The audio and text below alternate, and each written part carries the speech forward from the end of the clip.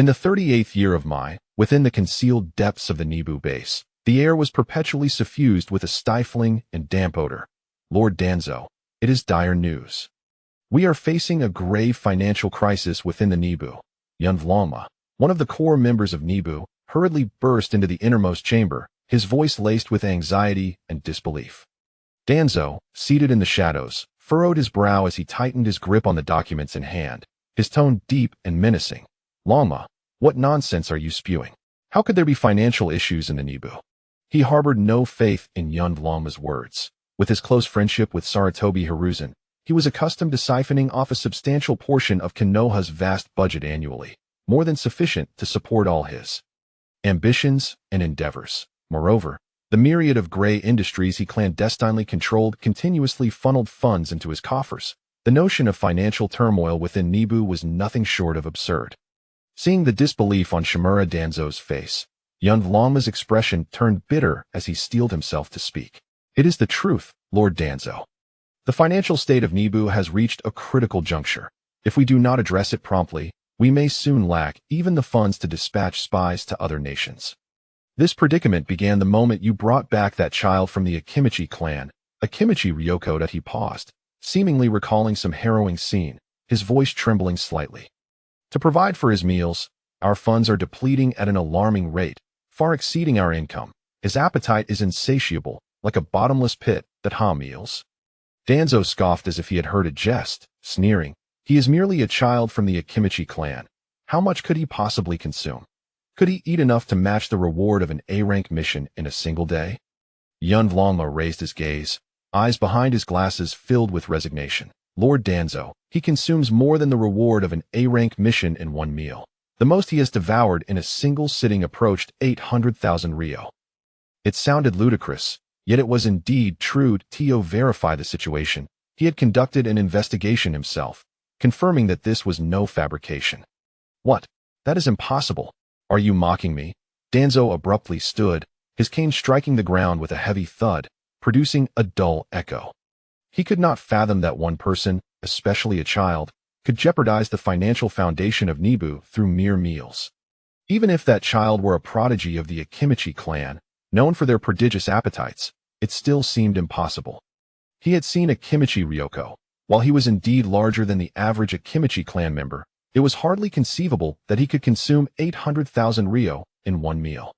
Yunvloma dared not speak further, silently presenting a thick financial report with both hands. Danzo seized the report, his keen gaze sweeping across it.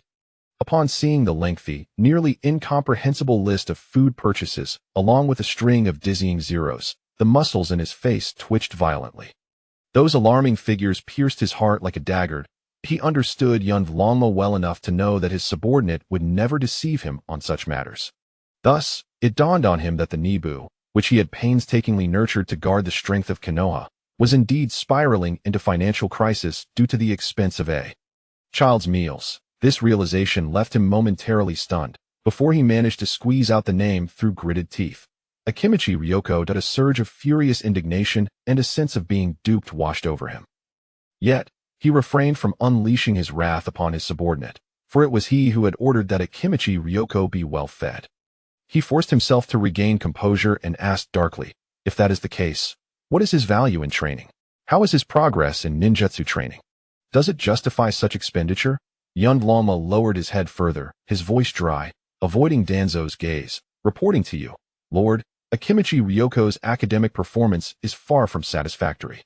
Except for the family's inherited secret techniques, which are mediocre at best, his progress in learning any other ninjutsu has been painfully slow. In truth, there was an aspect he did not dare to mention. Akimichi Ryoko was ill-suited for Nibu, spending his days lazing about, showing little ambition. Were it not for Danzo personally bringing him in, he would have considered expelling this slothful child from Nibu. Puff. Danzo felt a tightness in his chest, his blood surging, causing him to sway uncontrollably, quickly stabilizing himself with his cane. He comprehended everything. A month prior, in a bid to augment Nibu's combat strength, he had pressured the major ninja clans of Konoha for personnel.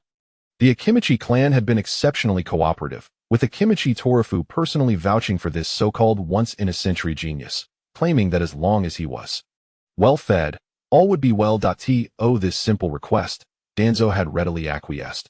Akimichi Ryoko, the miracle of the Akimichi clan, a legendary infant born weighing 18 pounds, heralded as a genius of the clan. At the time, he had thought he had stumbled upon a treasure, but in hindsight, the sincere expression of Akimichi Torifu concealed a gleeful relief at shedding an enormous burden. What once seemed a rare talent now appeared to be a once-in-a-century burden. Shimura Danzo, the shadowy ruler of Konoha, had been thoroughly duped by the Akimichi clan, made to play the fool. In the shadows, Danzo's complexion turned a ghastly shade, the temperature of the entire room seemingly plummeting. Yundlongma stood by, trembling with fear, the oppressive atmosphere nearly suffocating him. At that moment, Danzo's cold, piercing voice shattered the silence. Yundlongma, go and eliminate Akimichi Ryoko. Danzo's tone was flat, yet laced with an undeniable murderous intent. The thought of astronomical meal expenses flowing into a bottomless pit, resulting in a valueless burden, ignited a fierce rage within him. Only through the child's death could he quell this feeling of being deceived, allowing him to mourn the funds he had squandered. Yundlongma was taken aback, casting aside decorum and fear, hastily raising his head to dissuade him. Lord Danzo, please reconsider.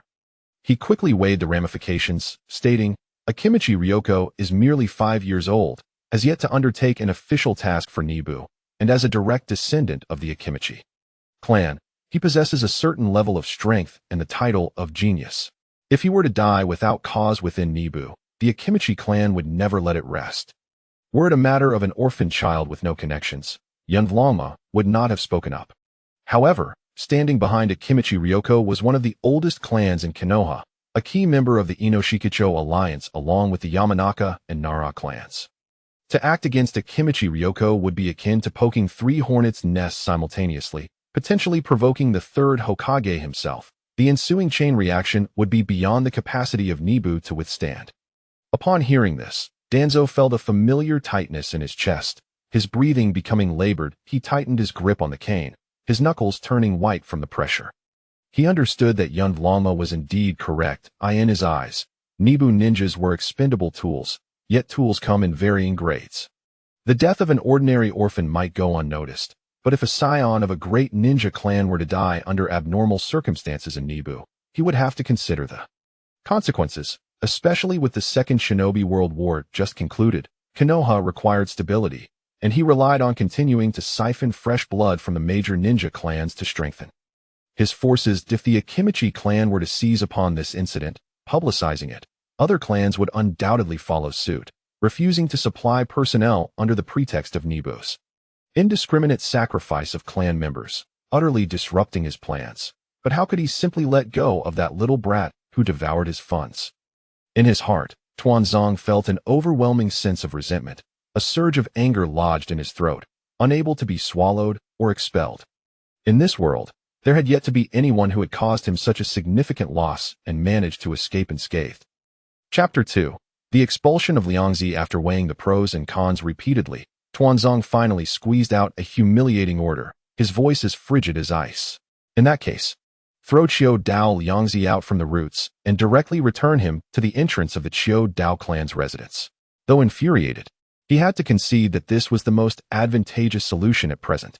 He thought malevolently to himself, let me see if this insatiable glutton can be sustained by the Qiu Dao clan. It was time for them to experience the true essence of this so-called genius. Yes, Lord Tuanzong. Yundlongma sighed in relief, immediately accepting the command. Without a moment's delay, he swiftly rose and headed straight for the cafeteria of the roots. He knew that the culprit was likely there at that very moment. Yundlongma hurriedly arrived at the cafeteria of the roots. As expected, the figure that caused him such anguish was seated behind a mountain of empty plates. Qiu Dao Liangzi, merely 5 years old, was already more robust than 10-year-olds, his round belly resembling a ripe watermelon, lending a comical charm to his otherwise adorable face. He was leisurely devouring rice balls, one after another, the pile of empty plates before him increasing at a visible pace, his eating speed and capacity resembling an insatiable abyss. Yundlongma could hardly fathom where all that food was disappearing to. Hey, Longma, you're here. Qiu Dao Liangzi, ever perceptive, spotted Yundlongma and immediately waved his rice-covered hand enthusiastically. Want to join me for some? Today's rice balls are especially fragrant. You knew Longma's lips twitched violently as he watched the food vanish at an alarming rate, as if he were witnessing the budget of the roots being set ablaze.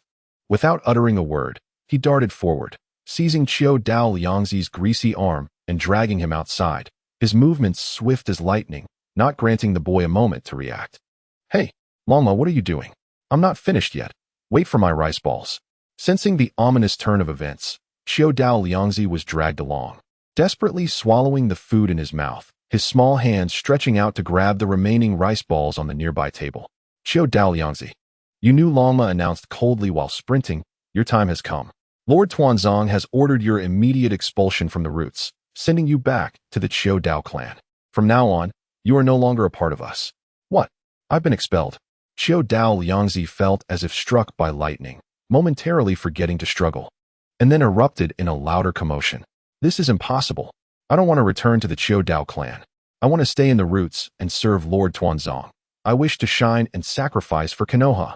Lord Tuanzong, you must have been misled to issue such an order. Let me go. I want to see Lord Tuanzong. As he howled his loyalty, he struggled fiercely, his surprising strength nearly causing Yu Nu Longma to lose his grip. Faced with Qiu Dao Liangzi's resistance, Yu Nu Longma felt as if he were contending with a troublesome ninja of equal standing. However, recalling the astounding food expenses, he became enraged and summoned all his strength, finally subduing the heavy burden. Upon reaching the entrance of the Qiu Dao clan's residence, Yu Nu Longma unceremoniously tossed Qiu Dao Liangzi onto the ground. Get lost. The roots have no need for a glutton like you. After releasing this long-held sentiment, Yu Nu Longma felt an immense weight lifted, as if he had shed a mountain, his steps becoming lighter as he swiftly departed, returning to the roots to report. Meanwhile, the previously wailing Qiu Dao Liangzi, who had seemed unable to survive outside the roots, abruptly ceased his struggles and cries once Yu Nu Longma vanished from sight. He scrambled to his feet, dusting off his soiled backside, and the sorrow on his face was replaced by indignation. How absurd. Just because I eat a bit more, I've been expelled. They lack the grace and foresight. They deserve to be wiped out by Sasuke. He glared at the few remaining rice balls in his hand and, without hesitation, stuffed them into his mouth, chewing as he strode towards the Qiu Dao clan's residence. To him, his clan in this life seemed quite amiable. Surely, they would care for him. Indeed, he was not of this world, but a transmigrator from Blue Star. In his previous life, he had choked to death while eating and watching Naruto, and upon opening his eyes, he found himself as a child of the Qiu Dao clan. Fortunately, he perfectly inherited the bloodline of the Qiu Dao clan, with an insatiable love for food and a robust physique, making every meal delectable. However, one drawback was the incessant hunger that stemmed from deep within his bloodline. As he grew older, his appetite increased, resembling an unfillable abyss. His parents perished in the Second Shinobi World War, leaving behind a considerable pension. Yet, this meager sum was but a drop in the bucket compared to his monstrous appetite, quickly consumed. After his funds ran dry, he began a life of mooching off his clan, causing them to view him as a harbinger of disaster, eager to avoid him at all costs. Until one day, the clan leader sought him out, solemnly asking, Liangzi, do you wish to eat your fill every day? It may be a bit dangerous. Starving. With his stomach pressed against his back, Qiu Dao Liangzi agreed without a second thought. In this vast world, eating is paramount. A bit of danger is insignificant. Subsequently, he learned he would be sent to the roots, but did not react too strongly. For others, the roots were a treacherous abyss from which escape was nearly impossible. For him, however, the roots promised unlimited sustenance, a veritable paradise. He had already discovered that the more he ate, the stronger he grew, developing a sturdy physique. The arduous training that was perilous for ordinary individuals was a breeze for him. Moreover, during this period, Tuanzong had not yet devised his infamous and malevolent sealing techniques, allowing him to come and go freely within the roots, unencumbered. It was a place where he could enjoy free food and simultaneously strengthen his body. Yet, he seemed to have eaten just a tad too much, ultimately inciting disdain. Sigh, can't they understand a growing child's needs? Qiu Dao Liangzi sighed as he stepped into the Qiu Dao clan's residence. Upon entering, several busy clan members caught sight of him, their faces paling as if they had seen a ghost. Oh no, it's bad. Qiu Dao Liangzi has returned. Quickly, secure the storage and kitchen doors. Clan leader, you said he would never return once he went to the roots. Help. I can't afford his eating this month. Suddenly, chaos erupted at the entrance, filled with cries and the sound of hurried footsteps. Observing the pandemonium, Xiao Dao Liangzi scratched his head, feeling somewhat embarrassed, muttering to himself. Isn't everyone's reaction a bit too extreme? Chapter 3. The alarmed Xiao Dao Tsufeng witnessing the instant emptiness of the entrance, Liangzi helplessly rubbed his head. He felt that although he had eaten a bit too much before, he had made a concerted effort to restrain himself. However, the clan members still appeared to panic as if they had encountered a formidable foe. He navigated past the noticeably fortified storage and kitchen areas, making his way with familiarity to the door of the clan leader, Xiao Dao Tsufeng. At this moment, the leader of the Xiao Dao clan was Xiao Dao Tsufeng, a formidable figure who once held a significant position among the upper echelons of the Hokage. Now, he chose to distance himself from the power center, returning to his family to devote his energy to his clan members. To be fair, Tsufeng had been quite kind to Liangzi. During the most arduous days following the death of Liangzi's parents and the depletion of their compensation, the clan leader often provided him with some food. Although the meager portions barely made a difference for Liangzi, they allowed him to survive. Knock, knock, knock. Liangzi rapped on the door. Clan leader, I'm back. His voice resonated through the door panel. Inside, Xiao Dao Tsufeng, leisurely sipping tea, was startled by the familiar voice. His hand trembled, spilling the hot tea, yet he remained oblivious. His corpulent body quivering involuntarily, panic flooding his eyes. Liangzi? How has he returned? Tsufeng's expression morphed into one of shock, internally lamenting. Wasn't he the root supposed to be a place where one could hardly emerge? Had Danzo not subjected him to rigorous training? Facing this extraordinary genius, who appeared once in a century within the clan, Xiao Dao Tsufeng felt a deeper terror than when confronting a formidable foe. While enemies might threaten his life, Liangzi could directly jeopardize his sustenance, plunging him into an excruciating hunger. To support Liangzi, the clan leader had even lost weight, often having to undertake high-level missions just to maintain his and his family's meager food expenses. After finally managing to offload this insatiable burden to Root, he had hoped for a few peaceful days. Yet, merely a month later, Liangzi had returned. As Xiao Dao Tsufeng wrestled with his conflicting emotions, a series of unapologetic footsteps echoed outside. Moments later, the round figure he both admired and feared pushed the door open and stood before him. Ha ha ha, it's Liangzi. Xiao Dao Tsufeng, a seasoned ninja who had weathered countless storms, managed to force a strained smile, attempting to sound natural. Why have you returned so suddenly? Is your training at Root over? Liangzi scratched his disheveled hair, his chubby face displaying a mix of innocence and frustration. He sighed heavily. I don't really know. Clan leader. Perhaps I just ate a bit too much and was deemed undesirable. He looked up, his clear, innocent eyes gazing at the clan leader, pleadingly stating, Clan leader. You know me best.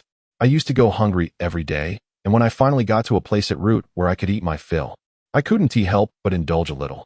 Indulge a little? Xiao Dao Tsufeng murmured, repeating the words, unable to suppress an obvious shiver as cold sweat beaded on his forehead. He understood all too well what this indulging entailed. It was undoubtedly a disaster. Even someone of Danzo's stature could not endure it and had returned him. Good heavens! How much had Liangzi consumed in that month at Root? He could hardly bear to contemplate it. The muscles in Xiao Dao Tsufeng's face twitched as he struggled to maintain a smile that was more painful than tears. Clinging to a glimmer of hope, he cautiously inquired. So, Liangzi, does your return mean you're on leave? You'll be resting for a few days before returning to Root, right? Liangzi blinked, responding with an air of nonchalance. I probably won't be going back. He paused, a smirk forming on his face as he said, Lord Yamanaka Ryoma personally expelled me, stating that Root doesn't need someone like me. I'll likely stay with the clan from now on. He paused again, a self-satisfied smile spreading across his face. Hee. Actually, I've missed you and the clan members quite a lot during this past month. Xiao Dao Tsufeng felt as if the world had darkened before his eyes, as if he could hear the sound of a once beautiful life crumbling to dust. It was over. Was he to return to those days of dire straits, filled with constant worry about hunger? He screamed internally, no? The Xiao Dao clan, devoted to the practice of yang-release secret arts, had an extraordinary need and obsession with food. The most dreaded thing was hunger. Liangzi's return was akin to a calamity descending upon him. Noticing the clan leader's fluctuating expression, Liangzi quickly raised his small hand, assuring him earnestly, Clan leader, don't worry. I've eaten plenty at Root this month, and I've accumulated all the nutrients my body needs for growth. I certainly want to eat as much in the future. He widened his eyes, attempting to adopt the most innocent and adorable expression possible. I promise you from now on, I'll eat no more than an ordinary clan member at every meal, absolutely no excess. After all, the free long-term meal ticket at Root was no more, and he needed to cling tightly to this familial support. If even the clan were to abandon him, he would have no choice but to work at the age of 5 to sustain himself. The thought of such a grim existence compelled Liangzi to put on his most endearing demeanor. Moreover, he spoke the truth. The indulgence during his time at Root had seemingly led to a qualitative change in his body, diminishing his insatiable hunger. With a bit of restraint, his appetite could align with that of an adult ninja from the Chodao clan. Seeing this chubby boy trying so hard to appear innocent and endearing, and recalling his parents' sacrifice for the clan, along with Liangzi's past desperate search for food, Chodao Chiefing struggled for a moment before ultimately softening with a heavy sigh. Very well, his voice carried a resigned fatigue. Since you have returned, you may stay. But you must promise not to overindulge and never again rummage through the homes of clan members for food. As long as you agree to this, I will allow you to rejoin the family. Originally, he had intended to find a way to announce that Liangzi had perished during training at Root, thus removing him from the family register. Now, it seemed that such formalities were unnecessary. Haha. Thank you, clan leader. You are the best. Upon achieving his goal, Liangzi's face burst into a radiant smile. No longer needing to toil as a child laborer was a tremendous relief. He could once again enjoy life within the clan. Feasting without care. Chapter 4. Homecoming. Liangzi stepped lightly back to his old, dilapidated abode. Pushing open the somewhat weathered wooden door, familiar sights greeted him. The room was empty, with scant furniture, a thin layer of dust blanketing everything, exuding a chill of long abandonment. Such vacant houses were not uncommon in today as Konohagakure. The brutal Second Shinobi World War had claimed countless lives, leaving many families extinct and their homes unclaimed. Standing at the threshold, Liangzi surveyed the dust-laden room, inhaling deeply as his round belly slightly expanded. Then, with a sudden exhale, he released a powerful gust of wind, akin to a small tornado, which surged forth from his mouth, sweeping through the entire room. The whirlwind precisely lifted all the dust from the floor and furniture, carrying it away in a whoosh through the open window, leaving no trace behind. In mere moments, though the room remained simple, it appeared significantly tidier. Liangzi clapped his hands, nodding in satisfaction. Not bad, much cleaner now. Living alone, he had modest expectations for his living environment. As long as it was presentable without visible grime, he was content. After completing this simple cleaning task, he yawned and plopped down heavily onto the tatami, stretching his limbs in relaxation. The room was quiet, free from disturbances, and devoid of the monotonous or perilous training that awaited him at Root. Aside from the faint, habitual hunger pangs within him, everything felt exceedingly tranquil. Liangzi gazed at the familiar yet strange ceiling, comfortably rubbing his head and murmuring to himself. Indeed, it was much more pleasant to remain at home, leaving the Root. It seemed, was not such a terrible thing after all. Lying on the familiar tatami mat, Liangzi's thoughts inevitably drifted back to his days at the Root. To be honest, he had never quite taken a liking to the so-called training and education.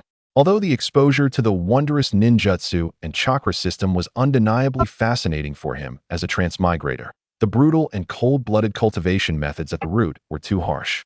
The relentless battles and the demand to take the lives of companions filled him with a deep sense of aversion. Consequently, he often resorted to underhanded tactics during training, deliberately concealing his true progress. As someone who was well acquainted with the original storyline, he understood all too well what kind of person Shimura Danzo was.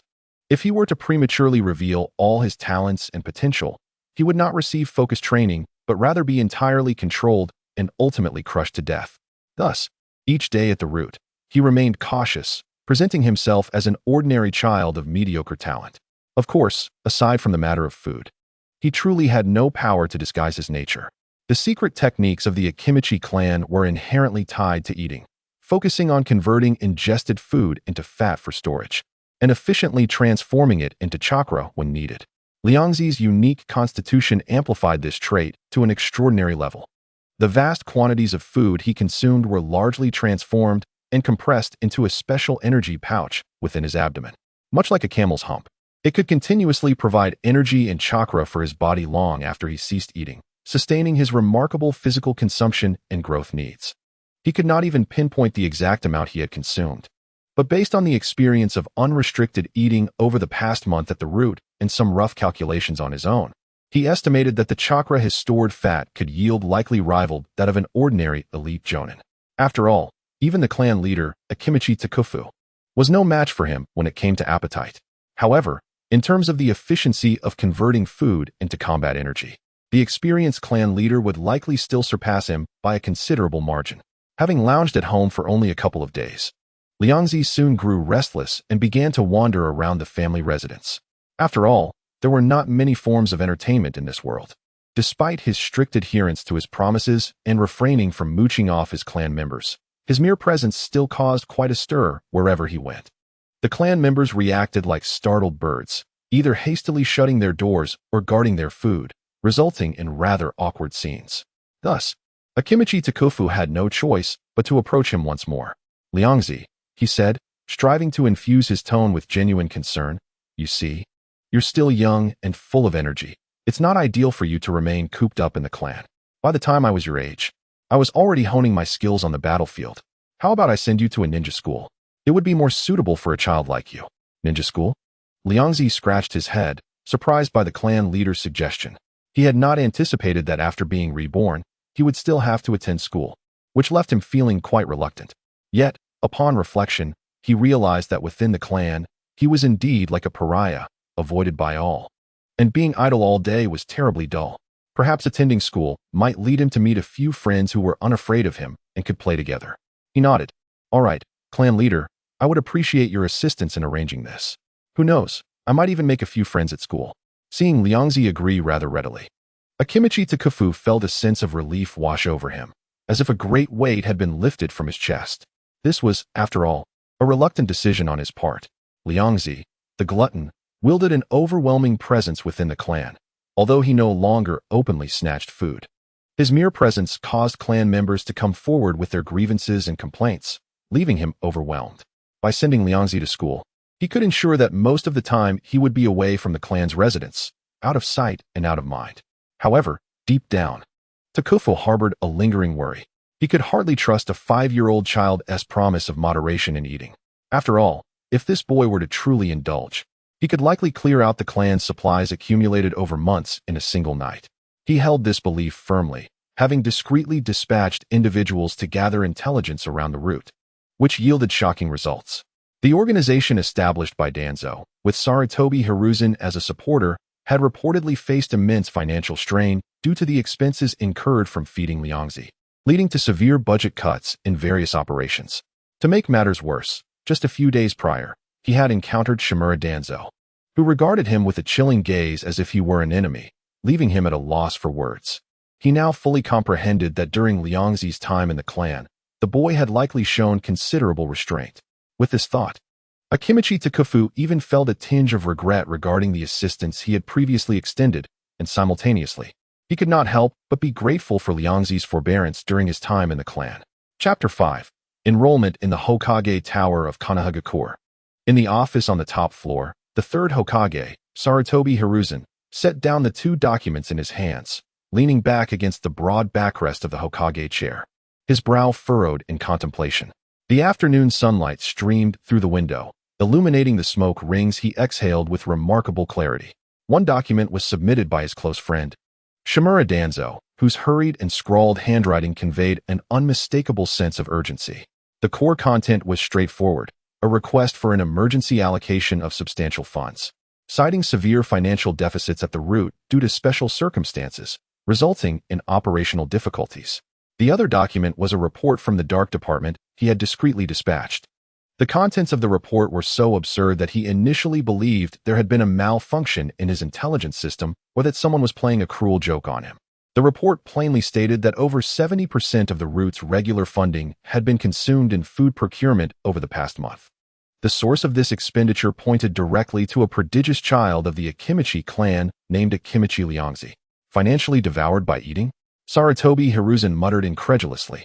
He had seen his fair share of tumultuous events during his years leading Konoha, but this reasoning was utterly unheard of. Even the Akimichi clan, known for their enormous appetites, had never had anyone capable of single-handedly consuming enough to bankrupt an organization. It was simply preposterous. Instinctively, he felt this was a feeble excuse concocted by Danzo to demand more funding, and he was even somewhat annoyed at the thought of being mocked. Yet, as his gaze fell once again on the pivotal name, Akimichi Ryoko, he fell silent. The Akimichi clan, if it truly was a member of this family, seemed to hold a sliver of possibility. After all, their obsession with food was deeply ingrained, and their secret techniques were closely linked to sustenance. Each clan member was a glutton, considering eating a part of their training, either indulging in food or preparing for the next meal. The emergence of an exceptionally voracious anomaly seemed, in theory, to possess a slight probability. At this time, his relationship with Danzo had not yet descended into the levels of suspicion and calculation that would characterize their later interactions. He understood Danzo's control over the root and was familiar with his modus operandi. While Danzo might exaggerate, it did not align with his style to request funding with such an absurd and easily debunked rationale. Could it actually be true? Once this thought took root, it entwined itself within his mind like a vine. Yunfei experienced a sudden, throbbing headache. Instinctively, he reached beneath his desk to retrieve his iconic pipe, skillfully filling it with tobacco before lighting it and taking a deep drag. The dense smoke billowed out slowly, yet it could not dissipate the concern etched between his brows. If the report were indeed accurate, and the root of the village's financial troubles stemmed from a child's dietary needs, what was he, as Hokage, to do? Was he truly expected to extract a substantial sum from the already strained village finances to fill this seemingly bottomless pit? The mere thought of such a staggering number made his pipe lose its appeal. Just as Nefirujong was grappling with the financial dilemma, an Umbu ninja appeared silently in his office. Kneeling to report, Hokage-sama, the head of the Akimichi clan, Akimichi Torifu, seeks an audience. He has brought a child with him, hoping to arrange for their enrollment in the ninja academy. Yunfei removed the pipe from his mouth and casually replied, "Oh, such a trivial matter. Let him in." Arranging for a child's admission was but a simple task for the Hokage. As the Umbu prepared to leave, Yunfei felt a sudden impulse, as if recalling something important, and queried, "Wait, what is the child's name?" The Umbu ninja lowered his head and replied, "According to the clan head, the child is called Akimichi Ryoko." "Ah, Akimichi Ryoko?" Yunfei paused, his hand holding the pipe faltering slightly, a flicker of uncertainty flashing in his eyes. He waved his hand to dismiss the Umbu, his mind now tumultuous. Could it truly be mere coincidence? Moments later, the Hokage's office welcomed two figures, one large and one small. The larger figure was his familiar comrade, Akimichi Torifu, with whom he had collaborated on numerous missions. The smaller figure, a rotund child, was a newcomer to him, yet the name had recently become quite notorious. Was this indeed the child rumored to have nearly bankrupted the roots? Yunfei mused inwardly, his gaze involuntarily scrutinizing the standing Akimichi Ryoko. The child appeared quite young, yet his physique significantly exceeded that of his peers, even surpassing the usual bulk of the Akimichi clan's children, with a particularly prominent belly. However, even with such a physique, the notion of associating this young child with the alarming prospect of financial ruin felt absurd to Mujan. Could it be that the Akimichi lineage had produced some unknown mutation in him? Or had he awakened some peculiar bloodline limit linked to consumption? This thought compelled him to take the matter seriously. He straightened slightly, donning his habitual blend of warmth and authority, and turned to Akimichi Torifu, inquiring, "Torifu, I hear you wish for this child to be admitted to the ninja academy?" Akimichi Torifu nodded eagerly, responding in a familiar tone, "Indeed, Sandame. Ryoko possesses the potential to become a ninja, and he has reached the appropriate age for learning. It is not suitable for him to remain idle within the clan. I hope he can receive formal education and training at the academy." Standing beside them, Ryoko gazed curiously at the renowned jutsu instructor, the strongest ninja in Konoha. The imposing figure radiated an aura of authority that was both intimidating and awe-inspiring. Ryoko thought to himself, is this the Sandame Hokage in his prime? He certainly exudes an air of authority, reminiscent of a formidable warrior. Compared to the indecisive elder he had seen in the later chapters of the original story, the Yunfei before him was undeniably sharp and commanding. Yunfei continued to observe Ryoko, and aside from the remarkably prominent physique, he did not sense any exceptionally strong chakra or dangerous aura emanating from the child. Was it hidden too deeply, or was Danzo merely exaggerating? After a moment of contemplation, he resolved that regardless of the truth, it would be prudent to keep this extraordinary child under close observation for a while. If he truly was a genius overlooked by Danzo, then it would be a fortunate gain for him. With that thought, a warm smile graced Ian Favijon's face as he addressed Akimichi Tsufing. Since it is your recommendation, Tsufing, it is certainly no issue. I will ensure that the necessary procedures are expedited. His gaze swept over Ryoko once more, filled with profound curiosity. Chapter 6. Self-introduction. As Ryoko followed Akimichi Tsufing out of the Hokage building, he pondered what the Sandame's gaze had meant. Could it be that he was captivated by my youthful charm? Amused by this absurd notion, he quickly dismissed it. Under Akimichi Tsufing's guidance, they soon arrived at the Ninja Academy. With the Hokage's prior endorsement, Ryoko's enrollment process unfolded remarkably smoothly, and he was promptly led to the entrance of a classroom in session. Upon entering the classroom, Ryoko curiously surveyed his future classmates. Most of the children present belonged to the prominent families of Konoha, including several exceptionally gifted individuals. Scanning the room, he even spotted a familiar figure, Akimichi Chandong, a fellow clan member. Ryoko's eyes lit up as he enthusiastically waved, calling out, "Hey, Chandong, you're here too." The chubby child, upon realizing it was Ryoko, instantly paled, his face reflecting panic as he stammered, "Ryoko? What are you doing here?" Ryoko, unfazed by Chandong's reaction, confidently approached and plopped down beside him, cheerfully patting his shoulder. "Hee. Surprised to see me? The clan had sent me to school too, so now we're classmates. Aren't you thrilled?" Akimichi Chandong, confronted with Ryoko's close-up visage, felt utterly despondent. Due to Ryoko's long-established reputation within the clan, he could only nod in humiliation, squeezing out a weak from his throat. Simultaneously, he furtively stashed away the small snacks he had been secretly clutching, burying them deep within his pocket, not daring to let even a corner of the packaging show. There was good reason for his caution. Ryoko was notorious, infamous, one might say, within the Akimichi clan for his insatiable appetite. He would often appear at mealtime, feigning innocence, only to consume a significant portion of the meal before leaving contentedly, leaving behind a scene of bewilderment among his family. That traumatic episode remained a painful memory for Chandong. Moreover, despite being younger, Ryoko's size and presence were undeniably imposing. Faced with this universally acknowledged food vacuum, Chandong felt utterly devoid of courage to resist. Meanwhile, Ryoko's unexpected presence in the classroom, particularly with such a conspicuous physique, immediately attracted whispers and curious glances from the other children. "Wow, this guy is exceptionally fat. He is from the Akimichi clan, right? Aren't they all like that? All just big people. Goodness, this newcomer is even fatter than Akimichi Chandong. It's outrageous. Hey, who let him sit over here? Disgusting fatso, keep your distance." The children's world is often direct and unforgiving, with awe, curiosity, disdain, and revulsion all openly expressed through whispers and glances. Although the voices were not loud, they clearly reached Ryoko's ears. He remained indifferent to the purely curious or amazed looks, but he was acutely aware of the malicious murmurs from a few individuals. He wore an innocuous, simple smile on his face, yet tilted his head slightly, subtly scanning the faces of a few audacious classmates who had spoken disrespectfully. Silently, he committed their appearances to memory in a mental notebook. Chodao Liangzi was no benevolent soul with a broad mind. On the contrary, he considered himself to possess a heart as narrow as a needle's eye. Those brash individuals dared to mock him openly, and they would soon find that their actions would not go unpunished. Beside him, Chodao Chandong observed Liangzi's amiable smile and could not help but shiver, silently mourning for those foolish classmates for 3 seconds. They were doomed. These simpletons had no idea what kind of presence they had provoked. Once Chodao Liangzi had set his sights on them, their lunch was as good as gone. Liangzi disregarded the noise around him, his gaze beginning to roam the classroom. Suddenly, 2 distinct hair colors caught his attention.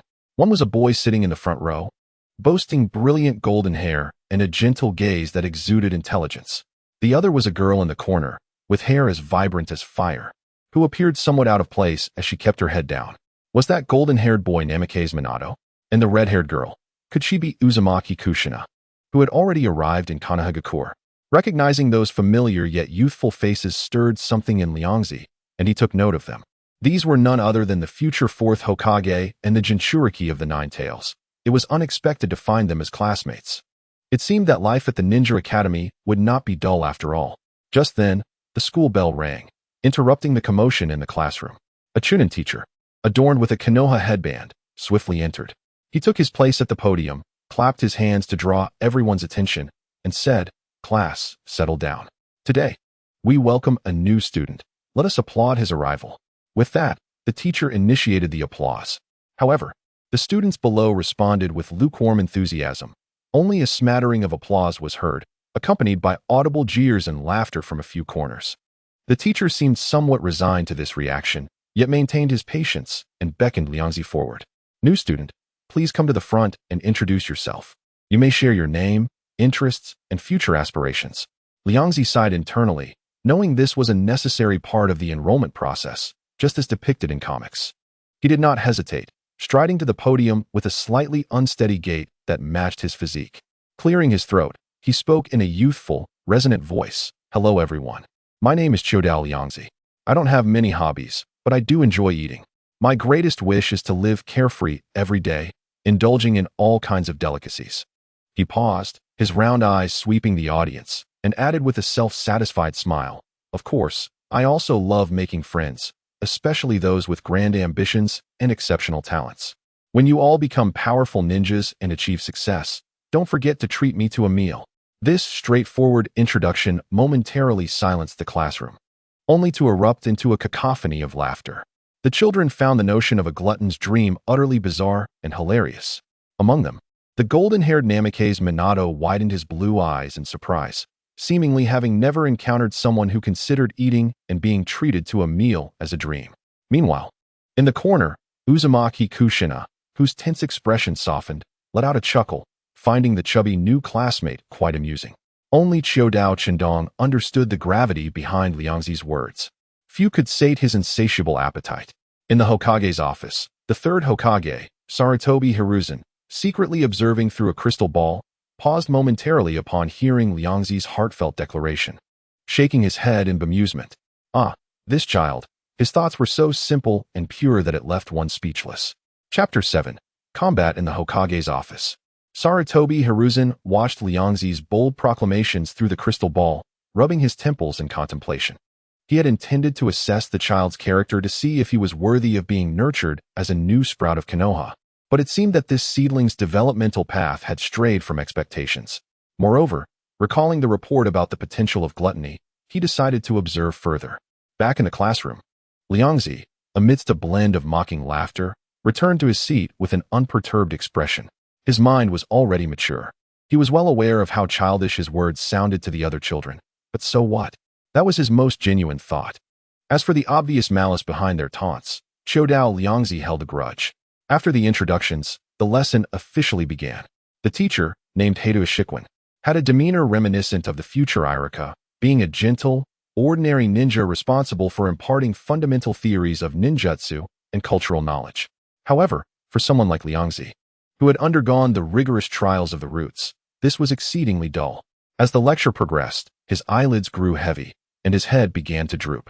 Indeed, theoretical knowledge was not his forte. He mused drowsily. However, sneaking in a nap during class felt quite pleasant. With that thought, he adjusted himself into a more comfortable position and succumbed to sleep. Throughout the entire class, the teacher's voice became his lullaby. Surprisingly, the quality of his slumber was remarkably high. He discovered that in a state of sleep, his body's energy consumption seemed to slow, and the persistent hunger pangs became less pronounced. However, when the bell rang, the fleeting tranquility was shattered. Several students exchanged glances and gathered around Liangzi's desk in small groups, forming a compact circle, looking down at him as he rubbed his eyes, still waking from his slumber. The leader of the group, a boy with spiky hair, spoke in a provocative tone. "Hey, fatty, what skills do you possess that allow you to be in Class A?" A tall, lanky boy immediately chimed in, "Exactly. Everyone knows Class A is filled with elites, either exceptionally talented or those who have been pushed in through family connections." He glanced pointedly at Liangzi's round physique and the Chodao clan emblem. Another girl with freckles huffed, her tone dripping with disdain. "Humph. Some ninja clans are just like that. No real talent, just relying on their family to pave the way." These individuals appeared to come from ordinary backgrounds, likely commoners or small clans, their eyes reflecting a mix of jealousy towards the ninja clans and resentment towards Liangzi's unique situation. Liangzi would not indulge these obvious provocateurs. He stood up leisurely, his robust frame towering over them like a wall, exuding an intense sense of pressure. The group, intimidated by this stark difference in size, instinctively took a step back, breaking into a cold sweat, yet their bravado remained. "What do you want? Do you think you can take a swing at me, you fatso?" Liangzi nonchalantly picked at his ear, his tone tinged with impatience. Wasn't the Ninja Academy supposed to be a place for learning combat? If they lacked the courage to fight and could only chatter here, he advised them to return home and play in the mud. This remark thoroughly incensed one of them. The spiky-haired boy, blood rushing to his head, shouted and charged at Liangzi with a fist raised. However, their size and strength were not on the same level at all. Liangzi did not even assume a proper fighting stance. He simply protruded his belly slightly, and with a gentle quiver of his round, elastic abdomen, he effortlessly sent the charging boy staggering backward several meters, landing unceremoniously on the ground. As the companions suffered, the anger of a few others was ignited, and they rushed forward together, shouting. Unfortunately, in the face of absolute strength and mass, their feeble attempts at combat were utterly insufficient. Liangzi did not even utilize his chakra. With casual swipes, as if swatting away flies, he easily brought them all down to the ground, where they groaned in discomfort. One astute child, realizing that physical techniques were no match for him, hastily shouted, "Don't engage him up close. Use shuriken. Use kunai." They scrambled to retrieve their training tools, attempting to maintain distance for ranged attacks.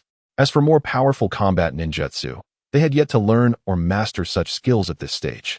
The commotion drew the attention of other students in the classroom, who gathered around to watch. Those from prestigious clans, such as the Hyuga and Uchiha, did not intervene but rather stood with their arms crossed, observing with cold detachment. They were curious about this newcomer, thrust into Class A, and what true abilities he possessed. "Stop! We are all classmates. Let us not fight." An anxious voice pierced through the chaos. The vibrant red-haired Uzumaki Kushina pushed her way to the front of the crowd, trying to mediate. Having recently transferred to Kanahegakure and faced her own share of exclusion due to her appearance and background, she was particularly averse to such conflicts. However, both sides were too riled up, and her accented pleas were drowned out by the din of the chaos and the shouts of the dissatisfied students.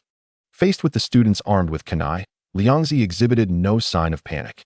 The life-or-death scenarios encountered during his training in the roots were far more perilous than this petty skirmish. His combat experience and understanding of his own strength rendered him impervious to such threats. As the kunai lunged towards him, Liangzi did not flinch. Instead, he executed a seemingly clumsy yet masterful maneuver, deliberately presenting his round, resilient abdomen to absorb the impact. With a dull thud, the student felt an immense backlash emanate from Liangzi's belly, causing his wrist to jolt and nearly lose the kunai, sending him tumbling backwards in utter disarray. The remaining students were still bewildered by this astonishing scene when Liangzi, with surprising speed for his size, surged forward into their midst. Thud, thud, thud. The sounds of impact accompanied by cries of pain echoed as the troublemakers fell like bowling pins. The entire encounter unfolded in the blink of an eye. To the onlooking students of the Ninja Academy, Liangzi's formidable combat prowess, derived from his size and peculiar counterattacks, was impressive. Yet, they remained oblivious to the fact that this skirmish was merely child's play for him. After a month of relentless training in the roots, Liangzi had accumulated an enormous reserve of chakra and energy, making this conflict no more than a warm-up. How could the disparity be so vast?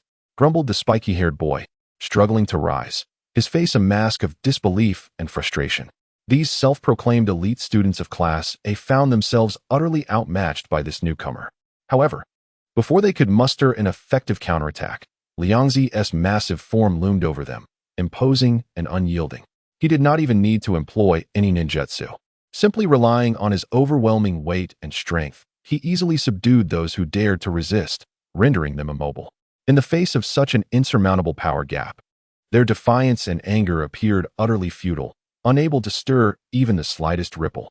Liangzi settled comfortably atop the pile of students like a mountain of flesh, causing those beneath him to groan. "Are you conceding? Are you still looking for trouble?" Beneath him came muffled, tearful pleas for mercy. "We give in, we give in. We were wrong. We want to do it again. Please get up, we can't breathe." In the world of ninjas, power is the ultimate truth. Witnessing Liangzi's overwhelming strength, their jealousy swiftly transformed into fear and submission. "Now that's more like it. Liangzi said leisurely as he rose, brushing off his immaculate attire. A glint of shrewdness in his eyes. This altercation has drained too much of my energy, and I'm quite hungry. Bring me the bento you all prepared. Consider it compensation for my troubles. Quite reasonable, wouldn't you agree? He extended his hand with confidence. Truth be told, quibbling with these children was a waste of time. His primary goal was to legitimately procure their lunches. After all, the allowance provided by the clan was meager, barely sufficient for his daily sustenance. To ensure he had enough to eat, he needed to devise his own means. The recently subdued students dared not protest, helping each other to their feet. Heads bowed in defeat as they offered their meticulously prepared bento boxes. Liangzi's eyes sparkled at the sight of the delectable meals. Without a hint of hesitation, he sat on the ground and began to devour them ravenously, completely oblivious to the astonished gazes of those around him. Meanwhile, Akimichi Kodo observed this scene with an expression of resigned understanding, secretly stuffing his own hidden snacks deeper into his drawer. He had anticipated that this cunning Liangzi was not merely after a fight, but had his sights set firmly on food. Terrifying, utterly terrifying. As Liangzi voraciously polished off 5 generously portioned bento boxes, leaving not a grain of rice behind, the students of Class A were left in a state of shock. The sheer volume of his consumption shattered their previous perceptions.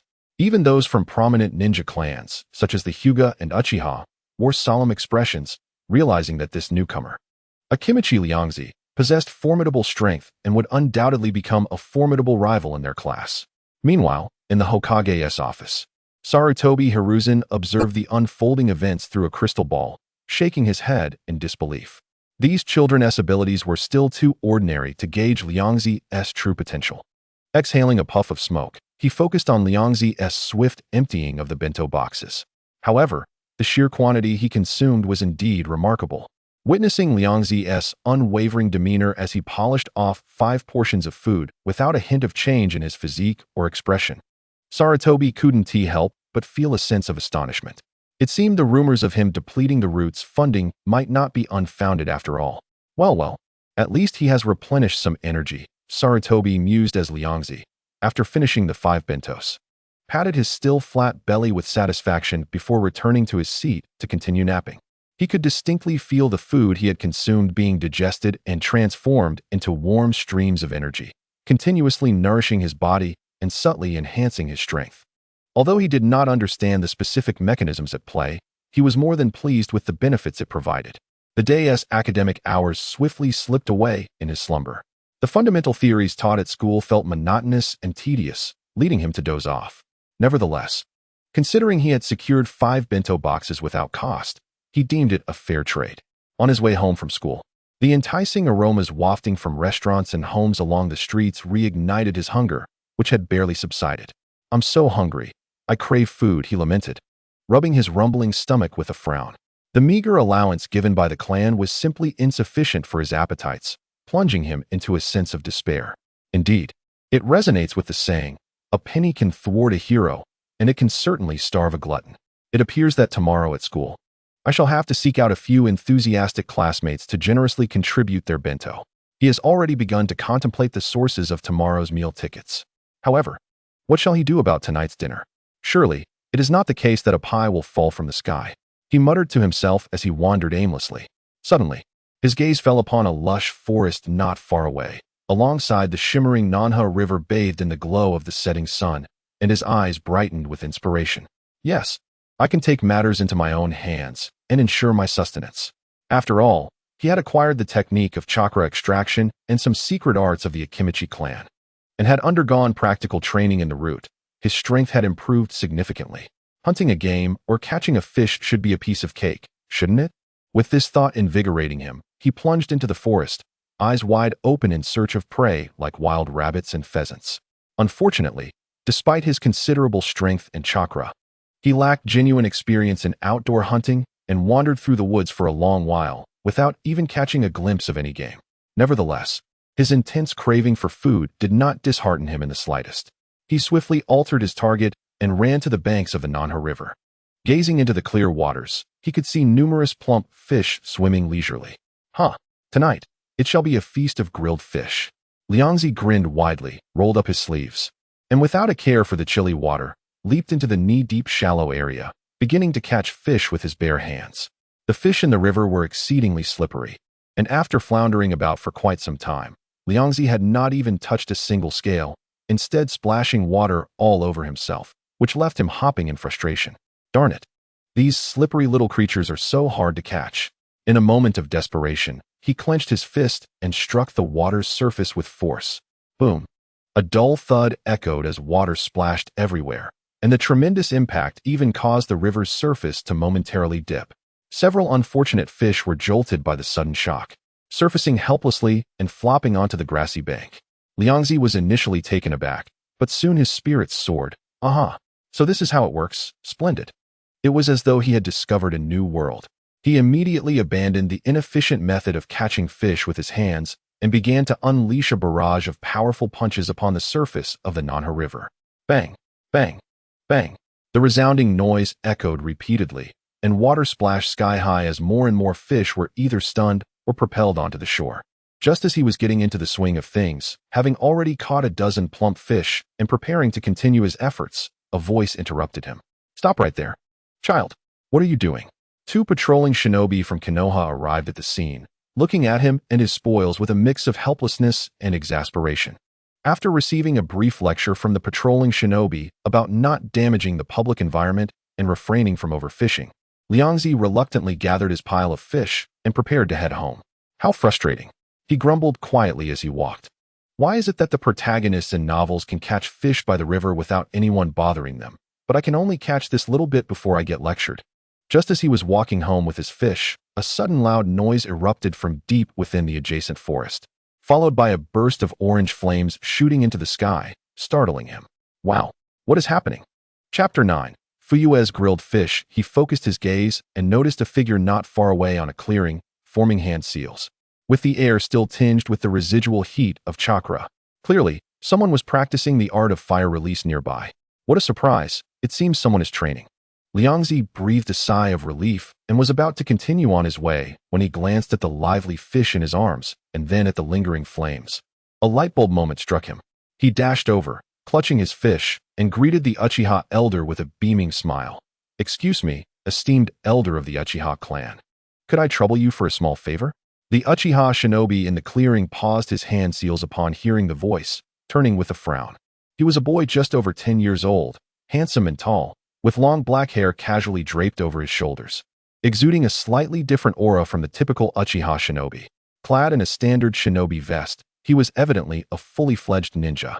Uchiha Fuyue looked at the round, wet child before him, who was clutching a bunch of wriggling fish, and his lips twitched slightly. You are a child of the Akimichi clan? Are you here to catch fish? He almost instantly deduced the boy's identity and actions. However, given the reputation of the Akimichi clan, it was quite plausible that they would engage in fishing by the river. Yes, big brother. Liangzi nodded vigorously, his chubby face brimming with anticipation as he feigned innocence. I see you are so skilled with fire release. Could you possibly help me start a fire? It would be even better if you could grill these fish for me. At this time in Konoha, living facilities were still quite traditional, and cooking often relied on firewood or expensive coal. Liangzi was reluctant to spend his precious pocket money on charcoal and was too lazy to gather firewood. The presence of this powerful, free, human fish grilling machine was nothing short of divine providence. Uchiha Fuyue had never encountered such a forthright child, one who even seemed to push the limits of familiarity. With his Uchiha clan's typically aloof demeanor, most people would instinctively keep their distance. He glanced at the fish wriggling in Liangzi's arms and then at the child's round, wet, pitiful appearance, hesitating for a moment before nodding. Very well. Place the fish over there on that clearing. He pointed to a relatively clean patch of stones nearby. Wonderful.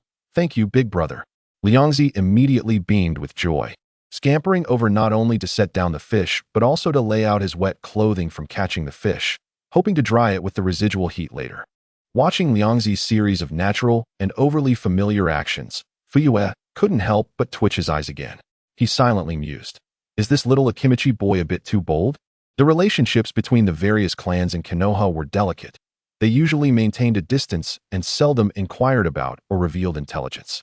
The Akimichi he knew, such as his peer Akimichi Choza, though appearing simple-hearted, would never be as informal as this child.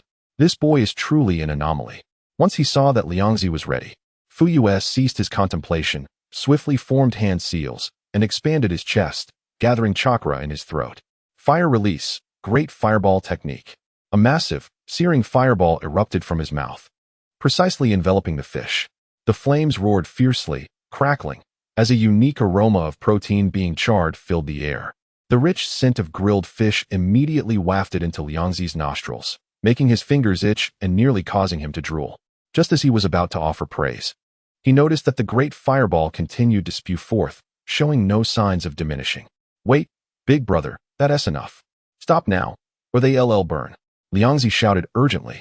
Although he was not skilled in cooking, he possessed an innate sense of timing when it came to food, and at this moment, the fish had reached the optimal point for consumption. However, his warning came too late. The essence of ninjutsu is the art of killing, and using it for meticulous grilling was indeed challenging. Under the relentless high heat of the great fireball, the poor fish quickly developed charred exteriors, with even the edges beginning to carbonize. When Fuyue finally ceased his technique and the flames dissipated, what lay before them was a handful of fish, their skins blackened and emitting wisps of smoke. As he gazed upon his own creation, the typically composed Uchiha Fugaku could not help but exhibit a rare semblance of embarrassment and awkwardness. It was evident that he had overestimated his finesse and fire release techniques while underestimating the precise heat required for grilling fish. Nevertheless, he reassured himself that it was acceptable to make do with what he had. The tantalizing aroma wafting through the air caught Ryoko's attention. He showed no concern for the charred state of the fish and eagerly dug in. The fish meat was delightfully crispy in his mouth, and he devoured a whole piece in just a few bites, his swallowing speed astonishing. Observing this, Uchiha Fugaku felt an urge to intervene, fearing that the child might choke in front of him. However, his intentions were misinterpreted by Ryoko. Noticing Fugaku's hesitant gaze fixed upon the grilled fish, Ryoko blinked and mistakenly believed he understood the elder's thoughts. He lowered his head to sift through his pile of burnt fish, ultimately selecting a relatively smaller piece that was not as overcooked, and with a hint of reluctance on his face, he offered it to Fugaku. "Here, you should have this." He endeavored to sound magnanimous. Fugaku looked at the fish, emitting a burnt odor, and then at Ryoko's pained expression, unable to suppress a chuckle. He quickly waved his hand in refusal, saying, "No, you eat it." He paused, adhering to the instinct of an elder, and added a cautionary note. "But be careful while eating. There are many fish bones, and you wouldn't want to choke." To him, such a young child eating fish posed certain risks. However, Ryoko merely shrugged, unimpressed. He grasped the largest grilled fish without regard for its heat and took a huge bite. The crunching sound was enough to make one's teeth ache as he devoured the fish greedily, swallowing not just the meat, but also the fine bones, which he chewed into oblivion without a hint of fear. It was not that he was unaware. Rather, he felt no apprehension. His body had undergone remarkable changes due to the ample nutrition he had received, making him considerably stronger and more resilient than the average person. A few fish bones posed no threat to his physique. In fact, he found them quite palatable. In his eyes, the entire fish was a source of nourishment, and wasting any part of it was simply illogical. The ability to consume meat heartily, replenishing essential proteins and fats, brought him immense satisfaction. After all, in this world reminiscent of an island nation, the daily diet primarily consisted of rice balls and sushi, with meat being a relatively luxurious commodity. Even in the root, the supply of carbohydrates was far more abundant than that of meat. Thus, being able to indulge in grilled fish was a source of great joy for him, overshadowing any other concerns. Midway through his ravenous feast, he suddenly recalled something, his mouth still full of fish. He turned to Fugaku, slurring his words, and inquired, "Big brother, what is your name?" "Fugaku, Uchiha Fugaku." Upon hearing this name, Ryoko paused momentarily, a flicker of surprise flashing in his eyes. Uchiha Fugaku. Wasn't he the future clan leader of the Uchiha clan? The father of two remarkably distinguished sons, one famously known as the filial son who annihilated his clan, and the other, an extraordinary individual, the reincarnation of Indra's chakra, destined to be one of the core figures of the future. He never anticipated that a mere chance encounter by the riverside would lead him to this legendary father. Observing Fugaku, who appeared a few years older than himself and already exuded the aura of a seasoned ninja, Ryoko recalled that Fugaku's age indeed surpassed his, and that of Namikaze Minato. Although his sons were more renowned, Fugaku himself possessed the ability to awaken the Mangekyo Sharingan, and his strength was certainly not to be underestimated. A family with 3 Mangekyo Sharingan, each extraordinary in their own right, would be the epitome of supremacy in some fantastical realms. Quickly swallowing the morsel in his mouth, Ryoko beamed a sincere smile, giving a thumbs up with his greasy hand. Wow, big brother Fugaku, just hearing your name feels exceptionally profound and powerful. I believe you will undoubtedly achieve great success and become an incredibly formidable ninja. This was the first time Fugaku heard someone praise him in such a manner. Rather than discussing his strength or talent, this child spoke of the depth of his name, suggesting a promising future. This unique perspective left him momentarily at a loss for words, and he could only shake his head helplessly. All right, let us finish eating and head home quickly. Fugaku regained his composure, reverting to his usual calm demeanor, and reminded him, it's getting late, and wild beasts occasionally roam around here. It's not safe for young children. Ryoko, however, dismissed the warning with a nonchalant nod. Wild beasts. To him, they seemed more like an opportunity for a midnight snack. He stuffed the last bit of fish into his mouth, savoring the taste, and deftly donned his slightly scorched outer garment that had dried from the heat of the flames. He waved vigorously at Fugaku. Got it, big brother Fugaku. Goodbye. Next time, I'll come find you to grill fish together. With that, he trotted off towards the direction of the Akimichi clan's residence. Watching the round figure vanish along the forest path, Fugaku muttered to himself. This little chubby boy from the Akimichi clan is rather amusing. Upon returning to his somewhat sparse little room, Ryoko comfortably reclined on the tatami mat. Although the few fish had not completely satiated his hunger, he could distinctly feel the abundant energy and nutrition provided by the fish meat, far surpassing that of an equivalent volume of rice balls.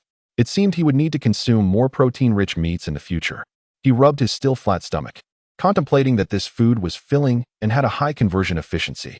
He silently resolved to prioritize his allowance for purchasing meat, and during his leisure time, he would try his luck at the Minagawagawa to catch some fish for extra meals. While he could not afford to be as lavish as in the route, maintaining his daily energy expenditure should not pose a significant issue. With his dietary plans for the future in mind, he soon fell into a deep slumber. The following morning, sunlight filtered through the paper window, casting dappled shadows on Ryoko's face, awakening him from his dreams. After a leisurely stretch and a quick wash, he meandered towards the ninja school. Upon entering the classroom, he immediately noticed it was much noisier than usual.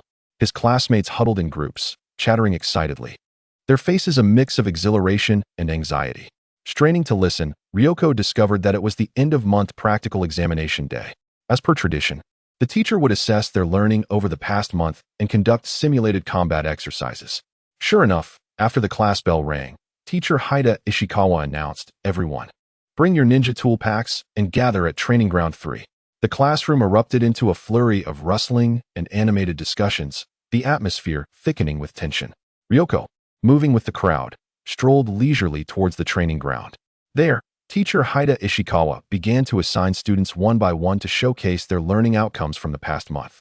From the most basic body replacement technique to shuriken throwing, each skill required demonstration in front of their peers. As Ryoko was a new transfer student, he naturally did not participate in these routine assessments. Enjoying the leisure, he stood with his arms crossed, watching his classmates perform with great amusement. The training ground was rife with a variety of mishaps and creative attempts. Some students managed to produce only half of a body with the body replacement technique, while others transformed into clones that were 3 times their size or half their height.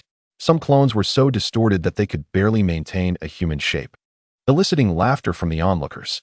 The array of bizarre blunders was a spectacle to behold. Naturally, there were also standout performances. For instance, Namikaze Minato displayed textbook precision in his hand signs, clone stability, and shuriken accuracy, prompting the teacher to nod in approval repeatedly. The children from the Hinata clan, Uchiha clan, Nara clan, and other ninja families displayed commendable skills, exhibiting remarkable proficiency. Once all foundational assessments were completed, the teacher clapped his hands, signaling the transition to the next phase, one-on-one combat sparring. As the roster was announced, Liangzi glanced at the number in his hand, only to lift his gaze to meet the pale-faced visage of a familiar adversary, a boy with a spiky hairstyle who had instigated trouble the previous day and ultimately ended up providing a lunchbox. The spiky-haired boy, upon realizing that his opponent was Liangzi, felt disheartened, knowing full well that he was no match for the formidable strength of this hefty figure. He merely hoped that Liangzi would take it easy on him, sparing him the humiliation of a resounding defeat before the entire class. Upon recognizing his opponent, Liangzi's eyes sparkled with mischief as he concocted a plan. He approached the boy and, in a tone audible only to the two of them, cheerfully proposed, "Hey, what a coincidence. We've been matched against each other once more. How about this? If you let me have your lunch for the week, I'll pretend to lose to you in our match, allowing you to bask in glory. Sounds like a good deal, right?" Trading a few meals for the chance to triumph over a formidable opponent in front of the entire class. The spiky-haired boy hesitated, torn between the shame of yesterday's crushing defeat and the potential to regain his dignity. Ultimately, he succumbed to the temptation, gritting his teeth and nodding in reluctant acceptance of the proposal. Fantastic. Another chance to snag a lunch. Liangzi thought gleefully, his mind racing with possibilities. He even cast his gaze toward other classmates, contemplating whether he could recruit additional potential clients to exchange for more lunches. Unfortunately, this was a one-on-one competition, and he found no other opportunities, so he resigned himself to observing the battles of others. At this age, unless one possessed extraordinary talent akin to that of Buofeng Shuiman, most children's fighting skills resembled a clumsy brawl, lacking power and finesse, far below even the basic level of a genin. Only those from prominent ninja families occasionally showcased impressive techniques, owing to their lineage and inherited secret arts. After a brief period of watching these juvenile skirmishes, Liangzi quickly lost interest and began daydreaming about dinner. Next up, Chodao Liangzi versus Wenomori. Hearing his name called by the teacher, Liangzi snapped back to reality and trudged towards the center of the training ground with a gait befitting his stature. His opponent, Wenomori, stood across from him, brimming with determination. After a symbolic exchange of hand seals, the match commenced. What was billed as a battle was, in truth, an unspoken performance. As Wenomori charged at him with vigor, Liangzi abandoned his previous aggressiveness, opting for languid, exaggerated movements that resembled an awkward dance as he feigned a few moves. Ultimately, when Wenomori delivered what appeared to be a powerful sidekick to his abdomen, Liangzi theatrically emitted a loud grunt, staggering backward in an exaggerated manner, and dramatically fell to the ground, stirring up a cloud of dust. The unexpected spectacle left the onlooking classmates momentarily stunned. What is going on? Wasn't he this newcomer incredibly strong yesterday? How could he be struggling against Wenomori today? This seems too contrived. His acting is worse than my grandmother's. I just saw them whispering. There has to be something amiss. Is this how practical training is conducted? This is clearly a farce. Those who had witnessed Liangzi's earlier display of prowess were equally bewildered, unable to comprehend the situation. Meanwhile, the more observant and astute students, particularly those from ninja clans, quickly discerned the ruse and began voicing their criticisms. This glaringly flawed performance did not escape the notice of teacher Haida Ishikawa, who raised an eyebrow but refrained from calling it out in the moment. Perhaps he viewed such cunning as an aspect of the ninja experience. Soon, the first round of matches concluded, and the teacher announced the pairings for the second round. Liangzi was assigned to face Hinata Aoki, a branch member of the Hinata clan, whose strength was widely acknowledged within the class, particularly due to his nascent mastery of the gentle fist technique. Liangzi's eyes lit up, and he approached Aoki with his trademark friendly smile, lowering his voice to say, "Hinata-san, would you like to secure an easy victory? Just 1 week's worth of lunches, and I'll ensure you win effortlessly. What do you say?" Hinata Aoki frowned, his expression revealing undisguised disdain as he coldly rejected, I have no need for such a deal. To abandon the honor of victory for a mere few lunches is a disgrace to the ninja clan. Is the pride and dignity of the Chodao clan worth so little?" Confident in his mastery of the gentle fist, he scoffed at the notion of securing victory through bribery. Furthermore, as a member of a prestigious ninja clan himself, he found Liangzi's willingness to throw matches to mere students particularly distasteful. Recognizing that this deal was not going to materialize, Liangzi shook his head in disappointment and returned to his position. Beside him, Chodao Chendong could no longer contain himself and whispered, "Liangzi, must you continue this? It's utterly embarrassing." He felt that Liangzi was dragging the Chodao clan's reputation through the mud for the sake of a few morsels of food. Liangzi shot him a glance, retorting with conviction, "Is there another way? Then you take care of me, as long as there's enough to eat." Chodao Chendong was left speechless, shrinking back at the thought of Liangzi's monstrous appetite. The idea of sustaining him was daunting, given his own meager rations. Before long, It was time for Liangzi and Hinata Aoki to take the stage. They performed the customary hand seals. Hinata Aoki assumed the starting stance of the gentle fist. His gaze sharp, chakras subtly flowing around him, indicating his intent to engage seriously. In contrast, Liangzi maintained his relaxed demeanor, no longer inclined to feign weakness since Aoki had declined his offer. Begin. With the teacher's command, Hinata Aoki moved swiftly, closing the distance in an instant, launching a series of strikes aimed at several critical chakra points on Liangzi. However, rather than evading, Liangzi stood his ground, taking a deep breath as the substantial layer of fat enveloping him quivered like waves. The impacts of Aoki's strikes met Liangzi's form, yet felt akin to hitting a resilient rubber ball or sinking into a thick mound of cotton. The anticipated disruption of chakra flow failed to materialize as the overwhelming force dissipated against the layers of living energy that constituted Liangzi's physique. He remained steadfast, seemingly unyielding, merely glancing down at Aoki's palm pressed against his abdomen, blinking in surprise. Is that all? Liangzi's seemingly innocuous words struck deep into Hinata Aoki's pride. The gentle fist technique, which even his father praised as gifted, felt utterly ineffective against Liangzi, leaving him grappling with disbelief. Enraged and humiliated, Aoki growled, "I refuse to believe I cannot break through your blubbery defenses." In a fit of frustration, he concentrated more chakra into his palms, darting around Liangzi like a butterfly flitting through flowers. His hands created streaks of afterimages, and the relentless and fierce soft punches fell upon Liangzi's round belly, back, and flanks like a torrential downpour. The sounds of fists striking thick layers of fat resonated continuously, exuding an impressive momentum. However, regardless of how he channeled his chakra or varied his attack angles, the soft punches, capable of disrupting the chakra of an ordinary person and leaving them incapacitated, merely dispersed upon contact with Liangzi's body, nourished by a vast amount of energy, with an extraordinary resilience and elasticity, as if they were mere mud flowing into the sea. Liangzi even comfortably squinted his eyes, seemingly relishing a massage. How about it? Taking advantage of a brief pause in his opponent's onslaught, Liangzi kindly suggested in a hushed tone, "It's not too late to accept my previous proposal, you know? A week's worth of bento. It's a win-win situation, very cost-effective." "Shut up. I have no intention of accepting a victory that comes as charity," Hinata Aoki retorted, his face flushed with anger as he gritted his teeth and shouted, "I will defeat you fairly." He was determined not to believe that his opponent had no vulnerabilities at all. Fixing his gaze on Liangzi's round face, he thought this must be the area with the thinnest layer of fat and the weakest defense. He was convinced he could even strike at his face. His mind resolved. Hinata Aoki exerted force beneath his feet, leaping into the air to deliver a soft punch infused with more chakra, slicing through the wind, and aimed directly at Liangzi's face. Bang! His palm landed solidly on Liangzi's forehead. Yet, the anticipated sight of his opponent collapsing did not materialize. Hinata Aoki felt as if his hand had struck an incredibly tough piece of old leather, both hard and resilient, causing his wrist to tingle and his fingers to ache from the recoil. He had guessed correctly. Liangzi's facial fat was indeed not thick. But what he did not anticipate was the extraordinary toughness of Liangzi's skull and flesh.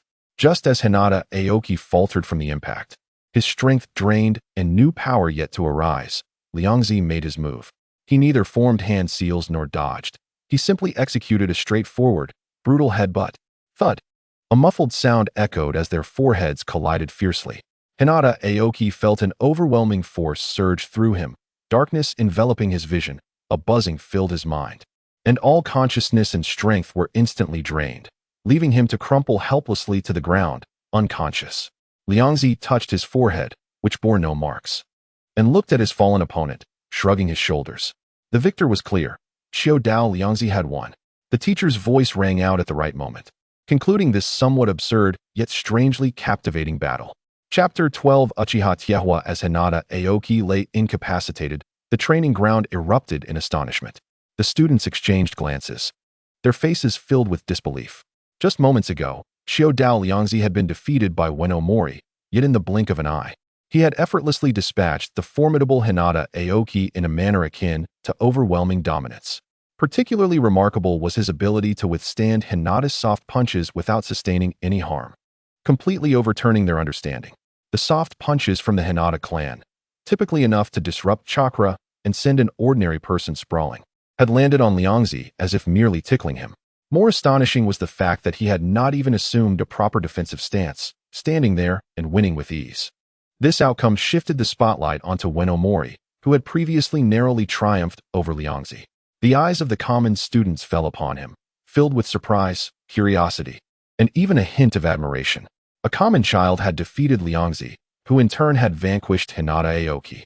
Did this not imply that he had indirectly triumphed over the genius of the Hinata clan? Ueno Mori, feeling the fervent gazes around him, could not help but display a complex expression of embarrassment mixed with a touch of pride. Perhaps the victory he had earned through bento exchange was not so bad after all. Soon, teacher Haida Ishikawa announced the new battle lineup after 2 rounds of selection. Those remaining were largely the elite of the class. Coincidentally, Ueno Mori, possessing some strength, faced a relatively weak opponent and was fortunate enough to be included once more. Upon the release of the new matchups, Liangzi's opponent was revealed to be Uchiha Tiewa, as a member of the renowned Uchiha clan. Known for their ocular jutsu and bloodline limits, Uchiha Tiewa approached the arena with his hands tucked into his pockets, chin raised defiantly, exuding an air of arrogance. His cold gaze swept over Liangzi, then glared disdainfully at the recently carried off Hinata Aoki, his voice dripping with contempt. Hinata Aoki is such a waste. He has truly brought shame upon our ocular jutsu clan. His eyes zeroed in on Liangzi, akin to a hawk stalking its prey. Just wait. I will personally rectify this disgrace. Liangzi observed the pride and combat eagerness that seemed almost inscribed on Uchiha Tiewa's face, and he sighed helplessly inwardly. Great. This deal was surely doomed. With the Uchiha clan's haughty disposition, how could they possibly accept a trade of victory for bento? Alas, it seemed this week's bento earnings would suffer a significant decline. He murmured softly, yet his eyes darted around, not fully giving up. Perhaps when the battle commenced, he might find an opportunity to market his offer. What if Tiewa got hurt and changed his mind? With such impractical hopes and fantasies, Liangzi slowly walked to the center of the arena, bracing himself for the confrontation with Uchiha Tiewa. Just as Liangzi and Uchiha Tiewa faced off, a nearby battle had rapidly concluded. Ueno Mori, who had been expected to be the dark horse, faced off against Namikaze Minato. However, within a mere moment, he was taken down by a swift and precise technique from Minato, losing the match decisively without even comprehending the opponent's movements. This rapid defeat was akin to cold water splashed into a hot oil pot, instantly awakening those who had been lost in the myth of Ueno Mori's indirect victory over Hinata. No way. How could Ueno Mori lose so quickly? That's just pathetic. I told you something was off. How could he possibly have beaten Shoudao Liangzi? It had to be a fluke. Namikaze Minato is the true genius among us commoners. Ueno Mori must have used underhanded tactics. The whispers around him pricked at Ueno Mori's back like needles, causing his face to flush with embarrassment. Wishing he could find a crack in the ground to hide in, he awkwardly picked himself up from the ground, filled with regret. Had he known he would be so easily exposed, he would never have succumbed to the temptation of exchanging bento for victory. Now, not only had he failed to save face, but he had also become a laughingstock in everyone's eyes. He cast a complex gaze towards Liangzi's battleground, where the fighting style was in stark contrast to his recent encounter.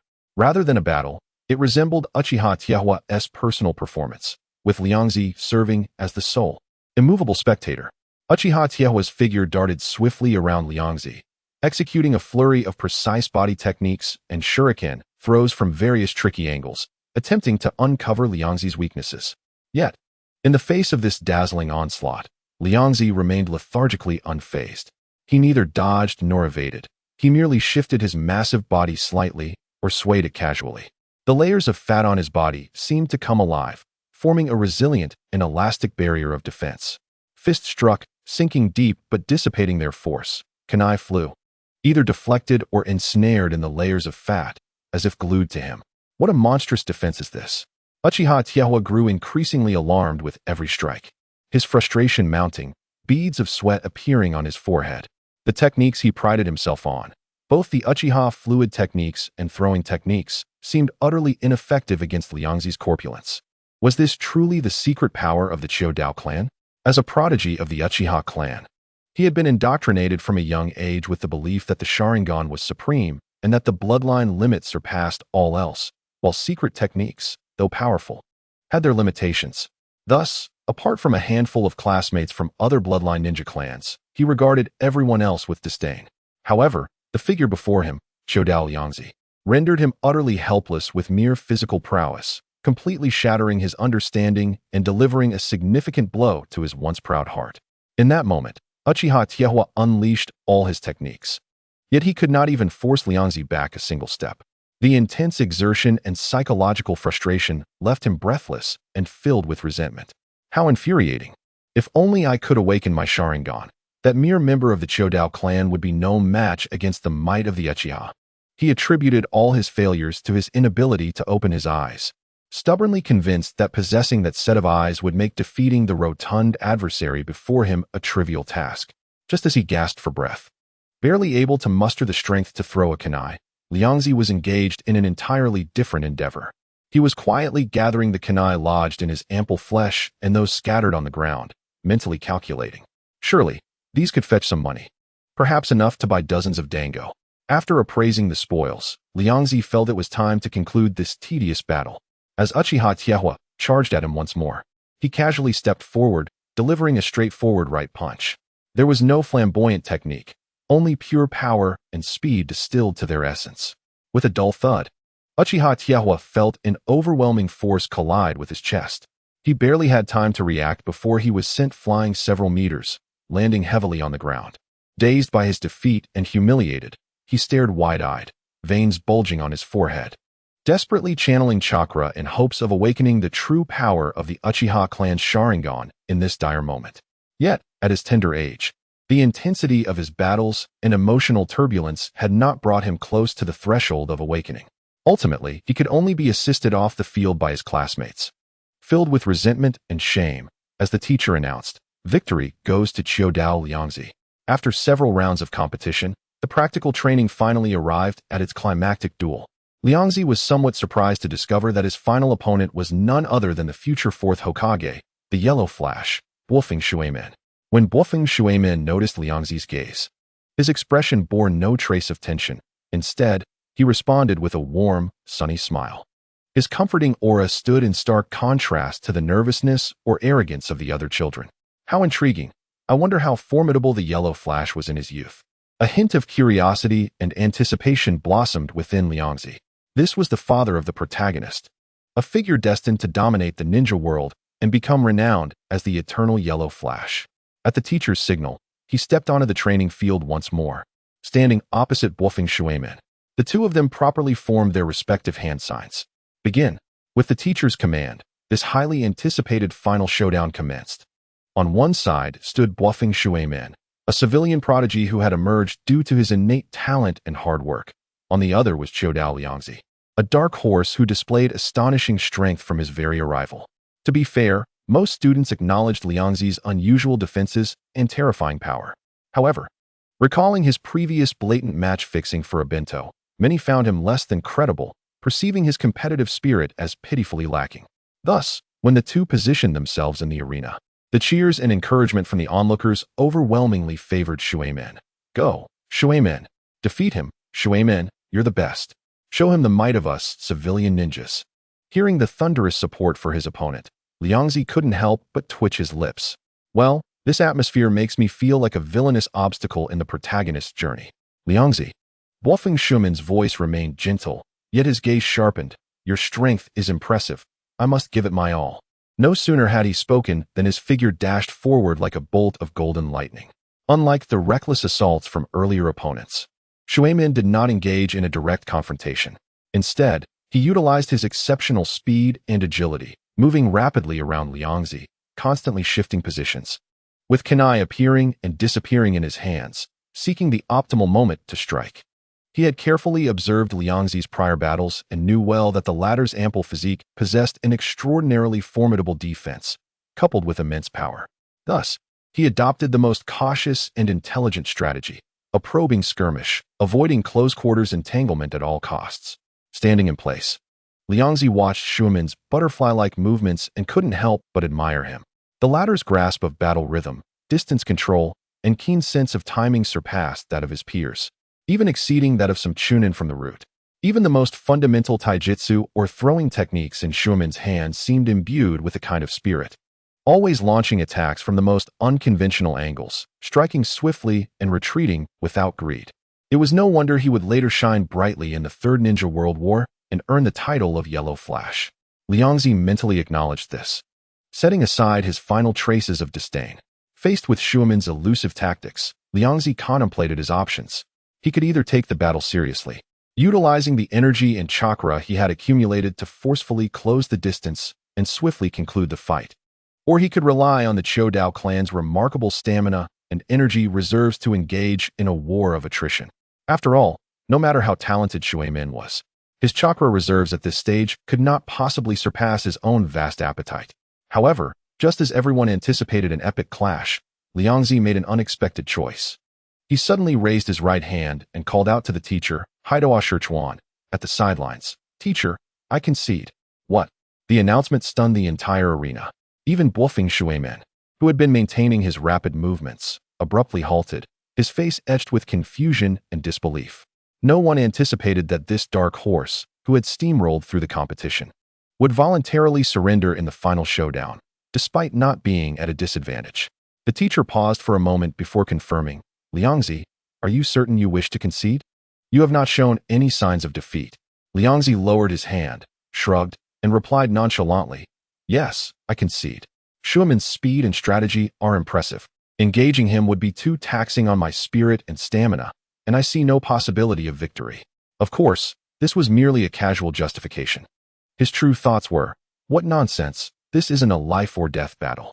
To exhaust the hard-earned fat and energy reserves for the sake of a hollow title? Winning would yield no reward, and I'd only go hungry. What a losing proposition. With this effort, I might as well save my strength to catch a few fish later." Observing Liangzi's resolute demeanor, the teacher felt it was somewhat hasty yet respected his choice. All right, since Chodao Liangzi has voluntarily conceded, the ultimate victor of this practical training is bluffing Shuimin. With the teacher's announcement, bluffing Shuimin secured an effortless victory. However, as he gazed at the seemingly unconcerned, relaxed figure of Liangzi, his heart brimmed with perplexity. He could not comprehend Liangzi's reasoning for surrendering. To him, Liangzi's strength could not merely be as limited as displayed. It was inconceivable that he could not best himself. Filled with questions, bluffing Shuimin approached Liangzi, who was preparing to stroll off for a break, and sincerely inquired, "Liangzi, I believe your strength far surpasses mine, and your chances of victory are greater. Why choose to concede?" In his heart, the notion of a ninja contest should entail a wholehearted commitment. Thus, the abrupt relinquishment of victory left him perplexed. Liangzi nonchalantly waved his hand and remarked, "Do not underestimate yourself, Shuimin. Your speed and tactics are quite troublesome. To triumph over you would demand a considerable toll on my part, which hardly seems worthwhile." However, he leaned in closer with a cheerful grin and added, "But if you are willing to treat me to a sumptuous meal, I might just consider engaging you in a serious match."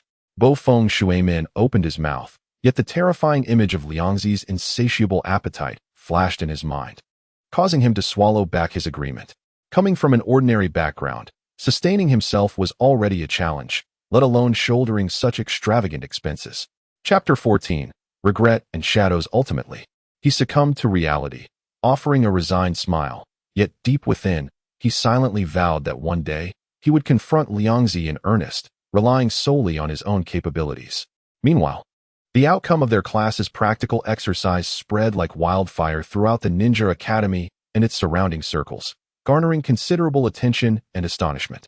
After all, in the past, the top ranks in practical exercises were predominantly held by the scions of esteemed ninja clans, yet this time, a commoner ninja had claimed the top spot. Even more striking was the fact that the children of the two prominent clans of Konoha, the Hyuga and Uchiha, had been defeated by a member of the Akimichi clan. The very Akimichi Liangzi, who had vanquished the prodigies of the Hyuga and Uchiha clans, had, in turn, fallen to two civilian students, propelling Bofeng Shuimin and Ueno Mori into the limelight. Most were oblivious to the extent to which this battle was influenced by external factors. Nevertheless, through the whispers and rumors, it seemed as though the prestige and dignity of the ninja clans were being shattered.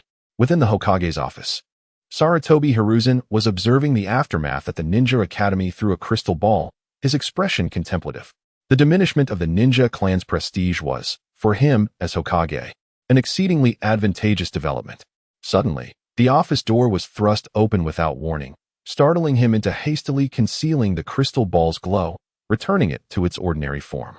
Yet, once he completed this act, he realized that he had no reason to feel guilty. Upon recognizing the visitor as Shimura Danzo, Sarutobi straightened his posture, grasped his pipe, and feigned calmness as he took a puff. Danzo, what brings you here? You ought to notify the Umbu before entering next time.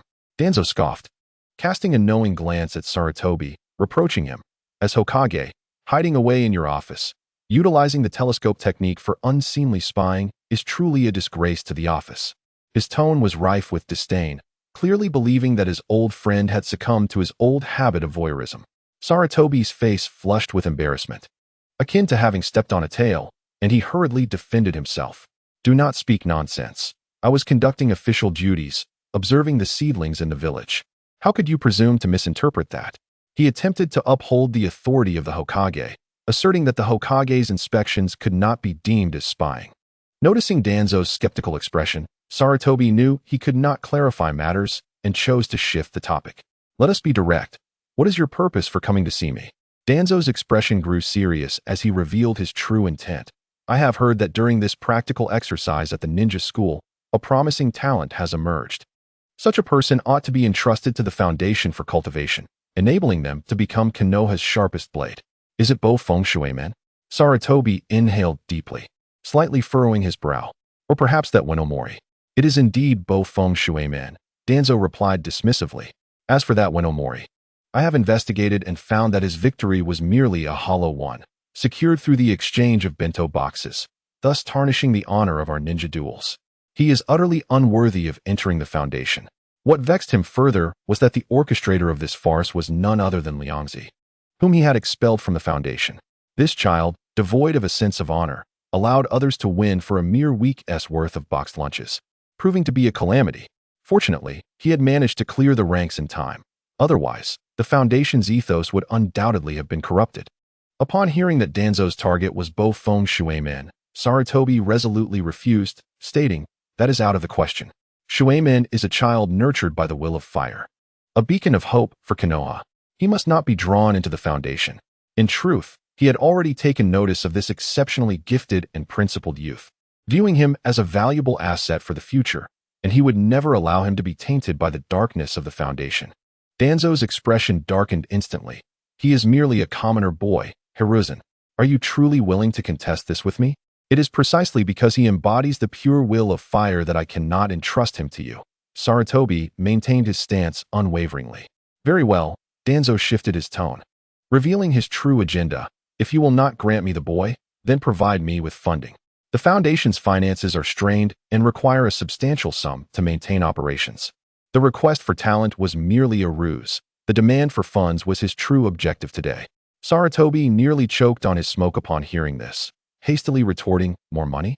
Konoha's finances are not limitless. Village construction, ninja pensions, educational expenses. Each is a ravenous beast. Where am I to find surplus funds for you? He paused, casting a meaningful glance at Danzo. I recall you possess some private enterprises. Why not utilize those in times of need? Upon hearing mention of his enterprises, Danzo's countenance darkened, and he immediately became irate. Those gray industries were the capital for his underhanded power. How could he easily expend them? Hiruzen, do you truly intend to be so stingy? Without funds, bear in mind, do not set your sights on the children of this village. Sarutobi's voice carried an undeniable warning. Danzo fixed his steely gaze upon Sarutobi, his eyes glinting with malice as he spat out through clenched teeth. Hiruzen, you will come to regret this. Danzo, I am the Hokage, he replied firmly. Enraged by the retort, Danzo ceased further discussion, turning away in a huff, his mood dark and stormy. With a resounding slam, the door to the Hokage's office was shut, restoring silence to the room, save for the faint crackling of the burning tobacco. Sarutobi observed the direction in which Danzo had departed, his expression devoid of remorse for any compromise, instead imbued with profound contemplation. He gradually settled back into his chair, taking a deep draw from his pipe. In his view, the emergence of a civilian prodigy like Bo Feng Shui-man represented an excellent opportunity to undermine the internal power of the ninja clans in Konoha and to propagate the will of fire. To place him within the foundation would not only squander talent, but also be a foolish act that would reinforce the ninja clan's grip on power. Moreover, Liangzi's seemingly absurd antics during the practical exercise, while appearing nonsensical, inadvertently struck a blow to the reputations of the venerable Hyuga and Uchiha clans, thereby aligning with his covert objective as Hokage to diminish the influence of the ninja clans. The intricate web of Konoha's ninja clans, with many elite forces stemming from various clans, often hampered his authority as Hokage. At times, his commands held less weight than the words of a clan leader. Consequently, any event that could subtly impact the prestige of the ninja clans warranted his attention. He felt a surge of delight at Liangzi's emergence and believed that watching the foundation falter would not pose a significant problem.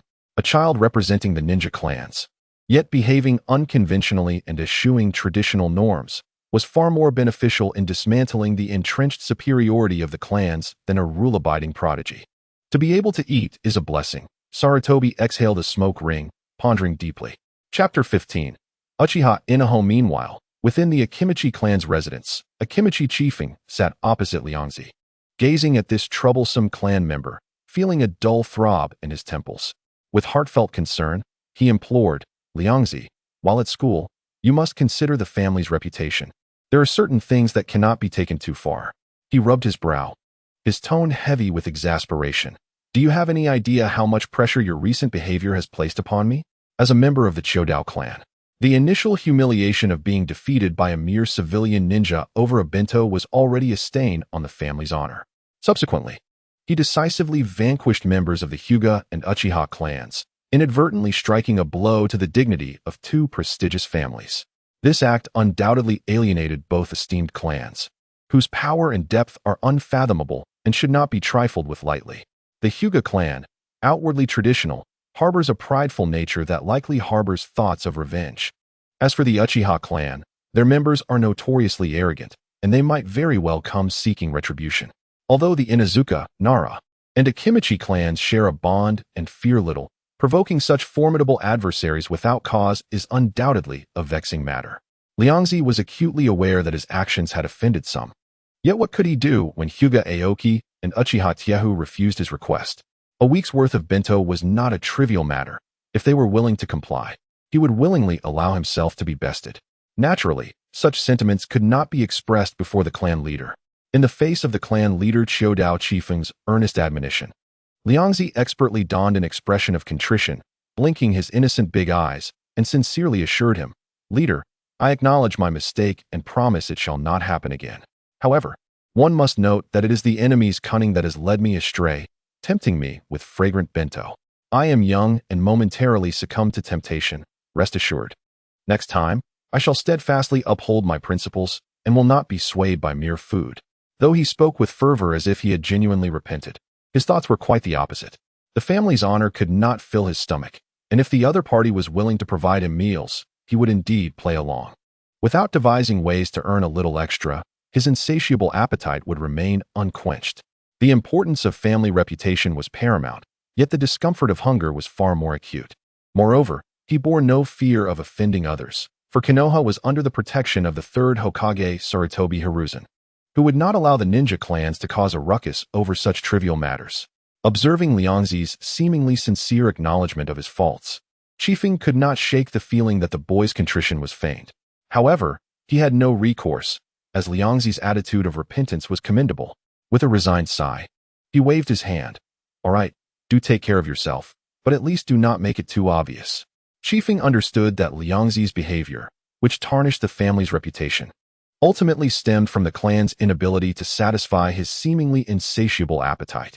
If he could be adequately fed at every meal, would he truly resort to such antics over a few bento? Contemplating this, Chiefing's reproach carried less conviction. After seeing off the visibly troubled clan leader, Liangzi shook his head in resignation. At this juncture, Konoha's overwhelming notion of ninja supremacy felt rather archaic and feudal, he mused. To him, victories and defeats were personal matters. However, once entangled with the so-called family honor, they became complex and troublesome. Yet, perhaps this is the fate of one born into a clan.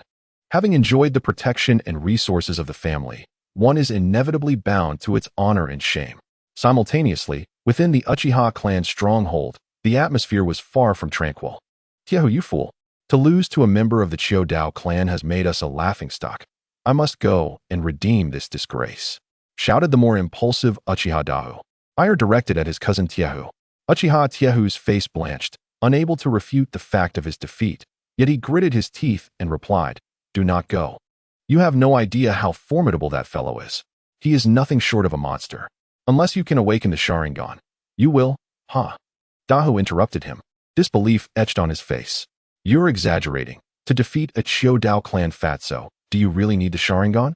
Your inadequacy is what has led to this." After a heated exchange, Dahu, convinced that Tiehu was merely making excuses for his failure, stormed off from the clan's residence, fueled by a fervent desire to restore the family's name. Not long after, outside Liangzi's somewhat secluded abode, provocative shouts rang out. "Chiu Dao Liangzi, come out." The voice was loud, imbued with the Uchiha clan's characteristic arrogance and impatience. Inside, Liangzi was leisurely reclining on the tatami, digesting his meal. Upon hearing the robust calls from outside, he merely lazily scratched his ear and turned over, showing no intention of responding. Should I just step out at your beck and call? That would undermine my dignity." Listening to the ruckus outside, Liangzi rolled his eyes, completely unfazed. After waiting for some time and receiving no response, Dahu felt as though he had punched a pillow, left to grapple with the silence, unsure of what to do. Should he force his way in? What if Liangzi truly was not home, or worse? What if he accused him of trespassing?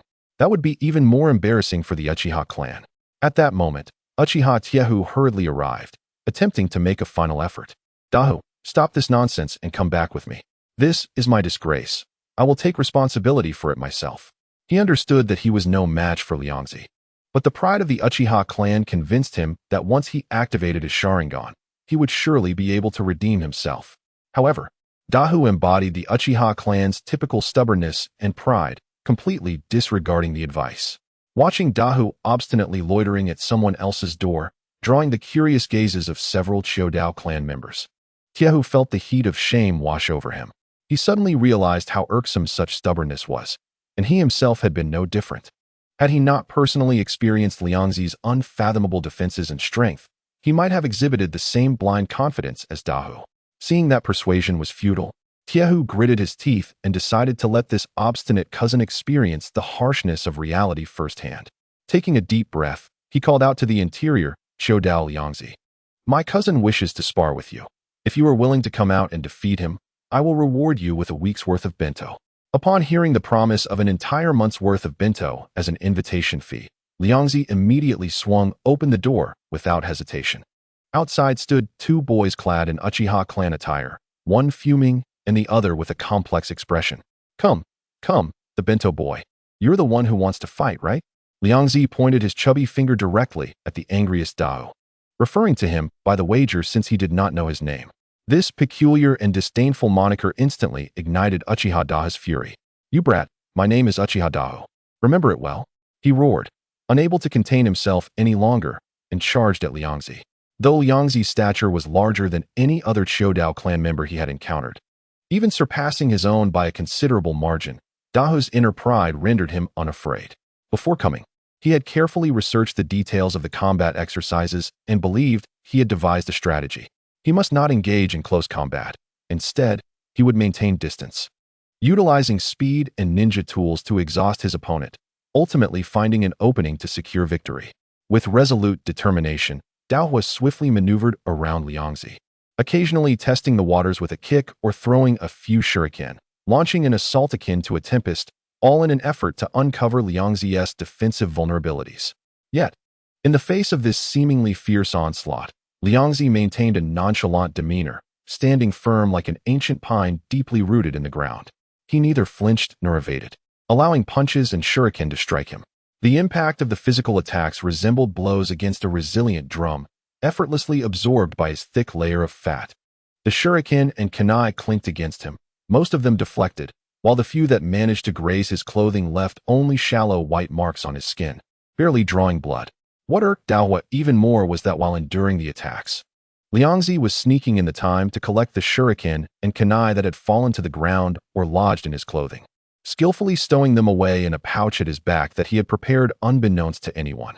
This despicable act was undoubtedly a sign of contempt for Dahu, As Liangzi gathered these weapons, the smile on his face became increasingly difficult to conceal. These were unique tools belonging to the Uchiha clan, crafted from sturdy materials by the Ninja Cat clan of the Kongshu, and could fetch a handsome price. Thus, he regarded the two little adversaries before him as harbingers of fortune. Faced with such an opportunity, Liangzi's mind began to whirl, a glint of shrewdness flashing in his eyes. These were prime targets. He could not afford to defeat them too easily, as he desired them to continue bringing him their bounties. He resolved to feign weaknesses, enticing them to attack relentlessly, instilling in them the illusion that victory was just within reach. This way, they would repeatedly present themselves, delivering a steady stream of provisions for him.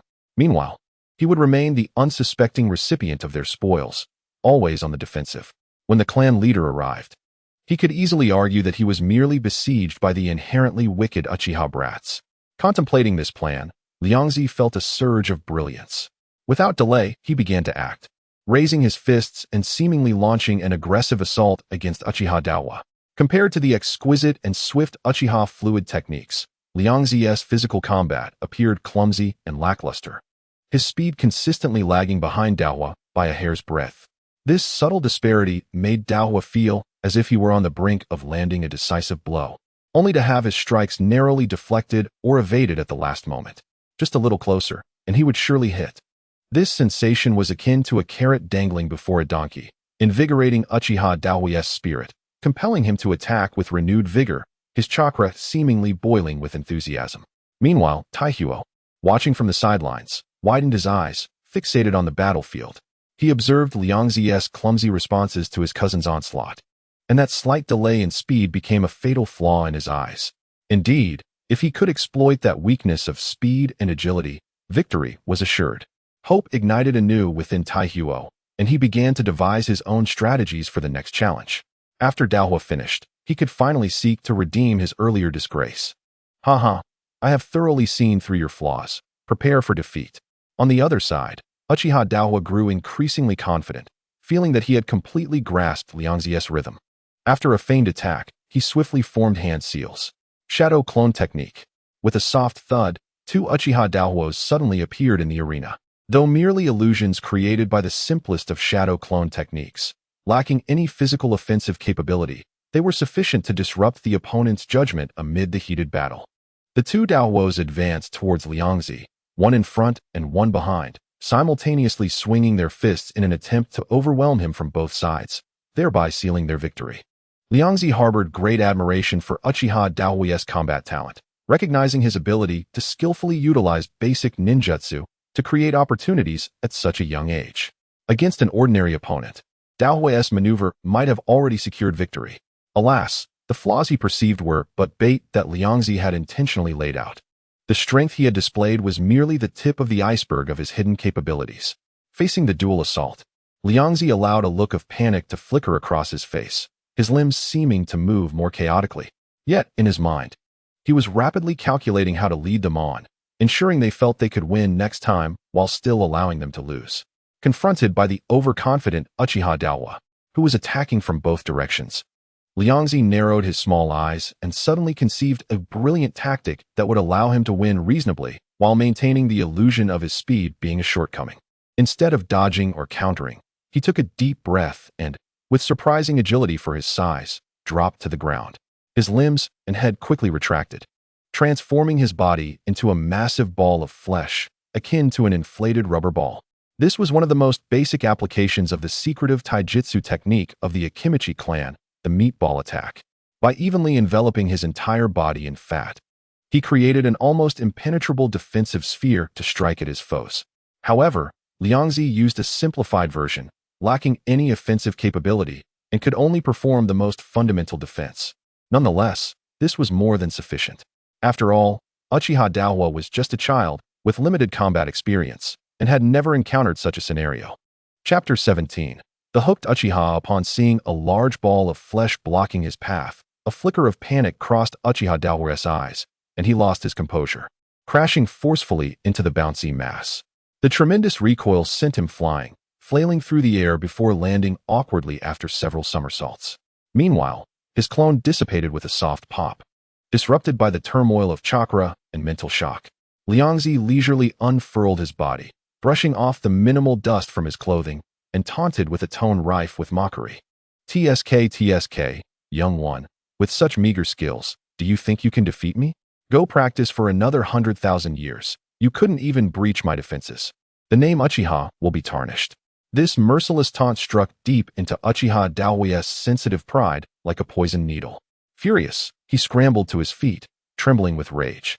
Pointing at Liangzi and shouting, "You despicable fatso! Using such a cowardly tactic, curling into a ball, is no skill. Just a bit more." If only he had been a fraction quicker, he could have defeated that insufferable little fatso before him. Yet, his opponent's underhanded act of becoming a ball left him feeling that victory was tantalizingly close but frustratingly out of reach, igniting his face with anger. Simultaneously, he was filled with deep regret. If only his speed had been a tad faster, he could have taken down Liangzi before he had a chance to react. At that moment, he would have stood proudly over his fallen foe, relishing the chance to look down upon this detestable individual. And this realization played perfectly into Liangzi's hands. Liangzi chuckled inwardly, while his face displayed an air of disdainful superiority, shaking his chubby finger dismissively. No matter what you say, the defeated always have an abundance of excuses. Don't forget our agreement. Starting tomorrow, for an entire month, you will deliver luxurious bento to me on time every day. Should you dare to renege. He deliberately cracked his knuckles, the sound echoing with menacing intent. Uchiha Daoye's face shifted between shades of green and white. Yet his pride as an Uchiha prevented him from dishonoring himself. He gritted his teeth and declared, "Humph, a mere bento is nothing. I, Uchiha Daoye, will keep my word. But you better watch out. I will challenge you again.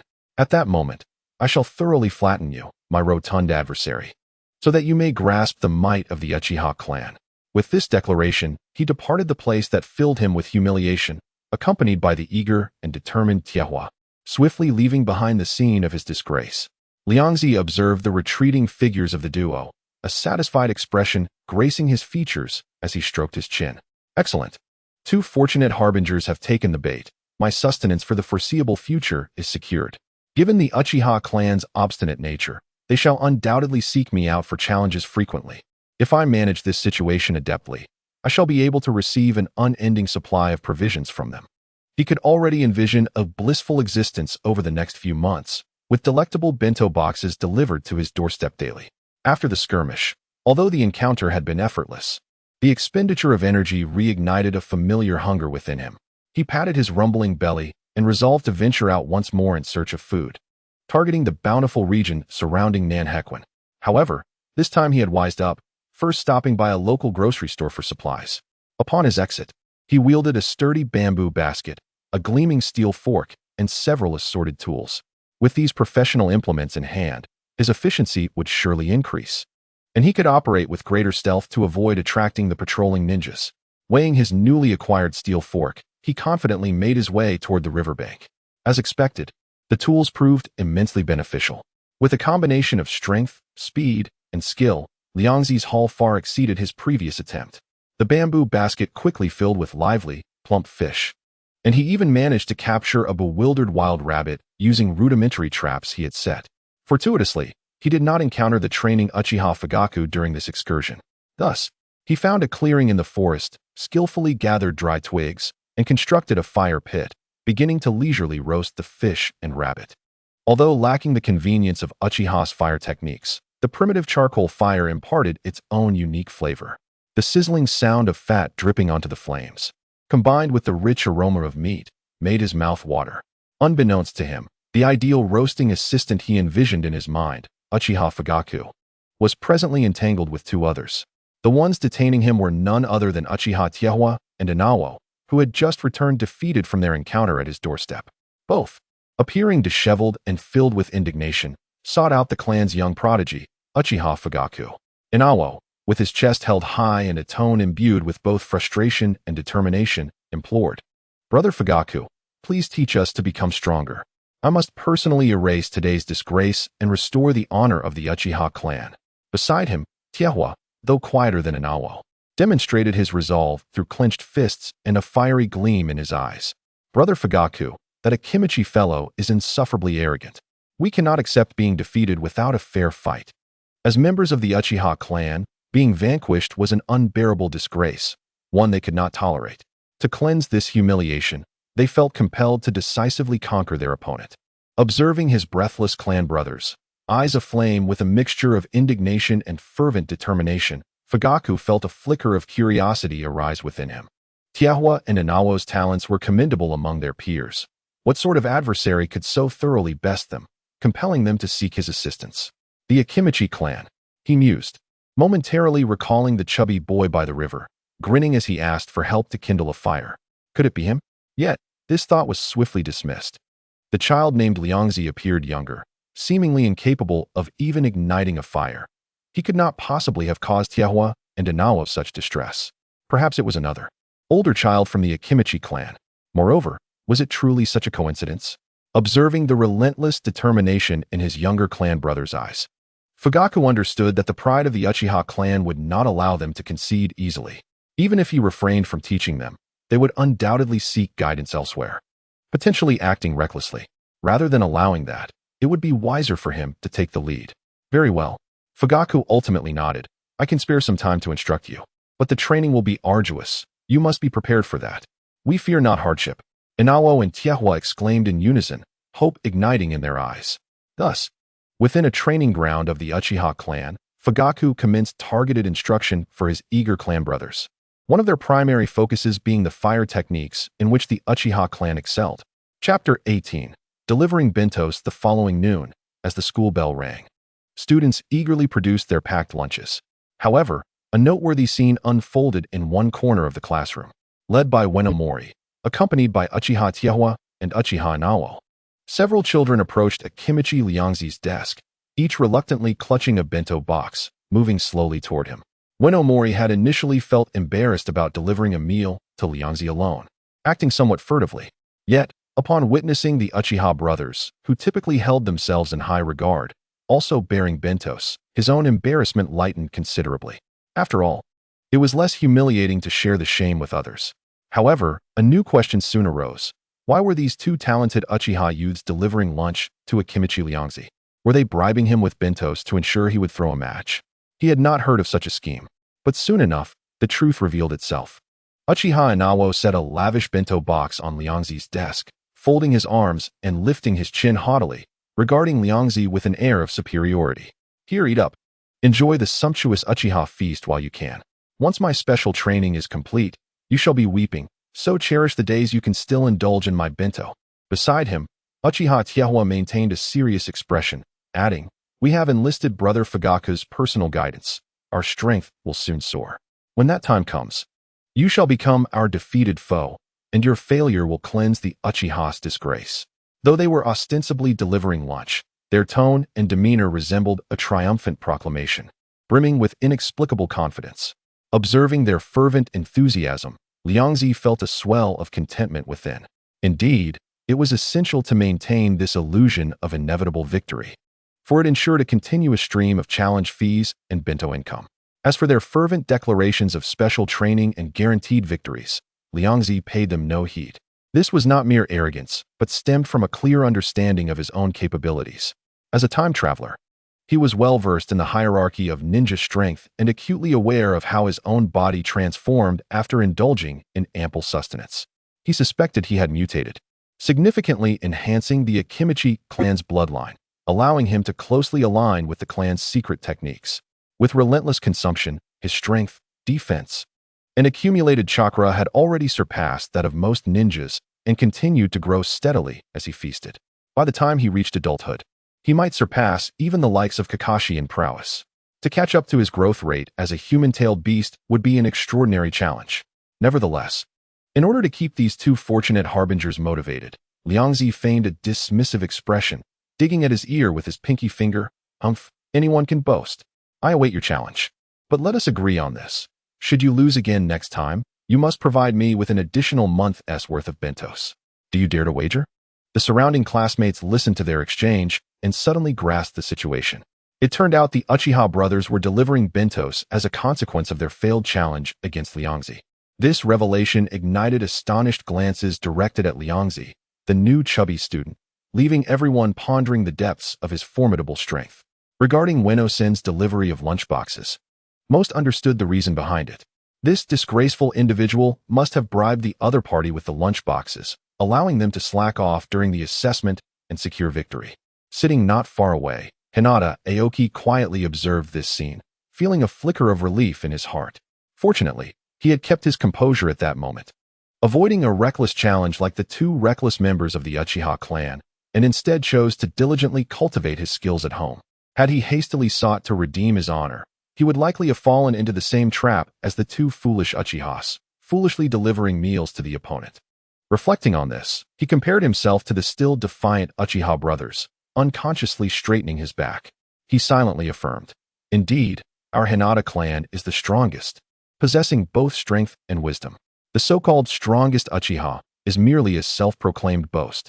However, upon hearing that the two brothers were undergoing special training from the clan's elders, Hinata Aoki felt an immediate surge of urgency, determined to double his efforts in mastering the gentle fist. He must defeat Akimichi Choji honorably and before the Uchiha brothers, so that all would understand that the Hinata clan is undoubtedly the strongest lineage of dojutsu in Konohagakure. The classmates, each preoccupied with their thoughts, were of no concern to Choji at that moment. He was currently relishing the spoils of his efforts.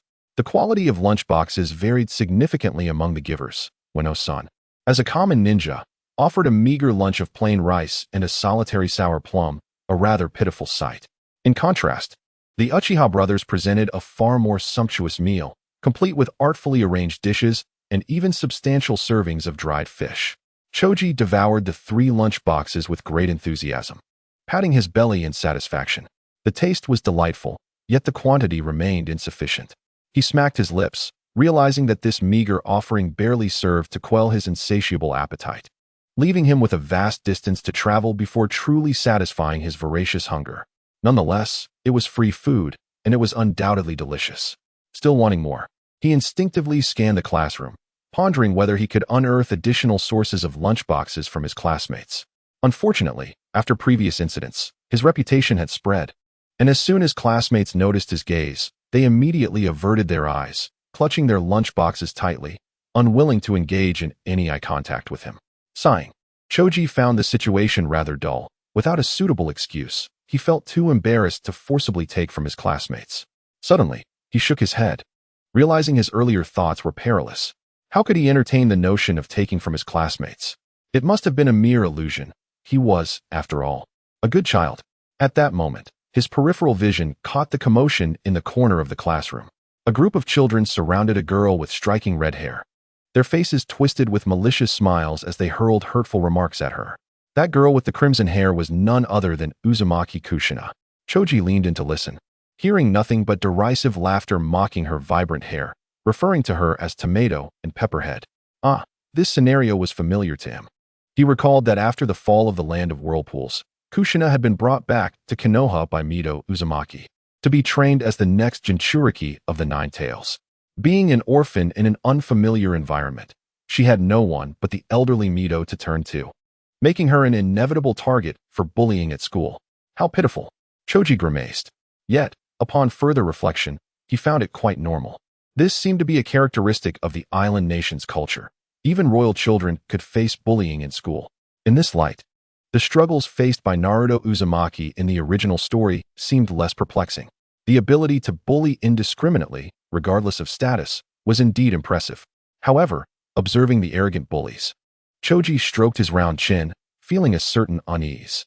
It was rather displeasing to witness. Perhaps he could play the role of a righteous campus hero and put an end to this bullying. Of course, what he did not voice was that if he were to protect these weaker individuals, they ought to express their gratitude in some form, perhaps through lunchboxes. As for the bullies, if they had the time to bully others, they were likely too well fed. He might as well eat their lunchboxes for them. Chapter 19. Bullying and Anti-Bullying. Hey, you red-haired monster, get out of our class. Yeah, you ugly freak. Your hair looks like it's on fire. How disgusting. Monster, go back to where you belong. A group of children surrounded Uzumaki Kushina, incessantly hurling sharp taunts and malicious nicknames at her. Having recently arrived in Konoha, Kushina appeared terrified and helpless in the face of such hostility from her classmates, her large eyes glistening with unshed tears. She clutched her clothing tightly, attempting to defend herself. No, red hair is perfectly normal. Many of my family and clan members have red hair. However, the bullies were entirely uninterested in the truth. They reveled in the thrill of tormenting the weak, ignoring her explanations. Not far away, Namikaze Minato observed this scene, his brow furrowed in concern. He approached, speaking in a gentle yet firm tone, "Everyone, please stop. We are classmates, and such hurtful words should not be spoken." He even pointed to his own bright blonde hair, attempting to diffuse the situation. "Look, my hair is also a rare shade of gold in the village, but that doesn't make it strange. Rather, it's special, isn't it?" The bullying children glanced at Minato but quickly turned away, pretending not to hear. Namikaze Minato was an exemplary student with outstanding combat skills. He had just excelled in the recent practice session, earning him considerable respect. They had no desire to provoke someone of his caliber. In contrast, the timid and solitary Kushina appeared to them as an easy target. Seeing that his attempts at intervention were ineffective, a hint of helplessness crossed Minato's handsome face. Though he disapproved of bullying, he found himself at a loss on how to effectively stop this collective exclusion. At that moment, a languid yet undeniably imposing voice broke through the tension. Hey, I'm saying you lot are causing quite a ruckus. Can you let someone digest their food in peace?" A massive shadow loomed over the bullies, completely engulfing them. They trembled as they turned to see a face they found more terrifying than that of a demon, Akimichi Choji. The bullies' faces turned pale, their earlier bravado vanishing without a trace, replaced by sheer fear. Most of them were accustomed to bullying the weak. Facing someone who had bested both Uchiha and Hyuga geniuses left them quaking in their boots. Among them were a few who had previously provoked Choji and had learned their lesson. Now, they wished only to flee. "Choji!" Minato exclaimed, relief washing over his features. He had not anticipated that this classmate, who usually seemed solely interested in food, would step up in such a significant way, wielding such an imposing presence. "Hey, Minato," Choji said, shaking his fist. "Reasoning with these guys is pointless. They only understand this." The wind generated by his fist sent shivers down the spines of the bullies. They had no doubt that should they receive even a single blow, they would be incapacitated for quite some time. One bully, mustering a semblance of courage, attempted to deter Choji with rules. "Akimichi Choji, fighting is wrong. I'm going to tell the teacher." Choji chuckled, confidently responding, "Huh? You all bullied a classmate first. I'm merely acting in defense of the weak and combating evil. I am a champion of justice, and the teacher will surely commend me and reprimand you." This statement strikes at the very core of the bullies' vulnerabilities. They are undoubtedly aware of the immorality of their actions, yet they habitually target those weaker than themselves. When faced with the possibility of becoming the victim, their meager courage vanishes instantaneously. Just as Liangzi prepares to throw a punch to instill a lasting impression, one quick-witted bully, in a moment of desperation, cries out with a quavering voice, Wait. Brother Liangzi, I realize my mistake. I promise I won't dare again. I am willing to bring you lunch for a week. Please let me off this time." Hearing these words, Liangzi's descending fist halts midair. He leans in, his chubby face morphing from a menacing scowl to a benevolent smile, as if the ice had melted away. Very good. Recognizing one's errors and seeking to amend them is commendable. I see you are sincere and truly understand your wrongdoing." Having said this, he turns his gaze toward the other pallid-faced bullies, shakes his fist again, and in a gentle tone asks, "And what about you? Have you recognized your mistakes? Do you require my assistance in gaining a deeper understanding?" As they watch his massive fist sway before their eyes, the other bullies feel an overwhelming sense of dread, yet remain silent. Caught between the threat of physical retribution and the need to appease, they reluctantly concede, nodding their heads like chicks pecking at grains. "We understand. We were wrong. We will also bring lunch for a week." Though parting with their lunches causes them discomfort, it is far preferable to becoming targets for this monstrous individual and enduring a beating. Observing their submission, Liangzi's heart swells with pride, as he feels like a great champion of class peace. He waves his hand grandly and declares, "Excellent. It seems you all can still be salvaged. Now, be off with you. And remember, starting tomorrow, I expect to see your sincere lunches." The group, as if granted amnesty, scurries back to their seats, not daring to glance at the corner again. This scene unfolds before Uzumaki Kushina and Namikaze Minato, each experiencing a different emotional response. Kushina gazes up at Liangzi's tall, robust figure, her large eyes sparkling with admiration. This new classmate is truly remarkable.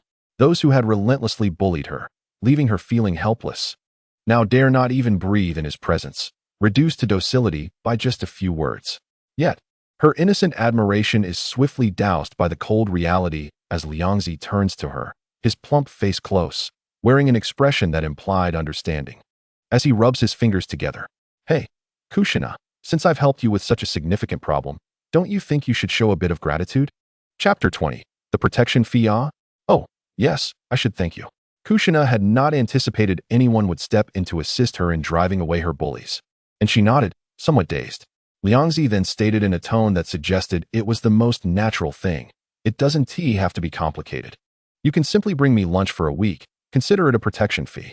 From now on, if anyone dares to trouble you in class, just mention my name, Xiao Dao Liangzi, or come directly to me, and I shall handle it for you." Kushina blinked, her mind whirling as she felt something was amiss. A protection fee? Is that right? But he did indeed help her, and the promise of protection, trading lunch for peace, seemed somewhat reasonable. Ultimately, she still nodded, albeit in confusion. All right, fine. After all, someone was willing to help her rid herself of those dreadful individuals, which was something she greatly desired, even if it meant offering a few lunch boxes. It was hardly a significant sacrifice, especially since her family was well off. Lunch boxes were a trivial matter to procure. Meanwhile, Namikaze Minato observed this peculiar development, exasperatedly placing a hand on his forehead. "Liangzi, is it really appropriate to demand lunches from your classmates?"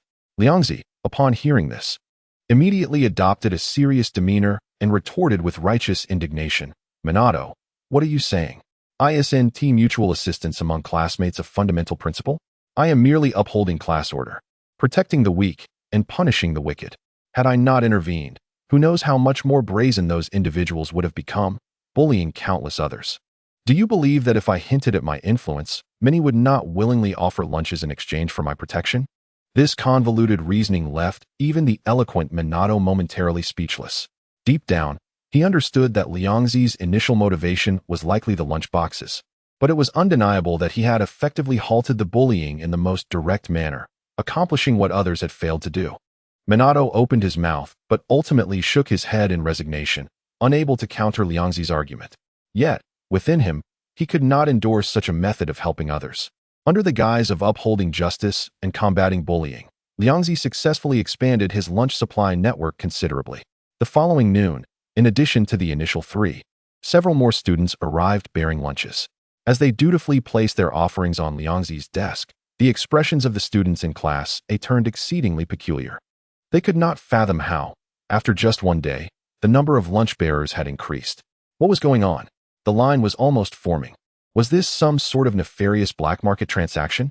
Some timid students even began to feel apprehensive, fearing they might be next. Xiao Dao Qintong, with a complex expression, observed the pile of lunches surrounding his kin. He felt both envy and fear. Envy, because Liangzi was able to acquire such a vast amount of food, a dream long cherished by the Qiu Dao clan. Concern, because this unconventional individual might one day cause a significant ruckus, implicating himself in the fallout. He could only silently pray, "I hope Liangzi will keep a low profile and not stir up any more trouble." As the center of attention, Qiu Dao Liangzi was oblivious to the complex emotions of his classmates. He gazed at the row of various lunch boxes, all wafting enticing aromas, his face beaming with delight, his eyes nearly squinting shut. "What a feast! Let us dig in," he proclaimed, entering into battle mode for his meal. Skillfully, he picked up chopsticks and aligned all the lunch boxes on the table as if inspecting his soldiers. Then, employing both hands, he began to consume them with astonishing speed. His movements so swift they seemed to leave afterimages. In mere moments, the towering pile of lunch boxes was completely decimated, with not even a grain of rice or a leaf of vegetable left behind. This astonishing rate of consumption left his classmates utterly dumbfounded, their mouths agape in disbelief. They had witnessed hearty eaters before, as the Qiu Dao clan was renowned for their appetite, but Liangzi, with his diminutive stature, devouring such an immense quantity of food was unprecedented. The most terrifying aspect was that, after consuming all that, his belly showed no signs of expansion whatsoever. This was indeed a creature with a monstrous appetite. Humph, what a bunch of fuss, Qiu Dao Qintong thought to himself. They've never seen how terrifying he can be when unrestrained in our clan. That would be a true disaster. Just imagining the barren landscape left in Liangzi's wake sent a shiver down his spine. Uzumaki Kushina, watching the mountain of empty boxes before Liangzi, could not help but ask softly, "Liangzi, is it really all right for you to eat so much at once? Want till you choke or have a stomachache?" Although she had come to understand through Uzumaki Saruto's guidance that Liangzi's assistance was primarily for the sake of lunch, she still expressed concern. However, the other party had genuinely assisted her, shielding her from bullying, which left her with a modicum of affection and concern. Liangzi contentedly patted her still flat stomach and remarked nonchalantly, "Just a few boxes of bento, hardly enough to fill the gaps between my teeth.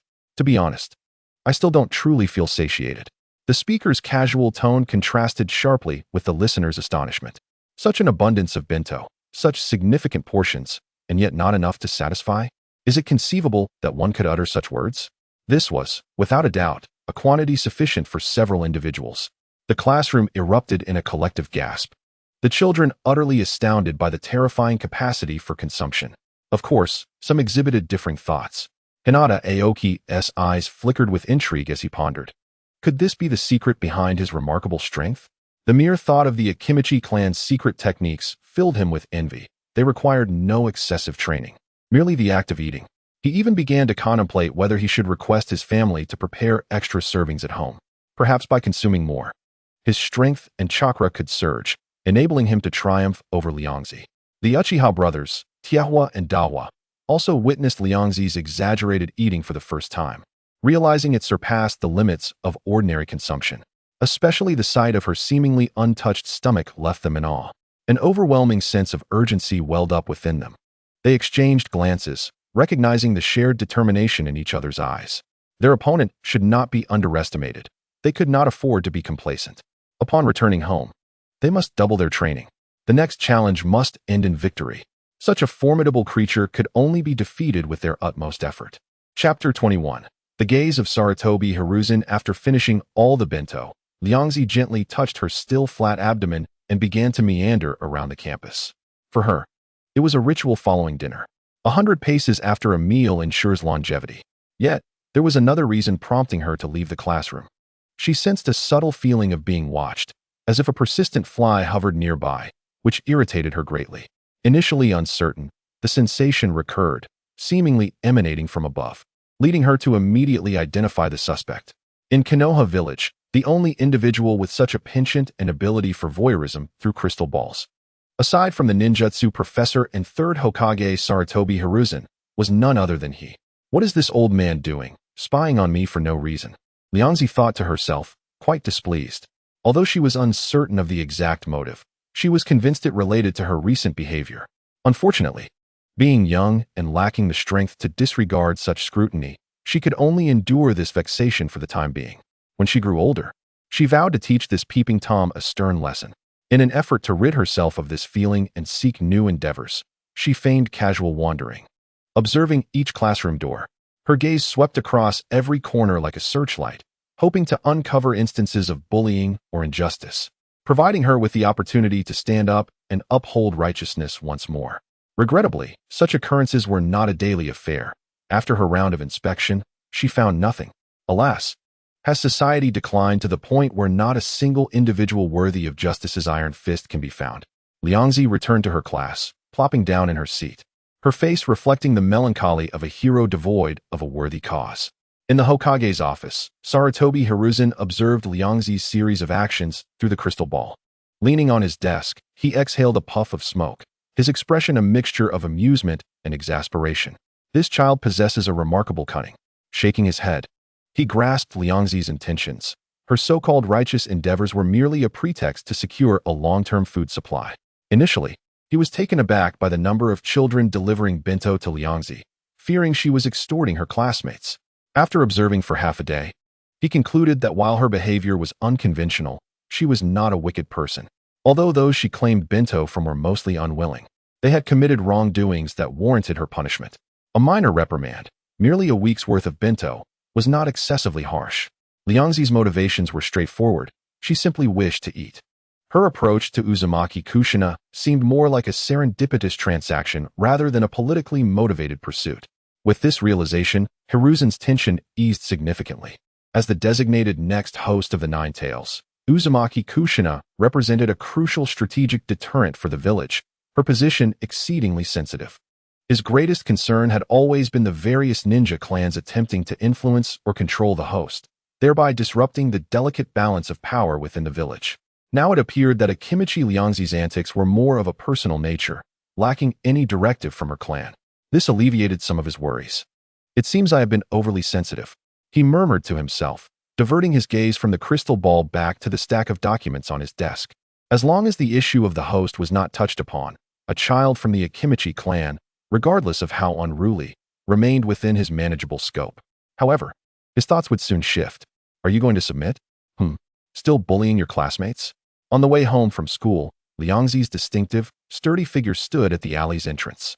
One hand gripped the collar of an older boy, while the other formed a fist the size of a sandbag, threateningly waving it before him. The boy, though wincing in pain, defiantly retorted, "Humph, I'm not afraid. If you have the guts, kill me. Just so you know, I belong to the Sarutobi clan. And if you harm me, my family will not let you off." His proclamation seemed to embolden several other boys, who had also been bested by Liangzi, their bruised faces now rallying behind him. "I am from the Yamanaka clan. How dare you hit us? Our family will not let this slide. And I'm from the Inazuka clan. You'll regret this in Konoha." They all boasted their family affiliations, attempting to intimidate and drive away this unknown intruder. Liangzi remained unfazed by their words, but a slender boy nearby trembled involuntarily. Dressed in tattered clothing and bearing wounds, he was the very target of the boy's earlier bullying.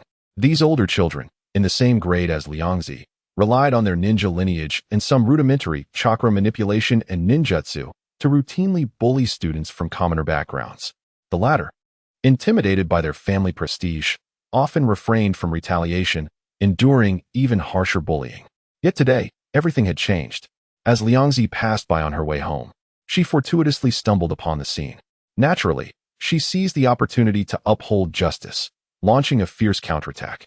Despite their older age and greater numbers, along with a smattering of basic ninjutsu, they were no match for Liangzi, whose body was fortified by ample nourishment, rendering them as feeble as children at play. With just a few well-placed punches, the so-called upperclassmen were all swiftly subdued, lying on the ground like a pile of fallen dominoes beneath her foot. As they invoked their family names in a futile attempt to instill fear, Liangzi's expression transformed into one of utter disdain. With a huff, she loudly admonished, "Humph. Sarutobi clan? Yamanaka clan? Inazuka clan? Are you all that impressive? Just because you hail from a ninja family, does that grant you the right to bully your classmates? To act with impunity?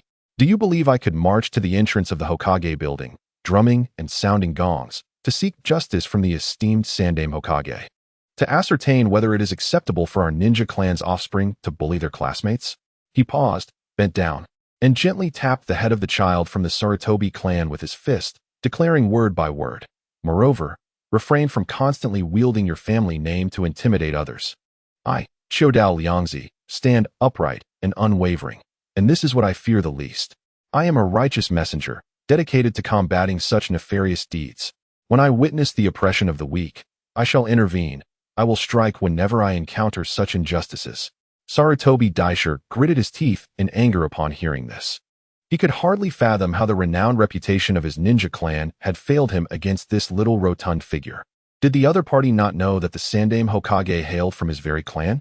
Brothers, a sudden influx of readers has arrived. From which channels did you all come? Chapter 22. Yaoshir Yinayu Sarutobi Daisher found himself grasped by Liangzi by the collar, receiving yet another blow to his face, feeling both pain and fury. He struggled and shouted, "What do you want? Are you truly standing up for such an orphan? He is merely a useless child who relies on the village's charity to attend school. You must belong to the Chodao clan. We are on the same side. Why assist an outsider?" He simply could not comprehend why anyone would risk offending multiple ninja clans for the sake of a parentless child. Although the Second Shinobi World War had recently concluded and the village appeared to have restored peace, the underlying animosity and rivalry had not dissipated. Numerous instances of bullying and exclusion were prevalent among both adults and children. Their identities as ninja inherently placed them above others. What harm was there in bullying orphans without background or origin? Listening to his foul rhetoric, filled with class prejudice, Liangzi's chubby face contorted with disdain as he delivered another punch to Daisher's shoulder, causing him to yelp in pain. Spare me your rhetoric. Anyone from Konohagakure is part of our village and deserves my protection. Liangzi's voice rang out, imbued with an undeniable arrogance. Bullying a fellow villager is simply unacceptable. Of course, the deeper reason lay in his intrinsic disdain for such behavior. He hailed from the 21st century, a time that championed equality and camaraderie. Although he might resort to some entrapment tactics for sustenance, these actions were born of necessity. Witnessing such bullying of a peer stirred an uncontrollable urge within him to correct it with his fists. Bang! Bang! He delivered 2 more well-aimed punches, targeting the fleshy areas, causing Sarutobi Daisho to grimace in pain without inflicting serious injury. His cries echoed sharply in the alley. The other children from the ninja clans shrank back in fear, their previous bravado dissipating entirely. They began to understand that this Chodao boy was not easily intimidated. He was merely a stubborn brute. Now, they hoped Liangzi would vent his frustrations on Daisho and spare them. However, Sarutobi Daisho was still a child of privilege, ill-prepared for the unyielding blows of a socialist successor. Under the dual assault of Liangzi's mental and physical strikes, he finally succumbed, pleading with a quivering voice, "Please, stop. I was wrong.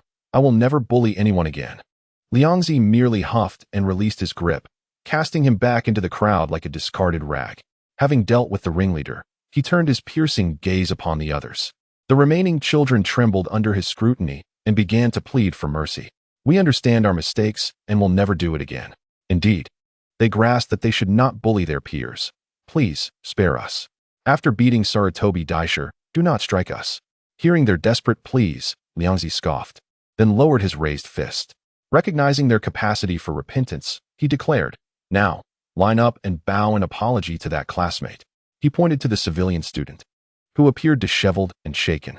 The student gazed at Liangzi, who had descended like a savior, his expression one of astonishment and disbelief, as if witnessing a miracle in this dark world. "Furthermore, to ensure you deeply remember this lesson, each of you must deliver half a month's worth of bento to me." Liangzi waved his fist, sporting a friendly smile, but speaking coldly. "Should you fail to comply, I will strike you every time I see you. This is my ninja way." These children, hailing from ninja clans, were not lacking in provisions. A heavier penalty would ensure they felt the pinch and learned their lesson. Upon hearing this, their faces contorted into expressions of dismay. Not only must they apologize to the despised civilian, but they also faced the loss of half a month's worth of delectable bentos. This dual punishment incited intense internal resistance. Yet when they raised their eyes to meet Liangzi's massive fists and fearsome expression, all reluctance transformed into sheer terror. Ultimately, under the threat of overwhelming force, led by Sarutobi Daisho, the children from the ninja clans lined up dejectedly before the civilian student and muttered in muffled voices, their postures awkward. "We are sorry. We should not have bullied you. Yaoshi Yinayu, please forgive us." Though their apologies lacked sincerity, for someone who had long endured bullying, this was an unprecedented occurrence. Yaoshi Yinayu, taken aback, repeatedly waved his hands, unable to articulate a response. Upon hearing the name, Liangzi's eyes widened in astonishment as he gazed at Yaoshi Yinayu. Observing the timid figure, Liangzi's eyes widened in disbelief. "You are truly Yaoshi Yinayu?" He could not resist reconfirming, utterly astonished. The individual he had inadvertently rescued was none other than the renowned walking Miko of the future. Yet, the records indicated she was female. The child before him, with hair short like a boy's and a dirty face, prompted him to scrutinize closely. While she appeared boyish in attire, upon closer inspection, her features were indeed delicate and gentle, and her Adam's apple was not pronounced. Indeed, she was a girl, though her frail and disheveled state made it difficult to discern at first glance.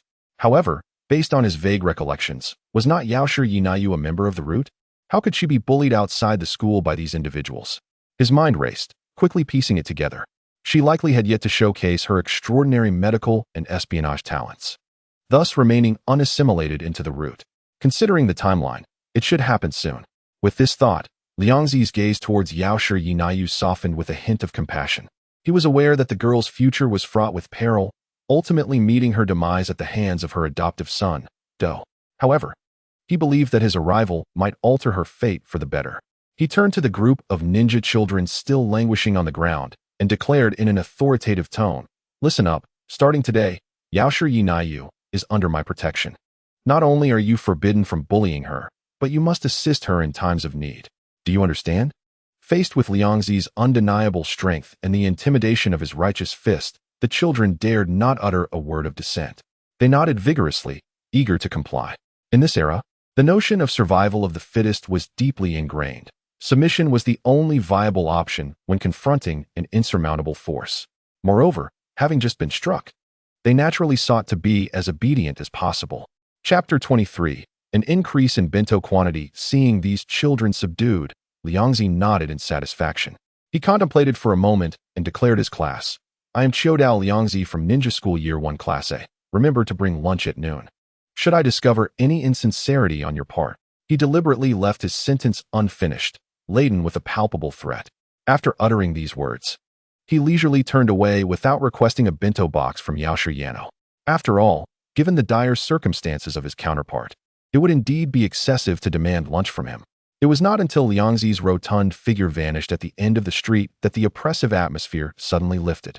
Year 1 Class A, Sarutobi Oishi, clutching his still aching arm, exclaimed in disbelief. He is actually a year below us? A freshman? What a joke. How could a freshman be so formidable? We were like toys in his hands. He continued. I seem to recall hearing that a new student had joined Class A and had defeated both Hinata and Uchiha clan members. It turns out it was him. This guy is an absolute monster. The few survivors of the encounter began to chatter among themselves, their faces etched with fear and astonishment. They helped each other to rise, not even glancing at Yaoshi Yano, as if the events that had transpired were a shame they wished to forget, and hurriedly dispersed. The alley fell silent once more. Yaoshi Yano stood alone, her gaze lingering on the street corner where Liangzi had disappeared. The eyes that had once appeared dull from prolonged bullying now shimmered with a complex and inscrutable light. This young member of the Chiodao clan, who had suddenly appeared and protected her with overwhelming strength, had cast ripples in her heart, akin to a stone thrown into a tranquil lake. The following day at noon, a remarkable scene unfolded at the entrance of Class A, led by Sarutobi Oishi, several upperclassmen, each wearing expressions of reluctance yet unable to defy the situation, held bento boxes and lined up to enter Class A. They surveyed the room before making a beeline for the last person they wished to see, Chiodao Liangzi. Approaching him, they respectfully placed the bento on the table and proclaimed, "This is our bento. Please accept it." At that moment, the entire Class A erupted in confusion, with all students taken aback. What is going on? Isn't that Sarutobi-senpai from the second year? Why is he delivering lunch as well? They wondered.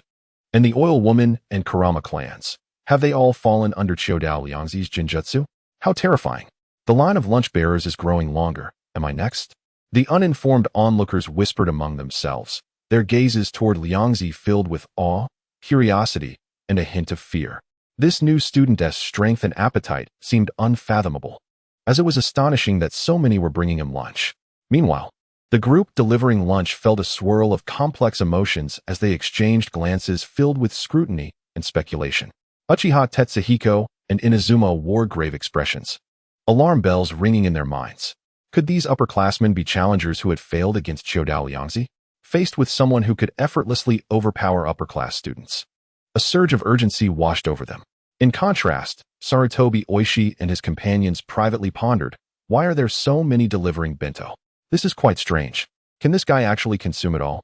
Especially upon seeing two Uchiha members among the lunch bearers, the oddity of the situation reached its peak. The Uchiha, known for their fierce independence and unwillingness to yield, were now dutifully delivering lunch. Had they, like the others, been caught bullying and subsequently coerced into this? With this thought, their gazes toward the Uchiha brothers took on a hint of a shared plight, a subtle kinship of the fallen. After all, suffering punishment alongside the renowned Uchiha alleviated some of their humiliation.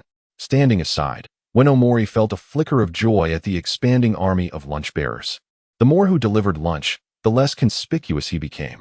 He quietly shifted toward the back of the line, attempting to diminish his presence further. Thus, several groups, each with their own thoughts and intentions, converged before Liangzi's desk, their eyes exchanging glances of suspicion, creating an oddly harmonious yet bizarre tableau. At the center of this storm, Liangzi resembled a landlord counting his rents, cheerfully tallying today's bounty, feeling life was filled with promise. Oh, delightful. 3-color dumplings, my favorite. The broth is rich and flavorful, splendid.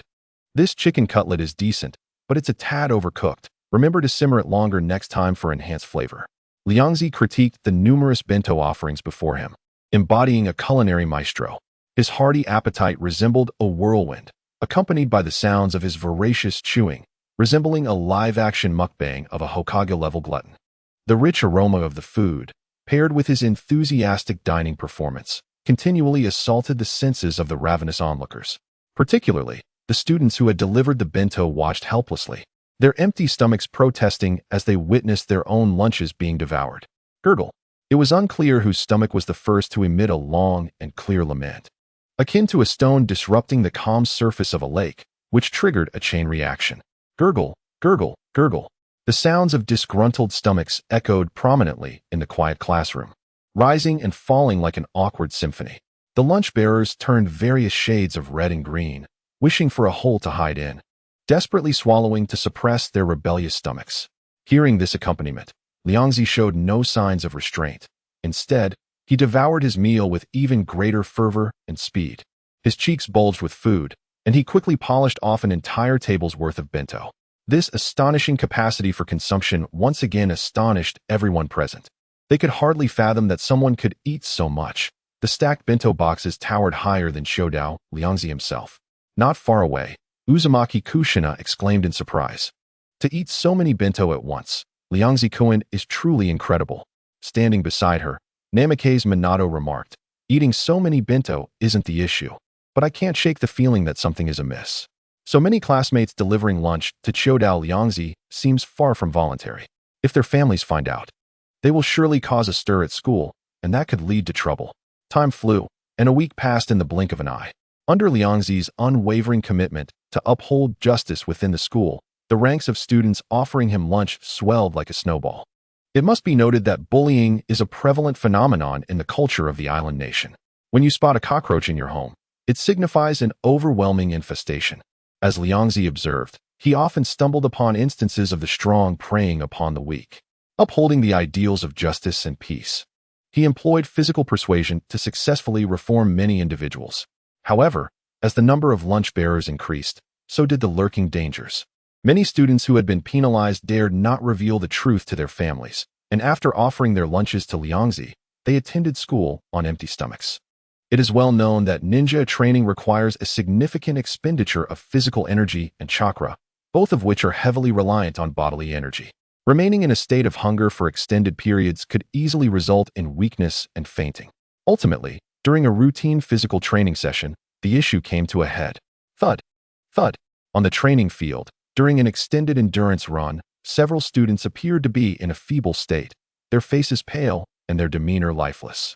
After expending considerable energy, they collapsed onto the ground, devoid of the strength to rise. The Chunin instructor responsible for physical training observed this and furrowed his brow, his initial reaction being one of reprimand. Lai Chuan, Beijiao, what is the meaning of this? You've barely run any distance and already seek to slack off? Stand up immediately and continue. Based on his experience, he believed that the training load had not yet reached their limits. However, despite his stern urging, the fallen students struggled to rise, but could not even steady themselves, ultimately succumbing once more to the ground. Only then did the instructor sense that something was amiss. He rushed over, crouching down to examine them closely. His initially stern expression shifted from confusion to gravity, and finally to an odd incredulity. With so many children in distress, he had suspected foul play, but upon investigation, he discovered that they were merely starving. What nonsense! The instructor exclaimed, his voice rising in both shock and anger. What is wrong with you? Why didn't you eat a proper meal before training?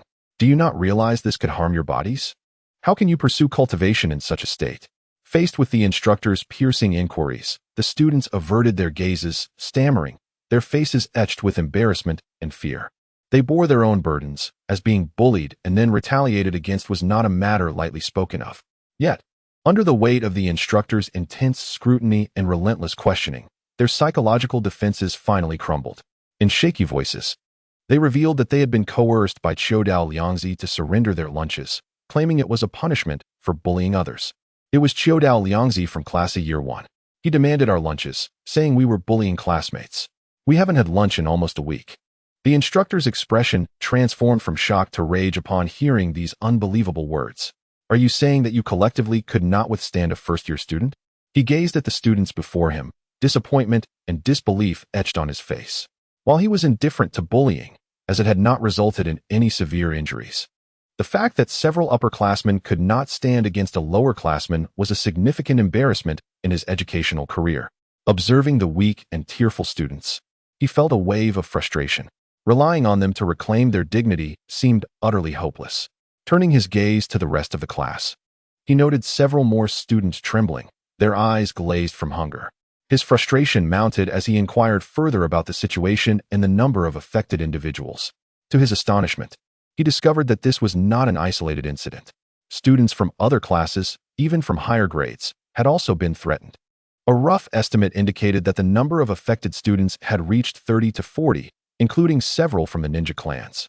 This revelation left him utterly shocked. This was no mere child's play. Recognizing the severity of the situation, with so many students involved, including those from prominent clans, he felt a sense of urgency to report this matter. In the Hokage's office, Sarutobi Hiruzen listened intently to his subordinate's detailed report, his hand holding the pipe halted midair, a look of astonishment crossing his face. What? 38 students' lunches were consumed by Chodao Liangzi alone, and many have fainted from hunger during training? He repeated the number. A headache beginning to form.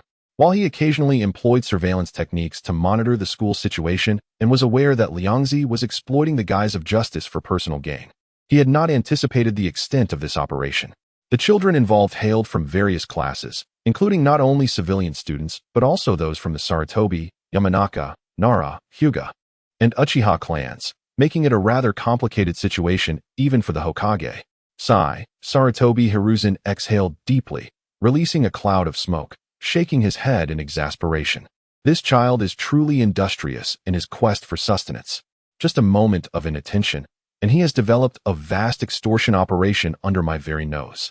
While one could commend his cleverness, it was lamentable that such acumen was directed toward gluttony. And the shocking quantity of over 30 lunches consumed spoke volumes about the veracity of the rumors regarding the depletion of resources. Very well, I understand the situation. You may leave now. Sarutobi Hiruzen gestured for the reporting ninja to depart. After a moment of contemplation, he recognized that he could not allow this matter to be neglected. The Ninja Academy was a breeding ground for the young talents of Konoha, and it could not be left to Chodao Liangzi's whims. While food may seem trivial, allowing the budding talents of Konoha to suffer from hunger was a grave matter. Send someone to summon Chodao Takakaze, the clan leader, to my office. He instructed the umbu stationed at the door. Soon enough, Chodao Takakaze arrived at the Hokage's office, wearing an expression of curiosity, uncertain of the reason for the Third Hokage's sudden summons. Could it be that another conflict with other villages was imminent? Yet, after much consideration, he deemed it unlikely, given the heavy losses sustained by several villages, making a new war improbable. Chapter 25. The anxious Chodao Takakaze pushing open the door to the Hokage's office. He beheld the Third Hokage, who was engulfed in a cloud of smoke. Third Hokage, is there a matter for which you require my presence? Sarutobi Hiruzen set down his pipe, wearing a resigned smile as he gestured for him to sit. Takakaze, indeed there is a matter concerning your Chodao clan that I believe you are best suited to address. The moment he heard it pertained to his clan, Chodao Takakaze straightened, his demeanor turning serious. Please, enlighten me. Being summoned by the Hokage indicated the gravity of the situation, as Chodao Takakaze pondered what missteps his clan may have made. Sarutobi Hiruzen then mentioned Chodao Liangzi's name. He proceeded to narrate how Liangzi had been extorting fellow students' lunches under the pretext of combating bullying, leading to multiple students fainting from hunger during training.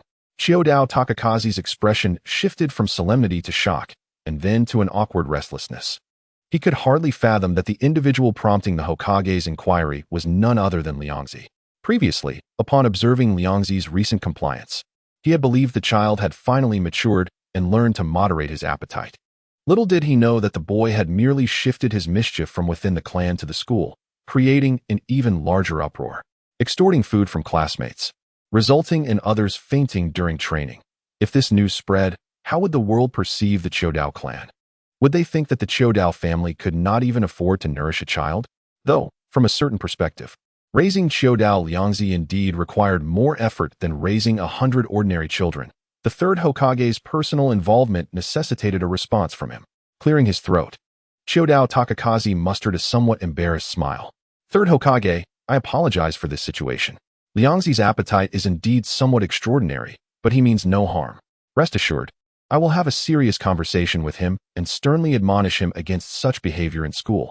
After expressing his commitment, Shodao Takakaze rose, bowing slightly to Sarutobi Hiruzen, and left the Hokage's office, weighed down by concern.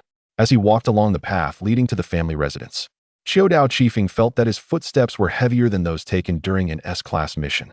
Preventing Shodao Liangzi from extorting lunchboxes from classmates was not an exceedingly arduous task, yet he was troubled by the subsequent developments. Stopping Liangzi's actions at school severed this crucial supply line of lunchboxes. With that glutton's appetite and his unscrupulous nature, he would undoubtedly turn his attention to the family members. The very thought of his kin potentially falling back into the clutches of Liangzi's predatory eating habits sent a shiver down Shodao Chiefing's spine. After all, his family was the greatest victim in this situation. Sighing in resignation, he pondered that it ultimately boiled down to money. The family had already provided Liangzi with a living allowance 3 times that of an ordinary clan member, and any further increase would lead to a financial deficit. However, when weighing the two harms, it was more prudent to resolve the issue at its source than to allow chaos to ensue within the clan. It seemed inevitable that he would have to increase Liangzi's allowance once more. With a heavy heart, Shodao Chiefing reached this decision. Although the family finances were strained, this expenditure was necessary for internal harmony and stability. But where would the funds come from? Shodao Chiefing rubbed his round belly, his gaze drifting until it settled on a young figure diligently working to earn money. Dingzhua, having just been promoted to Chunin, was due to share some of the family's burdens. He murmured to himself, a paternal smile gracing his face. After all, this lad would eventually inherit the position of clan leader. It would be beneficial for him to acclimate to contributing to the family ahead of time. Yes, it was settled. In an instant, Shodao Chiefing felt a significant weight lift from his heart. Indeed, the key to solving problems often lay in finding someone to share the burden. He resolved to increase Liangzi's allowance upon returning home, and the extra funds would come from his promising son, Shodao Dingzhua. After all, paternal love is as heavy and dependable as a mountain. Within the Shodao clan residence, Shodao Liangzi widened his eyes in dissatisfaction as he glared at the person before him. Are you asking me to give up the lunchboxes that the students at school provide? Shodao Chiefing sighed in exasperation. Liangzi, your behavior has gone too far. The third Hokage just spoke to me. Do you realize that many students have fainted from hunger during training because of you? Upon hearing this, Liangzi scratched his head, bewildered. Are they really that useless? I thought missing a lunch wouldn't be a big deal. After all, he wasn't a wicked person. He merely requested them to deliver lunch for a week. Who would have thought they were so inept that a few days of delivering lunch would leave them fainting at school? However, with the third Hokage Sarutobi Hiruzen now taking notice, he could no longer continue his antics. Yet, while he could not demand lunchboxes, he had not been told he couldn't accept money. Liangzi's round, gleaming eyes twinkled with mischief, clearly contemplating some nefarious scheme. Shodao Chiefing quickly interjected, Liangzi, school is a place for learning and making friends. You must not cause further trouble. I will increase your living allowance, but please keep a low profile for the sake of the family. As for this once-in-a-century glutton, Shodao Chiefing felt he had truly done his utmost. Were it not for Liangzi's parents sacrificing themselves for the clan and Liangzi's cleverness, he might have even considered letting him fend for himself. Seeing that the clan leader had made such a concession, Liangzi could only suppress his thoughts and agree. All right, since you say so, I shall spare them this time. However, if I see anyone bullying my classmates again, I will teach them a harsh lesson. Having decided to abandon his business, he maintained his facade as the guardian of justice on campus. Hearing Liangzi's response, Shodao Chiefing let out a sigh of relief. In that case, I shall not disturb you further. Stay well at home. He stood up and turned to leave. Liangzi hurriedly called out, Clan leader, won't you stay for a meal? Shodao Chiefing did not look back, merely waving his hand as he quickened his pace. No, you can eat by yourself. With that, he swiftly disappeared through the entrance. Watching the clan leader's retreating figure, Liangzi clicked his tongue in resignation. Why leave so quickly? I genuinely wanted to treat you to a meal this time. He said this because he had previously tricked the clan leader into a similar situation, which had left a lasting impression. As for the details, it had involved inviting someone to dinner, only to claim poverty due to a lack of ingredients at home, resulting in quite a financial gain at the clan leader's expense. Chapter 26. Procurement of Ingredients. The following noon, Class A's classroom was once again graced by the familiar procession of tribute bearers. As everyone prepared to place their lunchboxes on Liangzi's desk and swiftly make their escape, they were halted by Liangzi's voice. "Wait, don't leave just yet. I have an announcement to make." The crowd paused, turning around in confusion, their hearts racing. What was this fellow plotting now? Did he find the food in the lunchboxes insufficient and wish to issue a warning? Amidst the anxious gazes, Liangzi cleared his throat and declared, "Listen, from today onward, you no longer need to deliver lunchboxes. The previous matter is hereby nullified." This statement struck like a thunderclap among the crowd. Shock, skepticism, elation, and anger flashed across their faces in an instant. The bullies rejoiced, while those who had been protected felt dismayed, and the Uchiha clan members were enraged. Uchiha Tiehu crossed his arms, an arrogant frown marring his features. "Chodao Liangzi, what trickery are you attempting?" Uchiha Dahua raised his chin, a knowing expression on his face as he proclaimed, "Humph, are you afraid of our upcoming challenge? Is that why you wish to evade it in this manner? Let me tell you, that's not happening.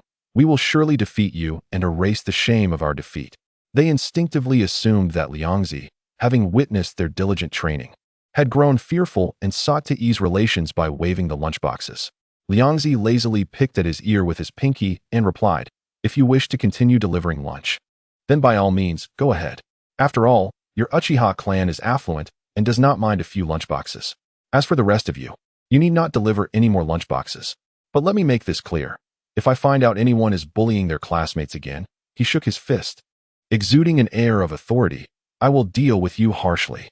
Hearing that they could continue delivering lunch, the Uchiha brothers' expressions lightened somewhat, and they even cast a smug glance at those who had been pardoned, as if to say, "See, we are not like you worthless trash." After all, they had previously uncovered the reasons behind these individuals delivering lunch. They were merely bullies preying on the weak, unworthy of associating with the Uchiha clan. Now that these individuals were prohibited from delivering lunch, it further highlighted the nobility and greatness of the Uchiha clan. Meanwhile, as the other students confirmed that Liangzi had truly forgiven them, they were so elated they nearly jumped for joy, feeling as if they had been reborn. "Wonderful. We are finally free. I can finally eat my mother's lovingly made lunch at school. Thank heavens, I no longer have to train on an empty stomach. I swear I will never bully others again." "Me too. I never realized how painful it was to be bullied." The crowd erupted in fervent exclamations, as if they had escaped from a dire situation, each expressing their determination to reform. In reality, they had no choice but to change. Chodao Liangzi would truly deliver a thorough beating if he caught them. Watching them express their gratitude and remorse, Liangzi silently praised himself.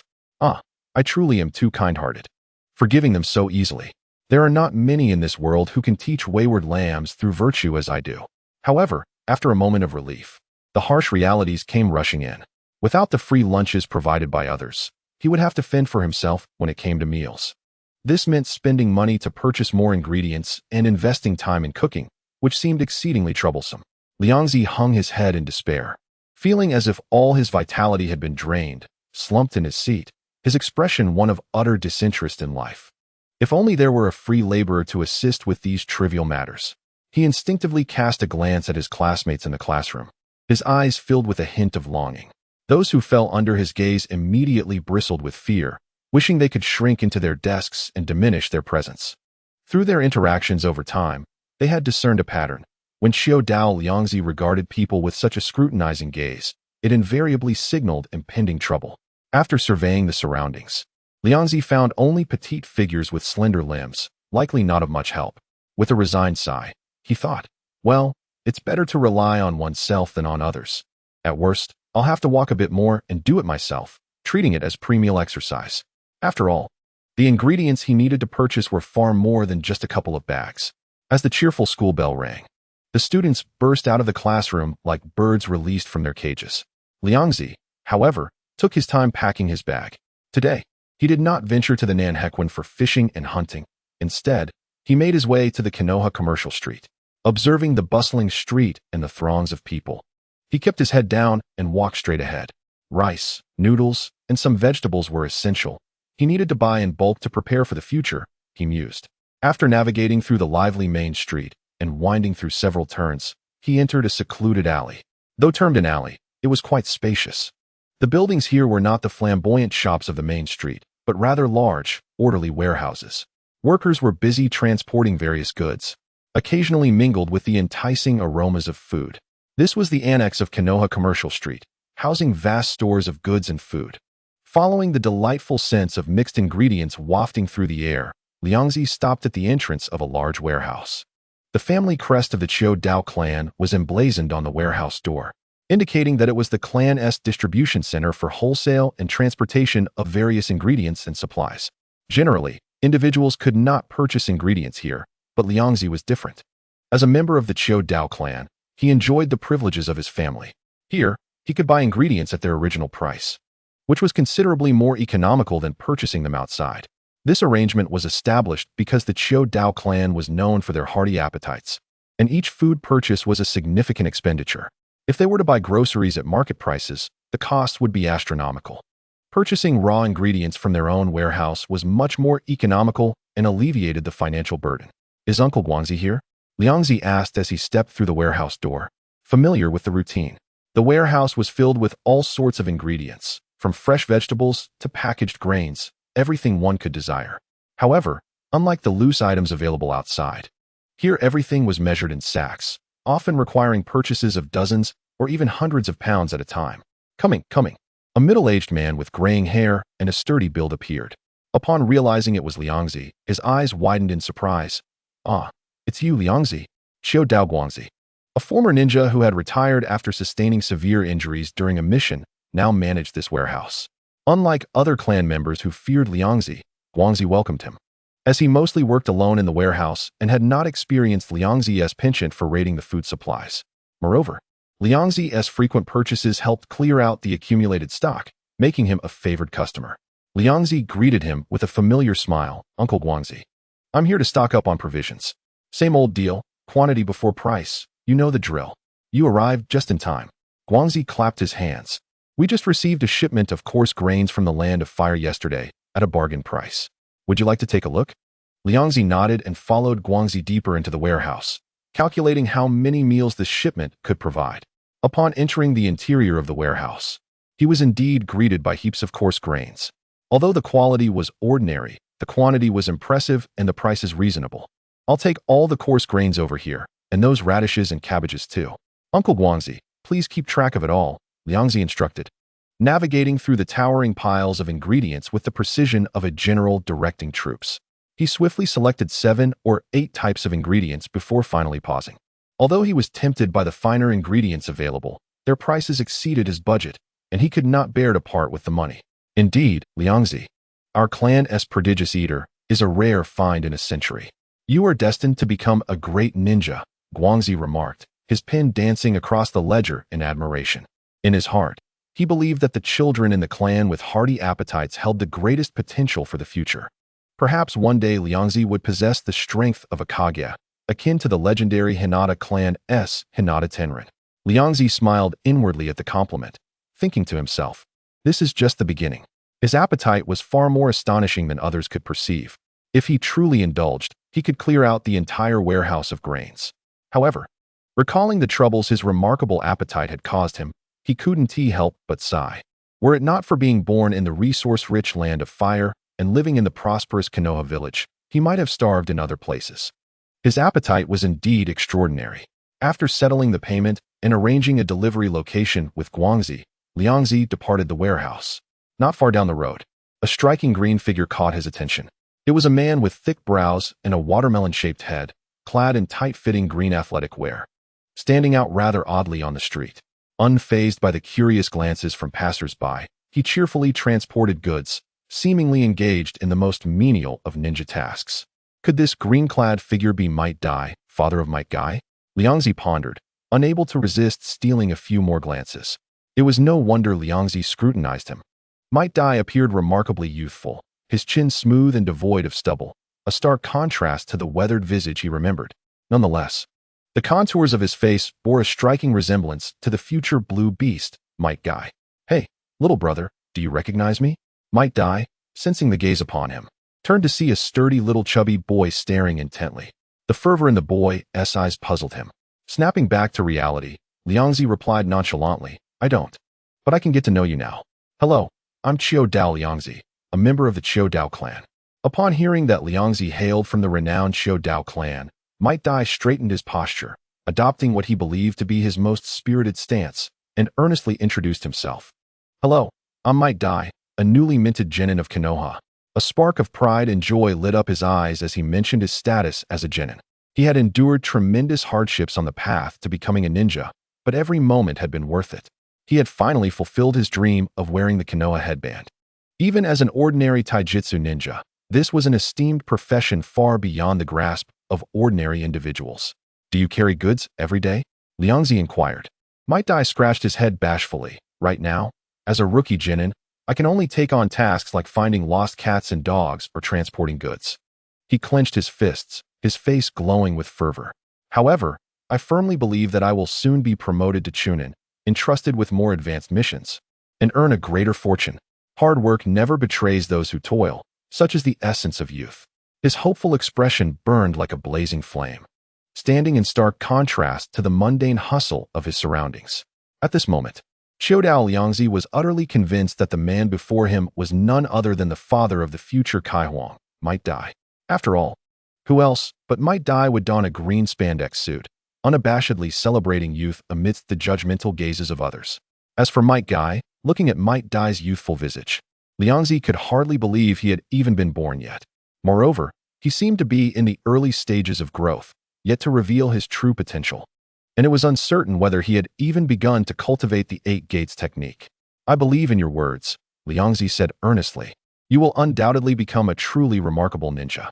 Upon hearing this encouragement, Might Dai's emotions surged. He clasped Liangzi's hand with tear-filled eyes in sheer gratitude.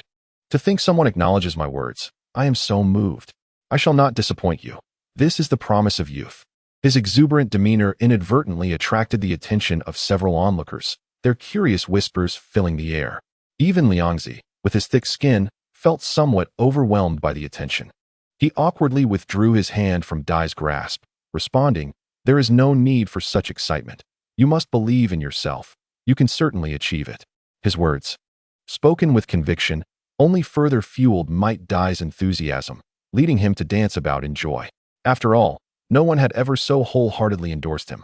He had faced nothing but derision from nearly everyone else.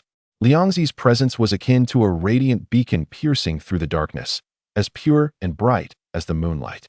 Observing Dai's increasingly exaggerated antics, Liangzi felt a wave of embarrassment wash over him as curious eyes began to gather around.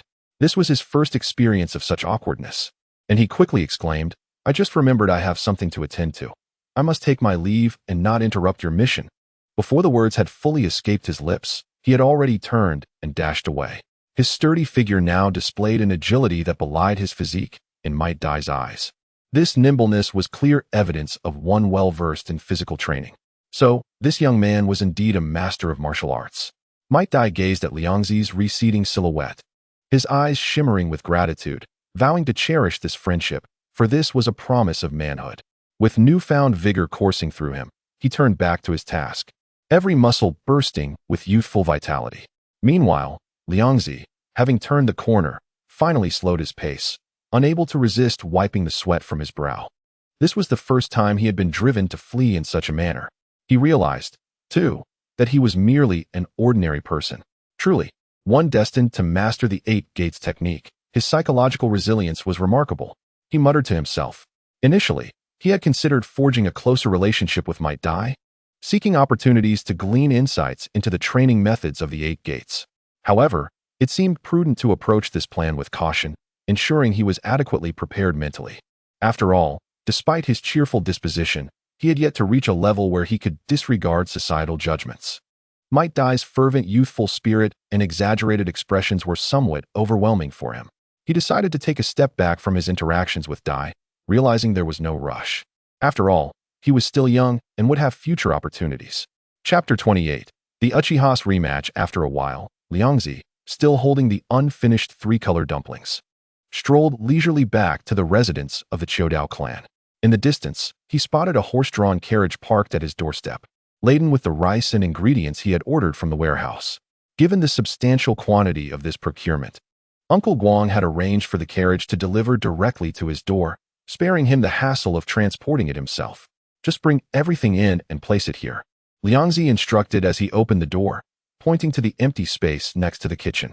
The accompanying personnel, without a word, swiftly began to carry the bags of grains and vegetables inside. Before long, a small mountain of burlap sacks had formed in the vacant area.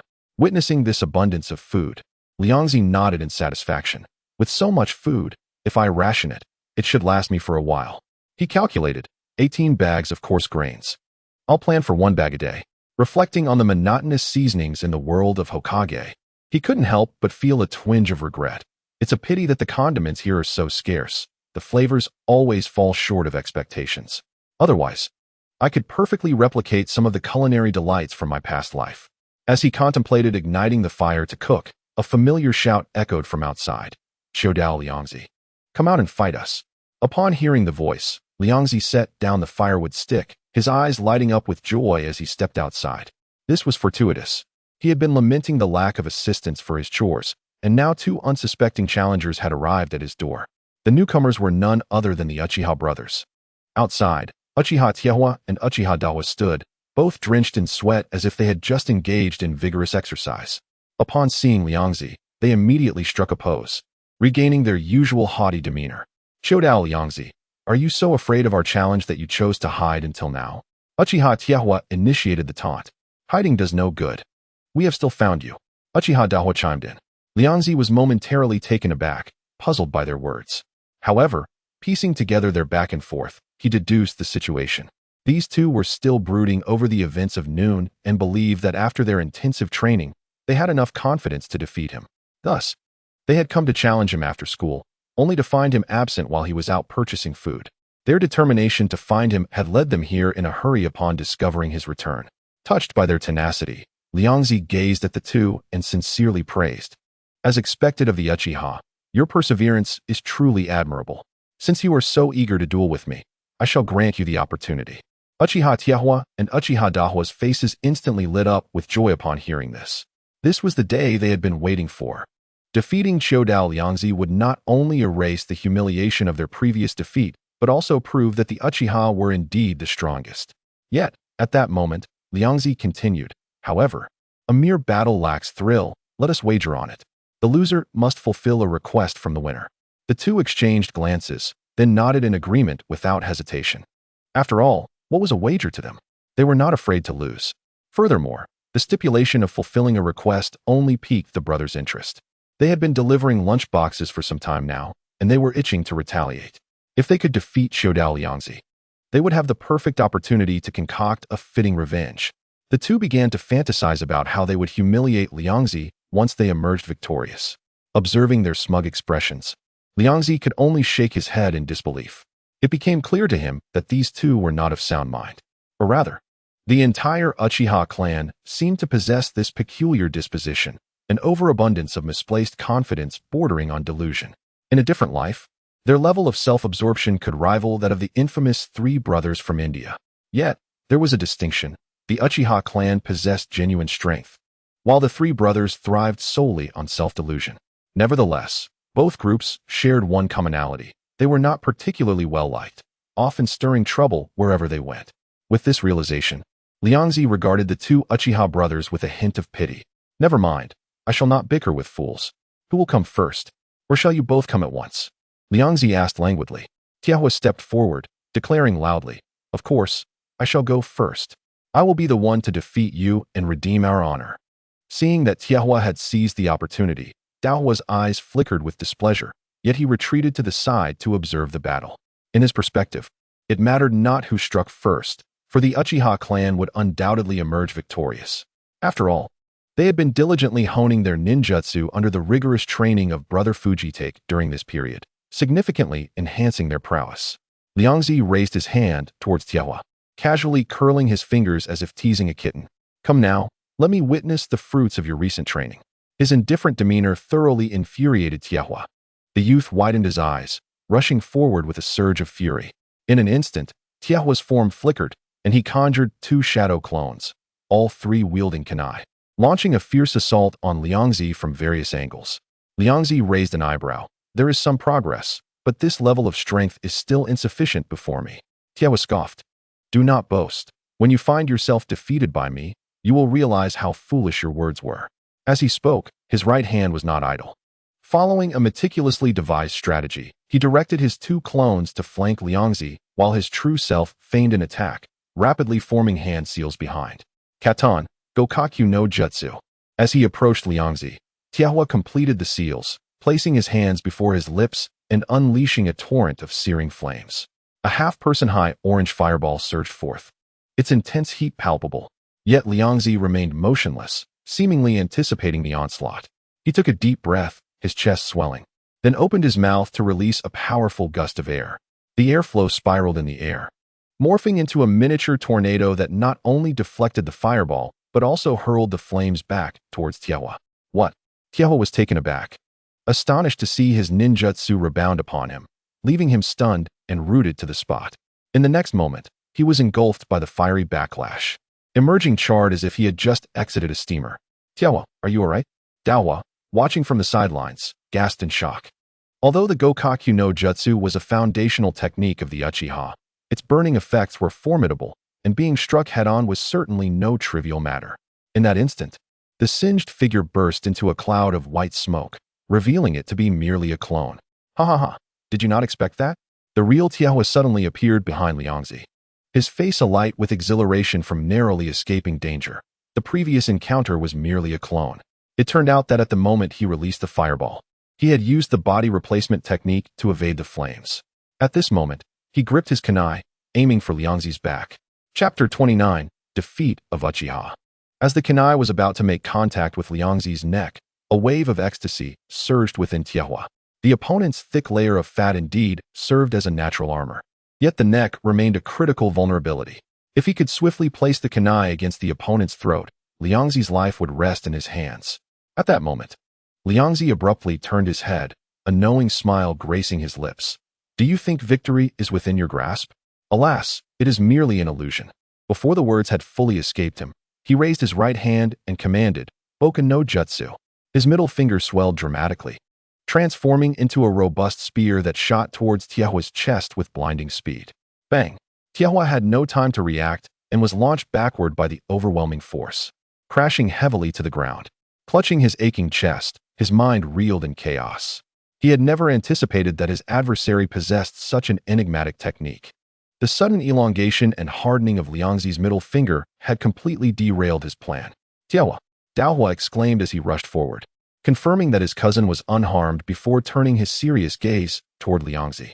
So this is the Akimichi clan's Boka's secret technique? I never imagined you had mastered it. Liangzi nonchalantly lifted his returned finger to his lips, blowing gently, exuding the swagger of a gunslinger who had just triumphed in a duel. He had no intention of explaining that this technique was imparted to him during his training at the Roots, an exception made by his clan to enhance his chances of survival. Through diligent practice, he had refined the Boken no Jutsu to an extraordinary level. This technique allowed any part of his body to enlarge and harden rapidly.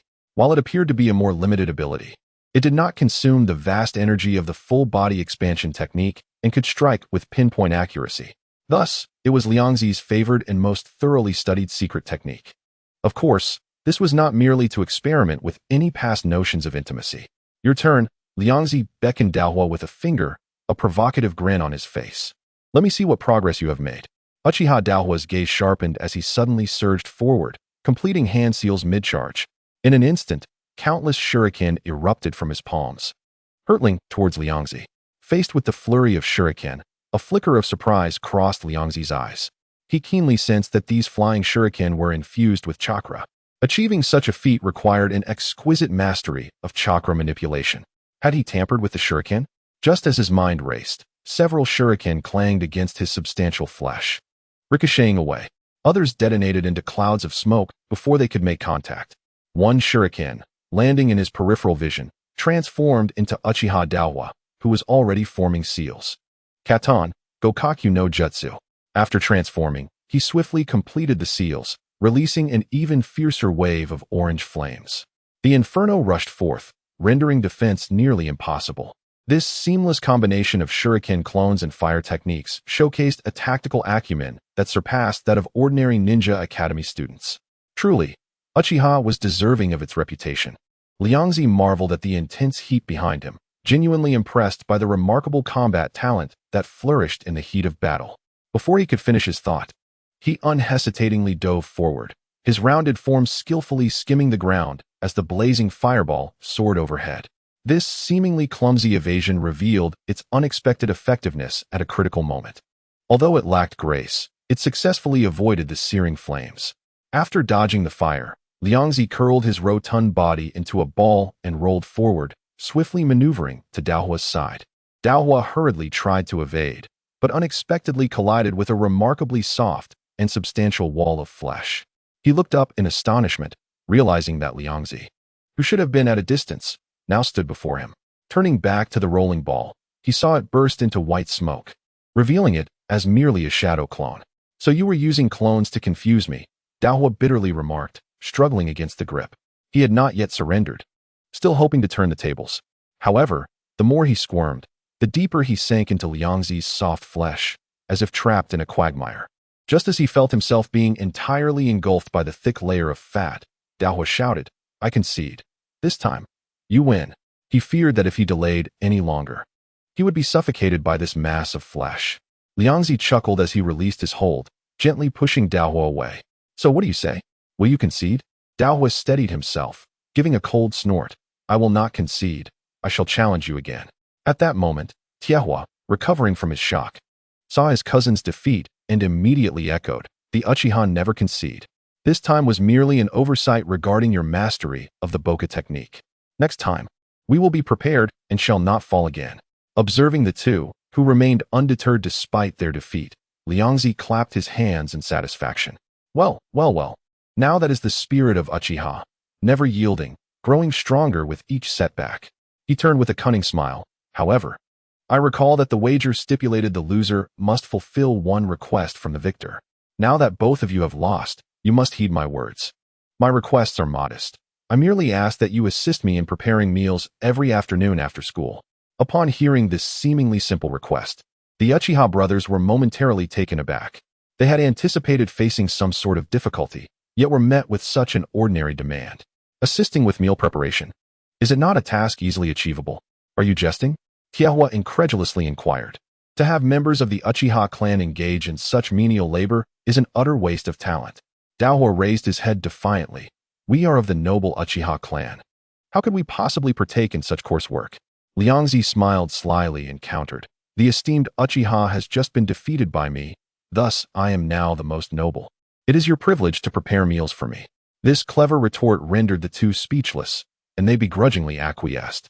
Liangzi led the two reluctant assistants back to his home, where he began to orchestrate the proceedings with remarkable composure. In this era, culinary practices were still rather primitive, relying heavily on firewood and coal. To prepare a sufficient meal for oneself was no small feat, demanding considerable time and effort. However, with the assistance of two ninja apprentices, the efficiency was markedly improved. Liangzi guided them into the kitchen, pointing towards a mound of ingredients and issuing commands.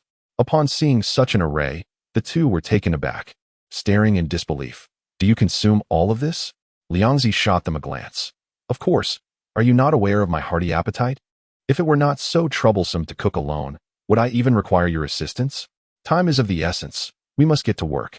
Although the Uchiha brothers were reluctant, they steeled themselves to comply. After all, the Uchiha clan prides itself on keeping its word. Yet, truth be told, they had never performed such chores at home, and found themselves momentarily dazed in front of the ingredients. Liangzi, unable to bear their hesitance, began assigning tasks one by one. Under Liangzi's guidance, Tiehua swung an axe to chop wood and start a fire, while Daohua tended to washing vegetables and rice. Liangzi observed the stove, and although the work they were doing was far from meticulous, it was adequate enough to manage. "Very well, it will have to suffice. It is better than working alone."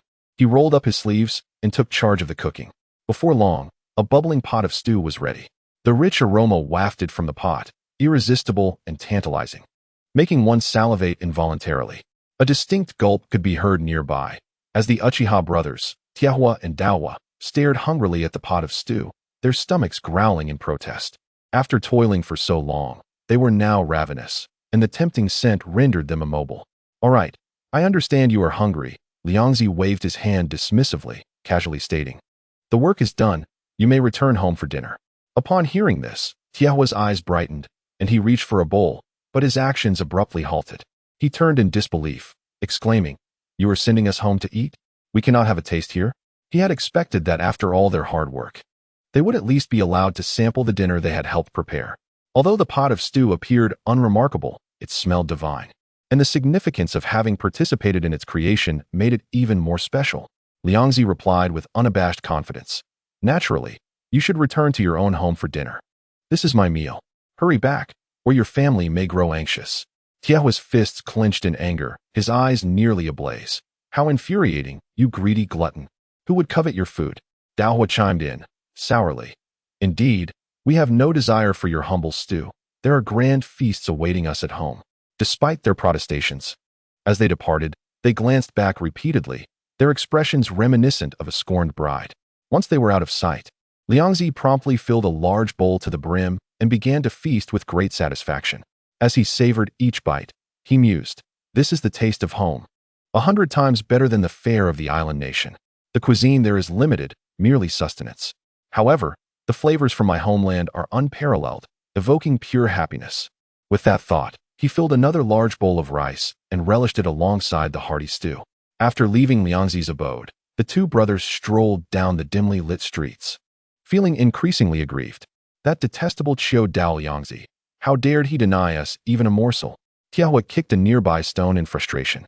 Daohua, maintaining a stern expression, concurred, "What is so special about tossing ingredients into a pot to stew?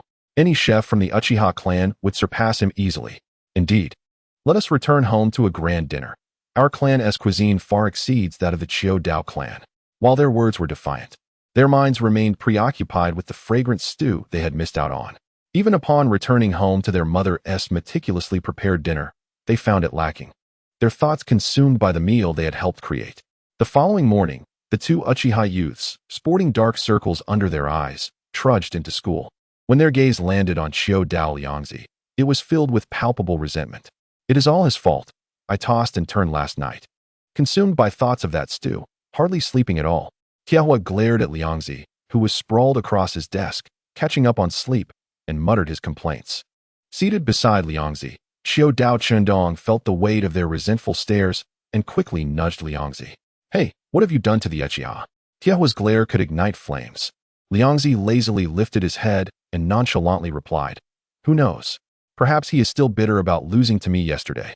At that moment, he was lost in the delightful memory of the stew that had awakened his taste buds. The food from his past life was 1,000 times superior to that of the island nation. The meals he had consumed over the years paled in comparison. Lacking flavor and satisfaction, he resolved to recreate more of the culinary delights from his previous life. But I need some fresh meat." An idea struck Liangzi. Why not hunt in the forest? It would be perfect with two ready-made assistants. The Uchiha shuriken skills would be ideal for setting traps. His gaze fell upon the brooding Tiahua, a smirk playing at the corners of his mouth. Unbeknownst to the two brothers, who were still preoccupied with the stew they had missed, the afternoon school bell rang, and students poured out of the classroom, eagerly heading home. Liangzi, however, strolled leisurely with his hands behind his back, accompanied by the two disgruntled Uchihas, but his path diverged from the usual one, not leading towards the Chiu Dao clan's residence. Tiahua, sensing something amiss, halted. "Hey, this doesn't seem like the route to your home. Where are you taking us?" Liangzi waved his hand dismissively, wearing a calm expression. "Do not worry. I am merely taking you to gather some ingredients. After all, you are Uchiha. How could I dare to lead you astray? Moreover, we are within the confines of Konoha." This reasoning immediately rekindled the brothers' inherent pride. Indeed, they were members of the esteemed Uchiha clan. What could possibly occur in the village? Yet, this was not the direction towards the commercial district. Daohua surveyed their surroundings. "Where exactly are you planning to find ingredients?" Liangzi grinned. "We shall hunt in the forest by the Nanhe River and catch fish from the stream. These are all gifts from nature, requiring no expenditure whatsoever." The two brothers came to a halt, their faces displaying reluctance. "We agreed to help you prepare meals, but we never consented to accompany you on a hunting expedition." Tiahua protested, crossing his arms defiantly. Daohua shook his head vigorously. "This is nothing short of treating us as servants. You refuse to even offer a meal, yet expect us to perform all this labor?" Liangzi had long been prepared and feigned a sigh, saying, I am assisting you in special training. Wilderness hunting and fishing are excellent methods to cultivate survival skills. Once you become official ninjas, you will be able to sustain yourselves in situations of inadequate supplies. He lowered his voice, pretending to be mysterious. Do you know why you can never defeat me? It is because I have continuously honed my skills in this manner. This statement indeed struck a chord with the two of them. Reflecting on their repeated defeats, they hesitated for a moment but eventually followed him, albeit with some skepticism. Liangzi secretly breathed a sigh of relief. As expected, as long as he used the bait of becoming stronger, these two Uchiha would inevitably take the hook. After all, for a pure-blooded Uchiha, the pursuit of power was their greatest desire. Before long, the trio arrived at the forest by the Nanhei Chuan. This area was adjacent to the Uchiha clan's territory, characterized by dense trees and abundant resources, with the occasional wild bird or beast passing through. Showcasing a scene of pristine nature, Liangzi directed the two brothers to set traps for capturing small wild animals, while he himself waded into the river to fish. Although Tiexin complained verbally, he skillfully set the traps. Meanwhile, Dahu was on guard, using kunai to sharpen wooden sticks into simple hunting tools, with clearly defined roles. Their efficiency far exceeded that of a solitary endeavor, and soon they had a bountiful catch. Ha ha, my trap caught a rabbit, Dahu exclaimed, pointing at the struggling gray rabbit in the pit, his face brimming with the joy of success. Tiexin leaned over to take a look, a flicker of envy crossing his eyes, but he soon joined in the cheering, as his snare trap had successfully captured a plump wild chicken. The sight of their trophies filled them with a sense of accomplishment. This kind of practical experience in the wild was far more enjoyable than tedious training, and the immediate results allowed them to temporarily forget the frustration of their previous defeats by Liangzi. By the river, Liangzi, listening to the distant cheers, couldn't help but chuckle. Truly, the Uchiha, masters of hidden weapons, excel in setting traps. The more they caught, the happier Liangzi became, as it all constituted his dinner. However, in the water, he was in his element. Employing a portion of the multiplication technique, he enlarged his palm and plunged it into the water, skillfully scooping up a plump river fish. With splashes flying about, he smugly raised the corner of his mouth. When it comes to fishing, I will not be outdone by you. Half an hour later, all three had made considerable gains. The forests of this era were rich in resources, and coupled with their skills as reserve ninjas, capturing prey was not a challenge. Reflecting on their plentiful haul, Liangzi mused, ninjas are indeed the strongest labor force in this world. It is a pity that they, who should have been tools to drive the development of the era, have instead been reduced to mere instruments of murder, inciting strife and war. How lamentable! With their abundant spoils, the three returned to the Chiu Dao clan's residence under the curious gazes of passers-by. Observing the freshly processed meat, Liangzi took the lead in organizing the subsequent preparations with satisfaction. Although Tiexin and Dahu continued to grumble about being treated as laborers, they adeptly began to handle the ingredients according to Liangzi's instructions. Watching the pot of steaming stew bubbling away, Liangzi took a spoon and sampled the broth. The rich aroma of meat blended with the sweetness of cabbage, prompting him to exclaim, "The flavor is rich, truly perfect." He was just about to invite the two Uchiha to leave as he had done the previous day, but upon turning around, he noticed their forced calmness and their eyes glued to the pot, stirring something in his heart. After all, they had indeed been of great help today, and he might need these two free laborers in the future. If he wanted them to work diligently for him, he should offer them some rewards. Ahem.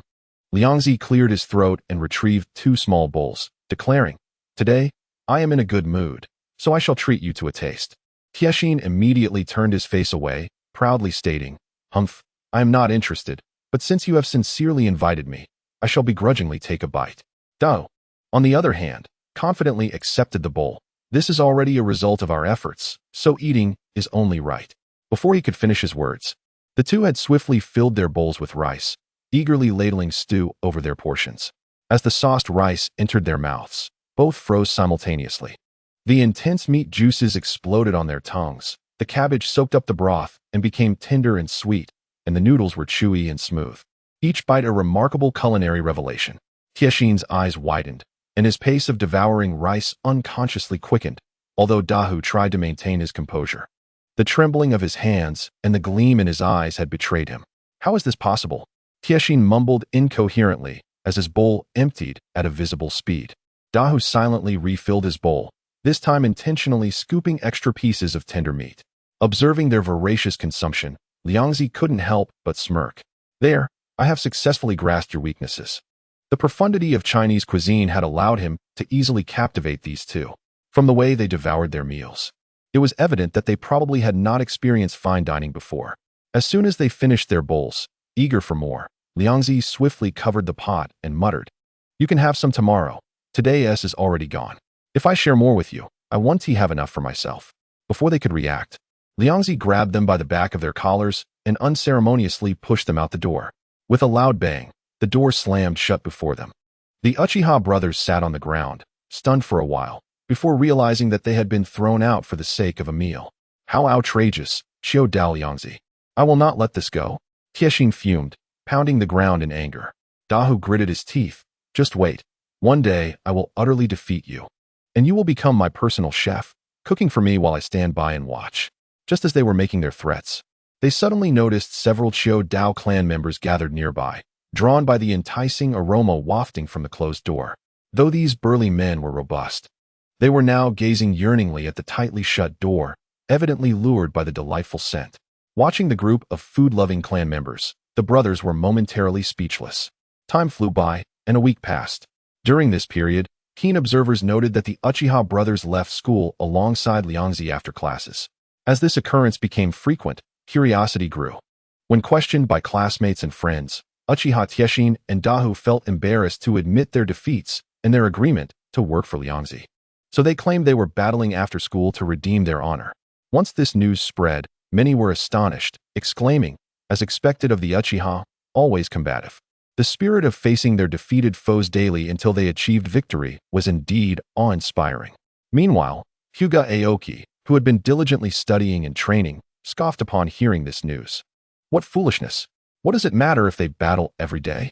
They have yet to defeat him. Otherwise, why would they continue to leave with Xiao Dao Liangzi? Having trained rigorously within his clan for a long time, he felt he had accumulated enough strength and that the time for revenge had come. He had prepared for this moment for quite some time, feeling his power had surged, and he was ready to challenge Xiao Dao Liangzi. Chapter 32, The Life-Doubting Hyuga Aoki. The previous narrative had a considerable span, so I have revised it. Everyone can take a look at the amended content of Chapter 31. Once he defeats Xiao Dao Liangzi, it will indirectly demonstrate that his strength surpasses that of the Uchiha brothers, proving that the Hyuga clan is indeed the strongest. With this thought in mind, he intercepted Xiao Dao Liangzi on the road after school. "Xiao Dao Liangzi, I challenge you." Clad in a loose-fitting white kimono, he wore a confident expression, as if victory were within his grasp. As Ryuko gazed at the suddenly obstructive Hinata Aoki, two question marks floated above her head. What was happening? Had she unknowingly provoked a clan of the Dojutsu bloodline? Why was everyone challenging her? Her mind was preoccupied with the traps set around Nanjechuan, leaving her no time to deal with such an unexpected confrontation. "Move aside. I'm busy," Ryuko said impatiently, waving her hand, attempting to bypass him. However, Hinata Aoki remained steadfast, his white kimono billowing gently in the breeze, accentuating his proud demeanor. "If you do not accept my challenge today, I shall follow you relentlessly." If the Uchiha could accomplish such feats, so too could the Hinata. The Uchiha brothers, standing behind Ryuko, exchanged glances filled with anticipation. "Look at his demeanor. It's just like ours back in the day," said Tetsuhebe to Inahibe in a low voice. "He probably has no idea of the hidden talents that Akimichi Ryoko possesses." Inahibe's mouth curled into a smirk of schadenfreude. Once he realizes the might of Akimichi Ryoko and is defeated, his expression will be quite the spectacle. Hinata Aoki overheard their whispers and scoffed. A defeated underling of the Uchiha dares to speak so lightly here? With that, he fixed his gaze on Ryuko, adopting a stance for the gentle fist, proudly declaring, "I am not like those two wastrels. Today you shall witness the true strength of the Hinata clan." This proclamation immediately ignited the animosity of the Uchiha brothers, for in their eyes, the Uchiha were unrivaled and should not be insulted.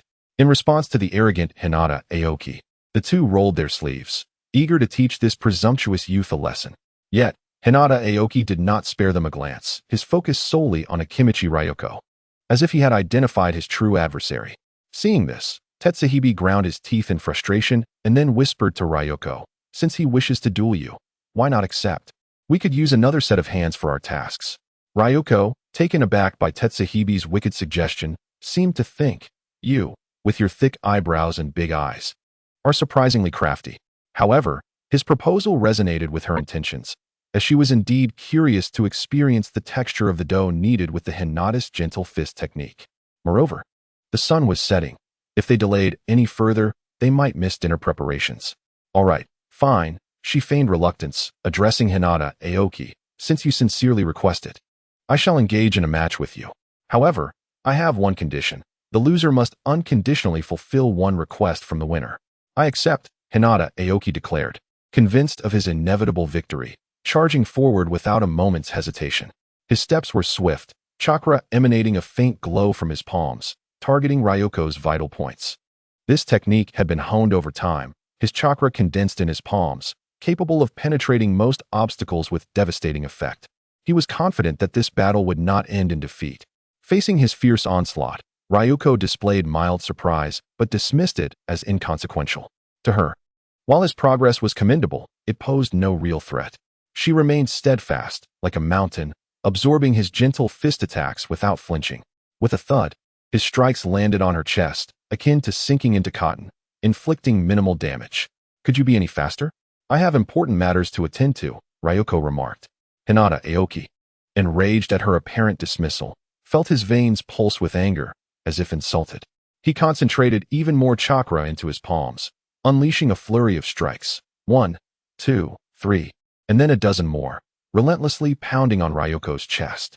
After completing his barrage, he leapt back, confident as he awaited to witness her pained expression. After all, the continuous and forceful attacks should have surely overwhelmed her, even with her considerable fat reserves. However, upon seeing her calm demeanor, his smile faltered. Why you? How are you unscathed? To him, even if he had failed to injure her, the chakra infused in his strikes should have disrupted her internal pathways, causing her pain. Yet, her peculiar expression suggested anything but suffering. Instead, she appeared to be reveling in the experience. In truth, Ryoko felt invigorated. Each of Hinata Aoki's strikes not only failed to harm her, but instead allowed pure chakra energy to seep through the points he struck, which she then digested, transforming it into a warm flow spreading throughout her limbs. The sensation was exhilarating, akin to consuming several bowls of rice at once. Ryoko was both astonished and delighted, realizing her physique was remarkably unique, capable of absorbing chakra.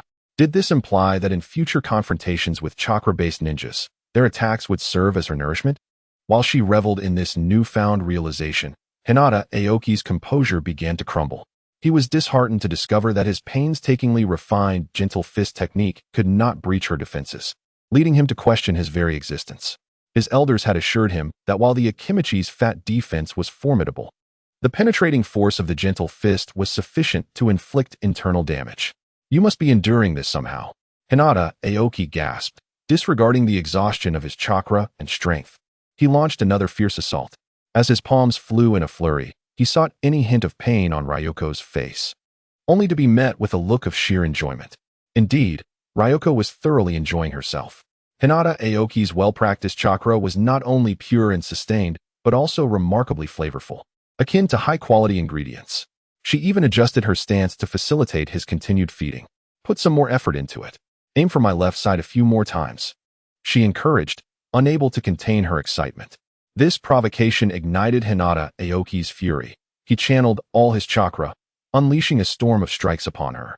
Yet, Ryoko merely sighed contentedly, basking in the overflowing energy within her. Once she felt fully replenished, she gently pushed aside the exhausted Hinata Aoki. Young man, you still have much to practice. Hearing Ryoko's remark about needing to continue training, Hinata Aoki finally succumbed, collapsing to the ground.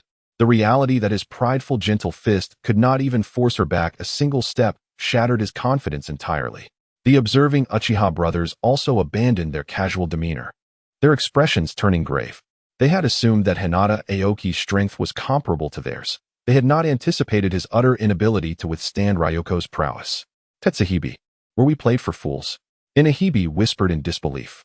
Tetsuhibi, equally astonished, murmured, I think so. This guy can endure dozens of gentle fist strikes. He is nothing short of a monster. I suspect he was never truly serious with us.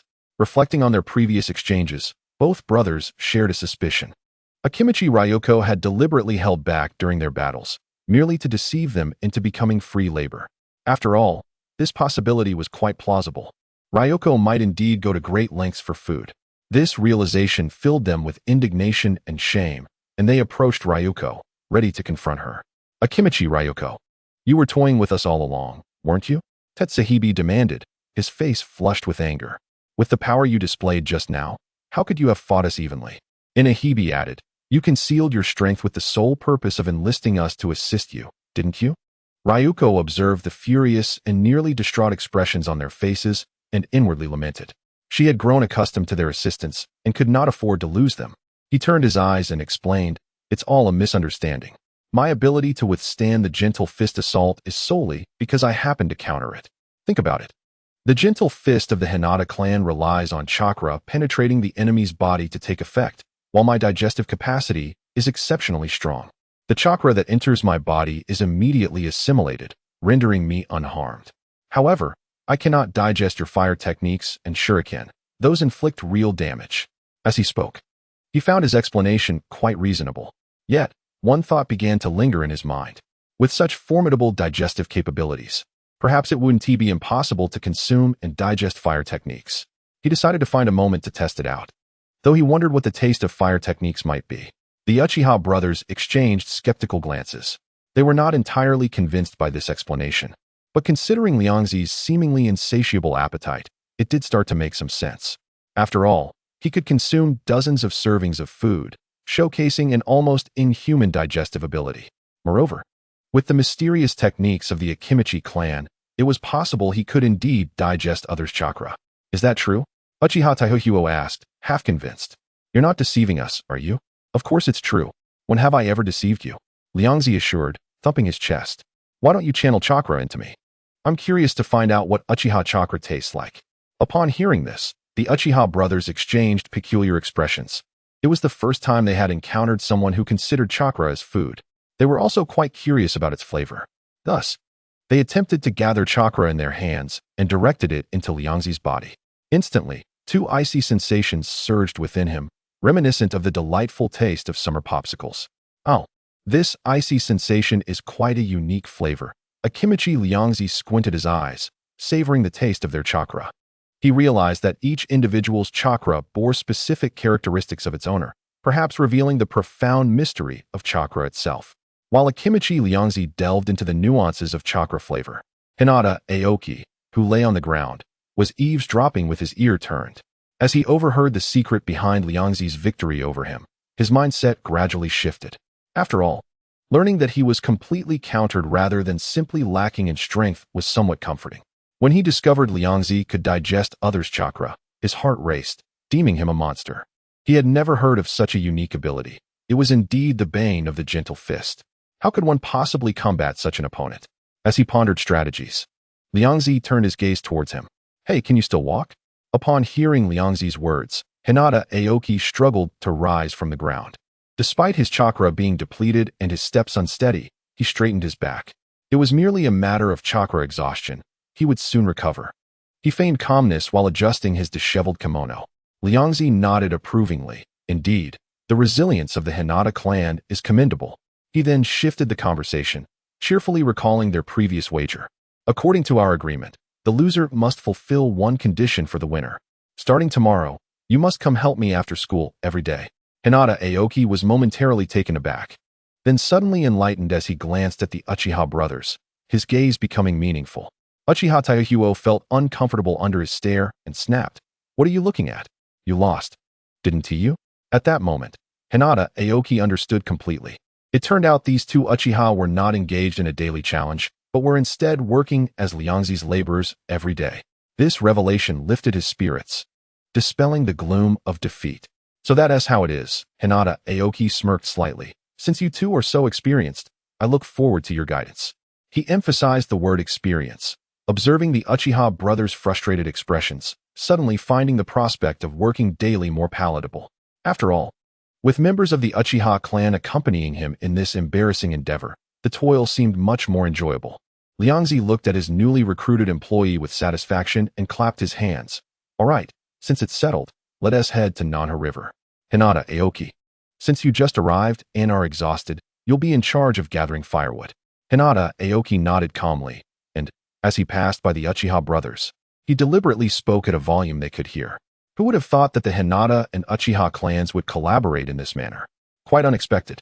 Taihuo glared at him in anger, while Anawo turned his face away, pretending not to hear. The three followed Liangzi towards Nanha River, soon arriving near their destination. Observing the Uchiha brothers expertly checking traps while Akimichi Liangzi fished, Hinata Aoki finally believed that everything was indeed true. The so-called requirement was genuinely to assist Akimichi Liangzi with chores. However, he could no longer mock the Uchiha brothers, as he too had fallen to their hands. Watching the two brothers work diligently, his mindset stabilized, and he began to bend down to collect firewood. Chapter 34. The Curious Akimichi Chindong with Hinata Aoki's addition. The efficiency of their resource collection noticeably improved. Before long, they returned to the Akimichi clan's residence with fresh game and ample firewood. Uchiha Taihuo glanced at the somewhat fatigued Hinata Aoki and feigned concern. You should head back.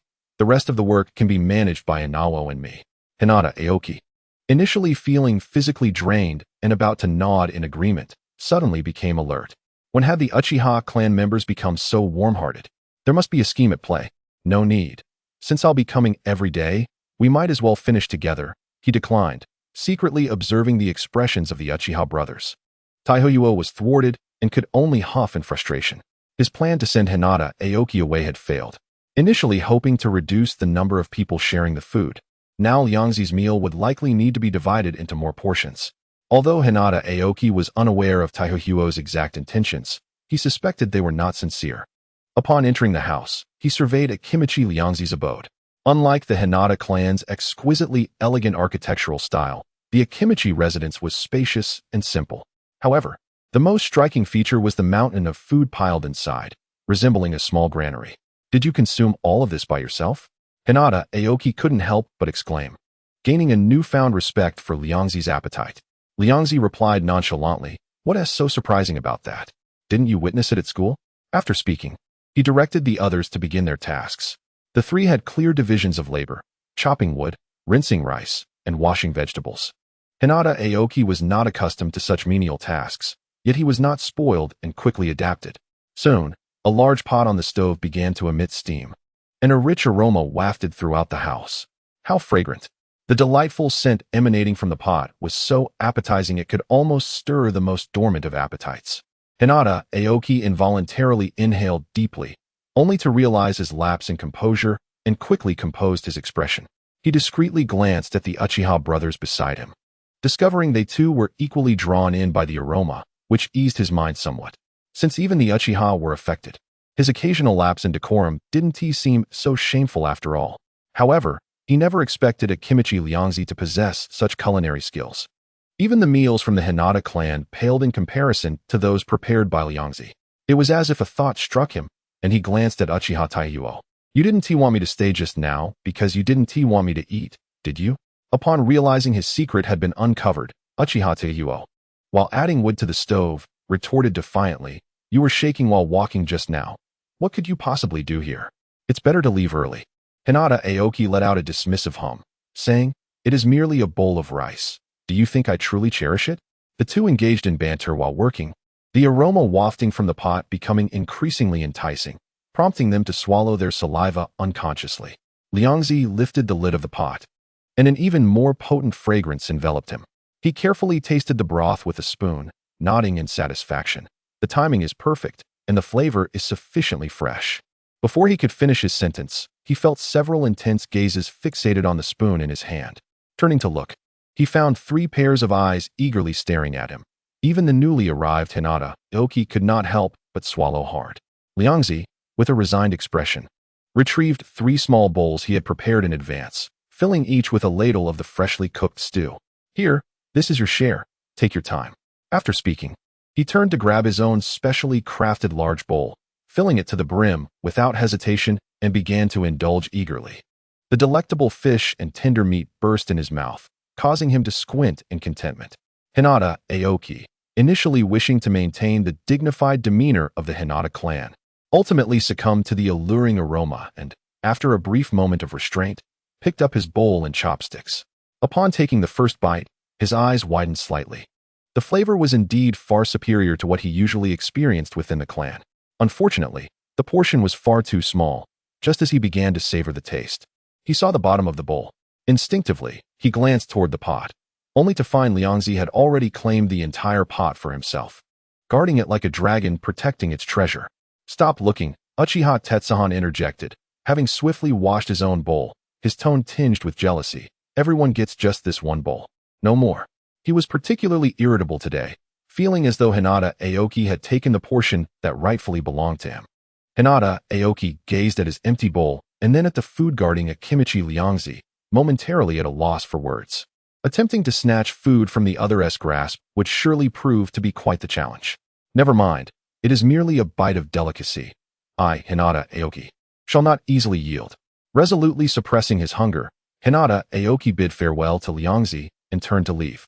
Just as he had not ventured far, he caught sight of a rotund figure stealthily peering in his direction. Focusing his gaze, he recognized it was his classmate, Akimichi Chindong. "Akimichi Chindong, what are you following me for?" Aoki furrowed his brow slightly. Caught, Akimichi Chindong sheepishly emerged from behind a tree, rubbing his chubby hands together and gazing at Aoki with longing. "Hey, Aoki, you just came from Liangzi's place, right? What delicious food were they making in there?" The aroma wafts through the entire street. As he spoke, he could not help but swallow, looking utterly ravenous. Hinata Aoki sighed, regarding this classmate. "Of course, they were cooking. But do not get your hopes up. Liangzi will certainly not share with you, as I only received a small bowl myself." Upon hearing this, Akimichi Chindong's eyes brightened, eagerly pressing for details. "How did you manage to get Liangzi to share with you? Can you teach me?" He could hardly believe that anyone could procure food from Liangzi, the renowned glutton. Typically, it was Liangzi who would mooch meals from others. No one ever seemed to benefit at his home. The mere fact that Hinata Aoki had dined at Liangzi's house, even if it was only a small bowl, was enough to astonish Akimichi Chindong. He suspected that Aoki must have employed some trick, perhaps a genjutsu, to manipulate Liangzi. Otherwise, how could Akimichi Liangzi possibly share food with anyone? As a member of the Akimichi clan, he understood all too well the implications of sharing food with another. That was a sign of friendship and acceptance. Yet, Hinata Aoki appeared to be rather unfamiliar with Akimichi Liangzi at school, even less so than the Uchiha brothers. After contemplating this, he felt certain something was amiss. Hinata Aoki was momentarily taken aback by the question, then recalled that he had earned this privilege through a failed challenge, his expression growing somewhat complicated. He cleared his throat and vaguely replied, "You would need to challenge him first." "Challenge him?" Akimichi Chindong blinked in confusion, and before he could inquire further, Hinata Aoki had already hastened away, leaving him standing there, pondering the meaning of those words. Chapter 35. Inspiration. Akimichi Chindong stood in place, mulling over the implications. Did he need to defeat Liangzi to gain his approval and share in his food? No, he quickly dismissed that notion. Liangzi was recognized as a once-in-a-century genius within their clan. Had Hinata Aoki truly managed to win against him after previously losing in the assessment? Moreover, the Uchiha duo followed Liangzi daily. If Aoki had succeeded in a challenge, it would surely have been widely proclaimed. After much contemplation, with no conclusive results, he finally resolved to head to Liangzi's home. The enticing aroma tugged at his senses like a lure, compelling him to explore. As a member of the Akimichi clan, culinary delights were a lifelong pursuit, and his desire for food outweighed all other concerns. Upon entering, he saw the Uchiha brothers deftly cleaning up the dishes, their movements so practiced it was as if they had done it countless times before. Meanwhile, the home's owner, Liangzi, lounged comfortably in a chair, contentedly stroking his round belly. Before him, a specially crafted large bowl gleamed, appearing as if it had been licked clean. "Chindong, what brings you here?" Liangzi inquired curiously upon noticing him. Akimichi Chindong inhaled deeply, savoring the lingering aroma in the air, disregarding the astonished Uchiha brothers beside him. Hearing Liangzi's question, he felt a momentary panic. But then an idea struck him, and he replied, "I just ran into Aoki. He mentioned you invited him to dine, so I thought I would stop by." He deliberately spoke ambiguously, hoping to gauge Liangzi's reaction, for Aoki's words had seemed peculiar, and he was reluctant to trust them. Moreover, challenging Liangzi would yield a victory rate of less than 1%. "Oh, he helped me with some chores today, so I shared a bowl with him. Liangzi indicated toward the empty bowl, a look suggesting that Shindong had arrived too late. Shindong's eyes lit up. He had indeed guessed correctly. Hinata Aoki had not spoken the truth. This was not a reward for a challenge, but rather a result of hard work. That deceitful Hinata Aoki. How dare he trick me? After silently cursing him, Shindong quickly adopted a sincere smile, patting his chest and saying, Liangzi, we are family. Next time you need help, just call on me. No need to trouble outsiders. Just a small bowl, like them, is all I ask. Liangzi regarded the chubby young clan member, a slight smile gracing his lips. Your enthusiasm is commendable. Next time you help, I shall count you in. With someone eager to assist, he would certainly not turn them away. Shindong was overjoyed, nodding vigorously. Nearby, Uchiha Tetsuhan could not help but roll his eyes, muttering under his breath. Another one looking to mooch. Uchiha Inahiko remarked, Liangzi is truly ruthless. He doesn't even spare his own clanmates. Meanwhile, Liangzi was already contemplating the situation. Shindong, being stout and strong, would be perfectly suited to help carry his game. After the others left, Liangzi lazily reclined on the tatami mat, carefully sensing the changes within his body. After absorbing the chakra from both the Uchiha and Hinata clans, he faintly sensed a subtle transformation occurring within him. Yet, no matter how he felt or searched, he could not pinpoint what was amiss. After much thought, he concluded that he needed to gather more chakra samples. Once the changes became sufficiently apparent, he would surely be able to discern the details. This prospect filled him with anticipation. If he could acquire the abilities of a Kekkei Jinkai through the absorption of chakra, it would be an immense gain. However, this notion was quickly dismissed. Kekkei Jinkai ultimately depended on bloodline inheritance, and the Akimichi clan's unique physique and ocular abilities were worlds apart. To truly acquire the Sharingan or be a Kugen, one would likely need to seek out Orochimaru for a transplant. Lost in such thoughts, he gradually drifted into slumber. While he slept, a peculiar transformation began to unfold within his chakra. The following day, at the Ninja Academy, during the weapon-throwing class, the teacher gazed in astonishment at the target and exclaimed, 10 rings with the shuriken, full marks. Classmate Liangzi's shuriken throwing technique had progressed at an astonishing rate, prompting everyone to learn from him. However, the praised Liangzi found himself in a daze, staring blankly at the shuriken in his hand. In that moment, he had inexplicably experienced an unprecedented sense of precision. A casual flick had struck the bullseye. Under normal circumstances, he would be content with a score of 5 or 6 rings. After all, the finesse required for throwing shuriken was a considerable challenge for someone with an average learning ability like him. Could it be that absorbing Uchiha chakra temporarily granted him their talent for shuriken throwing? Contemplating this, he attempted again, only to find that the mystical sensation had vanished, as if that precise strike had merely been a fluke. This intermittent state of skill further convinced him that the chakra he had consumed was subtly influencing his abilities. Although the effects remained unstable, they had already revealed astonishing potential. To test his hypothesis, he voluntarily signed up for the taijutsu match in class. As for his chosen opponent, it happened to be the future Yellow Flash, Bluffing Shuemin. Upon seeing Liangzi, Bluffing Shuemin's eyes sparkled with surprise. He had longed to spar earnestly with Liangzi, especially since their previous encounter had ended with Liangzi's concession, leaving him somewhat frustrated. Now, standing side by side, the opportunity was serendipitous. Classmate Liangzi, this time I shall defeat you fair and square, he declared. No sooner had the words left his mouth than Schumann's figure zipped across the training field like a gust of wind, his speed eliciting gasps from the onlookers. His taijutsu style was crisp and decisive, each move aimed precisely at Liangzi's vital points. Faced with this onslaught, Liangzi abandoned his previous immobile stance and instead attempted to synchronize with his opponent's rhythm.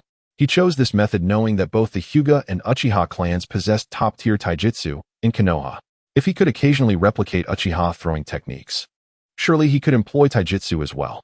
With this conviction, Liangzi endeavored to keep pace with Bluffing Schumann's combat tempo, attempting both defense and counterattacks.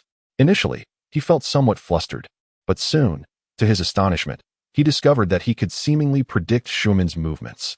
It was an enigmatic sensation, as if he had previously invested blood, sweat, and tears into mastering taijutsu.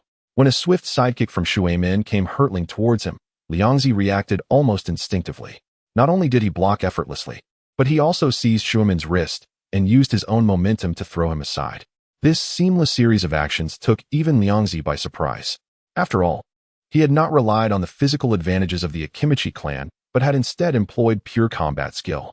As Shuemin adeptly landed after a graceful flip, his eyes sparkled with excitement. Now this is getting interesting.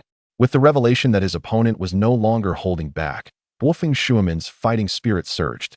The two engaged once more in a fierce exchange. Amidst Shuemin's relentless assaults, Liangzi could genuinely sense the changes occurring within him. As the battle escalated, his body gradually acclimated to Shuemin's attacking rhythm. Those previously elusive and intricate taijutsu techniques that had once seemed beyond his grasp, he now found himself capable of managing. Moreover, the flashes of combat experience that occasionally flickered through his mind allowed him to occasionally exceed his previous limits. From these techniques, Liangzi could distinctly perceive the influences of the Uchiha and Hyuga clans taijutsu. The Hyuga's gentle fist techniques and the Uchiha's close combat grappling were evident. It seemed that by consuming another's chakra, he could indeed temporarily acquire their combat experience. While blocking, Liangzi mused to himself. Although this state felt like a fleeting spark of inspiration and was not entirely stable, it was enough to fill him with joy. For after utilizing these techniques, he retained some semblance of memory within his body and mind. This indicated that as long as he consumed sufficient chakra, he could amalgamate the training experiences of others. Furthermore, this combat experience was not limited to taijutsu, but extended to ninjutsu and other disciplines. Meanwhile, in the midst of the battle, Shuemin also perceived the transformation in Liangzi. He keenly noted the subtle traces of Uchiha and Hyuga styles within Liangzi's taijutsu, yet they deviated from the orthodox gentle fist and Uchiha techniques. The combination of Liangzi's substantial physique and the occasional exquisite techniques forced Shuemin into a challenging fight. Fortunately, Liangzi's extraordinary level seemed to wane intermittently, allowing Shuemin brief moments to regain his footing. Classmate Liangzi, is this your true hidden strength? Wolfeng Shuemin pondered, sweat trickling down his brow. He had been taken aback by Liangzi's numerous surprises. Beneath that seemingly cumbersome physique lay incredible explosive power. Attacks that appeared flawed would invariably find their mark, blocking his offensive maneuvers with uncanny precision. Even more astonishing was Liangzi's agility, which belied his size, combined with a combat rhythm that appeared casual yet was intricately crafted, leaving Shuemin in a dire struggle. With an indomitable physique, exquisite battle intuition, and formidable physical attributes, Liangzi could be likened to a flawless hexagonal warrior. If Shuemin had any advantage remaining, it was his pride in his speed. However, within the confines of the less than 20 square meter arena, his speed proved ineffective. Every maneuver was immediately countered by Liangzi's anticipatory strikes. With another clash, Shuemin felt a jolt of numbness in his arm, realizing the gravity of the situation. The continuous high-intensity exchanges rapidly drained his stamina. In a moment of carelessness, his footing faltered, causing him to stumble backward uncontrollably. As he struggled to regain his balance, his heel inadvertently crossed the boundary of the arena. I concede. Seeing himself step out of bounds, Wolfeng Shuemin displayed no hint of discouragement. Instead, a warm smile radiated from him. Though this battle was brief, it illuminated the gap between him and Akimichi Liangzi. Moreover, it rectified the regret of not having faced Liangzi directly during the previous assessment, filling him with genuine joy. As for jealousy, that was never a sentiment within his lexicon. He firmly believed that through relentless training and perseverance, he would one day surpass the opponent before him. Liangzi, observing the conceding Wolfeng Shuemin, felt an exhilaration he could scarcely contain. He had bested the future Yellow Flash, the man who would crush the talents of various ninja clans as an ordinary citizen and ultimately become the Fourth Hokage. Although Wolfeng Shuemin was still in his developmental stage, this victory sufficiently attested to his terrifying potential. Moreover, during their earlier clash, he still had reserves of strength left. This indicated that his future achievements would be formidable, perhaps even reaching the level of a Kage or, with effort, possibly ascending to the realm of the Sage of Six Paths. Contemplating this, Liangzi felt a wave of relief wash over him. While the rank of Kage might seem unremarkable in the ninja world, it represented a force capable of shaping the course of events. On the sidelines, watching the match, Hyuga Aoki and Uchiha Tiehu both wore expressions of perplexity.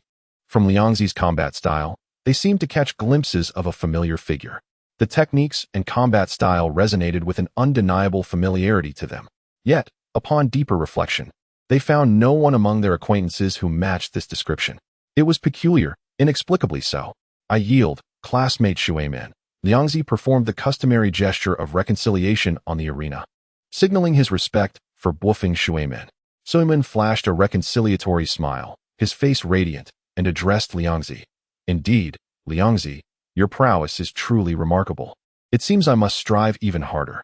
However, he swiftly shifted his tone, a glimmer of curiosity flickering in his eyes. The taijutsu you exhibited earlier appeared to possess a unique essence. Upon hearing this, the onlookers, Hinata Aoki and Uchiha Tiehua, pricked up their ears. They had sensed something unusual long before, and now, with Mizuke's revelation, they were eager to uncover the truth. Liangzi was momentarily taken aback. He had not anticipated that Bo-Fong Mizuke's intuition would be so astute, allowing him to perceive the alterations in his combat style.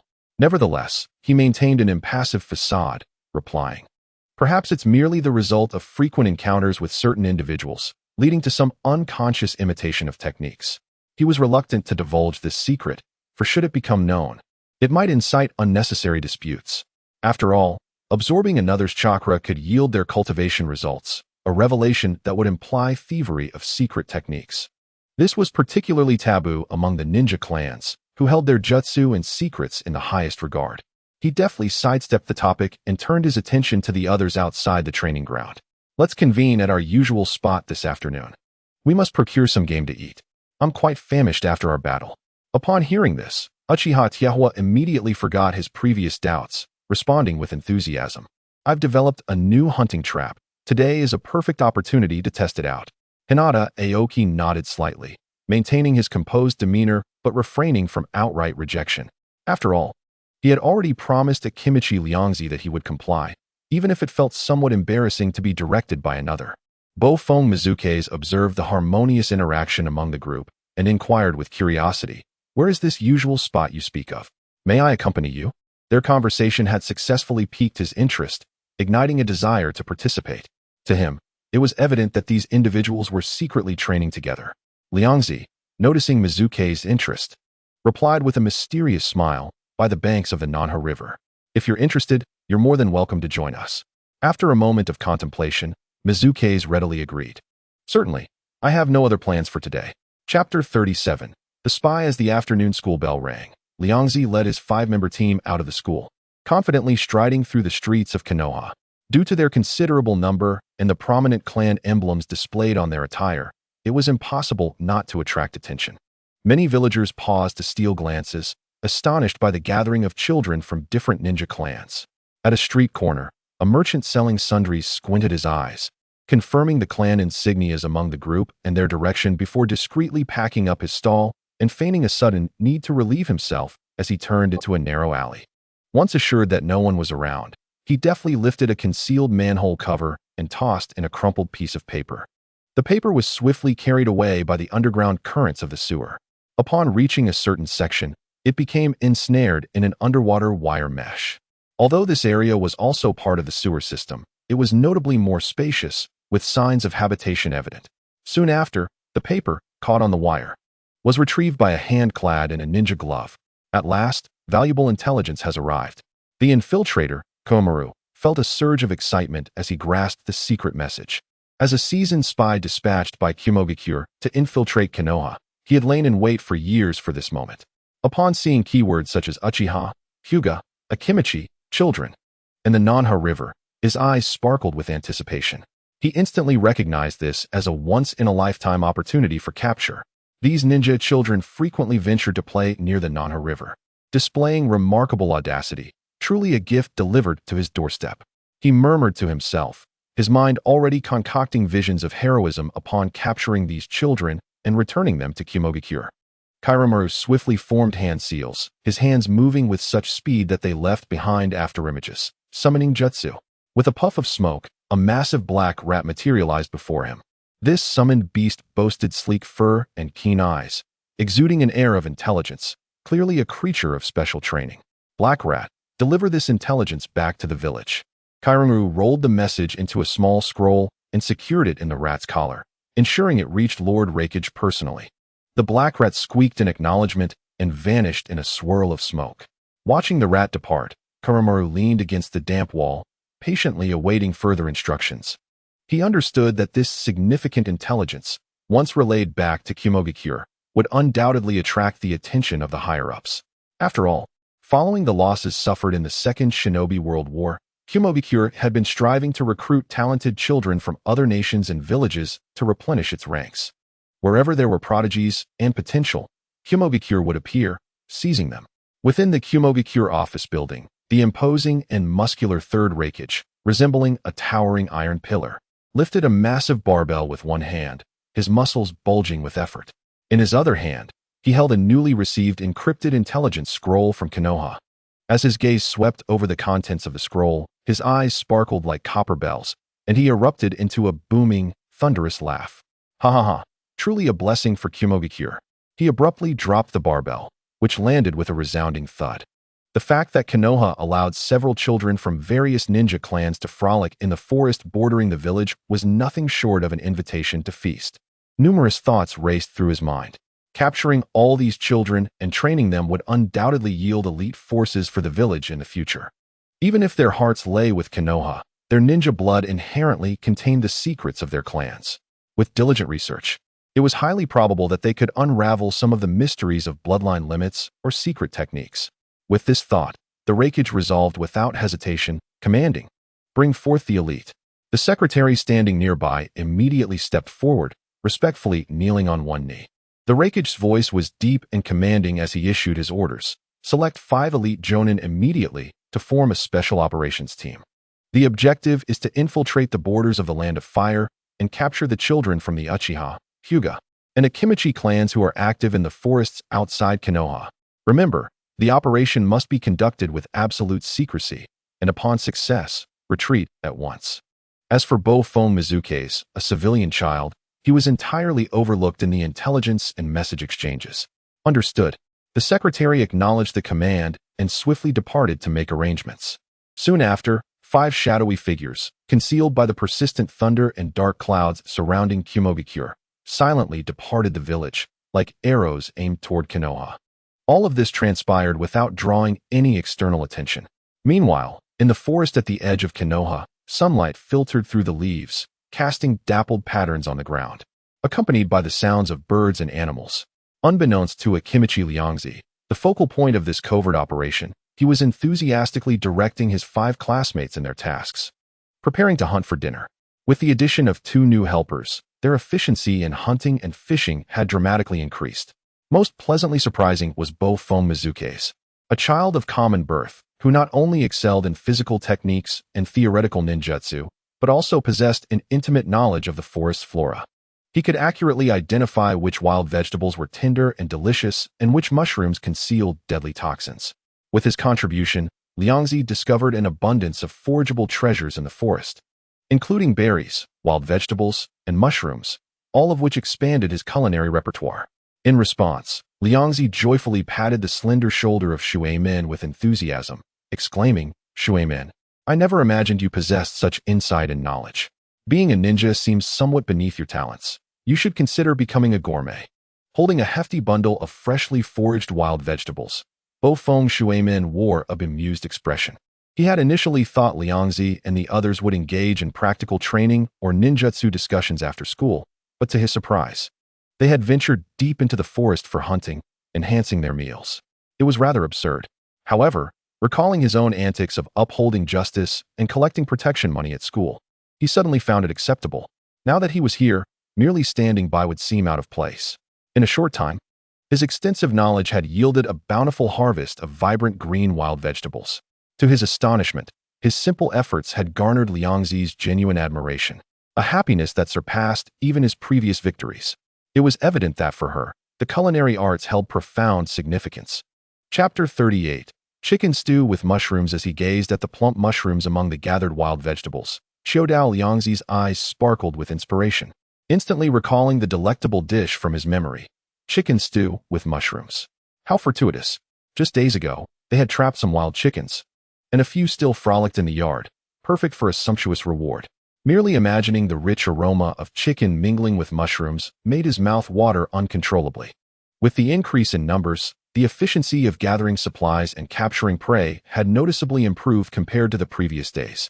After tallying today's spoils, Liangzi waved his hand eagerly, leading the group back to his home in a grand procession. Among them, Chodao Chendong, who had volunteered to join, dutifully took on most of the heavy labor without complaint. The others felt somewhat reluctant, carrying fish and baskets, viewing it as beneath their dignity. Only Chodao Chendong seemed unfazed, striding forth with a large basket brimming with wild vegetables and mushrooms on his back, while adeptly holding several strings of plump fish tied with grass. He walked with vigor, resembling a triumphant hunter returning from the chase. As he walked, he gazed at the numerous ingredients hanging from him, contemplating the soon-to-be savored feast, saliva nearly pooling on his collar. Secretly, he admired Liangzi's ingenuity in orchestrating such a trap-laying, hunting, and fishing expedition, not to mention gathering such fresh wild vegetables. This was truly a venture with no risk and abundant rewards. The ingredients were wild, fresh, and delicious. Why had he never thought of this before? Thus, the group arrived at Liangzi's home, where he immediately transformed into a master coordinator, efficiently delegating tasks. Soon, the fire in the stove crackled to life. He tossed chunks of wild chicken and freshly cleaned mushrooms into a large iron pot, added water, covered it, and set it to simmer. Before long, an indescribably rich aroma wafted from the pot's edge, a delightful blend of the wild mushroom's earthy fragrance intertwined with the deep, savory scent of the chicken. The aroma boldly invaded everyone's nostrils. Gulp. It was unclear who swallowed first, but soon, a chorus of swallowing sounds echoed in the kitchen. Whether old or new, everyone was entranced by the exquisite flavor of the chicken stew with mushrooms. Chodao Chendong inhaled deeply, eyes fixed on the bubbling pot, murmuring, "Wow, how fragrant. I never imagined that mushrooms and wild chicken could create such a delightful aroma. Liangzi, you are truly remarkable." He strained to find the right words to praise Liangzi. Even the usually composed Bo Feng Shuimin could not suppress his surprise, having never encountered such an enticing fragrance before. His gaze towards Liangzi brimmed with disbelief. He had underestimated Liangzi not only as an eater, but as a culinary artist of remarkable skill. Observing his companions, each captivated by the enchanting aroma, Liangzi subtly lifted his chin, feeling immensely proud. So, this is what it takes to impress them? He had more tricks up his sleeve, such as his favorite dish, stewed buns. Had he found suitable ingredients, he would have prepared that as well to truly astonish them. However, his momentary pride was swiftly eclipsed by the bubbling pot of delicacies before him. All his focus was ensnared by the increasingly intense and alluring fragrance. The aroma of the wild ingredients was simply irresistible. To ensure none of the meticulously prepared chicken stew with mushrooms went to waste, Liangzi had prepared 2 large tubs of rice, determined to indulge himself fully. After a lengthy wait, the stew reached its peak of perfection. The rich fragrance seemed to take on a tangible form, filling the entire room and stirring everyone's appetites. Liangzi picked up a rice bowl and began to serve the others. He skillfully ladled succulent pieces of chicken coated in sauce, a few mushrooms soaked in broth, and topped it all off with a generous spoonful of golden, rich broth. The remaining contents, which constituted nearly 9/10 of the pot, he claimed for himself without hesitation. The Uchiha brothers and Hinata Aoki were well accustomed to this, and merely rolled their eyes resignedly before starting their meal. They could not deny that, despite the smaller portion, the tender chicken, fragrant mushrooms, and rice infused with essence were so delicious that satisfied smiles appeared on their faces. Bo Feng Shuimin gazed at his small bowl, momentarily taken aback, but then realized this was the customary arrangement here and smiled as he picked up his chopsticks. After just one bite, surprise flickered in his eyes, and satisfaction radiated from his face as he savored the dish with great seriousness. Only Chodao Chendong, belonging to the same clan, could not contain his frustration upon seeing the meager portion in his bowl, hardly enough to fill the gaps between his teeth. He shamelessly sidled up to Liangzi, wearing a friendly smile, and suggested, "Liangzi, considering we are both from the Chodao family, you know my appetite, right? Isn't it a bit unfair to serve me just this little? Just one more bowl, please." Liangzi shot him an indignant glare and firmly refused. "No way. This is the standard portion for everyone, fair and square. Oh, come on. Show some consideration for a fellow clansman," Chendong pleaded stubbornly. "Get lost." Liangzi's response was concise and decisive. Realizing his pleas were in vain, Chodao Chendong begrudgingly began eating his share, but his eyes remained glued to the pot. clearly still plotting to seize some of the remaining delicacies. Liangzi's theft radar was already fully activated, keenly detecting his intentions. With an overwhelming sense of urgency, he seized his specially designed bowl, comparable to a small basin, and scooped the remaining chicken, mushrooms, and broth from the pot all at once. He poured the rich and fragrant broth over the pristine white rice, instantly awakening an intoxicating meaty aroma. A bite of the broth-soaked mushroom paired with a piece of tender, flavorful wild chicken delivered an unparalleled sense of satisfaction. While the portion might not suffice for the Chodao clan, the taste was undeniably a top-tier delight. The more he ate, the faster he consumed. While others were still savoring their small bowls, he had already devoured more than half of the pot.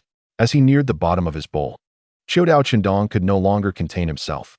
Seizing the moment when Liangzi was engrossed in his meal, he darted to the pot's edge, chopsticks in hand, ready to snatch some food. Chapter 39. The collective outing, however, Liangzi's anti-theft food system seemed to have anticipated his actions. Just as Kodo Chinto extended his chopsticks, Liangzi sprang up suddenly, agile as a leopard, delivering a swift headbutt that struck Kodo squarely in the side. Bang! Ouch! Kodo Chinto was caught off guard and sent flying, landing with a solid thud. I knew you had ulterior motives, trying to steal my food. Not in this lifetime. Liangzi chuckled triumphantly, then opened his mouth wide, swiftly devouring the remaining food in the bowl like a whirlwind. The entire process of safeguarding his meal was fluid and lightning fast. By the time Kodo Chinto, clutching his waist and grimacing, managed to rise, Liangzi was already patting his swollen belly, the bowl completely empty. No, Kodo Chinto lamented, gazing at the void of the pot and bowl, releasing a woeful cry, collapsing helplessly onto the ground as if the entire world had lost its color, utterly tragic. To an unsuspecting observer, it might have seemed as if Liangzi had committed some unforgivable act against him. All right, stop lying on the ground, making it look like I bullied you, Liangzi remarked, looking at Kodo Chinto, who was feigning death on the floor, with irritation. Kodo Chinto lifted his head, his face a picture of indignation. You not giving me food is bullying. You have so much. What's wrong with sharing me a bowl? Just one bowl. Liangzi sighed, exasperated, realizing that this was indeed a characteristic of his own clan. Kodos were singularly focused on food. This is a rule we established beforehand. I cannot make exceptions. Look at the Uchiha and Hyuga clans. They work just as hard as you, but only eat that much. Why should you be treated differently? Upon hearing this, Kodo Chinto instantly perked up, scrambling to his feet and leaning in to negotiate. That's just because I'm new here and still unfamiliar. Starting tomorrow, I'll work harder, and if I do more, you can give me a bit more then, right? Seeing his eager, drooling expression, Liangzi understood that without a definitive answer, this matter would not reach a conclusion today. He waved his hand dismissively. Fine. As long as you work more, I will give you a bit extra. That should suffice, right? Upon hearing this, Kodo Chinto's eyes sparkled with delight, and he sprang up from the ground, all traces of his previous dejection evaporating, filled with a newfound vigor as though he had transformed. Then it settled. The more I work, the more I get. He grinned widely, his face beaming with the satisfaction of having struck a tremendous bargain. Liangzi observed his foolishly jubilant demeanor, once again at a loss for words. He pondered the logic behind this arrangement. As Kodo Chinto toiled tirelessly, gathering more ingredients, Liangzi, as the commander and head chef, would naturally end up consuming more as well. When the time came, if he merely allowed a little to slip through his fingers to Kodo, it would indeed appear that he had come out ahead. Realizing this, Liangzi nodded in agreement. Deal. With the promise secured, Kodo Chinto left, content and seemingly envisioning mountains of food awaiting him the next day, eagerly anticipating the morrow. The following afternoon, as the school bell rang, Kodo Chinto surged forth like a wild stallion, the first to burst out of the classroom, excitedly racing towards the forest by the Managawa River with the determination to be today's model worker. Despite his plump stature, he moved with a surprising agility, his speed rivaling that of anyone else. He exerted himself, setting traps, fishing in the river, and foraging for wild vegetables, bustling about with seemingly boundless energy. Thanks to his efforts, today's harvest was indeed considerably more abundant than yesterday, and his personal contribution of food exceeded that of others. However, after such a vigorous endeavor, he was thoroughly exhausted, beads of sweat glistening on his chubby face as he panted heavily. When dinner time arrived, Liangzi kept his promise. acknowledging Kodo Chinto's hard work by adding an extra half bowl of fragrant chicken stew with mushrooms to his standard portion. However, Kodo Chinto, having depleted his energy, was already famished. He accepted the bowl and, without even pausing to savor the enticing aroma, eagerly devoured several large mouthfuls, clearing the bowl in no time. The delicious chicken and mushrooms barely had time to be chewed. The rich broth was swallowed without a second thought. Gazing at the suddenly empty bottom of the bowl, Kodo Chinto froze, his face reflecting an even deeper sorrow than when he had missed a meal the previous day. He had eaten, yet he had done so too quickly to truly relish the flavors. This was a gross disservice to the culinary delights. No, Kodo Chinto once again found himself kneeling on the ground, reenacting a scene reminiscent of a winter's chill, with snowflakes drifting down. Liangzi, observing this, approached him like a competent capitalist, patting his shoulder reassuringly. Don't be disheartened. Keep working hard, and one day you will eat to your heart's content. Kodo Chinto, looking at the half bowl of extra rations earned through his labor, found it impossible to swallow Liangzi's platitudes. He rubbed his still empty stomach, fully grasping the reality, relying solely on his own hard work. Even if he exhausted himself, the most he could hope for was a few extra bowls. Far from the satisfying abundance Liangzi enjoyed. To secure more meals, he began to brainstorm, quickly conceiving a brilliant idea. One person's strength is limited, but what if he could rally more classmates to assist? As long as there were enough hands, the total quantity of food collected would rise, and as the organizer, he would surely receive a sufficient share. With Liangzi's previous successful manipulation and organization of a small team as a precedent, Kodo Chinto felt he had grasped some of the essence of teamwork. As for the individuals he would recruit, they would naturally be his classmates, the best available labor force. He temporarily dismissed the idea of seeking out members of his own clan, knowing that they were all gluttons who would only compete for food, making the competition too fierce. Resolute in his decision, he became increasingly active in class over the next day, canvassing for support. Under the guise of organizing a picnic for his classmates, he enthusiastically invited everyone to join him after school for an adventure by the Managawa River. Hearing about the exciting group activity, many classmates eagerly agreed to participate. Even Uzumaki Kushina, who had recently made efforts to integrate into the class and had been gradually warming her relationships with her peers, was drawn in by the lively atmosphere, seeing it as a good opportunity to foster friendships, and thus joined the group. In this manner, what started as a small gathering of a few individuals swiftly expanded into an army of over a dozen. After school, the group set off in high spirits, chattering and laughing as they made their way towards the Managawa River. Chapter 40. The Hidden Cloud Ninja regarding Kodo Chinto's audacious scheme. Liangzi mentally gave him a thumbs up, who said the Kodo clan was simple and honest. For the sake of good food, they were capable of anything. However, he did not expose him. For the one who would ultimately reap the rewards of Kodo's busy efforts would be himself. As the beneficiary, he could neither reveal the truth nor abandon Kodo. Thus, several unsuspecting students agreed to join the outdoor activity. Among them were not only children from ninja clans, but also some civilian children, including Uzumaki Kushina. Once the school day ended, a dozen children set off towards the Managawa River like a picnic. However, this expanded collective activity inevitably caught the attention of the spies from the hidden cloud village lurking within Konoha, hiding in the sewers. Akira was startled upon learning of the situation, his breath quickening. He suppressed his urge to act and silently sent out encrypted intelligence, urgently urging his action team. With the increase in targets and significant potential value, they had to move swiftly. Time was of the essence. The mere thought of the presence of not only the children from the Uchiha, Hyuga, and Akimichi clans, but also those from the Yamanaka, Nara, Sarutobi, and Yuhi clans filled him with an overwhelming sense of urgency. Discovering so many valuable children at once represented the most significant opportunity of his espionage career. Were it not for the concern that he might be unable to subdue so many children simultaneously, and the fear of alerting them and jeopardizing his mission, he would have rushed out immediately to capture them all. Once he returned to Kumogakure with the children in tow, he would undoubtedly receive special commendation and praise from the Reikage. Meanwhile, the Kumogakure five-man team received the latest urgent report from Chidori Maru. Upon reading its contents, the team leader's gaze sharpened, and he commanded, "The situation has changed. The target's value has increased. Accelerate our pace and ensure we arrive before they become aware of us." The five figures, like phantoms, quickened their speed through the forests of the Land of Fire, racing toward Kanahagakure, by the banks of the Nanga River, where the stream babbled softly and dappled sunlight filtered through the trees. The air was filled with the joyous laughter of children, having the rare opportunity to play outdoors together. They frolicked with abandon. Under the guidance of Akimichi Chindong and Ryoko, most of them focused their attention on gathering ingredients. Some were fishing in the river. Others were catching shrimp and crabs. Some were discerning mushrooms in the grass, chasing wild rabbits, and others were diligently setting traps. Each child was thoroughly engrossed in the novelty and joy brought by the outing, completely oblivious to the fact that they had become free labor. Observing her energetic classmates, Akimichi Ryoko could not suppress her smile. Having so many helping her was simply delightful. If this continued, would she ever need to worry about food again?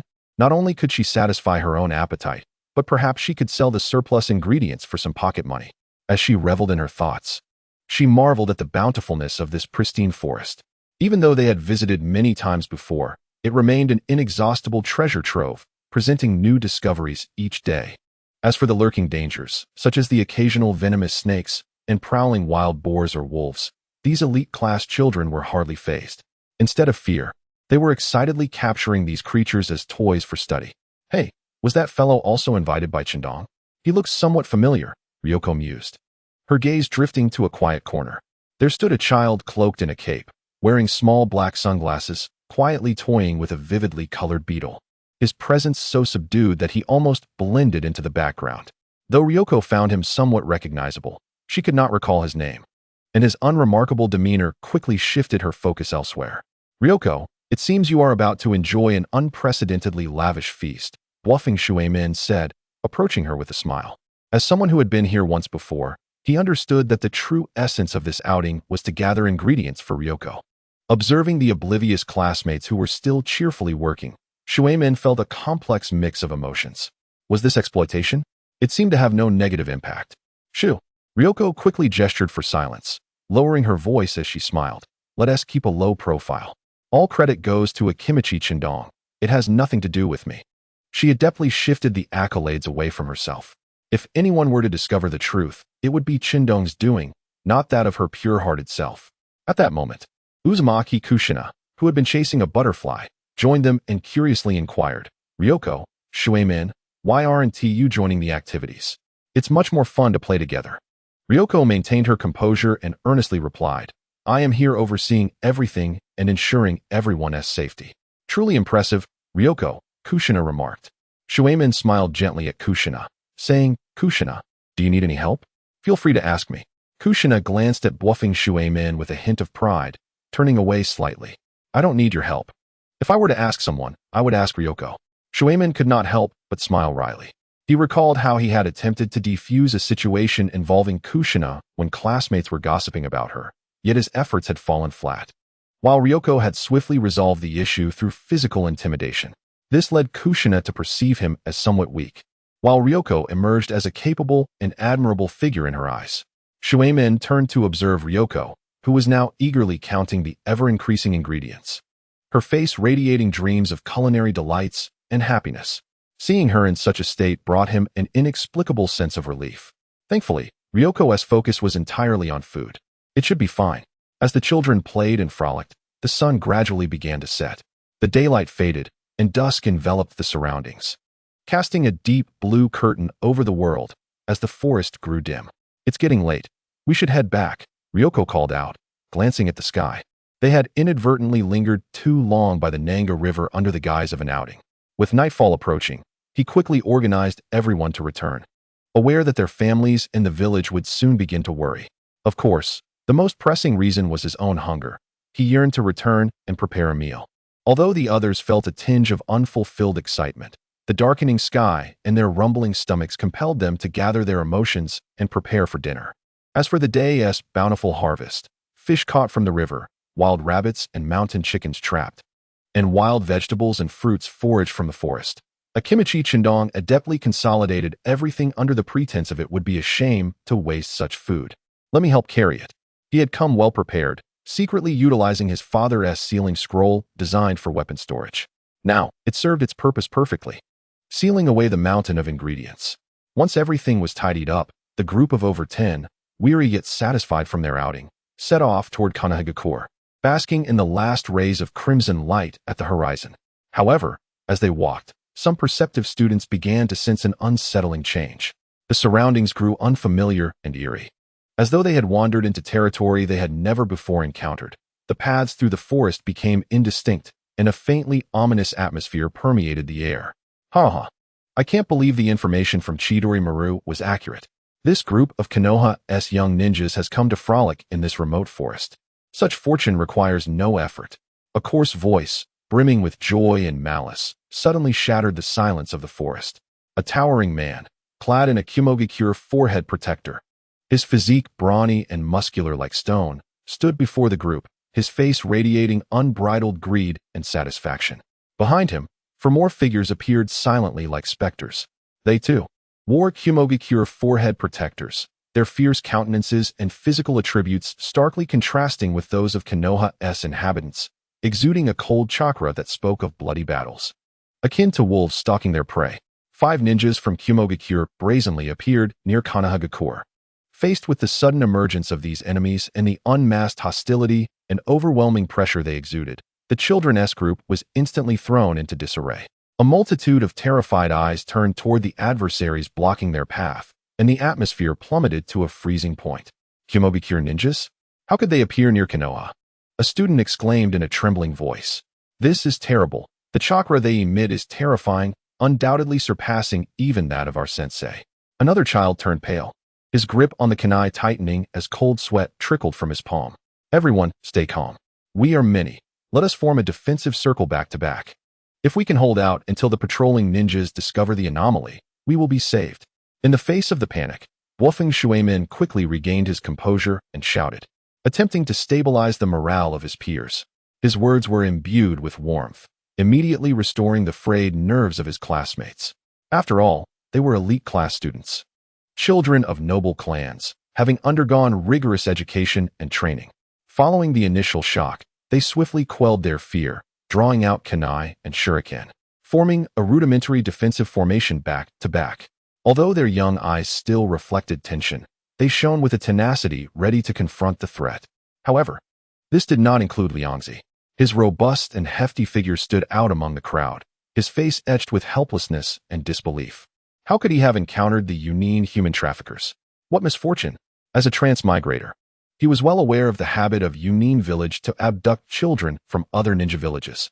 Yet, he never anticipated his luck would be this poor, getting targeted while escorting his classmates near Nanhi River. What was the village's patrol team doing? Moreover, these intruders were clearly well prepared. In such a situation, it seemed he had to fight desperately. After all, no matter how shameless he was, he could not allow his less capable classmates to bear the brunt for him. Furthermore, he had been amassing power, and even he was uncertain of his own strength. Now that the Yunin ninjas had arrived, it was the perfect opportunity to test his capabilities.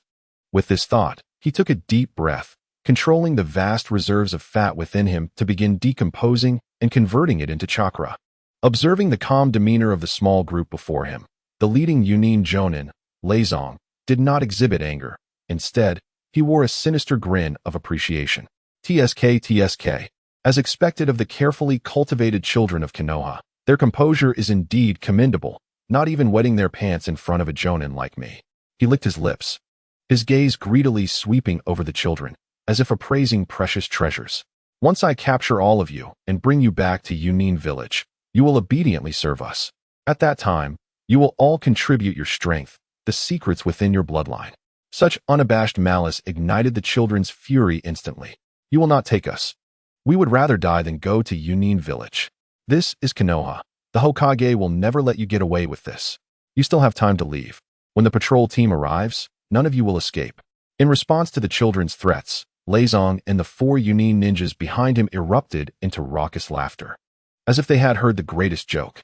Ha ha ha, relying on the Konoha patrol? Relying on your Hokage? Leizong's laughter subsided, his gaze turning cruel and mocking. Dream on. From the moment you stepped into this area, your fate was sealed. We have long since set up a barrier here. Everything that happens inside will go unnoticed outside. After receiving urgent intelligence from Kairimaru regarding the increased value of their targets, the 5 ninjas had expended considerable chakra and stamina to compress a journey that would normally take 2.5 days into just 1. Upon arrival, They meticulously prepared this trap barrier. Now, seeing the precious quarry before them, Leizong felt all their efforts were worth it. Capturing this group of children, especially those with special bloodlines and secret techniques, would undoubtedly augment Yunin's power. A new Inuzuka? A new branch of the Hyuga? Perhaps even the possibility of Sharingan? With such thoughts, Leizong's heart raced, a fierce glint flashing in his eyes as chakras surged around him. Attack swiftly, take them all down, preferably alive. With Leizong's command, the 5 Yunin Jonin darted forward like 5 bolts of black lightning, accompanied by the sound of rushing air, instantly charging towards the hastily formed defensive circle of the students. The disparity in strength between the two sides was staggering.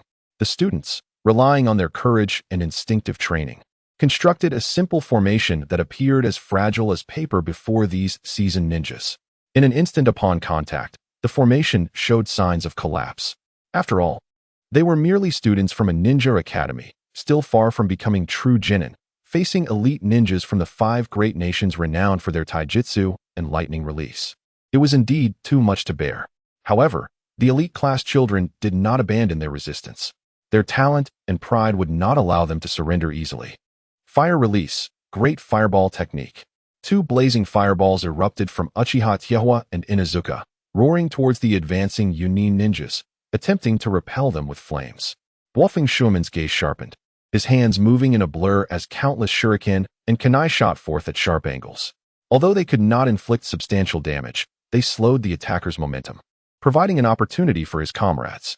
Hyuga Aoki assumed a gentle fist stance, his palms surrounded by a faint chakra, aiming for the vital points on the opponent's arms and torso in an attempt to obstruct them. Meanwhile, the other children from various clans showcased their unique abilities. A child from the Nara clan attempted to capture the enemy's shadows amidst the flickering light, employing the family's signature shadow imitation technique. A child from the Yamanaka clan released a swarm of insects, forming a small cloud to disrupt the enemy's vision and perception.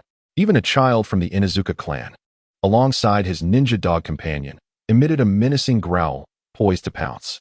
In a moment, the dazzling display of ninjutsu and flying weapons formed what appeared to be a dense line of defense. The potential unleashed by the children in their desperate situation, coupled with their harmonious teamwork, even caught Leizong, at the forefront, by surprise. A futile struggle, little brats. In the face of absolute power, these trivial tricks are meaningless. Leizong sneered, facing the oncoming fireballs, shuriken, and insect cloud without flinching. He unleashed a brilliant surge of lightning chakra around him.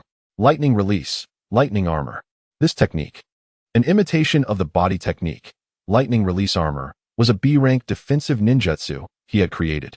Once invoked, the lightning power within his body would circulate around his surface, forming a protective lightning armor. This armor possessed formidable defensive capabilities, instantly deflecting the kunai, shuriken, and ninjutsu hurled by the students. Just as Leizong basked in the radiance of his lightning armor, with a sinister grin, he lunged towards the Uchiha brothers. "Hey, big guy, look over here." A clear voice rang out, accompanied by a rapidly expanding shadow. Xiudao Liangzi had unexpectedly stepped forward, heroically positioning himself in front of the others. In that moment, his seemingly hefty arms swelled dramatically, elongating. Partial multi-size technique. A colossal hand, propelled by a whistling gale, struck Leizong with a force that was completely incongruous with his size, landing solidly on the unprepared Jonin. With a resounding thud, Leizong felt an overwhelming force crash into him, causing his protective lightning armor to flicker violently and shatter. He was sent hurtling backward like a kite with a severed string, crashing into 2 Yunin companions who were about to join the fray. This sudden reversal left everyone astounded. The remaining 2 Yunin ninjas abruptly halted their steps, casting uncertain glances at the corpulent figure, hesitant to advance further. After a brief silence, the students erupted in cheers and shouts of relief. "Liangzi, you are incredible. Go, Liangzi, send them all flying. Hang in there, Liangzi, make more noise." The barrier cannot completely obscure all signs, and the patrolling seniors will surely notice. Yes, let these Yunin scoundrels know the prowess of our Konoha students. Xiudao Chendong, flushed with excitement, waved his fists and exclaimed, "Liangzi, well done. You truly embody the spirit of our Xiudao clan. I will share my food with you when we return." Leizong staggered to his feet, his body smeared with dirt and grass, a trace of blood oozing from the corner of his mouth. He felt half of his body numb, his blood surging with a mix of disbelief and fury. Was it possible that he, a jonin from Yunin village, had been sent flying by a mere slap from a child of 5 or 6? Locking his gaze on Liangzi, he recognized the distinctive physique and clan emblem, a revelation that only fueled his rage. So it was a child from the Chiodao clan. No wonder he possessed such strength. That last hit had indeed taken him by surprise. He twisted his neck with a cracking sound, electricity gathering around him, now more dazzling than before. However, such an attack must have consumed a tremendous amount of chakra. How many more times could he unleash it? He was determined that Liangzi was nearing his limit and, with a powerful thrust of his legs, lunged forward like a tiger, faster and more cunning than before. Yet, with a crisp and resounding slap, another powerful blow landed on his face, akin to swatting a fly. Liangzi was sent flying back at a greater speed than he had charged, crashing heavily to the ground and sliding several meters before coming to a stop, his head buzzing and stars dancing before his eyes. No, this was impossible. Shaking his dazed head, he struggled to prop himself up, staring in horror at the composed Liangzi. How can your chakra still be sufficient? Liangzi patted his round belly, a naive smile on his face as he replied, our Chiodao clan's secret technique allows us to accumulate a vast amount of chakra. I could keep delivering slaps like that for 3 days and nights without issue. Nonsense. Liangzi dismissed the claim, feeling a burning sensation on his face that he could not discern as stemming from the slaps or his own embarrassment. He forced himself to regain composure, shouting defiantly, "You brat, if it weren't for me needing to hurry and the excessive consumption of chakra and stamina, how could I be defeated by a child like you?" After all, being struck down twice by a mere child was truly humiliating. He took a deep breath, suppressing the tumultuous blood within him, and gathered chakra for a third time, his expression turning fierce and focused. The same technique cannot work on me thrice. Bow down. He flickered, employing the body flicker technique, attempting to bypass the trajectory of Liangzi's massive palm. Unfortunately, a third resounding slap shattered his confidence and dignity entirely. The overwhelming force caused him to spin twice before collapsing to the ground, face marked with a clear red imprint from the strike. Lying there, he gazed up at the darkening sky, feeling the sharp pain on his cheek and the astonished looks of his comrades, leading him to question his very existence. Was this Chiodao child a monster? Chapter 43. The giant Liangzi I told you, but you wouldn't listen. Liangzi nonchalantly shook his wrist, his demeanor as calm as if he had merely swatted away an annoying fly. Though his words were somewhat exaggerated, they were not far from the truth. Reborn into this life, he was an undeniable glutton, perfectly attuned to the Chiodao clan's secret arts. This body seemed akin to a bottomless pit. Especially during his time in the root, he had almost continuously consumed food, converting vast quantities into nutrition and stored fat. Perhaps 3 days and nights was a stretch. But sustaining such high-intensity multiplication technique battles for an entire day was indeed not a challenge for him. Even he was somewhat surprised by how significantly chakra concentrated in his multiplied palms could overpower his opponent. This realization lent him a newfound confidence. Liangzi struggled to rise, half of his face swollen, gazing at Liangzi with a mixture of fear and disbelief. When did Konoha produce such a monster? The amount of chakra you possess rivals that of a tailed beast.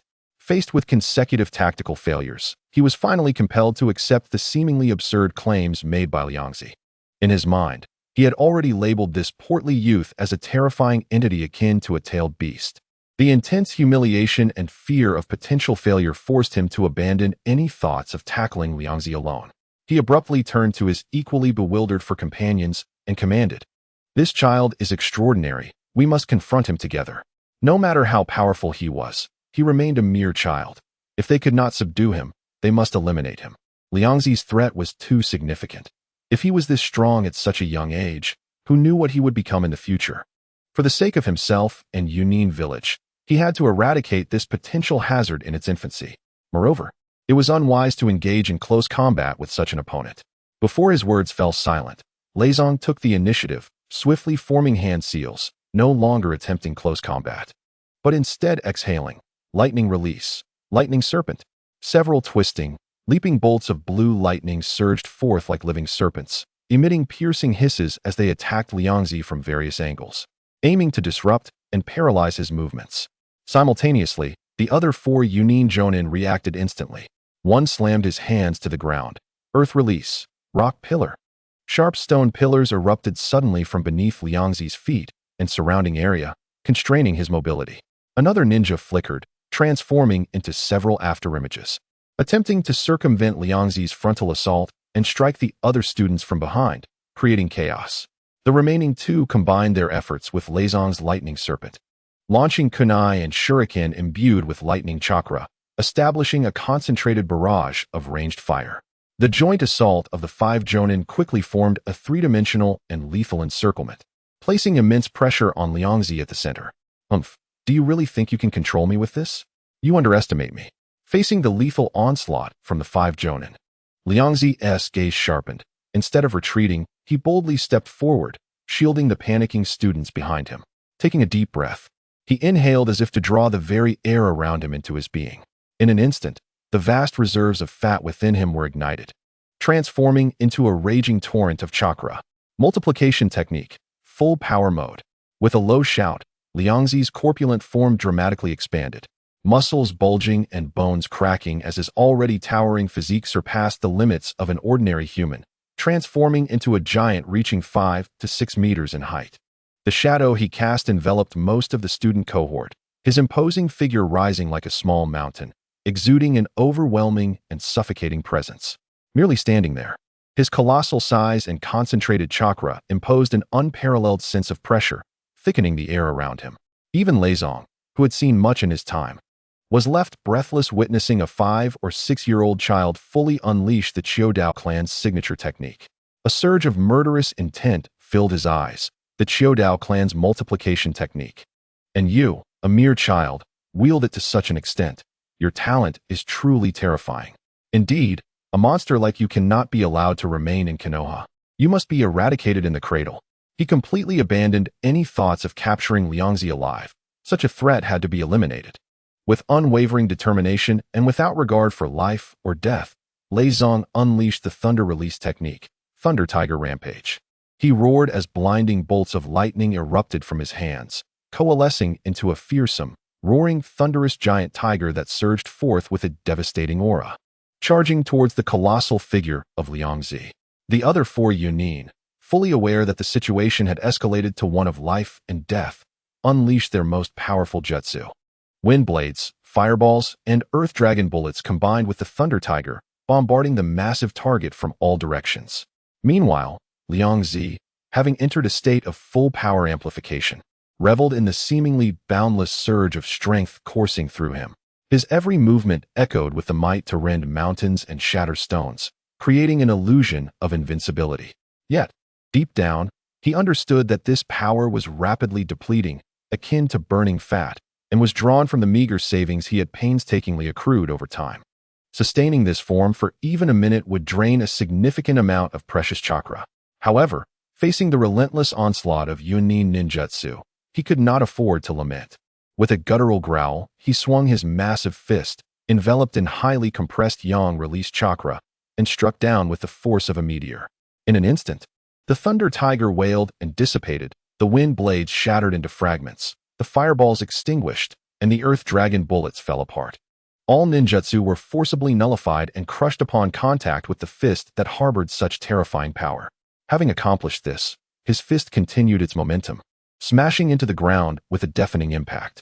The earth trembled violently, dust billowing skyward, leaving behind a vast crater where Leizong had once stood. However, as the dust settled, Leizong was nowhere to be found in the pit. Liangzi scanned his surroundings, discovering that his opponent had taken refuge atop a nearby treetop, hands moving with increasing speed to form seals, evidently preparing a more formidable attack. His gaze turned icy. He had abandoned any notion of underestimating Liangzi, now seeing him as a formidable adversary that demanded his full attention. You cannot escape. You have made me expend so much energy. Now stay and face me. Liangzi roared, taking massive strides towards Leizong like a moving mountain. With each step, the ground quaked beneath him, resembling a minor earthquake. Yet, his massive size and lack of experience with this form rendered his movements relatively sluggish. Leizong, clearly perceptive of this flaw, nimbly retreated among the trees like a swift monkey, maintaining a safe distance from Liangzi. The other 4 Yunin acted like a bothersome swarm of bees, persistently launching harassing attacks from the flanks and rear. Thunder release whips, wind blades, and explosive tags. Though these strikes could not inflict substantial harm on the giant Liangzi, they successfully distracted him, disrupting his pursuit. Chapter 44.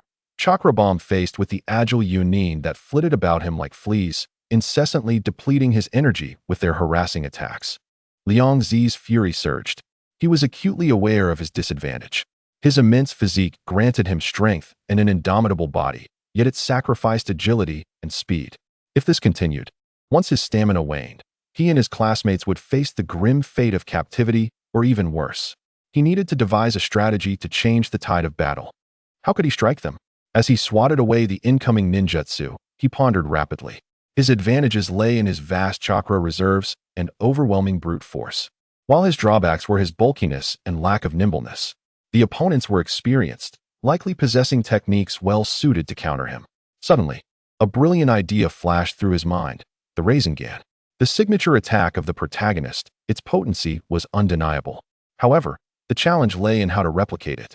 The original narrative had described the training methods in an outrageously exaggerated manner, and having never practiced it, he knew he could not learn it in such a short time. Just then, he recalled the gentle fist technique he had experienced previously. Although he had only attempted it once or twice, it had left an imprint in his body and mind. The gentle fist could concentrate chakra and then strike the body in an exceptionally delicate manner, inflicting immense damage. I don't need the finesse of the gentle fist. I merely need to imitate the principle of highly condensing chakra and then releasing it in an attack. Even if it wastes a considerable amount of chakra, I can afford it. With this realization, he immediately began to experiment and recall. He endeavored to replicate the precise control of chakra during the launch of the gentle fist, fervently channeling the raging chakra within him into the palm of his right hand.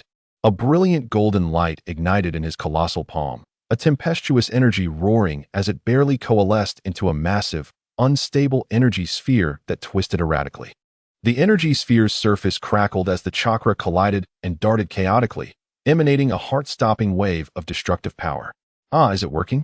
No. Wait, it's about to explode.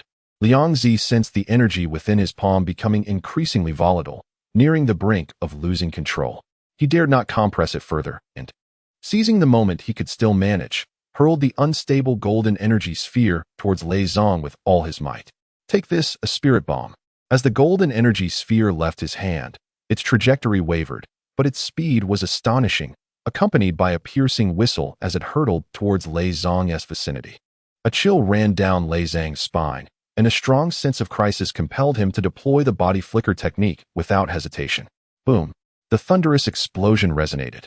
The golden light engulfing the area, and a violent shockwave swept through, carrying dirt and debris outward. A deep, charred pit, several meters in diameter, appeared on the ground, as if struck by a meteor. A few dozen meters away, atop a tree's branch, Lei Zong emerged, narrowly avoiding the blast using the body flicker technique.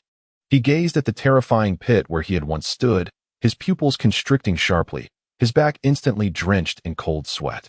If hit directly by that force, even with his thunder release armor, he would likely be gravely injured. He quickly turned, fixing his gaze on the giant Liangzi. The murderous intent in his eyes almost palpable. At such a young age, not only had he mastered the Autumn Path secret technique, but he had also independently devised an attack comparable to an A-rank ninjutsu. This talent and potential were more terrifying than many Jinchuriki. He could not allow him to grow, or he would undoubtedly become a significant threat to Yunin village in the future. Simultaneously, he realized that the explosion had been far too loud. The barrier he had hastily erected was likely compromised, and the patrolling ninjas of Konoha might have already sensed it. He needed to conclude this battle swiftly, at any cost, and eliminate him. Lei Zong completely abandoned the thought of capturing him alive, his heart filled only with cold, killing intent. He signaled to the other four companions, and the Yunin's offensive suddenly intensified, becoming more ruthless and reckless, targeting Liangzi's vital points. They had resolved that even if they perished in Konoha, they would eradicate Liangzi. Thunder release, Thunder Light Prison. After a prolonged build-up, Lei Zong completed the hand seals. He thrust his palms forward with a fierce shout. In an instant, countless piercing blue lightning bolts erupted from his palms, resembling raging thunder serpents. These lightning serpents did not strike directly, but rapidly intertwined in the air, transforming into dozens of thick chains made entirely of pure lightning, crackling ominously as they ensnared Liang Zi's mountain-like form. Roaring in fury, Liang Zi found his massive arms and legs ensnared by the dazzling chains of lightning, the violent currents penetrating his chakra-infused skin, bringing waves of searing pain and paralysis. Attempting to restrain his immense power and pin him in place. Now, all-out attack. Veins bulged on Lei Zhang's forehead as he maintained the Thunderlight prison, hoarsely commanding his comrades. The other 4 Yunin, who had been waiting for this moment, seized the opportunity without hesitation. Fire release, great fireball technique. A figure's chest swelled as a torrent of blazing fire chakra erupted forth, transforming into a fearsome, clawed fire dragon that roared menacingly towards the ensnared Liang Zi. Wind release, pressure damage. Another individual formed hand seals, unleashing a highly compressed sphere of terrifying wind that howled with the ferocity to rend all asunder, carving deep gorges into the ground in its wake. Water release, water dragon bullet. A third shinobi summoned the nearby river's waters, which surged skyward, coalescing into a fearsome water dragon that clashed with the fire dragon, creating a formidable combination of water and fire. Earth release, earth spike. The final figures slammed their palms into the ground, causing the earth beneath Liang Zi's feet to tremble violently. Countless sharp and massive rock spikes erupted from the soil, viciously thrusting towards his immense form. In an instant, flames, hurricanes, torrents, and rock spikes, variegated and potent ninjutsu, rained down upon Liang Zi like a torrential storm, with explosions resounding continuously. Fire illuminating the sky, mist swirling, and debris flying. The once tranquil forest edge had transformed into a brutal battlefield, the violent chakra fluctuations distorting the air, while destructive energy rampaged through it. This terrifying combat scene, far beyond imagination, left the observing students nearby utterly astounded. Their faces drained of color, their pupils constricted in shock. Some even unconsciously held their breath. Within their limited understanding and the practice they had experienced at the Ninja Academy, they had never witnessed such a spectacle. This was a battle incomprehensible and unattainable for their level, akin to a fledgling hero who had just departed from the novice village, stumbling into a mythic battlefield where a demon and a god waged a life and death struggle. Beyond feelings of awe and insignificance, they found themselves with no room to intervene. Liang Zi, bound and unable to move, struggled to lift even an arm. How vexing! The methods of ninjas are indeed endless. Could this be the legendary sealing technique? Though he had been to the root and attended school, he was still merely a child, and had never truly encountered such lofty arts as sealing techniques. Confronted with the binding lightning ninjutsu, he instinctively believed it to be a sealing technique. After being restrained, he began to attempt self-rescue. Liang Zi harnessed the vast chakra within him, gradually expanding his body. Yet, no matter how large he grew, the opponent's lightning chains would also enlarge correspondingly. At that moment, Liang Zi suddenly released a portion of his chakra, reverting to a smaller size of 1 to 2 meters, creating a substantial void within his body. This granted him sufficient reaction time. Aha, I have found the flaw. Liang Zi chuckled, beginning to condense chakra bullets anew. Observing Liang Zi shrink and break free from some restraints while rapidly gathering that perilous chakra, Lei Zhang's pupils constricted, and he shouted sternly, "Stop him! He must not be allowed to use it again." However, his warning came too late. Boom! The second, less stable, yet immensely powerful golden energy bullet detonated violently in the vicinity of the 4 Yunin. Following closely was a third, hurled towards the area near the Yunin. The blinding light accompanied by a fierce shockwave instantly engulfed the 2 closest ninjas. One was incinerated at the center of the explosion, while the other was hurled by the violent energy, crashing heavily against a distant tree trunk, bones shattered, blood spewing forth, visibly losing combat capability. The other 2 Yunin, though fortunate to evade the direct impact, were still staggered backwards by the force, their faces marked with terror. Oh yeah, I've taken down 2. With 2 threats diminished, Liang Zi dared not pause. The fat stored within him burned at an unprecedented speed, transforming into a surge of chakra.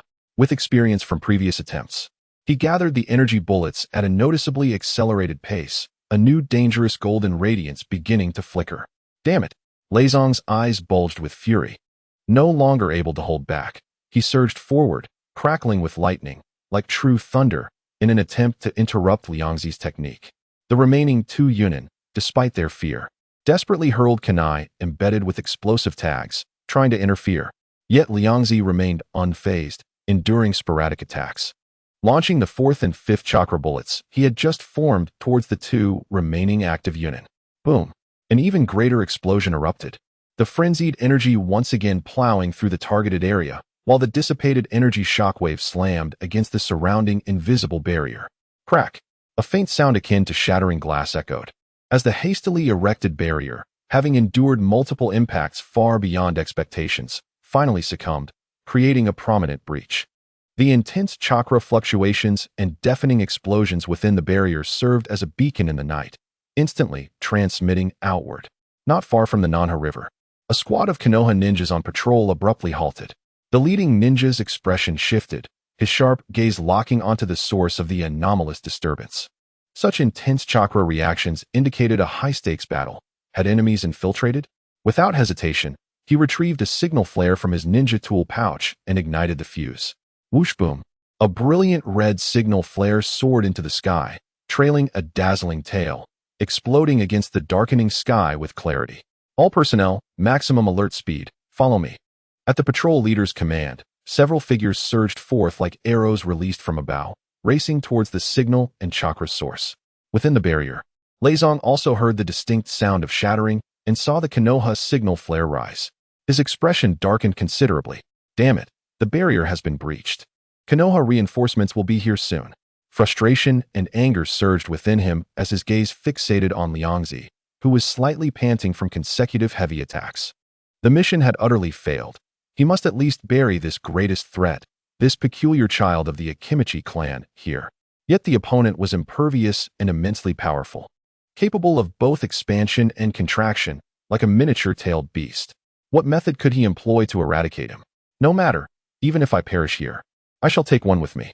A resolute expression crossed his face as he began to frantically form seals, attempting to unleash his ultimate forbidden technique. He sensed that someone was rapidly approaching from not far away, and their strength was formidable. Since escape was impossible, let the budding generation of Konoha be extinguished here. Just as Leizong completed the final step of his hand seals, the lightning surrounding him coalesced to its peak, and he seemed to transform into an impending lightning sphere. A blurred figure appeared before him without warning, like a phantom. Quick, impossibly quick. Leizong barely glimpsed the newcomer's visage, only catching a flash of cold, sharp light, akin to a meteor streaking across the dark night. It was an exquisitely honed white blade of light, imbued with the power to sever all. Thud! The sound of the blade cleaving through flesh was sickening. Blood erupted. Leizong had amassed a significant amount of chakra. His right arm, poised for sealing, was severed at the shoulder, a cascade of warm blood spraying into the air. But it was far from over.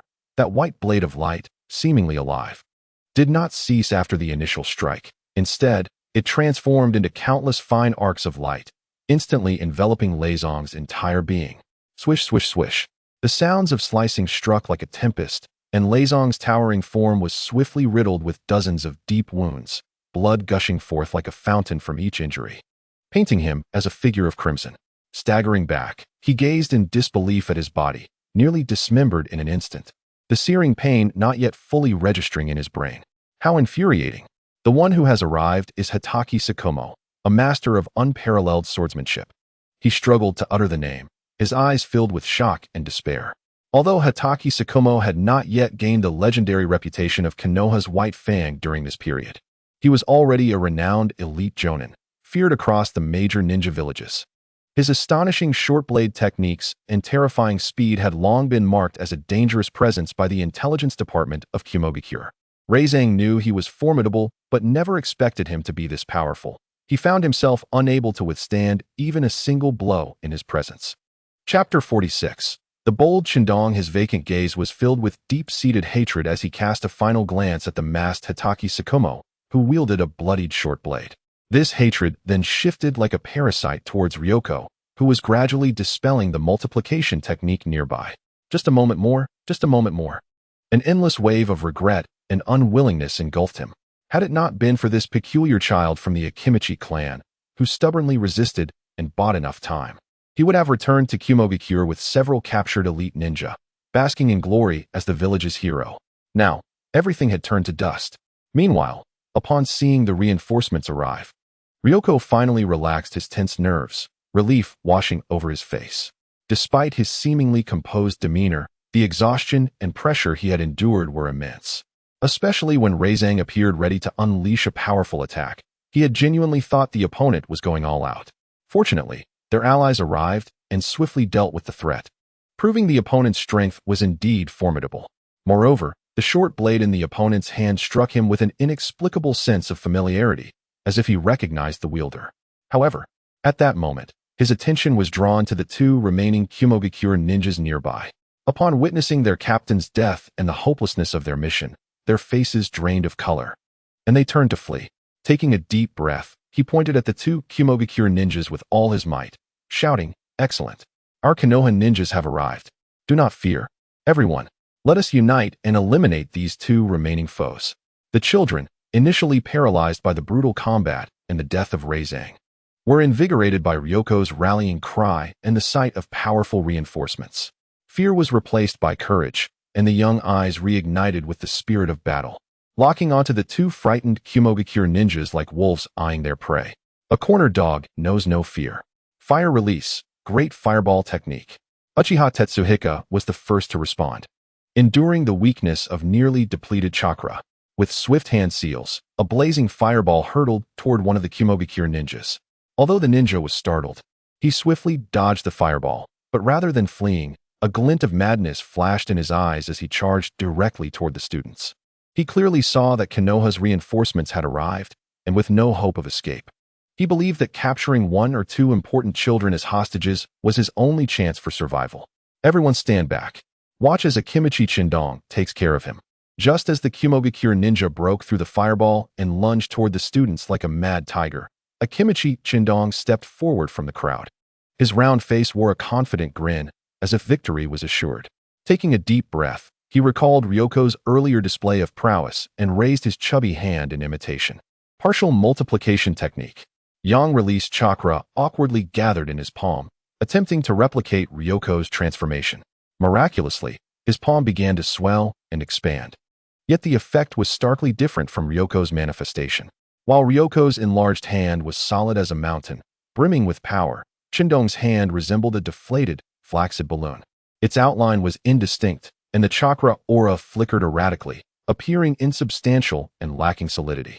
The advancing Kumogakure ninja was initially startled by the Akimichi clan's multiplication technique. But upon closer inspection, he noticed the hand was merely a facade, the chakra unstable and dispersed, causing his heart to settle. A mere clown trying to intimidate me? Get out of my way. The Kumogakure ninja bellowed, gathering the remnants of his chakra in his arm, and delivered a straightforward, powerful punch toward the inflated palm. Bang! The sound echoed with finality. Chindong's seemingly enlarged hand, upon contact with the opponent's concentrated punch, burst like a balloon pricked by a needle. The chakra structure collapsed instantly, and the effect of multiplication dissipated, returning to its original state. The immense force of the impact was transmitted without reservation, and Chindong felt an overwhelming power surge through him, sending him flying through the air with a startled cry. He arced awkwardly through space, landing several meters away on the grass and rolling twice. Ouch! That hurts. It hurts so much. Akimichi Chindong lay on the ground, feeling half his body go numb, his palm burning with pain. Dazed from the strike, his head buzzed, and disbelief washed over his face. How could this be? Ryoko had executed it so powerfully, yet I couldn't even withstand a single attack? He glanced at his trembling hand, now returned to its original state, then looked toward Ryoko, who remained composed despite the dispelled multiplication. For the first time, he clearly sensed the disheartening chasm between them. This disparity was greater than the Akimichi clan's territory itself. The opponent had faced 5 of them, while he could not even endure a single strike from one. When Ryoko saw Akimichi Chindong stepping forward, he was momentarily taken aback, a large question mark appearing in his mind.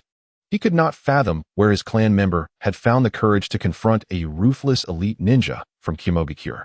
However, upon noticing Chindong's admiring gaze directed at him before making his move, realization dawned upon him. Oh, so he believed that witnessing my formidable use of the multiplication technique would lead him to achieve the same results. At that moment, Ryoko could only think, "Child, are you unwell?" Do you have a misunderstanding of what it means to be a genius? The remarkable outcome he achieved was the result of numerous factors converging into a miracle. He was a rare talent in the Akimichi clan, with a uniquely exceptional physique that meshed flawlessly with the clan's secret techniques, combined with a period of near-manic consumption of food at the roots, which amassed an enormous reserve of energy. All conditions were indispensable. In a sense, he resembled a miniature, side-effect-free Jinchuriki, harboring a chakra reserve far exceeding the norm, which could not be compared to an ordinary multiplication technique.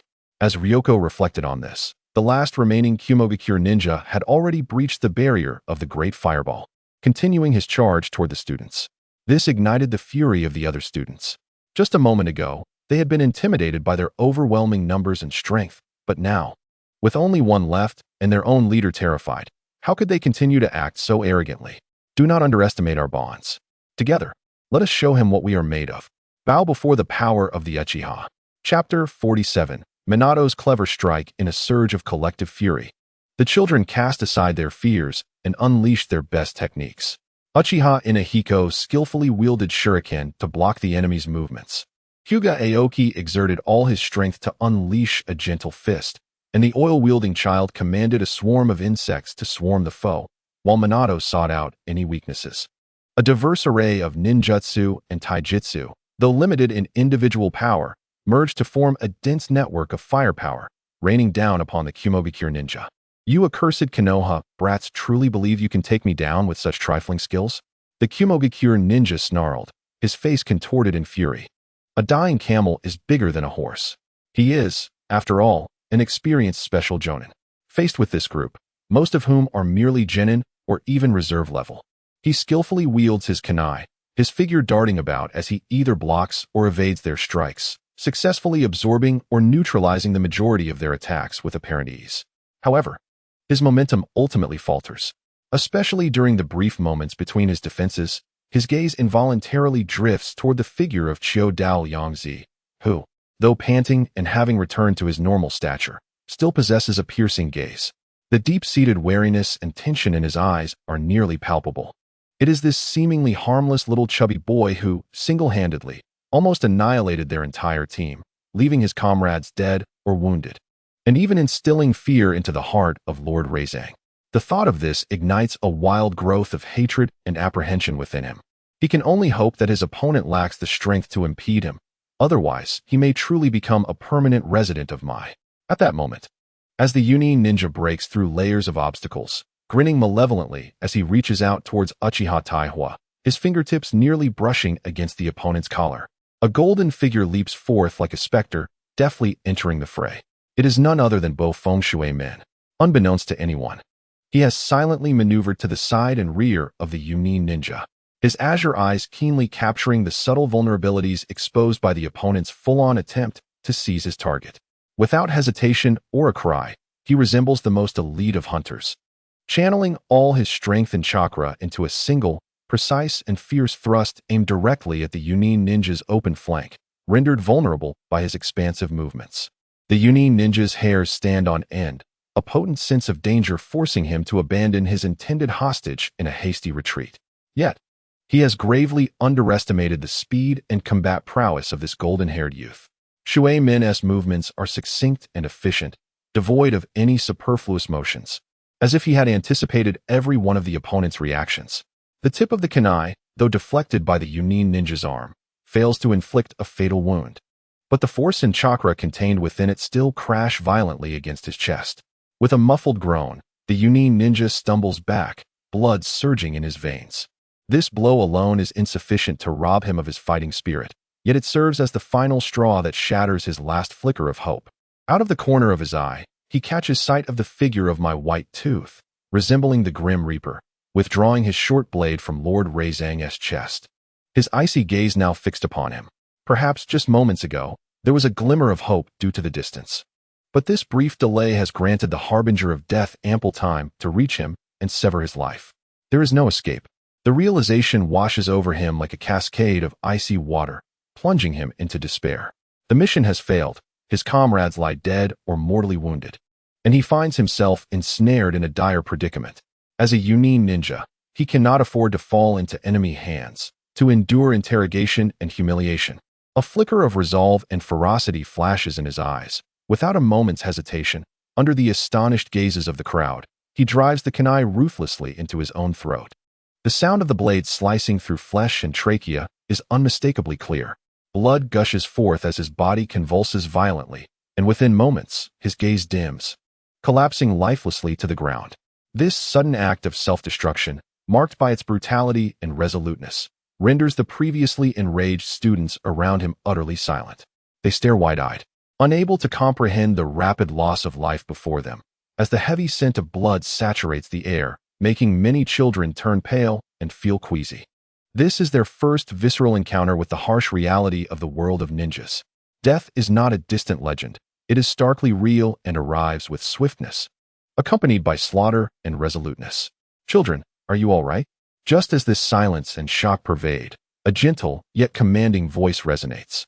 The figure of Chi Mu Shua, M.O. appears before the students, his white short blades still dripping with Reizang's blood. He glances at the lifeless body of the Yunin ninja, a flicker of surprise crossing his steadfast gaze. I did not expect this, he murmurs softly, his eyes sweeping over the group of terrified children. Pausing momentarily on Bo Feng Shui Min and Xiao Dao Liangzi, his astonishment is, of course, due to the fact that these children have just slain a special jonin from Yunin village. A special jonin, a cornerstone of any ninja village, a pillar in missions, has now met such a hasty demise before a group of children, most of whom are barely 10 years old. Had he not witnessed it firsthand, he would have deemed it an absurdity. These children, particularly the Qiu Dao clan member and the golden-haired boy, have demonstrated potential and strength far surpassing their years. At this moment, a flurry of hurried footsteps can be heard approaching from a distance. Several Umbu patrol ninjas, adorned with Konoha forehead protectors and animal masks, swiftly draw near. One of them carries a bound and barely conscious Yunin ninja, the one who had attempted to flee moments earlier. Lord Shuo Mo, the fleeing enemy has been captured. Shall we proceed with immediate interrogation? The lead Umbu ninja inquires in a low voice, his gaze sweeping over the grim scene and the visibly shaken children. Lingering momentarily on the conspicuous figure of Liang Zi, Shuo Mo observes the captured Yunin ninja, then surveys the surrounding chaos and the pale faces of the children. After a brief contemplation, he nods. Commence memory extraction at once. I need to ascertain their infiltration objectives, operational details, and the sources of their intelligence. He must swiftly uncover why a team of elite ninjas would dare to penetrate the heart of the Fire Country, targeting this group of yet-to-graduate students. Moreover, the fact that they nearly succeeded is a dereliction of duty that must be rectified without delay. The 2 chapters for today, along with an additional chapter, have concluded. I extend my gratitude for everyone's support. Several brothers have watched the free advertisement today, and with 10 free advertisements, I will add another chapter. I am still 2 chapters short and will strive to continue tomorrow. Chapter 48, The Wrath of Sarutobi Hizen. Yes, an Umbu member from the Yamashiro clan steps forward. His code name is Chun, an expert in interrogation. He strides promptly to the subdued Yunin ninja, disregarding the latter's resentful glare. Swiftly forming hand seals and placing his hands on either side of the ninja's head.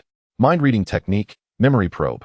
As chakra surges within, Chun closes his eyes, his mental energy weaving like fine threads, forcefully penetrating the disordered and resistant consciousness of the captive, searching for pertinent memories. The air around them seems to freeze as everyone holds their breath, fixated on the unfolding scene. However, as the probing deepens, Chin's body suddenly jolts, his tightly shut eyelids revealing rolling eyes beneath, beads of sweat forming on his forehead. His expression shifts from concentration to astonishment, and then to sheer disbelief. Minutes later, he abruptly releases his grip, staggering back a step, panting heavily, his face etched with horror as if he has witnessed something unfathomable. He glances at Chi Mu Shuoemo, then cannot help but cast a look at Xiao Dao Liangzi, who is peering in with curiosity, his voice trembling slightly. Lord Shuoemo, had I not repeatedly confirmed the chakra signature and the continuity of the memories, I would almost believe I had fallen victim to an enemy's advanced illusion. He takes a deep breath, striving to calm his tumultuous emotions, pointing at the Yunin captive on the ground, his tone still filled with incredulity. According to the memories retrieved, this elite team, comprised of 1 official jonin and 4 special jonin, is codenamed Hunt, specifically tasked with abducting talented children from other ninja villages for Yunin. Upon receiving intelligence relayed by a spy infiltrated within the opposing party, undeterred by the immense cost, forcefully breached our borders within a single day and night. Their objective was to abduct the children of the Uchiha, Hyuga, and Akimichi clans, who were active near the Nanha River. At this juncture, he cast another peculiar glance at Liangzi, as if beholding a creature of extraordinary nature. Their operation was executed flawlessly, yet it was thwarted by the intervention of one child, leading to their ultimate failure. Upon hearing this, Chimu Sakumo immediately interrupted the speaker, stating, "Enough, I comprehend. We shall report the specifics to Hokage shortly." The audacity of a mere child enduring against 5 elite jonin for such a duration, even managing to retaliate and eliminate 2, was an unprecedented feat in the village. This would be classified as an S-rank secret, impermissible for any outsiders to know or meddle with. Given the multitude of individuals present, it was prudent to minimize conversation, deferring detailed discussion until they met the Hokage. Liangzi, observing the grave expressions of those around him and the occasional glances from Chimu Sakumo, felt a sinking sensation in his heart. This was not a good sign. He was surely destined for an audience with the Hokage. Although this large-scale excursion was organized by Akimichi Chintong, tracing back to its roots, had he not been leading a small group in mischief by the Nanha River, they would not have attracted so many classmates, nor would they have drawn the attention of Yunin. This burden undoubtedly fell upon his shoulders. His mind raced, contemplating the potential consequences and how to navigate them. Suddenly, a brilliant idea struck him. He would feign injury. He had valiantly faced 5 Yunin jonin to protect his classmates. Such valor deserved recognition. With his current state of severe injury, it seemed entirely reasonable. Moreover, with his condition, the village would surely refrain from imposing harsh penalties. Perhaps, considering his valor and wounds, he might even receive some form of compensation or nourishment to replenish the energy and fat expended during the battle. Pleased with this internal resolution, he silently commended himself. Without delay, he began his performance. In an instant, the previously vibrant Liangzi, capable of sending a jonin flying with a single punch, staggered, his complexion paling dramatically, resembling a withered willow swaying in the wind, on the verge of collapse. He appeared exceedingly frail and disheveled, as if he might topple to the ground at any moment. Chimu Sakumo, who had been discreetly observing, witnessed this transformation and felt a twitch at the corner of his mouth. This sudden shift was exceedingly abrupt and exaggerated. Could his acting be any more clumsy? Despite his urge to voice his thoughts, he restrained himself and simply commanded that the team, along with all students, return swiftly to Konoha. Upon their return, Chimu Sakumo immediately ushered the relevant personnel to the Hokage Tower to report the situation in person to the Third Hokage, Sarutobi Hiruzen. When Sarutobi Hiruzen learned that Yunin had dispatched an elite team of jonin to infiltrate Konoha with the intent to kidnap several vital students, including those from the Uchiha, Hyuga, Akimichi, and even the potential Jinchuriki, Uzumaki Kushina, he was incensed, rising abruptly from his seat, nearly dropping his pipe. What? That scoundrel, the Third Hokage, presents himself as magnanimous while secretly extending his filthy hands into my Konoha, targeting a group of children. His fury intensified, particularly upon discovering that the potential Jinchuriki, Uzumaki Kushina, was among their targets. Should they succeed, the next generation of Konoha's elite would be undermined, shaking the very foundation of the village. However, as he continued to listen to Chimu Sakumo and Yamanka-chun report on how Akimichi Liangzi single-handedly utilized the multiplication technique to withstand 5 jonin, even executing a technique akin to the tailed beast bomb to counterattack and inflict injuries on multiple foes, the expression of anger on his face was swiftly replaced by astonishment, which soon morphed into hearty laughter. Excellent, excellent, excellent! Sarutobi Hiruzen exclaimed thrice, his face alight with pride and joy. Truly, this was a robust sapling sprouting from the mighty tree of Konoha, exhibiting such strength and responsibility at a tender age. This was indeed the hope for Konoha's future. While he vocally praised Liangzi with fervor, internally he reveled in delight. Konoha was truly blessed to have such a prodigious talent emerge. Yet, he soon recalled Liangzi's past. This child had previously been returned by his old friend, Danzo, for being too gluttonous. The thought nearly made Sarutobi Hiruzen laugh aloud. Danzo, oh Danzo, how you missed the mark this time.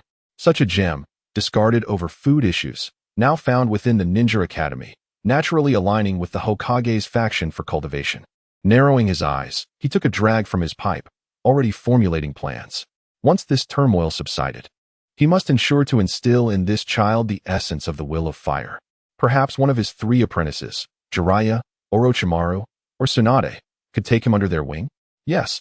Careful planning was essential to secure this promising seed and cultivate him into a towering protector of Konoha. As for Yunin, Sarutobi Hiruzen's expression hardened, his eyes sharpening. They must receive a stern warning and lesson. Tsukumo, immediately issue the harshest condemnation to Yunin in my name, and enhance border security and vigilance within the village. We cannot afford to grant the enemy any opportunity. Chapter 49, Sarutobi Hiruzen's Special Authorization.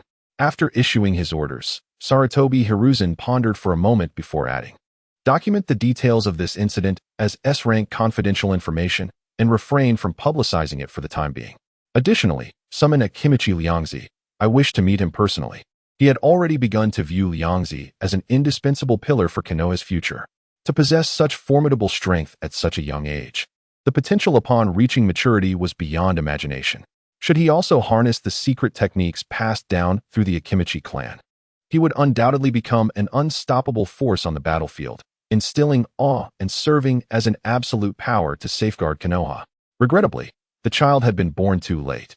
Had he existed during the First or Second Shinobi World War, perhaps his teacher would have survived, and fewer sacrifices would have been made in the village. Understood. Shimu Tsukumo replied, accepting the order. However, as he turned to leave, he cast a peculiar glance at Sarutobi Hiruzen. He felt that the Akimichi lad was quite astute. With the Third Hokage currently holding him in such high regard, it was likely that the boy's cleverness would lead him into intricate situations in the future. Yet, as a subordinate, he could not voice these thoughts. Moments later, the office door gently creaked open. Akimichi Ryoko entered, appearing frail, his complexion pale, his steps unsteady, as if a mere gust of wind could topple him. He was a stark contrast to his usual lively self. Upon seeing Sarutobi Hiruzen, he mustered a weak smile, conveying a mix of relief and joy. "Lord Third Hokage, it is such a pleasure to meet you.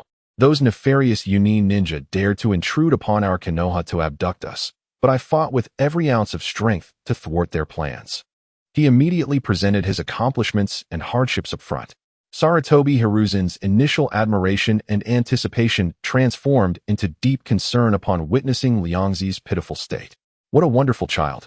Injured in his valiant effort to protect his comrades, reduced to such a condition by the malice of Yunin's villains. To unleash such immense power at such a tender age must have come at a grave cost.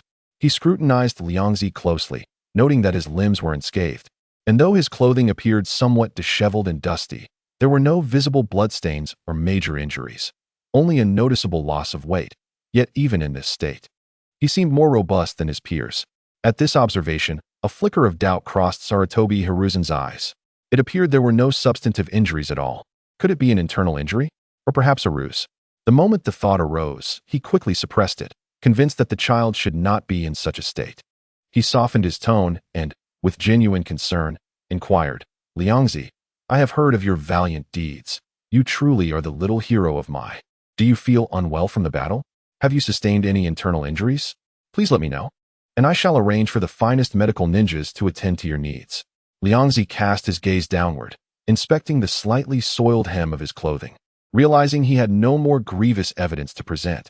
Thus, he followed the conversational thread and, in a tone that suggested profound exhaustion, replied, "Thank you, Hokage-sama, for your concern. I primarily feel fatigued. In my struggle against the enemy, I burned a significant amount of fat and chakra stored within me. Now, I feel utterly drained, weak to the point of collapse. Might I request your special permission to eat something to replenish my strength?" Upon hearing this, Sarutobi Hiruzen felt it was entirely reasonable. He was aware of the Akimichi clan's secret technique, which involved burning fat to unleash tremendous power, necessitating a substantial intake of food post-battle.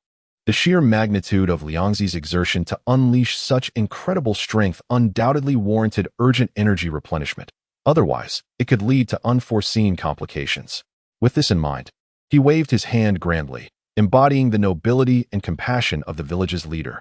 "Indeed, this is only appropriate. You have rendered great service to the village, and it is only right that you replenish yourself." After a moment of contemplation, initially intending to generously state he would cover the costs, he hesitated, recalling the scattered reports of the boy's insatiable appetite, and cautiously amended his words. From this moment on, until your health is restored, you may dine at any restaurant or eatery in the village at your leisure. All expenses shall be charged to the village's communal account. He thought to himself, even if this child possesses an extraordinary appetite, surely he cannot consume the entirety of the village's dining establishments. Moreover, using village funds is far more prudent than dipping into his personal finances. Upon hearing this, Liangzi's eyes sparkled as if he had discovered treasure. His previously frail demeanor vanished, and he responded with a voice brimming with enthusiasm. Thank you, Hokage-sama. Rest assured, I shall strive to replenish my nutrition and aim for a swift recovery. I will not disappoint you. With the Hokage's verbal endorsement, he envisioned a grand plan to conquer the culinary delights of Mai. This was all complimentary. If he did not indulge until he could barely walk, it would be a disservice to the fat and energy he had expended that day. In an instant, his impression of Sarutobi Hiruzen soared, perceiving this Hokage in the prime of his life as magnanimous and considerate of his subordinates, a truly commendable leader. As for any potentially misguided decisions that may arise in the future, at this moment, he found him utterly agreeable. He suppressed the urge to rush out immediately, listening absently as the third Hokage spoke of the will of fire, the fluttering leaves, and the enduring spirit of flames in a series of earnest teachings and heartfelt expectations. Nodding his head like a chick pecking at rice, finally managing to endure this ideological education session. As soon as he received permission to leave, Liangzi dashed out of the Hokage's office like a wild horse, his steps light as he headed straight for the village's commercial street. Watching Liangzi's energetic departure, Sarutobi Hiruzen took a satisfying puff from his pipe, exhaling a series of smoke rings. His face radiant with the smile of a farmer witnessing robust seedlings sprouting in his cherished fields. What a splendid child. He understands the importance of gratitude and is exceptionally capable. His pure heart embodies the hope for Mai's future. He could almost envision the towering tree of Mai flourishing even more vigorously, thanks to the vibrant new generation sprouting forth. Chapter 50. Hokage's authorization. As Liangzi stepped onto the bustling street, night had already fallen. With the darkness enveloping the village, most shops had closed, leaving only a few restaurants still aglow with light. He took a deep breath, detecting the delightful aromas, and set his sights on one establishment that remained open. Walking straight in, "Boss, bring me one of everything on your menu. No, make it 3 servings," he declared with exuberance. In no time, the table was laden with a plethora of dishes, piled high in a magnificent display. The owner and the few patrons present bore witness to an unforgettable spectacle. The plump boy transformed into a human incarnation of a voracious beast, devouring the food with astonishing speed. Dishes of rice, soup, and various delicacies vanished before their very eyes. Each plate left impeccably clean, as though it had been meticulously licked. With a satisfied belch, Liangzi wiped his mouth elegantly with a napkin, entirely disregarding the owner's mixture of horror, sympathy, and disbelief, and stood up leisurely.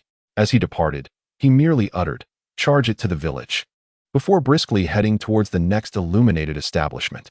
One after another, he continued his gastronomic onslaught, leaving a trail of bewildered owners and emptied supplies in his wake. Ramen, barbecue, sushi, bento, everything edible found its way into his seemingly bottomless stomach.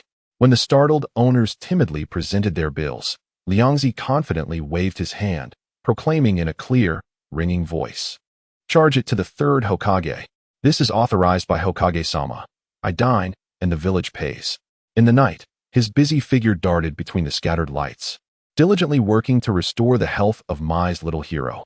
Alas, the bewildered proprietors were left gaping, grappling with the exorbitant bills requiring verification from the Hokage's office. The following morning, at the crack of dawn, Sarutobi Hiruzen, as was his custom, ambled towards the Hokage building, pipe in mouth, prepared to commence another day of diligent work. However, before he could approach, he was taken aback by the bustling scene in front of the Hokage building. A throng of individuals, dressed predominantly in aprons, many of whom appeared to be shopkeepers, had gathered at the entrance, their anxious faces and thick stacks of invoices in hand, clamoring in a cacophony that blocked the doorway. What is going on here? Sarutobi Hiruzen furrowed his brow and hastened forward, inquiring in a serious tone, "Is there something of great importance that has brought you all together?" Has something happened in the village? Upon noticing the Hokage's presence, the crowd erupted in commotion, as if they had found their guiding light, and rushed forward to voice their grievances. Hokage-sama, it's terrible. A monster has come to the village, lamented a ramen shop owner, his face a mask of despair. Yes, yes, a creature with an insatiable appetite. My stock from yesterday has been consumed by him alone, and he hasn't paid a single ryo, chimed in a barbecue restaurant owner, his expression filled with anguish. A monster? What does it look like? Sarutobi Hiruzen felt a jolt in his heart. Could it be a summoned beast or an enemy infiltrating to wreak havoc? Just a kid, plump and round. But his size and eating prowess are beyond human, exclaimed a woman selling bento, slapping her thigh in frustration. My 38-pound family-sized meal, meant for a whole family, was devoured by him in mere moments, so clean that the plate needed no washing. Indeed, he claimed it was authorized by Hokage-sama to charge the village for his meals. We've all come here to verify the bills with you. The crowd chimed in, creating a chaotic scene. As Sarutobi Hiruzen listened, his expression shifted from confusion to astonishment, ultimately dawning on him the truth. The monster the crowd spoke of was none other than the very Liangzi he had just praised, Mai's little hero, Akimichi Liangzi. A tempest of emotions surged within him. In just one night, he had devoured the provisions of over a dozen establishments. What exactly was this child's stomach made of? He forced himself to remain calm, first soothing the agitated shopkeepers with gentle words, promising to verify the situation and handle it properly, managing to disperse the gathered crowd temporarily. Subsequently, he summoned the Umbu ninja responsible for monitoring Chiyo Dao Liangzi. Were those bills truly all incurred by Chiyo Dao Liangzi alone? Sarutobi Hiruzen pointed at the thick stack on the table, the total amount sufficient to make a small ninja clan wince, his voice slightly hoarse.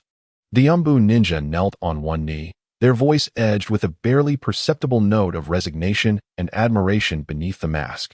Reporting to you, Lord Hokage, it is confirmed without a doubt that Chiyo Dao Liangzi has been eating continuously since leaving the office yesterday, only returning to the Chiyo Dao clan's residence after the shops closed late at night. As soon as the sun rose today, he set out again, starting from the east end of the street and eating his way to the west, and he has yet to stop. The Umbu paused, adding a piece of news that made Sarutobi Hiruzen's eyelids twitch. Additionally, the Chiyo Dao clan, upon learning that you are willing to reimburse Liangzi's food expenses, has opened the inventory of several barbecue and hot pot restaurants under their family for him. It is said he has already visited several of them, consuming an astonishing amount.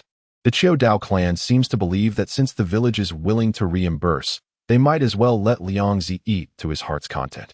Sarutobi Hiruzen stared at the increasingly thick stack of exorbitant bills in his hand, his fingers trembling slightly. He had originally thought that no matter how much one could eat, they were still just a child. Even if given free rein, how much could they consume? Now he realized how naive his earlier decision to charge it to the village's accounts had been. At this rate, the village's finances would not be able to withstand it. He finally understood, in a visceral and stark manner, why even Shimura Danzo, that ruthless figure in pursuit of power, would return such a gifted child over the issue of food. This was not mere gluttony, it was clearly a mobile black hole of food. If Chiyo Dao Liangzi were not expelled from the core, the others would surely starve. Gazing at the dizzying numbers on the bill, Sarutobi Hiruzen felt as if he could already hear the anguished wails of the village's financial supervisor. He sensed his weathered heart twitching at the impending hemorrhage of the village's treasury. No, this must be stopped. Sarutobi Hiruzen decisively took action, instructing the Umbu ninja beside him. Quickly informed Chiyo Dao Liangzi that it was my oversight yesterday. We should have a medical ninja examine him. He was not particularly worried about an immediate financial collapse of the village, as Konoha had a relatively solid foundation that could withstand for a while. What truly concerned him was that, at this rate, the entire village's food reserves would be depleted by him alone. What would the other villagers and ninjas eat then? Would they all have to survive on the wind? This must be halted at once. The Umbu ninja, receiving the order, hastened to Konoha's commercial street and accurately found Chiyo Dao Liangzi, who was valiantly battling through his meal at a large barbecue restaurant run by the Chiyo Dao clan. The scene before them was both lively and bizarre, causing even the seasoned Umbu to twitch at the corners of their eyes. Chiyo Dao Liangzi, in an effort to enhance his eating efficiency, had even employed a partial multiplication technique, enlarging only his head and mouth to an enormous size. His gaping mouth resembled a bottomless black hole as he poured an entire serving of bibimbap, sufficient to satisfy an adult male, directly into it. Swallowing it in a manner akin to a whale, barely chewing before gulping it down. A crowd of Chiu Dao clansmen gathered around, not only failing to stop him, but also cheerfully counting the servings as waitstaff continuously brought out food. 97, 98, 99, 100. Only when Liang Zi had downed his 100th serving of bibimbap did he finally close that massive mouth, beginning to chew slowly, his cheeks stuffed with food. Excellent. Truly, Liang Zi, this appetite is undoubtedly the greatest in our Chiu Dao clan's century. Ha ha ha, keep it up. After all, Lord Hokage will reimburse it. So consider it a contribution to the family.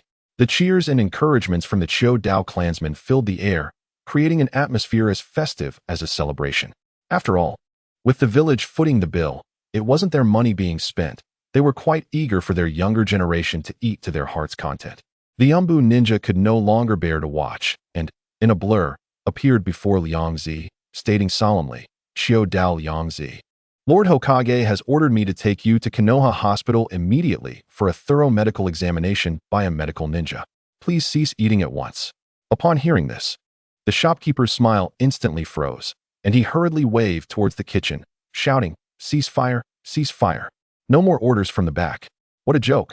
While it was fine to support their clan, footing the bill themselves was out of the question. Liang Zi, however, showed no surprise at being asked to stop eating, instead wearing an expression of, as expected. He had anticipated that his monstrous eating habits would eventually attract the attention and intervention of the Hokage. That was precisely why he had been racing against time, starting to clear the street early in the morning, even employing the multiplication technique, all to replenish energy as much as possible before the prohibition was issued. However, having eaten this much, he felt he had nearly made up for it, and moreover, he was thoroughly satisfied. He chewed through the small mountain of food in his mouth, taking some time to swallow, then released the multiplication technique, returning his head to its normal size. After swallowing, his stomach only appeared slightly distended, showing no significant change. He patted his belly and walked over to the Umbu ninja. Speaking lightly, there's no need for a medical ninja. I'm perfectly healthy, not sick at all, just a bit hungry with high consumption. Please thank Lord Hokage for me. I appreciate his concern and care. The Umbu ninja looked at his only slightly protruding belly, which was completely disproportionate to the terrifying amount he had just consumed, and inwardly marveled, though his expression remained serious. Whether there is a problem or not needs to be confirmed through a professional examination. Consuming such a massive quantity of food in a short time can easily burden your body and even pose a danger. This is an order from Lord Hokage. Please comply. Seeing the Umbu's firm attitude, Liang Zi understood that a trip to the hospital was unavoidable and shrugged in resignation, saying, all right, I'll comply with the examination. With that, he followed the Umbu ninja, walking toward Konoha Hospital under the lingering gazes and discussions of the Chiu Dao clansmen, still savoring the deliciousness of the food he had just consumed. Before long, the duo arrived at Konoha Hospital. At this time, Konoha Hospital was far from the well-equipped and clearly divided facility of later generations. One could even say it was somewhat rudimentary. A modest two-story building. Its exterior covered with green vines, bore a simple green emblem symbolizing medicine at the entrance. Upon entering the hospital, a mixed scent of herbs, blood, and a faint trace of sweat assaulted the senses, notably lacking the characteristic antiseptic smell of modern hospitals. The corridors bustled with people, slightly crowded. Medical ninjas, clad in white or green vests, hurried past, some holding herbal medicine while others were gathering faint green chakra auras, urgently tending to the injured. In the corridor, numerous injured ordinary ninjas and a few civilians were either seated or lying on the long benches. Some had blood-soaked bandages wrapped around them, while others displayed expressions of pain, softly groaning. The air was thick with the metallic scent of blood, serving as a stark reminder of the brutal aftermath of clashes marked by blades and the fierce confrontations of ninjutsu. Liang Zi observed all of this with curiosity, her small face reflecting a sense of wonder, unable to suppress her astonishment. Undoubtedly, this was a magical world endowed with chakra and ninjutsu, where wounds were treated through medical ninjutsu or herbal remedies, rendering antiseptics obsolete. To her, this reliance on extraordinary powers rather than modern scientific sterilization methods, though primitive, was uniquely distinctive, brimming with the idiosyncrasies of this world. Even if pathogens existed, They could be extracted by medical ninjutsu, an almost terrifying notion. The Umbu ninja did not linger, leading Liangzi through the somewhat noisy corridor toward an inner examination room. Upon entering, they encountered a poised and composed middle-aged woman seated at a table, intently reviewing medical records. Her neatly styled hair and gentle, yet keen gaze identified her as Sarutobi Hiruzen's wife, the seasoned medical ninja, Sarutobi Pioho. She was also the current director of Konoha Hospital. Pioho-sama, I apologize for the intrusion. Hokage-sama has commanded that you conduct a thorough examination of this child, the Umbu ninja respectfully reported. Pioho looked up at the sound, her gaze falling upon Liangzi's round face and chubby figure, prompting her to study the child more closely. A gentle smile graced her lips, imbued with the warmth of an elder observing a younger. You are Akimichi Liangzi, aren't you? I remember you well. I was the one who brought you into this world when you were born. I can hardly believe how much you've grown. Liangzi was taken aback by this revelation. She had not anticipated that this was the very midwife from the original narrative who had died during childbirth and the wife of the third Hokage. The realization of their connection filled her with gratitude for her good fortune, relieved that she had not met the same unfortunate fate as some others in infancy. She quickly donned a facade of surprise and delight, her face radiating a cherubic smile, as sweet as honey. It is truly a joy to meet you. As you were the one who helped bring me into the world, I am grateful for your assistance in checking my health today, regardless of any potential embarrassment. Liangzi cared not for appearances, as building rapport was of utmost importance. The affectionate address of sister brought an instant smile to Pioho's face. At her age, being called by such an endearing term from a seemingly innocent and jovial child was indeed heartwarming. Moreover, this was a child she had personally delivered, further deepening their bond. Come here, dear, Pioho said with a gentle tone, drawing Liangzi closer. She placed her hands, aglow with a soft and pure green chakra, upon his back and abdomen, commencing a meticulous examination of his internal state. The intricate medical chakra flowed like the most sensitive probe through Liangzi's meridians, organs, and cells. Soon, a flicker of astonishment crossed Pioho's eyes. She discovered that this child bore no hidden injuries or ailments. Rather, he was astonishingly healthy. His cells brimmed with vitality far surpassing that of his peers, each one seemingly yearning for energy, while his stomach exhibited a peculiar ability to gradually absorb foreign chakra. The medical chakra she had infused into Liangzi's body was being absorbed and partially converted without her awareness. This phenomenon was exceedingly rare in her many years of practice. She had never encountered such a case. It led her to speculate whether this child had awakened an unknown special physique related to the absorption or conversion of energy, perhaps even a bloodline limit. In the fantastical world of ninjas, such a possibility was not out of the realm of imagination. The examination results were clear. Liangzi's body was remarkably healthy and required no further checks or treatments. The more Pioho observed this innocent and charming little boy, the more she found herself fond of him. Withdrawing her chakra, she gently patted Liangzi's shoulder and assured him, "Rest assured, your health is excellent. Even more robust and vibrant than that of most children. There are no issues whatsoever." Regarding his dietary needs, Pioho looked at Liangzi with an understanding tone. I imagine you often feel hungry and find yourself unsatisfied after eating, am I correct? Liangzi's eyes widened in surprise at her insight, his head nodding vigorously like a chick pecking at grain, his face reflecting astonishment and excitement at having found someone who understood him. He had not expected her to accurately pinpoint his greatest concern with such a brief examination. This unique physique granted him extraordinary potential and strength. Yet it also brought an incessant hunger, as if his being housed an insatiable void. If not for this, he would not have resorted to such lengths to procure food, even employing various means to satiate his appetite. Sister Pioho, you are absolutely right. Liangzi lamented, his expression sorrowful. I wake up every day starving, feeling as though I could devour an ox. Is there any way you could help alleviate this hunger? Witnessing Liangzi's pleading and hopeful gaze stirred Pioho's compassion, yet she could only shake her head in resignation. This special physique is something I have never seen before, and currently, there is no effective method to fundamentally alleviate this hunger. Based on her findings, she conjectured that this condition might not be a disease, but rather a unique talent. As long as adequate nourishment was provided to satisfy his extraordinary energy needs, it would not only be harmless, but would also continuously nurture his body and enhance his strength. For a ninja in pursuit of power, this was a coveted gift. However, she was immediately reminded of his status as an orphan. Even with the support of the Akimichi clan, it was unlikely they could fully meet the demands of his alarming consumption, and he must have endured considerable hunger. This thought tugged at her heartstrings, evoking maternal instincts, and she could not help but gently invite him. "Good child, do not worry. If you ever feel hungry, come to my home for a meal. I will prepare extra portions to ensure you are well fed." Upon hearing this, Liangzi's eyes sparkled with delight. "You are such a kind person," he exclaimed, losing track of how long it had been since anyone had dared to invite him for a meal.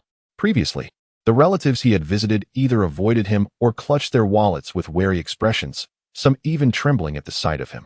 All he desired was to be full. It was truly a difficult endeavor. "Sister, you are too wonderful." Liangzi maintained a sweet and grateful demeanor, his voice dripping with sincerity. "Thank you for your kindness.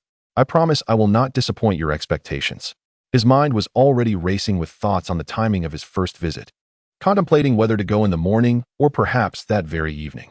Would it be inappropriate to visit tonight? Meanwhile, the Umbu ninja, who had witnessed the entire exchange, felt beads of cold sweat forming beneath his mask, a chill creeping down his back. He could scarcely imagine the expression on the third Hokage's face upon learning that his wife had invited Akimichi Liangzi to their home for a meal. Would he feel as though the sky were collapsing? He could almost foresee the formidable trials that awaited the kitchen and food supplies of the Hokage household in the near future. Upon completing his mission, the Umbu ninja hurried back to the Hokage building to report a series of developments to the third Hokage. As he listened to the report, Sarutobi Hiruzen's expression shifted as rapidly as the pages of a ninjutsu scroll. Initially, upon witnessing Liangzi voraciously consuming an astonishing quantity of food within his clan's establishment, his brows furrowed tightly, his countenance grave, and his fingers unconsciously tapping on the table. Clearly, he was troubled by the staggering consumption and the potential reimbursement bill.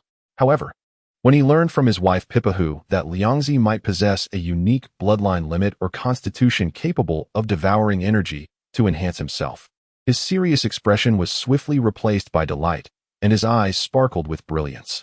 Such extraordinary talent undoubtedly marked him as a future star of Konoha.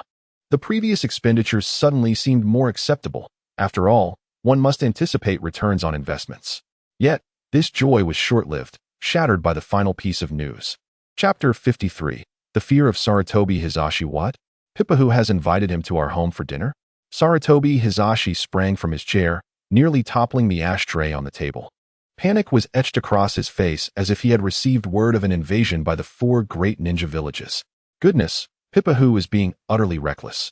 She is inviting an ancestor into our home. He paced the office anxiously, like an ant on a hot pan, filled with trepidation. Liangzi's voracious appetite was so formidable that he feared it would bankrupt him, the Hokage. The more he contemplated, the more he felt a sense of impending doom enveloping him. While he was unperturbed by Liangzi's appetite when it didn't affect him directly, the prospect of the boy dining in his own home was another matter entirely. He instinctively wanted to rush home to prevent this, but as he took a step forward, he froze. At home, it was always Pipahu who held the authority. Once she made a decision, especially one concerning the care of the younger generation, he had no room to argue. To forcibly intervene could lead to consequences far worse than an empty kitchen, such as sleeping in the study. Sighing, Sarutobi Hizashi slumped back into his chair, as if all his strength had been drained. He picked up his pipe, lit it, and took a deep drag, surrounded by swirling smoke. All that escaped his lips were sighs, his face a portrait of sorrow and helplessness. At this juncture, what could he do? He could only take it one step at a time. He profoundly understood the decision of his old friend Danzo. This was not merely a prodigious talent, but rather a hot potato capable of scorching one's palms. Regret surged within him, wishing he had not so readily agreed to reimbursements or allowed Pipahu to treat Liangzi, but it was too late to reconsider. Meanwhile, in the damp, sunless depths of the root headquarters, Shimura Danzo sat in his chair, his solitary eye calmly scanning the recently presented classified intelligence. It detailed the annihilation of a squad from Yunin and highlighted Kyudo Liangzi's pivotal role in the incident. He fixated on the mentions of a suspected unique bloodline limit, single-handedly confronting multiple jonin and possessing an extraordinarily vast chakra reserve. After a long silence, his face betrayed no emotion, until a cold scoff escaped his lips. Hizashi is ultimately too foolish. His low voice echoed in the expansive underground space. To allow someone I wouldn't dare leave unchecked to roam freely in the village is sheer folly. To expel Liangzi from Root, Danzo felt not a twinge of regret. Even with the boy exhibiting strength capable of defeating Jonin, his stance remained unchanged. In his eyes, Liangzi lacked cost-effectiveness. The insatiable resource consumption was simply not worth it. The amount of food and funds required to nurture a Kudo Liangzi could instead cultivate 10 loyal and dependable elite operatives for Root. Furthermore, given Liangzi's youth, considerable resources and time would be needed to wait for him to mature into a formidable weapon. Danzo even doubted whether his Root base would survive long enough to witness Liangzi attain the strength of a Kage. Placing the burden of his nourishment upon the village was perhaps not such a bad thing after all. A glimmer of light flickered in Danzo's eye. Regardless, he was ultimately a force for Konoha, though he hoped the village would not suffer too greatly under his voracious appetite. Naturally, if his dear friend Sarutobi Hisashi found himself in a predicament, Danzo would find it quite enjoyable, especially since Hisashi had previously dismissed his request for Root funding as absurd. Meanwhile, emerging from Konoha Hospital, Liangzi stood at the street corner, momentarily at a loss for direction. Ordinarily, a child of his age would be seated in a classroom at the Ninja Academy. However, having skipped school today with no one seeking him out or keeping tabs on him, he relished the leisure. Forget it, I'll just head home and lie down. He patted his still flat, yet energy-laden stomach, contemplating the need to digest the bounty of the day. Attending school would only lead to idleness and slumber, rather uninteresting. Within moments, he made his decision and strolled leisurely back to the Kudo clan's territory. His small abode remained tranquil, and he flopped onto the soft bed, feeling the slow transformation of fat and chakra nourishing his body, slipping into a deep slumber without realizing it. Time passed, and a series of urgent knocks at the door jolted him awake. Upon opening the door, he found Uchiha Tetsuho, Inaho, and Hyuga Aoki standing outside. "Oh, it's you guys." Liangzi yawned. "There's no need to go to Managawa today. I've already eaten." The trio exchanged glances before Tetsuho finally spoke. "Liangzi, we have something to tell you. Due to the incident with the Yunin ninja, the clan has issued a strict order. After school, we must return directly to the clan grounds and cannot accompany you to Managawa anymore." Aoki added, "The clan elders said it's too dangerous and reflects poorly on us." Liangzi's heart sank at this news, as if he had heard the sound of his heart shattering. His long-term free labor force had just vanished? But upon reflection, given the serious nature of the attempted kidnapping, it was only logical that the various clans would tighten their control over their youths. The fact that they hadn't sought him out, the source of trouble, seemed rather magnanimous. He sighed, a touch dispirited, and waved his hand dismissively. "Fine, I understand. I'll go alone from now on." "Perhaps you won't be able to go alone either," Tetsuho replied with a troubled expression, lowering his voice. "I heard from the elders that the Hokage has issued orders and informed the security team. They will strengthen patrols in the Managawa area, strictly limiting access, especially for students. That area is likely to be temporarily sealed off." "What?" Liangzi felt as if struck by lightning, his entire demeanor faltering. "Seal off Managawa? Does that mean my natural food source is cut off? How can I forage for food to improve my meals now? Am I truly expected to shamelessly go to the Third Hokage's house for meals every day? Even if the Hokage's salary is high and allowance is generous, surely they cannot withstand my appetite. 1 month. Perhaps it would take only a week to deplete the Hokage's household." Truly, it was a case of misfortune piling upon misfortune. "All right, I understand," Liangzi said weakly, feeling as though his life had turned bleak. After sending away the trio who bore the ill tidings, Liangzi collapsed onto his bed, tossing and turning, his mind consumed with the daunting question of what he would eat in the future. Chapter 54. New ideas. The monthly allowance provided by his family already exceeded that of his peers by a significant margin. Even with his thick skin, he felt embarrassed to ask for more. Relying on the village's public funds was an unfathomable thought. Observing the reaction of Sarutobi Hiruzen today, it was clear that this avenue had been swiftly blocked. As for the idea of visiting the Hokage's residence daily for meals, Ryoko was not foolish. That would be akin to courting disaster. Sarutobi Hiruzen, the highest leader of Konohagakure, could easily find a reason to send him off to the borders to subsist on military rations, or, worse, exile him entirely, a fate no one would wish for. He pondered deeply through the night, contemplating various possibilities. Just as he was about to succumb to sleep, a spark of inspiration ignited within him. compelling him to sit upright in bed. Aha, a solution. However, it would require the approval and support of our esteemed Hokage. The following day, during dusk, Ryoko meticulously selected a moderately priced, yet exquisitely packaged figurine as a gift. He then inquired with passers-by about the location of the Sarutobi clan residence and made his way towards the Hokage's home. Not far into his journey, a grand yet quaint three-entry manor came into view, standing out prominently in the territory of the Sarutobi clan. Ryoko's eyes brightened with anticipation as he approached and knocked on the brass ring on the door. "Who is it?" A youthful voice called from behind the door, accompanied by the sound of hurried footsteps. The door gradually opened a crack, revealing a spirited young boy peeking out, his face adorned with curiosity. The boy's lively demeanor and features bore a resemblance to Sarutobi Hiruzen, the third Hokage. Ryoko immediately recognized this future member of the 12 Guardian Ninja, Sarutobi Asuma, whose bounty was worth 35 million ryo. He mentally calculated how long that sum could sustain him. Nevertheless, he quickly donned a harmless and radiant smile, raising the modestly wrapped gift in his hand. "Hello, I am Akimichi Ryoko, here to visit your sister, Biwako." Asuma glanced at the gift, then sized Ryoko up before turning on his heel and bouncing back into the house, shouting, "Mom, there's a chubby guy named Akimichi Ryoko here to see you." Ryoko's mouth twitched in silent exasperation. Asuma was not adorable at all in his youth. Soon, the gentle sound of footsteps approached. Biwako emerged from within, dressed in loose, comfortable attire that exuded warmth and approachability, starkly contrasting her professional demeanor at the hospital. Upon seeing Ryoko standing at the door with a small gift, a genuine smile spread across her face. "Ryoko, come in, please." With a cheerful response, Ryoko followed Biwako into the manor.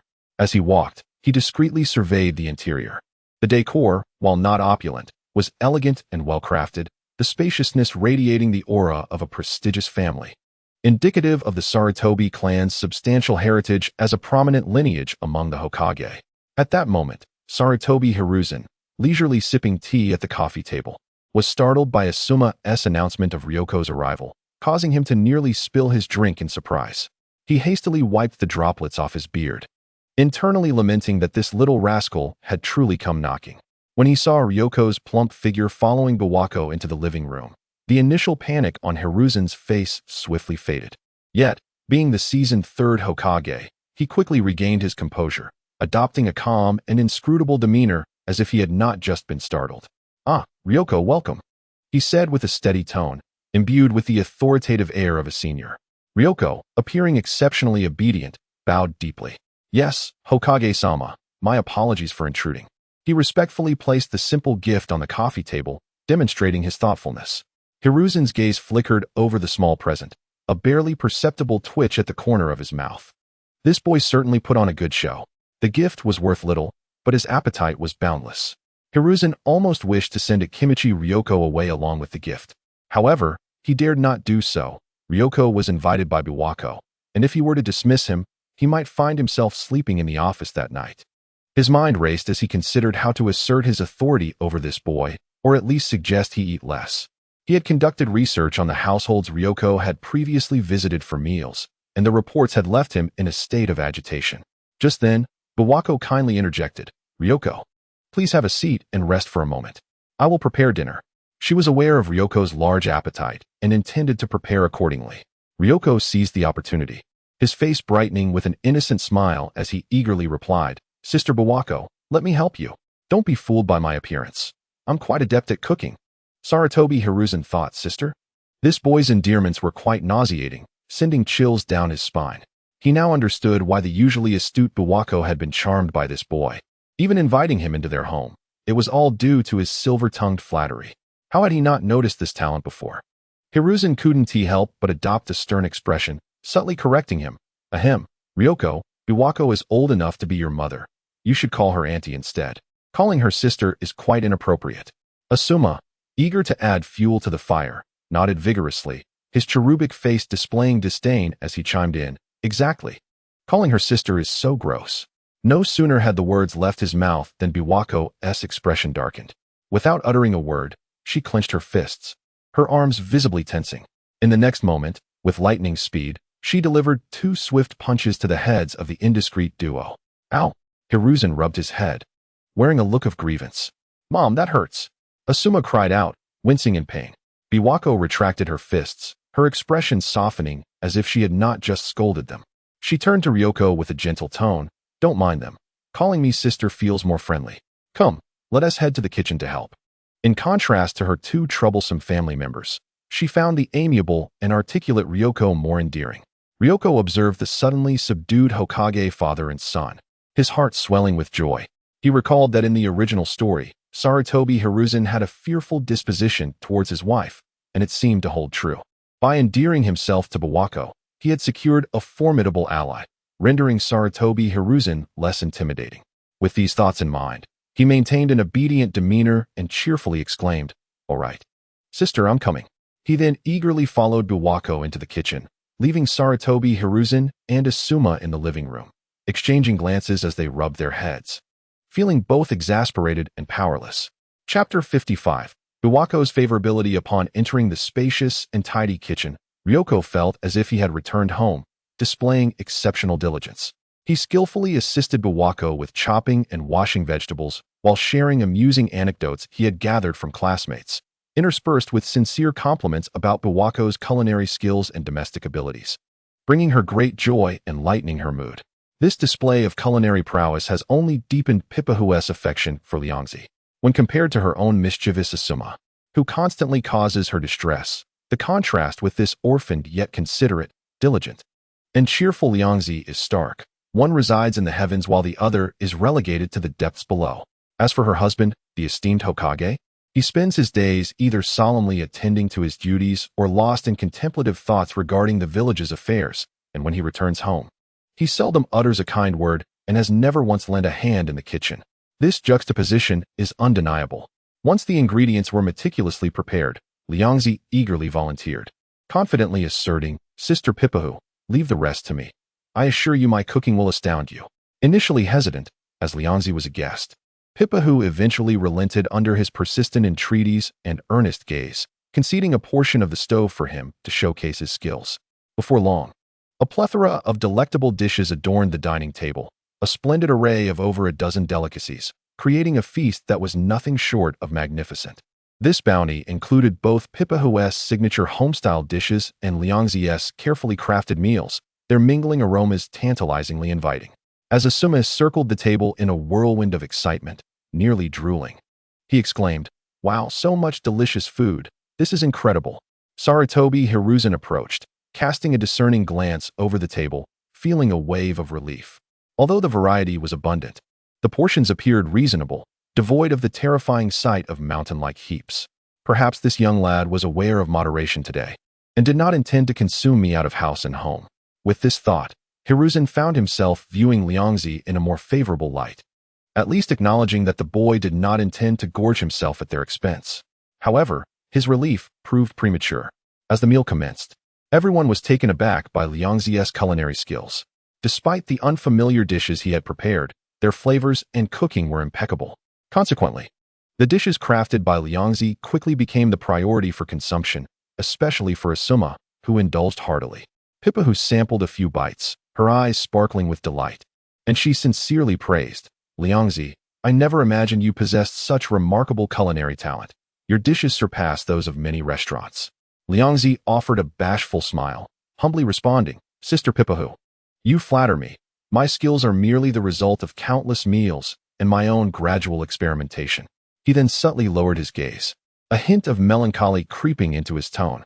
In times past, when hunger gnawed at him, he would venture to the banks of the Nanhachuan, seeking wild game or fishing, hastily preparing what he could to stave off starvation, and over time, he had gleaned some culinary wisdom. He paused thoughtfully before letting out a heavy sigh, his voice tinged with regret. "Alas, it is a pity that the Hokage has ordered the Nanhachuan to be sealed off. Otherwise, I could catch some fresh wild chickens and mushrooms to prepare my specialty of chicken stew for you to savor. The flavor and essence are truly unparalleled." His words, coupled with his sorrowful expression and tone, struck a chord deep within Pippahu's heart. Instantly, she envisioned a solitary orphan, desperately foraging for food on the treacherous fringes of the forest, enduring the elements, and honing his culinary skills and survival instincts through hardship. A profound sense of compassion and maternal instinct surged within her. Upon hearing that this sole source of sustenance had now been severed, her brows furrowed in discontent.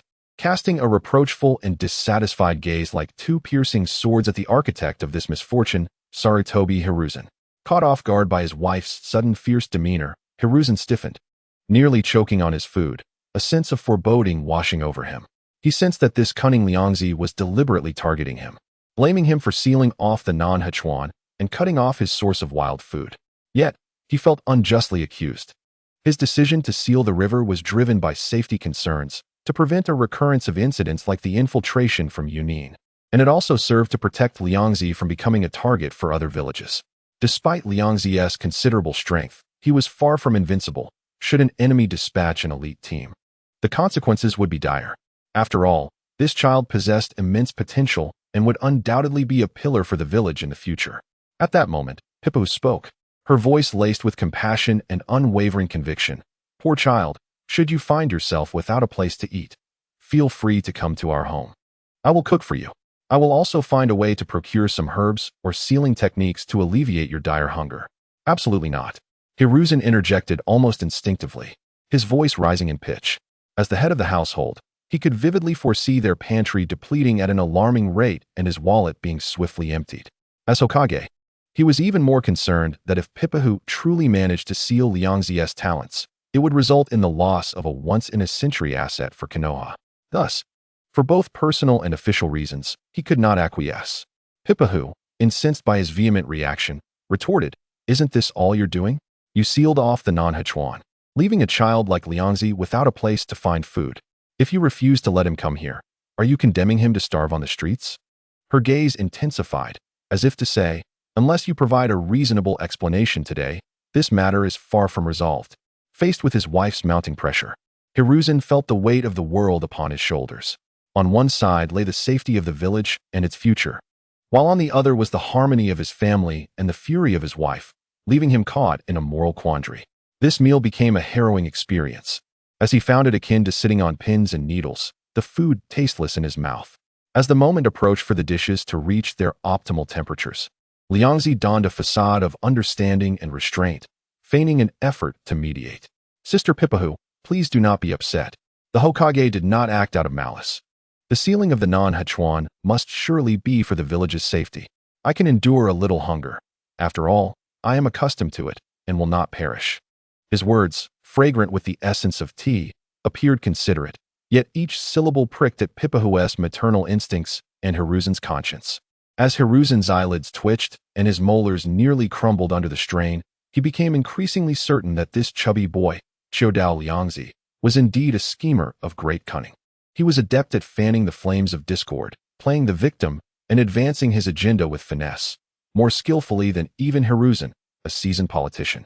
Had he possessed such guile upon his ascension to Hokage, he might have deftly maneuvered the shinobi clans and avoided seeking assistance from Danzo. Yet, upon reflection, he realized he was indeed at fault. By sealing off the non-Hechuan, he had effectively curtailed Liangzi's primary source of food. He had previously tacitly allowed the school to intervene in his attempts to uphold justice by demanding lunchboxes from classmates. In light of this, it seemed he had inadvertently closed off nearly all of Liangzi's avenues for sustenance. However, even so, he could never permit Liangzi to dine at their home daily. That would be akin to creating an insatiable void within his household. As for sealing his hunger talent, that was out of the question, as it would be tantamount to self-sabotage, annihilating a formidable force for the future of Konoha. Must we truly utilize the village's funds to sustain him? Sarutobi Hiruzen immediately envisioned the dire scene of the financial officer clutching a stack of exorbitant reimbursement forms, tears streaming down his face as he lamented the impending financial ruin of the village. A shiver ran down his spine. This path was indeed unfeasible. Under the weight of internal strife and external threats, Sarutobi Hiruzen felt as though he were being roasted over an open flame. He took a deep breath, forcing a congenial smile in an effort to stabilize the situation, and said, "Ahem, Ryoko, it is commendable that you understand the village's predicament." He first acknowledged this point before hastily offering a vague promise, primarily intended for Piaho. The blockade of Minakawa is indeed a strategic decision aimed at preventing the infiltration of hostile forces once more, and it is also to protect exceptional talents like yourself. As for your sustenance issues, he hesitated, feeling that each word was an arduous task. Rest assured, as the third Hokage, I shall certainly devise a means to assist you. I will not allow you to go hungry. As for the specifics of that plan, God knows. He only wished to navigate through the night without further aggravating this little ancestor. As for what lay ahead, he could only take one step at a time and ponder it gradually. Upon hearing this, Ryoko's face immediately lit up with profound emotion, as if he had heard a celestial melody. His voice trembled slightly with excitement as he said, "Thank you, Hokage-sama, for your concern. I truly do not know how to express my gratitude." However, he artfully shifted the conversation, laced with a sense of caution and anticipation, and continued, "Actually, regarding the issue of meals, I have an immature idea. If it could be realized, I should be able to support myself without causing any more trouble for the village or you. The only challenge lies in the execution, and I hope Hokage-sama can lend your support." At this juncture, he finally unveiled his true intentions. Sarutobi Hiruzen felt a pang of alarm, an unsettling recognition that indeed this was coming. Maintaining his composure, and under the watchful gaze of his wife Pyoho, who seemed to wonder how he would handle the situation, he calmly inquired, "Oh? What is your idea? Please, do share. As long as it is reasonable and feasible, I shall do my utmost to assist you." He dared not refuse outright, yet he was genuinely intrigued. He was eager to discover what absurdity this little glutton could concoct this time to address his hunger. Ryoko cleared his throat and straightened his posture, revealing the plan he had long contemplated.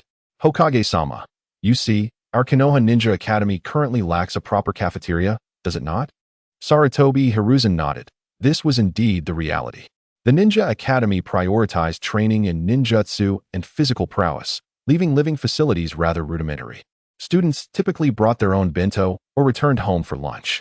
Seeing this, Ryoko's eyes brightened further as he elaborated on his grand vision. "Thus, I propose that the village fund me to establish a cafeteria at the school, with me providing the culinary expertise. Rest assured, with my culinary skills, the meals I prepare will be both delicious and nutritious, beloved by the students. They would pay for their meals, and I would utilize the profits to purchase ingredients, sustaining the cafeteria's operations, while the remaining food would suffice for my own sustenance. In this manner, we would not only resolve the lunch issue for the students, but also allow me to be self-sufficient without burdening the village. Would this not be a win-win situation?" This was his painstakingly devised solution, to bind himself to the Ninja Academy.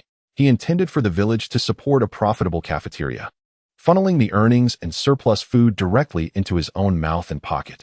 After hearing Ryoko's proposal, Sarutobi Hiruzen did not respond immediately. Instead, he lightly tapped his fingers on the table, lost in thought. Establishing a cafeteria at the Ninja Academy was indeed a novel suggestion. After all, the academy was foundational to Konoha's future, and any changes required careful consideration. However, upon reflection, merely adding a cafeteria to provide meals for the students did not seem entirely unfeasible. With a cafeteria in place, students could remain on campus all day, saving travel time and ensuring proper nutrition. Furthermore, if Ryoko could indeed become self-sufficient through this endeavor, it would be a tremendous boon for the village's finances. The risk lay in whether Ryoko could genuinely manage the cafeteria responsibly. Would he not create further complications? After much contemplation, Sarutobi Hiruzen finally spoke. "Your idea does hold some merit." Ryoko's face lit up with anticipation. Sarutobi Hiruzen continued, his tone imbued with the unassailable authority of the Hokage. "However, the ownership and management rights of the cafeteria must belong to the village. You may participate in the management of the cafeteria's meals, but can only be one of the managers." He needed to retain core authority within the village. Otherwise, if the village invested both money and effort, yet Ryoko reaped all the benefits, there would inevitably be dissent among the other shinobi and villagers. Moreover, he perceived that Ryoko was willing to go to great lengths for food. Should any issues arise, he would have to clean up after him, necessitating preemptive measures. Ryoko, upon hearing this, grew anxious. He immediately attempted to negotiate for greater rights, standing tall and striving to appear more reliable. "Hokage-sama, you cannot do this. It undermines my fervent spirit to contribute to the village. I intend to offer my unique culinary skills, which will undoubtedly ensure that all students eat well, feel full, and maintain their vitality, thus nurturing healthier and stronger new sprouts for Konoha. Trust me, allowing me full management of the cafeteria would be the optimal choice for maximizing benefits. Yet, Despite his attempts to appear mature, his youth remained evident, and he could not sway Sarutobi Hiruzen in the slightest. Even Piho, who typically held the highest regard for Ryoko, fell silent at this moment. After all, entrusting an insatiable child with the management of a cafeteria without constraints was akin to releasing a mouse into a grain store. Sarutobi Hiruzen understood this well. Remaining unmoved and unwavering, he was acutely aware of Ryoko's insatiable appetite, akin to a natural disaster, a voracious consumer. If he were to be granted full control, who could predict what mischief he might engage in? Thus, he decisively closed off this avenue, insisting, "You may be responsible for the procurement of ingredients for the school's cafeteria, considering your, shall we say, profound understanding of ingredients and culinary arts. However, the village must assign dedicated financial and disciplinary personnel to oversee the cafeteria, audit the accounts, and supervise the processes. This is non-negotiable." He made no effort to conceal his distrust, fearing that Ryoko might exploit the procurement process for personal gain, potentially leading to a significant financial deficit for the school's cafeteria. Ryoko observed Sarutobi Hiruzen's unwavering stance and realized that this was the best deal he could negotiate at this juncture. A hint of regret crossed his face, but it quickly shifted to acceptance. After all, securing any agreement and reaching such terms was already quite commendable. While his aspirations were lofty, he recognized that the other party was not easily fooled. "I understand, Hokage-sama. Thank you for this opportunity. I will certainly strive to manage the cafeteria well and not betray your trust." Internally, he thought, "Humph, supervision is one thing, with procurement authority in hand. Who will stop me from seizing opportunities?"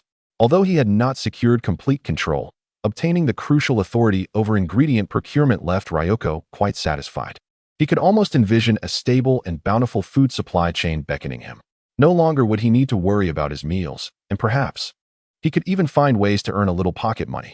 After successfully achieving his preliminary goals, Liangzi's performance at the dining table was nothing short of exemplary. He effortlessly reverted to his charming and considerate demeanor, his words flowing like honey as he lavished praise upon Pai Pa, whose culinary skills, household management, and gentle disposition. This flattery left Pai Pa Hu beaming with delight, feeling that the meal was well worth the expense, and viewing Liangzi with increasing fondness. In stark contrast, Sarutobi Hizashi observed Liangzi's attempts to curry favor with Pai Pa Hu, his own irritation simmering beneath the surface, rendering even the delicious food before him tasteless. Despite having rendered substantial assistance to Liangzi, he was met with nary a word of gratitude, while Liangzi instead showered compliments upon Pai Pa Hu. Did he not recognize who truly held the reins of the household? Only the simple-minded Asuma remained oblivious to the undercurrents at the table, engrossed in his meal, cheeks puffed with food, exuding a blissful and foolish grin. After the meal, Liangzi, satisfied and exhilarated, bid farewell to the Sarutobi family. As he stepped through the grand doorway, he could scarcely contain his joy, feeling as though he might leap into the air. The sky appeared exceptionally blue, the air remarkably fresh, and the future of his culinary journey seemed brilliantly promising. With the support of the ninja school cafeteria, he would soon be able to partake in official meals without hesitation. Moreover, having established a good rapport with Madame Pai Pa, who was akin to forging a connection with the Hokage family, potentially reaping further benefits in the future. Not only could he bask in the prestige of his association, but he might also learn medical ninjutsu, a valuable asset for both survival and power enhancement. With these thoughts in mind, he hummed a tuneless melody, his steps light as he returned to his modest abode, eagerly anticipating the Hokage's official notification. Sarutobi Hizashi, displaying remarkable efficiency, convened a meeting with the heads of relevant departments the very next day, swiftly finalizing plans for the establishment of a cafeteria at the ninja school. The infrastructural capabilities of Konoha, bolstered by ninjas and ninjutsu, were nothing short of formidable. By the third day, a team consisting of Earth-style ninjas and ordinary construction workers had entered the ninja school, selecting a designated area and fervently commencing their work. The sounds of construction were incessant, and under the high-efficiency collaboration of over a dozen ninjas and workers, a spacious and sturdy cafeteria rose at a remarkable pace. Upon receiving the news, Liangzi rushed to the scene, hands on his hips, standing proudly as though surveying his domain. Observing the nascent form of the cafeteria, he could hardly contain his joy. "Ha ha ha, this will soon be my culinary kingdom." At that moment, it was the end of class for Class A. The students, surprised to see Liangzi, who had been absent for several days at the construction site, were taken aback. Most were unaware of the circumstances and assumed he had merely taken sick leave or personal time. Those who had participated in the field trip and witnessed the battle firsthand were sternly warned not to disclose their experiences, and now, upon seeing Liangzi, their expressions were notably complex. The events of that day remained surreal to them, making it hard to believe that a peer possessed such fearsome power. While they were still fumbling with shuriken and practicing the body flicker technique, he had already transformed into a calamity incarnate. Some were even demoralized, pondering the futility of their own existence in comparison to his. Friends such as Akimichi Ryoko, Uchiha Tiehua, and Namikaze Minato approached Liangzi. Liangzi, you're back at school? Why aren't you in class, just watching here? Akimichi Ryoko inquired with curiosity. Seeing familiar faces, Liangzi straightened his posture, a proud expression gracing his features, and began to boast. School? Not even a dog goes there. No more pretense, I'm laying it all out. Do you see this cafeteria? I'm the boss here now. He paused deliberately, savoring the moment as shock and confusion washed over their faces, before breaking into a smirk and adding, So, if you want to eat well here, you'll have to heed my orders. Understood? This cafeteria is yours. Akimichi Ryoko exclaimed in astonishment. But isn't this a school facility? The group exchanged bewildered glances, questioning if they had misheard. Liangzi reveled in their confusion, casually waving at a busy foreman. The foreman promptly approached, his demeanor respectful as he inquired, Minister Liangzi, how may I assist you? Feigning composure, Liangzi waved dismissively. Nothing much, just checking on the progress. Please expedite it, aiming for completion within 3 days. The foreman assured him with a smile, Rest assured, Minister. With so many esteemed ninjas assisting, we will not delay and will complete it on time.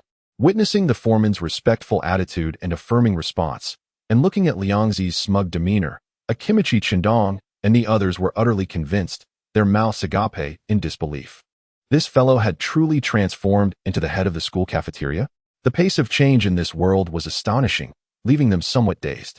Initially, they had assumed Liangzi had been recruited by the village into some special, mysterious department. They never anticipated that upon his return, he would be the cafeteria's chief. Namikaze Minato remarked, Liangzi, you're truly impressive, becoming the cafeteria chief. Uchiha Tiehua quipped, Humph, I've realized this guy will do anything for food. Akimichi Ryoko, drooling with flattery, added, Liangzi, since we're all friends, remember to serve me extra when I dine in the cafeteria. In high spirits after his display of bravado, Liangzi casually responded, Of course. I'll ensure you're well fed. I promised as much to Hokage-sama. Just then, a messenger ninja hurried over, bowing respectfully to Liangzi. Minister Liangzi, Hokage-sama has notified that the initial operating funds for the cafeteria have been approved. Please visit the Hokage's office. Upon hearing this, Liangzi felt a surge of excitement. Though he endeavored to maintain his composure, he waved a hand to his still stunned friends. All right, I have important matters to attend to. Just wait for the cafeteria to open. With that, he followed the messenger ninja, spiritedly making his way to the Hokage building. Arriving at the Hokage's office, he found Sarutobi Hizashi seated with a solemn expression. On the desk before him lay a budget approval document stamped with an official seal. Liangzi, you've arrived, Sarutobi Hizashi said, taking a deep breath as if he had made a significant decision, and pushed the document forward. This covers the first month's expenses for food procurement and basic operations of the cafeteria. I'm entrusting this to you. The village has faith in you, and I sincerely hope you won't let me down. The last few words were almost squeezed out between clenched teeth, laden with warning. Liangzi's gaze was immediately drawn to the budget document, akin to a starving wolf eyeing fresh meat. He nodded vigorously, thumping his chest in assurance, his voice booming, Rest assured. Hokage-sama, I, Akimichi Liangzi, will meticulously manage every penny, ensuring that every student in Konoha eats well, grows strong, and blossoms into the village's most vigorous new sprouts. Observing his fervent sincerity, Sarutobi Hizashi's lips twitched imperceptibly, but he ultimately waved his hand. Go, collect the funds from the finance department, and remember your words. Yes, Hokage-sama.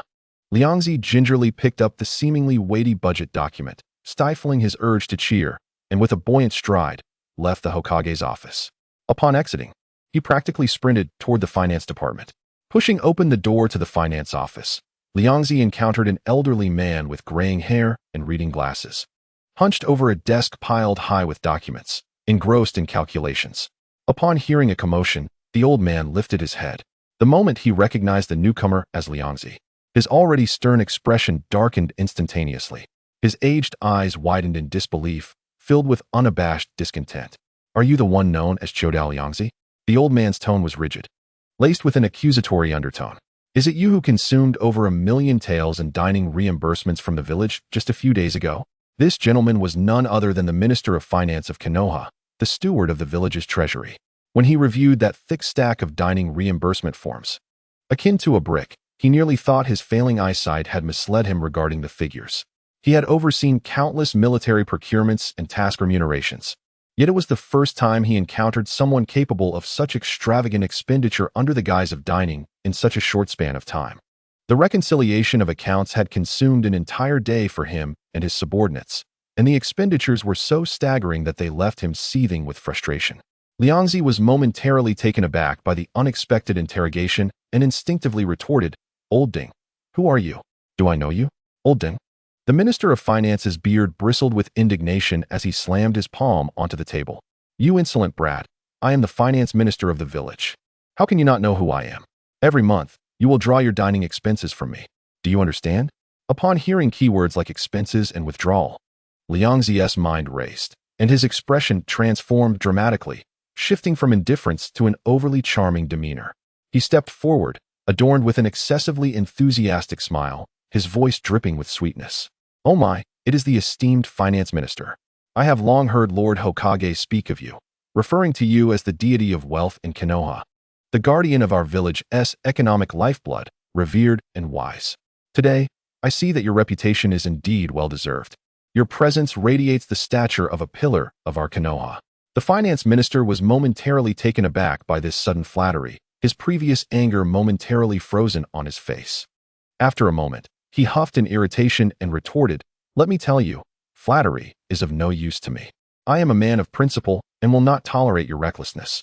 Upon hearing this, Liangzi quickly adopted a sorrowful expression, feigning tears as he lamented, "You know, I have been an orphan since childhood, with a tremendous appetite. Furthermore, thanks to Lord Hokage's special approval, I am allowed to eat freely." His words were delivered with such feigned pathos that they could have evoked tears from the most sentimental of souls. The finance minister, upon hearing Liangzi's tale, felt as though he had received a critical blow, his expression remaining rigid, yet his tone softened considerably. "Enough of this pretense. Bring me the requisition form. Let me tell you, every expenditure must be meticulously documented from now on. If you dare to squander funds, I will cease your allocations." Having successfully withdrawn the first batch of funds from the finance minister, Liangzi diligently secured the money box and felt as though he was floating as he stepped out of the Hokage building, nearly swaying in his gait. "Haha, that mere old dung of the finance department was easily managed by me," he whispered triumphantly, thoroughly pleased with his adaptability. With the heavy funds in hand, he did not meander aimlessly in the market, but instead returned directly to his clan, the Chodao clan's domain. The Chodao clan revered food as their source of strength, with their secret techniques based on the absorption and transformation of energy. Consequently, they possessed vast and mature procurement channels for ingredients throughout the ninja world, allowing them to acquire abundant high-quality food at relatively low prices. Moreover, the Chodao clan operated extensive farms and plantations, with their renowned barbecue restaurant primarily sourcing its meat from their own livestock, creating a complete production-to-consumption chain. Upon returning to his clan, Liangzi had a clear objective: to leverage this mature and cost-effective supply chain to ensure the cafeteria could procure the best ingredients for the least amount of money. Thus, he did not go directly to the clan's warehouse, but sought out the clan leader for a discussion.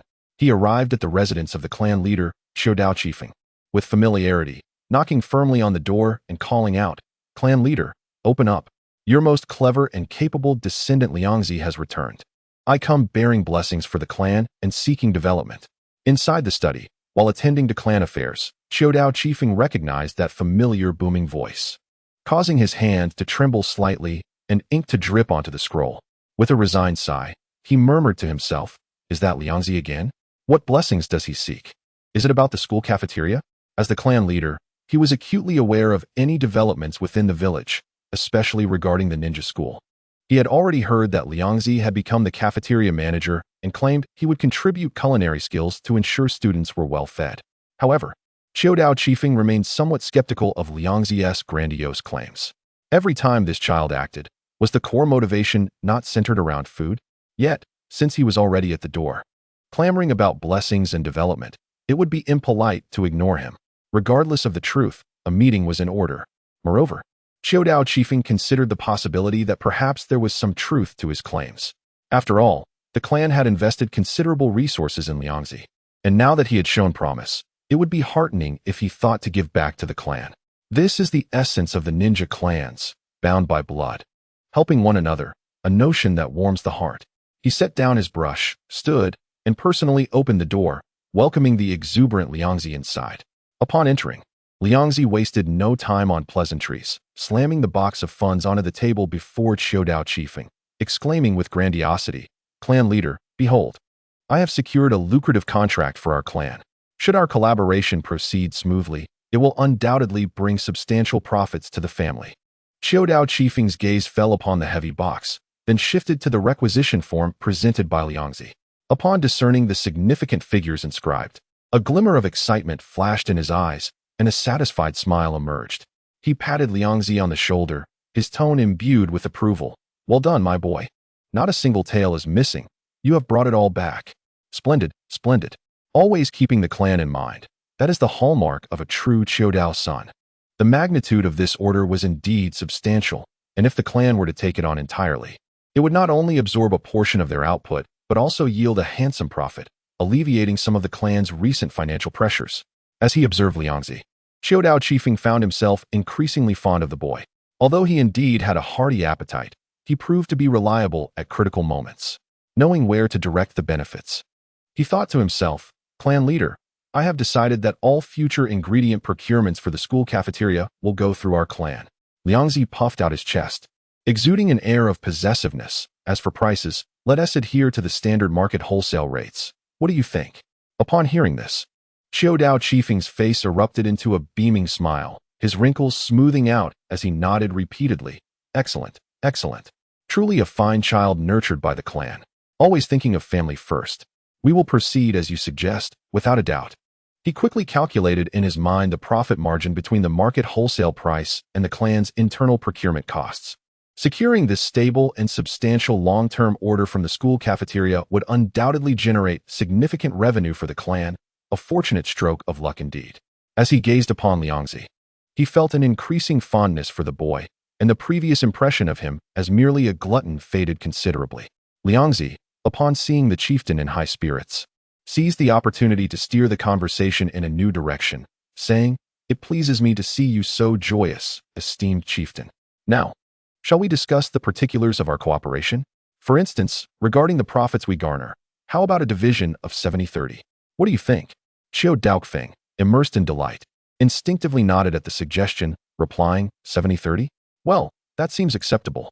After all, without your involvement, our clan would not secure this lucrative deal, although it entails some toil. A profit margin of 70% is modest, yet manageable." "Ah, chieftain, you have misunderstood," Liangzi quickly interjected, waving his hands with an innocent smile that suggested a miscommunication. "What I meant was that the clan and I would split the profit 70-30, with myself receiving 70% and the clan 30. What?" The smile on Chiodao Chifeng's face instantly faltered, his voice rising in disbelief, and his eyes widened like saucers as he stared at Liangzi. "You wish to take 70%? What do you need such a sum for? You are but a child. Possessing such wealth could lead you astray. Would it not be wiser to leave the money with the clan for safekeeping and development? 30%? What is that worth? After deducting costs and labor, there is hardly any profit to be made." He never anticipated that Liangzi, this young lad, would be so audacious as to claim such a significant share of the profits. This was not a matter of giving back to the clan.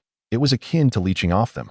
Unfazed by the chieftain's glare, Liangzi remained calm, counting on his fingers as he reasoned. "Chieftain, your perspective is flawed. Consider this. I brought in the order, did I not? The funding was procured from Lord Hokage.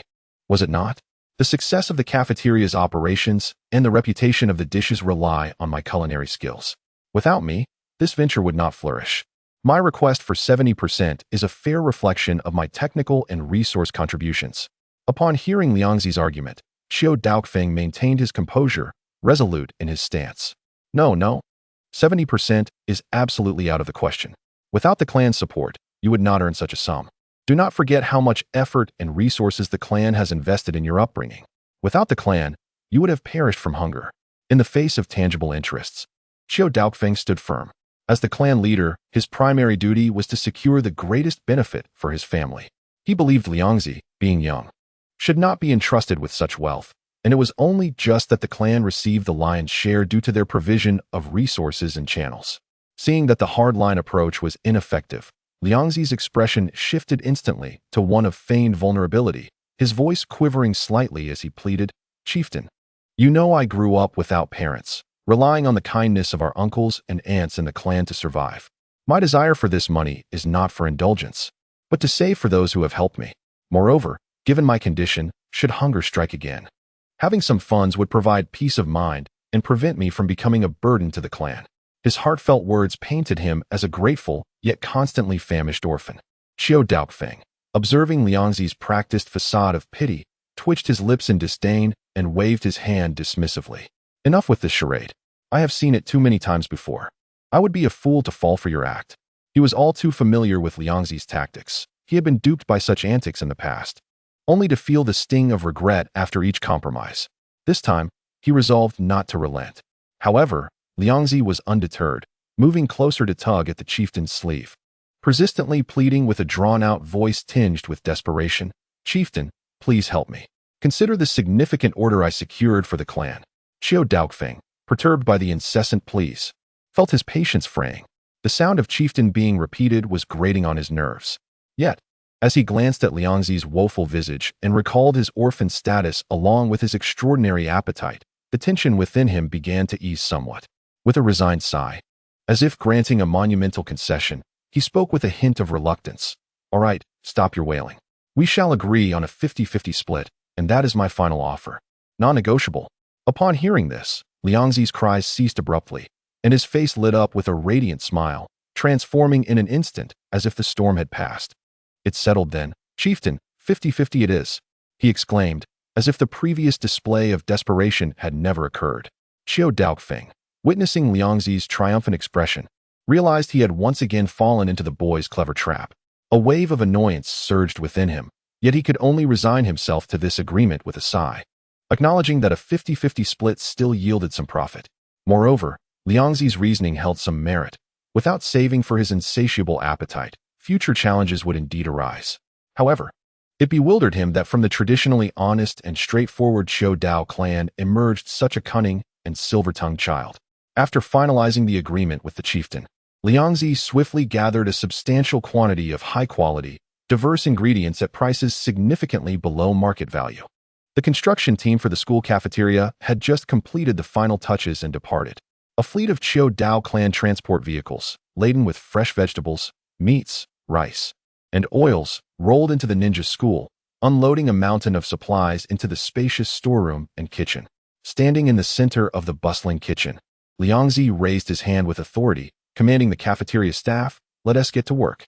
Everyone, prepare the ingredients for lunch. Today, we must ensure the students enjoy their very first meal from our cafeteria." "Yes, Director Liangzi." The staff responded in unison, immediately diving into action with fervor. Washing vegetables, cutting meat, starting fires, and rinsing rice. Everyone exerted themselves to the fullest. They had no choice. Liangzi had promised generous wages and benefits, making him their savior during this economically challenging time. In an instant, the kitchen transformed into a highly efficient food processing hub. Shortly thereafter, as the morning training sessions concluded, ravenous students were astonished to see smoke rising from the newly constructed cafeteria chimney. Soon after, an enticing aroma wafted through the air, a melange of savory oils, sweet rice, and a medley of mouth-watering spices, acting like an invisible lure that drifted with the breeze, reaching every nostril. This scent was so intoxicating that it stirred the empty stomachs left hollow from their rigorous training. Gurgle, gurgle. The symphony of rumbling stomachs echoed throughout the campus. Many students instinctively swallowed hard, their gazes fixated on the cafeteria, eyes gleaming with anticipation. My goodness, that aroma is utterly divine. Indeed, it surpasses even my mother's cooking. I can hardly contain my saliva. This fragrance feels more luxurious than anything I've smelled at noble banquets. We simply must try it for lunch today? Absolutely. The bento I brought suddenly seems unappetizing. Students buzzed with excitement, their faces lit with eagerness and impatience. The notion of nibbling on cold rice balls or eating their packed lunches was completely obliterated by the alluring scent. Even the teachers at the ninja school, who had originally harbored doubts about a child managing the cafeteria, were now captivated by the astonishing aroma, their expressions revealing surprise.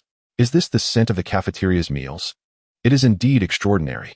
It seemed that the young lad from the Chiao Dao clan truly possessed remarkable talent. No wonder Lord Hokage entrusted him with the cafeteria's management. Let us venture to the cafeteria at noon and savor the flavors of its offerings. In a fleeting moment, the newly inaugurated school cafeteria, not yet officially opened, has successfully captured the appetites and curiosities of all students and teachers through the wafting smoke and enticing aromas, becoming the focal point of the entire ninja school. Everyone eagerly anticipates the ringing of the bell signaling the end of classes. Chapter 61. A feast of delicacies as time inexorably ticks away. The wait proves excruciatingly long for the famished students and teachers. The tantalizing scent that lingers in the air is akin to an indescribable form of torment.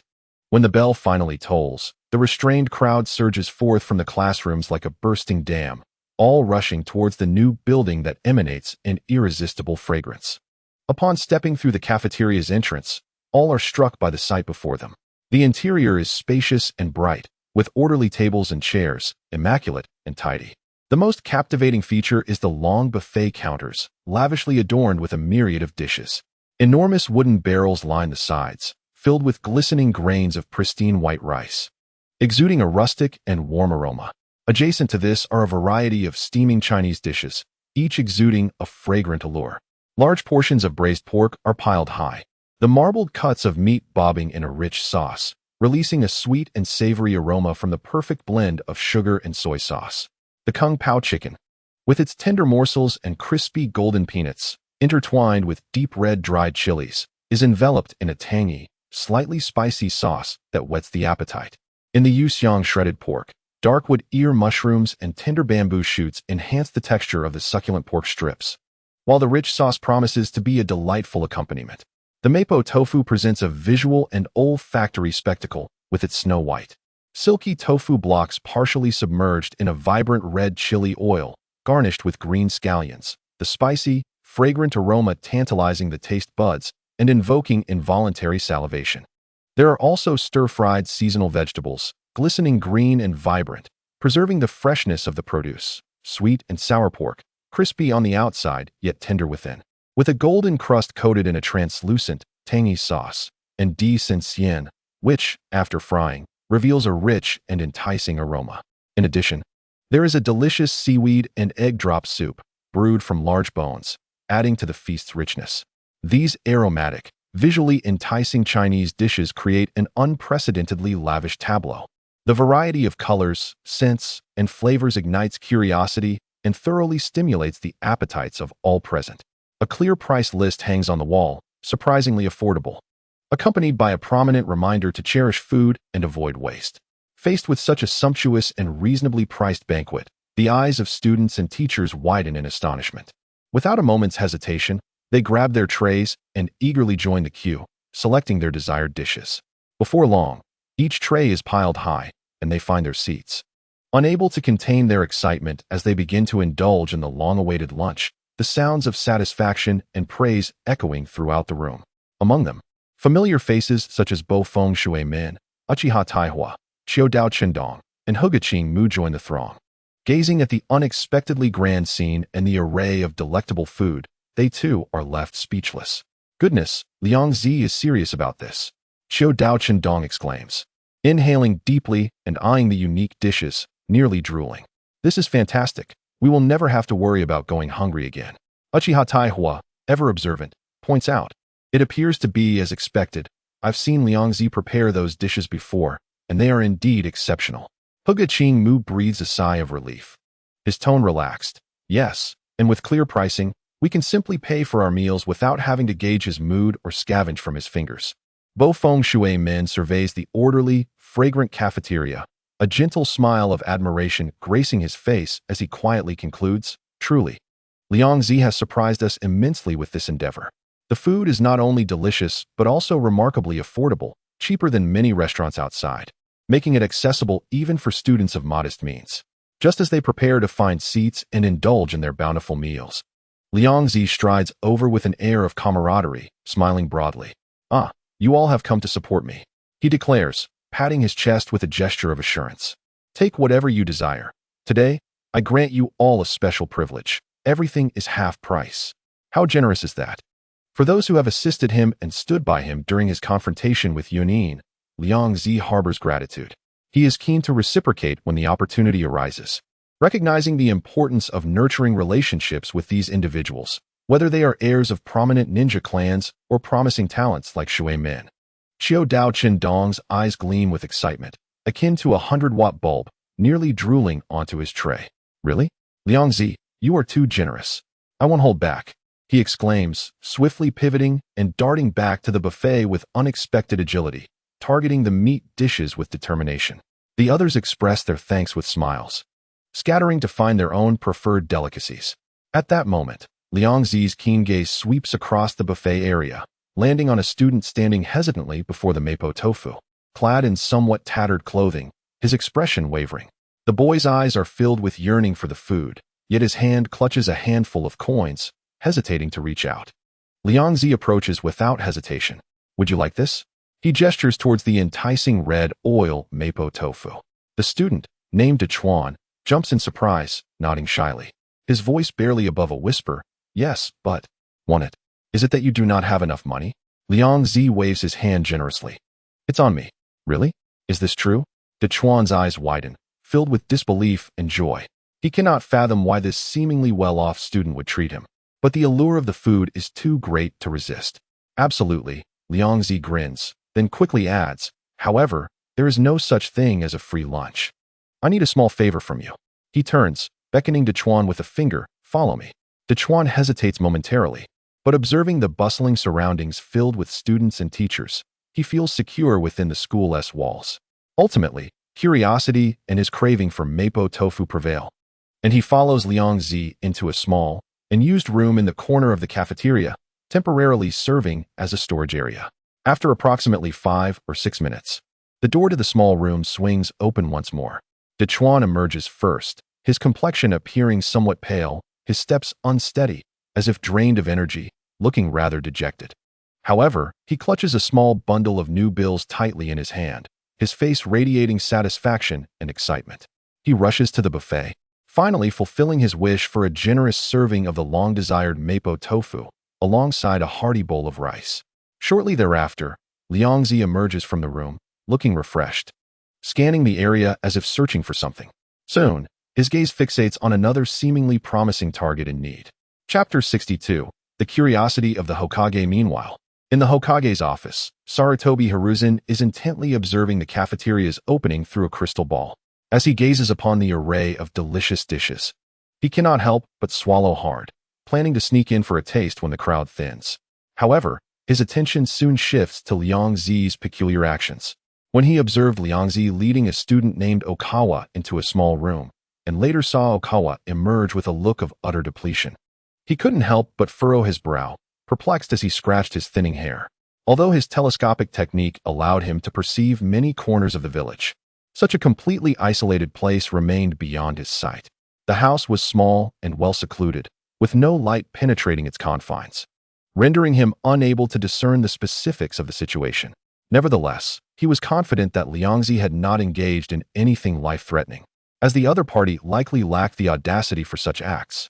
However, Okawa's lethargic demeanor indicated that his experience was far from ordinary. He had witnessed similar scenes before, but they typically involved adult men and women. While Liang Zi had become somewhat portly and robust, it seemed improbable that such a situation could unfold so swiftly.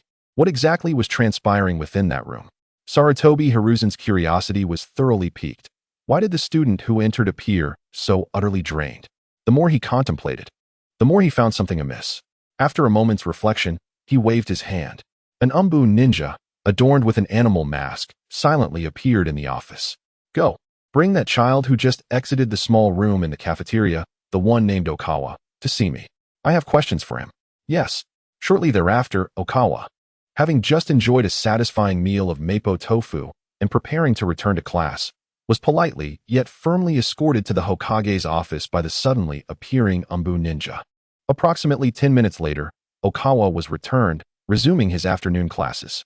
Within the Hokage's office, the mystery that clouded Sarutobi Hiruzen's face deepened rather than dissipated. Alone in his chair, he unconsciously tapped his fingers on the table, murmuring, "Is he asking others to transfer their chakra to him? What does this child intend to do with another's chakra? Could this be a manifestation of his unique physique or a form of his bloodline limit? Is he absorbing others' chakra to replenish his own? Or perhaps converting it into personal energy?" He recalled the previous examination results from Lake Biwa, which indicated that Liangzi possessed the ability to absorb energy. If he could slowly absorb medical chakra, then direct absorption of refined chakra from others didn't seem impossible. This revelation deepened Sarutobi Hiruzen's interest in Liangzi's unique constitution. The secrets within this child appeared to be far more abundant than he had envisioned. Stroking his beard, he allowed the vision within the crystal ball to dissipate. Although Liangzi's actions were peculiar and sparked immense curiosity, he did not intend to delve too deeply into the matter. As Hokage, he understood that everyone harbored their own secrets and unique modes of existence. As long as their actions did not jeopardize the village and could even benefit Konoha, he was willing to extend ample tolerance. Moreover, upon reflection, it was evident that Liangzi's operation had not harmed the boy named Okawa. The examination results brought back by the Umbu confirmed that Okawa was merely suffering from temporary weakness due to excessive chakra consumption, with no other injuries. A bit more food and rest would suffice for his recovery. Furthermore, the satisfaction on the child's face upon receiving his payment, eagerly anticipating a meal, clearly indicated his contentment with the transaction and even gratitude towards Liangzi. Purchasing chakra with money, which then circulated back into the cafeteria, transforming into energy after consumption, allowing for the refinement of chakra once more. Sarutobi Hiruzen murmured as he unraveled this cycle. This child had ingeniously devised a self-sustaining, circular economy within the school. Realizing this, a complex expression of resignation, amusement, and a hint of admiration crossed his face. What kind of mind did Akimichi Liangzi possess to conceive such a brilliant idea? Chakra was taken, money circulated, and most returned to his pocket in the form of costs and profits. The entire process appeared as a fair transaction, devoid of deception. In reality, it was a guaranteed profit, while simultaneously aiding financially struggling classmates, garnering their gratitude. Sarutobi Hiruzen couldn't help but click his tongue, silently thinking, were it not for this child's youth, remarkable potential, and unique constitution, which the village aimed to nurture as a future asset. This shrewd merchant, this astute mind could be reassigned to the finance department, potentially aiding in the meticulous management of village accounts and even generating additional profits. Of course, this was merely a thought. The immediate priority was to ensure this child remained stable in the cafeteria, avoiding any major disturbances. Shaking his head, Sarutobi Hiruzen redirected his focus to the documents awaiting his review on the table. Once he completed the paperwork, he would head to the cafeteria to sample those enticing dishes. Meanwhile, Liangzi, having absorbed chakra from 4 willingly participating students, had yet to find a new suitable target. However, he felt no urgency. Once the word spread about the ability to purchase chakra, individuals would undoubtedly seek him out. At that point, he would have a continuous supply of chakra at his disposal. His attention returned to the cafeteria hall. By this time, the lunch rush had subsided, with most students and teachers leaving, their bellies full and satisfied. Only a few stragglers remained, savoring their meals, alongside a pile of dishes awaiting cleanup. Liangzi strolled to the serving area, eyeing the remaining dishes and rice in the warming trays. As it was the first day of operation, discrepancies in estimates were inevitable, and there were still plenty of leftovers. Rather than feeling disheartened by the surplus, Liangzi's eyes lit up as he patted his round belly. There was still ample food left, just enough to satiate my hunger. Waste is shameful. With that, he unhesitatingly grabbed a clean large bowl and commenced his cleanup endeavor. He approached the rice bucket, scraping all the leftover rice into his bowl, followed by dumping the remnants of braised pork sauce, mapo tofu, and all remaining dishes and broth from the trays into the bowl, skillfully stirring them together with a large spoon. In an instant, a vibrant and diverse ultimate mixed rice creation was born. Without seeking a seat, He leaned against the serving counter, spoon in hand, and began to indulge heartily. His rapid consumption, coupled with the expression of savoring and exquisite delicacy, left the staff members, who were tidying up nearby, utterly astonished. Before long, the large bowl, sufficient for 30 to 40 people, was entirely consumed, the dishes gleaming as if brand new. Just as Liangzi patted his belly, contemplating a leisurely stroll, a figure appeared at the entrance of the cafeteria. The additional chapter for today is completed, with 42 chapters still owed, a veritable compounding interest. The good news is that I've noticed some recovery in my facial condition. Perhaps I will soon be well enough to avoid a hospital visit. Chapter 63. The late Hokage, the tardy Third Hokage, Sarutobi Hiruzen, had intended to discreetly inspect the cafeteria's first-day operations and perhaps enjoy a meal himself as the lunch break drew to a close. However, upon stepping through the cafeteria doors, he was met with the sight of an utterly empty serving counter and a few staff members engaged in final cleanup tasks. The entire cafeteria appeared as if it had been swept clean by a tempest, with not even a remnant of a vegetable leaf left on the trays. Sarutobi Hiruzen stood frozen, instinctively taking a half-step back, raising his gaze to confirm that the sign at the entrance indeed read Ninja School Cafeteria. Rubbing his eyes, he scanned the room once more, ultimately resting his gaze on the sole figure still within the cafeteria, Akimichi Liangzi, who was patting his belly, a look of complete satisfaction on his face. Sarutobi Hiruzen pointed at the deserted serving counter, his voice tinged with incredulity. Liangzi, did you consume all the food? Before his arrival, he had deliberately employed the art of telescopic vision to observe that there were still ample dishes left in the cafeteria. However, by the time he strolled over, all had been devoured by Liangzi. At this moment, he genuinely perceived the extent of Liangzi's insatiable appetite. Upon seeing Sarutobi Hiruzen, Liangzi sprang forward with agility, smiling as he greeted, "Lord Hokage, are you here to dine in the cafeteria?"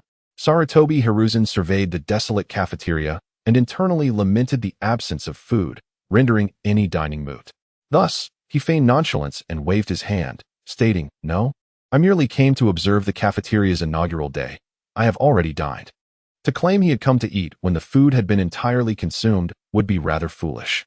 Yet, no sooner had he spoken than his stomach grumbled audibly, plunging the situation into an awkward silence. Fortunately, Liangzi reacted swiftly, adopting a concerned demeanor, exclaiming, "Lord Hokage, you are burdened with countless affairs of the village. You must also take care of your health. You cannot forego meals out of fear of burdening us. Otherwise, if you starve, it would be a tremendous loss for Konoha." Without waiting for Sarutobi Hiruzen's response, he turned to the nearby staff, commanding, "Quickly, reignite the kitchen fire and prepare several dishes for Lord Hokage. He must dine to his heart's content." Upon hearing the order, the kitchen sprang back to life, observing the kitchen staff so dutifully obeying Liangzi. Sarutobi Hiruzen couldn't help but feel a flicker of admiration. Liangzi exhibited commendable management skills. If channeled correctly, his future potential was boundless. However, his formidable appetite posed a risk to the will of fire, which could be easily influenced.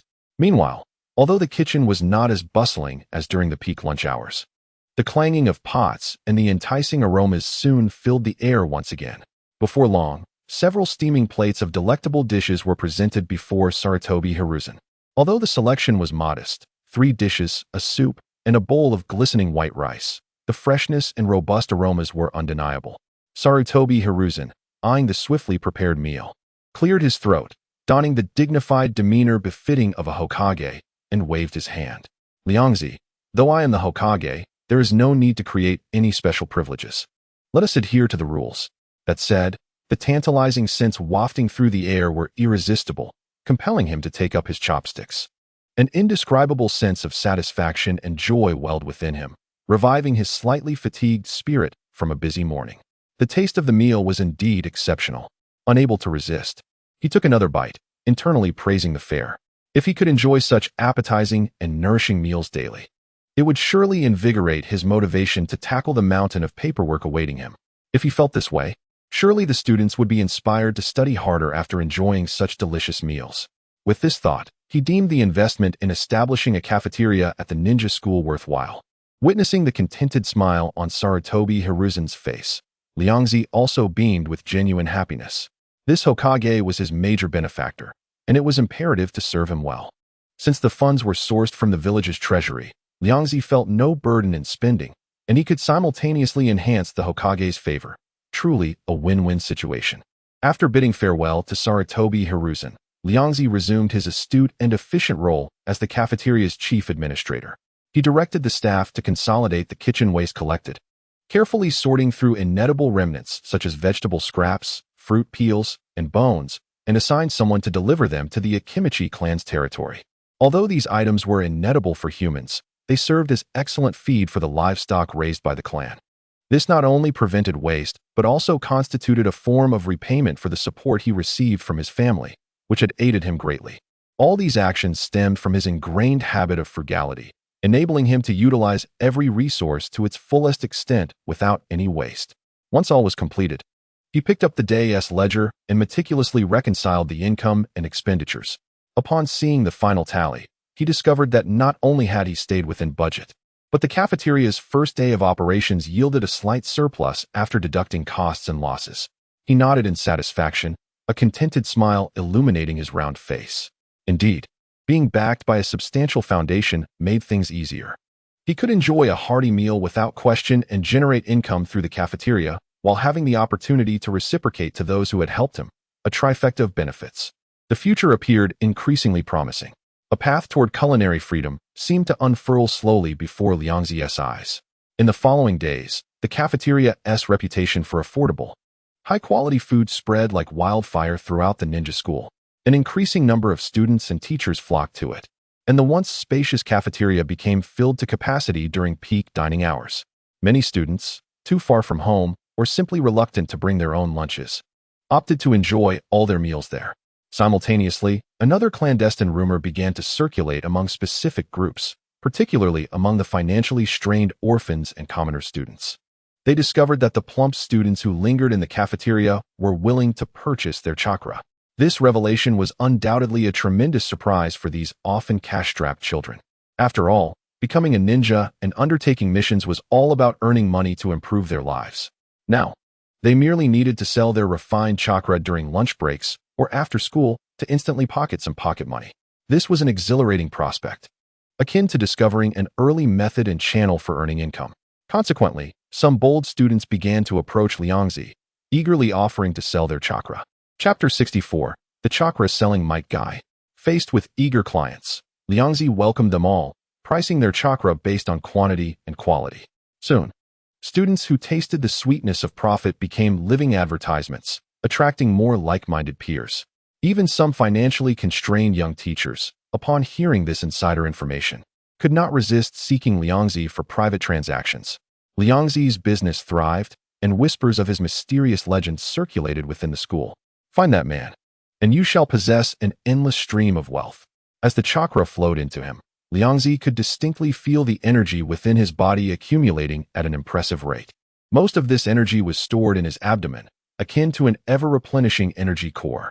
The downside was that he had gained a noticeable amount of weight, his belly protruding as if he were with child. However, the advantages were equally evident. Under the nourishment and stimulation of this abundant chakra, his body underwent remarkable transformations once more. The most apparent change was an enhancement in his physical attributes. Strength, speed, and endurance steadily increased. Furthermore, his innate ability to absorb chakra became increasingly formidable and efficient. To his delight, after consuming and merging vast amounts of external chakra, he often found himself entering a state akin to enlightenment. During these fleeting moments, various techniques regarding ninjutsu hand seals, chakra attribute transformations, taijutsu techniques, and even fragments of battle experiences would naturally surface in his mind. Initially, he worried that such overwhelming insights might come with drawbacks. To be prudent, he discreetly sought an opportunity to consult with Biwa Lake. After meticulous examination and contemplation, Peepaw, who provided a professional elucidation, chakra itself is the amalgamation of physical and spiritual energy. In the process of absorbing chakra, Liangzi inevitably encounters the minuscule spiritual information contained within. His unique constitution appears capable of harmlessly digesting, filtering, and assimilating these fragments of information, transforming them into beneficial insights, a rare gift indeed. With this reassurance, Liangzi felt utterly at ease and diligently continued his chakra acquisition business. The diverse insights he gathered from various individuals, albeit fragmented, significantly broadened his horizons and enriched his knowledge in ninjutsu and taijutsu, leading him to experience a fleeting illusion of omniscience. To validate these gains, he even took the class entrance examination seriously, achieving top marks in every subject, astonishing all his teachers and classmates, thereby becoming yet another extraordinary legend within the school. As time passed, the first semester ended, ushering in a new term. On this day, as usual, Liangzi was engaged in chakra transactions within his modest black room. A somewhat awkward figure slipped in, prompting Liangzi to look up and utter a soft exclamation. "Oh, Maite Dai? What brings you here?" Before him stood the individual clad in the distinctive, snug green jumpsuit, sporting an excessively thick black hairstyle. His expression a mix of tension and embarrassment, none other than Maite Dai, who would later be dubbed the eternal underdog. Upon hearing Liangzi call his name, Maite Dai was initially taken aback, but upon recognizing Liangzi, his taut demeanor relaxed slightly. He acknowledged Liangzi, as the latter was one of the few individuals who had not cast him a peculiar glance. "Oh, it's you?" Maite Dai scratched his head, appearing somewhat bashful. He had not anticipated encountering an acquaintance here, leaving him momentarily at a loss for words. Liangzi, intrigued, directly inquired, "Have you come to sell chakra?" Maite Dai's face flushed slightly as he nodded, his voice tinged with awkwardness. Yes. My son was just born not long ago, and the family expenses have suddenly increased significantly. I can only take on the most menial tasks, and the compensation is far too meager to support my family. I heard that I could exchange chakra for some money here, so I wonder if I could trade a bit more. Your son, Kai Huang, has been born. Liangzi swiftly calculated the timeline in his mind, realizing it indeed aligned. He gazed at the future master of taijutsu, who would one day single-handedly take on 7 formidable opponents, now secretly coming to exchange his hard-earned chakra for meager compensation to sustain his family. An indescribable sentiment welled up within him. This was a family that would achieve astonishing feats during the Third and Fourth Shinobi World Wars. It was astonishing to witness them living in such dire straits, to the extent of selling chakra to make ends meet. Who would believe such a tale if told to future generations? Observing Maite Dai's hopeful yet bashful gaze, Liangzi reined in his thoughts and offered a warm smile. "Of course, Senior Dai, I assure you there is no deceit here, and the prices are fair." He was also curious to discern how this man, who had honed his taijutsu to its pinnacle and would one day shine brilliantly, differed in chakra from the ordinary. Upon hearing these words, Maite Dai's face broke into a simple, relieved smile. Under Liangzi's guidance, he placed his rough, broad palm on Liangzi's round abdomen. In the next moment, a vibrant, sun-like energy, brimming with vitality and an indomitable will, flowed from his palm into Liangzi's body. When what Cao? Liangzi involuntarily widened his eyes. The sensation was extraordinary, distinctly different from any chakra he had previously absorbed. The student's chakra was mostly raw and chaotic, while the teacher's chakra tended to be stable and refined. However, Maite Dai's chakra resembled an eternal, blazing flame, infused with primal vigor, fervor, and an almost obsessive tenacity. As this energy coursed through him, Liangzi felt an immediate transformation, as if he were being filled to the brim. He sensed his blood flow quickening. An overwhelming urge to dash onto the playground and run 500 laps surged within him. Just as he began to succumb to the fervor of this fiery chakra, the warm influx abruptly ceased. "Is it over?" Liangzi raised his head in confusion, feeling that it had only just begun. Maite Dai awkwardly withdrew his hand, a faint blush spreading across his dark face as he nervously rubbed his hands together. "Yes, my chakra quantity has always been limited. There is only this much for now." Seemingly worried that Liangzi might find it inadequate, he hastily added, "However, I recover quickly. If you need more, I can come back several times a day." Liangzi quickly waved his hand, sincerely stating, "No need, no need. This is more than sufficient. Your chakra quality is exceptionally high, and I am very satisfied." His words were heartfelt. It would be unacceptable to be dissatisfied. The concentration of youthful fervor within this chakra was too intense. If he continued to absorb it, he feared he might uncontrollably shout out some embarrassing slogans about youth being about sweating and then don a tight suit to run laps around Konoha.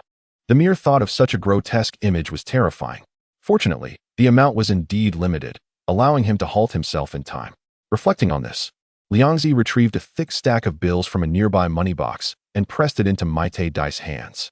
Here, Senior Dai. Take this money and buy some nutritious food for your wife and child. Maite Dai stared at the sum far exceeding his expectations, even surpassing the rewards for several D-rank missions, momentarily stunned. He looked up at Liangzi, his eyes instantly brimming with tears, which flowed uncontrollably. This is far too much. You are truly a great person. His voice trembled, overwhelmed with emotion. For someone like Maite Dai, who had long been marginalized, living in hardship, and supported solely by sheer passion and perseverance, Liangzi's seemingly casual assistance was akin to a timely gift of coal in winter. During their first encounter, Liangzi had not ridiculed his attire or dreams like others. During their second, he had offered such generous financial support when it was most needed. This bond weighed heavily in Maite Dai's simple yet fervent heart. He clutched the money tightly, tears glistening in his eyes as he looked at Liangzi. Speaking with a nasal yet resolute tone, Liangzi, if you ever need anything, just call on me. As long as it does not contradict the village's interests, I, Maite Dai, will do my utmost to repay you. Even if it costs me my life, I shall not refuse. This is the vow between men. This vow resounded with conviction, imbued with undeniable sincerity. Liangzi gazed at the tear-streaked yet determined figure clad in green before him, realizing that he had inadvertently raised the other's affection to unprecedented heights. Perhaps if he were to request a demonstration of the 8 gates, Maite Dai would unhesitatingly oblige. He patted Maite Dai's sturdy shoulder, smiling. Senior Dai, you flatter me. Now, go back and take care of your child. Watching Maite Dai clutching the stack of money, glancing back with gratitude as he departed the small black room, Liangzi smiled faintly. Knowing that he had at least one person willing to risk their life to protect him in times of danger, he pondered if this was what bonds truly meant. After bidding farewell to this future master of taijutsu, he belatedly realized that a new generation in Konoha had begun to emerge. The key figures who would stir the winds of change in the future would likely begin to make their appearances in the coming years. In addition to the newly born Maite Kai, names such as Chimu Kakashi, Yujibwa Daitu, and Ye Yuanlin flashed through his mind, particularly the name of Yujibwa Daitu, who would later stir countless storms. A dangerous thought involuntarily emerged. Should he seize the opportunity to intervene while Daitu was still a snot-nosed little brat, perhaps even before his birth? However, Liangzi promptly shook his head, dismissing this impractical notion, setting aside the fact that he had no knowledge of Daitu's whereabouts during this time. Even if he did, taking action would be challenging. The Yujibwa clan was a close-knit community, fiercely vigilant. With his physique and intentions so conspicuous, it was likely that he would be escorted away for tea by the clan's guards before he even reached Daitu's doorstep. Never mind. He would take it one step at a time. Liangzi pondered. Perhaps there would be an opportunity in the future to guide this optimistic lad, who dreamt of becoming Hokage and helped grandmothers cross the street, back onto the right path.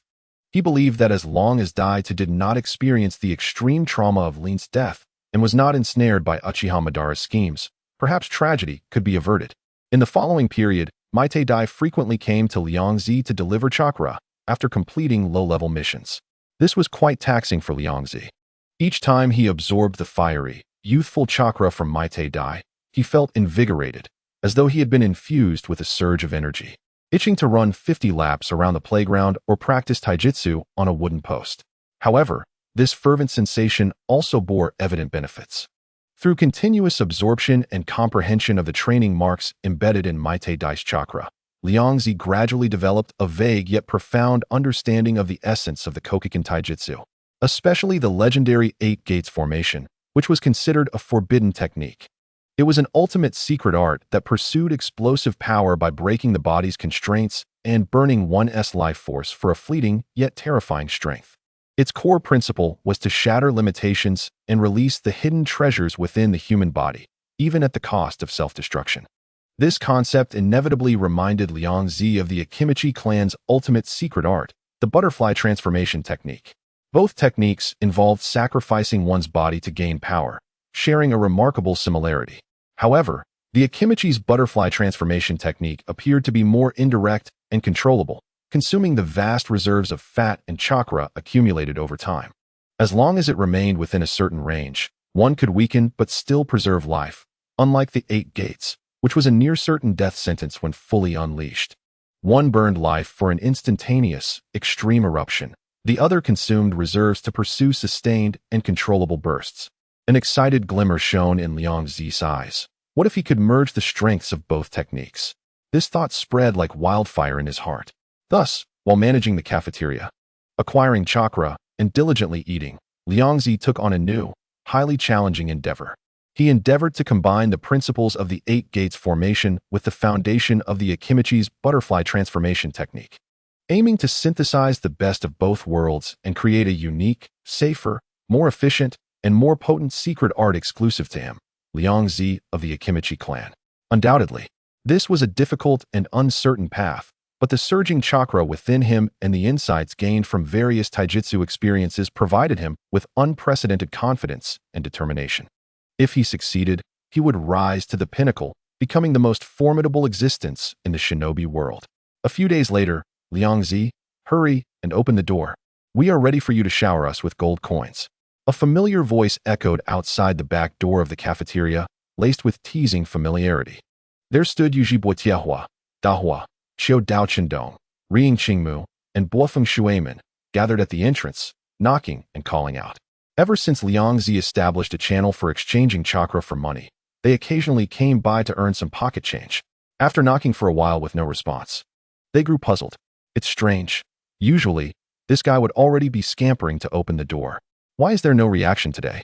Xiao Dao Chendong murmured, pushing the door only to discover it was unlocked. The group exchanged bewildered glances before pushing the door open. However, the sight that greeted them left them utterly stunned. Liang Zi lay collapsed on the floor, appearing as though he had shrunk significantly. His formerly round physique had become gaunt, with sunken cheeks, nearly resembling an ordinary person's stature. Yet, this transformation was precisely what made it so alarming. This was Liang Zi of the Akimichi clan, the one who was perpetually eating. With an appetite rivaling that of a tailed beast, how could he suddenly appear so emaciated? Liang Zi, what happened to you? Why have you shrunk? Yujibwa Tiahua rushed forward. Liang Zi, did you secretly embark on a diet without us? Xiao Dao Chendong gasped in disbelief, as if witnessing the most incredible event in the world. Boifeng Shuimin, with a serious demeanor, remarked, I don't think this is just a secret diet. Something must be wrong. Liang Zi weakly opened his eyes, seeing familiar faces, as though a drowning person had grasped a lifeline. He summoned his last bit of strength to raise a trembling hand and, in a whisper, implored, Quick, give me chakra. Boifeng Shuimin reacted the fastest, although perplexed. He showed no hesitation in his actions. He immediately knelt beside Liang Zi, placing one hand on his chest and continuously channeling his pure, gentle chakra into him. The others quickly followed suit, placing their hands on Liang Zi, generously infusing him with their nearly depleted chakra. As several streams of chakra flowed in, Liang Zi, like parched land receiving much-needed rain, gradually regained some color. While he still had a long way to go before returning to his former roundness, at least he no longer resembled a figure on the brink of exhaustion.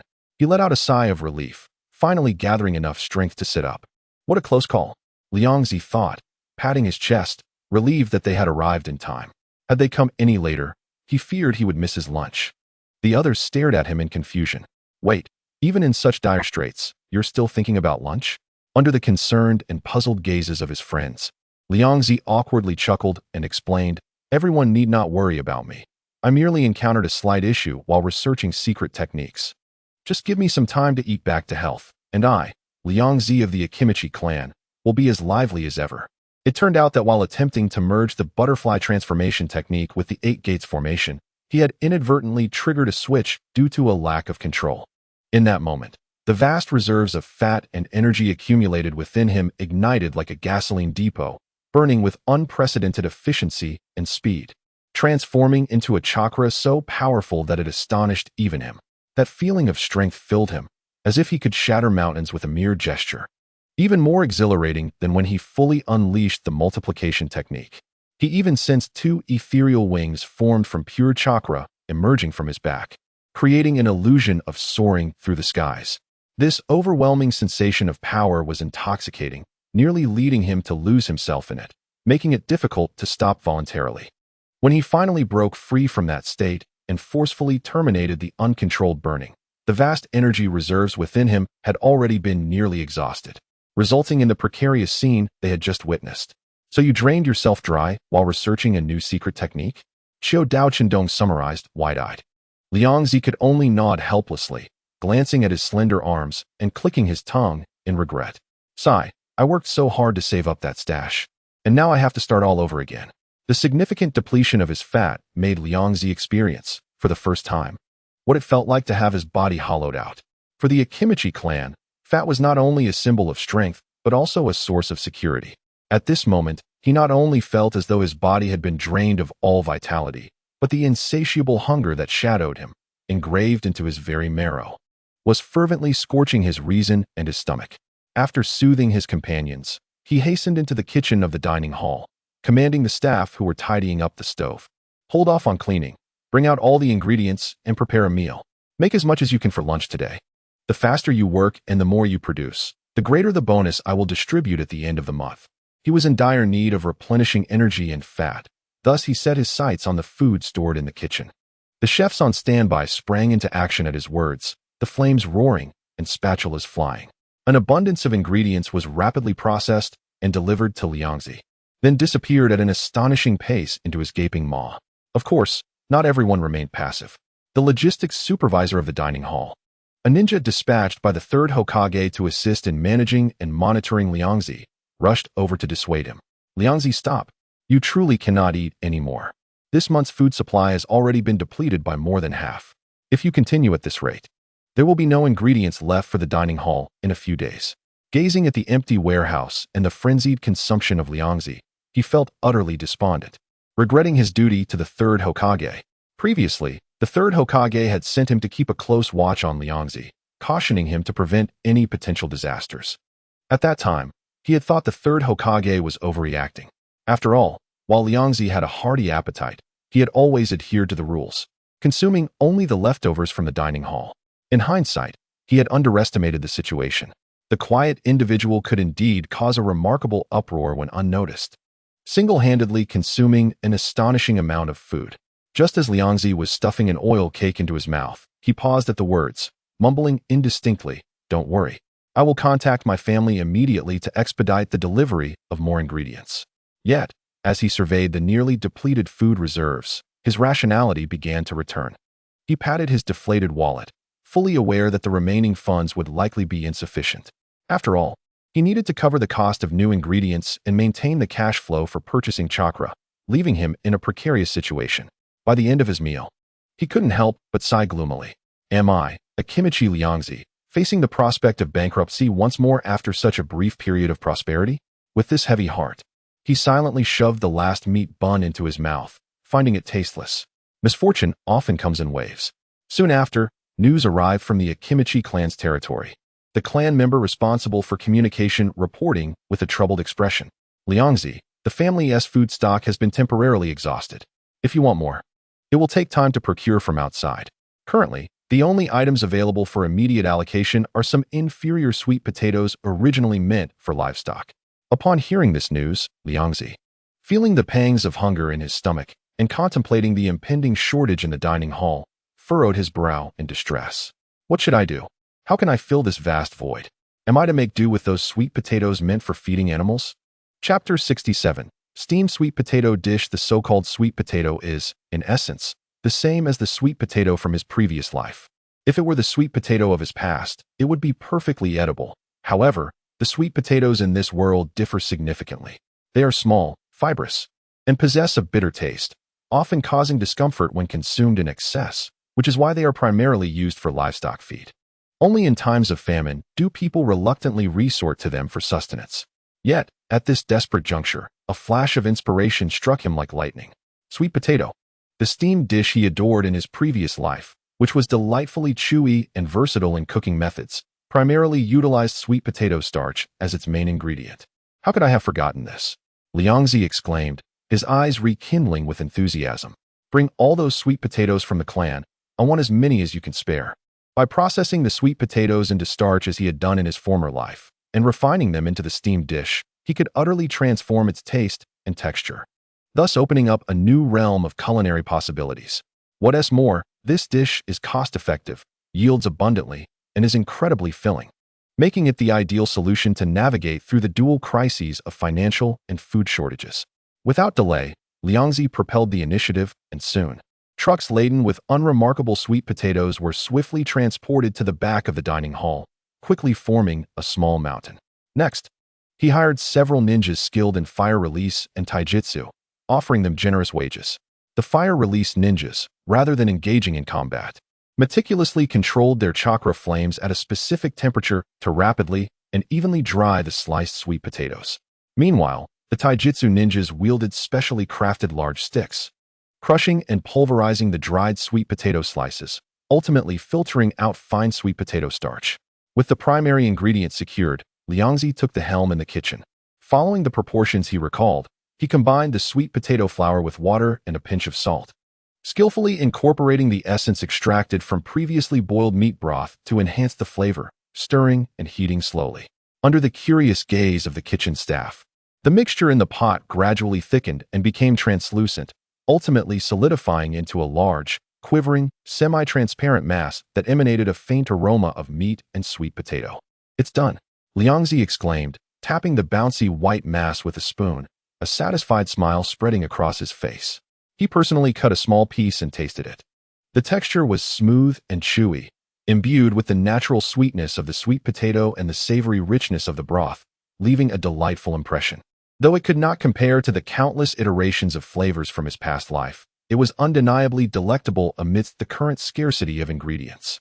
With the steamed dish in hand, Liangzi felt assured of his stability. "Relay my orders," he commanded with a sweeping gesture to all the kitchen staff, announcing that from this month onward, the dining hall's signature dish would be the steamed sweet potato dish. Insufficient ingredients are no concern. We can offer a variety of steamed dish sets. Under Liangzi's guidance and monetary incentives, the chefs began to unleash their creativity. Soon, the menu boasted a dazzling array of steamed dishes, including braised, pan-fried, grilled, and chilled versions. Whatever one could imagine, the chefs could create. Simultaneously, Liangzi posted a price list for the steamed dishes in the dining hall, encouraging students to make purchases. When these affordably priced, novel, and delicious steamed dish sets appeared at the serving counter, they immediately sparked a considerable stir among the students. No one anticipated the dining hall would introduce such unprecedented dishes at such reasonable prices. In no time, many eager students flocked to the dining hall to sample or take home these culinary delights. Observing the dining hall's near-miraculous recovery, Liangzi let out a sigh of relief while his fondness for the steamed dish grew. True to his preferences, it was simply exceptional. Though the immediate food crisis in the dining hall had been alleviated, another issue loomed before him: the shortage of funds for collecting chakra. Having spent all the money on sweet potatoes, Liangzi felt troubled by the insufficient funds for chakra procurement. However, gazing at the delicious steamed dish before him, another idea sparked in his mind. "This dish is so delicious. Surely I can trade it for chakra. There must be many willing to do so." Without hesitation, he altered his operational strategy. Yet, upon making this change, he was dismayed to find that students and teachers were no longer purchasing from him. Only Mike Guy remained a loyal supporter, ensuring he would regularly bring Liangzi chakra, regardless of payment. However, Guy's chakra was excessively exuberant, and Liangzi hesitated to consume it daily, fearing it would ignite an uncontrollable fervor within him. As Liangzi grappled with concerns regarding funding and the source of chakra, Mado Dai, a frequent contributor of chakra, noticed his unusual demeanor. "Liangzi, are you facing some difficulties? If there's anything I can assist with, please do not hesitate to let me know." Mado Dai inquired with his characteristic enthusiasm. Liangzi, feeling drained, waved his hand weakly and sighed. "Ah, Dai-senpai, I truly appreciate your kindness, but you cannot be of assistance in this matter." He lacked substantial funds and a significant amount of chakra, both of which were scarce for the financially struggling Mado Dai himself. However, Mado Dai was unwilling to concede. He clenched his fists, his gaze resolute. "Do not say that. Liangzi, just tell me what the issue is. Perhaps I can think of a solution. Two minds working together are certainly better than one getting stuck in a rut." Feeling warmed by Mado Dai's sincere and persistent gaze, Liangzi instinctively shared the predicament he was facing. Upon hearing this, Mado Dai not only remained unfazed, but instead his eyes sparkled with excitement. He thumped his chest confidently, flashing a bright smile that showcased his pearly whites. "I thought it was something serious. Consider it done. I will bring you good news." Without waiting for Liangzi's response, he dashed out of the cafeteria like a green whirlwind. Before long, Mado Dai returned, accompanied by several middle-aged individuals whose movements were somewhat unsteady, visibly bearing old injuries, and even physical disabilities. They wore faded clothes, their eyes reflecting a mix of awkwardness and hope as they cautiously followed Mado Dai into Liangzi's room. "Liangzi, look, I've brought you new clients," Mado Dai exclaimed excitedly. Liangzi, taken aback by the sight of these former ninja veterans, paused momentarily before realization dawned upon him, understanding Mado Dai's intentions. Tentatively, he asked, "Dai-senpai, are you suggesting that these veterans are willing to exchange chakra for food?" "Exactly." Mado Dai nodded vigorously, explaining, "These individuals are heroes who once bled for the village.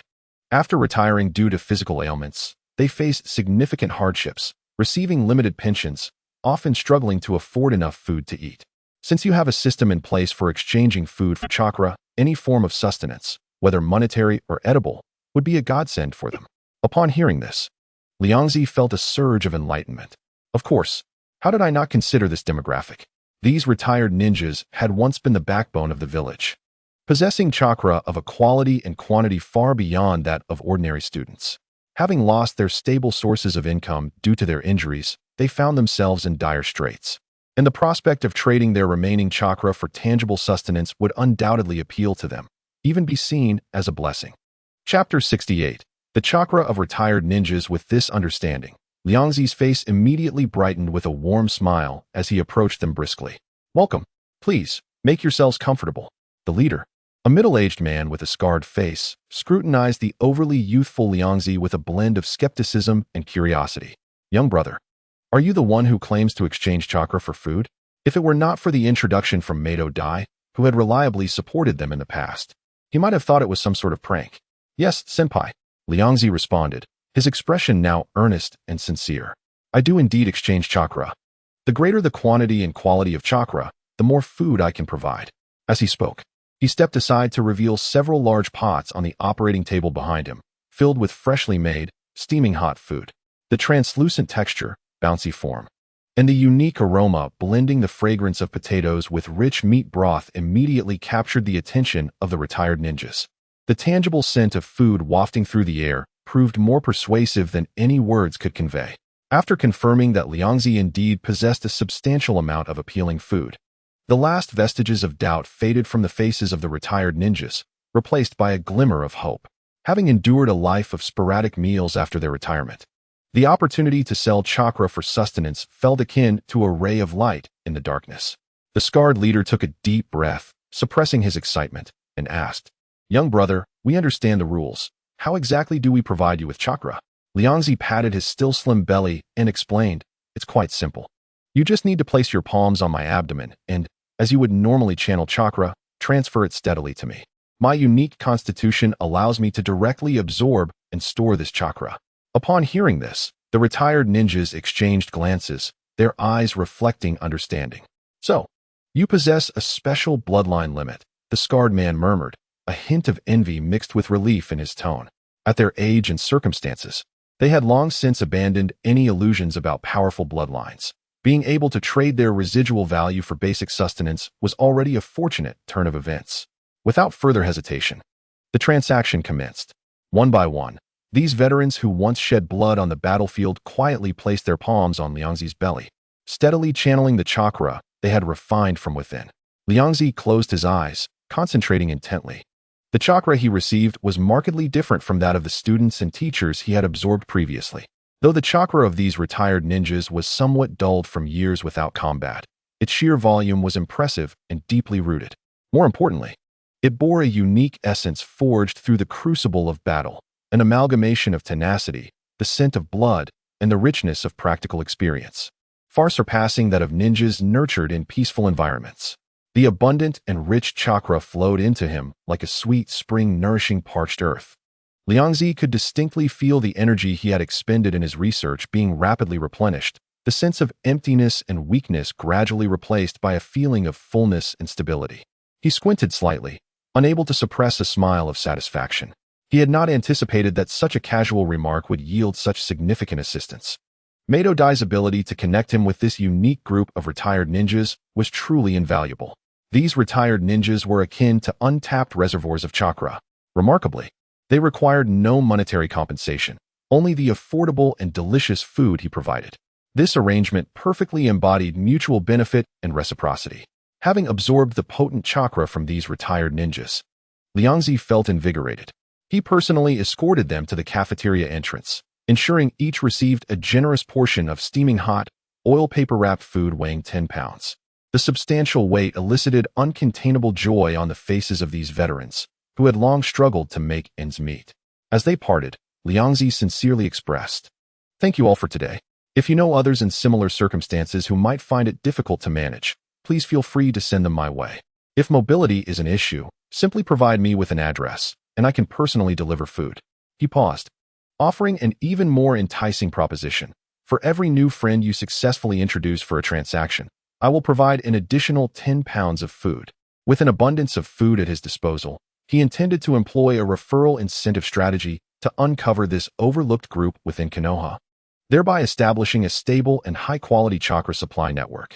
As for the ninja school, he resolved to set it aside for the time being. Several retired ninjas brightened at the words and exchanged solemn nods with Liangzi. They did not refuse the proposal, as introducing one more person could yield an additional 10 pounds of food to satiate their hunger, a tangible benefit for both them and other retired ninjas. After sending off the first batch of new clients, Liangzi turned and sincerely gazed at the beaming Maite Dai. "Dai-senpai, I truly owe you for this," Liangzi exclaimed.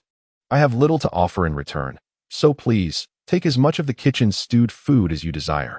Consider it a token of my gratitude." He had not anticipated that Dai could assist him to such an extent, leading to such a delightful surprise. Yet, Maite Dai quickly waved his hand, his face radiating with vibrant joy. No, Liangzi, simply being able to help you and witnessing you overcome difficulties brings me immense happiness." He patted Liangzi's shoulder, his gaze warm and sincere. "Moreover, you supported me so greatly when I needed it most, providing me with financial aid. Assisting you in this small way is only natural. This, indeed, is the essence of youth, an ardent camaraderie characterized by mutual assistance." With that, he flashed his signature bright smile, giving a thumbs up, his beaming expression seemingly capable of dispelling all gloom. Seeing his infectious smile, Liangzi couldn't help but chuckle. That exaggerated grin, far from being awkward, now felt heartwarming. In the ensuing days, Liangzi's initiative of exchanging stewed food for chakra reached unprecedented heights. Fueled by the word of mouth of the initial retired ninjas and incentives for bringing in new clients, an increasing number of impoverished retired ninjas sought his assistance. Among them were those missing limbs, some on crutches, and even a few carried on makeshift stretchers by their companions, a sight that tugged at the heartstrings. Most were civilian ninjas without familial support, with a few hailing from already diminished or minuscule clans. Regardless of their backgrounds, they faced the same dire circumstances. Having retired due to injuries, they lost their primary income as ninjas, and with limited pensions and a lack of other survival skills, they struggled to make ends meet. Witnessing such scenes deepened Liangzi's initial calculations of exploiting them for chakra with an overwhelming sense of sympathy. He could empathize with their helplessness, having fought for the village only to end up in such a plight. While acquiring their chakra, he was indeed improving their lives to some extent, offering him a measure of solace. However, the number of disabled retired ninjas accumulated over the years in Konoha slightly exceeded Liangzi's expectations. The stewed food made from his inexpensive sweet potatoes, while plentiful, could not sustain so many mouths. As he watched the stock of stewed food in the warehouse diminish at an alarming rate, threatening to disrupt the normal supply for students in the coming days, Liangzi realized he must seek more stable and substantial resource support. Thus, he directed his gaze towards Konoha's highest authority, the Hokage building. Early one morning, Liangzi, armed with carefully prepared stewed food, once again approached the Hokage's office. "Hokage-sama, I have come to see you." Upon hearing that familiar voice, Sarutobi Hiruzen looked up from his pile of documents. When his gaze fell upon the familiar food box in Liangzi's hands, his mouth twitched involuntarily. He had grown all too familiar with this item recently. The cafeteria served it daily. While it was initially a novelty, after several days, he found his enthusiasm waning. Moreover, he had heard that Liangzi had nearly transformed the entire cafeteria menu into stewed food, to a rather extreme degree. "Ah, it's you, Liangzi," Sarutobi Hiruzen said. Setting down his pen, and rubbing his forehead. What brings you here today? He was internally cautious, as Liangzi's visits were often indicative of trouble.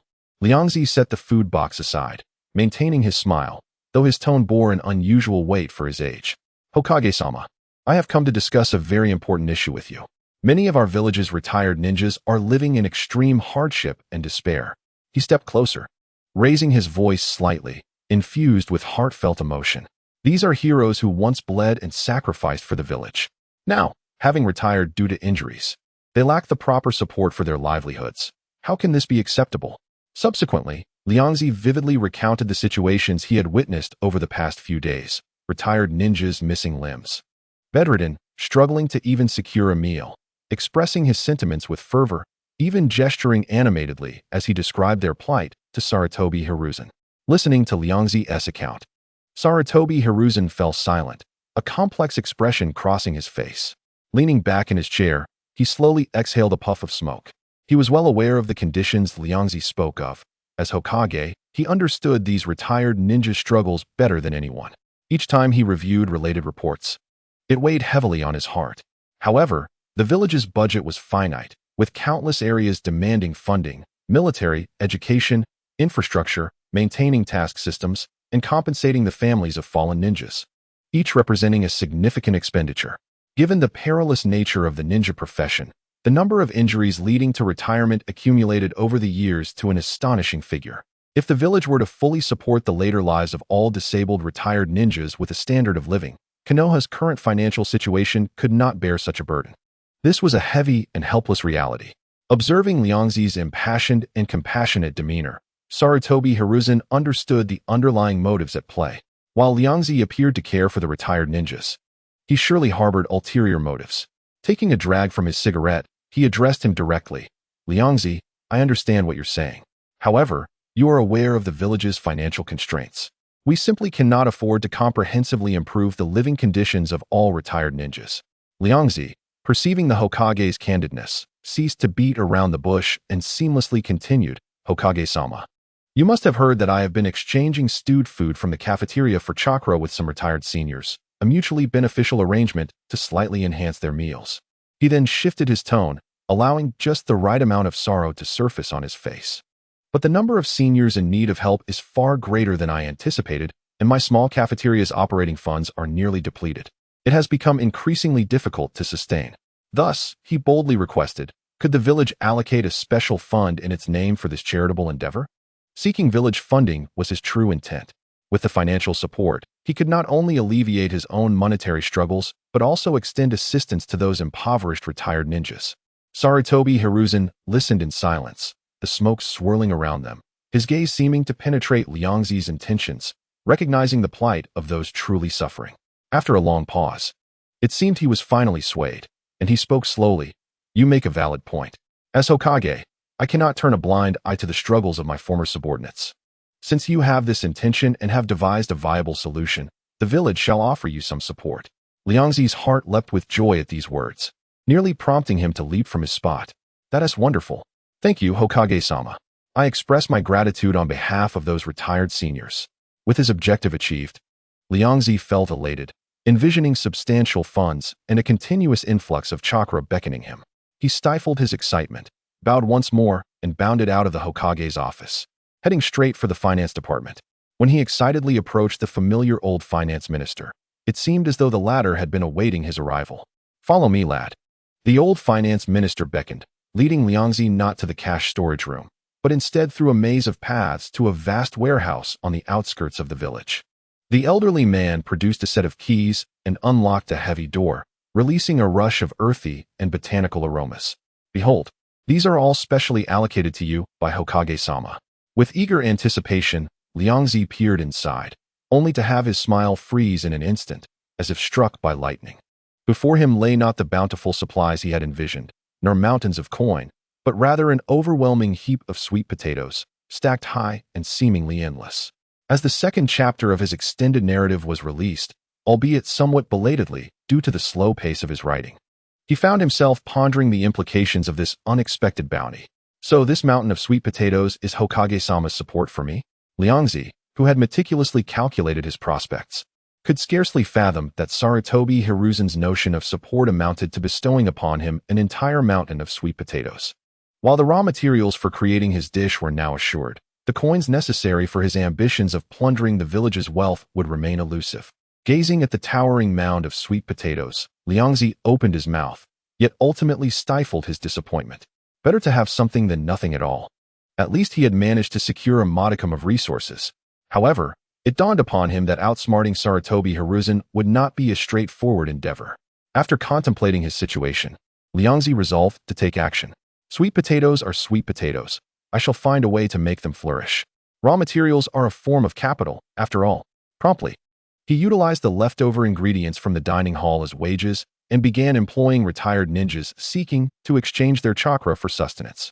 Though these retired ninjas bore physical impairments and could no longer engage in high-intensity combat, they were fully capable of performing basic labor or utilizing their remaining chakra for specific tasks. Upon learning that stable employment was available, these struggling veterans readily accepted the offer, recognizing the immense blessing of a steady income in an era that had yet to embrace modernization. Under Liangzi's unified direction and management, the makeshift sweet potato processing factory soon began to operate. The retired ninjas assumed their respective roles, leveraging their unique skills and abilities to carry out a series of tasks. Those proficient in fire techniques meticulously controlled the flames, efficiently drying the cleaned and chopped sweet potatoes. Those with remaining strength crushed and pulverized the dried chunks, while others, possessing keen attention to detail, managed subsequent filtration, stirring, and preliminary processing. Thanks to Liangzi's orchestration, a rudimentary yet well-defined production line for his dish gradually took shape. Observing the bustling work environment and the continuous production of sweet potato starch, Liangzi stood with hands on hips, a proud expression adorning his face. In this era of traditional manufacturing, I dare say this is the first food processing assembly line in the ninja world. He felt a surge of satisfaction within, as a grander vision began to take form in his mind. Perhaps he could establish several such factories, producing a variety of goods, and in due course, wealth and nourishment would flow abundantly. While the idea was promising, he recognized that his solitary efforts were insufficient to sustain such enterprises. Hence, he would need to leverage his family's connections within the ninja realm. Once the first batch of high-quality dishes crafted from the new starch emerged from the kitchen, Liangzi meticulously packaged several portions and made his way to the residence of Akimichi Choza, the head of the Akimichi clan. Clan leader, I congratulate you in advance on your upcoming fortune, he announced, rapping on the door with a booming voice. Inside, Choza, upon hearing the familiar voice and catching sight of Liangzi holding gifts through the crack of the door, felt a pang of foreboding. Experience taught him that Liangzi's unsolicited gifts rarely signaled good tidings. The young man was undoubtedly plotting something. Upon opening the door, Choza was taken aback, his expression shifting to one of astonishment. Liangzi, you have lost so much weight, he exclaimed, surveying Liangzi with a mixture of concern and disbelief. He had heard from clan members about Liangzi's noticeable weight loss, yet he had not anticipated it would be to such a degree. To the casual observer, Liangzi now bore a resemblance to an ordinary member of the Akimichi clan.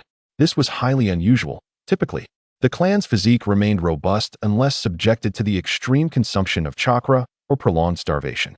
Given that Liangzi had been enjoying bountiful meals at the dining hall, how could he have suddenly shed so much weight? Connecting the dots with recent rumors of Liangzi consuming the dining hall's standard provisions and substituting them with copious amounts of sweet potatoes to create a dish called mincy, Choza keenly sensed that there was a significant change afoot that he was unaware of. Suppressing his suspicions, he invited Liangzi inside, his demeanor serious as he inquired, Liangzi, speak plainly, what brings you here this time? And what has happened to your health? Who in the village could have caused you to end up like this? Feeling warmed by the clan leader's genuine concern for his well-being, Liangzi waved his hand dismissively. Let us set my matters aside for now, he said, presenting the dish with a shrewd smile befitting a businessman. I have come to bring benefits to the clan once more. He placed the carefully prepared offering on the table before Choza, pushing it toward him. This is my latest specialty, the mincy. I trust you have heard of it, and perhaps even tasted it by now? I am now capable of mass production, and I hope to leverage our Akimichi clan's extensive connections throughout the ninja world to distribute this product far and wide. With confidence swelling within him, he continued, this dish is both affordable and delicious, filling and delightful. with exceedingly low production costs. Once the market is opened, it will undoubtedly yield immeasurable benefits for the clan. Choji had not anticipated that Liangzi's serious visit would be to promote this dish, known as mentsi. He examined the elastic texture of the dish on the table, recalling the unique flavor he had previously experienced. After a moment of contemplation, he asked, "Are you certain this can be produced on a large scale? Will it truly generate substantial profits?" "Absolutely," Liangzi affirmed with a vigorous nod. The primary ingredient is the sweet potatoes typically used for livestock feed, making the cost nearly negligible. However, through my unique culinary techniques, the flavor and texture transform entirely. Just consider the profit margins, clan leader. Upon hearing this, Choji's eyes sparkled with interest, plunging into thought. If it were indeed true that the raw material was inexpensive sweet potatoes, yet could be mass-produced into a highly sought-after dish, the business opportunity was indeed immense. It was almost a risk-free venture. Taking into account the Akimichi clan's inherent advantages in sourcing ingredients and logistics, if executed properly, this could become a new and stable revenue stream for the family. After weighing the options, Choji made a decisive decision. "Very well, since you are so confident, the clan shall support you in this endeavor. I will arrange for personnel and channels to conduct a small-scale trial and gauge the market response. After all, if successful, the clan stands to reap significant rewards. If it fails, the loss will be minimal, making this investment worthwhile." After finalizing the business arrangement, Choji's expression turned serious once more, his gaze piercing as he returned to the initial question that had left him puzzled. "Now that we have concluded our business discussions, it is time to address you. What has happened to your health? How did you end up in such a state? Who in the village could have reduced you to this?" Chapter 71. The concept of the butterfly transformation technique. Liangzi, having been nurtured since childhood, is a rare genius within the family and represents the hope for the future of the Chodao clan. The body is fundamental, and there must be no room for error. When faced with the situation, Liangzi, unable to evade, touched his nose and displayed a complex expression of mixed fear and excitement. He attempted to speak in a casual tone, saying, "Clan leader, do not worry, it's nothing serious. I was simply too engrossed in researching the family's butterfly transformation technique recently and, unfortunately, lost control, transforming a bit too much." His nonchalant words, however, struck Chodao Chiefing like a thunderclap. "What? You audaciously practiced the butterfly transformation technique on your own and succeeded?" Chodao Chiefing abruptly stood up, his voice tinged with astonishment and dread. As the clan leader, he understood all too well the perilous nature of the technique. It is a forbidden art that demands the sacrifice of one's fat for power. A misstep could lead to death. What further astonished him was that Liangzi had not consumed the clan's tricolor pills, indicating his talent surpassed that of any previous clan leader. This act was utterly unfathomable. Amidst his shock, an indescribable joy mixed with deeper concern surged within him. He inhaled deeply, striving to imbue his tone with authority. "This is sheer folly. Can the butterfly transformation technique be toyed with? A moment's negligence could cost you your life. Do you comprehend the danger? You must promise me that until you reach adulthood and have the guidance and protection of clan elders, you shall never attempt it again." His anxiety was palpable.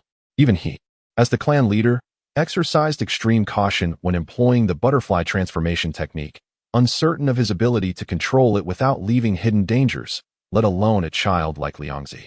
Recognizing that the clan leader's worry stemmed from concern, Liangzi moderated his casual demeanor and nodded earnestly. "Clan leader, rest assured. I understand the gravity of the situation. I was indeed too reckless this time and shall not act so impulsively again." Though he verbally assured his leader, his mind was already formulating a safety plan for future experiments. Following the previous incident, he felt no fear. Rather, having personally experienced the overwhelming power, the concept of merging both techniques in his mind grew increasingly clear. Gazing at the clan leader before him, Liangzi suddenly conceived a brilliant idea to gain something from him. To achieve this, he carefully considered his words and addressed Chodao Chiefing, "Clan leader. The reason I took the risk to study the butterfly transformation technique is that I discovered another method to liberate the restrictions within my body, unleashing my physical power. Although this method is challenging to practice, it offers a significant advantage: the ability to control the extent of chakra release within my body." Chodao Chiefing furrowed his brow, signaling him to continue. Liangzi elaborated, "I was pondering whether we could apply this method to the butterfly transformation technique, controlling the amount of fat burned within a specific range. and thereby established different tiers of transformation. He extended his finger, enumerating Tier 1, Basic Butterfly Transformation, requiring only the burning of 1/10 of stored fat, granting a fundamental boost in strength, speed, and chakra with minimal side effects, quickly recoverable with rest and sustenance. Tier 2, Intermediate Butterfly Transformation, burning approximately half of the fat, offering greater explosive power sufficient to confront most formidable foes, though it leaves one feeling weak and hungry afterward, necessitating significant energy replenishment. Tier 3, Advanced Butterfly Transformation, consuming nearly all fat reserves to gain terrifying power comparable to a tailed beast for a brief period, yet leading to extreme weakness post-transformation, requiring reliable protection and immediate energy replenishment. The originally fatal ultimate mode could be designated as Tier 4, Ultimate Butterfly Transformation, touching upon the burning of life force only as a last resort. This way, as long as we control the amount of burning and the tier, we could transform this extraordinarily dangerous and one-off forbidden technique into a controllable, graded secret art suitable for various combat scenarios, thus significantly enhancing safety and practicality. Listening to Liangzi's articulate, even fanciful yet logically coherent proposal, Xiudao Qifeng was rendered speechless. He opened his mouth, but found himself at a loss for words to counter such audacity. This concept was indeed bold. It completely upended the Xiudao clan's established understanding and application of the butterfly transformation technique. Yet, what if it could truly be realized? He gazed at the young man before him, whose eyes sparkled with boundless wisdom and potential, and for the first time, he clearly recognized that Xiudao Liangzi might indeed be the key to the clan's resurgence. The improvement of the butterfly transformation technique would significantly enhance the family's overall strength and significance. After a prolonged silence, Xiudao Qifeng exhaled deeply, his stern expression gradually replaced by a complex blend of shock, anticipation, and gravity. Your idea is quite audacious, he said slowly. However, this path is fraught with uncertainty and peril. Until you possess absolute assurance and thorough preparation, you must never attempt it lightly again. Once you mature, the clan will fully support your research, but your safety must remain paramount. Do you understand? Upon hearing the clan leader's softened tone, seemingly acknowledging his research direction, Liangzi immediately seized the opportunity, rubbing his hands together and saying, "Clan leader, you truly possess profound insight. Since the clan supports my research, could you perhaps allocate some funding for me? Just a little, to procure research materials and replenish nutrients." At the mere mention of money, Xiudao Qifeng was abruptly yanked back to reality from his visions of the clan's future. His expression swiftly hardened, and he shook his head vigorously. No, don't even think about it. He knew this boy too well. The so-called research funds would most likely end up as food in his stomach. The clan's finances had only recently begun to stabilize. They could not afford to let him squander again. Moreover, if the business of selling the dish succeeded, Liangzi could undoubtedly earn a substantial profit without needing further funding from the clan. Liangzi's smile promptly faded, turning into a pronounced expression of dismay, his inner thoughts brimming with frustration. It seemed that all his previous eloquence amounted to nothing, as he faced a refusal when it came to parting with money. Humph, if you want to give it, so be it, Liangzi thought indignantly, resolving to earn his own money and achieve results that would leave this miserly clan leader speechless. Though he did not secure research funding, he was relieved that the collaboration with the clan for selling the dish was finally settled. With hopes for the future, Liangzi devoted all his energy to his culinary enterprise. Chapter 72. The return of Orochimaru shortly thereafter, propelled by the mature channels of the Xiudao clan, the uniquely textured, affordably priced dish swiftly made its way to the markets of the Land of Fire and neighboring regions such as the Land of Wind and the Land of Earth, reaching even small towns and some of the feudal lord subordinate towns. Initially, people were curious and cautious about this translucent food known as the dish. However, it was not long before its chewy texture, diverse cooking methods, and extremely low price won over many commoners and even some lower-ranking ninjas. Especially in resource-scarce regions, this dish, which could fill the stomach and offered a hint of meatiness and flavor, became immensely popular. The first batch of the dish was nearly sold out in no time. The feedback from the orders and profits astonished the elder members of the Xiudao clan responsible for this venture. This dish indeed proved to be a lucrative business. When the first hefty share of profits was delivered to Liangzi, he felt the weight of the coin pouch in his hands and finally broke into an exuberant smile. Haha, I've struck gold. The first step is a success. With this initial capital, his chakra acquisition plan, his research into secret techniques, and the expansion of the stew processing plant will all usher in a new dawn. With ample funds in hand, Liangzi decided not to continue his secret technique research immediately. Instead, he promptly procured a diverse array of conventional ingredients, rapidly restoring the menu of the ninja school cafeteria to its former variety. Although the stew is both delicious and affordable, even the most delectable fare can become tiresome with daily repetition. And both students and teachers welcomed the return of culinary diversity to their tables. Simultaneously, Liangzi did not forget those retired ninjas who extended their hands during his times of hardship. He presented a red envelope to every retired employee working in the processing plant. While the amount was not substantial, this tangible cash reward felt far more warming and respectful than the previous arrangement of using stew to offset wages. This act significantly elevated his prestige and goodwill within the grateful community of retired ninjas. Over time, whether among the faculty and students at the school or these seasoned retired ninjas who had weathered storms, everyone acknowledged Liangzi's capabilities and status, and no one dared to look down on him due to his age. Once these mundane matters were addressed, Liangzi turned his attention back to his perilous yet captivating research. His ambition was to harmoniously merge the liberation concept of the 8 gates of Duanjia, inspired by Meido Dai's chakra, with the combustion mechanism of the Huadai technique, a legacy of the Chiodao clan, creating a unique, controllable liberation method exclusive to him, Chiodao Liangzi. As time passed, a year slipped by quietly amidst focused research and experimentation. During this year, Liangzi's life was vibrant. He expanded his business while delving into the mysteries of chakra and exploring the limits of the human body. He undertook countless cautious trials, meticulously recording data upon failure and analyzing the causes. Any slight progress was repeatedly verified for safety. The rewards were immense.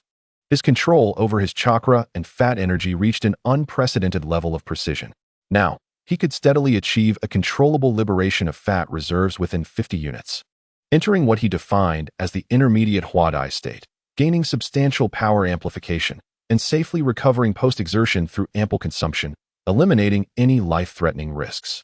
However, further advancement posed challenges. The repeated setbacks left Liangzi feeling mentally fatigued. He decided to take a break from his research and visit the sweet potato processing plant he had established for a change of scenery. Yet, upon entering the factory gate, he sensed an unusual atmosphere. The retired ninja employees were all aglow, excitedly gathered together in animated discussion, and the entire factory buzzed with an exhilarating, festive energy. What was happening? Was there some joyous event in the village? Liangzi felt puzzled and approached a familiar employee to inquire. Upon seeing him, the employee immediately reported with enthusiasm, "Boss Liangzi, you may not know, but Lord Orochimaru, one of the legendary 3 ninjas, has returned from a mission and even came to our factory today to visit us old brothers." Other employees quickly gathered around, expressing their excitement and pride in a cacophony of voices. Yes, Lord Orochimaru even remembered us, the discarded ones. I'm so moved. He even patted my shoulder and asked how life was treating me. Truly, he is the legendary Sannin, with no heirs at all. In the eyes of these ordinary retired ninjas and villagers, Orochimaru, as one of the esteemed legendary 3 ninjas of Konoha, possessed immense power, notable achievements, and a demeanor characterized by wisdom and charm, an almost perfect image of a future Hokage. Receiving personal attention from such a prominent figure was enough to leave them in ecstatic honor. However, as Liangzi listened to the employees' animated discussions, a sense of unease gradually settled within him, and his brow furrowed slightly. Orochimaru? He returned to the village? All information about Orochimaru flooded his mind. In his earlier years, he was indeed a hero of Konoha, endowed with exceptional talent in both valor and strategy, earning the respect of many. Yet, following the successive deaths of his disciple Shodai and his dear friend, his heart had twisted, leading him to obsessively question the meaning of life. Becoming fascinated with the taboo of immortality, gradually losing his humanity, and ultimately embarking on a path of inhumane human experimentation. While he did experience a redemption arc later in the original story, that was a matter for a distant future. Liangzi was genuinely concerned and cautious about such a dangerous individual. However, through inquiries, he learned that since the conclusion of the Second Great Ninja War, Orochimaru had been engaged in missions outside the village, which eased his worries. After all, he had indeed been a mission fanatic, not one to be trifled with. Would such a profoundly calculating individual, upon returning to the village, suddenly exhibit kindness towards a group of retired, devalued ninjas? This was too unusual. Contemplating this, Liangzi's instincts rang alarm bells, giving rise to a conjecture. The weasel offering New Year wishes to the chicken, his true target was likely me. After all, how could there be so many coincidences? He was daily acquiring chakra in the village, revealing his unique physique, making it impossible not to attract attention. In an instant, Liangzi's gaze sharpened, and his alertness heightened significantly. As he continued his work, he added a chapter, hoping to write another. Yesterday, he had added a chapter, but due to slow writing, it was only released after midnight, which was quite awkward. Chapter 73, Encountering Jiraiya again for several days. Liangzi maintained a heightened state of vigilance, yet the anticipated troubles failed to materialize. He learned that Orochimaru had received a new mission that very night and departed the village to undertake other tasks. This brought him considerable relief. Liangzi felt a tinge of admiration for Orochimaru's relentless work ethic, as he single-handedly shouldered a significant portion of the village's high-level missions. Simultaneously, he felt quite satisfied with Sarutobi Hiruzen for being able to keep such a dangerous individual occupied. Consequently, in a good mood, he delivered 2 pounds of his specially made stew to the Hokage's office, leaving Sarutobi Hiruzen puzzled as he held the stew, utterly bemused. Although the episode with Orochimaru had passed for the moment, Liangzi's sense of crisis did not completely dissipate, it merely lay suppressed within him. Orochimaru's appearance served as a reminder that this world is not safe, and the future will only become more perilous. Although his current strength seemed commendable, it was merely equivalent to obtaining a standard tailed beast experience card and not invincible. For now, he could protect himself, but when the fourth great ninja war battlefield arrived, he would become mere cannon fodder. Thus, he must continue to train. The monotonous and tedious life of research remained calm and uneventful. Soon, unable to bear the solitude, Liangzi decided to take a short break. However, when he inadvertently strolled to the vicinity of the public bathhouse on the village's edge, a rather shocking sight met his eyes.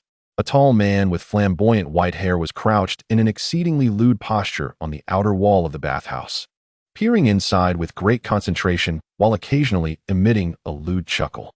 The sight was so distasteful that Liangzi's fists clenched, and he felt an urge to deliver a couple of solid kicks to that protruding backside. As a benevolent figure of Konoha, how could Liangzi tolerate such moral degradation, damaging the village's image in broad daylight? Enraged, he stealthily approached, finding a vantage point and pressing his eyes against a gap to see more clearly. The scale and lines are truly exquisite. The white-haired man beside him gazes in rapture, nearly drooling, his eyes sparkling with pink hearts. Completely oblivious to the presence of the small, plump figure nearby, Liangzi, engrossed in the spectacle, suddenly notices the heavy breathing and murmuring of the man beside him, which is alarmingly loud and exposes their intentions. Concerned that they might be discovered by others in the bathhouse, thus tarnishing his reputation, he irritably reaches out and taps the shoulder of the lecherous white-haired man. "Hey, you peeping Tom over there, could you keep it down? Are you afraid no one will notice?" Startled by the sudden interruption, Jiraiya, immersed in an artistic reverie, jumps back like a frightened rabbit, barely avoiding a fall. He clutches his chest in shock, only to realize that his disturbance comes from a displeased, chubby child. "You nearly scared the life out of me." Jiraiya, upon noticing the child's age, quickly adopts a nonchalant demeanor, hands on his hips, attempting to regain some semblance of dignity. "What? You dare call me a chubby kid?" Liangzi, incensed by this moniker, feels his cheeks puffing up in indignation. Such a derogatory title is a serious affront to the esteemed Akimichi Liangzi. "You, the pervert lurking outside the women's bath, caught red-handed, dare to speak so boldly." With hands on his hips, Liangzi strikes a righteous pose, trying to judge Jiraiya from a moral high ground. Instead of feeling ashamed, Jiraiya smirks, shaking a finger at him. "Kid, don't play innocent. You were peeking too. If this gets out, neither of us will escape unscathed." He sizes Liangzi up, adding with a mischievous glint, "And if we're chased, you'd definitely be the one left behind with your speed." "Humph." Liangzi scoffs, his mind racing as he finds an opening for a counterattack. "I'm not like you. I was merely observing to put an end to your perverse antics, collecting evidence out of necessity." He deliberately drags out his words, a sly smile creeping onto his face as he lowers his voice conspiratorially. The renowned Sannin Jiraiya, reduced to a drooling pervert lurking outside the women's bath. Imagine the uproar if this scandal were to spread. What? Jiraiya's smug grin freezes, replaced by sheer shock. His eyes widen in disbelief as he gazes at the unassuming yet audacious child before him. While his identity isn't a secret in the village, it's certainly not something a random little brat should know. Glancing around to ensure no one is nearby, he leans closer to Liangzi, urgently whispering, "Hey, kid, who are you? How do you know who I am?" Seeing Jiraiya's anxious curiosity, Liangzi suppresses a chuckle. The distinct characteristics of the man were evident, and he had deciphered Jiraiya's identity with a mere glance. Now, the upper hand was firmly in his grasp. He feigned a thoughtful pose, stroking his chin as if harboring a grand secret, then grinned as he proposed his condition. "Want to know? Simple, treat me to a meal. If I'm satisfied, I'll tell you why I know you." Upon hearing such a simple request, Jiraiya relaxes, swiftly regaining his boisterous demeanor as he thumps his chest. "Ha, I thought it was something serious. Just a meal? Consider it done." He puffs out his chest, flipping his white hair in pride. "As it happens, I just received my advance for a new book. I'm destined to be a best-selling author. Today, I'll take you, little brat, to experience the finest dining in Konoha, and I guarantee you'll leave content." With that, the two depart the women's bathhouse, making their way to the bustling commercial district of Konoha. At first, Jiraiya walks with an air of confidence, proud to treat a junior from his village. To him, this was a trivial matter, a chance to display his generosity. However, as they walk, he begins to sense something amiss. Passers-by, whether busy villagers, laughing children, or patrolling ninjas, seem to focus their attention on the chubby boy, greeting him warmly. "Liangzi, good afternoon. Brother Liangzi, any new dishes at the cafeteria today? Liangzi, out for a stroll again?" Yet, as for Jiraiya, they merely cast curious glances without any particular recognition. It became evident that most of the ordinary villagers and ninjas did not recognize the recently returned Jiraiya. Jiraiya stands there, utterly dumbfounded. He points at himself, then at the calm Liangzi, a multitude of questions swirling in his mind. Who is this kid? How does he have more renown in the village than me? Given his physique and clan emblem, he must be from the Akimichi clan, but when did they produce such a notable descendant? Have I really been so isolated during my travels? Filled with confusion, they arrive at a splendidly decorated restaurant, highly praised in Konoha. In an effort to maintain his status as a senior, Jiraiya waves grandly, declaring, "This is the place. Their food is exceptional. Today, I'll let you experience it." Seeing Jiraiya's extravagant demeanor, Liangzi secretly revels in the prospect of a free meal at such a fine establishment. He can almost hear the culinary delights calling to him. As they enter the restaurant, Jiraiya, eager to showcase his generosity, calls out to the owner, "Boss, serve us your best signature dishes. I'm treating this little glutton today." The restaurant owner, hearing the raucous call, smiles broadly as he steps out from the kitchen. However, when his gaze shifts past Jiraiya to the familiar, rotund figure of Liangzi, his smile falters, and the menu trembles in his hands. His eyes widen as he glances between the boisterous white-haired patron and the eager Akimichi Liangzi, his throat tightening. It's clear that he knows who Liangzi is.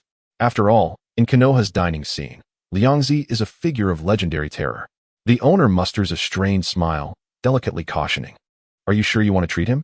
Our ingredients may not suffice." Jiraiya, oblivious to the owner's well-intentioned warning, interprets it as the man being stingy, waving dismissively. "Just serve it. Can a restaurant not accommodate its guests? Hurry up, don't dawdle." Realizing the white-haired patron would not be swayed, the owner can only sigh inwardly and head to the kitchen to prepare. He silently prays that this customer's wallet is as robust as his appetite.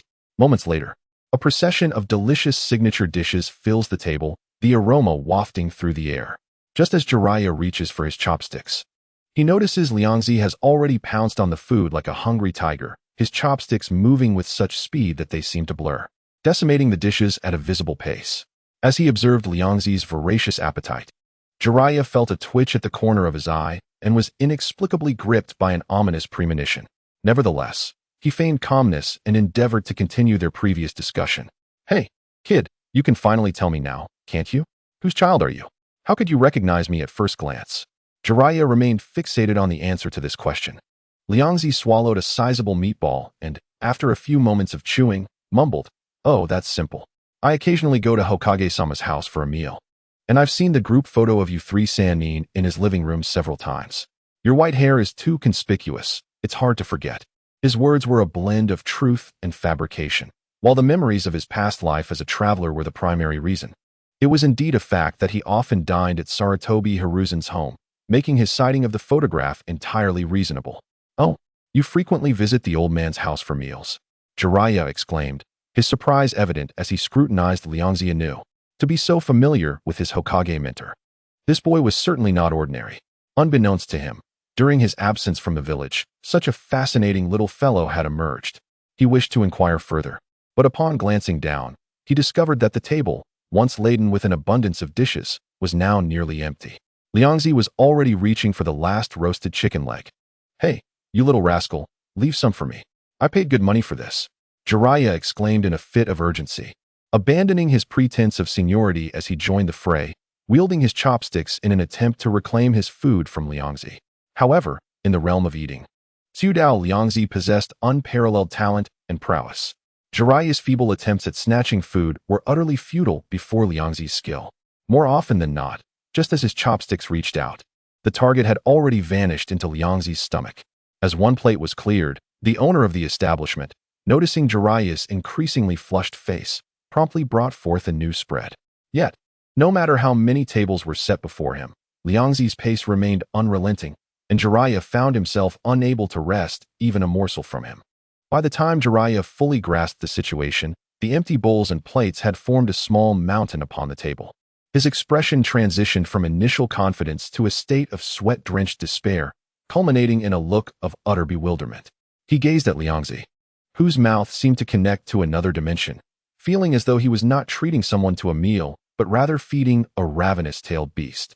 He touched his wallet, which was on the verge of deflating, and even contemplated using the body flicker technique to make a hasty exit. Fortunately, at that moment, Liangzi finally felt satiated, contentedly patting his belly before leisurely rising from his seat. Ah, it's been ages since I've eaten so well. His face radiated happiness, convinced that meeting Jiraiya and successfully obtaining such a grand meal was a blessing from the heavens. Meanwhile, across from him, Jiraiya slumped in his chair, his eyes devoid of focus, as though his very essence had been siphoned away. The table before him was cluttered with a multitude of dishes, and even without seeing the bill, he felt an unprecedented weight of pressure. Hey, are you all right? You won't be unable to pay, will you? Liangzi asked, observing the rigidity of Jiraiya's countenance. If the other party truly couldn't afford the bill, he wouldn't mind covering it, considering he could now be regarded as a capitalist. Upon hearing this, Jiraiya straightened up, his pride flaring as he retorted, "Are you underestimating me? This meal money is nothing to me.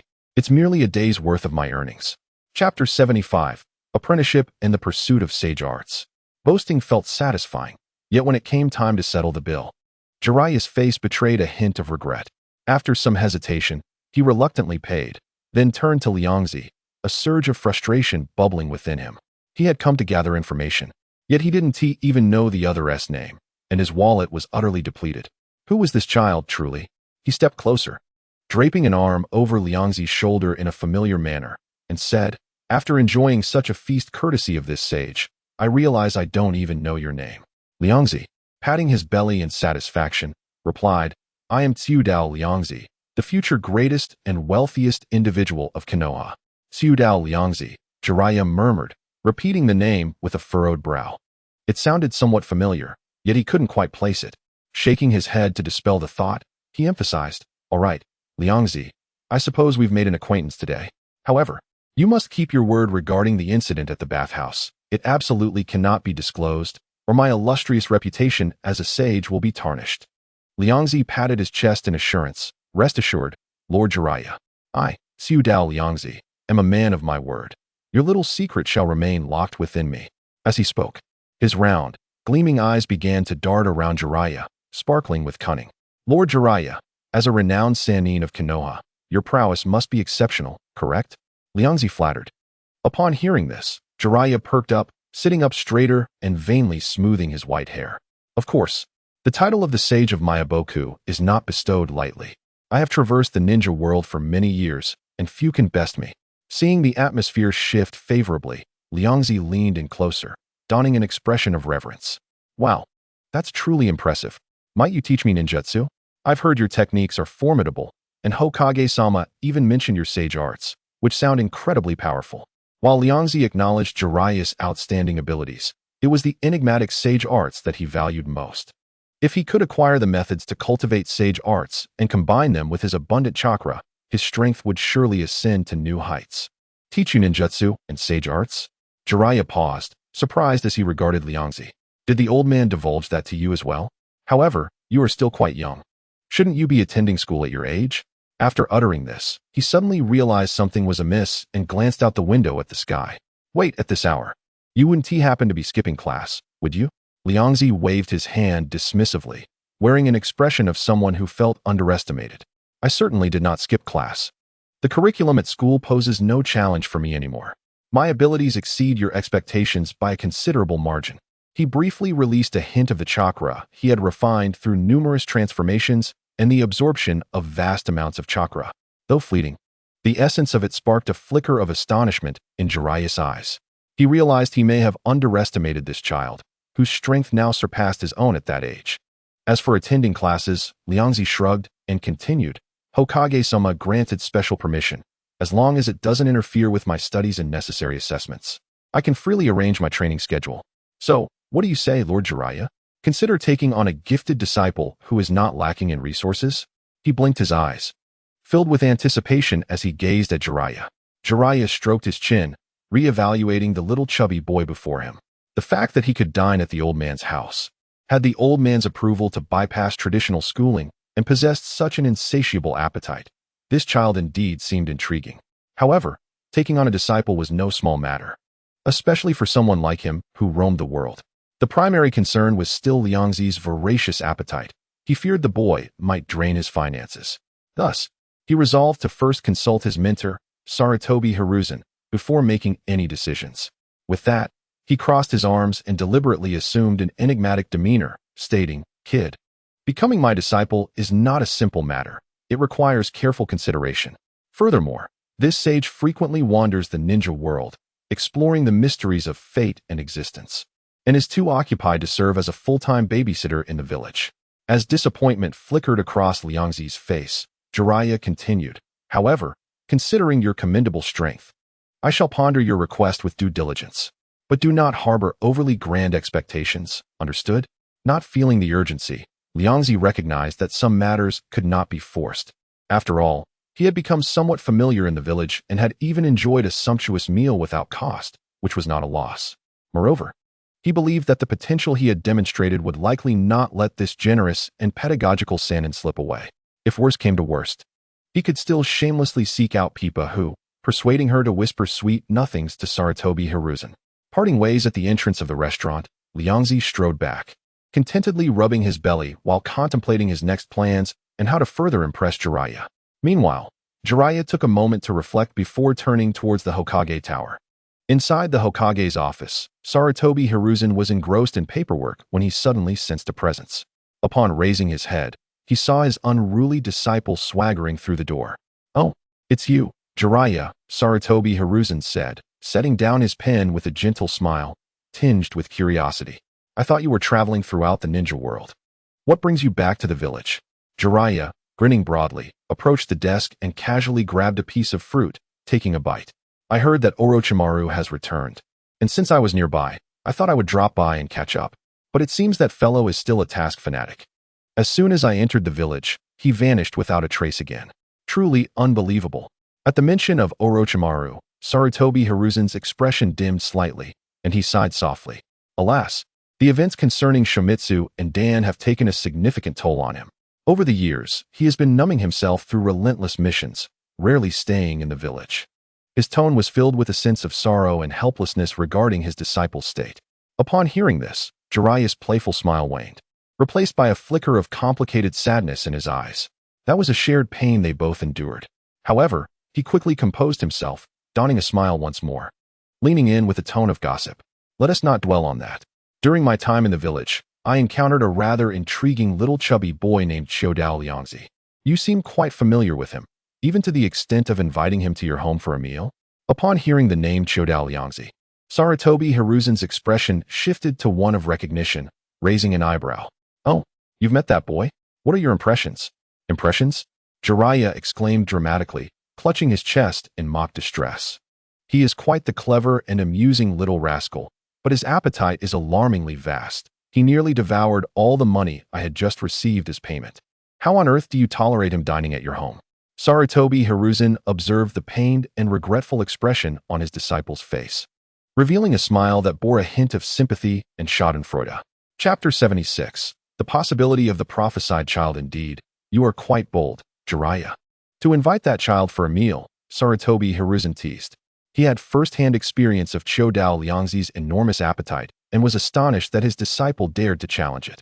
However, the absence of complaints about his financial ruin suggested that Liangzi had shown some restraint. Jiraiya, feeling a twitch at the corner of his mouth as he contemplated his aching wallet, could not resist pressing further. "Old man, what exactly is the background of this little chubby boy, Liangzi? I have encountered members of the Chodao clan who could eat, but none as outrageous as him. I recall that their intake is typically just 2 or 3 times that of an average person, at most." Taking a drag from his cigarette, Sarutobi Hiruzen slowly released a cloud of smoke, seemingly imbued with reflections on Liangzi's astonishing feats. He regarded Jiraiya with a meaningful gaze. "Jiraiya, do you remember a few years back, there was a rumor circulating in the village about a giant baby born from the Chodao clan, weighing a staggering 18 pounds? Jiraiya paused, searching his memory before suddenly realizing, his eyes widening in astonishment. Could that rumored giant baby be him? "Indeed, it is he, Chodao Liangzi." Sarutobi Hiruzen confirmed with a nod. "From birth, this child has been extraordinary. He possesses an exceptionally rare physique that allows him to convert food into energy and fat storage within his body almost without limit, surpassing the capacity of ordinary members of the Chodao clan. Both Pipa Hu and I believe this may indeed be an exceedingly rare bloodline limit related to energy storage and conversion." He paused briefly before revealing an even more shocking piece of information. Due to this unique physique and potential, he was once recruited by Danzo into the Root. Root? Jiraiya was genuinely astonished. That old coot actually recruited him? What happened next? The image of a child with an insatiable appetite being integrated into the ominous Root base was beyond his comprehension. A peculiar smile appeared on Sarutobi Hiruzen's face as he continued. "After a short while, he was returned to us, as Danzo claimed that the resources and expenses he consumed far exceeded expectations, severely impacting the normal operations of Root." Jiraiya imagined the scene and suddenly felt a twinge of sympathy for Danzo, though he was mostly amused. To consume enough resources to be returned from the cold and resource-controlling Root was an unprecedented feat. Subsequently, he was sent to the Ninja Academy, Sarutobi Hiruzen elaborated. "After several twists and turns, I observed that he indeed exhibited some managerial talents, so I allowed him to take charge of the school cafeteria. The result? He managed the cafeteria with remarkable success, gaining much acclaim, but his terrifying appetite nearly led to its financial collapse. Just when I feared he had ruined everything, this boy devised a solution to the fiscal crisis. Using the inexpensive sweet potatoes typically fed to livestock, he created a novel dish called mincy, which was quite palatable and low cost, effectively turning the situation around. Now, not only does he maintain the cafeteria with this dish, but he has also established his own small processing plant, employing several struggling retired ninjas and genuinely helping to improve their lives." After hearing Sarutobi Hiruzen's account, Jiraiya's jaw dropped, unable to close for a while. Having been to Root and returned, turning the cafeteria into a thriving venture while nearly collapsing it, creating a popular dish from livestock feed, and starting a factory to aid retired ninjas. Were these feats truly achievable by an ordinary child? The strangeness of his experiences and the fantastical nature of his journey were more exaggerated than the romantic tales he was currently plotting for his tantalizing Paradise series. He gazed at his teacher, whose expression seemed to convey, "You find this hard to believe, don't you?" Taking a deep breath, he murmured, "Old man, are you sure all of this was accomplished by that little chubby boy and not merely a figment of your imagination?" His interest in Chodao Liangzi had escalated from mild curiosity to an overwhelming desire to delve deeper into the enigma that was this child. This boy indeed possessed something remarkable. Perhaps he truly warranted consideration regarding his request for apprenticeship. After all, such a legendary tale invoked memories of the prophecy regarding the prophesied child spoken of by the sage of the Six Paths Nagato with his Rinnegan. Was likely the prophesied child, but Xiudao Liangzi also seemed to harbor some potential. While the likelihood was slim, it was nonetheless worthy of attention. Rest assured, I am not deceiving you. As long as this boy continues to grow, he will undoubtedly become a pillar of Konohagakure, Sarutobi Hiruzen asserted with conviction. Liangzi may be a glutton, but he was also astute, adept at leveraging his advantages for personal gain, particularly when it came to food. Simultaneously, he exhibited a profound sense of compassion, extending help to retired and injured ninjas within his capacity. Such qualities and character instilled in Sarutobi Hiruzen a sense of reassurance and satisfaction regarding Liangzi. Jiraiya stroked his chin and said to Sarutobi Hiruzen, "Old man, this kid wishes to take me as his master. Do you think I should agree?" Upon hearing this, Sarutobi Hiruzen slightly raised an eyebrow, revealing a hint of surprise, but quickly understood. The legendary Sannin of Konoha was an object of admiration for countless aspiring ninjas in the village, so it was not surprising that Liangzi harbored such thoughts. After a moment of contemplation, he gently tapped his fingers on the table and slowly began, "To be honest, Jiraiya, I have indeed considered the matter of teaching Liangzi. His unique talents necessitate a seasoned and broad-minded mentor for proper guidance. Given your extensive travels and profound insights, as well as your adaptable character, you are already one of my candidates. Since he has taken the initiative to propose this, and you have shown interest in him, it would not be a bad idea to give it a try." At this point, Sarutobi Hiruzen shifted the conversation, retrieving another document from his drawer and handing it to Jiraiya. "However, I have another child in mind who I believe is exceptionally talented. I hope you can evaluate him as well to see if he may also join your tutelage. If possible, I wish for you to nurture both of them into pillars for the future of Konoha." Curious, Jiraiya accepted the document and began to peruse its contents. The second chapter of his latest work was completed, but he still owed 62 more chapters. He lamented that he might not be able to write the second chapter for today, as his skin irritation seemed to have flared up again, causing intense itching. He hoped applying some ointment would provide relief, allowing him to continue writing, and expressed gratitude for everyone's support. Chapter 77. Undercover Assessment. The document provided detailed records about a common student named Buofing Shueman. He consistently achieved perfect scores in theoretical assessments, demonstrated exceptional talent in both physical and ninjutsu skills, and displayed remarkable leadership and tactical acumen during several simulated battles and team collaborations. His calm and humble demeanor earned him an excellent reputation among peers and teachers alike. As Jiraiya gazed upon this nearly flawless resume, astonishment flickered in his eyes once more.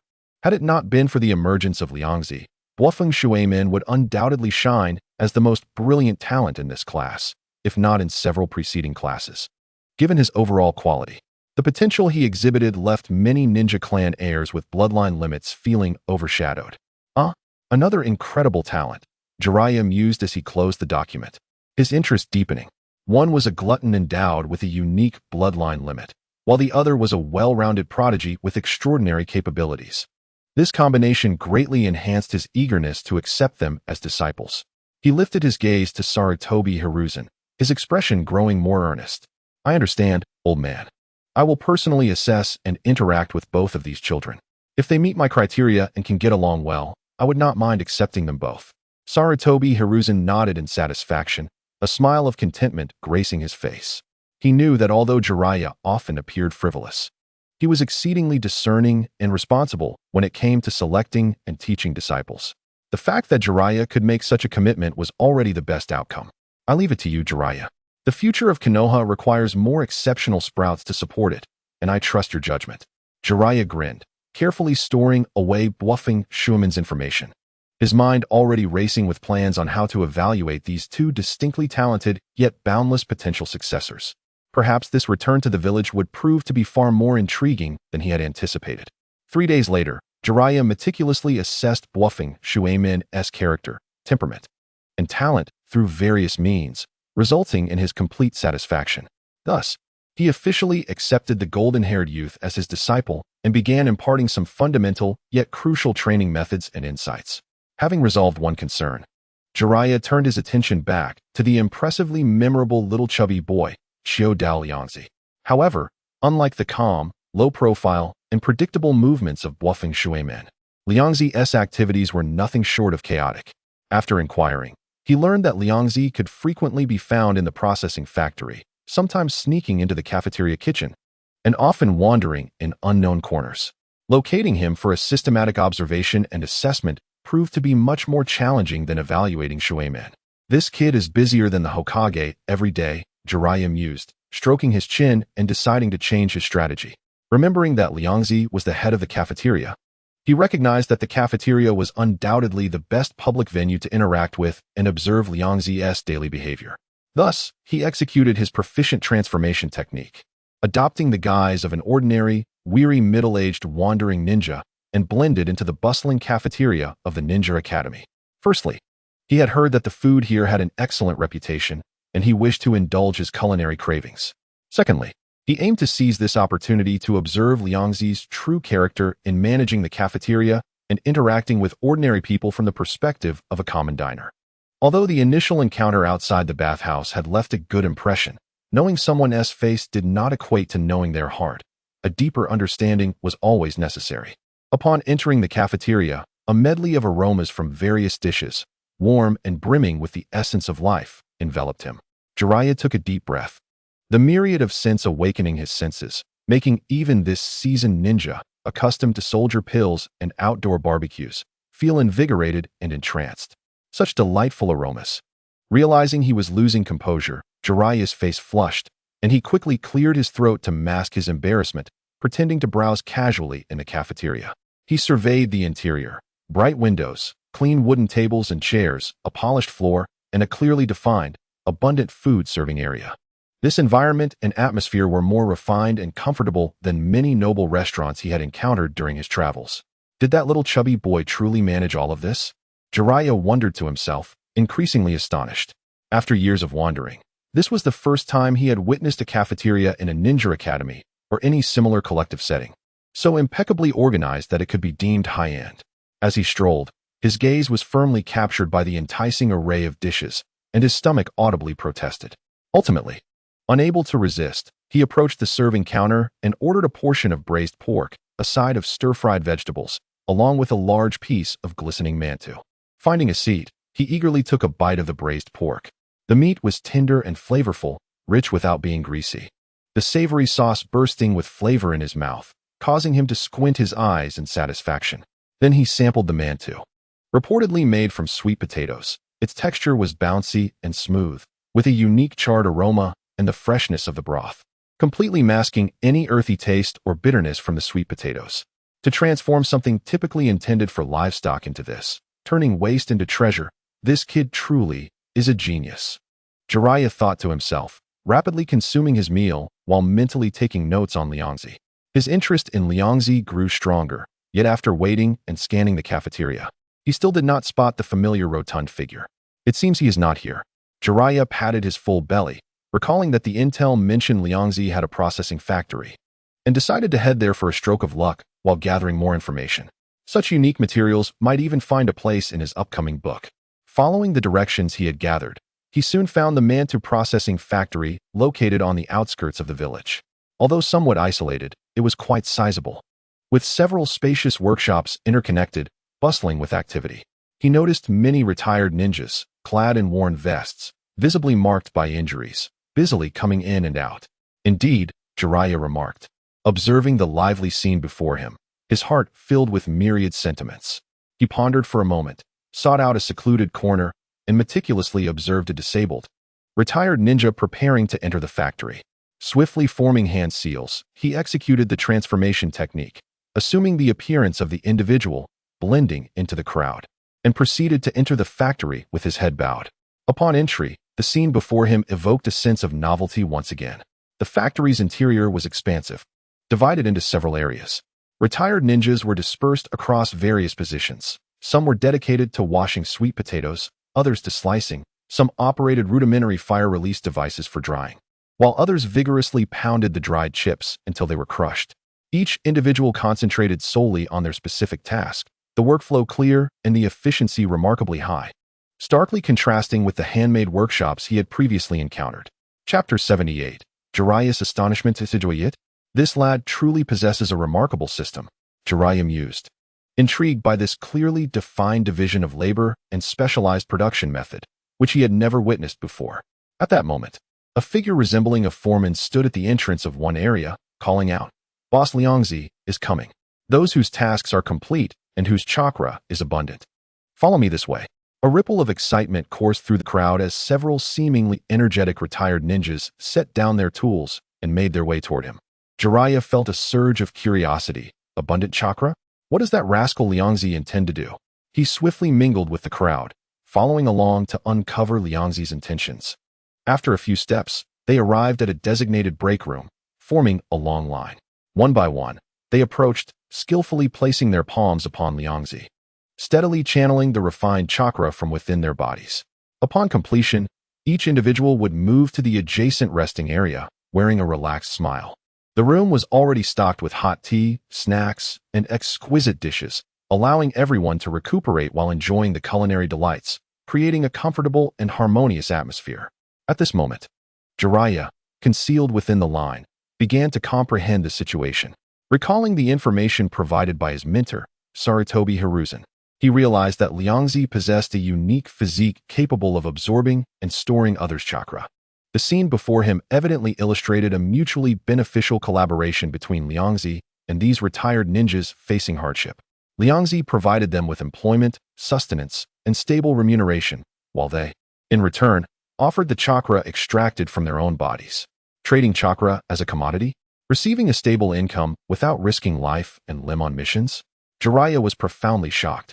This approach utterly subverted his understanding of the operational rules within the ninja world. Although he had heard of it from his teacher, witnessing it firsthand was an entirely different experience. This effectively transformed one of the fundamental powers of ninjas into a renewable resource. If everyone were to engage in such practices, who would undertake the missions issued by the village? Fortunately, the individuals here were all retired ninjas, who would neither undermine the village nor provide a means of livelihood for their peers. Soon, it was Jiraiya's turn, still disguised as the retired ninja. He kept his head lowered, emulating the movements of those ahead, a hint of a barely discernible smile flickering in his eyes, thinking, "Youngster, allow this sage to test the depths of your abilities." He placed his hand on Liangzi's abdomen and deliberately controlled the infusion of a pure and potent chakra into Liangzi's body. He sought to probe Liangzi's true capabilities, to ascertain the strength of this unique bloodline limit. As Liangzi closed his eyes to absorb the chakra, a wave of unexpected euphoria surged through him, leaving him momentarily astonished. He discerned that this newly introduced chakra was exceptionally pure, of the highest quality, truly a divine essence among chakra. However, rather than feeling joy from this high-quality chakra, Liangzi's vigilance heightened. He was certain that this individual was not one of the retired ninjas he had previously recruited. Who could this person be?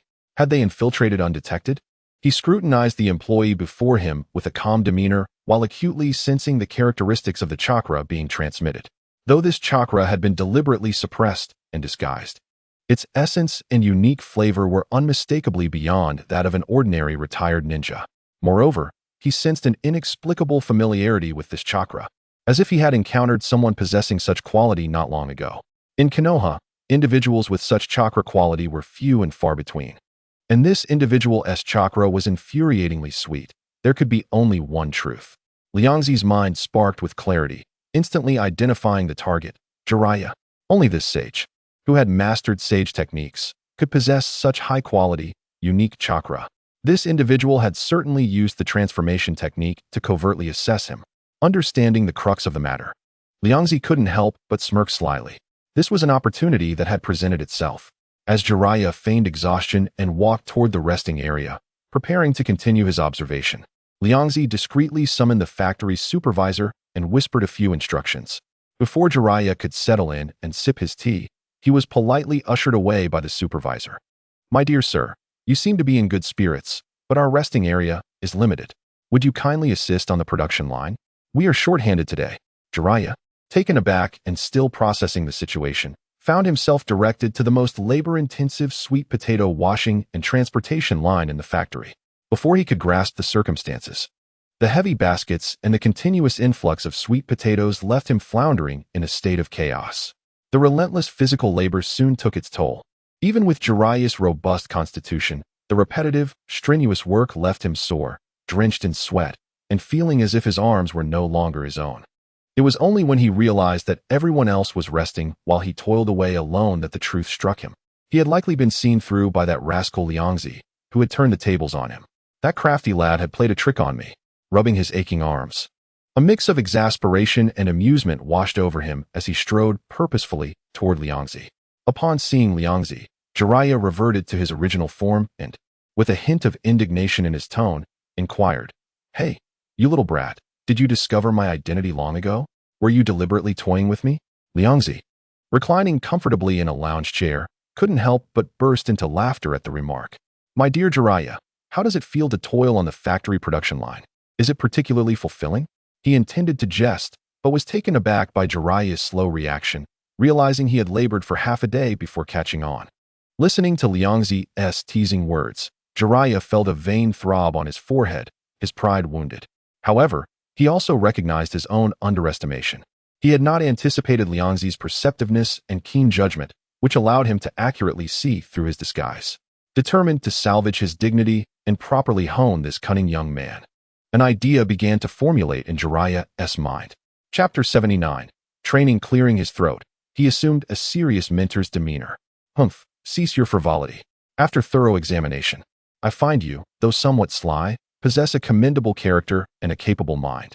However," he continued, a devious smile creeping onto his lips, "to truly become my disciple, to learn my unique ninjutsu, even sage techniques, relying solely on cleverness will not suffice.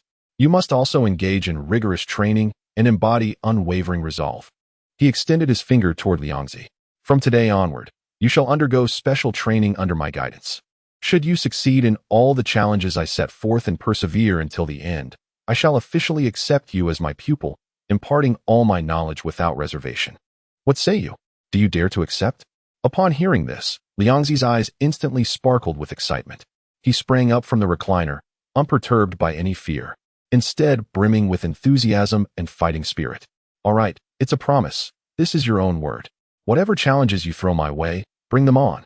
I, Chodao Liangzi, am undeniably a genius. No test can possibly defeat me." This was not mere arrogance. He possessed genuine confidence.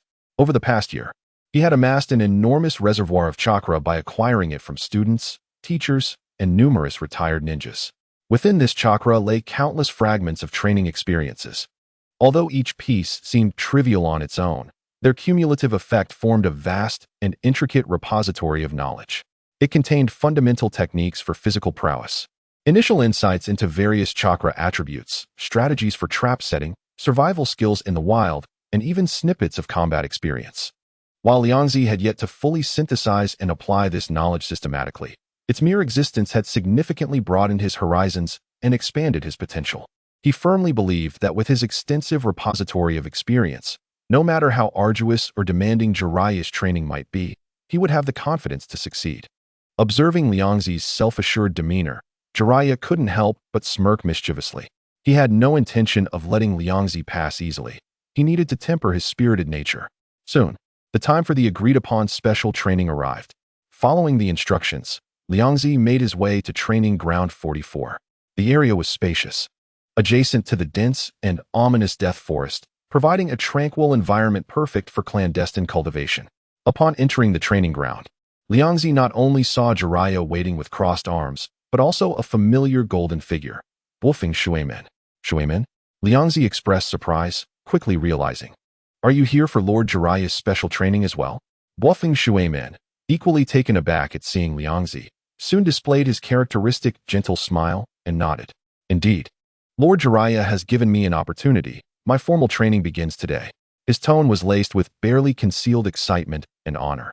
Being accepted as a disciple by the legendary Sannin was a dream come true for him.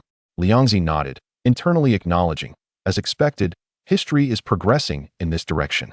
"Hey, you two, save the reminiscing for after the training." Jiraiya interrupted their conversation, stepping in front of them with a serious expression. "First, I need to gauge your foundational skills. Therefore, today's first assessment will be tree climbing, followed by water walking." He immediately presented 2 training tasks that demanded exceptional precision and chakra control. These techniques, seemingly simple, actually required exceedingly meticulous and stable manipulation of chakra output, serving as classic methods to enhance chakra control. Typically, These skills would only be taught after one became a genin. As skilled jonin would tailor their instruction accordingly, ninja schools would not cover them. Upon hearing Jiraiya's words, Liangzi's eyes flickered with understanding. He had previously speculated about Jiraiya's assessment criteria, and, considering the original storyline, he had anticipated that tree climbing and water walking, fundamental skills for a protagonist, would naturally be on his list. With this expectation in mind, Liangzi remained calm. Although his physique did not seem particularly agile, his coordination and sense of balance were quite commendable. More importantly, among the vast array of chakra he had absorbed, there were experiences from seasoned chunin and even special jonin. Their chakra contained invaluable insights on how to precisely condense chakra at the soles of one's feet, perceive the adhesive forces with trees or water surfaces, and how to fine-tune chakra output to maintain balance. These experiences were akin to scattered puzzle pieces quietly stored deep within his mind. At this moment, when he needed them, he simply concentrated and actively sought out these relevant memories to swiftly grasp the essential principles. Thus, under the watchful eyes of Jiraiya and Bluffing Shueman, Liangzi confidently approached a large tree. Rather than charging up like an ordinary person, he first closed his eyes and took a deep breath, as if recalling and sensing something. After a moment, he opened his eyes, his gaze focused and serene. He gradually concentrated his chakra at the soles of his feet, feeling the subtle sensation of contact with the tree bark, and then mimicked the successful experiences stored in his memory, cautiously taking his first step. Initially, his movements were somewhat awkward, his body swaying slightly, but he quickly steadied himself. It was as if his feet sprouted invisible suction cups, with chakra adhering to the trunk like spider silk. He adjusted his breathing and chakra output, step by step, although not fast. He ascended towards the tree's summit with remarkable steadiness. Wolfing Shuemin watched in amazement, not expecting his large-framed classmate to possess such talent in chakra control and to adapt so quickly.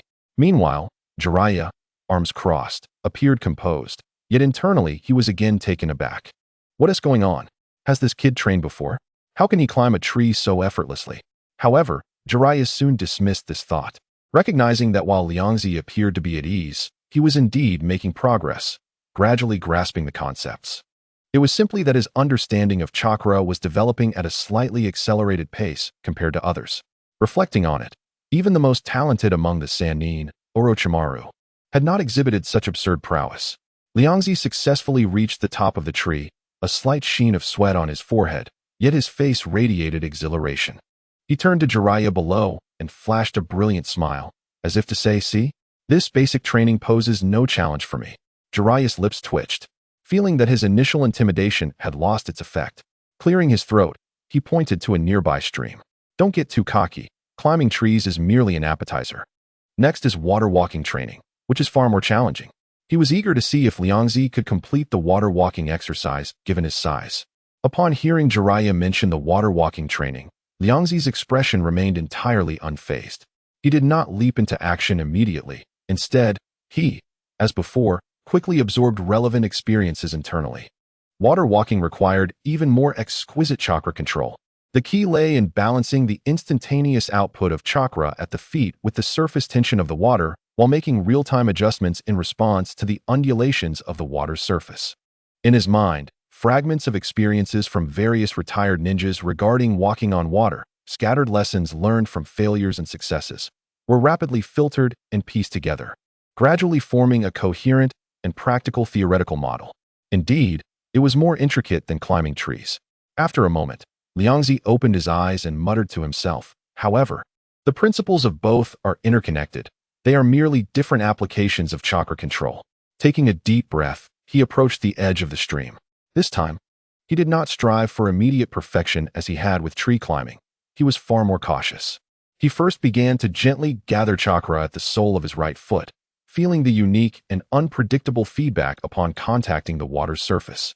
On his first attempt, as his foot made contact with the water, the chakra output was somewhat stiff, failing to provide adequate support, and with a splash, his lower leg submerged. "Oh, it seems this is not something one can master at a glance." Jiraiya observed this, feeling slightly more balanced in his judgment, crossing his arms in preparation to witness Liangzi stumble a few more times. However, Liangzi merely shook off the wetness from his foot, displaying no signs of defeat. instead revealing an expression of realization as if to say, "Ah, so that's how it is." He swiftly recalibrated his strategy, abandoning the futile attempt to solidify his footing on the water's surface. Instead, he envisioned a layer of constantly flowing, adaptive chakra forming a cushion beneath his feet. On his second attempt, he found his right foot firmly planted on the water's surface. Although his body wobbled slightly, he indeed did not sink. Next came his left foot, and this time, the movement was even more fluid. With each subsequent step, his initially cautious pace gradually transformed into a stable rhythm, eventually becoming smooth and effortless. Under the astonished gaze of Jiraiya and Namikaze Minato, Liangzi not only walked gracefully on the water's surface, but even began to attempt a light jog. His figure glided effortlessly across the shimmering water, his rounded form seeming exceptionally harmonious, as if the buoyancy of the water were tailored specifically to support him. How is this possible? Jiraiya's mouth gaped open, his jaw nearly hitting the ground. He rubbed his eyes vigorously in disbelief, questioning whether he had fallen victim to an illusion. "Hey, you little rascal, confess honestly. Have you secretly practiced this technique before? Did the old man give you special training behind my back?" He could hardly fathom that someone could master the art of walking on water so swiftly, let alone run upon it with just a few attempts. This exceeded the realm of genius and ventured into the territory of the extraordinary. Even Orochimaru in his prime had never displayed such absurdity. With a light twist, Liangzi halted at the center of the water, shrugging nonchalantly at the flabbergasted Jiraiya, exuding confidence as he remarked, "I told you I am a genius. Such fundamental maneuvers can be mastered after just one try. What is there to be so astonished about?" His air of self-assuredness infuriated Jiraiya, who found himself at a loss for words. Folding his arms and furrowing his brow, he scrutinized Liangzi, searching for evidence of deceit. Something felt amiss. There was an overwhelming sense that this boy harbored secrets unknown to him. Just then, a soft splash broke the silence. Following the sound, he spotted Namikaze Minato, who had fallen to the ground. Witnessing Liangzi's success, he had embarked on his own endeavor of tree climbing training. However, lacking the finesse required for chakra control, he had unwittingly tumbled from a height exceeding 1 meter. Though he managed to land somewhat gracefully, it was evident he had failed. Jiraiya observed Minato as he picked himself up, a wave of relief washing over him. Feeling this was the true essence of what a normal genius should embody. It was as if he had discovered a theoretical basis for his thoughts. Pointing at Minato, he remarked to Liangzi, "This is what constitutes a normal effort. Who else would leap directly into tree climbing and water walking after just one attempt, frolicking about so effortlessly?" Liangzi remained silent, merely showcasing his water walking prowess on the surface, even attempting intricate skating maneuvers. Meanwhile, Minato, having risen from the ground and brushed off the dust, wore a serious expression rather than one of discouragement. He glanced at Liangzi, who navigated the water as if on solid ground, and sincerely exclaimed, "Watching Liangzi operate so effortlessly, I never expected it to be this challenging in practice." With that, he commenced his second and third attempts. After each failure, he would pause to contemplate, adjusting the focus and output of his chakra before challenging himself once more. His progress was evident, evolving from only managing a few steps to achieving a height equal to his own. Though he ultimately could not ascend to the top of the tree in one fluid motion like Liangzi, his perseverance, concentration, and reflective capabilities garnered Jiraiya's nod of approval. See, this is the process a normal person should undergo. However, as the number of attempts increased, observing Liangzi, who had begun to experiment with intricate water tricks, Minato's sunny disposition dimmed, and a flicker of self-doubt crossed his clear blue eyes. Could it be that my talent truly pales in comparison to Liangzi's? Faced with this stark contrast, he felt genuinely disheartened. Jiraiya, keenly aware of his disciple's waning spirits, rushed over and clapped Minato firmly on the shoulder, offering loud encouragement. "Minato, you are doing splendidly. Do not compare yourself to Liangzi. Your rate of improvement has already surpassed that of many. Believe in yourself." With his teacher's affirmation and encouragement, the shadows in Minato's eyes dissipated, reigniting his fighting spirit as he nodded determinedly. "All right, Jiraiya-sensei, I will continue to strive." In the subsequent water-walking training, Minato faced numerous tumbles into the water, his clothes soaked through. Yet, he remained undeterred. Each failure refined his control over chakra incrementally. Ultimately, after exerting more effort than he had with tree climbing, he too managed to stand steadily on the water's surface. While it was far from the ease and grace exhibited by Liangzi, it was undeniably a testament to his own diligence and insight. Observing the drenched yet beaming Minato, alongside Liangzi who had taken to fishing with chakra threads, Jiraiya covered his face in exasperation, feeling immensely fatigued. His intention in pairing these two for training had been to use the diligent and exceptional Minato as a benchmark to instill a sense of urgency in the laid-back and cunning Liangzi, to impress upon him that there are always greater heights to aspire to. Yet, the outcome had been quite the opposite. Liangzi had defied expectations, nearly causing his carefully selected Minato to question his very existence. This script had completely flipped. As Jiraiya glared at Liangzi, languidly fishing, he gritted his teeth in frustration, vowing internally, "You little brat, don't get too smug. You may have cheated on the foundational assessment, but just wait until the upcoming training. Let us see how you manage." In the next chapter, he resolved to unveil his true expertise, more intricate and advanced ninjutsu. "Watch closely, you youngsters," Jiraiya asserted, capturing their attention. "What I am about to demonstrate is not the basic E-rank or D-rank ninjutsu you encounter in school, but rather Suiton, Swarando, a bona fide B-rank ninjutsu." He paused deliberately, allowing his gaze to linger on Liangzi, carefully observing his reaction. B-rank ninjutsu begins to delve into the complexities of chakras, elemental properties, and advanced form manipulation. No longer merely about chakra extraction and release, it necessitates an understanding of water's characteristics, simulating, enhancing, and releasing it through chakra. The difficulty of this technique was incomparable to their previous training. Many Chunin might dedicate their entire lives to mastering a single B-rank ninjutsu. As he spoke, he began to form hand seals slowly and clearly, explaining, "Pay attention to the sequence of my hand seals and the sensation of chakra flowing through my meridians. Choshin Maozi Hyocho." With the final seal completed, Jiraiya filled his chest with air and exclaimed, "Suiton, Swarando." A torrent of high-pressure water erupted from his mouth like a cannonball, accompanied by a deafening roar, instantly shattering a massive boulder in the distance, sending debris flying in all directions, showcasing its formidable power. After concluding the demonstration, Jiraiya clapped his hands together, casting a subtle yet expectant gaze at Liangzi. "What do you think? This level of ninjutsu is not easily acquired. It demands a deeper comprehension of chakra and extensive practice." Before he could finish his sentence, he noticed Liangzi had already slipped into a meditative state. Jiraiya mused to himself, "Here it comes again. I shall see if you can master it instantly this time." At that moment, Liangzi's mind was a whirlwind of experiences regarding Suiton, rapidly integrating and absorbing them.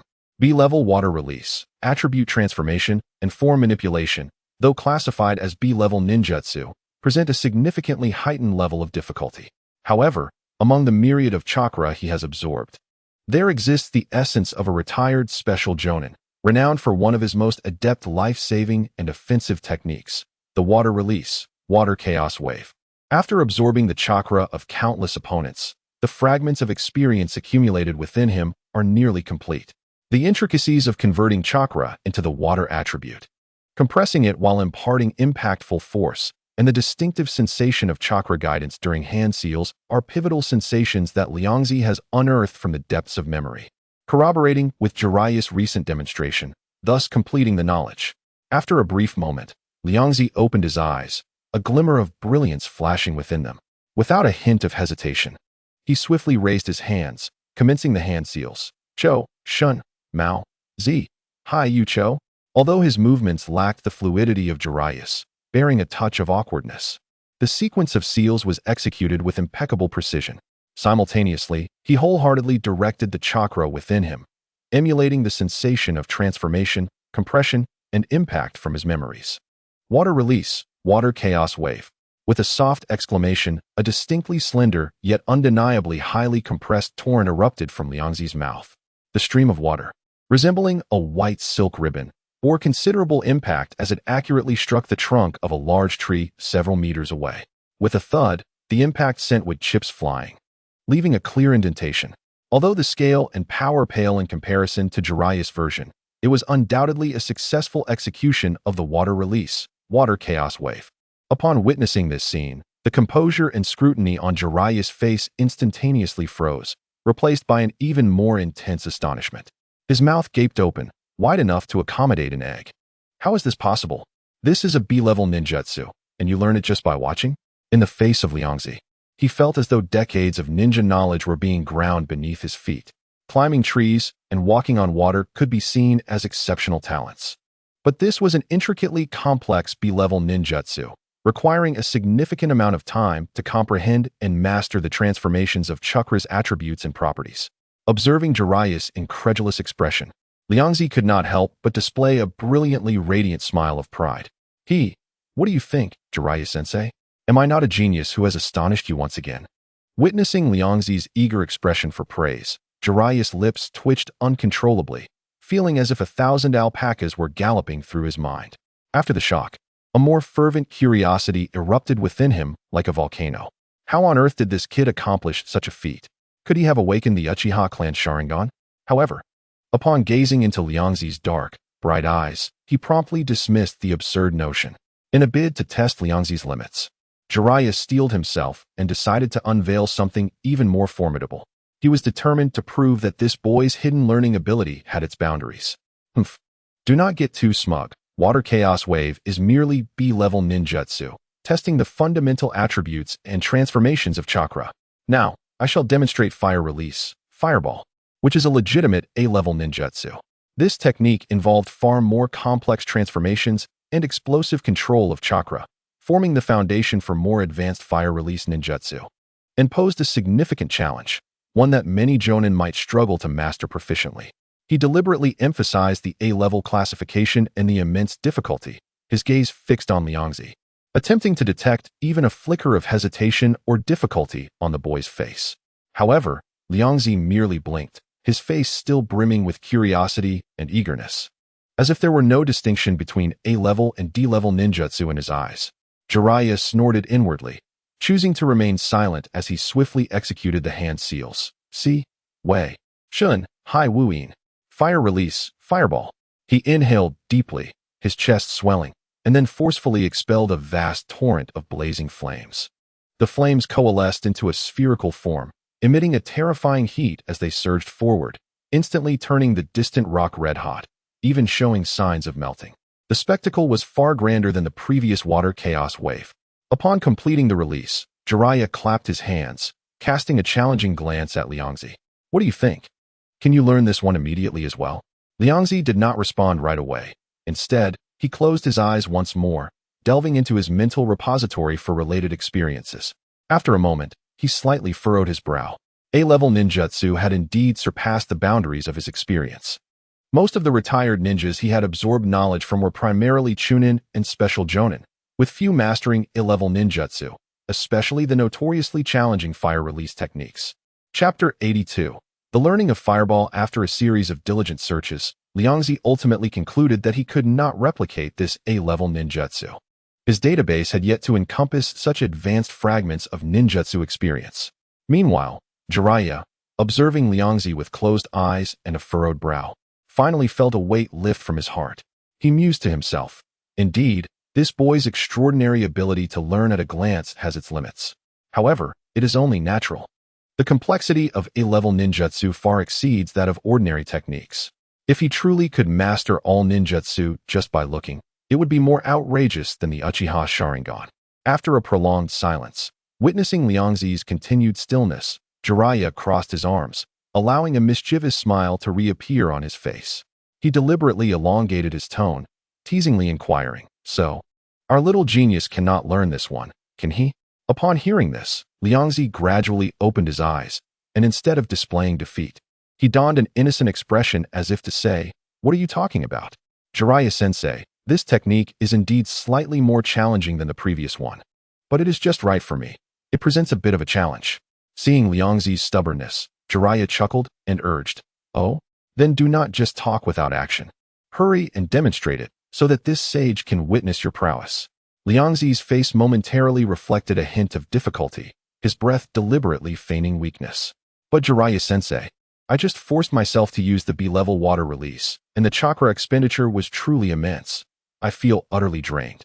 Could you lend me some chakra to help me recover quickly?" As he spoke, he swayed slightly, embodying the image of a chakra-depleted individual on the brink of collapse. Jiraiya regarded Liangzi's pitiful demeanor with a sense of unease. However, He rationalized that it was reasonable for a child who had utilized advanced ninjutsu to exhaust their chakra. Moreover, simply transferring a bit of chakra shouldn't lead to any unforeseen complications. All right, consider it a favor. Jiraiya scoffed, approaching Liangzi and placing his hand on the boy's shoulder, gradually channeling his pure and potent chakra into him. Here you go, hurry and recover, do not waste time.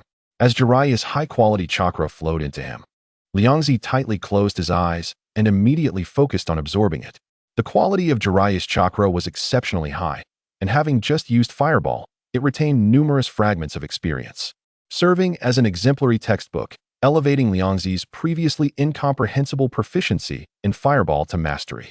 In a matter of moments, Liangzi transitioned from a bewildered novice state to that of an experienced fire release master. On the other hand, Jiraiya felt as though his chakra was being siphoned into a black hole, depleting at an alarming rate. As he approached his limit, he could not help but urge, "Hey, you little brat, are you done yet? My chakra is nearly drained dry." Upon hearing this, Liangzi ceased his absorption of Jiraiya's chakra and slowly opened his eyes. The previous signs of weakness and difficulty had vanished, replaced by a fiery confidence and clarity, akin to a blazing inferno. A radiant smile, almost laced with a hint of mischievous triumph, blossomed on his face. "That will suffice," Liangzi's voice rang clear, imbued with an unprecedented conviction. In the next moment, before Jiraiya could react, his hands were already raised, forming seals with a proficiency and speed that far surpassed previous attempts. "Si, Wei, Shun, Hai Wuyin." The seals completed. Chakra surged. Katan, Inkatsu. Liangzi inhaled deeply, channeling chakra within his chest in a ferocious manner, compressing it to form a complete configuration of the fireball technique. Boom. A fireball, though smaller than Jiraiya's, took on a solid form, its flames fierce and radiating an astonishing wave of heat as it erupted from Liangzi's mouth. The fireball, akin to a miniature sun, hurtled forward with unstoppable momentum, crashing into the distant training target. Upon impact, the target was instantly engulfed in a raging inferno, eventually dwindling to a pile of charred ashes. Witnessing this scene, Jiraiya's jaw dropped, nearly hitting the ground. After a moment, he regained his voice, filled with disbelief and astonishment. Did he truly master it? He succeeded after just one demonstration? And it was an exceptionally difficult A-rank ninjutsu? Has this guy's learning ability reached such inhuman levels? Liangzi, observing Jiraiya's stunned expression, clapped his hands in satisfaction. Though his chakra was somewhat turbulent from performing an A-rank ninjutsu, his face radiated a pure and joyful smile. "So, Jiraiya-sensei, what do you think of my Inkatsu? Did I embarrass you?" Jiraiya, still dazed, nodded and instinctively retorted, "Well, it's all right, just passable. Perhaps only slightly inferior to my own initial attempts many years ago." He felt that his words lacked conviction, shaking his head vigorously. As if to dispel the chaotic thoughts swirling in his mind, he addressed Liangzi and the equally astonished Minato beside him. "You two continue practicing here. I suddenly remembered a matter of utmost urgency that I must attend to." With a resounding bang, Jiraiya transformed into a plume of white smoke, vanishing from the training ground. Moments later, the window of the Hokage's office was flung open with great force. Jiraiya rushed in, his face still bearing the remnants of shock, exclaiming, "Old man, something terrible has happened. I think I've seen a ghost in broad daylight." Sarutobi Hiruzen, who was engrossed in reviewing documents, was startled by the sudden commotion. Raising his head to see Jiraiya, he frowned and reprimanded, "Jiraiya, you are now a role model. What could possibly rattle you to this extent?" He was aware that Jiraiya was conducting special training with Liangzi and Minato today, but he could not fathom what situation could so thoroughly unnerve the seasoned ninja. "Old man, you have no idea what I've just experienced." Jiraiya rushed to the desk, leaning on it with fervor. "That kid, Liangzi, is nothing short of a monster. Whatever I teach him, he immediately grasps. Climbing trees and walking on water were one thing, but he learned the B-rank ninjutsu, Mizu Ranbwa, after just one look. The most outrageous part is the A-rank Inkatsu. He only watched me demonstrate it once and successfully cast it on his first attempt. Though its power may be a tad lesser, it is indeed the Inkatsu. His learning ability is simply more terrifying than the Uchiha's Sharingan replication." Sarutobi Hiruzen listened to Jiraiya's somewhat incoherent description, his own expression reflecting surprise. Is Liangzi's talent for learning ninjutsu truly that formidable? Surely not. He had seen the personal report on Liangzi from the Roots, which clearly stated that Liangzi's academic performance was subpar. However, observing Jiraiya in such a state of shock, he allowed him to recount the entire incident. As Jiraiya detailed the events, particularly when he mentioned Liangzi's request for chakra due to insufficient reserves, a knowing look gradually appeared in the eyes of the Third Hokage. He recalled a few offhand remarks made by his wife, Pipa Hu, during casual conversations about Liangzi. With this thought, a smile crept onto his lips, and he could not help but laugh heartily. "Ah, I see now, Jiraiya, you have been outsmarted by that boy." Outsmarted? Jiraiya was taken aback, quickly recalling his own vulnerabilities, and pressed on. Could it be that I've fallen victim to some sophisticated genjutsu without realizing it? When faced with the implausible, his first thought was genjutsu, as he was not particularly skilled in that area and could easily miss a clever illusion. Sarutobi Hiruzen shook his head, a knowing smile gracing his face. "No, it's not genjutsu. Rather, you are unaware of Liangzi's capabilities. I mentioned before that he possesses an exceptionally unique physique, capable of absorbing and storing vast amounts of chakra. More importantly, while absorbing another's chakra, he can passively acquire the mental information and ninjutsu training experiences contained within." He turned to Jiraiya, who appeared deep in thought, and continued, "The techniques you previously taught him, such as climbing trees, walking on water, and even the B-rank ninjutsu Mizu Ranbwa, he likely mastered long ago by absorbing chakra from retired ninjas, gaining their relevant experiences. This is why he could replicate your demonstrations as if he were a prodigy." As for the A-rank in Katsu, Sarutobi Hiruzen's smile took on a peculiar tone. He likely feigned a lack of chakra to solicit your assistance, fully aware of the implications. Jiraiya's eyes widened with realization as he listened to his mentor's analysis. Finally grasping the situation, reflecting on Liangzi's feigned weakness and the subsequent transformation after absorbing his chakra, everything clicked into place. So, his so-called lack of chakra was merely an act? A ruse to siphon my chakra and steal my knowledge? Jiraiya's epiphany came with a wave of embarrassment, his face alternating between shades of green and white. Sarutobi Hiruzen nodded knowingly. "Now you understand. That lad is not only exceptionally gifted, but his cunning is equally remarkable.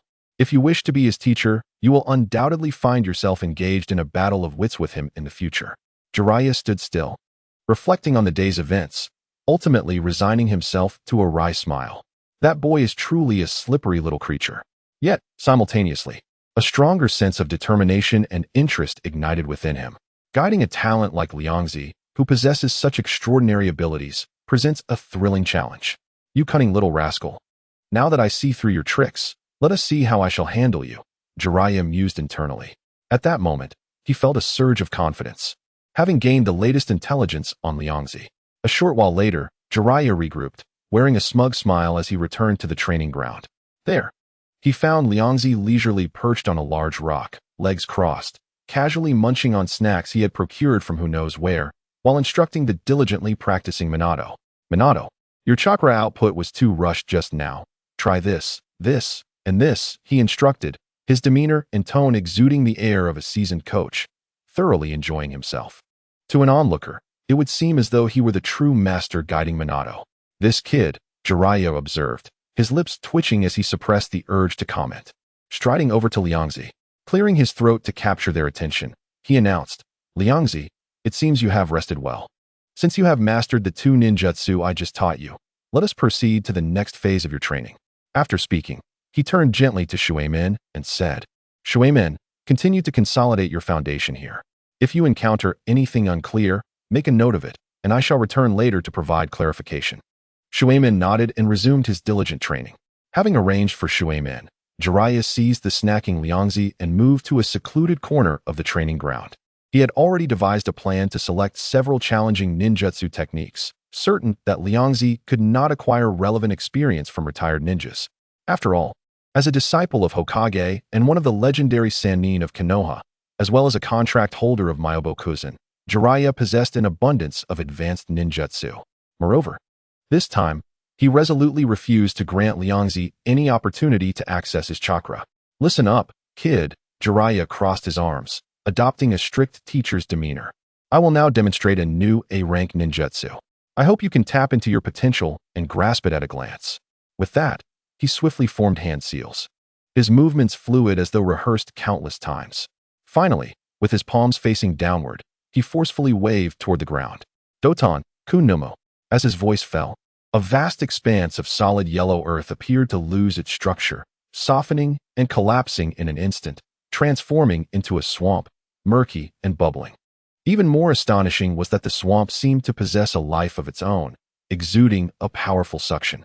The soil churned and bubbles burst, as if anything that dared step upon it would be mercilessly devoured and dragged into an abyss of darkness.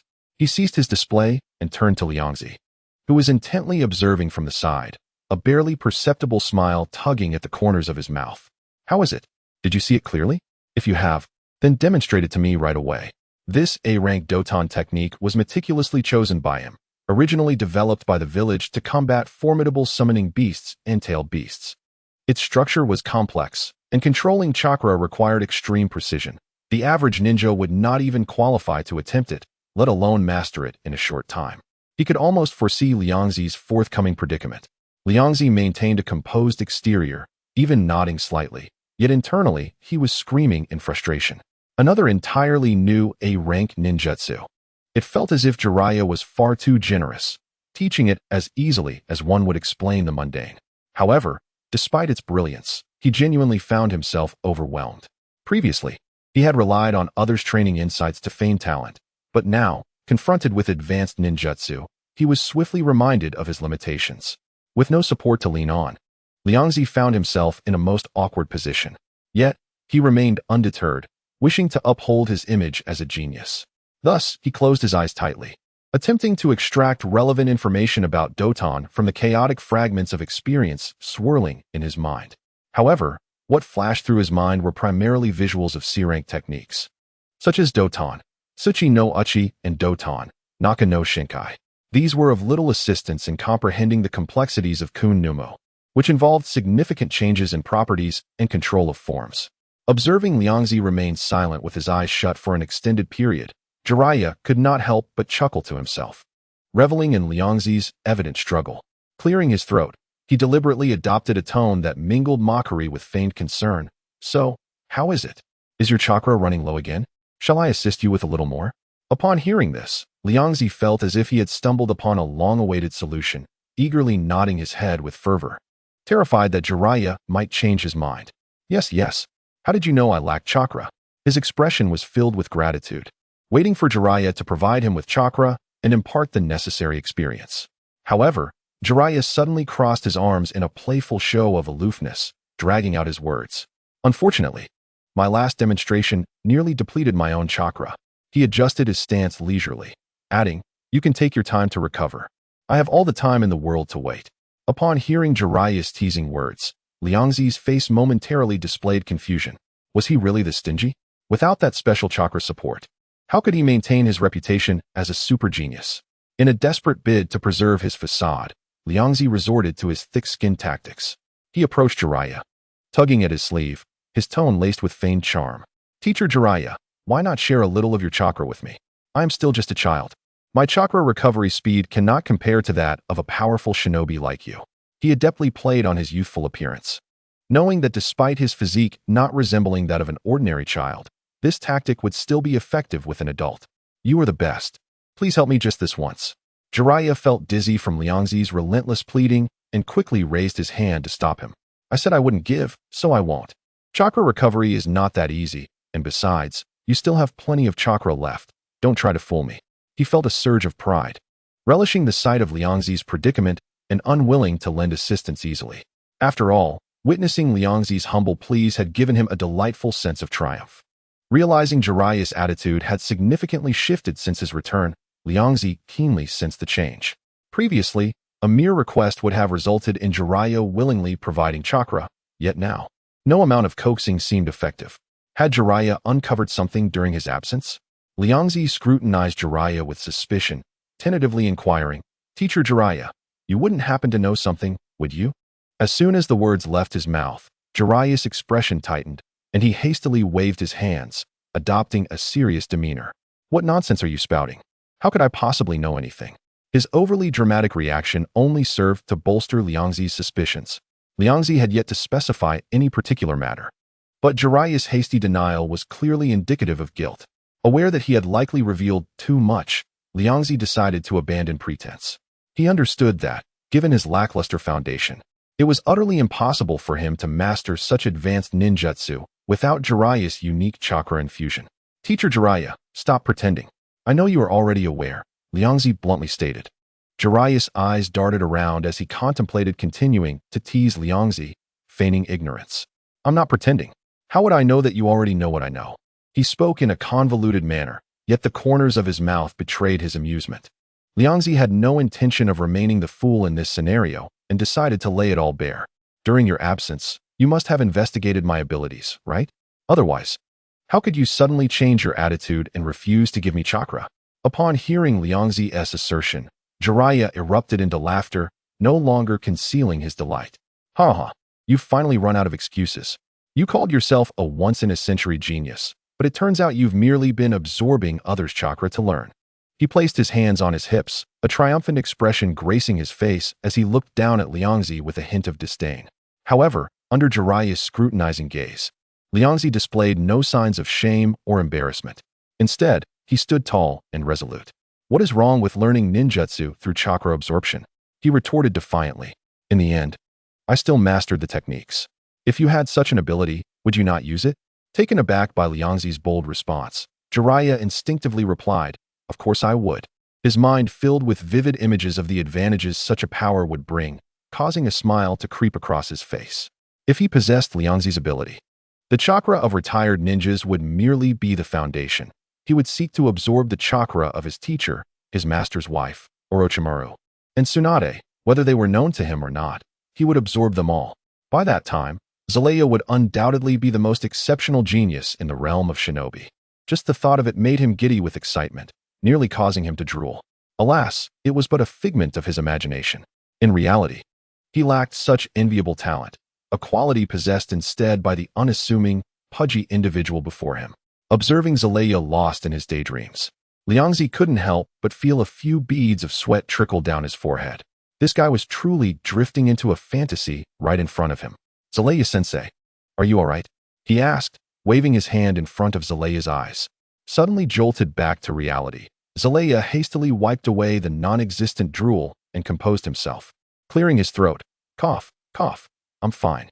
Brothers, the additional 2 chapters have concluded. I still owe 68 chapters. Why does the gratitude seem to multiply? Chapter 85. Terrifying potential for the sake of appearances, he quickly regained his authoritative demeanor as a mentor, crossing his arms with a serious tone. That said, while your ability to absorb chakra is impressive, it has its drawbacks. Your foundation in ninjutsu is shaky, and your access to advanced techniques is limited. He fixed his gaze on Liangzi, his eyes piercing. You must have noticed this too, right? Aside from retired shinobi, you hardly have the opportunity to absorb chakra from strong individuals. And the strength of retired shinobi and the techniques they master are not high level, which results in significant shortcomings and gaps in your ninjutsu system. Liangzi nodded in agreement, acutely aware of the issue he had been contemplating lately. With this unique ability, he could indeed master a multitude of low-level ninjutsu rapidly, appearing to progress swiftly. However, he remained unable to access the truly high-level, elite techniques. Besides the innocent students yet to graduate and the retired shinobi who were desperate enough to sell their chakra, which powerful shinobi would willingly impart their unique experiences and secret techniques to him? If he could not overcome this bottleneck, his ability would gradually lose its advantage in the later stages. Without high-level ninjutsu as a trump card, participating in future confrontations among the powerful would inevitably place him in a passive position. Thus, he had to find a way to resolve this issue. He looked at Zalea, anticipation gleaming in his eyes. Zalea-sensei, you must have a way to help me solve this problem, right? Zalea, hands on his hips and chest puffed out, wore an unmistakable look of pride. Of course, you are standing in front of one of the legendary 3 of Konoha, the sage of Mount Myaboku. I certainly have a solution. With a mischievous grin, he continued, now, let me help you solidify your foundation, transforming those fragmented experiences you've absorbed into genuine strength. Before he could finish, Zalea moved like lightning. Bang! Liangzi barely had time to react before he felt a heavy force strike his chest, sending him flying several meters to the ground. Zalea gazed at his handiwork, hands on his hips, laughing heartily. Don't blame me. Real combat is the fastest path to progress. Only by enduring under my tutelage can you rapidly absorb experience and achieve remarkable growth. On the other side, Liangzi performed a fish-like leap from the ground. Thanks to his ample cushioning of fat, he was unscathed, though slightly dazed by the sudden assault. However, before he could catch his breath, Zelaya closed in again, the wind from his fists howling. Liangzi hurriedly raised his fists to block, but his speed paled in comparison. Just as his arm raised halfway, Zelaya's fist expertly bypassed his defense, striking his shoulder once more. Ugh! Once again, he was sent flying, rolling on the ground and kicking up a cloud of dust. What followed was a relentless barrage of strikes. Zelaya moved like a phantom, his fists, feet, elbows, and knees attacking from various angles. Initially, Liangzi could only clumsily evade and block, with dull thuds resonating against his body, leaving him feeling overwhelmed. Yet, under this immense pressure, the combat experiences and muscle memories he had absorbed from numerous retired shinobi and students seemed to awaken within him. Those previously fragmented and dormant pieces of knowledge began to coalesce rapidly under the pressure of life and death. His expression transformed gradually, shifting from panic to focus and sharpness. His blocks became less awkward, his movements more agile, and his evasions increasingly precise. Before long, under Zelaya's relentless onslaught, he began to anticipate Zelaya's attack patterns, even managing to launch a few effective counterattacks. While he still found himself at a disadvantage, he was no longer entirely defenseless as he had been at the outset. Zelaya keenly noticed this change, astonished within. This guy's adaptability and potential are astounding. He acts like a sponge, absorbing everything under pressure and growing exponentially. Realizing that mere physical techniques were no longer sufficient to challenge Liangzi, Zelaya smirked and changed his tactics. He jumped back a step, swiftly forming hand seals. Katan, Gokakyu no Jutsu. In an instant, a small fireball shot toward Liangzi. Doton, Doryu Taiga. The ground trembled, attempting to disrupt Liangzi's footing. Seeing this, Liangzi stood firm. He understood that only by employing ninjutsu in response could he truly hone his skills. Taking a deep breath, he summoned the experiences he had absorbed regarding low-level ninjutsu. Suetun, Suiryu no Ho. A stream of water surged from the ground, meeting the fireball with hissing steam. However, when faced with Zelaya's Doton technique, Liangzi momentarily hesitated, only able to leap away. Yet before he could catch his breath upon landing, a new assault arrived. Doton, Duranbo. Zelaya's hand seals were executed with impressive speed, unleashing low-level ninjutsu without allowing Liangzi much time to react. Confronted by the earthen dragon formed by the Doton technique, Liangzi hastily formed hand seals to counter with the same technique. Although he stumbled initially, he ultimately succeeded in blocking the attack. Simultaneously, being suppressed seemed to trigger something within him, leading him into a state of enlightenment. The previously vague and dormant ninjutsu experiences stored within him now surged forth. Facing Zelaya's attacks, he transitioned from a state of confusion to a skilled response, employing whatever ninjutsu came to mind as he countered each move. Doton, Duranbo, Futon, Senpuken. Katan, Gokakyu no Jutsu, Suetun, Swadambo. One after another, low-level ninjutsu were unleashed, transitioning from unfamiliarity to proficiency within just a few minutes. The more techniques he employed, the richer his experiences with chakra attributes and transformations became, leading to increasingly fluid executions. By the end, with Zelaya's relentless barrage of ninjutsu, Liangzi gradually found his footing, even managing to mount counterattacks with growing confidence. Seeing Liangzi stabilize under his fierce onslaught and even begin to counterattack with semblance of skill, Zelaya's eyes widened in astonishment. The visible rate of growth was simply unfathomable. On the opposite side, Liangzi was equally exhilarated. He could distinctly feel the experiences and techniques, once foreign to him, merging with his body and consciousness at an unprecedented speed. Each block, dodge, and hand seal became more fluid and natural than the last. For the first time, he truly sensed the vast potential within himself, as if a bottomless well was being excavated by Zelaya's relentless pressure. Chapter 86. The protracted battle. As the second round of combat concluded, Zelaya exhaled deeply. He bore witness to Liangzi's rise and recognized the formidable potential that lay beneath the surface. Among the three exceptionally gifted disciples he had taken in at Yuin Village, even Nagato, who possessed the legendary Rinnegan, could not match this little chubby boy in terms of sheer growth rate. In an instant, an absurd thought flashed through his mind. Could this lad be the prophesied child mentioned by the great Toad Sage, the one destined to herald change? Liangzi's remarkable prowess compelled him to question. Jiraiya felt somewhat vexed, having discovered two extraordinary talents, making it difficult to discern which one was the prophesied child. Observing Liangzi's blissful expression, Jiraiya mused that the boy's depth of accumulation was profound, necessitating stronger pressure to fully extract his potential. With this thought in mind, Jiraiya resolved to abandon mere instruction. His gaze sharpened, and his offensive suddenly transformed. Speed, power, and rhythm surged in unison, as the integration of ninjutsu and physical techniques became increasingly cunning and brutal. The seamless connection of low-level ninjutsu flowed like water, forming a deadly combination assault that rained down upon Liangzi like a tempest. This was no longer mere teaching, but an almost authentic combat pressure. Faced with the sudden escalation of attacks, Liangzi did not falter. Instead, he felt a surge of fervor. Under immense pressure, the combat experiences he had absorbed from countless ninjas surged forth in his mind, colliding, integrating, and morphing into numerous strategies.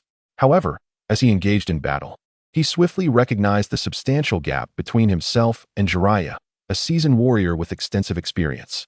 The latter's rich expertise and precise control of the battlefield forced Liangzi into a passive defense, firmly suppressed. Yet, he remained undaunted, despite being on the back foot. He sought opportunities to counterattack, not entirely devoid of means to fight back.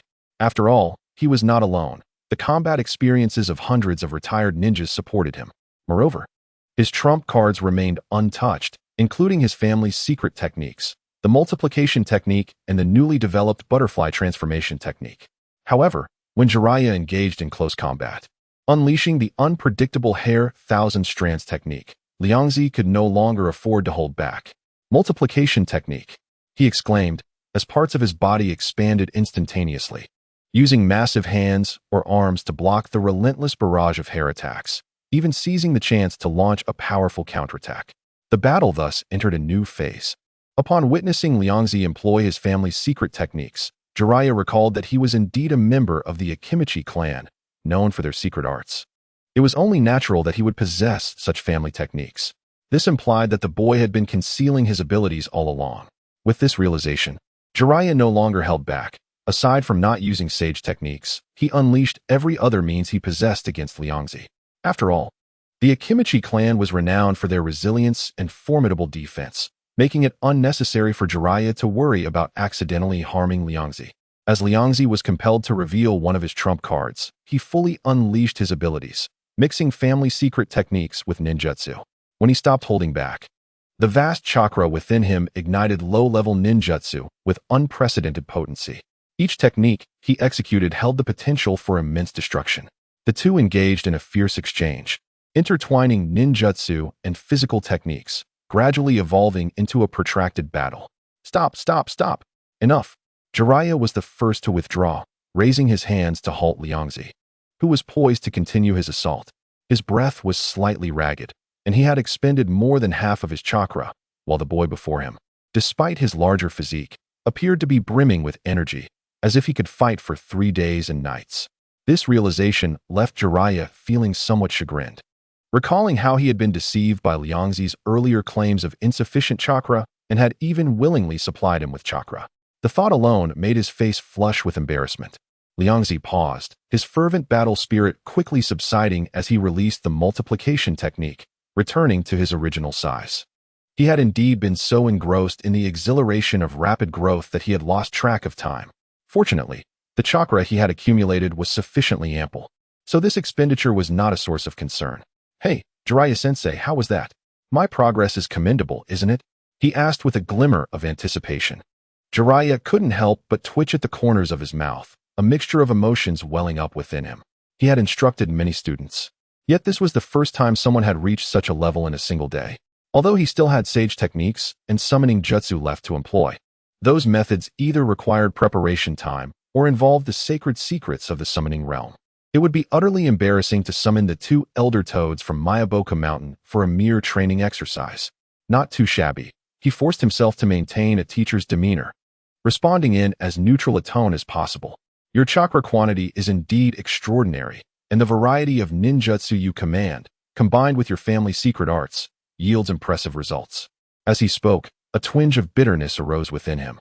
After decades of arduous training, he had nearly been outdone in endurance by a child. The rapid growth achieved through special abilities evoked both envy and jealousy. Nevertheless, to prevent Liangzi from becoming overly arrogant, he swiftly pivoted the conversation, admonishing him.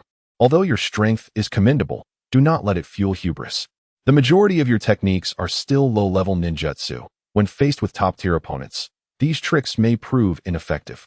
I have not yet exerted my full strength today. More importantly, in ninja confrontations, information is paramount. Once your abilities and trump cards are discerned by your adversary, your situation could become exceedingly perilous." Liangzi listened intently to his mentor's assessment and nodded earnestly. Hubris? He had never entertained such a foolish notion. After all, he understood better than anyone the depths of the ninja world. The lurking Uchiha Madara and the ever-looming Otsutsuki clan were not adversaries he could easily overcome. With this in mind, the slight progress he had made in combat seemed utterly trivial. "That will be all for today's training. Return home and rest well. I will come to find you tomorrow," Jiraiya concluded, dismissing Liangzi. As he watched Liangzi's figure disappear at the end of the training ground, Jiraiya promptly turned and hurried toward the Hokage's office. "Old man," he burst through the office door, disregarding all formalities, and rushed to the desk of the third Hokage. "Sarutobi Hiruzen. Quick, quick, quick. Show me the sealing techniques book." Conventional ninjutsu was utterly ineffective against that little monster. He needed to find some formidable forbidden techniques to counter him. Otherwise, his reputation as a teacher would be utterly tarnished. Chapter 87. Sealing Techniques. Meanwhile, Liangzi was seated in a small eatery, voraciously consuming food to replenish his energy while mentally reviewing the battle from earlier that day. He had to admit that facing Jiraiya, an all-rounder with extensive experience and virtually no weaknesses, made victory a daunting challenge. Even when he exerted his full strength, he had failed to pose a significant threat to Jiraiya, repeatedly falling prey to his tactical maneuvers. Unless he employed the modified butterfly transformation technique, it seemed that relying solely on his existing methods would not suffice. Liangzi pondered, his gaze becoming increasingly profound as he chewed on a rice ball. He needed to find a way to enhance his combat prowess. The first thought that came to him was the chakra ball he had concocted by imitating the Rasengan. Owing to his substantial reservoir of chakra, this peculiar technique indeed possesses astounding power. However, its shortcomings are equally evident. The condensation speed is rather sluggish, and it proves cumbersome to manipulate. During yesterday's battle, he attempted to wield it several times, only to be deftly interrupted by Jiraiya at critical moments, leaving him feeling quite frustrated. Nonetheless, this experience served as a reminder that there is ample room for optimization and enhancement of the chakra projectile, with the goal of achieving instantaneous release and effortless control akin to the Rasengan. Another conundrum weighing on his mind is how to more effectively siphon the chakra of others. This capability is paramount for his growth, serving as the cornerstone of his abilities. Should he master a technique for absorbing chakra, he could continuously acquire the training experiences of others, leading to a rapid enhancement of his strength. Otherwise, his potential remains shackled, unable to be fully unleashed. After all, it is rather undignified to approach someone and ask them to freely offer their chakra. Moreover, should he encounter an adversary, there is a significant risk that they might use this to undermine him. Yet, after much contemplation, he found himself at a loss for a flawless solution. The methods he was aware of were largely ill-suited to his situation, be it the ocular powers of the Byakugan evolved into the Rinnegan, or the absorption characteristics of the Maton, and even the legendary abilities of the Rinnegan. All are elusive pinnacle bloodlines or secret techniques that do not align with his current circumstances. Nevertheless, one must eat a meal one bite at a time. He ultimately quelled his impatience and resolved to focus on the more tangible task of optimizing the chakra projectile. The following day, at the training ground, Jiraiya stood confidently awaiting Liangzi, his eyes sparkling with eager anticipation. The day before, leveraging his past achievements, he had successfully secured an opportunity from the third Hokage to view the Book of Seals, acquiring a powerful sealing technique specifically designed to combat tailed beasts. He firmly believed that this sealing technique could effectively restrain Liangzi, whose chakra levels rivaled that of a tailed beast. After a night of contemplation, Liangzi arrived at the training ground, brimming with new insights regarding the optimization of the chakra projectile. Their gazes met, and from each other's eyes, they perceived a fierce combat spirit and unwavering confidence. Without any superfluous dialogue, the battle erupted instantaneously. Chakra projectile, 8 trigram seal. Almost simultaneously, both unleashed their meticulously prepared trump cards, eager to showcase their prowess. However, the ensuing moment took an unexpected turn. Bang! Ugh! The two muffled sounds echoed in unison.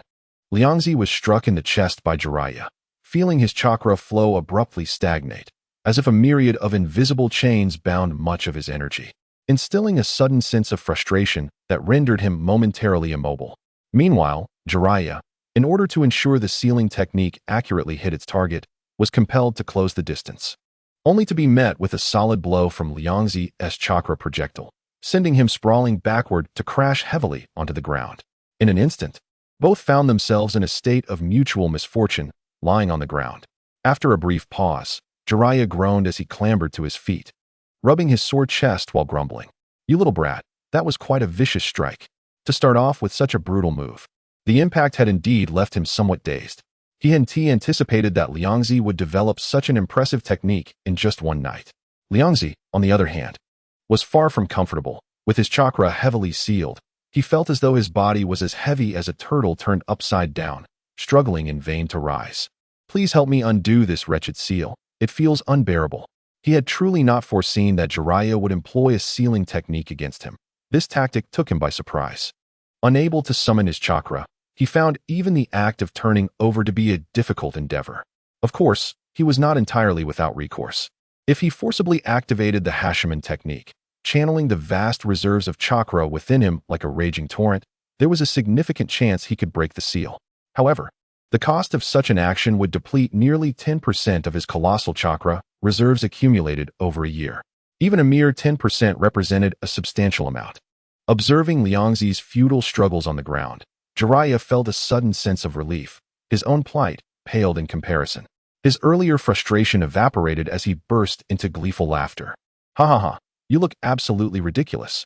Liangzi seethed with anger, mumbling complaints under his breath. He had discovered a critical flaw in himself. He must remain extremely wary of opponents skilled in sealing techniques. This capability was particularly effective against him and rather vexing. Once Jiraiya had finished his amusement, he approached to form hand seals, lifting the 8 trigram seal he had set. The sensation of chakra flowing freely once more brought a sigh of relief from Liangzi, who immediately sprang to his feet, stretching his limbs to reacquaint himself with the feeling of restored strength. Without chakra, his robust physique had become a cumbersome liability, rendering him vulnerable. He silently vowed to master methods to counter and even learn sealing techniques. Yet, was there not a readily available teacher before him?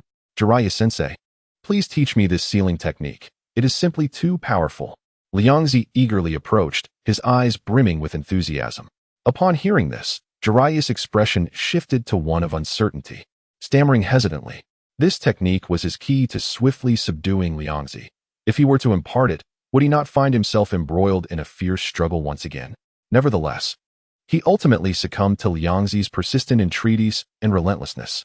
All right, I will teach you, but do not expect to achieve mastery overnight," Jiraiya emphasized. Sealing techniques are an exceedingly intricate field. Without a solid foundation, attempting to learn advanced techniques will only backfire. Thus, what you must learn now is not the 8 trigram seal, but the fundamental principles of sealing techniques.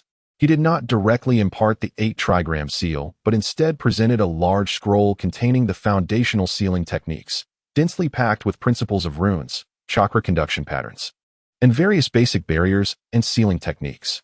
Faced with this foundational knowledge, Liangzi initially felt confident, believing he could easily grasp it. However, he quickly realized his error. The theoretical knowledge of sealing techniques was vast and abstract, leaving him feeling overwhelmed. Although he could comprehend it, the progress was exceedingly slow, starkly contrasting the rapid acquisition of ordinary ninjutsu. At this pace, reaching the level of advanced seals like the 8 trigram seal seemed an indefinite prospect. This experience, akin to that of a struggling student, filled him with anxiety. After much contemplation, he resolved to pursue another shortcut. After all, why suffer unnecessarily when there exists a more effective path? Among the villagers of Konohagakure, The most proficient in sealing techniques was undoubtedly Kushina. Liangzi mused. As a native of the land of whirlpools and having been chosen to become a Jinchuriki for a tailed beast, her innate talent was beyond question. If he could obtain her chakra and absorb her experiences in learning sealing techniques, he would undoubtedly be able to swiftly master the basics. As he made his way home from school amidst the bustling crowd, the striking red hair of Kushina stood out prominently. Liangzi hurried over, greeting her warmly. Kushina, it has been a while. Could I ask you for a favor? Upon hearing her name, Kushina paused, looking somewhat surprised at the sight of this long-unseen classmate. She held a rather favorable impression of Liangzi, recalling how he had intervened during her bullying by other classmates. Although his motivation had been for lunch, she had always remembered his kindness. What favor? If it is within my power, I will certainly help you, Kushina replied with enthusiasm. Liangzi, elated by her willingness, quickly responded. Could you lend me some of your chakra? My chakra? Jiao Xinai blinked her large eyes, appearing somewhat perplexed, yet she did not outright refuse. She was aware that Liangzi possessed a unique constitution and had been employing various methods to gather others' chakra. Previously, she had no need for money or steamed buns. Thus, she had never sold her chakra. Now, with Liangzi approaching her, it seemed that others could no longer satisfy his needs, leading him to seek out someone of the Uzumaki clan. Upon this realization, she promptly patted her chest, brimming with confidence, and declared, of course. I possess an abundant amount of chakra. Take as much as you require. As a member of the Uzumaki clan and a close relative of the Senju clan, they indeed had a vast reservoir of chakra. A mere trifling amount of worthless chakra was nothing to her. Upon hearing this, Liangzi was instantly elated. He favored such magnanimous individuals, those who freely offered their chakra. Seated cross-legged beneath a secluded tree shade at the edge of the training ground, Jiao Xinai gently placed her palm on Liangzi's back, her tone imbued with concern. Are you ready? No problem. Let us proceed. Liangzi took a deep breath, focusing his mind. In the next moment, a warm and powerful surge of chakra flowed into him like a river bursting its banks. This chakra not only exceeded that of ordinary individuals in quantity, but it also carried a unique, life-affirming warmth, as if sunlight coursed through his veins. Liangzi was inwardly astonished, as expected of the Uzumaki clan bloodline, a close kin to the Senju, and the mother of the future protagonist. The quality and quantity of this chakra were simply comparable to that of a jonin. It was remarkable to consider that she was still an adolescent girl. Once she matured and became the Jinchuriki of the Nine Tails, it was unimaginable what she would possess. After a brief moment of reflection, Liangzi quickly centered his thoughts, fully absorbing the fragments of information that accompanied the chakra. These were the experiences, insights, and memories that belonged to Jiao Xinai, accumulated during her study and practice of sealing techniques. As he had anticipated, Uzumaki Mido had already begun imparting the core knowledge of the Uzumaki clan's sealing techniques to Jiao Xinai.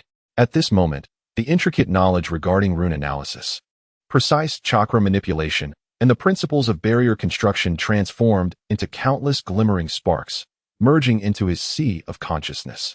The foundational sealing techniques that had previously left him dizzy under Jiraiya's tutelage now appeared clear and comprehensible, as if a veil of mist had suddenly been lifted.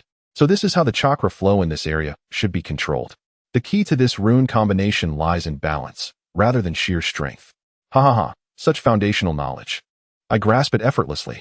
A profound sense of enlightenment flooded Liangzi's mind, allowing him to swiftly comprehend the basics of sealing techniques. After approximately 10 minutes, Liangzi sensed that there were few new experiences to absorb, signaling to Jiao Xinai that they could halt.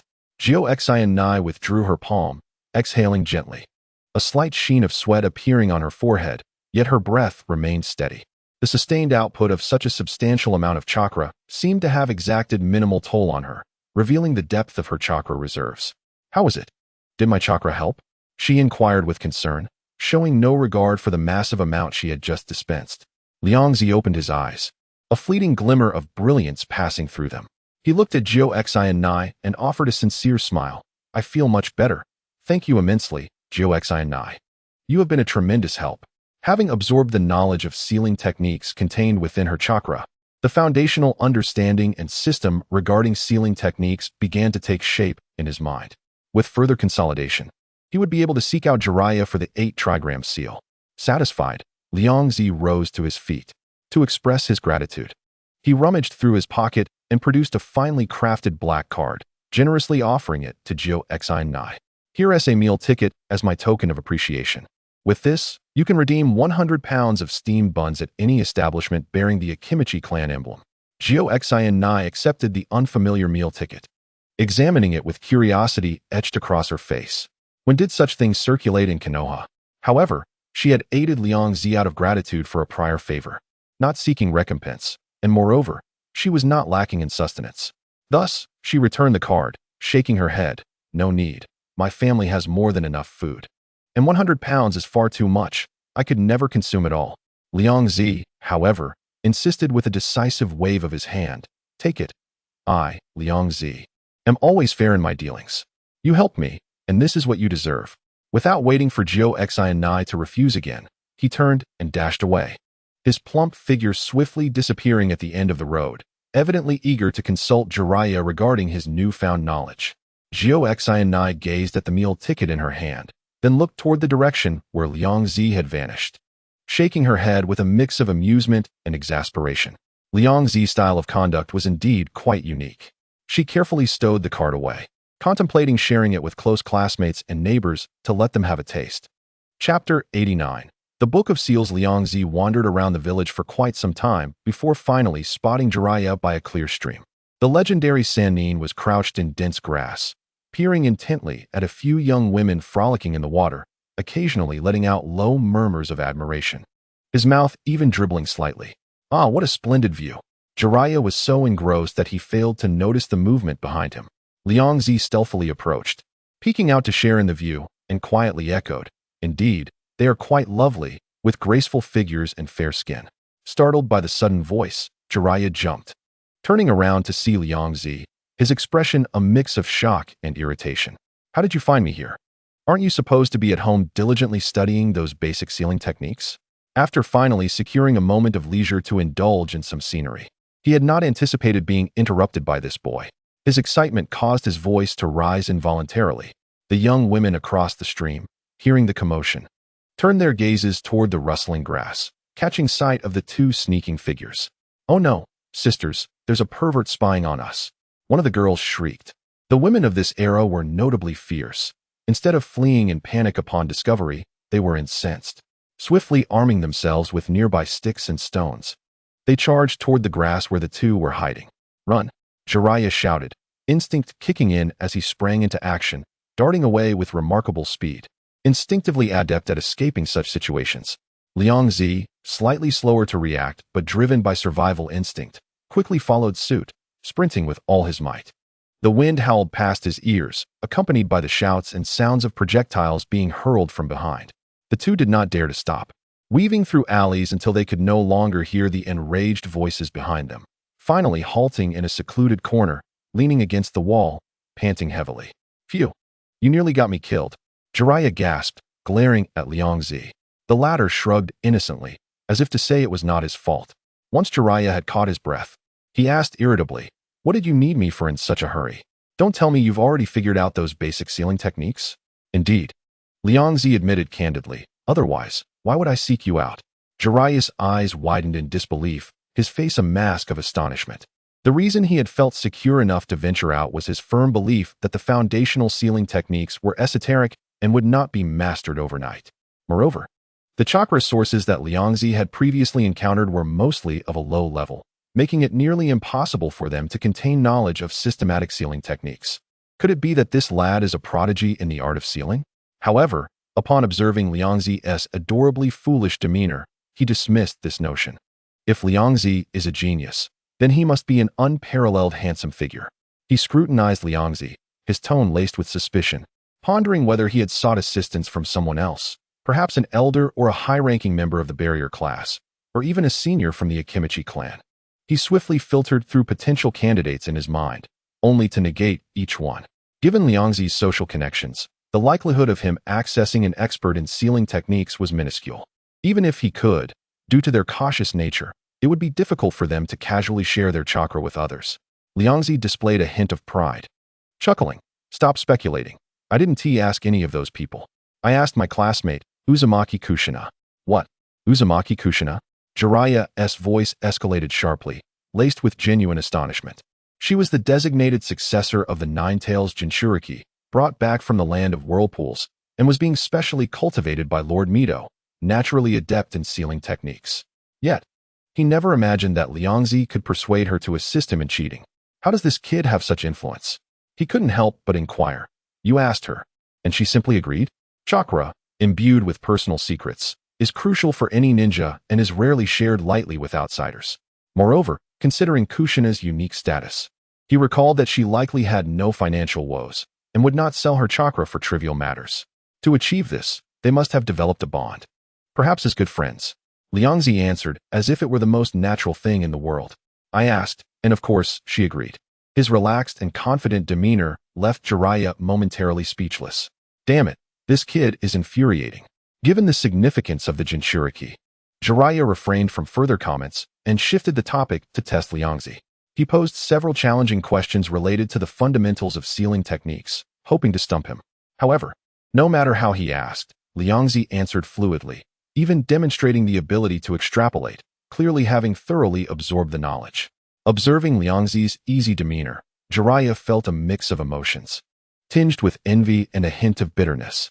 Reflecting on his own past, he recalled the countless nights spent mastering the fundamentals of these sealing techniques, the hair he had lost, and the numerous failures he endured.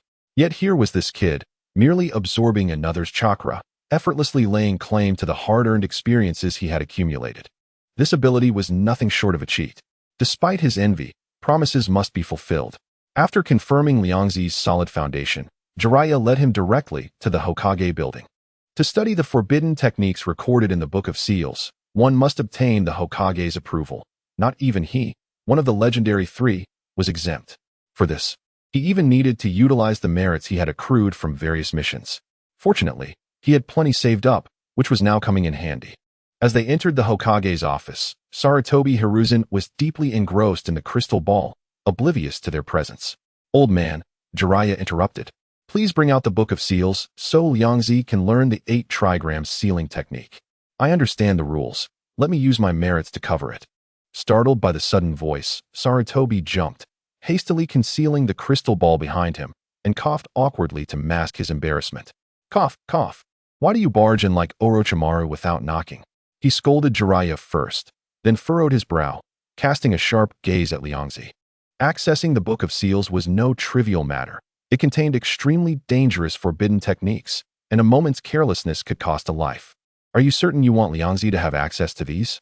Jiraiya raised his hands in resignation. There's no choice. I promised him, and besides, this kid is quite resourceful and surely has his own methods to tackle the challenges of training.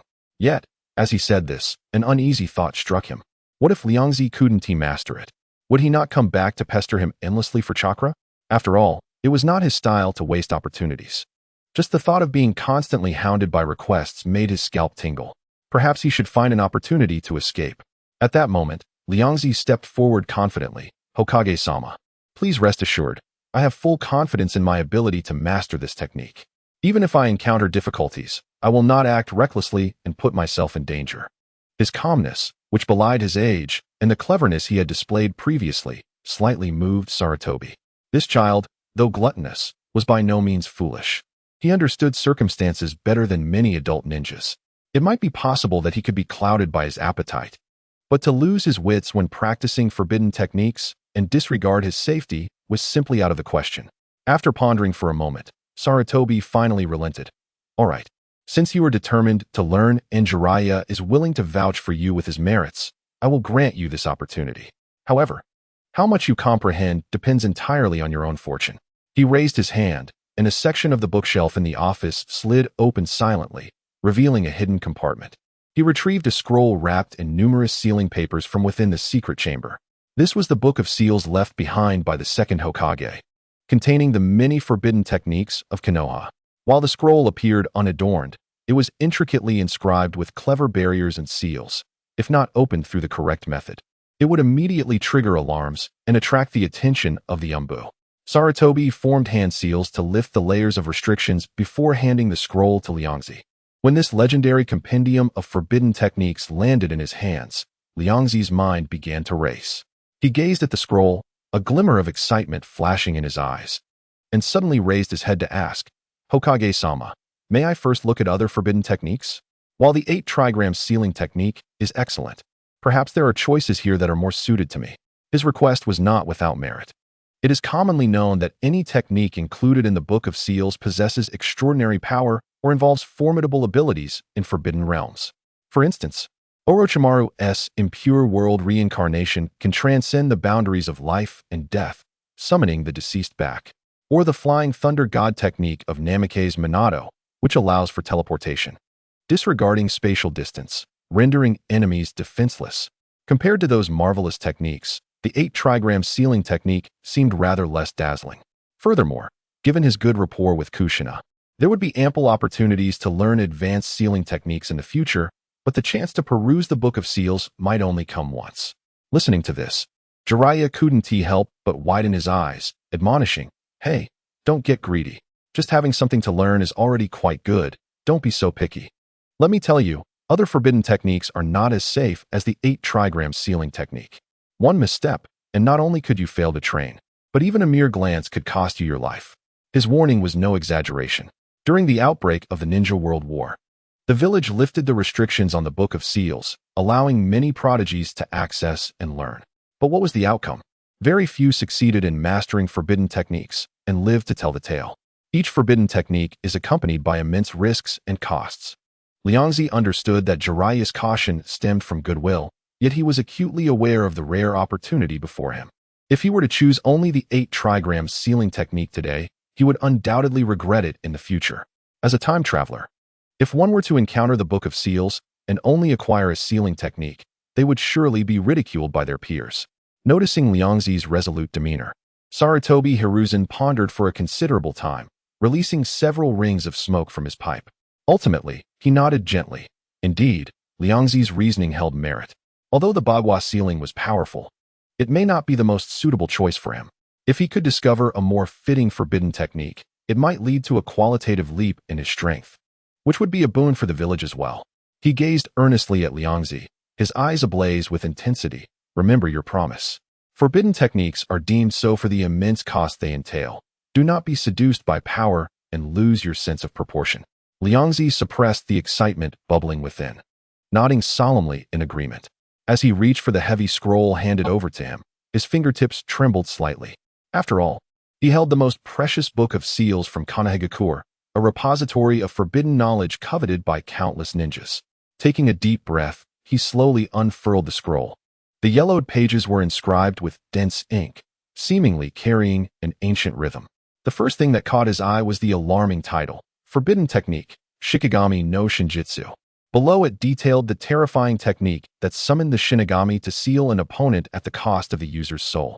Upon sensing the chilling aura it contained, Liangzi quickly flipped past it. Such a mutually destructive technique was far from what he sought.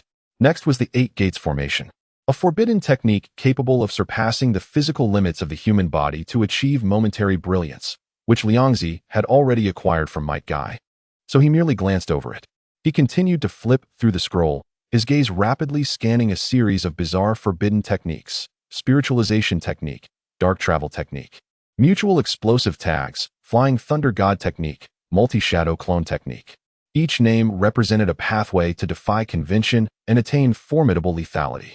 Liangzi's breath quickened involuntarily.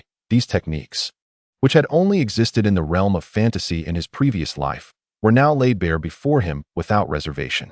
However, faced with these powerful forbidden techniques, he still hastily moved on to the next pages.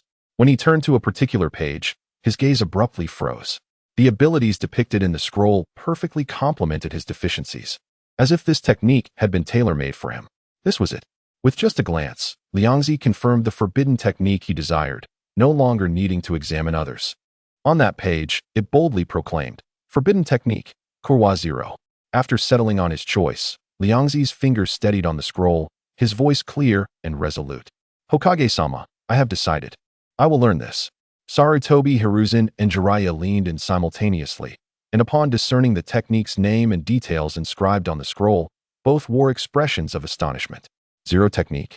Sarutobi Hiruzen's brow furrowed deeply, his tone laden with caution. "Liangzi, This technique is a failed product created by predecessors attempting to replicate the chakra cycle of tailed beasts. While it can absorb others' negative emotions to generate and replenish chakra, its flaws and side effects are equally immense and highly unstable. Jiraiya chimed in, his expression unusually grave. Indeed, while it can help you siphon chakra from others, its construction is exceedingly complex. Moreover, if not controlled properly, the overwhelming negative emotions absorbed can easily erode the caster's psyche, posing a significant risk. They had not anticipated that Liangzi would select this seemingly obscure and poorly regarded zero technique among the many powerful forbidden techniques. Even if he had chosen Flying Thunder God or the Eight Gates formation, their surprise would not have been as pronounced. I have made up my mind. This is the one I choose. Liangzi's tone was unwavering, his eyes gleaming with thoughtful determination. Moreover, I have also contemplated how to utilize it to circumvent its flaws. Internally, he was far from as composed as he appeared. He had never imagined that this core forbidden technique, originating from the theatrical version and utilized by Boss Shernan, would manifest in the Book of Seals. This indicated that the world he inhabited was a complex amalgamation of numerous theatrical narratives. In the theatrical version, Shernan harnessed the zero technique to provide nearly limitless dark chakra, combining it with the Eight Gates and physical regeneration techniques to achieve an almost immortal state. Of course, Liangzi's goal was not to replicate Shinon's path entirely. What he sought was the infinite potential that the zero technique could offer in conjunction with his own innate talents. This technique could precisely compensate for his most significant shortcoming, the inability to actively acquire high-quality chakra and the training experience of elite ninjas. Once he successfully constructed the zero chakra core system, he would possess the capacity to absorb others' chakra indefinitely. When that time came, he would seek out the physical regeneration technique, complemented by the transformation technique, to realize a truly infinite transformation. The grand vision of becoming an endlessly evolving being, with chakra nearing infinity and exceptional restorative abilities, stirred Liangzi's heart with exhilaration. As for the flaws and backlash, he had some ideas that might yield a perfect resolution. Observing Liangzi's resolute expression, Sarutobi, Hiruzen, and Jiraiya exchanged glances, ultimately refraining from further admonition. Some paths must be traversed personally to grasp their depths. Liangzi immersed himself wholeheartedly in the complex content of the Dark Zero technique, imprinting it firmly in his mind before reluctantly returning the sealing technique. While the other bizarre forbidden techniques were indeed enticing, he understood that he must discern and prioritize. Upon exiting the Hokage building, Jiraiya could not help but confirm again. You have chosen this uncharted path. Are you truly confident? This technique lacks any existing experience for you to draw upon. You cannot take any shortcuts. Liangzi waved his hand dismissively, his gaze cast into the distance, his tone calm, yet resolute. What I value is its compatibility with me and its boundless potential. I do not care how difficult it may be, as long as there exists a theoretical possibility. I will exert every effort to realize it. He had prepared himself mentally for a long-term endeavor. If he could not succeed in a month, then a year. And if that failed, then 3 years. Should he encounter a bottleneck, he would not hesitate to seek guidance from others. Pride, to him, was far less significant than tangible power. After all, unlike those in the ninja world who hoarded good fortune, fearing exposure, he was willing to share if it served his purpose, all to further his own advancement. Naturally, he believed only he could fully exploit the effects of the zero technique. At these words, Jiraiya's eyes flashed with a hint of approval. He recognized that Liangzi was exhibiting a spirit of true perseverance befitting a ninja.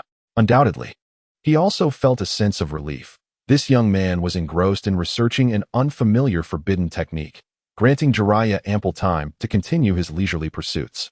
Upon returning to his residence, Liangzi immediately delved into an in-depth study of the Dark Zero technique. According to the records, Zero, also known as Void, is an artificially synthesized conglomerate of dark chakra. It has no fixed form.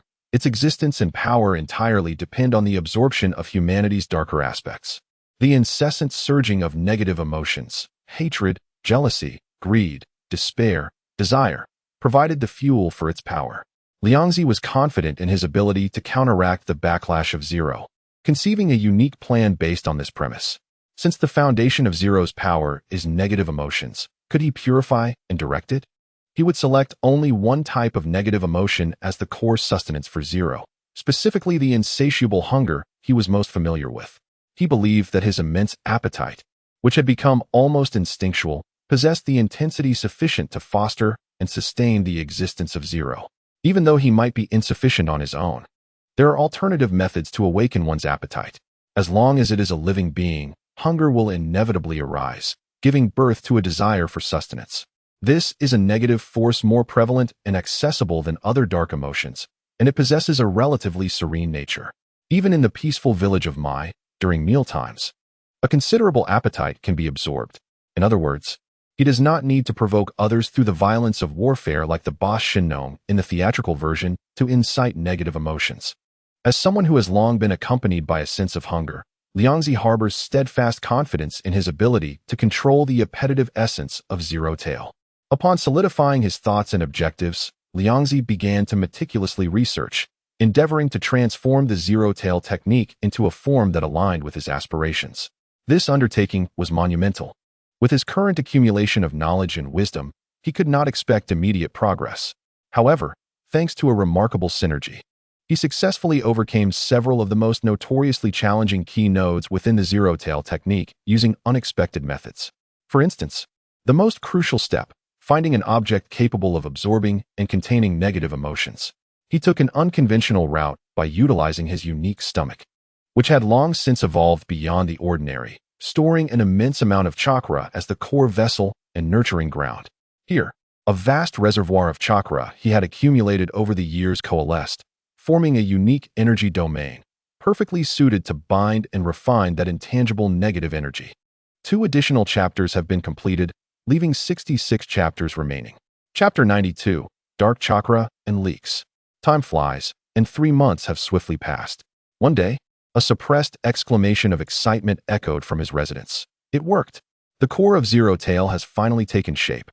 During this period, Liangzi had labored diligently, successfully undertaking preliminary modifications and adjustments to the intricate Zero Tail technique, making it more attuned to his physique and vision. To expedite the gathering of sufficient negative emotional energy, he employed the most direct and painful method of voluntary fasting. By enduring intense hunger, he magnified and purified the primal, overwhelming appetite, using it as the initial nourishment for nurturing Zero Tail. This method, though simple and brutal, proved remarkably effective.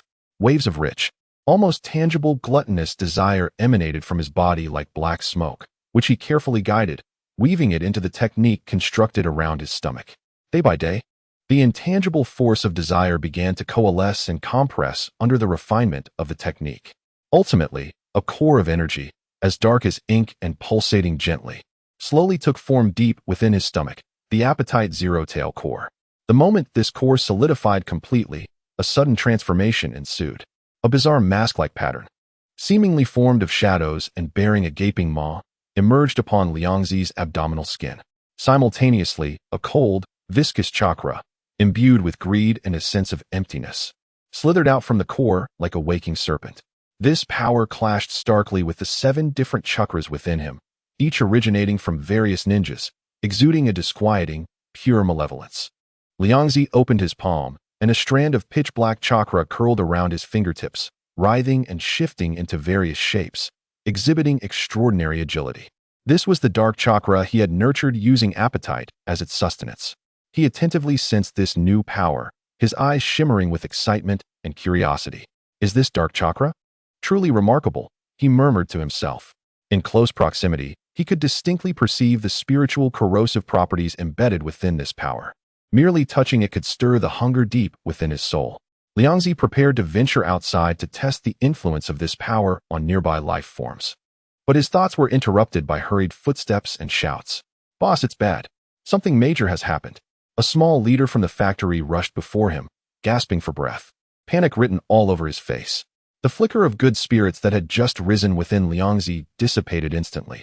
He frowned slightly and spoke in a low voice. "Calm down. Speak slowly. What has happened?" "It's our Mincy. There are many imitations out there. They've copied our Mincy." The small leader panted, speaking rapidly. "It's not just in the land of fire. I've heard it's spreading to the land of wind and the land of earth as well. And the prices are much lower than ours." Liangzi furrowed his brow, his expression betraying little alarm. He had anticipated this day. After all, the method of making Mincy was simple, with inexpensive ingredients, and its unique flavor had earned him substantial revenue. It was only natural for others to target and replicate it. However, he was taken aback by the speed and breadth of the spread. This was no ordinary commercial competition. How could this happen? Liangzi steadied his mind and pressed for details. What exactly is going on? Explain it clearly. I heard from someone visiting that it's news brought by my third uncle's cousin. The small leader began to ramble, the information scattered and disjointed. Liangzi patiently listened for quite some time before piecing together the narrative. A food product that closely resembled mincy in both appearance and taste had recently emerged in neighboring countries. Due to its low price, it quickly captured a significant market share, even unsettling some suppliers and partners, which caused the factory workers to feel panic. Imitation products circulating at low prices, Liangzi pondered, his gaze sharpening. Has the formula been leaked? Or is there a mole within the factory? To uncover the truth, he promptly set off for the mincy processing factory in search of clues. Facing the anxious workers, he exhibited a calmness beyond his years, soothing their concerns. After a brief inspection, he found no significant issues among the staff, which only deepened his confusion. Thus, he sought out a member of the Akimichi clan responsible for external business relations, hoping they could assist in uncovering the cause. This individual, overseeing the Akimichi clan's business channels throughout the ninja world, naturally possessed their own intelligence and commercial network. Uncle Takayama, have you heard about those mincy imitations appearing in the ninja world recently? Liangzi approached Akimichi Takayama directly.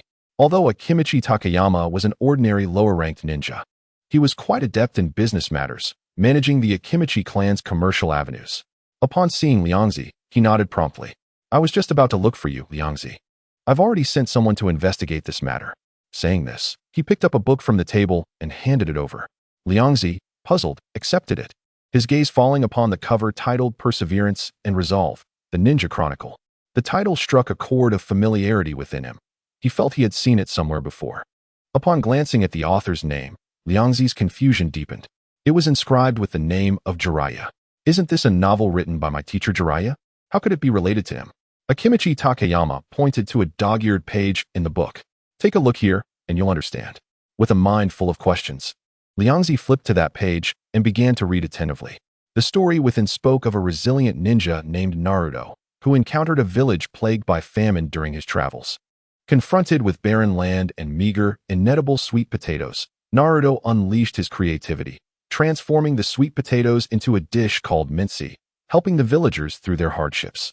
The book even detailed the general thoughts and methods for preparing this mincy. Liangzi's eyes widened in disbelief, as if struck by a lightning bolt. No way, Jiraiya. You've leaked my secret recipe. Suddenly, everything clicked into place. It wasn't a case of corporate espionage or formula leaks. The root of the issue lay here. His unreliable teacher had, after artistic embellishment, woven the recipe for mincy into a novel. Consequently, this prompted certain individuals from various countries within the shinobi world to create imitations of the dish known as mincy. Despite his meticulous calculations, he never anticipated that the secret of mincy's preparation would be divulged in such a manner. Ha ha, what a surprise! Yet another chapter, with 65 more to go. Chapter 93, The Sage of Mincy. Liangzi, filled with frustration, began searching for Jiraiya's whereabouts in Konoha village. However, after inquiring around, he discovered that this fellow had slipped out of the village 3 months prior, wandering who knows where in search of inspiration. How swiftly he fled. Liangzi clenched his teeth in anger, yet felt powerless, vowing to remember this debt and ensure that the next time they met, he would make his teacher repay it with interest. The pressing matter at hand was to address the impact caused by the imitations. Since the method of making mincy had spread through novels, losing its uniqueness, it became imperative to introduce a new product. Fortunately, as a time traveler who had lived 2 lives, Liangzi was well-versed in numerous delectable recipes from his previous existence.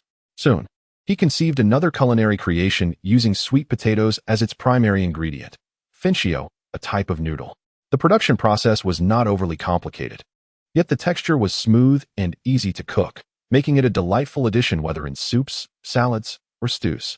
He imparted the detailed method of finchio production to the factory workers, and before long, batches of translucent, high-quality finchio were produced.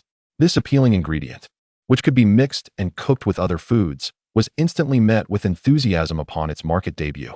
Witnessing the new product's popularity, the workers' initial panic quickly subsided. and the factory regained its vigor. After managing this commercial crisis, Liangzi finally recalled his initial purpose, to test his newly acquired abilities. All thanks to Jiraiya. He had momentarily forgotten his main objective. He decided to choose the school cafeteria as the testing ground. There, a multitude of growing students with hearty appetites congregated daily, making it the ideal venue for gathering and testing the power of appetite. He strolled towards the ninja school cafeteria and upon entering, unexpectedly encountered an old acquaintance he hadn't seen in a long while. "Oh, isn't this our great sage of Mincy? Long time no see. Have you returned from your travels to enlighten the masses?" A teasing voice rang out. It was Uchiha Taijin, having experienced various events. He had long abandoned any thoughts of competing with Liangzi in strength. Given Liangzi's amicable nature, they had instead forged a friendship. Sage of Mincy? What on earth is that? Liangzi was bewildered by the sudden moniker. Uchiha Taijin laughed heartily and explained, "You haven't heard? Word has spread that someone has invented a cheap and filling food called Mincy using the abundant sweet potatoes, practically saving countless impoverished lives. The person behind this invention is referred to as the Sage of Mincy. Who else could it be but you?"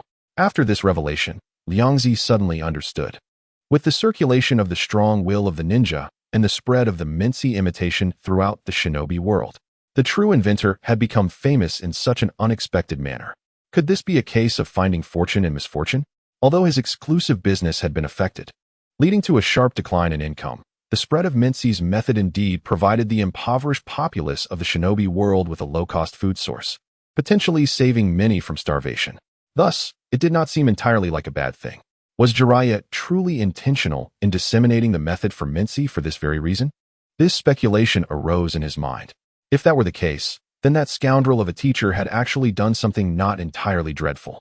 He looked at Taijin and smiled. The title of Sage of Mincy sounds rather quaint, but if it helps others, that's commendable. However, I hope to acquire a more impressive title in the future. Taijin crossed his arms and candidly stated, "With your extraordinary strength, it is a certainty that you will carve out a resounding name for yourself in the shinobi world." He had no doubt about that. The memory of how Liangzi swiftly dealt with the hidden cloud ninja was still vivid, and he felt that even with the Sharingan activated, he might not stand a chance against that sense of pressure. Haha, perhaps, Liangzi chuckled, not dwelling on the matter further. Taijin, curious, inquired, "You've been elusive lately. Where have you been? Have you been secretly training to become even stronger?" As a member of the Uchiha clan, he was particularly sensitive to changes in the aura of strong individuals, and he felt that Liangzi seemed different from before, though he could not quite place why.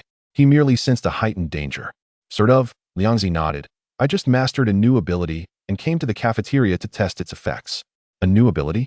Testing it in the cafeteria?" Taijin looked puzzled. What kind of ability required testing in a cafeteria? Was it something that could stimulate appetite or enhance the taste of food? However, considering Liangzi's obsession with food, such a technique seemed plausible.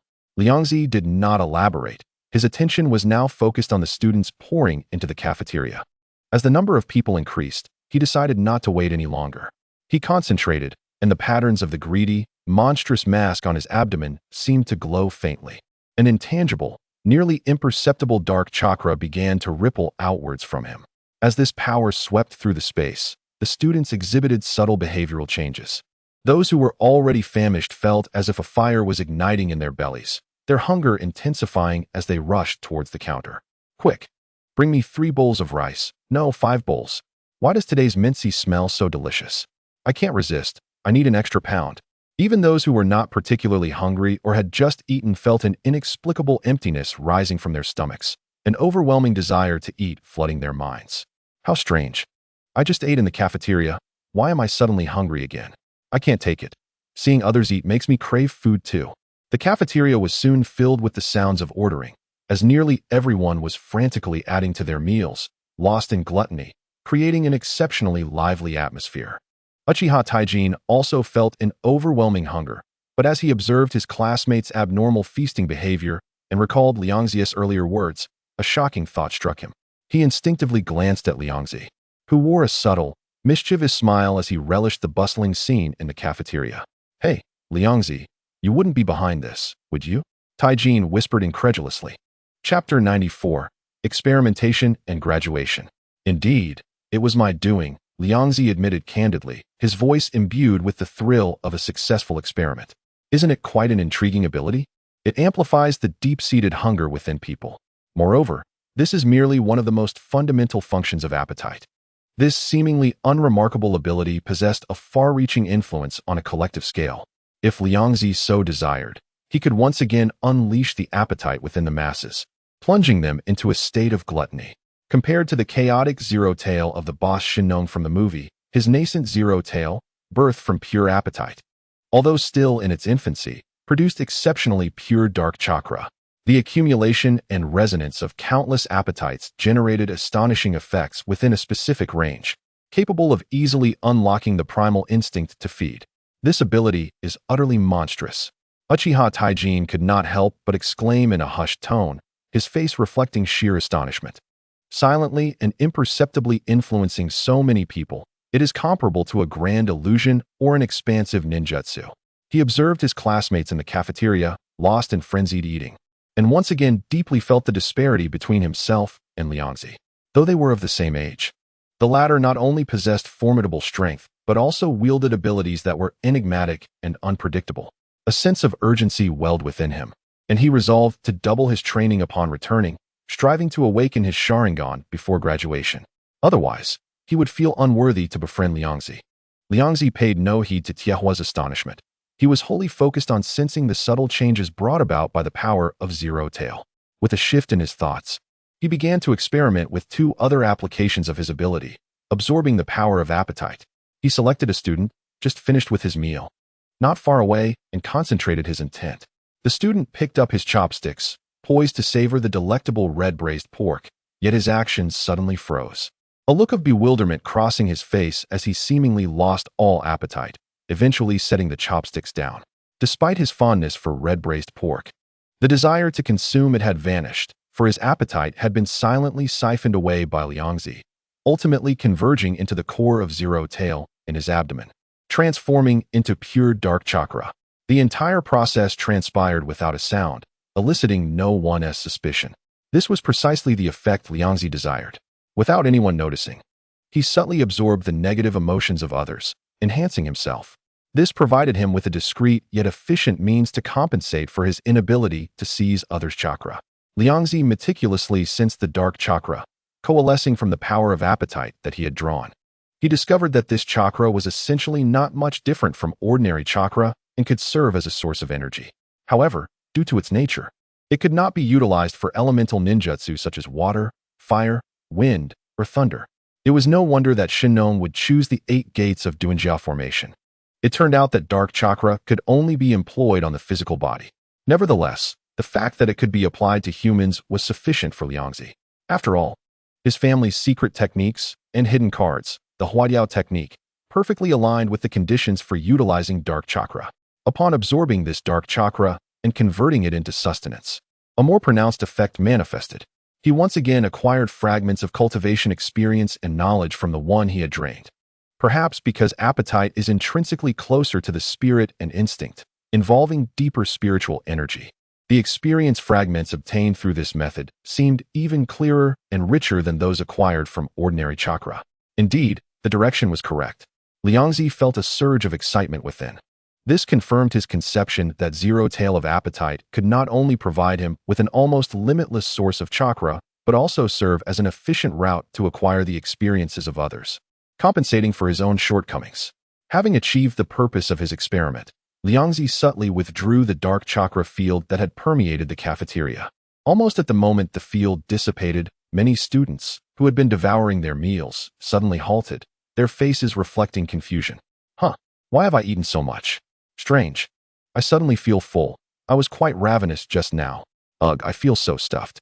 Most did not realize that their unusual behavior had been influenced by someone, merely attributing it to being exceptionally hungry after training.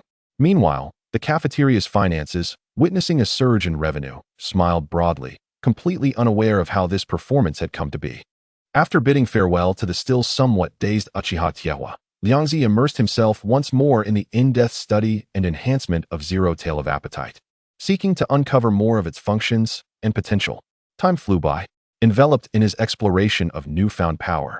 Liangzi nearly lost track of time until the graduation season of the ninja school arrived. Due to his unique circumstances, Having long straddled the line between the school's system and the outside world, he was both a student and unbound by conventional courses. However, during the graduation assessment, the school still sent someone to inform him, urging him to participate in the examination. For the simplest genin assessment, it was akin to a mere formality for the current Liangzi. Whether it was the clone technique, transformation technique, or substitution technique, he executed them effortlessly, and even the chakra control he inadvertently displayed left the proctor astounded. After the assessment concluded, the homeroom teacher, Haitawa Shichuan, solemnly handed a brand new Konohagakure forehead protector to Liangzi, a smile of satisfaction gracing his face. Congratulations, Liangzi. From today onward, you are a true Konohagakure ninja. Liangzi accepted the forehead protector, its metallic coolness eliciting a whirlwind of emotions within him. He never anticipated that amidst his casual existence, he would reach graduation and officially become a genin. A genin, no less, a Konohagakure genin, which held significant prestige. He carefully stowed away the forehead protector, resolving that, barring any unforeseen circumstances, he would not pursue the next level of ninja assessment. Successfully graduating as a genin was indeed a cause for celebration. Thus, he prepared to host a graduation celebration, eager to revel with his classmates. After all, celebrating alone was rather dull. It was far more enjoyable in the company of many. Although he often remained elusive, his reputation and standing within the class were unexpectedly high, particularly among those who had been educated by him or had witnessed his prowess. They regarded him with both respect and trepidation. When he announced his intention to hold a graduation celebration, responses poured in, with nearly half of the class eagerly signing up, making this gathering unprecedentedly lively. Liangzi generously reserved an entire barbecue restaurant, where an array of premium meats, seafood, and vegetables flowed onto the dining table. His eyes not once blinking. Now, he commanded a nearly 100-person food processing factory, with a steady influx of funds, no longer the impoverished individual who had to meticulously budget. Moreover, since establishing zero tail of appetite and possessing dark chakra as a reserve energy source, his consumption of ordinary food had significantly decreased, allowing him to amass considerable wealth. As long as he did not activate the Huadiao technique, this expenditure was but a trifling matter for him. Chapter 95, Encountering an Attack Again. At the celebration, the atmosphere was vibrant, with classmates toasting and engaging in discussions about their hopes and anxieties for the future. Some were excited about the impending task of their careers, while others felt trepidation about the unknown path ahead, and still others were melancholic about parting ways. Amidst this clamor, Hinata Aoki sat quietly in a corner, head lowered, starkly contrasting the joyous atmosphere around him. Liangzi noticed his abnormality and, with a moment of contemplation, understood the reason. The covering on his forehead indicated he was from the branch family, and his life trajectory post-graduation was nearly predetermined. Returning to the clan, unconditionally serving the main family, bound for life by the curse of the caged bird.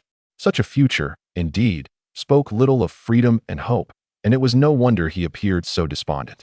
Upon reflection, the fates of the members from the two major bloodline clans in Konoha were truly disparate. Tiawa and Dawa, the two brothers, might be arranged by their family to work in the Konoha Police Department after graduation. That was a stable job, a great opportunity to earn a government salary.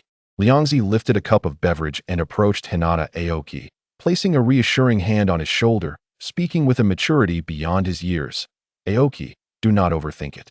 As long as your heart remains steadfast, there are no shackles in this world that cannot be broken. Hinata Aoki, upon hearing these words, abruptly lifted his head, his Byakugan eyes filled with astonishment and disbelief. He stared blankly at Liangzi, his lips quivering slightly. Was this a mere comforting remark or something more significant? Did he somehow know of the existence of the caged bird? Was he implying there was a way to resolve the despairing curse that had plagued the Hinata branch family for countless generations? Liangzi remained unaware of the tempest his casual words of consolation had stirred within Hinata Oki's heart. However, he indeed harbored certain thoughts regarding the Byakugan of the Hinata clan, for it is a power that can evolve into the Rinnegan, a formidable force in its own right. Should he acquire it, his strength would undoubtedly surge once more. After indulging in a jubilant celebration with his classmates, Liangzi temporarily set aside his restraint, allowing himself to indulge heartily. Once the gathering dispersed, his peers departed, leaving him to stroll alone on his way home. Not far into his journey, he raised an eyebrow slightly. How intriguing. Within Konohagakure, There are indeed those who have set their sights upon me. Thanks to Ling Wei's acute sensitivity to negative emotions, the unabashed malice emanating from his pursuer stood out to him like a bonfire in the night. After a brief contemplation, a playful smile crept upon Liangzi's lips. He resolved to entertain this unwelcome guest, as it had been a while since he had engaged in combat, and he felt a twinge of eagerness. With a subtle shift in direction, he deliberately ventured towards a secluded alleyway. Upon entering, he instantly sensed the malevolence behind him becoming increasingly active and impatient, indicating that his assailant believed the moment had arrived to strike. This only heightened his amusement. "Come out. No need to hide. I have long since detected your presence." Liangzi halted his steps, turning his back to the alley's entrance, and casually shattered the silence. His words evidently caught the pursuer off guard, as a tumult of surprise, panic, and intensified malice surged forth. Liangzi could distinctly sense these negative emotions, yet he chose not to absorb them, deeming their source too chaotic and their quality lacking. Just as his voice faded, a sudden rush of wind pierced the air behind him. A shadow, as silent as a specter, materialized behind him. A hand slicing through the air with lethal intent aimed at his nape. The assailant's objective was clear, an attempt to incapacitate him with a single blow. However, this seemingly inevitable strike landed as if upon an impenetrable sponge. The layer of seemingly soft fat around Liangzi's neck, infused with chakra, provided an unimaginable buffer and defense. The hand strike, capable of shattering stone, failed to even make him flinch. The attacker, clearly unprepared for such a turn of events, faltered in his movements, a warning bell ringing in his mind as he instinctively retreated. Yet Liangzi reacted with swiftness. With a cold scoff, his arms swelled instantaneously as he executed the multiplication technique. A colossal hand, accompanied by a fierce gust of wind, loomed over the assailant like a Venus flytrap. Bang! In a moment of desperation, the attacker employed the substitution technique, leaving behind a wooden stump while his true form appeared several meters away. Liangzi's massive hand crushed the stump to splinters, sending wood shavings flying. "Impressive use of the substitution technique," Liangzi remarked, shaking off the debris from his hand while fixing his gaze on the re-emerging assailant. The latter's face was a portrait of shock, clearly unprepared for such a formidable opponent. How could someone so young possess such strength? The assailant's voice trembled with disbelief. Had that earlier blow connected, he had no doubt that his body would have been reduced to a mere pulp. Liangzi, uninterested in idle chatter, inquired directly, "Who are you? Why have you attacked me?" The assailant, forcing himself to maintain composure, retorted with a feigned bravado, "Humph, once I capture you, you'll naturally know who I am." Despite Liangzi's strength exceeding expectations, it seemed the attacker still held a trump card, or perhaps he was bound by a mission that left no room for retreat. With renewed determination, he charged at Liangzi once more, but just as he took a step, his body froze in place. An overwhelming, irresistible sense of hunger erupted from the depths of his soul, akin to a volcano, instantly shattering his will and bodily coordination. His legs weakened, nearly collapsing to the ground, as darkness swirled before his eyes, leaving only a frenzied craving for sustenance. "In my domain of hunger, you shall have no power to resist," Liangzi's indifferent voice echoed. With his fingers poised like a spear, they elongated and hardened midair, striking with precision at the assailant's chest, whose defenses had crumbled under extreme hunger. Bang!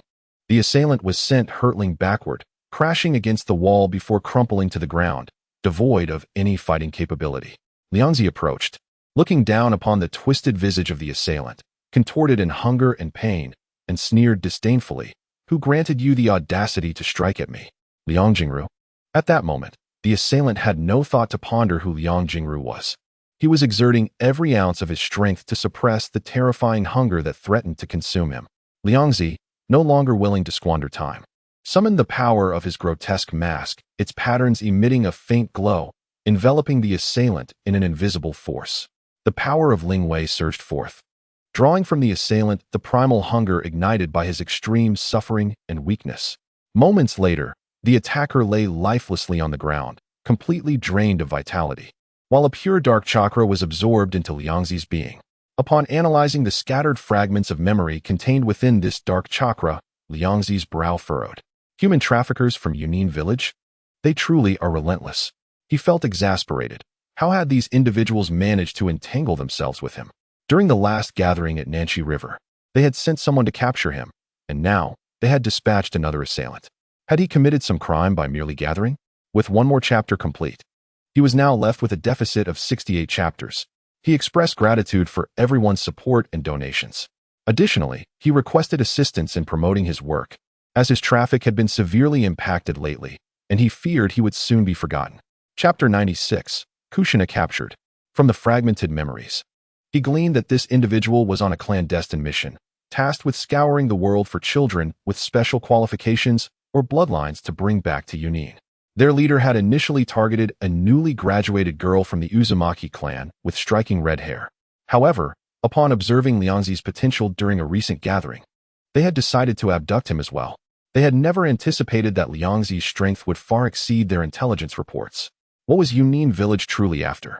Why were they consistently targeting children from other villages? Liangzi quipped, "The Third Hokage's ability to suppress information is quite impressive. It seems Yunin was completely unaware of my previous encounter with one of their squads." He pondered briefly before deciding to verify the situation personally. If his suspicions were accurate, the red-haired Uzumaki in jeopardy was likely Kushina. After having just treated her to a meal, it was disheartening to think she was now under threat. Such a plot twist was almost comical. He could only hope that Kushina remained unharmed, as he was uncertain how his interference might alter the storyline or if she would be safe. Liangzi wasted no time, immediately employing the transformation technique to assume the appearance of the assailant, racing towards a remote forest outside Kanahagakure, guided by the information gleaned from the assailant's memories. This location was known to have a weak point in the barrier discovered by Yunin ninjas, allowing for subtle entry and exit. However, on his way to the destination, he unexpectedly encountered Namikaze Minato.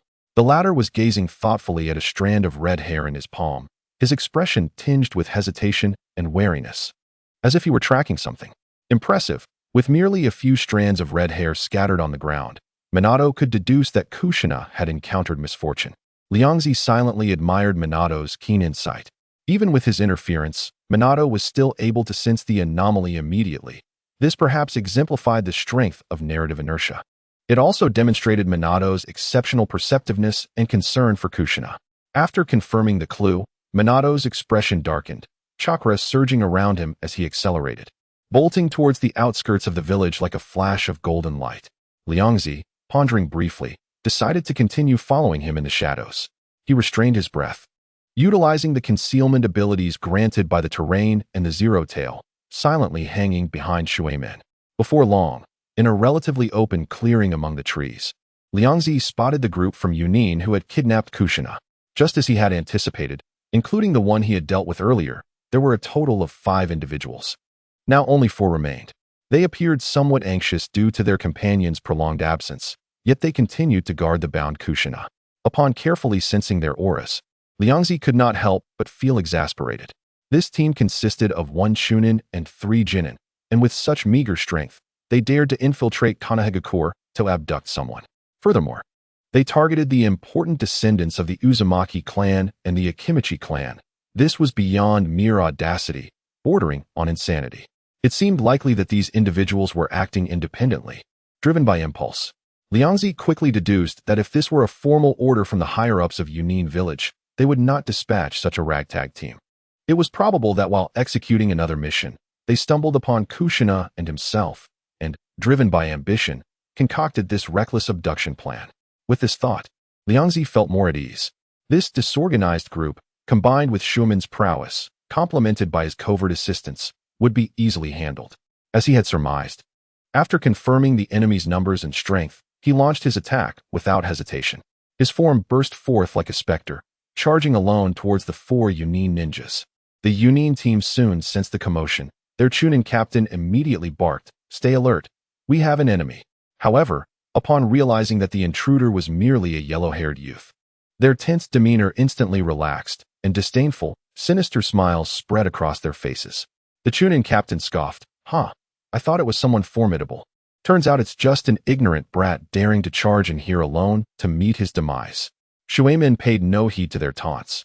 His gaze swiftly scanned Kushina, confirming she was not in immediate danger, before accelerating once more. In an instant, he seemed to teleport into the enemy ranks, his kunai carving a chilling arc as he engaged in fierce close-quarters combat with the Yunin ninjas. The sounds of clashing metal filled the air. Shuemon's speed was astonishing. His movements fluid and precise. Despite facing multiple opponents, he did not falter but instead pressured the Yunin genin into a state of disarray. The more they fought, the more alarmed the Yunin ninjas became. They realized that this yellow-haired youth's strength far exceeded their expectations. This young man moved with incredible swiftness, with his kunai narrowly grazing their clothing each time. Despite being merely a freshly graduated genin, his martial arts rhythm was unexpectedly seasoned, and his chakra control was exquisite. This was far beyond the level of an ordinary student. This individual possessed immense potential and could not be allowed to escape. He shouted to his companions with a fierce glint in his eyes, vowing to capture him at all costs. The three figures beside him sprang into action simultaneously, lightning crackling on their ninja tools as they launched an assault on Shuemin. Yet, Shuemin merely sidestepped slightly, his kunai slicing through the air with precision to deflect the first shuriken. Another Yunin ninja attempted to thrust forward, but Shuemin swiftly seized his wrist, using the momentum to throw him over his shoulder towards the third enemy. Bang! As the two collided and fell to the ground, Shuemin had already pressed his kunai against the throat of the final chunin. It was over. The forest fell silent once more, with only the scattered remnants of the earlier battle remaining as evidence. Shuemin hastily approached a nearby tree, carefully untying the ropes binding Kushina's wrists before escorting her away from the scene. Once the forest was left with only the rustling of leaves in the wind, Liangzi leisurely stepped out from behind the cover of the trees. He kicked one of the unconscious Yunin ninjas at his feet, his expression filled with bewilderment. "TSK, I truly wonder what you were thinking." He shook his head, a hint of absurdity in his tone. "With such a small number of personnel, you dared to intrude into Konohagakure to kidnap someone, especially the descendant of the Uzumaki clan. Should I call you brave or foolish?" Recalling the baffling actions of these individuals from the original narrative, he found it even more ridiculous to experience it firsthand. Chapter 97. The gluttonous seal confirming that these Yunin ninjas were still alive, merely unconscious. Liangzi skillfully bound them with specially designed ropes. He had been struggling to find suitable volunteers to test some new functions of the Zero Tail, and these individuals had conveniently presented themselves. Dragging his captives, he silently vanished into the depths of the forest. Shortly after their departure, several members of the Umbu, wearing animal masks, appeared at the site of the battle like phantoms. They meticulously surveyed the surroundings, discovering that aside from signs of struggle and a few traces of blood, the area was deserted. The Umbu leader signaled, and the group retreated silently, as if they had never been there. In the dark, damp underground chamber, only a few oil lamps provided a faint glow. Dongsong Jian, the leader of the Yunin team, let out a low groan as he slowly opened his eyes. The excruciating pain throughout his body immediately brought back memories of their humiliating defeat. Their entire team had been annihilated by a yellow-haired kid from Konohagakure. Realizing he was in enemy territory, a wave of dread washed over him. Struggling to look around, he discovered that he and his teammates were tightly shackled to cold stone pillars by stout iron chains. This place resembled a dungeon, yet curiously, there were no common torture devices in sight, which only heightened his unease. Just then, a steady sound of footsteps approached from afar, echoing distinctly in the silent space. Dongsong Jian abruptly looked up, following the sound to see a rotund figure slowly descending the stone steps. The flickering light of the oil lamp danced upon the young face, yet obscured his expression. "Awake? It seems you are the one with the best physical condition among them," Liangzi remarked. Dongsong Jian was stunned. The person before him was far too young, and this figure did not resemble anyone from the interrogation department of Konohagakure. "Who are you? Where's this place?" He forced himself to ask, an ominous premonition creeping into his heart. Liangzi spread his arms wide, a somewhat eerie smile playing on his lips in the dim light. "Congratulations. You have become my experimental subject. You will have the privilege of witnessing my most mysterious side." To be honest, Liangzi felt a peculiar thrill as he uttered this classic villainous line. "Experimental subject?" Dongsong Jian's pupils constricted, his face reflecting horror and disbelief. The implications of that term sent chills down his spine. While he had come to engage in abduction, he had never imagined he would become an experimental material. Isn't Konohagakure supposed to be above board? How could they do something like this? "What do you want? What exactly are you experimenting on me? Is this an order from the higher-ups of Konohagakure? I want to see the Hokage." He struggled fiercely, the chains clattering as he attempted to draw attention with his shouts. Liangzi merely chuckled, his tone laced with mockery. Yell as much as you want. Even if you scream your throat raw, no one will hear you. Here, it is my absolute domain. This chamber had been meticulously constructed by him, not only soundproof, but also shielded by barriers. Even if the opponent truly screamed at the top of their lungs, not a soul outside would catch a whisper of it. With that, he extended his plump hand, gently pressing it against Dongsong Jian's chest. In the next moment, Dongsong Jian's entire body stiffened. He distinctly felt a cold, viscous, and intensely corrosive chakra coursing through the palm of Liangzi, slithering into his body like countless tiny venomous snakes. The dark chakra surged rapidly through his meridians, penetrating the acupoints and spreading to his limbs and bones, bringing with it an indescribable sensation of tingling and foreignness.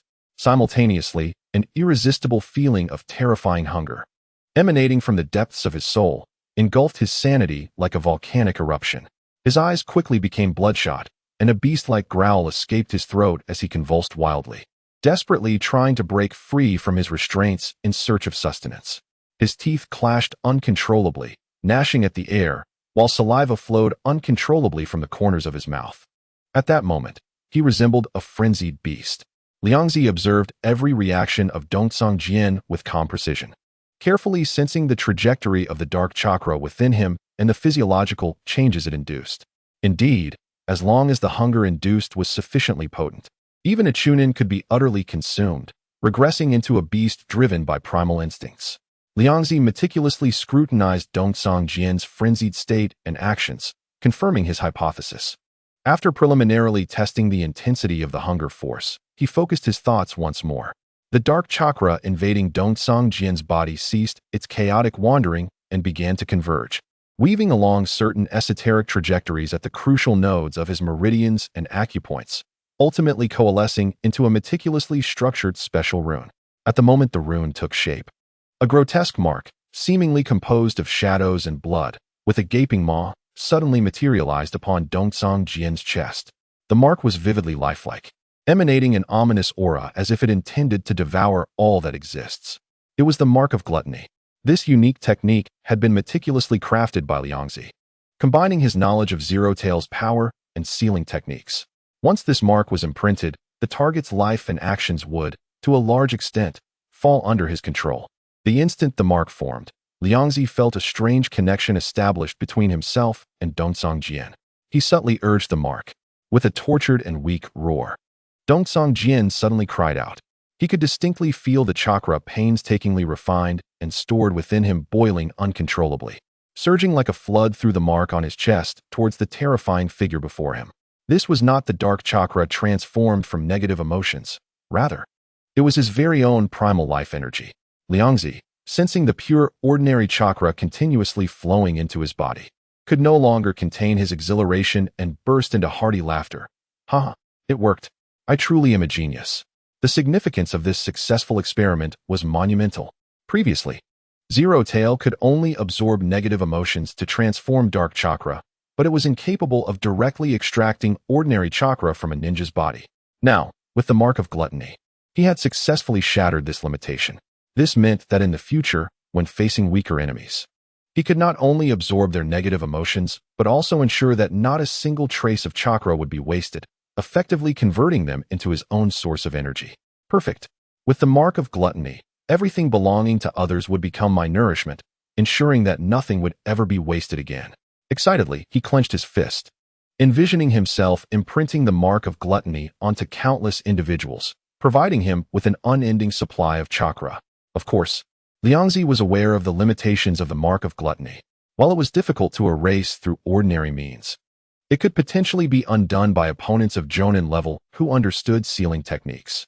However, this was not created to contend with top-tier adversaries.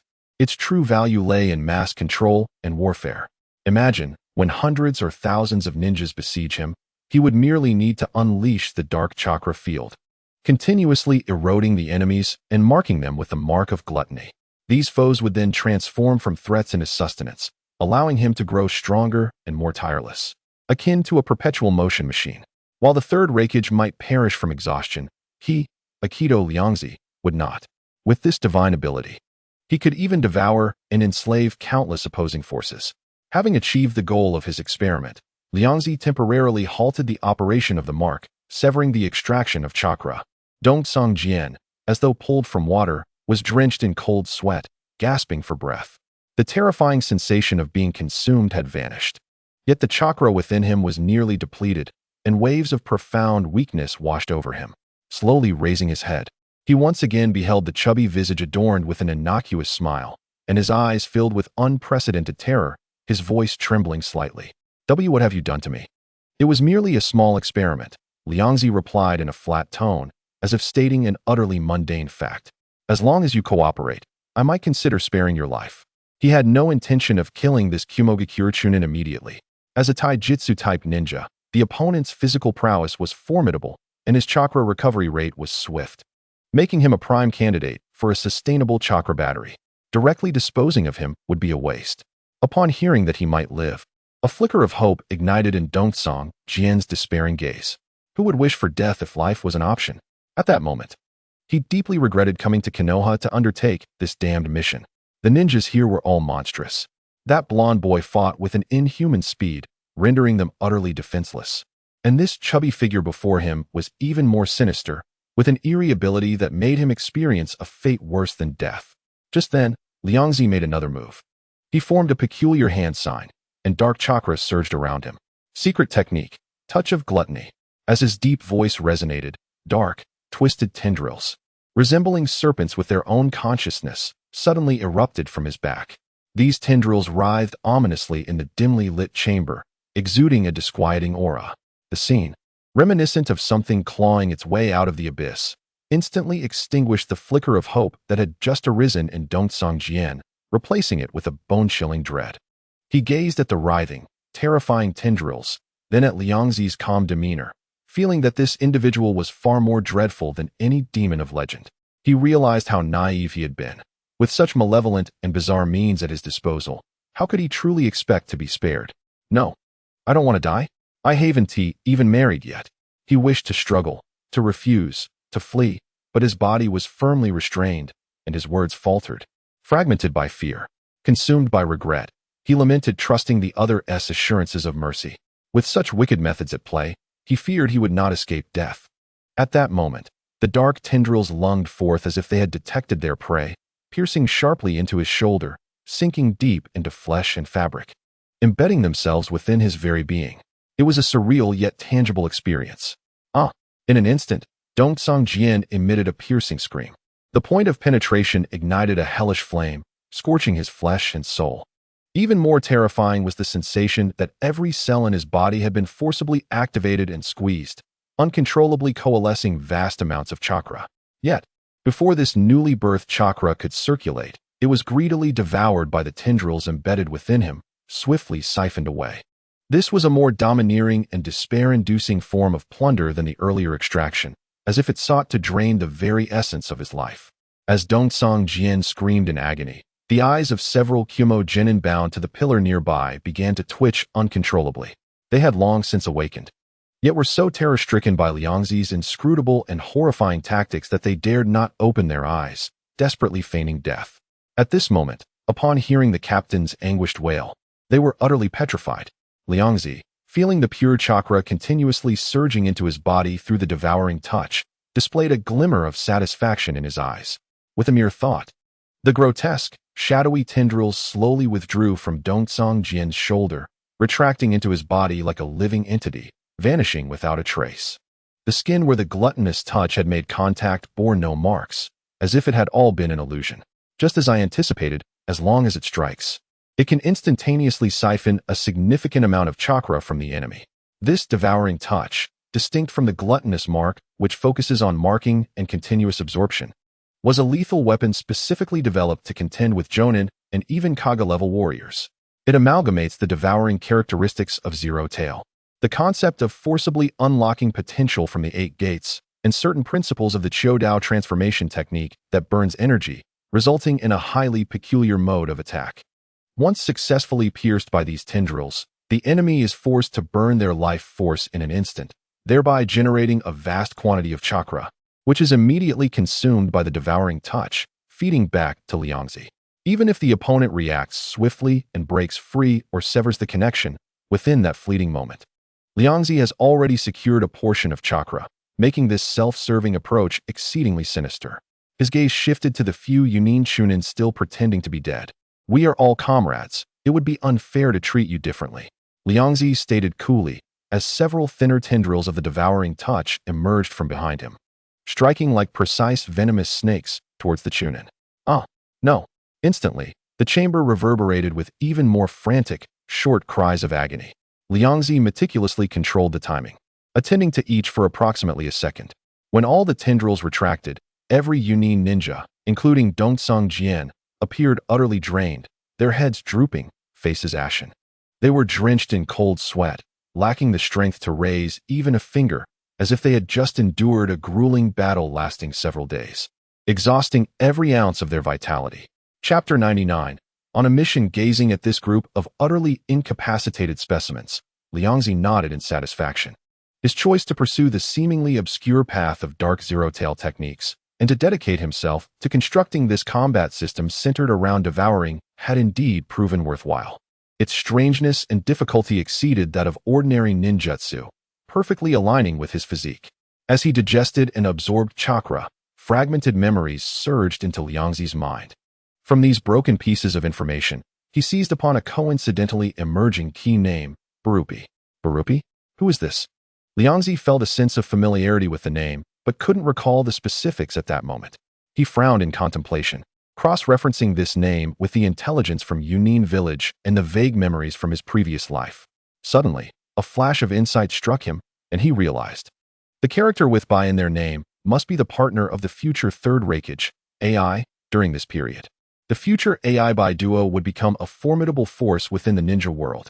However, at this time, perhaps due to the overwhelming strength of the Third Hokage overshadowing his partner, Barupi's presence was remarkably diminished. Wait, I remember. This Barupi must be the Jinchuriki of the Eight Tails during this time. Liangzi finally connected the dots. It was said that Barupi later fell victim to Orochimaru's schemes and his own inner flaws, leading to the Eight Tails frequently rampaging and ultimately resulting in his demise. If this deduction is accurate, then everything makes sense. It is precisely because the current Jinchuriki of the Eight Tails, Barupi, is in an unstable state and may encounter issues at any moment, that Yunin village is almost frantically scouring the entire ninja world for children with special physiques and potential. Their goal is to filter and cultivate candidates for the next generation of Eight Tails Jinchuriki. Thus, they are not merely abducting potential children. They are searching for vessels for the tailed beasts. Liangzi glanced at the listless Yunin ninjas on the ground, his eyes revealing a hint of understanding. Reflecting on Barupi and the rampaging Eight Tails, Liangzi naturally associated it with Orochimaru. Could this fellow have already made his move? He muttered to himself. Were it not for Barupi's sudden decline, Yunin village would not be so desperate as to deploy such a rudimentary squad, risking infiltration into Konoha to capture individuals. Based on the timeline, this possibility is quite significant. Orochimaru has been absent from the village for extended periods, dedicating most of his time to various biological research and studies on immortality, while also preoccupied with infiltrating Yunin village to plot against the Eight Tails Jinchuriki and potentially abduct children.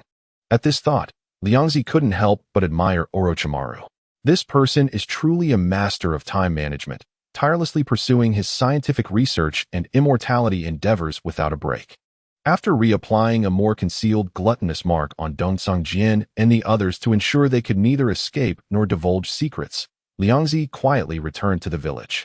Upon arriving home, he learned that the village had recently conducted an internal investigation, seemingly in search of something. Liangzi was well aware that this was likely related to the infiltration of Yunin ninjas and the attempted abduction of Kushina. However, he feigned ignorance, skillfully evading any suspicion. A few days later, Liangzi unexpectedly received a summons from the Third Hokage. He arrived at the Hokage's office, filled with curiosity, only to find that Namake's Minato was already present. Liangzi, Minato, you both have arrived, Sarutobi Hiruzen said, setting down the documents in his hand and turning to face them. The reason I've summoned you today is to assign you a mission. He paused to explain, according to protocol, you should have been assigned a designated instructor after graduation. However, since both of you have taken Jiraiya as your master, and that fellow seems to have vanished, he is temporarily unavailable to lead a team. Therefore, this mission will be executed independently by the two of you as a team.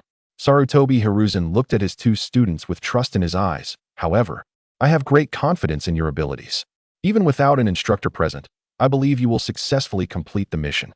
After all, both individuals had demonstrated the capability to handle a Yunin squad independently, far surpassing their peers.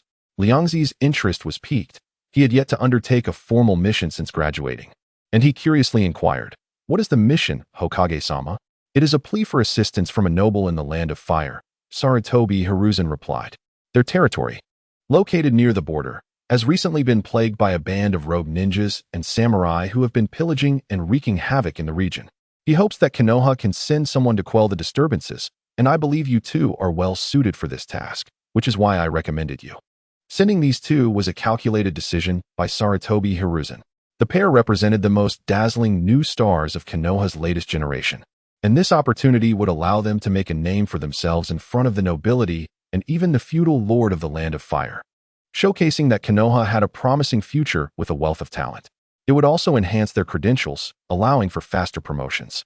Go to the Land of Fire to quell bandits? Liangzi's eyes immediately lit up. Since arriving in this world, he had never ventured beyond Konoha, and this mission was essentially a funded opportunity for travel. Hokage-sama, I, Chodao Liangzi, accept this mission, he declared without hesitation. Minato, on the other hand, had a more straightforward mindset, filled with anticipation and a sense of responsibility towards fulfilling the mission. He nodded solemnly, Hokage-sama. We will certainly do our utmost to complete the task. After receiving the mission scroll, Liangzi and Minato briefly agreed on a time and place to meet before returning home to prepare the items needed for their journey. Before long, they convened at the entrance of Konoha village. Shuemin was adorned in a quintessential ninja attire, characterized by a sleek and efficient design. On his back rested a moderately sized satchel filled with essential ninja tools, food pills, first aid kits, and other necessary supplies, exuding a sense of professionalism and efficacy. However, upon encountering Liangzi, Shuemin found himself momentarily stunned. Liangzi carried an enormous pack on his back, nearly twice the width of Shuemin, bulging with various prepped ingredients and even a small pot's edge peeking out. The scene resembled not a perilous mission to eliminate bandits, but rather a leisurely picnic in the countryside. Shuemin couldn't help but point at the colossal package, bewildered, and asked, "Liangzi, won't carrying all this impede our movement?" Liangzi hefted the weighty bundle, responding nonchalantly, "It's not that much, really. I've tried to streamline it." Observing Shuemin's astonished expression, he added, "This is merely my provisions for 3 days." For him, sustenance was of utmost importance. Shuemin, seeing Liangzi's demeanor of restrained moderation, opened his mouth to offer counsel, but ultimately swallowed his words. With a resigned smile, he thought to himself that, given Liangzi's formidable prowess, this burden would likely not hinder him significantly. "Very well, shall we set off?" Shuemin adjusted his forehead protector. "Let us go." Liangzi, brimming with enthusiasm, shouldered his mountainous load and strode confidently alongside Shuemin on the path toward the border of the Land of Fire. The journey from Konohagakure to their destination, Nagasawa Town, was far from smooth. The terrain alternated between flat expanses and dense, rugged forests, demanding considerable stamina. Yet, for Liangzi and Shuemin, it posed little challenge. Shuemin moved with a lightness akin to a bird in flight, gracefully leaping among the branches with speed and elegance. In stark contrast, Liangzi, employing his formidable physique and enhanced chakra, saw no need to take detours. He barreled through thickets and shouldered aside small trees, forging a direct path through the complex landscape. Maintaining a swift pace, after nearly half a day's travel, the duo arrived at their destination, Nagasawa Town. This town, adjacent to the capital of the Land of Fire, boasted a prime location and bustling commerce, with shops lining the streets and the distant, opulent Kabukicho visible. Among the throngs of elegantly dressed nobles and merchants were the aristocrats who had commissioned their assistance, specifically the Hashimoto family, led by Hashimoto-ji. Following the address, they located a lavish estate. Shuemin approached and gently rapped on the door. Moments later, the door creaked open, revealing a middle-aged butler, impeccably dressed and bearing a serious countenance, who scrutinized them. "Whom do you seek?" Shuemin stepped forward and politely replied, "Greetings, we are ninjas from Konohagakure, dispatched by your esteemed household to address the bandit issue at the border." Upon hearing this, the butler's face reflected clear astonishment and skepticism. He scrutinized the two excessively youthful boys, particularly Liangzi, who bore an exaggeratedly large bag, and found it hard to believe they could tackle menacing bandits. Liangzi, sensing the butler's doubt, swiftly produced the mission scroll from his pocket and tossed it toward him, stating, "Here, examine it. It's genuine." The butler fumbled to catch the scroll and, after carefully inspecting the Konohagakure emblem and Hokage seal, his expression shifted from skepticism to respect. "My apologies, esteemed ninjas from Konohagakure. Please, come in. My master has been awaiting your arrival." The butler promptly stepped aside, ushering them into the opulent estate. Inside, Liangzi unabashedly expressed his curiosity, surveying the lavish decorations and layout with keen interest. He held a particular fascination for the noble lifestyle of this world, eager to discover its unique aspects. However, after a thorough inspection, he felt a tinge of disappointment. Aside from its larger size and the abundance of antiques, paintings, and screens, the overall impression struck him as somewhat petty. It paled in comparison to the truly grand and historical architecture he had encountered in his previous life. His inquisitive demeanor did not go unnoticed by the servant leading the way, who exchanged several veiled glances, clearly perceiving Liangzi as a naive country bumpkin. Upon reaching the main hall, they beheld a middle-aged man, adorned in finery and painted white, kneeling beside a low table, leisurely fanning himself. He was none other than the local noble, Hashimoto-ji. "Master, the ninjas from Konohagakure have arrived," the middle-aged butler announced respectfully. Hashimoto-ji lifted his gaze, his voice tinged with urgency and scrutiny. "Oh, they have finally come? I hope they do not disappoint me yet again." The recent bandit gang causing havoc nearby had been a source of great distress, disrupting local peace, and, more critically, driving away numerous nobles seeking leisure and commerce, severely impacting his family's fortunes. Previous hires of wandering ninjas had all returned unsuccessful, compelling him to seek costly assistance from Konohagakure. As his gaze fell upon Liangzi and Shuemin, his brow furrowed in concern. These youths appeared far too young, particularly the portly one burdened with an absurdly large pack. Could they truly be elite ninjas sent by Konohagakure? "Are you two the ninjas dispatched to deal with the bandit problem?" Hashimoto-ji's tone revealed his unabashed skepticism. Shuemin stepped forward, confidently asserting, "Indeed, Master Hashimoto. We are here on the orders of Lord Hokage to eradicate the bandits." Hashimoto-ji's doubts deepened, and just as he was about to voice further concerns, Liangzi, seemingly reading his thoughts, interjected, "My master is Jiraiya." Those 5 simple words transformed Hashimoto-ji's expression dramatically. The skepticism melted away, replaced by fervent enthusiasm and even a hint of obsequiousness. "Ah, my apologies, esteemed ninja. You are a disciple of Lord Jiraiya, one of the legendary Sannin. No wonder you carry such a commanding presence and confidence for this task." Observing Hashimoto-ji's sudden change in demeanor, Liangzi felt a wave of incredulity wash over him. He had not anticipated that Jiraiya's name would wield such influence, compelling even nobility to show respect. Nevertheless, he considered that leveraging one's reputation was wise, saving him considerable effort in persuasion. Hashimoto-ji beckoned to his servants. "Quickly, prepare a lavish feast to welcome the distinguished talents from Konohagakure." Upon hearing the word feast, Liangzi's eyes lit up. He found Hashimoto-ji quite agreeable, as it meant he could indulge in a hearty meal to replenish his energy from the journey. Before long, a sumptuous spread adorned the table.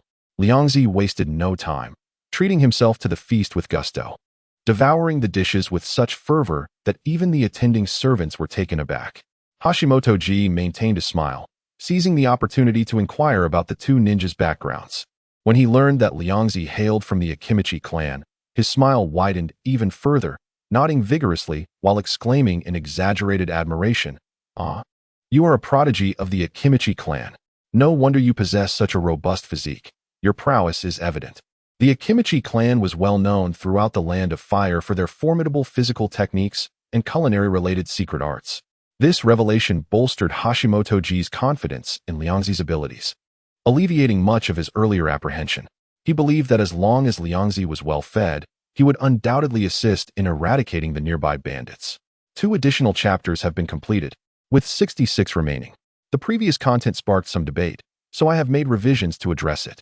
As the servant promptly placed a dish before him, it vanished into his stomach in the blink of an eye, devoured with a speed reminiscent of the legendary voracious beast, the Taodai. His astonishing appetite left the surrounding attendants and subordinates in awe, whispering amongst themselves, "My goodness, is this what a ninja is like? Such an insatiable appetite." It was said that the members of the Chodao clan gained strength in proportion to their capacity for consumption. Observing this gentleman's manner, one could ascertain that his prowess was undoubtedly profound, offering hope against the thief crisis plaguing our town.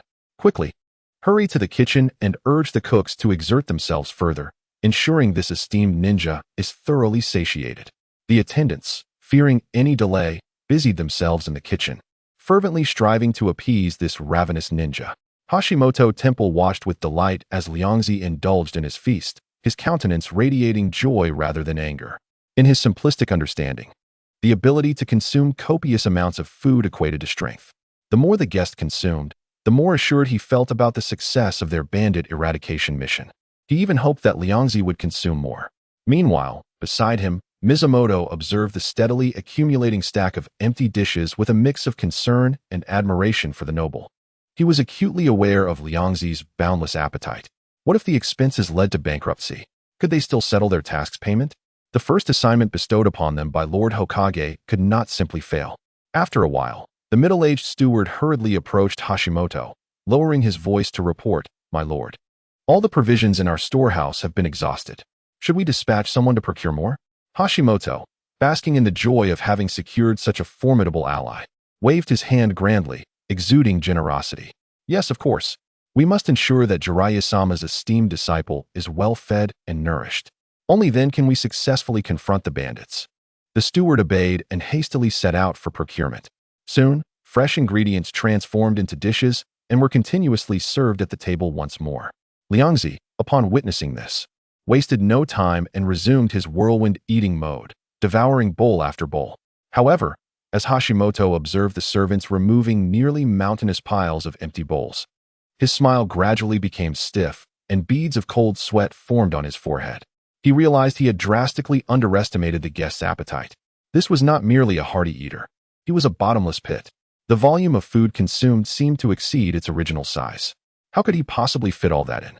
The middle-aged steward quietly approached him again, his voice trembling. "My lord, the newly purchased provisions, they are gone. Should we continue?" Hashimoto felt a twitch at the corner of his mouth, his heart bleeding. Yet, thinking of his earlier boasts and the dignity of his noble lineage, he gritted his teeth and forced himself to respond. "Yes, continue to buy? My Hashimoto family is a prestigious clan. Surely we can ensure a ninja is fully satisfied. What would people think if we could not even accomplish that?" At this moment, despite his anguish, he had no choice but to maintain appearances. As another round of dishes was served, Liangzi's eyes widened with delight, and he looked at Hashimoto with genuine gratitude. He considered the noble to be a truly good person for his earnest efforts to ensure his satisfaction. The path ahead seemed promising. As a wandering ninja, with Lord Chodao Liangzi at the helm, he was certain they would complete the mission impeccably. The more Liangzi consumed, the more Hashimoto's smile stiffened. His heart gripped by an invisible hand, tightening painfully. The expenses had far exceeded his expectations, and he began to frantically contemplate how to gracefully conclude this financially draining banquet. Just then, the middle-aged steward hurried over once more. Upon seeing the steward, Hashimoto inexplicably felt a flicker of hope. Could it be that the provisions had been depleted again, thus allowing for a natural conclusion? Almost impatiently, he inquired, his voice tinged with barely concealed urgency. "What is it? Is the kitchen unable to supply more food?"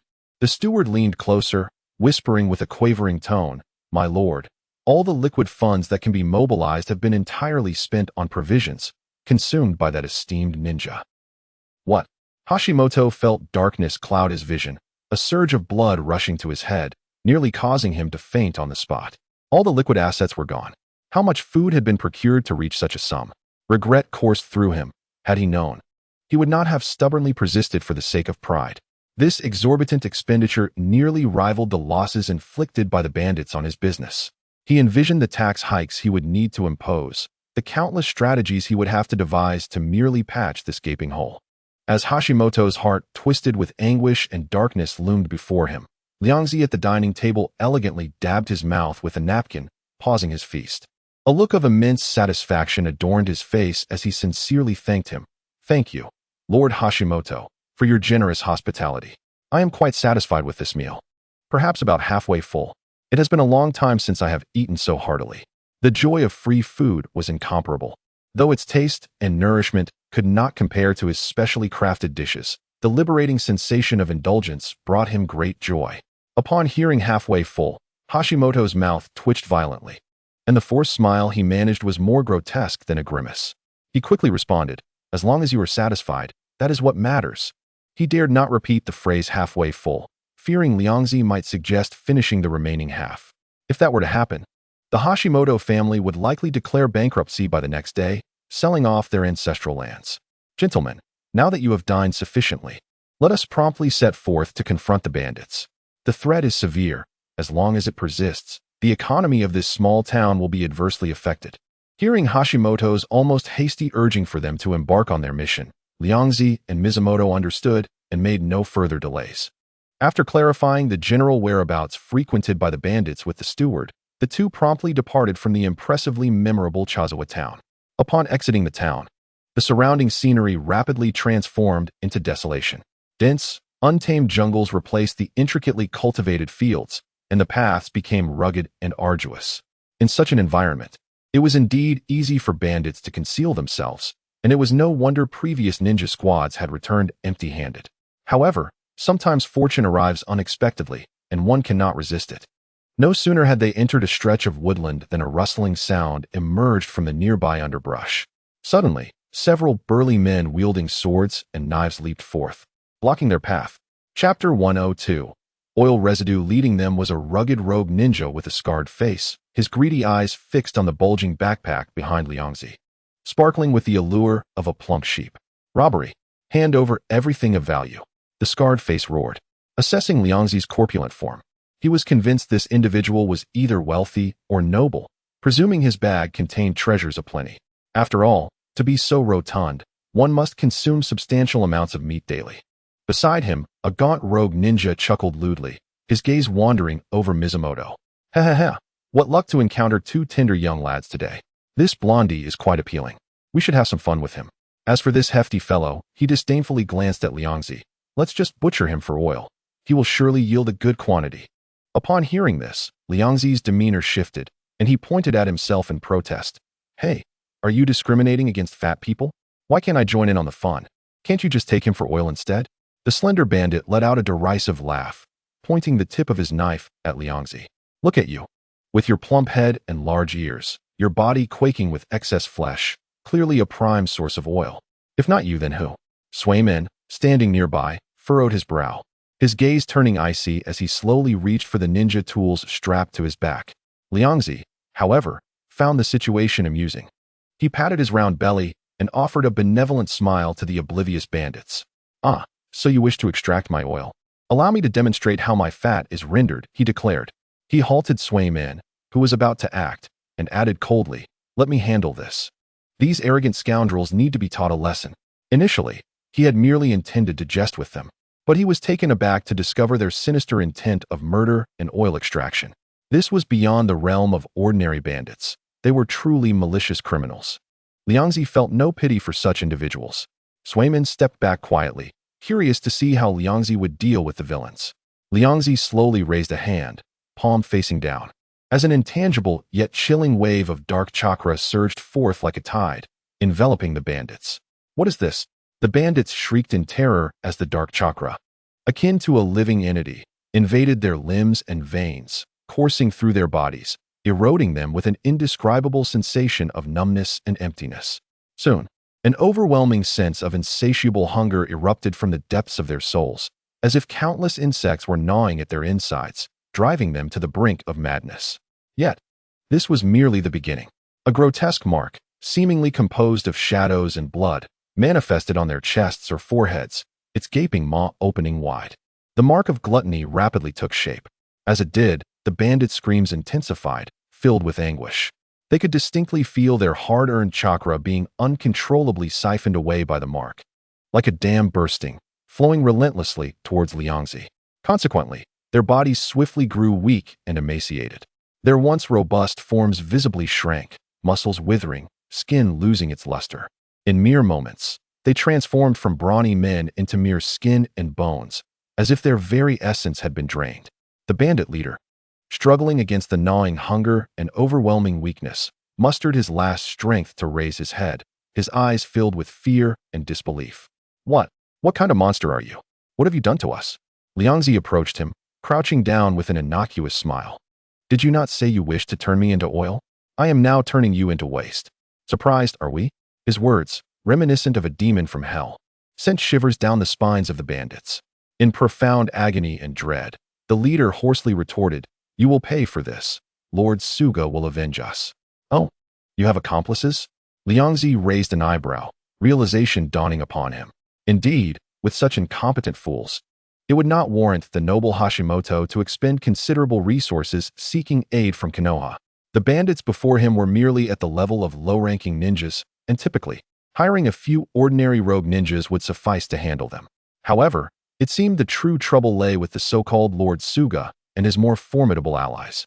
Aware of the remaining threats, Liangzi was determined not to let them escape. Moreover, given their malevolent actions, he was eager to utilize them, transforming them into nourishment for the Zero Tail. He attempted to absorb and analyze the fragmented memories embedded within the chakra he had extracted, hoping to discern the location of their hideout. However, the chakra was of poor quality, and the memories were chaotic, yielding no valuable information. What a waste, Liangzi muttered impatiently, preparing to intensify his extraction efforts, willing to risk these men becoming mere corpses in the process. Just then, the emaciated bandit seemed to sense Liangzi's intent and his blatant murderous intent. Overwhelmed by a primal instinct for survival, he disregarded his frail body and hunger, shouting with all his might, Please, spare me. I am willing to defect. I will lead you. Grant me a chance for redemption. Liangzi paused, recognizing the potential. Indeed, if he continued to extract chakra, these men might die, and he might not obtain accurate information. If someone were to lead him, it would certainly save him time. Speak, he commanded, looking down at the bandit with an indifferent tone. The thin bandit, as if granted a reprieve, quickly divulged, Our base is not far from here. Roughly 3 kilometers away in a concealed cave. There are over 20 brothers there, and the leader is Lord Suga, who is said to possess the strength of a Jonin. Jonin strength? Liangzi's interest was piqued by this term. However, he quickly recalled that these bandits were prone to exaggeration. If these few weaklings dared to confront him, it was likely that the so-called Lord Suga's strength was overstated as well. Well, since I am here, I might as well meet this Jonin, he shrugged nonchalantly. He instructed the defecting bandit to lead the way, with himself and Swayman leisurely following behind. The bandit leader, witnessing this, cursed at the back of the thin bandit. Traitor, you wretched. Yet before he could finish, Liangzi casually waved his hand, and a stronger pulling force surged forth. The chakra and some of the life force that remained within the leader were forcibly extracted once more, leaving him utterly despondent, collapsing to the ground like a dried fish, devoid of even the strength to curse. The others fared similarly. Their life force and chakra were depleted to the point of near immobility, lying weakly on the ground. Liangzi had chosen to spare them, not out of mercy, but rather to conduct an experiment. He sought to determine whether these men could serve as sustainable chakra batteries, continuously supplying him with energy. On the way to the bandit's lair, Swayman observed Liangzi, hesitating to speak, his face a mixture of curiosity and confusion. Liangzi, noticing his gaze, initiated the conversation. Swayman, are you curious about this new ability of mine? Swayman nodded, candidly responding, Yes, this technique feels quite unique. Entirely unlike the secret arts of the Akimichi clan. The eerie dark chakra and the method of forcibly extracting another's power were indeed unlike any ninjutsu he had ever encountered. Liangzi did not conceal the truth, stating plainly, I acquired this from Master Jiraiya. It is a forbidden technique recorded in the Book of Seals and possesses considerable power. He paused for a moment, encouragingly adding, When that old lecher returns, don't hesitate. Be bold and ask him directly. With your talent, he will surely oblige.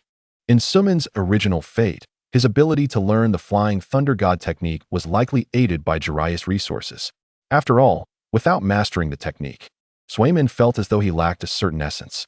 Upon hearing Liangzi's words, Swayman suddenly understood. It was no wonder that Master Jiraiya would bestow such a high-level forbidden technique upon Liangzi. He must have recognized his strength and character. This resolute determination ignited within him. compelling him to strive fervently for the recognition of his mentor and to master more formidable techniques. To claim he felt no envy would be disingenuous. Ryuko's prowess was already unfathomable, and now, having grasped such a fearsome forbidden art, his strength surged to an astonishing level, reaching a point that left him bewildered. This only intensified his resolve to grow stronger. Ryuko confided in Minato not out of a desire to conceal the truth, knowing that more and more individuals would inevitably become aware of it. As long as he concealed the crucial aspects and shared only trivial information, everything would remain unobtrusive. Under the guidance of the emaciated bandit, the trio ventured not far before they stumbled upon a secluded cave entrance nestled within a remote valley, where shadows flickered ominously. "Hijiru, why have you returned so soon? Who are these two behind you?" A stern voice inquired from a knife-wielding rogue stationed at the cave entrance. His gaze flitted suspiciously over Ryuko and Minato, betraying his evident wariness. Hijiru had barely been gone for a moment. The absence of his companions coupled with the presence of unfamiliar faces raised alarm bells. Sweat beaded on Hijiru's brow, his demeanor betraying a sense of guilt. "Enough. You should lie down and rest." Ryuko dismissed the need for further dialogue with a wave of his sleeve. A dense wave of dark chakra surged forth, engulfing the guard in an instant. The shadowy energy penetrated his being, and a chilling scream erupted as a grotesque mark of gluttony rapidly manifested on his skin, voraciously siphoning his chakra and vitality. This sudden upheaval and the anguished cries of his comrade immediately roused the others within the cave. "What is happening? An ambush?" Amidst the cacophony of hurried footsteps and shouts, over 20 bandits surged forth from the cave, quickly encircling Ryuko, Minato, and the guide Hijiru. They gazed in horror at their writhing, rapidly withering companion on the ground. The foremost among them, a burly figure resembling a leader, suppressed his trepidation and demanded in a harsh tone, "Who are you? What do you seek here?" Unfazed by the encirclement, Ryuko stepped forward boldly and proclaimed, "Since you have inquired with such sincerity, I shall graciously enlighten you. I am Akadu Ryuko, the guardian of justice in the shinobi world, brimming with compassion and a sense of righteousness." Barely had his words faded when the dark energy enveloping him surged once more, splitting into numerous tendrils that precisely targeted each bandit around them. In an instant, the darkness enveloped the majority of the rogues, the sounds of corrosive erosion and agonized screams reverberating, painting a scene reminiscent of hell itself, sending shivers down the spine. Yet amid the turmoil, a shadow darted swiftly through the gaps in the dark mist. This figure, shrouded entirely in impenetrable black fabric, revealed only a pair of cold, serpent-like eyes, emanating a chilling aura. He cast a glance at his struggling, wailing comrade, his expression devoid of any emotion, as if surveying a horde of inconsequential ants. In the next moment, he twisted with an eerie fluidity, driven by a lethal intent, akin to a predator that had long awaited its prey, and lunged at Ryuko with astounding speed, far surpassing the previous rabble. There is indeed someone of note here," Ryuko mused, feeling a surge of alertness as he sensed the speed and murderous intent emanating from the assailant. This level of skill would be regarded as formidable even within Konohagakure, at least on par with a special jounin. Moreover, the air of seasoned combat, steeped in bloodshed, bespoke a lineage far removed from that of ordinary rogue ninjas or minor hidden villages. "Very well, subduing you will surely unveil your true nature." As the adversary launched an aggressive assault, Ryuko stood his ground, his right hand swelling instantaneously as he executed the multiplication technique, transforming it into an imposing wall of flesh that surged forward.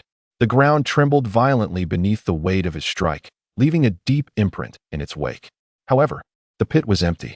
Almost simultaneously, a thick, dense white mist began to rise without warning, swiftly enveloping the surroundings, reducing visibility to a level where one could scarcely see their own hand.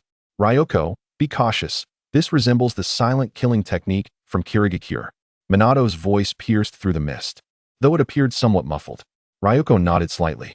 As a traveler from another time, he possessed a divine perspective enriched with foresight, familiar with the signature techniques of Momochi Zabuza. This dense fog indeed bore the hallmarks of a Kirigakure specialty. Nevertheless, what would be a formidable assassination environment for the average person posed little threat to Ryuko. As long as there was life, there existed hunger.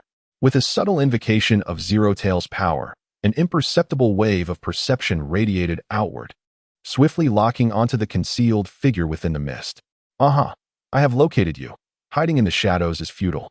With a derisive chuckle, Ryoko gathered a highly compressed, unstable chakra sphere in his left palm and, without a glance, hurled it toward a specific direction behind him. The chakra sphere detonated within the mist, unleashing a violent surge of energy that dispersed some of the fog, stirring up clouds of dust. Yet, the attack appeared to have missed its mark. The figure, akin to a specter, vanished just before the explosion.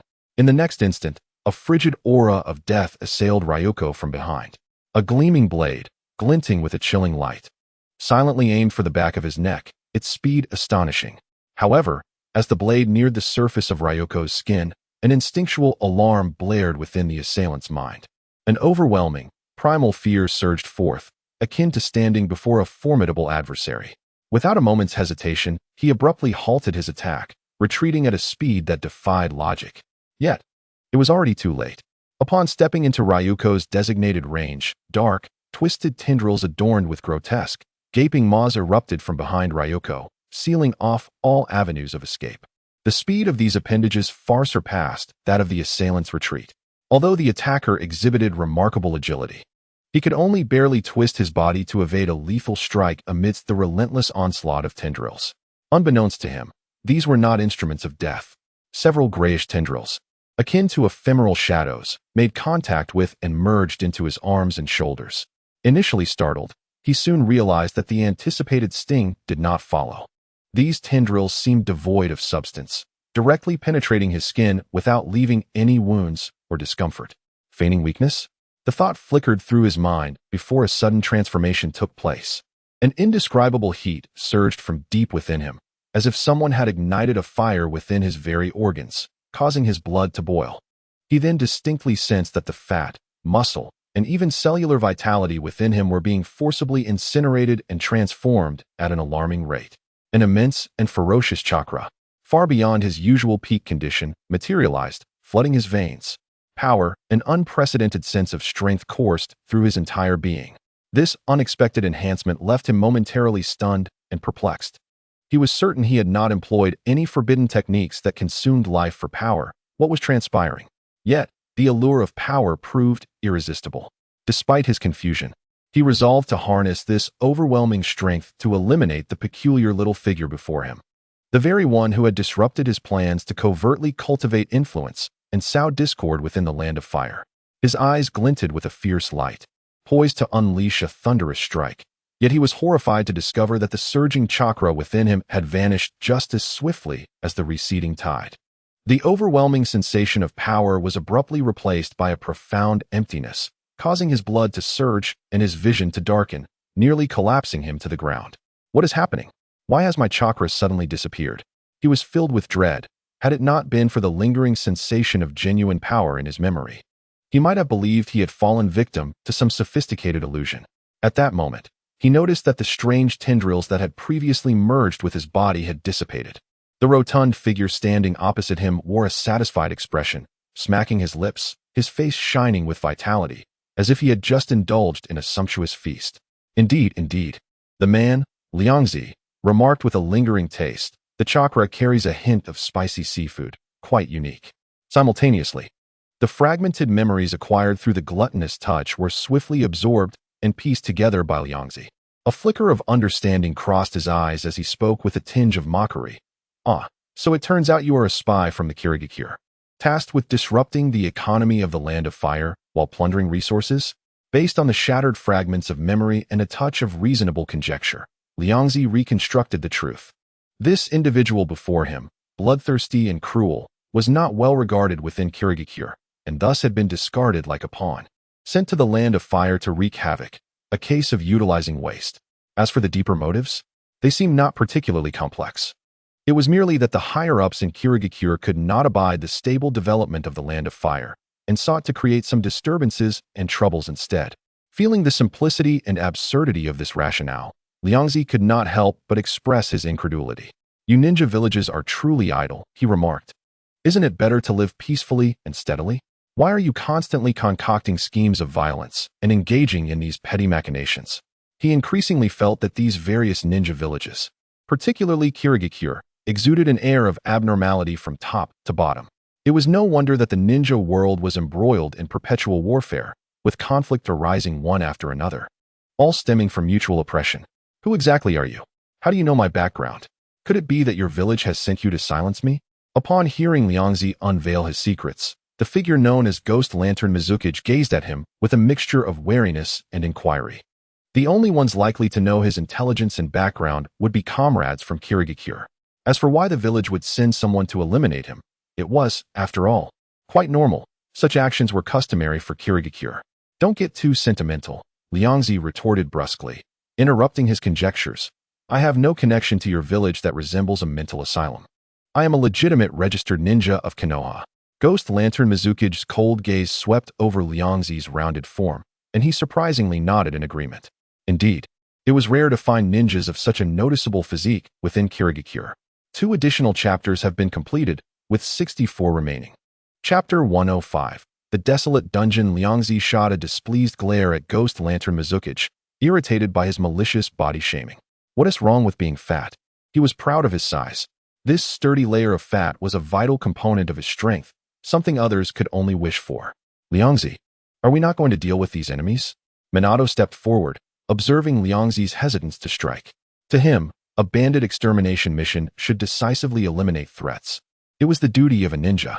Liangzi shook his head and explained, this fellow from Kirigakure is still of use. He belongs to the Ghost Lantern clan and possesses considerable knowledge of water release techniques and intelligence about Kirigakure. It would be a waste to kill him outright. I plan to take him back to Konoha and present him to the Hokage, allowing the interrogation team to glean some information from him. He paused before continuing. As for the other bandits, I intend to have them atone for their crimes through labor, locking them away in a place where they will work indefinitely. As long as they no longer threaten the town, the nobles should find this outcome acceptable. Minato frowned slightly, finding this approach somewhat unconventional. However, since Liangzi had subdued them, he felt it inappropriate to interfere excessively, hoping only that Liangzi would handle the situation properly, leaving no future troubles. Subsequently, the two escorted the captives back to the town, returning once more to the estate of Hashimoto. Upon hearing that Liangzi and Minato had returned, Hashimoto paused mid-fan gesture. Panic etched across his face. Why are they back again? Weren't they supposed to be dealing with the bandits? The steward quickly reported, My lord, the bandit problem has been resolved. Dozens of bandits have been captured and are currently being held outside. Furthermore, Lord Liangzi wishes to discuss the handling of these bandits with you. Realizing they were not returning for a meal, Hashimoto sighed in relief, simultaneously astonished by Liangzi and Minato's speed. Within less than a day, they had accomplished the task, indeed, a testament to a master training and exceptional pupil. Aside from their gluttonous appetites, they certainly possessed skills. He pondered for a moment and decided to see them again. Let them in. He gestured with his hand, inwardly muttering about the absurdity of not executing the captured bandits directly and needing to discuss a handling method. The steward swiftly ushered the two into the reception room.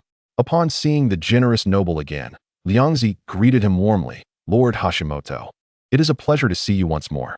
Hashimoto, half covering his face with the fan, nodded stiffly. Liangzi, I heard you brought the bandits back? What are your intentions? These evildoers have committed too many crimes. Executing them outright would be too lenient. Liangzi pointed towards the door. I wish to have them atone through labor. Could you allocate some land for them to cultivate for life? These wandering ninjas are quite strong and would be well suited for agricultural work. Hashimoto shook his head inwardly, deeming this notion too naive. These desperate individuals were audacious and exceedingly ruthless. How could they possibly content themselves with farming? It was fine while the Konoha ninjas were present, but they would undoubtedly cause trouble once they left. Though well-intentioned, this plan may prove difficult to implement. Hashimoto expressed his concerns delicately. Liangzi pressed further. What if I can ensure they cannot resist? Hashimoto lightly shook his fan. If you can truly accomplish that, the wasteland to the north of the city can be yours. Please keep a close watch. Liangzi casually lifted one of the bandits and, after making slight adjustments to the gluttony seal on him, released his grip. The bandit, confused, thought he was free and immediately sprinted off into the distance. However, just a few steps later, he collapsed to the ground, convulsing uncontrollably, his expression one of extreme agony. What is this? Hashimoto exclaimed, rising in astonishment. It is a secret technique of mine, Liangzi explained, Any thoughts of resistance or escape will trigger it, simultaneously draining their strength. Observing the writhing bandit on the ground, Hashimoto finally closed his fan, his expression shifting slightly. He realized that Liangzi was indeed not just speaking idly, but possessed a feasible plan. Since you have such means, ensuring they will no longer commit crimes, I shall grant you the vast wasteland outside the city. Witnessing Liangzi's youth paired with such extraordinary abilities, and knowing he was a disciple of Jiraiya, Hashimoto promptly penned a land deed, designating the northern wasteland to him. This act not only acknowledged his strength, but also served as an invitation for camaraderie. Of course, while forging alliances, he dared not invite them to dine again. Before Liangzi could speak, he gestured for the middle-aged steward to politely see them out of the estate. Liangzi, already reluctant to linger, promptly took the group of captives to the designated wasteland. As he surveyed the area, he found it overgrown with weeds and strewn with rocks. With the occasional wild rabbit darting by, it was indeed an untamed expanse. The only redeeming quality was its vastness and fertile soil, sufficient for these bandits to toil for years. From now on, this shall be your place of atonement. Liangzi cast a glance at the dejected bandits and mused that diligent cultivation would inevitably yield a harvest. Yet should they dare to step beyond this place, he warned, the gluttonous mark I have sown within you will teach you the true meaning of suffering. Having delivered his admonition, he turned and departed. The bandits exchanged bewildered glances as they beheld his receding figure. Could it be that he truly permitted them to remain in this desolate land? A few bold souls tentatively ventured forth, initially unscathed, but after traversing a mere 10 paces, they collapsed to the ground, their faces turning a ghastly shade of purple. The familiar agony of having their marrow extracted surged through their bodies, chakra draining from them like a flood unleashed. Their expressions contorted in agony. They howled as if they had reached the pinnacle of torment. Come back. Their companions, witnessing the scene, were taken aback and hurriedly dragged the fallen back within the barren expanse. Observing the convulsions of their fallen comrade, the remaining bandits finally grasped the grim reality. The fat man's secret technique was no mere fabrication. It seemed they were destined to toil within this wasteland for the rest of their lives, laboring for another's gain. Though tragic, they were still alive. And as long as there was life, there remained infinite possibilities. Thus, they did not succumb entirely to despair. In the distant woods, Liangzi sensed the flow of chakra responding to the mark, a faint smile gracing his lips. He had anticipated that these desperate rogues would not remain docile. Hence he embedded an emotional sensing mechanism within the gluttonous mark. Any thoughts of escape or wrongdoing would trigger a punitive mechanism, siphoning their chakra. While he could not supervise them perfectly, he had effectively extinguished their desires to flee, compelling them to heed his commands and cultivate the barren land tirelessly. As for those reluctant to labor, harboring thoughts of skimming by, he possessed a method of torment tailored for them. After all, Liangzi harbored no sympathy for this gang of miscreants. He would not allow them to live freely or joyously. The wasteland served as their prison, even with freedom tantalizingly close. Escape was unattainable. Chapter 106. Encounter with Tsunade. After departing from Nagasawa town, Liangzi was in no rush to return to Konoha. He leisurely escorted the likes of Ghost Lantern Mizukage and Namikaze Minato, meandering through the land of fire. This excursion was not easily undertaken. He intended to indulge in his adventures before returning to Konoha.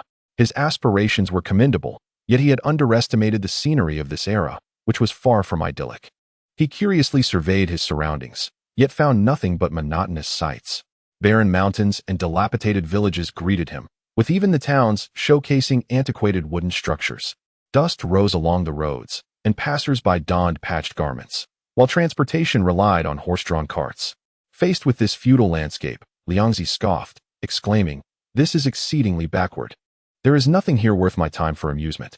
Undeterred, he ventured into another town to explore further. As he wandered, he stumbled upon a vibrant street adorned with colorful lanterns, where numerous women clad in resplendent kimonos beckoned patrons from doorways, their laughter and song resonating from within. Liangzi's eyes sparkled with interest, and he prepared to step inside. "Wait." Minato urgently grasped his arm, his face flushed, cautioning, "Liangzi, this kind of entertainment district is not suitable for us." Liangzi dismissed the concern, retorting, "What's wrong with a little observation? I am merely upholding the fine traditions inherited from Jiraiya-sensei." Just then, a loud crash emanated from a nearby restaurant. followed by the proprietor's cries, "Have mercy, kind sirs." This establishment operates on a modest budget. Liangzi, ever eager for excitement, promptly forgot his argument with Minato and plunged into the throng. What he witnessed was utterly amusing. Two rotund boys, as plump as himself, were indulging recklessly within the establishment, overturning tables and chairs, while several employees cowered in a corner, battered and bruised. Good heavens! Liangzi nudged Minato. These two fellows are even bolder than I, brazenly feasting without paying. Minato recalled Liangzi's previous exploits of extorting and deceiving classmates, realizing that he was not much better. Just then, an enraged shout rang out from across the street. "Fengshen, Laishan, how dare you sneak out again to feast for free?" The two fat boys turned pale, dropping their chicken legs in fright. They attempted to flee, but alas, it was too late. A blonde beauty stormed into the restaurant like a whirlwind, seizing them by the collars. Two swift punches landed on their foreheads, leaving them with immediate welts. "Please, big sister. We swear we won't dare sneak out to eat without paying again. Big sister, this restaurant is exorbitantly priced. We couldn't afford it." The blonde beauty paid them no heed, delivering another two punches. "Do you think I, Tsunade, am a fool? How many times has this been now?" Liangzi's eyes widened as he scrutinized the blonde beauty. This exquisite visage, this fiery temper, this astonishing strength. Goodness! He smacked his thigh, realizing. This is none other than a youthful Tsunade. Tsunade appeared remarkably youthful, accompanied by two plump sidekicks, and Liangzi initially failed to recognize her. It was only upon hearing her name that he made the connection. After all, she had yet to become the fearsome figure of the future. She seemed relatively normal. Simultaneously, he recognized the two chubby boys as the Wind God and Thunder God from the original storyline's prison. Seeing the principal had arrived, the proprietor hurried to Tsunade, demanding payment. Although it was merely a few thousand ryo, not a large sum, embarrassment was plainly etched on Tsunade's face. She had just lost everything at the gambling den. And with her face as pale as it was, she had no funds for the meal. As she pondered how to make a swift exit with her two hefty companions, she suddenly caught sight of Liangzi and Minato's Konoha forehead protectors, and her eyes sparkled. Ah! Her demeanor shifted instantly, and she patted her chest, assuring the proprietor, "I, Tsunade, would never default on such a trivial amount." With that, she sprang to Liangzi and Minato, smiling warmly. "You two are from Konoha, right? I am Tsunade, one of the legendary Sannin. Have you heard of me?" She rubbed her fingers, adding, "I'm currently a bit short on cash. Could I borrow some for an emergency? I will repay you once I win." Minato, being honest, was unaware of Tsunade's gambling habits. Upon learning she was one of the legendary Sannin, he immediately reached for his wallet. Liangzi swiftly restrained him, advising, "Don't give her anything. Jiraiya-sensei has warned that Tsunade-senpai always loses at gambling. Any money lent is akin to throwing meat buns to dogs." What? Minato was taken aback. The legendary Sannin of Konoha was someone he admired. He never imagined she was a gambler in private.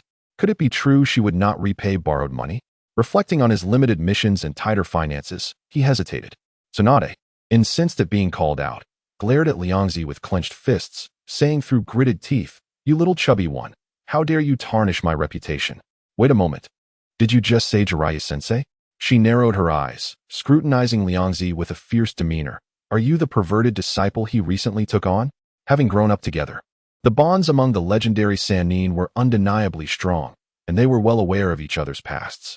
Jiraiya had once spied on Tsunade while she bathed, earning the moniker of pervert quite justly. Minato, who had not been with Jiraiya for long, had not fully grasped his teacher's true nature. Hearing Tsunade call Jiraiya a pervert, he felt a sinking sensation, an ominous feeling creeping in. Could it truly be so? He couldn't help but ponder. Among the three Sannin, one was a gambler, another a pervert, and could the remaining Orochimaru be related to poison? At that moment, Liangzi puffed out his chest with pride, declaring, "Indeed, I am his disciple." Upon hearing this, Tsunade's eyebrows shot up, and she bluntly stated, "Since you're Jiraiya's student, then it's settled.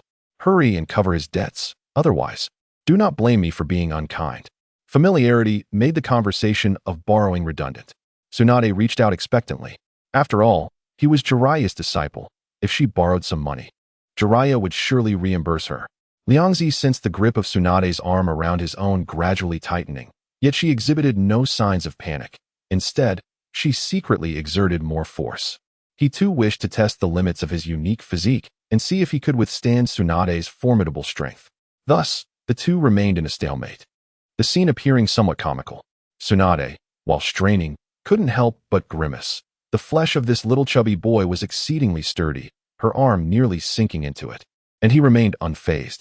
This situation was rather awkward. She certainly could not truly exert all her strength to crush Jiraiya's apprentice. Meanwhile, Liangzi gleaned a rough understanding of Tsunade's current strength. It was evident she had not yet reached the peak condition of the Fourth Great Ninja War era, but she was certainly not to be underestimated. He wondered if she had developed her unique secret technique, the Een sealing technique. If it was complete, he might find a way to learn it. Tsunade Darren, Liangzi suddenly spoke. I can indeed repay my teacher's debts. However, you must agree to one small condition. Tsunade narrowed her eyes, examining him with suspicion. You little rascal, you wouldn't be trying to pull a fast one, would you? Even your teacher wouldn't dare negotiate with me like this. You've got quite the nerve for a chubby kid. Liangzi rolled his eyes. Please, I'm only 10. Don't entertain any thoughts of an old cow eating tender grass. What I mean is, the next time you visit the casino, take me along. Our collaboration will surely yield great fortune. Upon hearing the words casino and great fortune, Tsunade's eyes instantly sparkled as if she had discovered treasure. She regarded Liangzi anew, her gaze infused with admiration and excitement, as if she had found a kindred spirit. She withdrew her hand from the mound of greasy flesh, casually wiped it on her clothing, and then patted Liangzi's shoulder with force. Good lad, I didn't expect you to be so insightful. Far more interesting than your lecherous teacher. I accept. Now hand over the money. We're heading to the casino for some serious gambling. Seeing Tsunade agree so readily, Liangzi was equally unreserved, promptly producing a stack of cash and handing it over. Tsunade swiftly settled the bill with the shopkeeper and, with one hand grasping each of the Wind God and Thunder God by their ears, dragged them out of the establishment. You two fools have brought shame upon me. Tsunade scolded while pulling them along. Despite their robust physiques, they were utterly powerless against Tsunade's monstrous strength, howling in pain. Big sister, we acknowledge our mistakes. Please release us. Liangzi observed with keen interest as the comical duo struggled. In the original storyline, they were known as Tsunade's underlings. Though imprisoned, they possessed shadow-level strength, able to enter and exit the prison as if it were a walk in the park. More importantly, their appetites were prodigious, a trait that resonated with him. Hey, what are you looking at? Do you want a beating? Wind God, noticing Liangzi's scrutinizing gaze, became enraged. Unable to vent his frustration on Tsunade, he directed his anger towards Liangzi. Liangzi raised an eyebrow. Oh, it seems you haven't experienced my strength yet if you dare speak to me like that. Despite his interest in the two, their arrogant demeanor irked him. He casually beckoned Wind God to come at him. He was eager to test the strength of these future shadow-level warriors. If feasible, he could recruit them as subordinates, ensuring they would serve him well in the future. After all, it was a waste to confine two shadow-level warriors in a prison. Infuriated by the gesture, Wind God charged at Liangzi with a bellow, swinging his massive fist toward Liangzi's face. The immense force of Wind God's punch, accompanied by a whistling sound, would likely break the bones of an ordinary person. Yet, Liangzi stood firm, his eyes glinting with excitement. Just as the punch was about to make contact, he swiftly extended his right hand, expertly gripping Wind God's wrist. What? Wind God exclaimed in surprise, attempting to break free, only to find Liangzi's plump fingers as unyielding as iron clamps. Decent strength, but your combat experience is lacking, Liangzi assessed. Then with a flick of his wrist, transmitted a stronger force through Wind God's arm. Wind God felt a spiraling power surge, causing him to stumble forward and crash to the ground. Disbelief etched across his face. He could hardly fathom that anyone, aside from Big Sister, could surpass him in strength. Brat, you're bullying my brother. Thunder God, witnessing his sibling's misfortune, roared and charged in, the two brothers flanking Liangzi. At this moment, Tsunade leaned against a wall, her arms crossed, keenly observing the unfolding conflict, a playful smile gracing her lips as she prepared to assess the capabilities of this self-proclaimed apprentice of Jiraiya. Unfazed by the brothers' assault, Liangzi remained calm, too lazy even to assume a defensive stance. The duo, fueled by their determination, unleashed their fists in unison, aiming to teach this portly boy a lesson. Their powerful strikes created a wind that howled through the air, producing a sound akin to sonic booms, indicative of their ferocity. However, just as their fists were about to connect with Liangzi, He swiftly reached out with both hands, expertly grasping their wrists. Too slow, Liangzi remarked nonchalantly. Then with a sudden surge of power, he lifted both burly men simultaneously, spinning them in the air like a windmill. With a whoosh, the brothers were hurled away, crashing heavily to the ground and leaving two sizable craters, dazed and disoriented. This spectacle even stirred a reaction from Tsunade, who had been aware of Liangzi's formidable prowess, yet was astonished to find him stronger than the combined might of Wind God and Thunder God. This strength was nearly on par with her own monstrous power. Could he be a descendant of the Senju clan? Tsunade pondered, though she dismissed the thought upon observing his physique. It wasn't until she glimpsed the clan emblem on Liangzi's clothing that realization dawned upon her. He belonged to the Chodao clan, which explained his considerable girth. How about it? Are you convinced? Liangzi looked down at the two men in the pit, wiping his knuckles. Wind God and Thunder God struggled to rise, their eyes filled with dread. Nodding vigorously in submission. Their minds were as simple as beasts, accustomed to yielding only to those stronger than themselves. With Liangzi's strength surpassing theirs, he naturally became their leader in their eyes. Seeing the two become compliant, Liangzi nodded in satisfaction and turned to Tsunade with a smile. Tsunade Darren, the matter is settled. It's time for us to go to the casino and cash out. Tsunade's eyes brightened, surprised by his earnestness. She had initially thought Liangzi was merely giving her an easy way out, but he was indeed intent on going to the casino. What astonished her further was when Liangzi continued, I've heard you are renowned in the ninja world as a big fat sheep, always losing at gambling. When you place your bets, I will place double on the opposite side. This way, no matter the outcome, we will profit. Tsunade was momentarily taken aback, then burst into hearty laughter, patting Liangzi on the back. Good lad, I didn't expect you to think of such a strategy. You're quite clever. She, the legendary big fat sheep, was infamous for her bad luck at the casino, with all gamblers eager to bet against her. However, the money those gamblers earned never reached her, leaving her in dire financial straits. Now, Liangzi's plan transformed her misfortune into a surefire profit.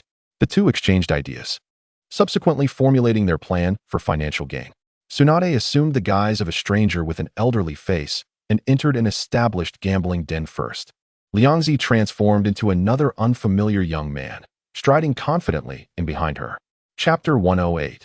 The division of spoils and investment. Shortly thereafter, the two emerged from the first casino, their faces adorned with irrepressible smiles. Especially the youth transformed from Liangzi, who held a thick stack of cash that gleamed vividly under the sunlight, resembling a newly wealthy heir. On to the next, Tsunade exclaimed excitedly, patting Liangzi on the back as they hurried towards the next casino. They navigated through the various casinos in the city, employing a strategy of alternating bets. Whenever Tsunade placed a wager, Liangzi would double his stake across the table. When it was Liangzi's turn, Tsunade followed suit. After several rounds, they had nearly emptied the coffers of the city's casinos. Although they could not completely deplete the establishment's funds, they had seized a significant portion of their liquidity. The casino owners, suffering severe losses, quickly sensed something amiss, and after investigation, concluded that someone was deliberately targeting the casino industry. In no time, many establishments suspended operations. Some even went so far as to employ ninjas and samurai at great expense, vowing to unearth the malevolent mastermind behind it all. Yet, these ordinary guards stood no chance against Tsunade and Liangzi, often being dispatched before they could even approach, ultimately thrown out into the streets. After completing this series of exploits, the two retreated to a secluded corner to dispel their transformation jutsu, returning to their original forms, and eagerly commenced the division of their spoils. Witnessing the entire affair was Minato, who found it utterly inconceivable. He never imagined that Tsunade, one of the legendary Sannin, would be so enthralled by gambling, nor that she would conspire with Liangzi to exploit such loopholes. However, gazing at the mountain of cash before him, the novice ninja Minato felt a significant impact. This sum, approaching nearly 100 million, had come far too easily. Even now, as a ninja, he pondered how long it would take to amass such wealth through missions. Fujin and Raijin, however, were not burdened by such thoughts. Their robust physiques were accompanied solely by thoughts of food. They gazed at the money, exulting, their minds filled with visions of the sumptuous meals they could purchase with it. Kid, Tsunade said, her eyes gleaming with greed as she fixated on the pile of cash. You're still young. You can't possibly need this much money. Why not just give it all to me? Ever since the loss of her brother and lover, she had squandered the Senju clan's wealth, leaving her impoverished, unable even to afford a drink. This enormous sum was sufficient for her to indulge for quite some time. Liangzi saw through her intentions and disdainfully retorted, "Give it to you? You'd probably have it all back at the casino in no time. It's safer for me to keep it." Faced with such a colossal sum, Liangzi felt tempted as well. With this money, he could continue to expand his factory, recruit more staff, and gather more chakra. It was better to benefit himself than to squander it on a gambler. He could truly harness the potential of this wealth. Tsunade, incensed, exclaimed, "You little rascal, I was merely joking. You actually intend to keep it all for yourself? Without my special abilities, would you have one so much?" Liangzi stood his ground, retorting mockingly, "Without me, you'd still be washing dishes to pay off debts. Such a disgrace for the esteemed Sannin of Konoha." Tsunade, stung by Liangzi's words, felt her face redden with anger, her temples throbbing. She clenched her fists, the joints cracking as her powerful chakra involuntarily radiated from her. "You little brat, do you want to experience my monstrous strength?" Liangzi, undeterred, placed his hands on his hips, puffing out his round belly, and declared, "Come on. Who is afraid? It's a perfect opportunity for you to witness the multiplication technique of the Akimichi clan." As the prospect of an internal conflict loomed, Minato quickly intervened, urging, "Please, both of you, let us remain calm. We've just earned money from the casino. A quarrel now would be quite unwise." Fujin and Raijin chimed in, eager to diffuse the tension. "Big sister, Liangzi, don't fight. Now that we have money, let us go eat." Indeed. Only after a hearty meal can we muster the strength to bicker." Liangzi's mind whirred, and suddenly an idea struck him. Clearing his throat, he addressed Tsunade. "It would indeed be wasteful for you to squander it all. I propose we invest this money in a business. I'll share 30% of the profits with you. How does that sound?" Tsunade raised an eyebrow, regarding Liangzi with skepticism. "Using my money to run a business, and then offering me 30%? Do you think I'm a fool? You're probably still too young to have even grown hair, and you want to run a business? Don't go losing it all." She had never heard of a ninja excelling in business, especially one so young. Giving her money to him would likely result in it being spent in no time. Rather than risk wasteful expenditure, she thought it better to enjoy it herself. Feeling belittled by Tsunade's disdain, Liangzi straightened his stout posture, his face brimming with defiance. "It seems you've been out of touch for too long," he declared, hands on his hips and chin raised with pride. "I, Akimichi Liangzi, am the founder of the Konoha Steamed Bun Factory, the head of the Ninja Academy Cafeteria, and am affectionately referred to as the Steamed Bun Sage by patrons." This impressive array of titles momentarily stunned Tsunade. She had not expected this plump boy to possess so many accolades, nearly rivaling her own. What astonished her further was that some of these titles sounded extraordinarily familiar. Steamed Bun Factory? Steamed Bun Sage? Tsunade pondered, recalling that these had emerged as new phenomena in the past 2 years. "I remember that guy Jiraiya mentioned them in his book." She scrutinized Liangzi, confirming, "Did you truly create these?" "Of course." Liangzi huffed, shaking his fist angrily. "That wretched teacher Jiraiya leaked my exclusive recipe in his book. Now there are imitation products everywhere, and the taste simply cannot compare to our authentic steamed buns." Tsunade gasped, reevaluating the rotund figure before her. "I never imagined you were the creator of steamed buns. Truly, one cannot judge a book by its cover." Having confirmed Liangzi's identity, Tsunade couldn't help but reflect. The great tree of Konoha had continued to grow new branches even during her absence. Remembering her grandfather Senju Hashirama's vision in founding Konoha softened her gaze. After a moment's hesitation, she resolved, "Very well. Given your evident capabilities, I shall trust you this time." She extended 3 fingers, asserting, 30%. Remember to share my portion of the profits, or I will come for you." Seeing the funds securely within his grasp, Liangzi's face lit up with joy as he exclaimed, "It's a deal. I, Akimichi Liangzi, am always true to my word." He had already calculated that with this funding, his factory could expand, and sharing 30% with Tsunade would be negligible. After all, the more money one earns, the less valuable it becomes, akin to worthless paper. Fujin and Raijin stood by, dumbfounded as the money fell entirely into Liangzi's hands. They had anticipated that after Tsunade distributed the funds, they would be taken out for a sumptuous meal. Now that the cash was in Liangzi's possession, it was evident they would not be treated to fine dining.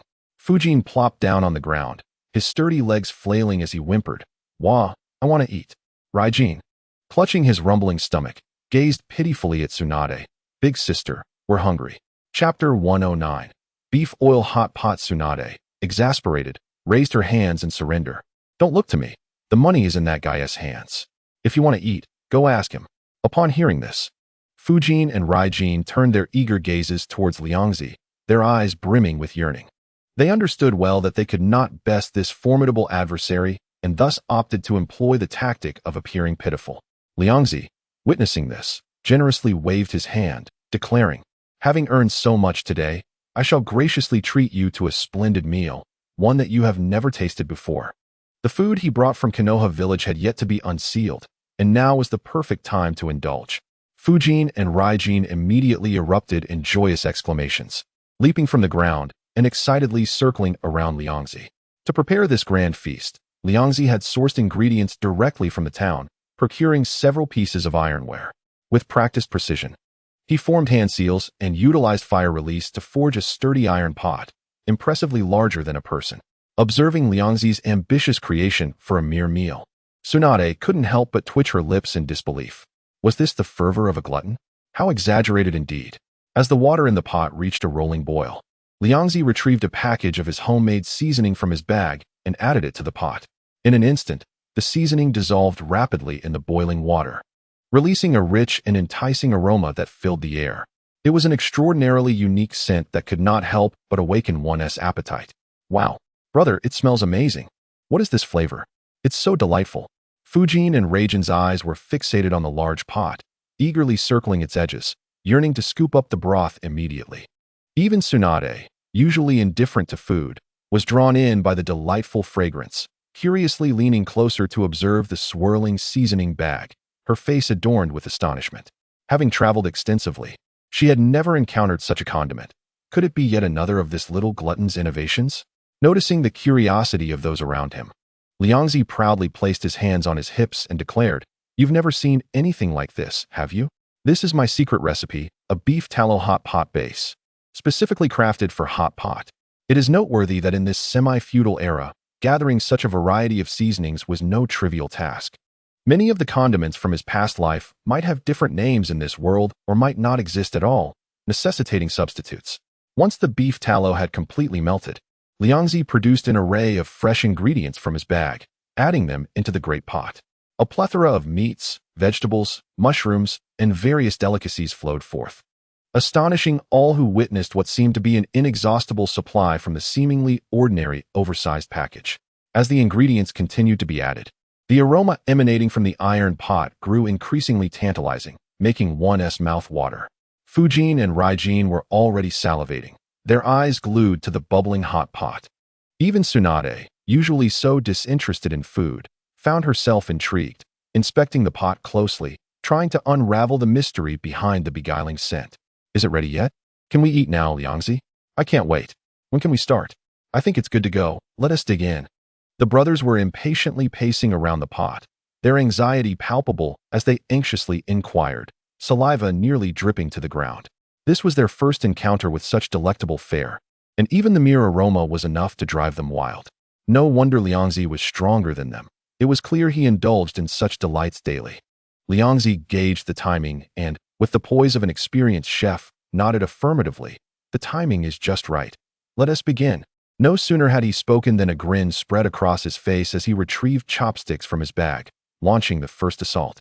With deft movements, he filled his bowl with the perfectly cooked vegetables, relishing the meal. The distinctive meatiness of the beef tallow hot pot base, infused with a spicy and aromatic essence, was utterly invigorating. Even the most ordinary vegetables transformed into extraordinary delights after a brief dip in the pot. Naturally, he was the first to savor the culinary masterpiece he had crafted. Witnessing Liangzi's swift actions, Fujin and Raijin were not to be outdone and quickly joined the fray.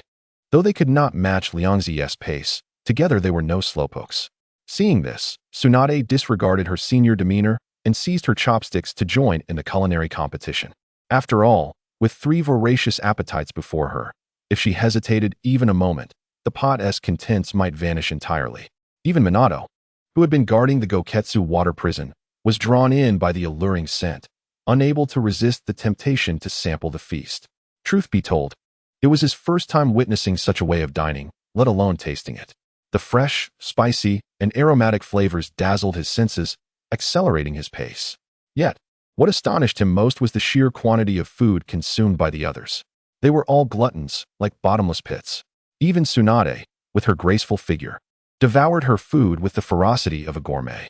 Observing their rapid consumption, Minato suddenly grasped the profound truth: to eat abundantly is to grow stronger. It appeared that to achieve greater strength and realize his dream of becoming Hokage, one must first master the art of feasting. Thus, he too cast aside his reservations and dove into the meal with fervor. Nearby, Goketsu, tightly bound, writhed in frustration as he caught a whiff of the delectable aroma wafting through the air. He cursed under his breath, "You bastards! What are you cooking that smells so good?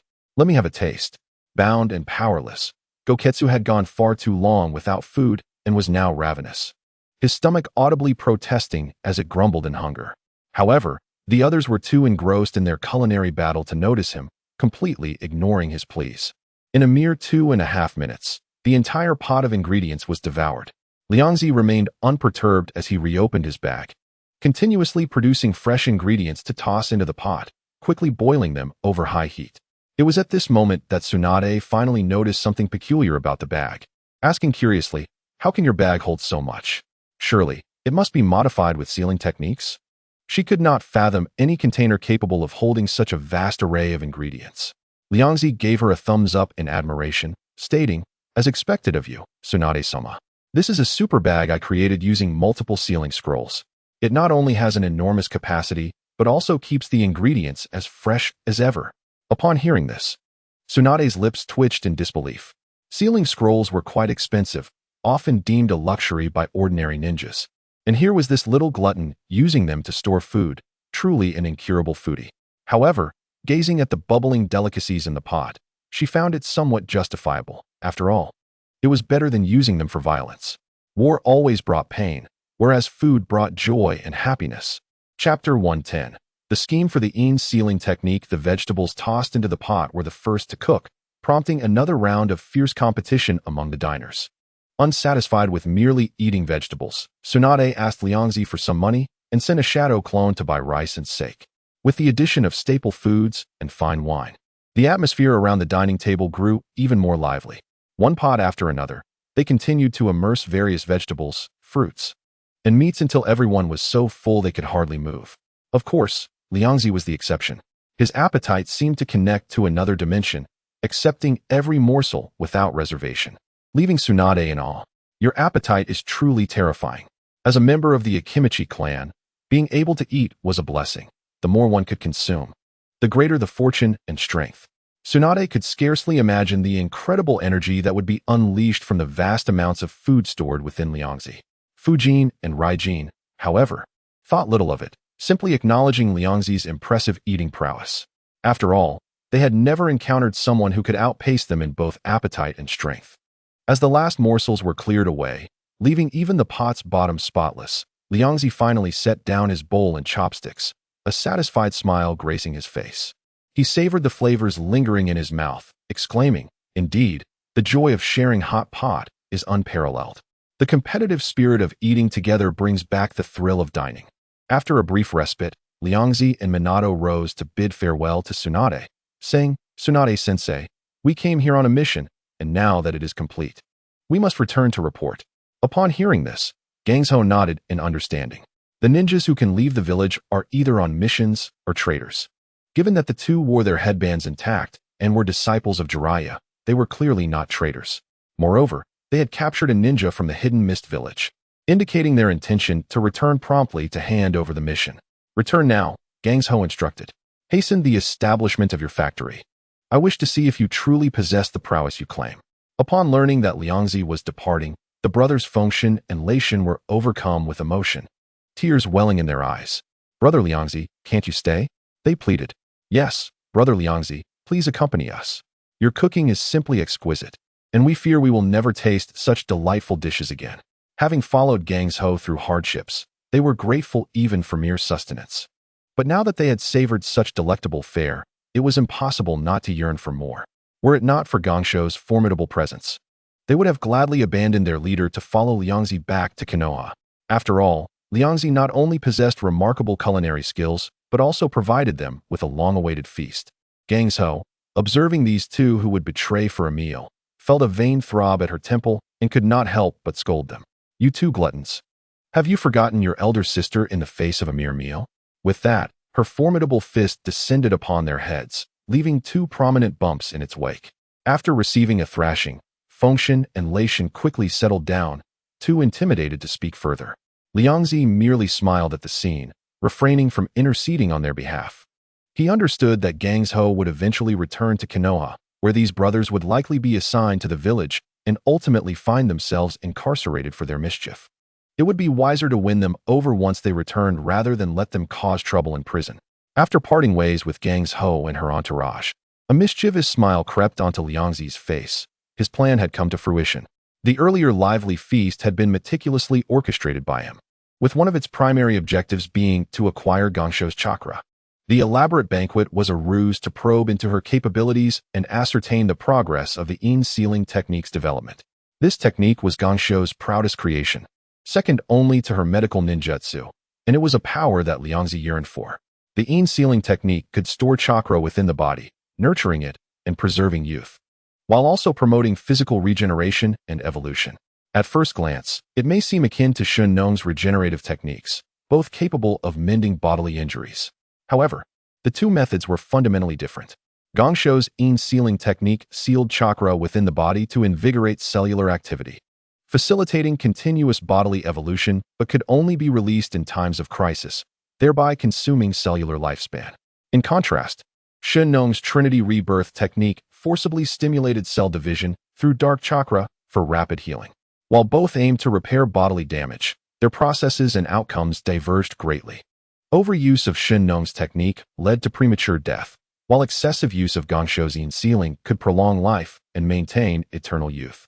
If given the choice, Liangzi would undoubtedly prefer Gangzhou's technique, especially since he possessed a unique constitution that passively absorbed chakra and promoted physical evolution. The combination of both would surely yield exponential results.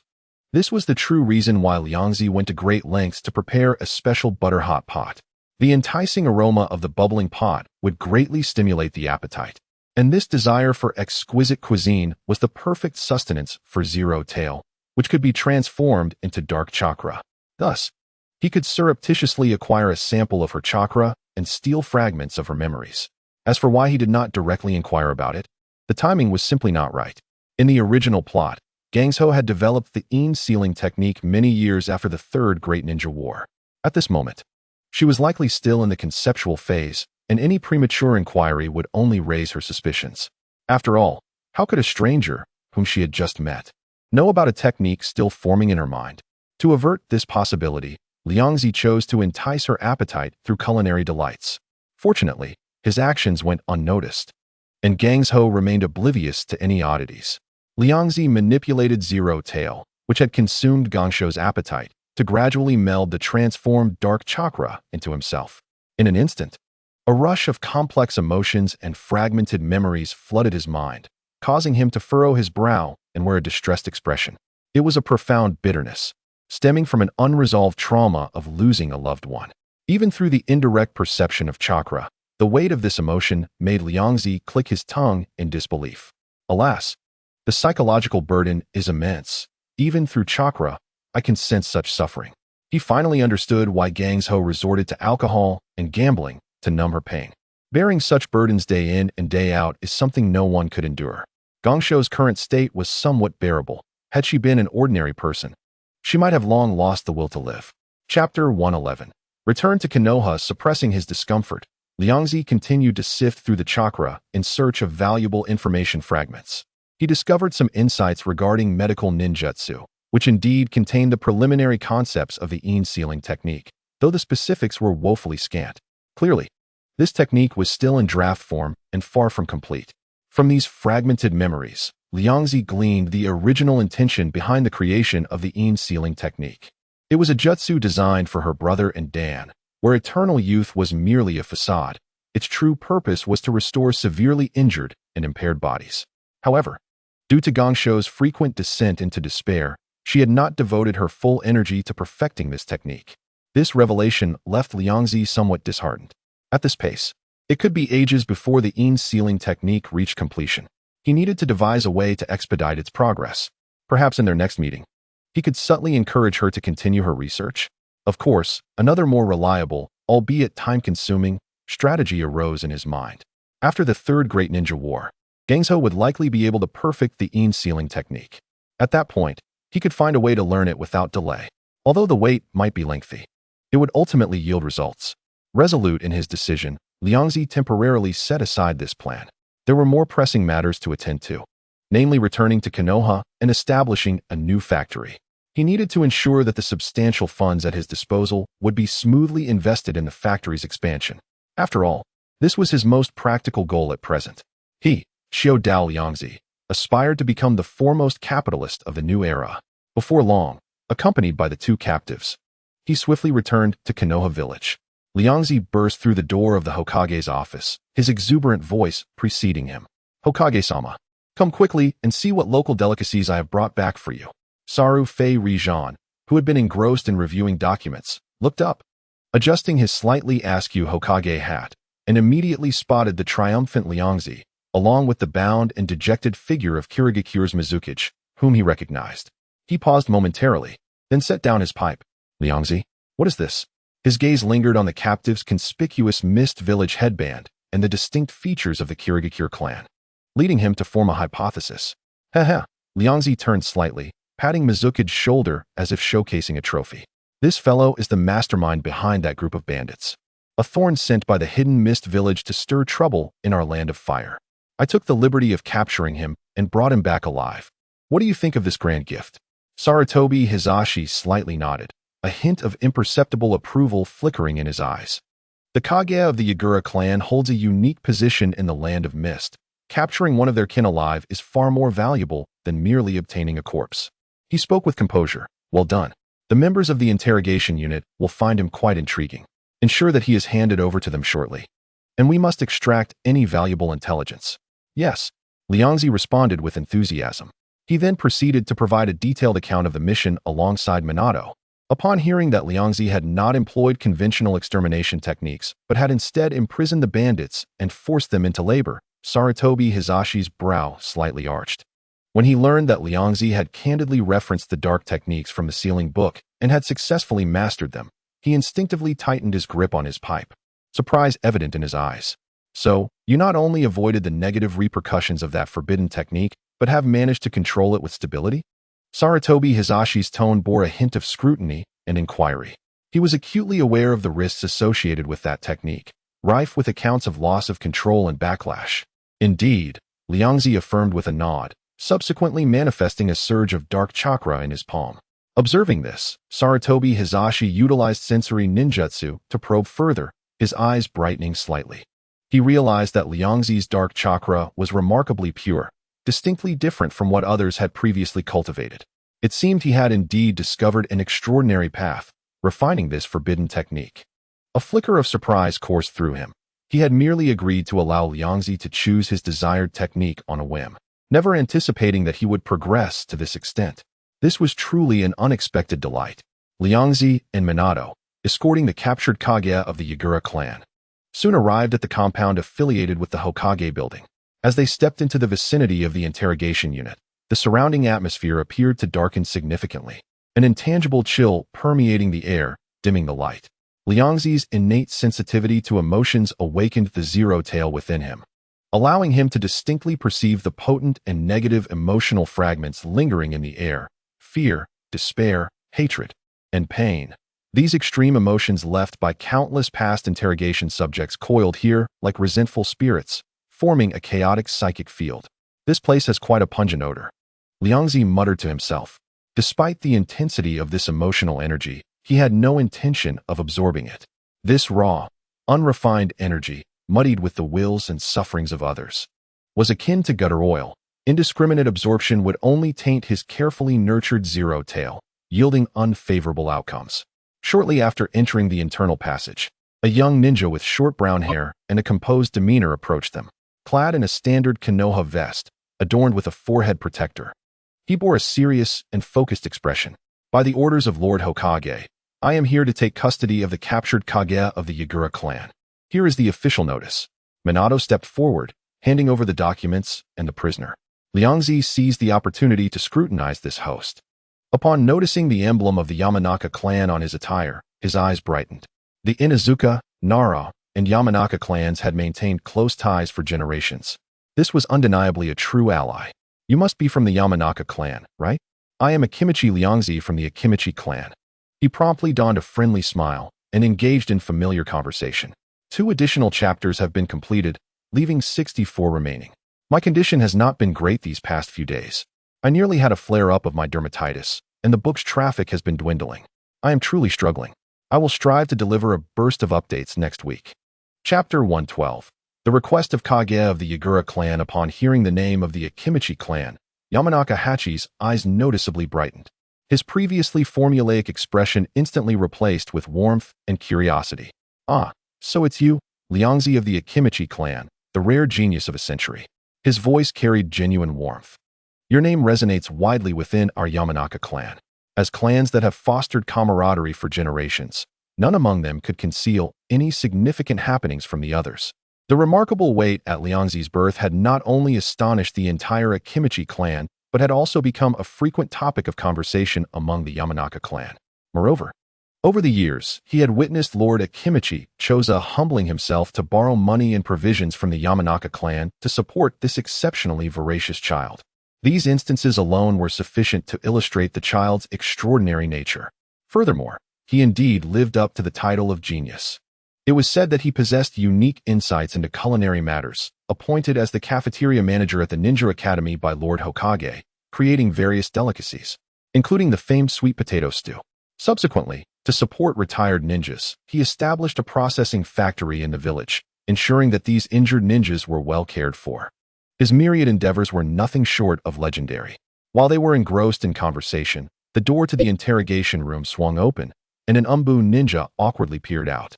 Hachi-san, this individual is somewhat problematic. Could you perhaps take a look?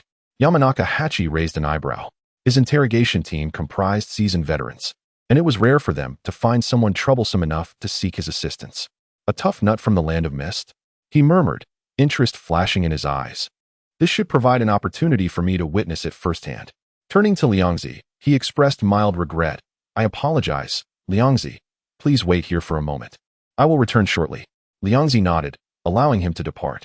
Following the Umbu towards the interrogation room, Yamanaka Hachi inquired about the situation in detail. IBI, even you cannot handle it?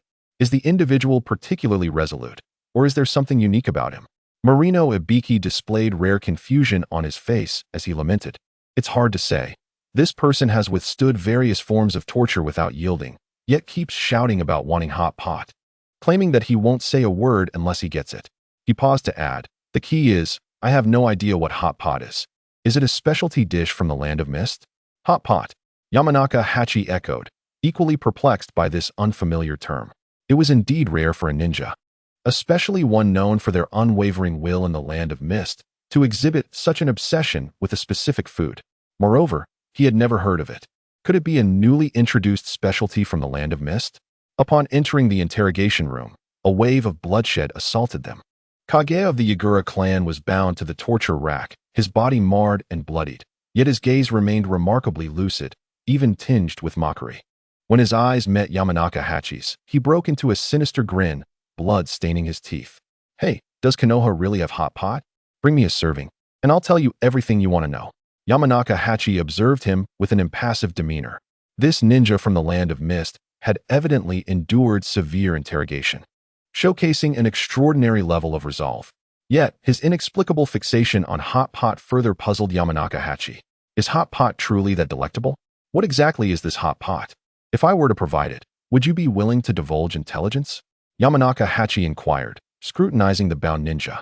Kage of the Yagura clan snorted derisively, dissatisfied as he twisted his wrists bound by chains. Isn't hot pot a dish from your Konoha village? Why are you asking me? He licked his parched lips, a glimmer of desire flickering in his eyes.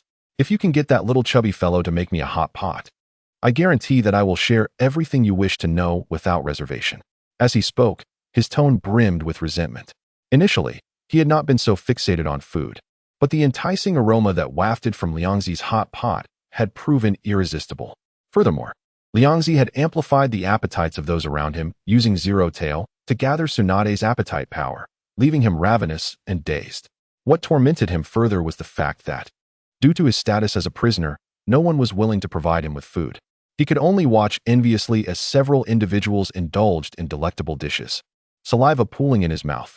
His empty stomach growled, yet he remained a mere spectator to their feasting. This suffering was infuriating. Amidst this torment, his obsession with hot pot reached its zenith. Even in death, he yearned to savor a taste. After all, now that he had fallen into the hands of Mai, he believed survival was futile. To experience that long-desired flavor before his demise would be worth it. Shan Zhonghai was utterly perplexed. When had Mai acquired such a dish as hot pot? Was this truly the Mai he knew? Yet, upon hearing the description from the chubby boy, he immediately thought of Qiu Dao Liangzi, whom they had just conversed with. Could it be that Liangzi had concocted this hot pot? It was highly probable. That boy possessed an extraordinary talent for cooking, and it was said that many of the innovative dishes in the ninja school's cafeteria originated from his hands. Even Shan Zhonghai himself often asked colleagues to bring him a portion. Moreover, the person before him was someone they had captured, perhaps during the journey back to Mai. He had fortuitously tasted hot pot once or twice, leaving a lasting impression that he could not forget. A flicker of thought crossed Shan Zhonghai's mind as he contemplated. If he agreed to this request, asking Qiu Dao Liangzi to prepare a hot pot could yield valuable intelligence, undoubtedly saving him much trouble. Forcing the use of the heart-turned puppet technique to probe the captive's memories might not yield complete results, and could potentially backfire given the man's steadfast will and obsession with hot pot. After weighing the options, he concluded that a gentler approach would be more prudent.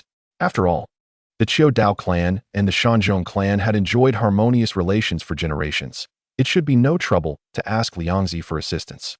Do not play any tricks. Shan Zhonghai finally spoke. I will inquire about your request. If it is feasible, you will soon have your wish fulfilled. Upon hearing this, Gui Deng Shuai Tsang could not help but swallow hard, excitement causing the chains to rattle. Soon, he would be able to partake in the hot pot he had longed for. Throughout the journey, he had constantly relished the enticing aroma, yet as a prisoner, he had been denied the pleasure of tasting it. Now, being able to exchange village intelligence for a hot pot was an exceedingly worthwhile trade. After all, he was already at odds with the village, and he felt no moral burden in selling information. Chapter 113. The Harvest. After reaching an agreement, Shan Zhonghai turned and left the interrogation room, finding Liangzi quietly waiting at the end of the corridor. Considering Liangzi for a moment, he directly inquired, Liangzi, have you previously prepared a dish called hot pot? Liangzi, somewhat surprised, nodded and replied, yes, brother Hai. What is the matter? Is this related to the interrogation? A peculiar expression crossed Shan Zhonghai's face as he remarked, it indeed has a considerable connection. The mist-hidden ninja you brought, Gui Deng Shuai Tsang, has made a request to taste the hot pot you made, or he will refuse to cooperate with any interrogation. He paused, his tone blending exasperation with seriousness. This fellow is tough as nails, with an exceptionally resilient will. Typical interrogation methods are unlikely to be effective. Even employing family secret techniques to forcibly extract memories may not ensure integrity and could risk backlash. Liangzi's expression shifted to one of intrigue. He had not anticipated that the captive's will was so unyielding, and that he would crave hot pot so desperately. Reflecting on their journey, it was true they had not provided the prisoner with any decent food, especially during the hot pot preparation, where he had to endure the tantalizing aroma without partaking. After a moment's consideration, Liangzi readily agreed. Since this concerns intelligence interrogation, I shall prepare it once more. It is no trouble at all. I simply need to return home to fetch some specialized hot pot base and fresh ingredients. He had quite a bit of homemade hot pot base at home that would be perfect for the occasion. Seeing Liangzi's quick agreement, Shan Zhonghai's face broke into a relieved smile. Excellent. I truly appreciate your help, Liangzi. This favor will be noted by the interrogation department. Concurrently, a strong curiosity arose within him. What kind of culinary delight could captivate a skilled mist ninja to the extent of exchanging intel for a taste? Liangzi excused himself momentarily to swiftly return home for the necessary ingredients. Before long, he reappeared in the interrogation department, under the curious gaze of many interrogation team members. Liangzi began his culinary demonstration in that place filled with a bloody and oppressive atmosphere, seemingly unfazed. He skillfully set up the cooking equipment, poured in water to boil, and then added the beef tallow hot pot, allowing it to simmer slowly. After some time, the rich and unusual aroma of the beef tallow hot pot began to waft through the air. As the savory scent enveloped the interrogation department, the members, accustomed to the sanguinary and oppressive environment, instinctively paused their tasks, swallowing their saliva in silence. This unique and overpowering fragrance seemed to be an invisible hand tantalizing everyone's taste buds, awakening their appetites like never before. Within the interrogation room, Gui Deng Shuai's song, upon catching the scent, was nearly beside himself with excitement. He craned his neck, his eyes sparkling with anticipation as he fixated on the door, resembling a caged beast awaiting its meal. That familiar aroma was unmistakably hot pot. There was no doubt. Wonderful, the people of Mai did not deceive me. He exulted, his shackles clanking with his movements. They truly had that chubby boy prepare hot pot for me. At that moment, Shan Zhonghai entered, gesturing for the guards to escort him out of the interrogation room. Though still bound by heavy shackles, Gui Deng Shuai's song moved with a lightness in his step, his face radiating an almost euphoric anticipation. This exuberance made him appear less like a prisoner and more like an esteemed guest. Upon seeing the pot set up in the center of the room, bubbling with red oil and surrounded by an array of fresh ingredients, he could no longer contain himself. He dashed to the table, seized chopsticks, and eagerly began to cook. A thin slice of meat, briefly dipped into the scalding red broth, quickly transformed in color, curling up, before being dipped into Liangzi's special sauce and brought to his mouth. The next moment, an explosion of exquisite spiciness and flavor detonated in his mouth. The rich aroma of beef tallow enveloping him along with the numbing sensation of Sichuan pepper, the heat of chili peppers, and the complex richness of various spices, instantly overwhelming all his senses. The intensity of the experience made him involuntarily gasp, yet he soon closed his eyes in bliss, feeling every pore in his body relax. An indescribable sense of satisfaction and mental delight surged to his head, as if all the torment he had endured was redeemed in that one delectable bite. Delicious, so delicious. Simply exquisite, he exclaimed, his chopsticks flying as he savored the meal, beads of sweat forming on his forehead, forgotten in his rapture. His complete immersion in the feast caused the members of the interrogation team, who were on high alert, to gulp in unison, their stomachs betraying them with grumbles of hunger. Eventually, someone could no longer restrain themselves and leaned closer to Liangzi, whispering, "Liangzi, is this hot pot your original secret recipe? Can we find it elsewhere?" Liangzi, noticing their eagerness, understood their thoughts immediately. With a hearty laugh and a grand gesture, he declared, "I have plenty of base and ingredients left. Once this fellow finishes, I will prepare a large pot for everyone in the interrogation department to enjoy." Upon hearing this, a low murmur of excitement rippled through the previously silent interrogation department, smiles of anticipation and delight emerging on everyone's faces. It would be frustrating indeed if only the mist-hidden captive could indulge in such a fragrant dish while they, as villagers of Mai, could only watch. Liangzi, too, felt a swell of joy within. The enthusiasm for hot pot confirmed his judgment and suspicions. In the realm of the shinobi world, Hogwa possesses immense market potential. As long as one can produce it and establish sales channels, wealth will flow abundantly. Previously, he pondered what kind of factory to initiate, and now it seems a Hogwa factory can be placed on the agenda. Although the cost of materials exceeds that of the traditional dish, it may be positioned as a premium product, catering exclusively to the affluent ninjas and noble classes. At that time, the profits will be significant. Moreover, fostering a good rapport with the members of the interrogation unit is a crucial element of his plan. These individuals are adept in various interrogation techniques, which may prove invaluable in the future. The unexpected assistance from the Ghost Lantern Water Prison has piqued the interest of these otherwise serious interrogation experts in Hogwa. When they indulge in this feast, the surge of appetite will provide him an opportune moment to secretly acquire interrogation secrets. This indeed is a clever strategy that serves dual purposes. Once the Ghost Lantern Water Prison places down his chopsticks, the members of the interrogation unit swiftly escort him back to the interrogation room. True to his promise, this Mist Village ninja begins to divulge information, and various confidential details regarding the Mist Village are meticulously recorded. This breakthrough fills the interrogation unit with gratitude towards Liangzi. Meanwhile, Liangzi does not remain idle. He sets up a larger pot, and commences preparations for a second Hogwa. Chapter 114. The rich aroma wafts through the air once more, mingling with the relaxed atmosphere from the significant progress made in their work. The members of the interrogation unit gather joyfully, anticipating this extraordinary gathering. Yamashita Kaichi is the first to pick up a slice of cooked meat and savor it, his eyes lighting up immediately.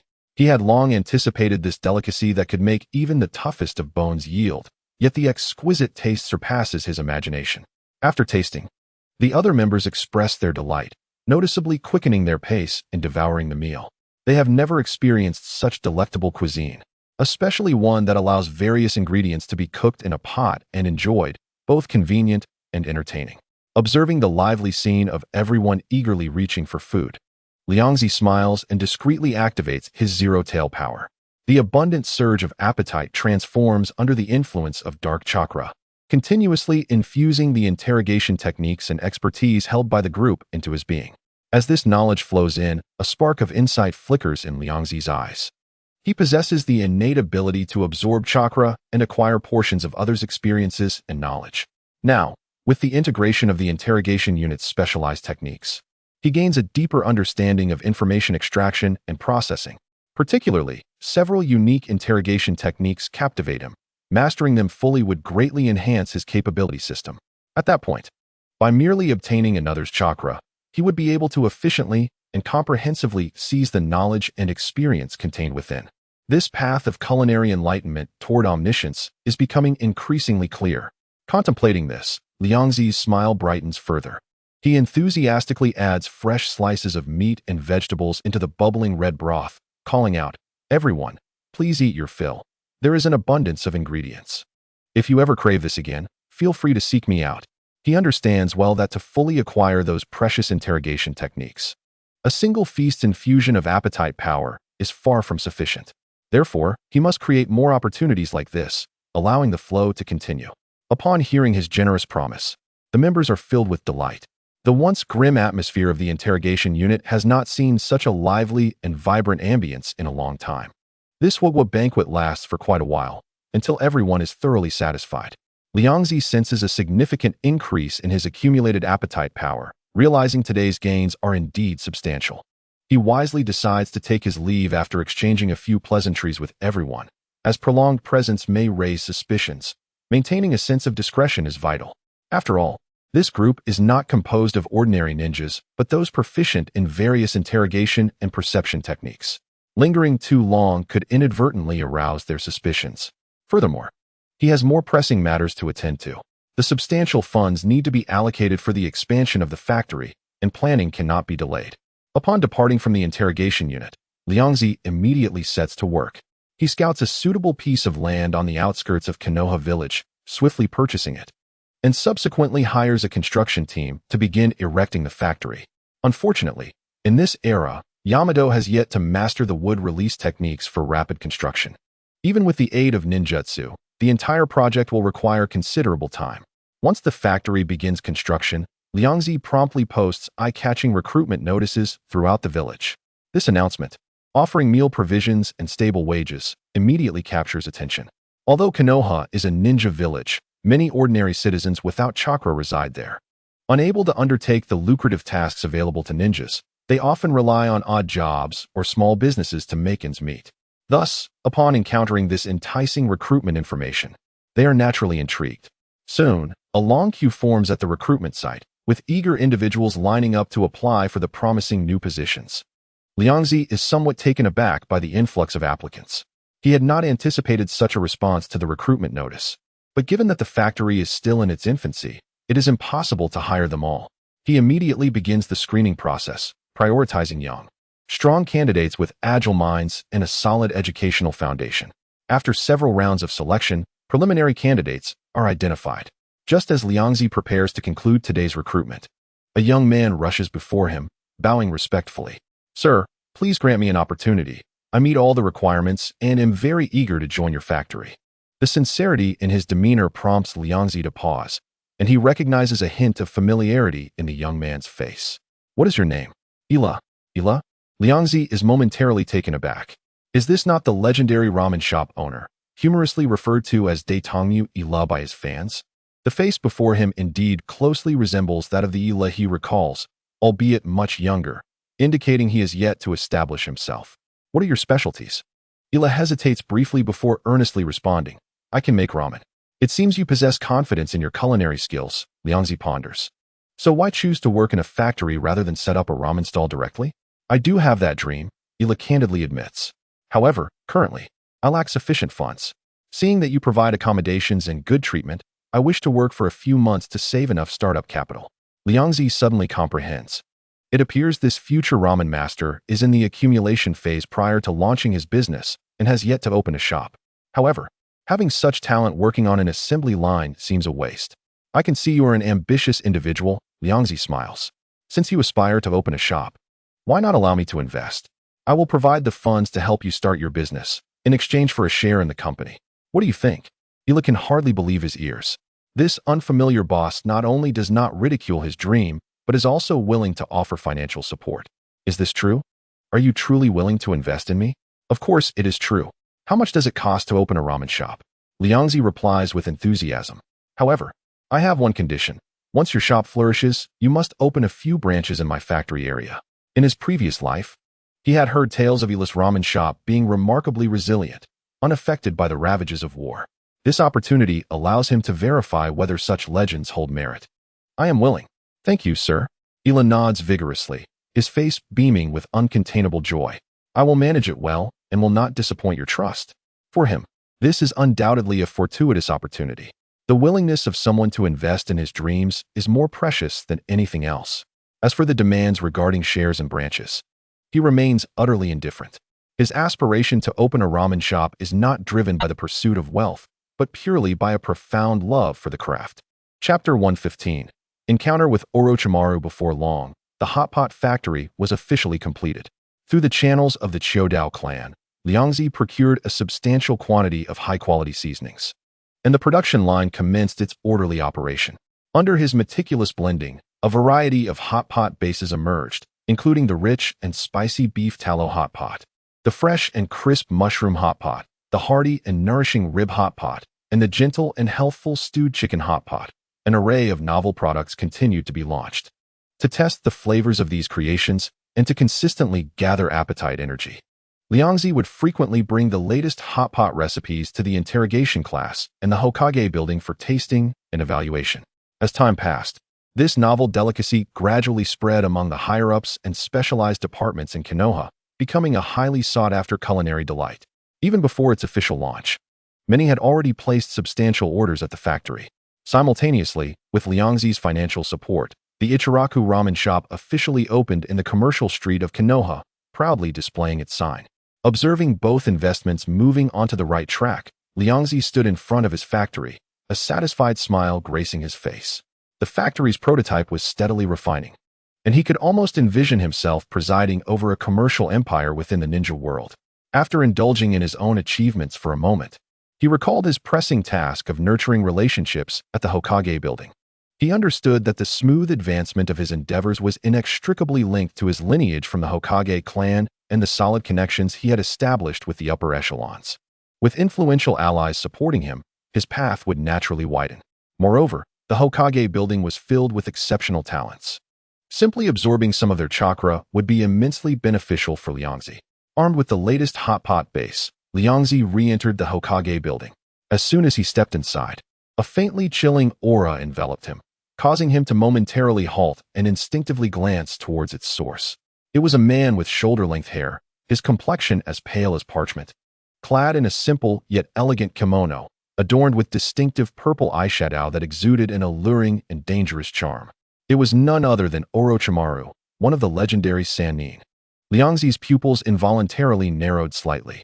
He had not expected to encounter Orochimaru here, but upon reflection, it was reasonable for him to return to the village for a report before his defection. Liangzi, you've arrived, Sarutobi Hiruzen greeted warmly, his tone familiar. Allow me to introduce you. This is Orochimaru, a senior disciple of your teacher, Jiraiya. Liangzi immediately donned an appropriately respectful expression. It is an honor to meet you, Senior Orochimaru. I have long heard of your great reputation, and today is my first fortunate encounter. He presented himself as a somewhat shy junior in the presence of a legendary figure.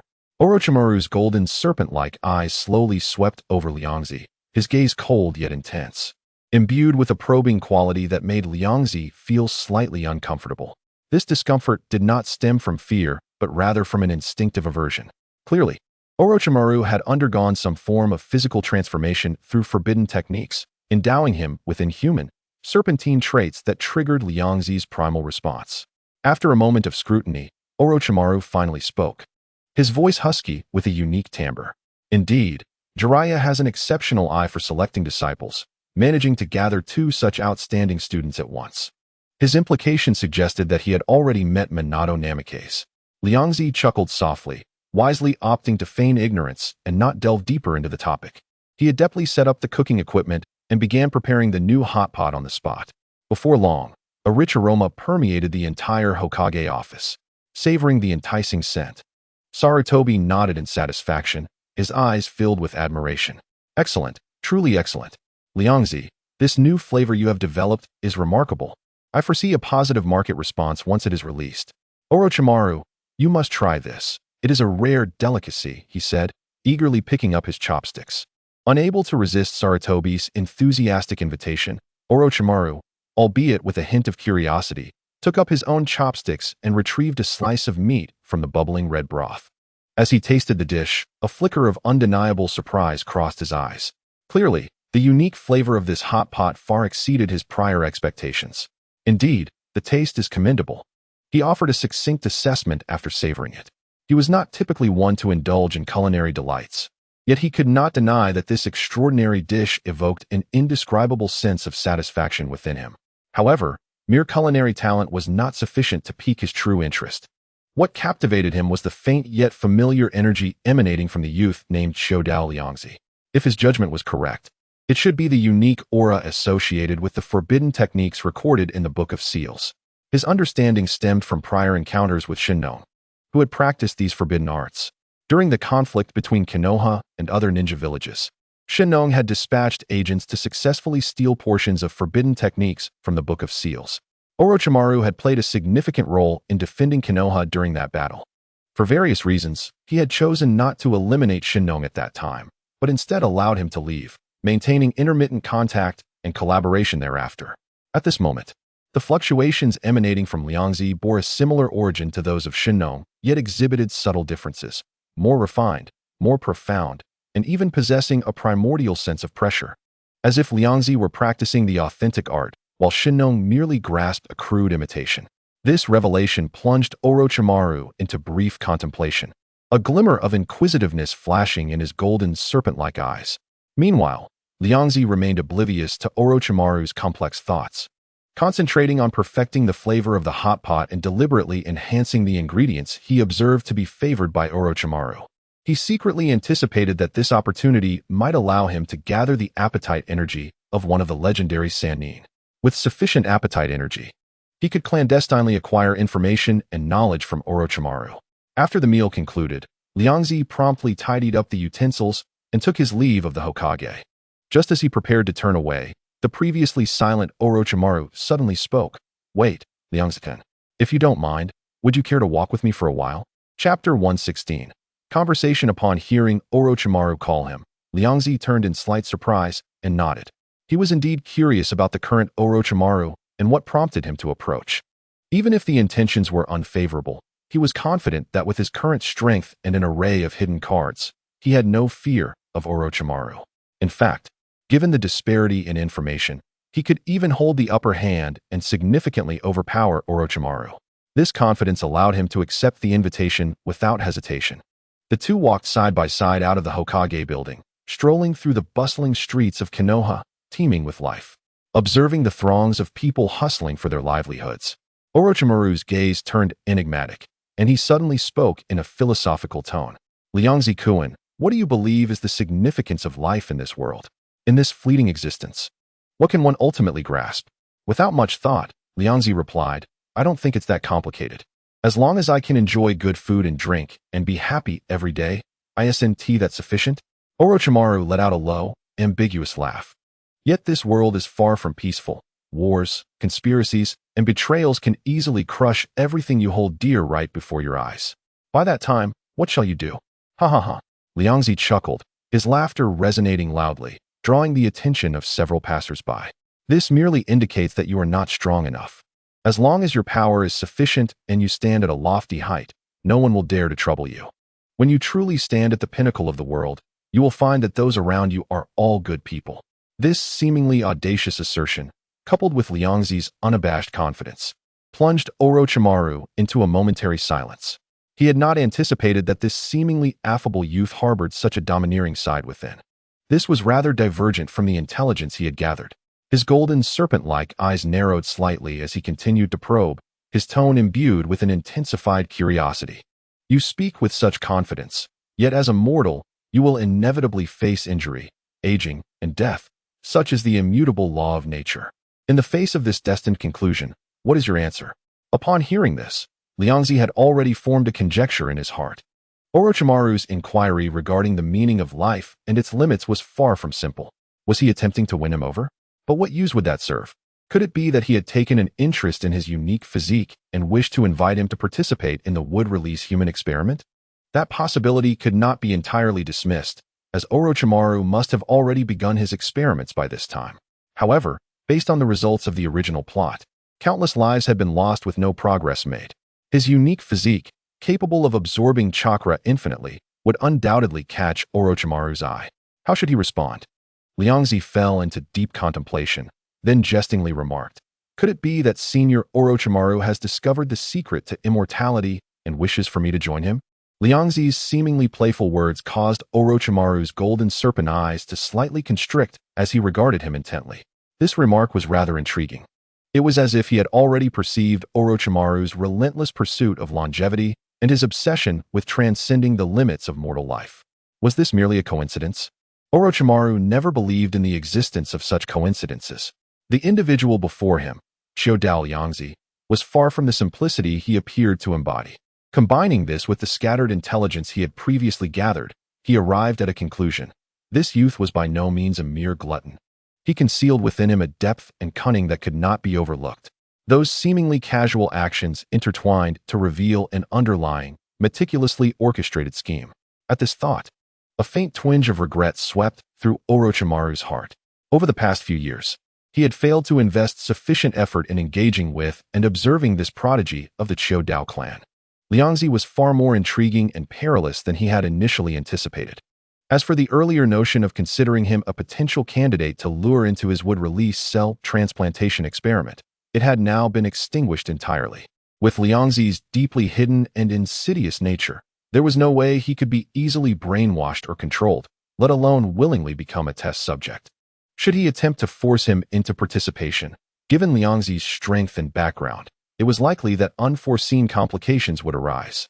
He temporarily set aside the idea of direct recruitment and instead resolved to employ greater resources to conduct a more profound and comprehensive investigation into the enigmatic Chiodao Liangzi. Once Orochimaru's figure vanished at the end of the street, Liangzi's cheerful expression instantly faded, returning to his usual composure. He turned to walk home. Being targeted by such a dangerous serpent was undoubtedly unfavorable. Yet, fortunately, he possessed numerous trump cards and felt no fear of his adversary. Especially with the presence of the Zero Tails within him, he could sense impending danger and glean fragments of Orochimaru's intentions and secrets. In the world of ninjas, intelligence often dictates life and death. Those who seize the initiative gain the upper hand, and he was the harbinger of foresight. Upon returning home, Liangzi immediately calmed his mind. Channeling the minuscule yet immensely precious appetite power he had absorbed from Orochimaru that day. Under his guidance, dark chakra gradually formed and was absorbed. After assimilating this dark chakra, he endeavored to decipher the fragmented information it contained. The preliminary analysis left him astounded. The information encompassed within Orochimaru's chakra was vast beyond imagination. Though chaotic and fragmented like shattered stars, each piece shimmered with the luminescence of knowledge and wisdom. Insights into ninjutsu development, cutting-edge experimental data, profound understandings of sealing techniques, exploratory notes on various forbidden techniques, and even substantial progress and reflections on human experimentation were all included. This extensive knowledge system was so vast and fragmented that it rendered effective absorption and comprehension within a short time nearly impossible. Orochimaru was indeed formidable, Possessing and mastering such a wealth of knowledge, truly unfathomable. Liangzi murmured to himself, his eyes sparkling with an even greater fervor. The more knowledge the other acquired, the more experience he could pilfer, thereby enhancing his own future endeavors. Thus, Liangzi felt no panic. Instead, he was filled with elation. Orochimaru represented a colossal experience reservoir capable of elevating his current technological ninjutsu to its zenith. However, to fully excavate and assimilate his vast experience and techniques, it seemed he must first master a sufficiently powerful mental secret technique. Liangzi pondered for a moment and murmured. He had yet to confront Orochimaru directly, and the amount of dark chakra he had collected thus far was insufficient to extract a significant amount of knowledge and techniques. To effect change, he needed to enhance the efficiency of information analysis within the chakra. His thoughts immediately turned to the experts in the interrogation unit. Their expertise and secret techniques could directly siphon information from others' minds through chakra connection. He had been gradually drawing their appetite power through the zero tails, attempting to coalesce it into dark chakra to acquire related secret techniques. It appeared that this process needed to be expedited. Only by successfully obtaining such a mental secret technique could he truly unlock the vast treasure trove of knowledge that Orochimaru possessed, claiming those coveted forbidden techniques and research achievements as his own. Chapter 117. Orochimaru's discovery. With this goal in mind, Liangzi repeatedly brought various new hot pot ingredients to the interrogation unit. However, perhaps due to the excessive consumption of the same delicacies, the appetite power generated by the others was noticeably diminishing with each passing occasion. In response to this situation, Liangzi swiftly adjusted his strategy, shifting his focus to the Yamashiro clan, known for their prowess in mental secret techniques. After all, most of the members in the interrogation unit were from the Yamashiro clan, and their techniques were largely consistent. He frequently invited members of the Yamashiro and Nara clans to dine together under various pretenses, such as promoting interaction among the Inuzuka, Nara, and Yamashiro clans, and expressing gratitude for their usual care, keeping his focus primarily on the ninjas of the Yamashiro clan. Liangzi planned that as long as he could extract sufficient fragments of mental secret technique experience from them, and combine it with the knowledge previously acquired from the interrogation unit, he might be able to piece together a complete secret technique system. If quality was lacking, quantity could compensate. As expected, the ninjas who had never tasted hot pot contributed a considerable amount of appetite power. Through this subtle approach, Liangzi successfully absorbed the core experience fragments of the Yamashiro clan's heart-turning technique, mind-reading technique, and telepathy technique. With these invaluable secret techniques serving as a foundation, Liangzi began to attempt merging them with the power of the zero tails. After several experiments and adjustments, he finally created an unprecedented chakra analysis technique. Traditional memory retrieval techniques required the practitioner to suppress the opponent's consciousness with formidable mental strength to barely extract fragmented memories. However, Liangzi's new technique took a different approach. He utilized the appetite power absorbed from the zero tails, which contained the mental imprints of others, to condense it into dark chakra. Although these dark chakras carried the memories and experience fragments of their original owners, they lacked the complete consciousness to resist. Thus, when Liangzi first attempted to decipher the dark chakra belonging to Orochimaru using his new technique, the process unfolded unexpectedly smoothly. The overwhelming influx of knowledge and fragments of experience surpassed anything he had encountered before in both quantity and completeness.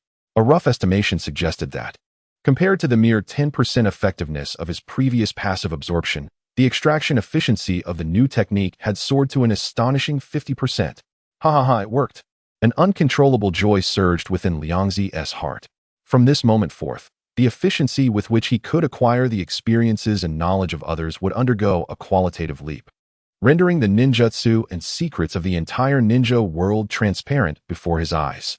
The birth of this chakra analysis technique marked a significant advancement in his ability framework. Although the decisive advantages might not be immediately apparent, he firmly believed that this capability would lay an incredibly solid foundation for his future endeavors. He closed his eyes, meticulously organizing the precious information regarding forbidden techniques and human experimentation that he had just extracted from Orochimaru's memory fragments, a smile of triumph curling at the corners of his lips. Meanwhile, in a desolate area on the border of the Land of Fire, a group of pale-faced, vicious-looking bandits lay prostrate on the ground, groaning in agony. Their tattered clothing revealed an eerie dark mark faintly visible on their exposed skin. Before them stood a tall man in a kimono, his long hair cascading down. His pale visage framed by disheveled black hair, and the purple eyeshadow, accentuating his otherworldly features, belonged to none other than Orochimaru. His golden serpent-like eyes gazed unblinkingly at the faintly discernible marks on the bandits, while his fingertips coiled around a strand of ominous dark chakra freshly extracted. This chakra danced at his fingertips, emitting a familiar yet alien resonance that caused him to narrow his eyes slightly, plunging into deep contemplation. After a considerable pause, he slowly exhaled, his raspy voice tinged with unmistakable awe. Indeed, the audacious possess the means to be audacious. Liangzi-kun, you continually surprise me. Since their brief conversation, Orochimaru had mobilized his entire intelligence network, meticulously compiling every detail from Liangzi's life since birth.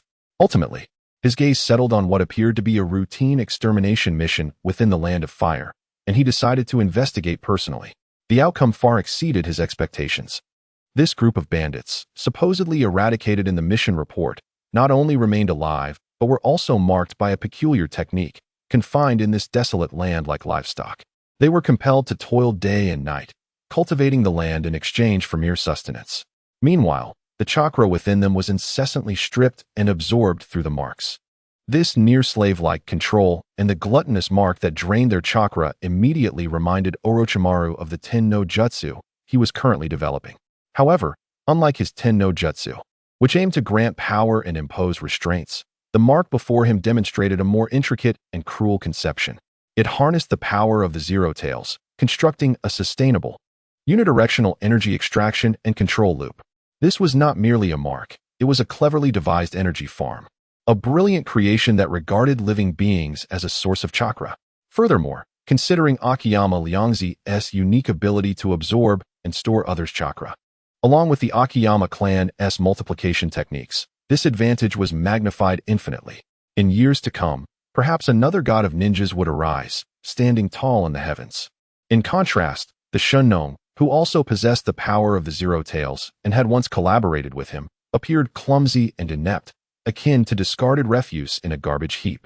Having once held a glimmer of hope for Shunnong's potential, Orochimaru now unhesitatingly dismissed him. After all, after witnessing the dazzling brilliance of Akiyama Liangzi, Shunnong's trivial tricks no longer held any allure for him. He licked his lips, his eyes gleaming with the excitement of discovering new prey.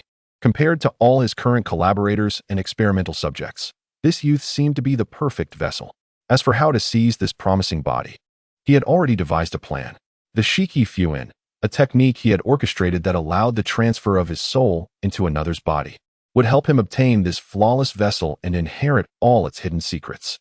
Yet, unbeknownst to this self-proclaimed hunter of the Sannin, the prey he gazed upon was likewise coveting the vast array of forbidden knowledge and research results nestled within his mind. Chapter 118. Tsunade's return. Orochimaru casually waved his hand, and the ground was instantly swarmed by countless venomous snakes, hissing as they lunged at the bandits marked by the gluttonous seal. In mere moments, the once wailing wasteland was reduced to a chilling expanse of white bones, all the living beings, along with their marks, devoured entirely. Having completed this task, Orochimaru departed silently from the scene. However, he was unaware that all he had done would be observed by Akiyama Liangzi in a unique manner. In Konohagakure, with the bandits dead and the gluttonous marks dissipating, the chakra that had continuously flowed through the marks abruptly ceased. Liangzi, deeply engrossed in analyzing the dark chakra, furrowed his brow, sensing the anomaly immediately. He swiftly retrieved the latest dark chakra and utilized the chakra analysis technique to read it. As the technique relayed Orochimaru's figure and the scene from the wasteland, Liangzi couldn't help but raise an eyebrow. "Orochimaru, your actions are remarkably swift," he murmured, his tone betraying little surprise. From the moment of their encounter, he had anticipated that Orochimaru would inevitably fixate on him. That was the nature of Orochimaru. Yet, to find that he could accurately locate his chakra farm in such a short time spoke volumes about the significance Orochimaru placed on him. However, this revelation did not instill fear in Liangzi. Rather, it ignited a fierce competitive spirit within him.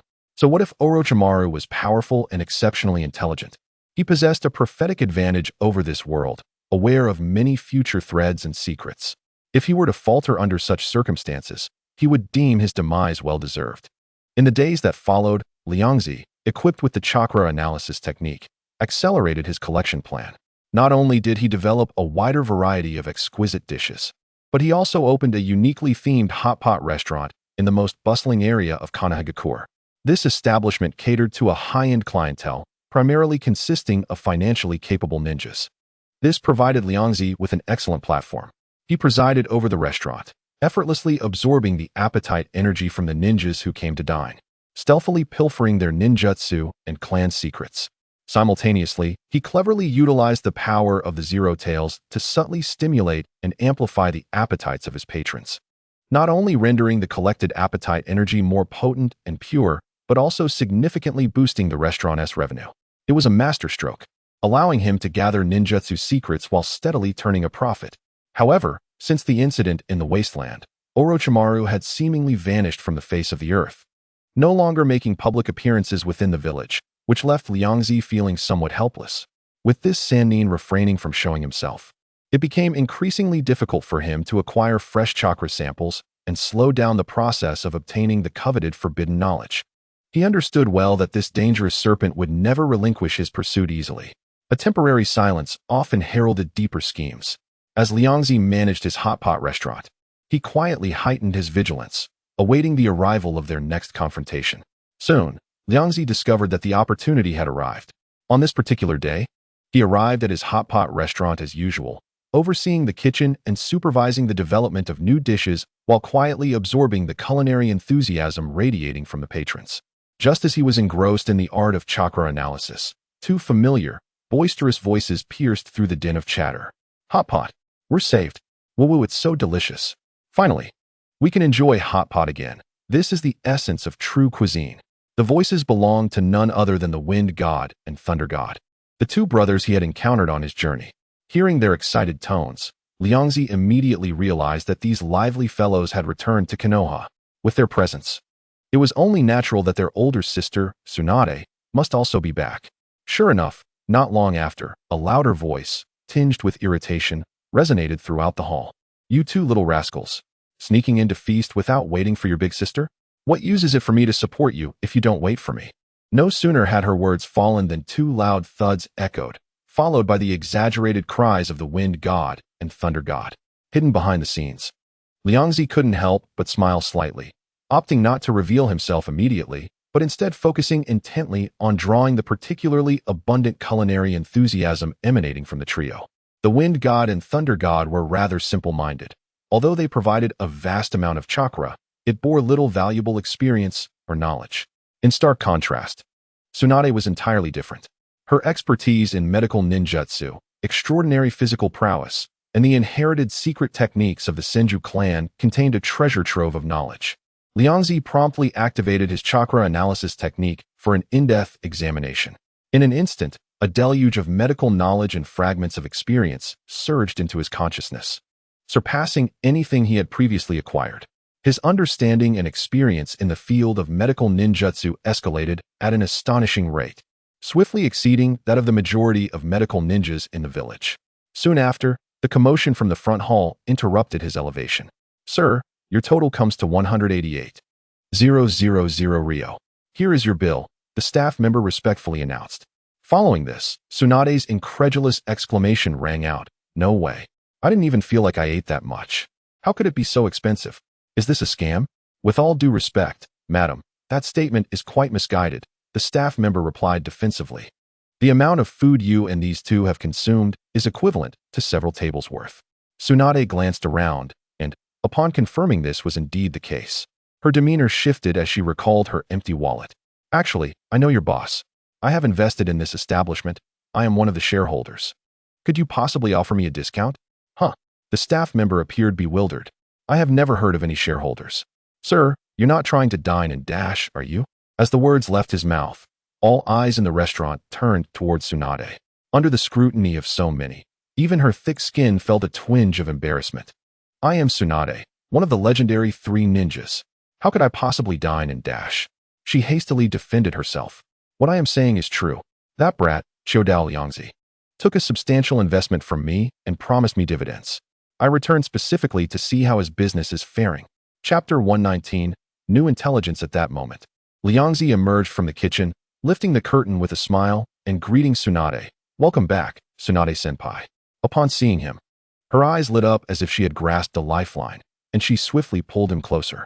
You little rascal, you've been hiding in the back all along. Watching the show?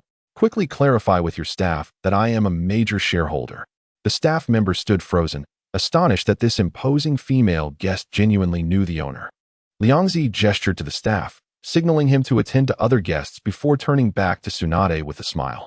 I simply didn't want to interrupt your enjoyment of the meal, senpai. What brings you back to the village so suddenly? It's these two gluttons causing a ruckus. Tsunade pointed at the wind god and thunder god, who were engrossed in their meal, exclaiming, they keep going on about wanting hot pot. It has become quite unbearable. As she surveyed the bustling atmosphere of the restaurant, there was a hint of admiration in her voice. But you indeed have talent. Not only have you established a factory in the village, but you also successfully opened this restaurant. Though, I must say, your prices are rather steep. Liangzi chuckled nonchalantly, responding, I am targeting the high-end market. The average populace cannot afford it. However, since you are indeed a shareholder, this meal is on the house. In the future, whenever you dine here, you shall receive the best treatment. Hearing that her meal would be complimentary, Tsunade's expression brightened, and she patted Liangzi's shoulder enthusiastically. That's the spirit. I knew I made the right choice in you. When I find some free time, I'll bring a few friends to support your business. Liangzi's eyes sparkled at her words, seamlessly responding, that would be most welcome. By the way, Orochimaru-senpai is also in the village recently. If you could invite him along, I will waive the charges for both of you. If you can manage to get Jiraiya-sensei here as well, not only will I cover your bill, but I will also gift you a voucher for an entire table. Tsunade perked up at this suggestion, thumping her chest in assurance. Leave it to me. You said it. So don't go back on your word. She thought to herself, this is a fantastic deal. Not only can I dine for free, but I can also have those two owe me a favor. This transaction is a win-win situation. Liangzi, too, felt confident in the profitability of this exchange. As a central figure among the legendary three, Tsunade had deep bonds with both Jiraiya and Orochimaru. They would undoubtedly accept her invitation. Once they stepped into the restaurant, he planned to seize the opportunity to absorb Orochimaru's chakra and quietly acquire the memories and insights stored in his mind. As for Jiraiya-sensei, he would not let him escape either. Not only would he demand compensation for the secret recipe leak, but he would also extract all knowledge of sage techniques, ninjutsu, and summoning techniques from him. With his current strength, it was time to venture into the three great summoning sanctuaries. Perhaps unexpected rewards awaited him. He understood that while natural energy was formidable, as long as his chakra was sufficiently vast, he could suppress it. Just like Naruto and Senju Hashirama, their success rates and progress in training were far superior to others.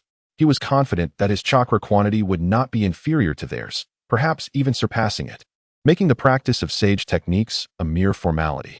Indeed, the very next afternoon, after Tsunade readily agreed, she entered the hot pot restaurant alongside Orochimaru. Faced with the fortuitous arrival of Orochimaru, Liangzi was not about to let this serendipitous opportunity slip away. He meticulously arranged for him, serving precisely what Orochimaru favored, ensuring that every dish was tailored to his palate. Various new broth bases, specialty dishes, and fine wines were presented in succession, aiming to stimulate his appetite to the fullest extent. Unbeknownst to Tsunade, who believed Liangzi was simply being exceptionally accommodating due to their friendship, she felt quite pleased and eagerly engaged Orochimaru in delightful conversation and revelry. Orochimaru, rarely reunited with an old friend, temporarily set aside his usual wariness and indulged in the exquisite fare. Although he vaguely sensed that Tsunade's relationship with Chodao Liangzi was surprisingly close, he had no inkling that he had become a target in someone else's scheme. He was utterly unaware that Liangzi possessed a peculiar ability to extract information and knowledge through the power of culinary enthusiasm. The profound disparity in intelligence left him unwittingly ensnared in a trap. Amidst the clinking of cups between him and Tsunade, he unknowingly contributed a considerable amount of culinary enthusiasm. Meanwhile, Liangzi, hidden in a nearby quiet room, was nearly bursting with laughter. Waves of potent culinary enthusiasm were being transformed into dark chakra, and after his analysis and absorption, the knowledge and experience gained far exceeded anything he had previously encountered. In the presence of these two formidable individuals, Both esteemed as the pinnacle of Konoha's strength and direct disciples of the Third Hokage, one cannot help but be awed by their vast reservoir of secret techniques and knowledge. As the analysis deepens, Liangzi's understanding of Orochimaru grows, leading him to marvel at the extraordinary nature of this man. Emerging from humble beginnings, devoid of any inherited clan techniques or bloodline limits, he has forged a path in the world of shinobi solely through unparalleled intellect, relentless effort, and remarkable talent. This combination of brilliance and perseverance is indeed commendable. Yet, it is regrettable that due to the loss of his disciples and friends, Orochimaru's heart has gradually descended into darkness. Furthermore, from the information gleaned, Liangzi discovers that Orochimaru has set his sights on him, conspiring against his very being. He has allied with the Root organization, initiating human experiments that have claimed the lives of numerous villagers, his hands stained with innocent blood. Such a person can undoubtedly be deemed an enemy. Before long, Liangzi notices that Orochimaru's insatiable hunger has waned, his appetite dissipating into obscurity. He harbors no profound desires regarding sustenance. A mere filling of his stomach suffices. Starkly contrasting with Tsunade, who indulges in hearty revelry beside him, Liangzi refrains from risking the activation of Zero Tail to provoke Orochimaru's appetite. For the latter possesses keen perception and meticulous thought. Any slight disturbance could arouse his suspicion. Should he alert the serpent? The endeavor to surreptitiously acquire his knowledge and memories would become an insurmountable challenge. Nevertheless, the insights gained are substantial. From the fragments of Orochimaru's memories, Liangzi captures a critical piece of intelligence. During the collaboration on human experimentation with the village, Orochimaru privately retained a secret backup, concealed within a personal base dedicated to forbidden techniques, located not far from the village's periphery. Upon acquiring this information, Liangzi feels a surge of excitement. That location may very well house an exceptionally unique artifact, the cells of the first Hokage, Senju Hashirama. Should he succeed in obtaining it, although uncertain of its potential applications, possessing it is preferable to leaving it in the hands of an adversary. Opportunities such as these are fleeting and must not be squandered. Without hesitation, Liangzi leaves a shadow clone at the restaurant to divert attention, while his true self discreetly exits, hastening toward the indicated location. Shortly thereafter, deep within the forest of death outside Konoha, Liangzi halts before an ancient tree of considerable girth, requiring several individuals to encircle it. He swiftly forms hand seals, meticulously deciphering the concealed barrier affixed to the trunk, guided by the insights gleaned from Orochimaru's recollections. This barrier is ingeniously arranged and tightly defended, intricately interconnected. Without knowledge of its critical nodes and the sequence for dismantling it, any forceful intrusion would undoubtedly trigger a fierce counterattack and alarm. Fortunately, Liangzi's pilfered memories afford him a significant understanding of this barrier structure. Coupled with his exceptional sealing techniques, he deftly circumvents several lethal traps and sensory nodes. After a series of cautious maneuvers, the air before him ripples like water, revealing an entrance barely large enough for a single person. The bounty begins. Liangzi's eyes gleam with anticipation as he boldly steps through the threshold, vanishing beyond the barrier. Upon crossing, a chilling and damp atmosphere envelopes him. Before him lies a passage descending into darkness, its depths obscured, illuminated only by sparse bioluminescent moss clinging to the walls. The air is thick with a mingling scent of disinfectant and an indescribable decay, evoking a sense of unease. Liangzi holds his breath, concentrating as he skillfully navigates the concealed traps within the corridor, sidestepping shuriken, poison needles, and explosive tags with each heart-stopping step. After descending nearly 100 meters, the view suddenly opens up. A vast subterranean chamber unfolds before him, resembling a fully equipped secret laboratory. Cold metal instruments emit a low hum, while rows of cultivation tanks harbor various experimental subjects, some twitching in unconsciousness.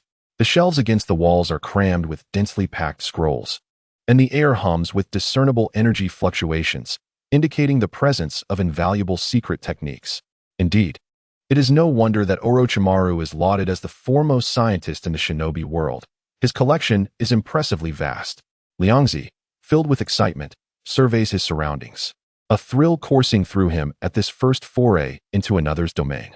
Like a thief in a treasure trove, after a brief observation, he begins to swiftly and efficiently gather his spoils. The precision instruments and energy analysis devices are dismantled and stowed away. Scrolls detailing forbidden techniques are swept into sealing scrolls in bulk. Even peculiar biological samples and mineral materials do not escape his grasp. At the farthest recess, Liangzi pauses before a specially designed container emanating a chilling aura. Within, a chunk of flesh, roughly the size of an infant's fist, pulsates rhythmically, exhibiting an extraordinarily vibrant pink hue, its surface seemingly aglow with a gentle green luminescence. Even through the container, one can feel the overwhelming vitality and near-infinite chakra contained within. Is this the cells of Hashirama? Liangzi inhales deeply, and despite his preparation, he is struck with awe by this life force. Truly, he is the legendary god of ninjas. Carefully, he seals it within a specialized storage scroll, ensuring its safety. With his bounty secured, Liangzi swiftly retraces his steps. Not long after Liangzi's departure, Orochimaru, while reminiscing with Tsunade at the hot pot restaurant, suddenly feels an inexplicable sense of dread. He hastily concocts an excuse to depart, racing back to his base in the forest of death. Upon discovering the laboratory utterly ransacked, devoid of even a scrap of paper, the mask of calm and elegance he always maintained shatters in an instant. His golden serpent-like eyes narrow in shock and fury, breath quickening, body trembling slightly. No.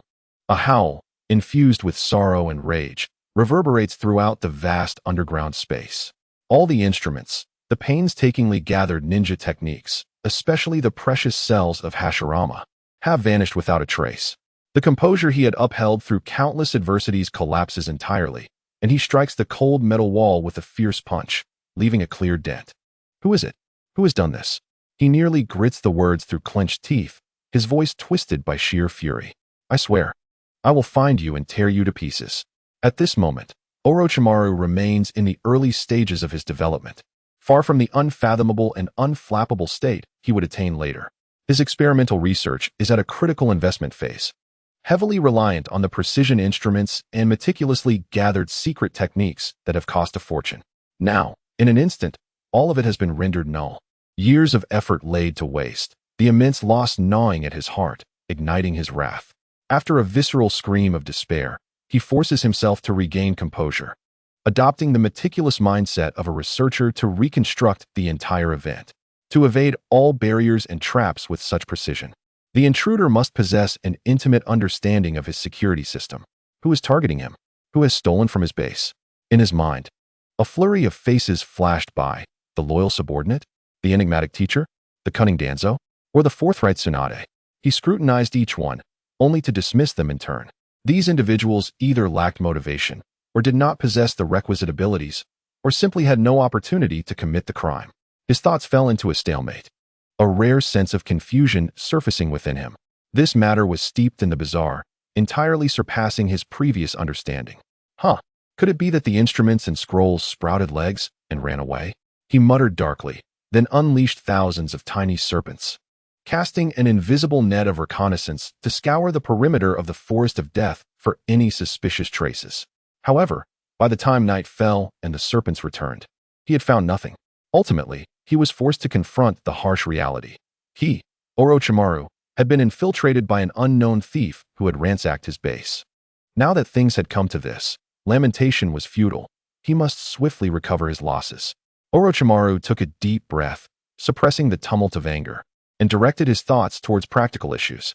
The immediate priority was to rebuild the laboratory, which required substantial funding. His gaze sharpened as he thought of a suitable benefactor. Chapter 121, Danzo's Breach.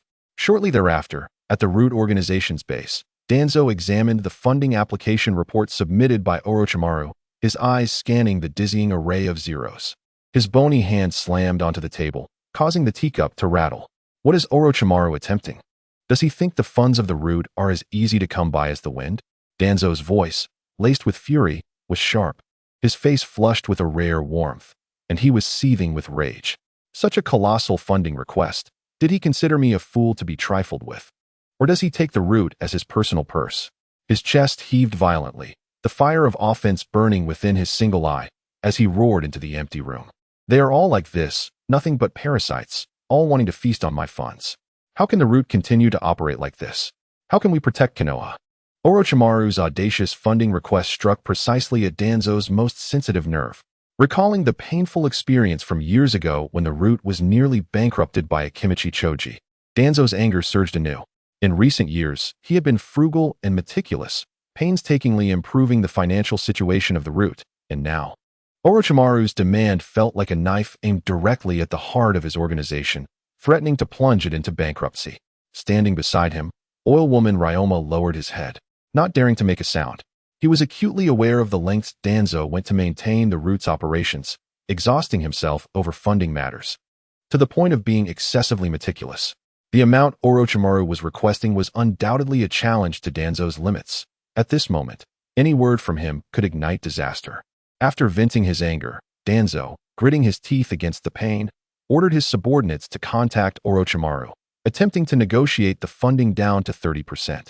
However, Orochimaru's response was cold and resolute. If the full amount could not be allocated, all human experimentation and other collaborative research projects would be indefinitely suspended. At this, Danzo was thoroughly cornered. His bony fingers clenched tightly around the application report, his knuckles turning white as fury burned within his chest. Yet he understood one crucial truth.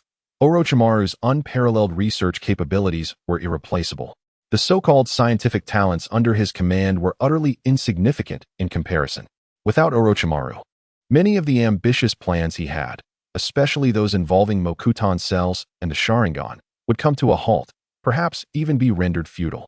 After a fierce internal struggle, a flicker of humiliation and helplessness flashed in Danzo's solitary eye. He nearly spat out the command through gritted teeth. Inform Orochimaru that his terms are accepted. Once his subordinate departed with the message, Danzo slumped back into his chair, as if drained of energy, muttering to the empty chamber, as if trying to convince himself.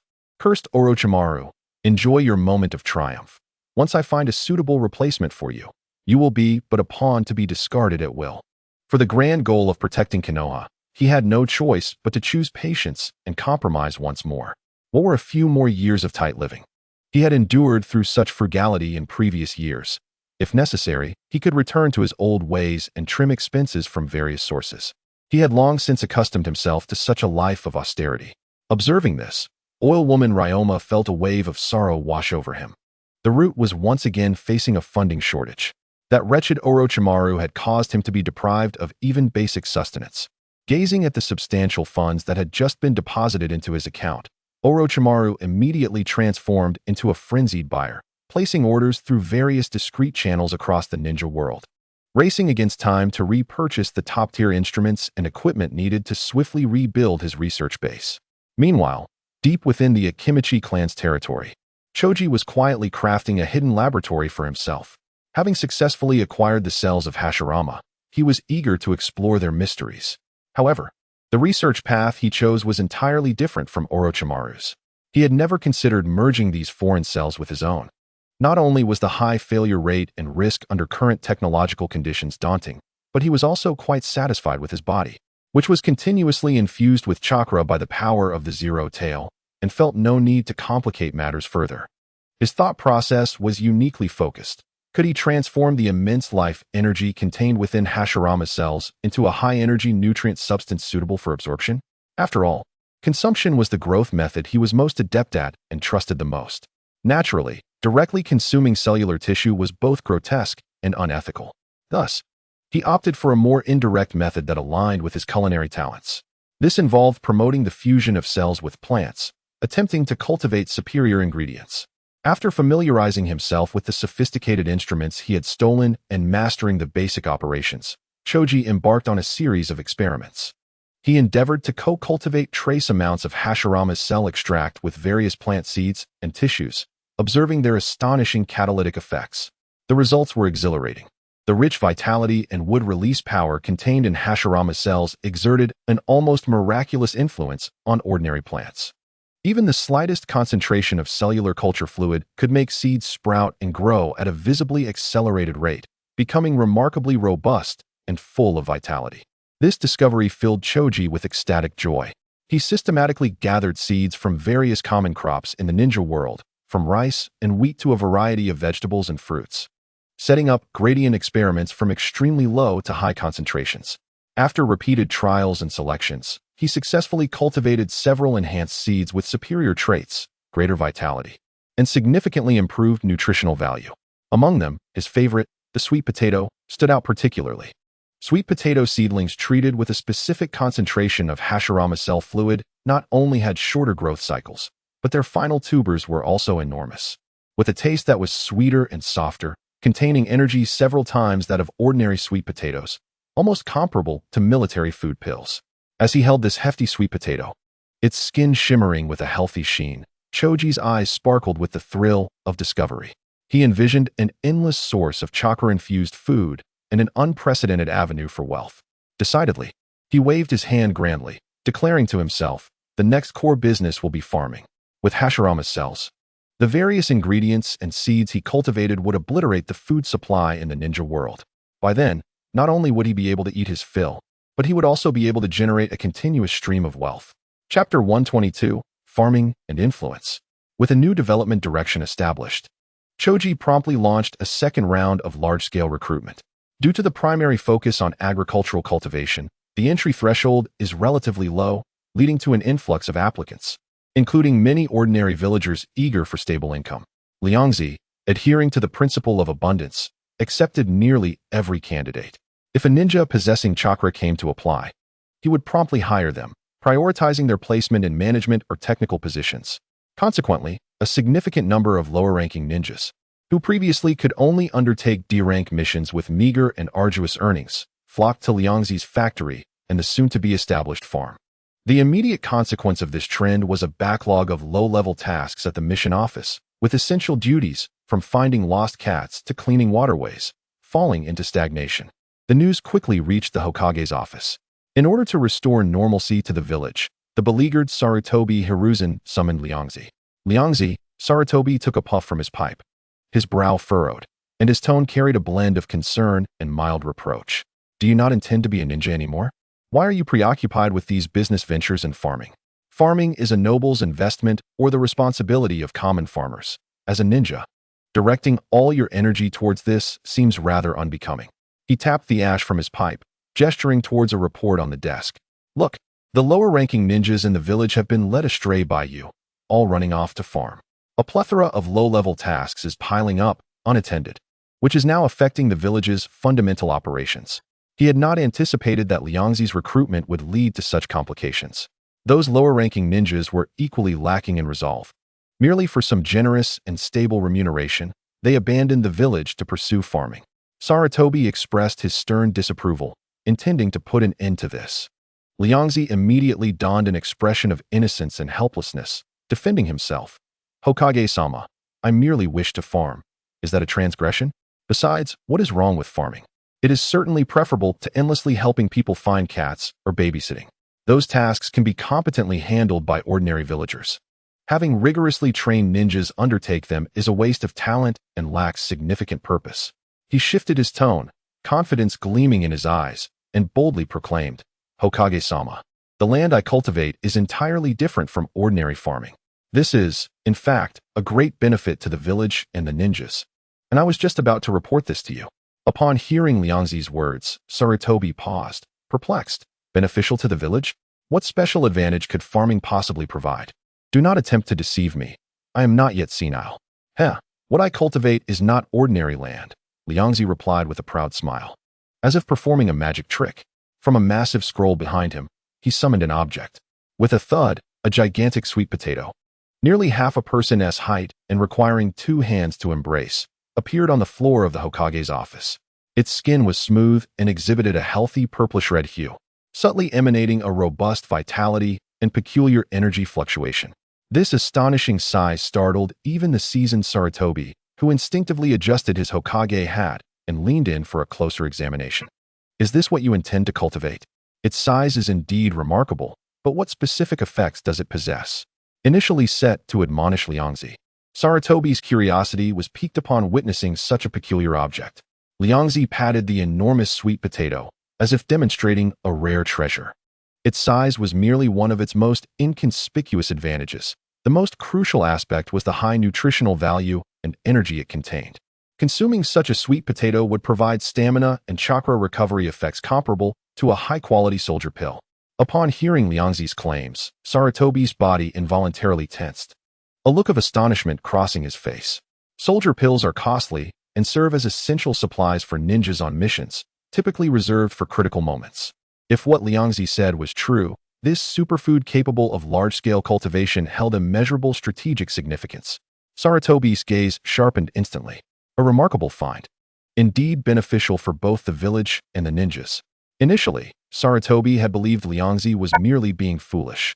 After all, this young man had a history of unconventional ventures. From opening a hot pot restaurant to raising bandits for cultivation. Given his unpredictable nature, anything he did was not surprising.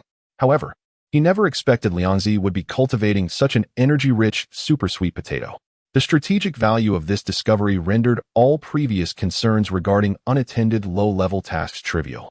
With the super sweet potato, the strength and numbers of Konoha's ninjas could potentially double. He settled back into his chair, taking several deep puffs from his pipe. The dense smoke obscuring his contemplative expression, his gaze fixed on the enormous sweet potato exuding life energy. Weighing his options, he ultimately made a decision. Recruiting personnel and cultivating land were acceptable. Sarutobi tapped his pipe again, his demeanor turning serious. But you must assure me that the cultivation techniques and products of this crop will not leave the village. Furthermore, the harvested fruits must be prioritized for the ninjas within the village. Liangzi, upon hearing this, immediately thumped his chest, vowing earnestly, "Rest assured, Hokage-sama. Not a single sweet potato will escape. I guarantee that they will only supply our Konoha's own people." He donned his usual hearty smile, rubbing his hands together as he smoothly shifted the topic. "However, Hokage-sama, you see, my initial investment is substantial, and my funds are nearly depleted. I can barely pay the workers' wages. Could the village support me a little further? Once the first batch of super sweet potatoes is harvested, I will use the fruits to offset my debts. What do you think?" Sarutobi, upon hearing this, found the situation both amusing and exasperating. Previously, Liangzi had approached him for funding, and he had provided a quantity of ordinary sweet potatoes in return. Now, the tables had turned. He could not help but reflect on the cyclical nature of fate. However, considering the remarkable super sweet potato on the floor, its first harvest could be utilized for research and significantly enhance the ninja's endurance. He ultimately felt tempted. After a moment's contemplation, he waved his hand, approving a considerable sum of funding. Liangzi, holding the freshly obtained substantial funds, left with a beaming smile. However, just as he stepped out of the Hokage building, he caught sight of a familiar, ominous figure in his peripheral vision. The newcomer was none other than Shimura Danzo, the leader of the route. Danzo also noticed him, his gaze sweeping over Liangzi's round figure, and recalling the previous incident where route funds had been consumed by Liangzi. He coldly snorted, his face darkening as he brushed past Liangzi and strode directly into the Hokage building. He hastily approached the Hokage's office, even pushing the door open without fully knocking. "Hiruzen, route requires an urgent fund. Approve it immediately. I know there is still sufficient budget this year." "What? You spent the money on farming? Have you lost your mind? If you cannot handle the Hokage position, let me take over. Danzo, I am the Hokage. Hiruzen, you will regret this." With a resounding bang, the door to the Hokage's office was slammed shut, echoing loudly in the corridor. Danzo, filled with rage and humiliation, strode away without looking back. Chapter 123. The super farm. Shortly thereafter, a grand super farm rose on the outskirts of Konoha village. Its magnificent sight and the bustling scenes of labor became an unprecedented landscape for Konoha. Countless figures busily traversed the meticulously planned terraces and areas, including not only the recruited ordinary workers, but also numerous ninjas employing Doton to level the land and Suiton to divert water for irrigation. A certain faction of ninjas, not necessarily employees directly hired by Liangzi, consisted of high-ranking ninjas who typically handled official affairs within the Hokage Tower. Having savored the exquisite hot pot prepared by Liangzi, they were drawn to assist him during their leisure hours after hearing of his endeavors. Employing their intricate ninjutsu, they skillfully transformed the terrain, enabling the farm to take shape at an astonishing pace. Amidst this bustling scene, a figure with a white hedgehog hairstyle, a forehead protector tied around his brow, and clad in a red cloak appeared at the edge of the farm. He gazed at the extraordinary sight before him, his mouth slightly agape, instinctively rubbing his eyes. "Am I in the wrong place? Is this truly Konoha?" Jiraiya scratched his iconic white hair, utterly perplexed. Yet, upon discerning the clear Konoha emblems on the foreheads of the industrious ninjas, he reassured himself that he had not strayed from his path. However, the spectacle before him was beyond his comprehension. When did Konoha ninjas transition en masse into farmers? He had returned to the village primarily to catch up with Tsunade and to check on his two apprentices' well-being. But he had not anticipated witnessing such a shocking scene upon his arrival. Unable to restrain his curiosity, he seized a hurried passerby, pointing towards the farm, and inquired, "Excuse me, what is happening here? Is Konoha planning to establish an independent nation and implement a self-sufficient agricultural policy?" The employee cast him a sidelong glance, noting his unfamiliarity, and with a hint of local superiority, explained, "You must be an outsider. Please refrain from making baseless comments. This is a grand project orchestrated by our esteemed boss Liangzi, purportedly involving the cultivation of some organic superplants, renowned for their exceptional nutritional value." Boss Liangzi, organic superplants? Jiraiya was left in a haze. But these keywords immediately clarified that this was undoubtedly the handiwork of his troublesome disciple, Chodao Liangzi. Surely, it could not be that Konoha was facing a food shortage, and that the lad had eaten them into bankruptcy, necessitating self-cultivation? This absurd thought crossed his mind, but upon reflection, given Liangzi's insatiable appetite and penchant for mischief, it did not seem entirely implausible. While he stood there, shaking his head in disbelief at the farm, a familiar, weighty voice resounded from behind him, laced with palpable annoyance. "Jiraiya-sensei, you are truly hard to find."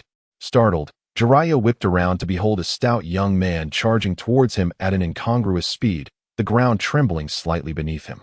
A radiant smile adorned his round face, exuding the joy of finally having spotted his target. "Ah, don't come any closer." Jiraiya's face instantly contorted in fear as he realized a collision was imminent. He instinctively contemplated employing the body flicker technique to evade, but Liangzi's speed was too formidable.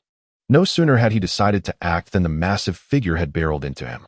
With a resounding thud, accompanied by Jiraiya's brief yelp, he was sent hurtling backward, tracing an ungraceful arc through the air before landing with a thud on the soft earth several meters away, kicking up a cloud of dust.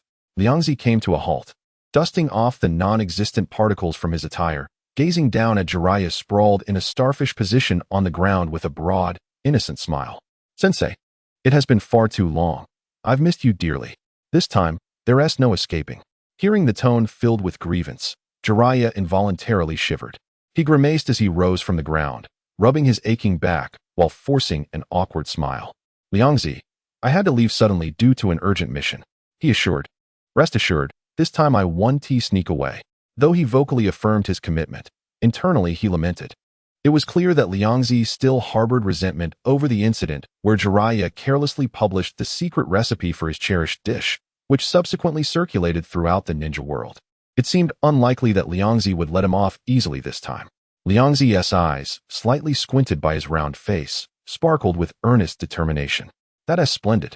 I happen to have a few small matters where I require your assistance." "A few matters?" Jiraiya's heart sank. His premonition had manifested, and he realized he was about to be conscripted. He had returned to reunite with Tsunade after a long absence, not to labor in the fields. "What's wrong?" Liangzi's tone shifted to one of feigned grievance and accusation. "You were willing to share your recipe with the world. Now, you are reluctant to assist me with a few minor tasks?"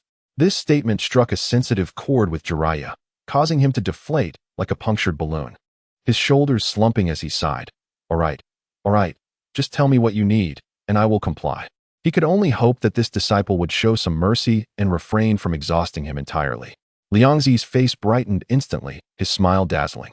"Your prowess is renowned in the village. It need not be overly complex. Just assist with some ninjutsu to cultivate the fields and manage irrigation." Upon hearing this, Jiraiya's trepidation subsided significantly, and he regained some of his former swagger, thumping his chest confidently and declaring, I thought it was something monumental. This is mere trifling work. Leave it to me, Jiraiya the Toad Sage." He envisioned himself effortlessly employing earth and water techniques to transform vast areas, deeming the task remarkably trivial. However, when Liangzi cheerfully unfurled a comprehensive panoramic blueprint of the super farm before him, Jiraiya's confident demeanor abruptly faltered, his eyes widening in disbelief, and his mouth agape as if it could accommodate an egg. He surveyed the densely marked areas on the map, indicating the expanse awaiting cultivation, then glanced back at the farm, which was bustling yet had only completed a fraction of its vast undertaking. His voice trembled. Liangzi, you cannot possibly be implying that I am to handle the remaining 90% alone. Not at all, Sensei, Liangzi reassured him with a shake of his head. You have misunderstood. You won't be alone. Everyone present will assist you. Jiraiya stared at the staggering area marked for cultivation on the map, still feeling overwhelmed. Even with assistance, the scale seemed insurmountable. Such planting acreage could sustain the population of a small nation.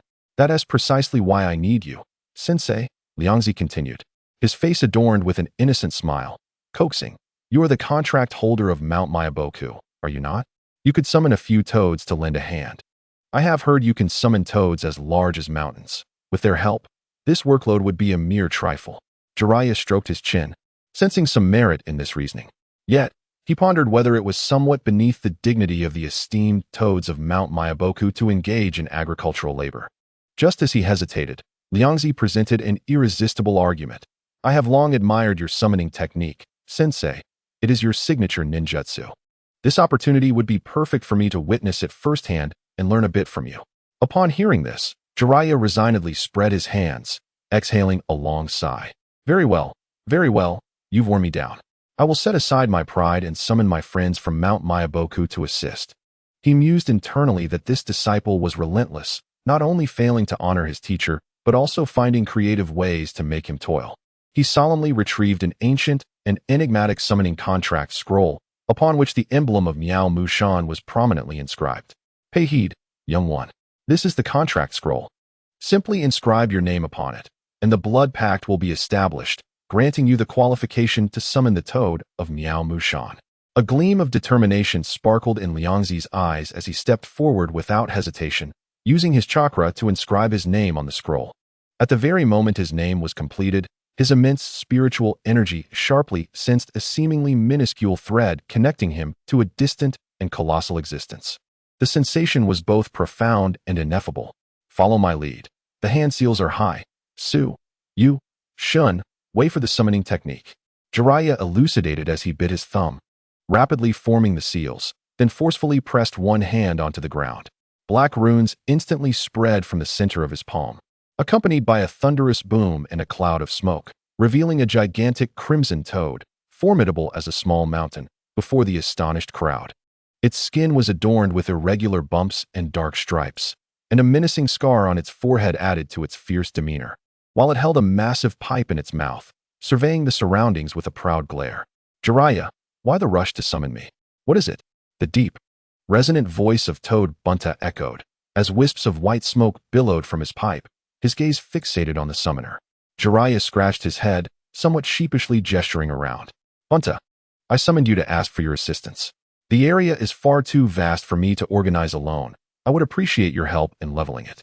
Bunta cast a sidelong glance, exhaling a puff of smoke with a grunt, muttering in a disgruntled tone, Humph, is this trivial matter truly worthy of summoning me? Despite his words, he did not immediately dispel the summoning. Instead, he rotated his massive eyes to scrutinize the terrain. In the next moment, he abruptly drew the enormous short sword hanging at his waist. With a flash of steel and the sound of slicing air, several obstructive hills and mounds in the distance were effortlessly leveled to the ground. The upheaved earth conveniently filled in the nearby uneven areas, solidifying them. Soon after, Bunta flicked his wrist several times, and more swift slashes of the blade swept through.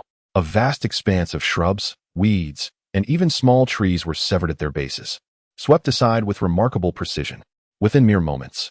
The laborious task that would typically require an immense workforce and days to complete was executed with astonishing efficiency and finesse by Bunta. Jiraiya gazed upon the transformed, perfectly leveled land, a triumphant smile adorning his face as he boasted to Liangzi, What do you think? You little rascal, have you seen the prowess of my summoning technique? It must be said that Toad Bunta's immense stature provided unparalleled advantages in land reclamation. Each step he took covered distances that would require ordinary ninjas to sprint, and a mere swing of his sword could alter the terrain significantly, achieving results that left onlookers astounded. Moreover, he possessed not only brute strength, as a formidable summoning beast. His exquisite control over power and his extraordinary swordsmanship rendered what would typically be a daunting project for Jiraiya into a task as effortless as play. Standing aside, Liangzi outwardly echoed his teacher's pride, yet a glimmer of intrigue flickered in his eyes. Bunta's colossal form and its effortless ability to reshape the landscape made Liangzi marvel inwardly. This creature was indeed a natural for civil engineering. Simultaneously, he pondered the reason behind the immense size of these summoning beasts. Was it due to the unique geomantic energies of Miao Mushan that nurtured the toads? Or had their existence been enhanced through years of immersion in abundant natural energy, resulting in their growth? After all, he himself would require the secret multiplication technique of the Akimichi clan to achieve such a grand stature, while these summoning beasts seemed to possess such advantages innately.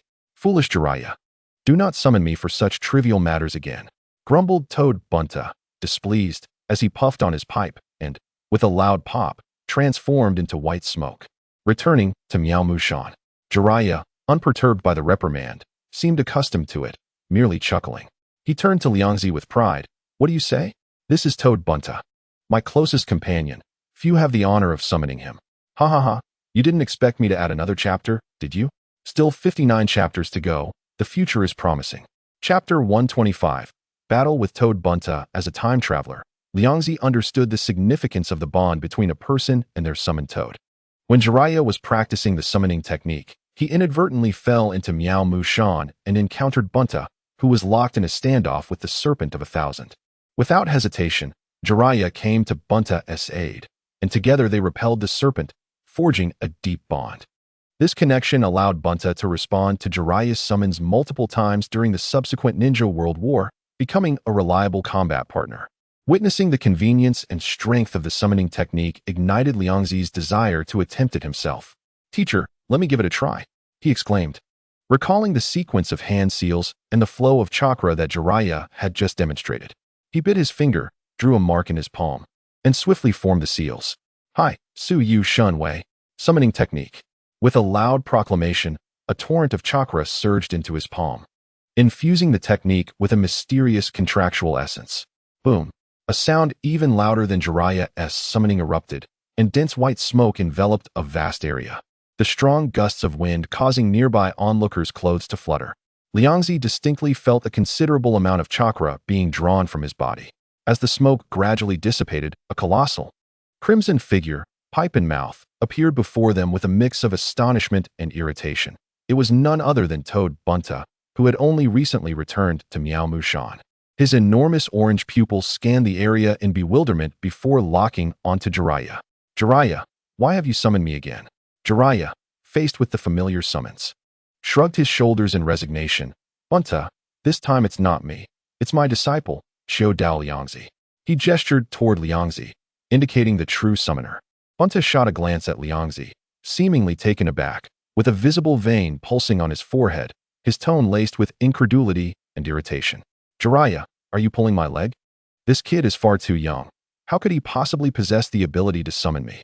He inhaled deeply from his pipe, exhaling a large cloud of smoke, clearly agitated. Having been summoned twice in quick succession was already vexing, but to be called forth by an unfamiliar child was truly humiliating for the great toad. Jiraiya replied, do not underestimate my disciple.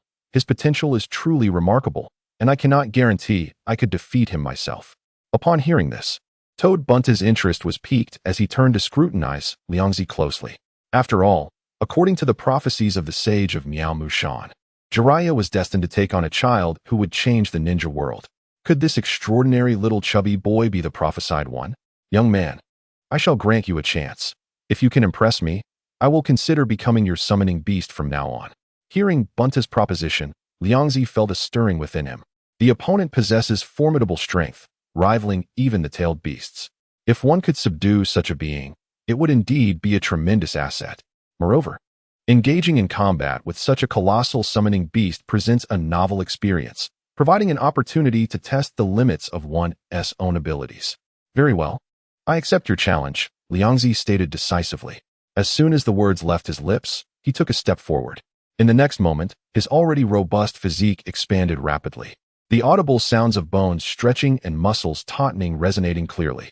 In the blink of an eye, a magnificent giant, even more towering than the toad Wentai, rose from the ground. Its immense shadow enveloped a vast expanse of farmland, its height nearly matching the surrounding cliffs of Konoha. Wentai, with his pipe in mouth, gaped slightly, his large orange pupils contracting in astonishment. Having lived for several centuries and witnessed countless human ninjas, he was well aware of the Akimichi clan's expansion technique. However, witnessing a transformation to such an extraordinary scale, surpassing even his own stature as the Toad Elder, was utterly unprecedented. This was completely beyond his understanding of the human race. Could it be that the opponent is truly the prophesied child? Be careful, I am coming. Liangzi's voice thundered from above, infused with a hint of novelty and excitement. He flexed his enormous limbs, feeling the vast chakra within him continuously supporting his colossal form, granting him boundless power. Without hesitation, he lunged forward, his massive foot striking the ground, causing the earth to tremble. A simple punch was thrown, yet due to his sheer size and strength, it created a terrifying shockwave, accompanied by a deafening sonic boom, crashing toward Wentai. Although startled, Wentai remained composed, propelling himself backward with his powerful hind legs while swiftly drawing a large short sword from his waist, positioning it defensively before him. The clash of metal rang out, reverberating across the vicinity. The impact of Liangzi's fist against the broad blade unleashed a visible shockwave, scattering dust and debris in all directions. Utilizing his adept force-dissipating techniques and the advantage of his weapon, Wentai barely managed to withstand this overwhelming blow, though the tremendous force still left his arm slightly numbed.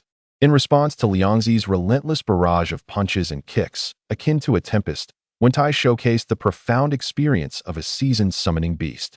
Eschewing brute force, he danced around the battlefield with agility, wielding his massive blade with finesse, employing intricate sword techniques to counterattack. The flash of the blade lit up the scene, blocking, redirecting, and leveraging force. For a time, the battle between the toad and the man was fiercely contested.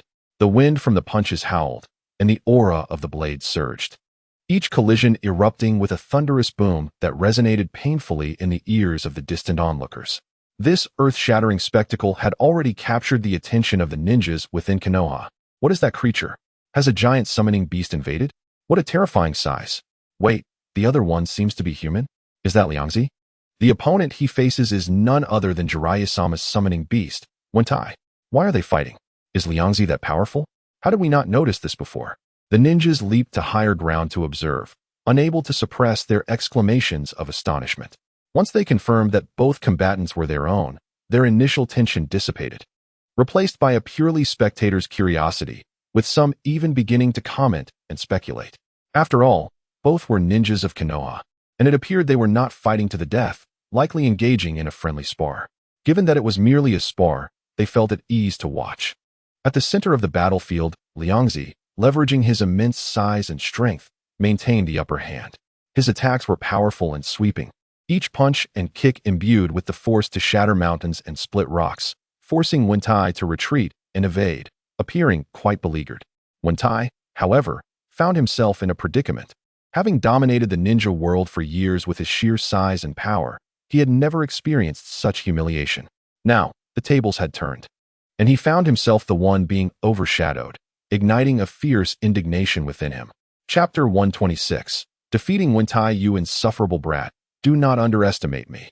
Allow me to show you my true might. Wentai bellowed in fury, and then he sprang into action. He swiftly sheathed his short sword, and with a speed almost imperceptible to the eye, began to form seals with his claws, gathering immense chakra in an instant. Suetun, iron cannonball. Several water spheres, comparable in size to houses and pressurized like cannonballs, were shot forth from various angles towards Liangzi's gigantic form, accompanied by a chilling whistle. Simultaneously, he drew his sword once more with lightning speed, the blade enveloped in a deadly chakra flow, poised to launch a lethal assault amidst the chaos of the water blasts. Yet, Liangzi's massive form exhibited an unexpected swiftness in forming seals. His robust fingers danced deftly, channeling the overwhelming chakra within him. Suetun, water barrier. A colossal water wall, far exceeding conventional dimensions and resembling a solid fortress, erupted with a thunderous crash, perfectly intercepting the trajectory of the iron cannonballs. The two forces, both stemming from vast reservoirs of chakra, collided violently, producing a deafening roar. Countless droplets exploded, reminiscent of a sudden downpour over the farmland. In this initial exchange of ninjutsu, both sides proved evenly matched. Wentai, unwilling to be drawn into a protracted battle, relied on his extensive combat experience. Taking advantage of the lingering mist, he crouched low, darting towards Liangzi's side like an arrow, his massive short sword glinting coldly as it descended upon him. However, just as the blade was about to strike, Wentai felt a tightness at his ankle, a chilling, slippery sensation filled with an ominous aura coursing through him. Instinctively, he looked down and saw several shadowy tendrils, as if reaching from the depths of hell, coiling around him like venomous snakes. These tendrils were not physical entities, yet they exuded a greedy aura that instilled a primal fear within him. Not good. His battle-hardened instincts blared alarms. Although he did not comprehend the nature of this technique, the overwhelming sense of danger urged him to escape and sever this strange binding immediately. In an instant, he swung his sword towards his lower leg, the sharp blade slicing through the shadowy tendrils. Yet, the blade merely parted the shadows momentarily, which quickly reformed like flowing darkness, rooting itself into his flesh. Immediately afterward, an indescribable wave of intense turbulence surged from deep within him. It felt as though every cell in his body was being forcibly ignited, drained, and his life force burned at an unprecedented rate, transforming into a tumultuous surge of chakra that threatened to burst his veins. This sudden transformation left Wentai in a state of shock, his expression altering drastically. Before he could comprehend the source of this escalating chakra or how to harness it, the power receded like a tide, disappearing without a trace. What? Where has my chakra gone? Wentai exclaimed, feeling an inexplicable emptiness and fatigue, his astonishment mingled with fury. What kind of sinister technique are you using? Meanwhile, Liangzi, having successfully absorbed the high-quality chakra from the summoning beast through the gluttonous touch, felt his prior deficit from maintaining his gigantic form vanish in an instant. Not only had his chakra fully replenished, but he also felt invigorated. Savoring the moment, he licked his lips, a satisfied expression adorning his face as he cast his fiery gaze back upon the now somewhat diminished Wentai. In the depths of his eyes no longer flickered the spirit of battle, but rather a voracious eagerness akin to that of one gazing upon a premium power bank. Such a colossal summoning beast, infused with an extraordinarily rich life essence, could draw upon an immense reservoir of chakra if it were to indulge in a few more greedy touches. Under the unabashed scrutiny of Liangzi's gaze, which was reminiscent of one assessing culinary ingredients, Gama Wentai could not help but shudder involuntarily. The sensation of having chakra forcibly extracted was already excruciating, and the manner in which it was being drawn felt as though it were directly incinerating its life potential, provoking a profound resistance from the very core of its being. It was akin to exhausting its lifespan as a toad. Realizing this, it cast aside any notions of the dignity befitting a summoning beast and the grandiose proclamations made earlier, hastily sheathing its short blade with a clatter, waving its forelimb, and exclaiming in an urgent tone, I concede. I concede. With such underhanded techniques at your disposal, there is no way to continue this fight. Its greatest advantage lay in the power and volume of chakra afforded by its massive physique. Yet the opponent was no less formidable in these respects, perhaps even surpassing it. Now, with the addition of a peculiar technique capable of bypassing defenses to directly siphon chakra, there was no prospect of victory. If this continued, it feared it would indeed be reduced to an inexhaustible chakra supply, drained dry in this encounter. It felt frustrated and helpless. However, it understood that facing such an unreasonable adversary, yielding promptly was the wisest course of action. Moreover, this individual was a disciple of Jiraiya, likely the prophesied child of legend. Being defeated by the prophesied child was not a disgrace. Gama Wentai could still hold its head high in defeat. Upon witnessing Gama Wentai's swift concession, Liangzi suppressed the impulse to unleash a few more greedy touches, his vast form gradually shrinking back to its original size. Although its exterior returned to normal, he could distinctly feel the high-quality chakra drawn from Wentai, gradually being stored within him, absorbed and digested. Since I have emerged victorious, as per our agreement, you must be at my beck and call whenever I summon you, Liangzi stated, gazing up at Wentai, whose presence had yet to depart. His tone calm, yet undeniably authoritative. Despite the frustration, Gama Wentai remained true to its word, muttering in compliance. Humph, naturally. I, Gama Wentai, have always been a creature of my word. I shall not renege on my promises. It paused, patting its somewhat hollow abdomen, and offered an excuse. After such a prolonged engagement, I am quite famished. I shall return to Myobokuzen for now. Unless it is urgent, do not summon me unnecessarily. No sooner had it finished speaking than it transformed into a puff of white smoke, vanishing from sight with a speed reminiscent of one fleeing disaster. It needed to return to Myobokuzen immediately to replenish the chakra and life energy forcibly extracted from it using the sanctuary's rich natural energy and ample sustenance. Chapter 127. Speculations on the prophesied child Jiraiya had witnessed the entire exchange, particularly the peculiar black tendrils, and now approached Liangzi with an expression of surprise and inquiry. Kid, that black tendril technique you just employed, is it not the jutsu of Zero Tail? The ability to directly extract another's chakra is remarkable. It seems you have carved out your own niche along this path. He was well aware of Liangzi's unique capability to absorb others' chakra, gaining fragments of their experience and knowledge. Previously, this individual had to rely on transactions or voluntary offerings. Now, he could simply seize it directly, marking a significant qualitative leap. If left to develop in this manner, it would not be long before he stood unmatched in the entire ninja world. Liangzi acknowledged this with a hint of gratitude adorning his smile. Indeed, it is the jutsu of Zero Tail. I owe my thanks to you, Jiraiya-sensei, for granting me the opportunity to view the sealing scroll. Otherwise, how could I have learned such a fitting forbidden technique?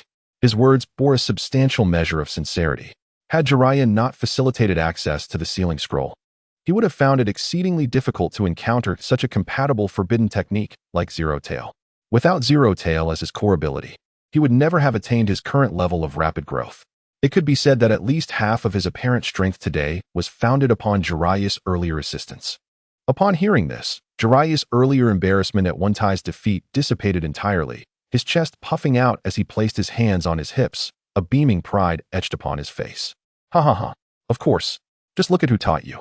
He clapped Liangzi's shoulder heartily, praising him, to have pushed One Tai to this extent, even forcing him to concede. Your strength now is certainly formidable in the village. He gave him a thumbs up, laughing broadly. Observing this disciple, now grown into a towering figure, Jiraiya felt a profound sense of accomplishment. As for whether this towering figure had grown askew, he felt entirely reassured. The ability to carve out a livelihood amidst adversity, establishing factories and shops for profit, even providing stable employment for some retired ninjas and ordinary villagers, was impeccable in his eyes, a perfect model. In that moment, an irresistible thought surged through his mind. Could Tsuedao Liangzi indeed be the prophesied child spoken of by the great Toad Sage? Compared to Nagato, who possessed the Rinnegan, Tsuedao Liangzi was not lacking in any significant way. He possessed boundless potential, now rapidly transforming into tangible strength.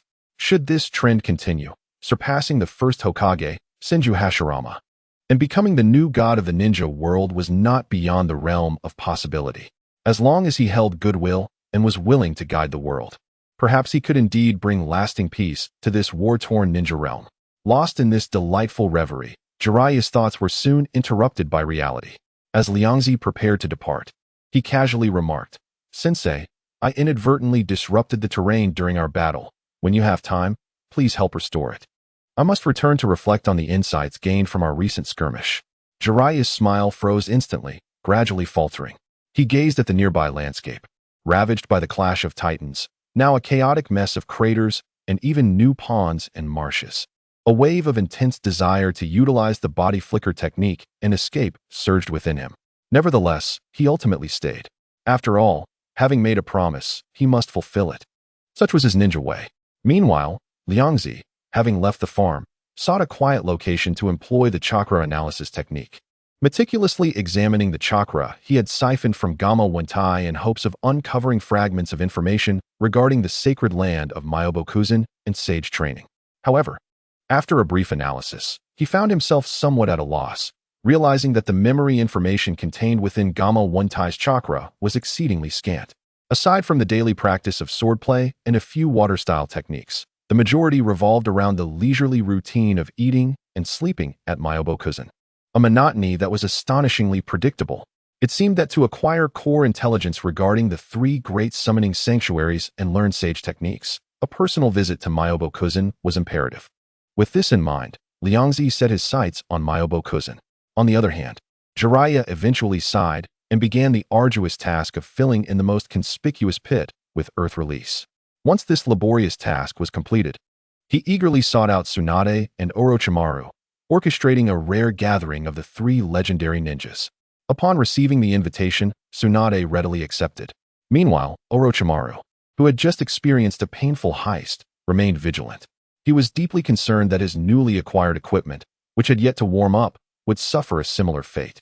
To preemptively guard against and capture the thief, he meticulously set a trap. In the newly established secret base, a collection of remarkably lifelike imitation instruments has been arranged, with a shadow clone station here to guard. As for the genuine treasures, they are meticulously sealed within several high-grade sealing scrolls, kept close at all times. The three gathered in the private room of the hot pot restaurant run by Liangzi. During the meal, Jiraiya animatedly recounted his travels and adventures, while Tsunade indulged in copious amounts of alcohol. In contrast, Orochimaru appeared somewhat preoccupied. He needed to monitor his shadow clone left at the fake base to ascertain if any unwelcome guests had infiltrated. However, when Jiraiya, with an air of boastfulness, suggested that Akidu Liangzi might very well be the prophesied child, Orochimaru's golden serpentine eyes narrowed slightly, stirring a tempest within his mind. The prophesied child, you say? He silently pondered this phrase, his cold logic rapidly calculating its plausibility. Although he held little faith in the notion of a prophesied child, the fact that it originated from the mouth of the sage of Mount Myoboku lent it an enigmatic quality. Moreover, it was after he had targeted this individual that his own base was compromised. Perhaps there was a connection. In summary, Orochimaru's interest and regard for Akidu Liangzi escalated significantly. Unbeknownst to him, Liangzi was currently concealed in an adjacent room, gradually siphoning the meager essence of appetite emanating from him. Although scant, it was nonetheless present. Through this slight essence of appetite, all of Orochimaru's thoughts and hidden cards were laid bare to Liangzi. Ha ha ha, who would have thought that after I pilfered from him, Orochimaru would go on to ensnare Danzo? Liangzi chuckled heartily as he analyzed the situation. It was utterly amusing. Danzo, true to his name as the shadow of the pot, always bore the brunt of blame, shouldering the burdens of others. As the realization of Orochimaru's increasingly blatant scrutiny dawned upon Liangzi, he felt no trace of fear. His latent strength had long since surpassed that of Orochimaru. His previous encounter with Fukasaku merely revealed a fraction of his capabilities. His true trump card, derived from the original Akidu clan's new transformation butterfly technique, remained unutilized. He was confident that this technique could indeed shake the very foundations of the shinobi world. In his estimation, few in the present era could withstand such an assault.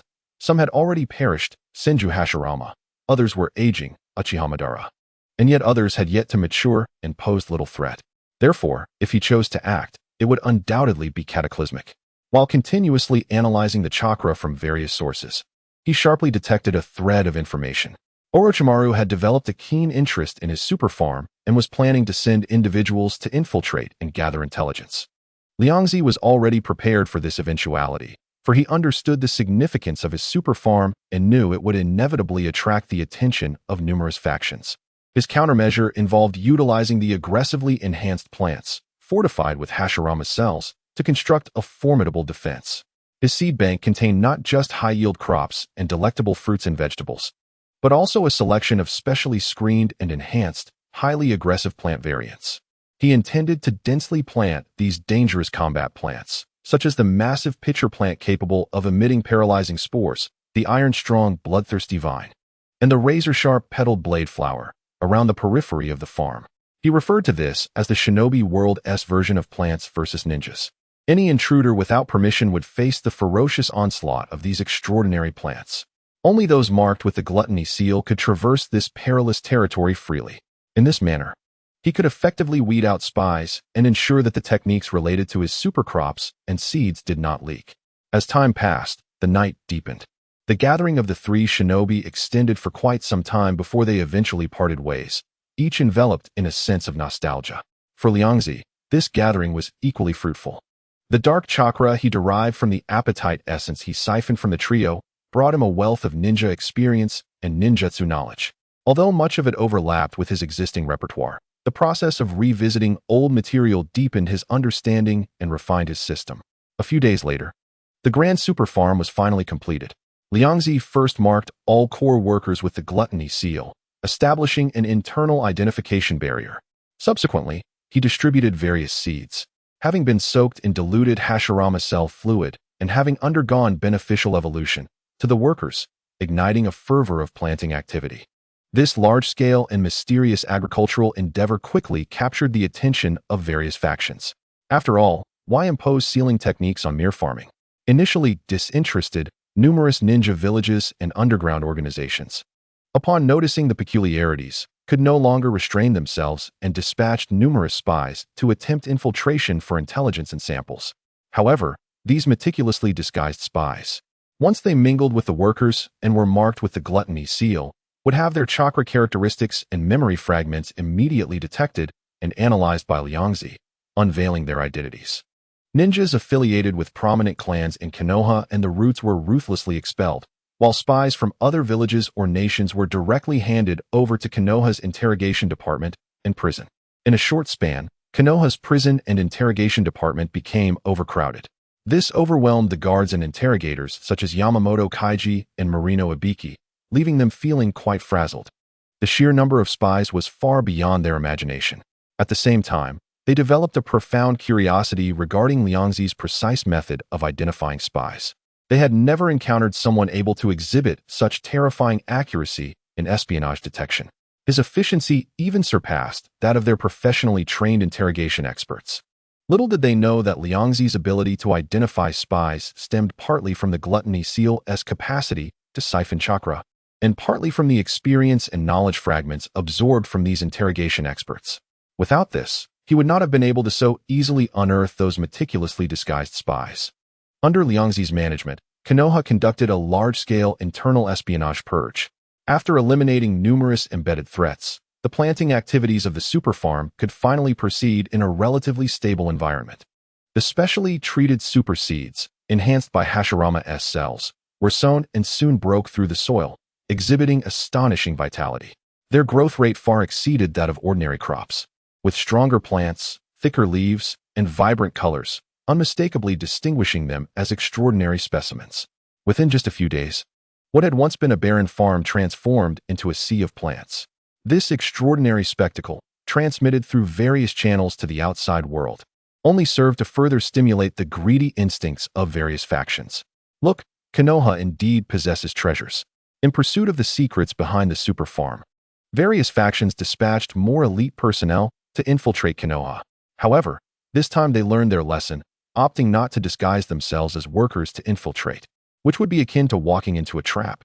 Instead, they turned to a more direct and dangerous approach, taking advantage of the chaos to raid and plunder. On a moonless, stormy night, thick clouds obscured the moonlight, plunging the earth into profound darkness. Groups of agile figures, like phantoms, stealthily approached the perimeter of the super farm under the cover of night. The farm's defenses were evidently heightened. Teams of Umbu members, donning animal masks, patrolled incessantly under the direct orders of Sarutobi Hiruzen, maintaining a 24-hour vigilance. The Third Hokage was acutely aware of the nature of the other ninja villages and anticipated that they would resort to any means necessary. Thus, he had already elevated the level of defenses. In retrospect, this foresight proved to be correct. Nevertheless, even the most stringent defenses could not deter the insatiable greed of these infiltrators from various factions. They employed their exceptional stealth techniques and transformation jutsu, carefully evading the patrol routes of the Umbu, gradually approaching the perimeter of the farm. Most of them failed and clashed with the Umbu of Konoha, while a fortunate few managed to slip past the patrols and entered the vicinity of the super farm. 2 additional chapters have been completed, leaving 57 remaining. Brothers, I am preparing to write a story involving plants battling ninjas, and I welcome any creative suggestions. Chapter 129, Konoha's White Fang. However, just as they believed they had successfully circumvented all the watchful eyes, stepping into the mysterious super farm, a rustling sound erupted from beneath their feet. Suddenly, countless shadows emerged like venomous serpents, bursting forth from the earth with a piercing sound, sweeping towards them like a deluge. These were thick, resilient vines, adorned with thorns and suckers, ominously alive. Indeed, an ambush awaited them. The infiltrators were startled but did not panic excessively. They had anticipated that Konoha would not merely rely on human patrols in such a significant location. However, they soon realized something was amiss. The attackers were not Konoha ninjas, but rather a bizarre assortment of grotesque plants. These floras seemed to possess a rudimentary consciousness and a strong territorial instinct. Any intruder stepping onto their domain would face relentless assault. Due to their unfamiliarity with such peculiar plants, many infiltrating ninjas suffered greatly. Numerous individuals became ensnared by the vines, suspended helplessly in midair. Konoha's establishment of this super farm indeed concealed unspeakable secrets. Yetsong, who had infiltrated, gazed at the scene before her, gritting her teeth and murmuring, determination flashing in her eyes. For the sake of Sunagakure and to unveil Konoha's sinister schemes, she could not retreat here. Even if these plants were unending, she would charge in, gathering intelligence on the farm for her village.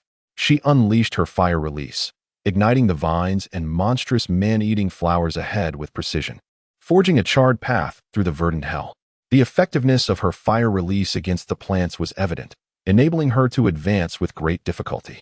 Yet, as she traversed this burning expanse, believing herself temporarily safe, she felt her body suddenly weigh down, her movements becoming sluggish. Oh no, a trap! Immediately, she activated her sensory ninjutsu, her expression shifting drastically. She noticed that the air around her was infused with countless minuscule spores, barely visible to the naked eye, emanating from some enormous pitcher plant. These spores clung to her clothing, skin, and even her respiratory tract, siphoning her chakra while releasing a viscous substance that burdened her body. Drink! Yetsong shouted fiercely, unleashing a surge of fire-release chakra from her body, igniting the spores that had attached themselves to her. As her body lightened, she dared not linger and pressed forward. Yet, before she could catch her breath, a chilling sound of slicing air filled the atmosphere. Countless sharp blades, thin as cicada wings and glinting with a cold light, shot towards her from all directions like a tempest. Upon closer inspection, these blades were ejected by a plant resembling a gigantic dandelion, with its seeds naturally formed into razor-sharp edges. Yetsong's instincts blared a warning as she swiftly drew her kunai, moving with precision to deflect the onslaught of blades. The sound of metal clashing rang incessantly. At first, she did not pay much heed, believing the plant's attacks to be limited in power. However, when one of the blades collided violently with her kunai, she was startled to see a distinct chip appear on the edge of her weapon. The hardness of these infernal things exceeded her kunai's. She was compelled to exercise greater caution, her form darting swiftly within the confined space as her kunai clashed against the barrage of blades, creating a shower of sparks. Each blade possessed a force and penetrating power comparable to shuriken, coupled with remarkable hardness, making it exceedingly difficult to block. Her arms began to feel slightly numb from the impact. Damn it! Is this truly Konoha's insidious plot? Yetsong thought, struggling against the seemingly endless barrage of blades. Were they planning to utilize these bizarre, formidable plants to threaten or even conquer other ninja villages? The more she pondered, the more plausible it seemed. These plants could be planted in the ground, automatically forming a terrifying defensive field. Even someone of her caliber, a jonin skilled in fire release, found it exceedingly arduous to break through certain areas. A mere ordinary ninja would likely be torn to shreds in an instant. The thought of a future where the entire ninja world might be overrun with such lethal plants, allowing Konoha to dominate without shedding blood, sent a chill racing up her spine. Konoha was truly malevolent. Her heart brimmed with indignation and trepidation, for it was indeed the largest ninja village, its hidden tactics astonishing. She realized that, relying solely on her own strength, it would be nearly impossible to penetrate this intricate and bizarre plant defense, delving into the core of the farm. Continuing to force her way through posed too great a risk. She needed to swiftly relay this intelligence back home. With a resolve to retreat, Yetsong hesitated no longer.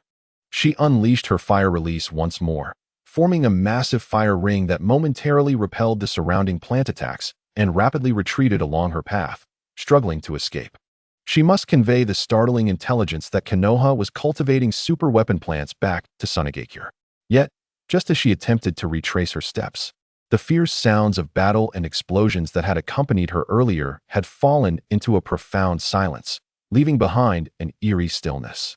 This silence felt like an unseen beast, devouring all sound, as well as the vitality of her infiltrating comrades. Yetsong's heart sank, a wave of cold dread washing over her.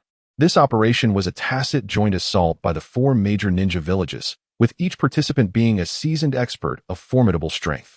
The ability to silence all noise in such a short span of time indicated that the opposing forces were unimaginably powerful. Who could it be? Names of several top-tier Konoha shinobi flashed through her mind, and alarm bells rang within her, praying that her luck would not be so dire as to encounter the very individuals she wished to avoid. However, fate was not on her side. As she burst forth from the perplexing plant defenses into a relatively open area, a figure blocked her path. The individual possessed strikingly pale hair, their stature not particularly tall. Yet they stood there like a drawn blade, exuding an aura that could sever all. The figure radiated a sharpness that starkly contrasted with the surrounding darkness, yet somehow merged with it, embodying the most perilous aspect of the shadows. Konoha's White Fang. Yetsong nearly spat the name through clenched teeth, her voice trembling with an unrecognized fear. This name was enough to silence a child in Sunigakure. His power was something that Sunigakure had experienced all too well. Countless meticulously planned operations had been thwarted by his single blade, and more painfully, the talented son and daughter-in-law of Granny Chiyo, masters of puppetry, had also fallen beneath his blade. Chapter 130. Captivity. Their prowess, Yetsong believed, was not inferior to her own. Yet even so, facing Konoha's White Fang, one could only meet a dismal fate. Yield, and perhaps your life may be spared. The voice of Chimu Shua Mo was calm and unwavering, yet it bore an undeniable weight of coercion. Yitsong's gaze sharpened. Would she willingly offer her neck for slaughter? Such a notion was utterly inconceivable. Juedun, go? Without hesitation, she unleashed her lethal technique, summoning a sphere of chakra infused with searing heat in her palms, forcefully propelling it towards Chimu Shua Mo. This technique was not a direct flame attack.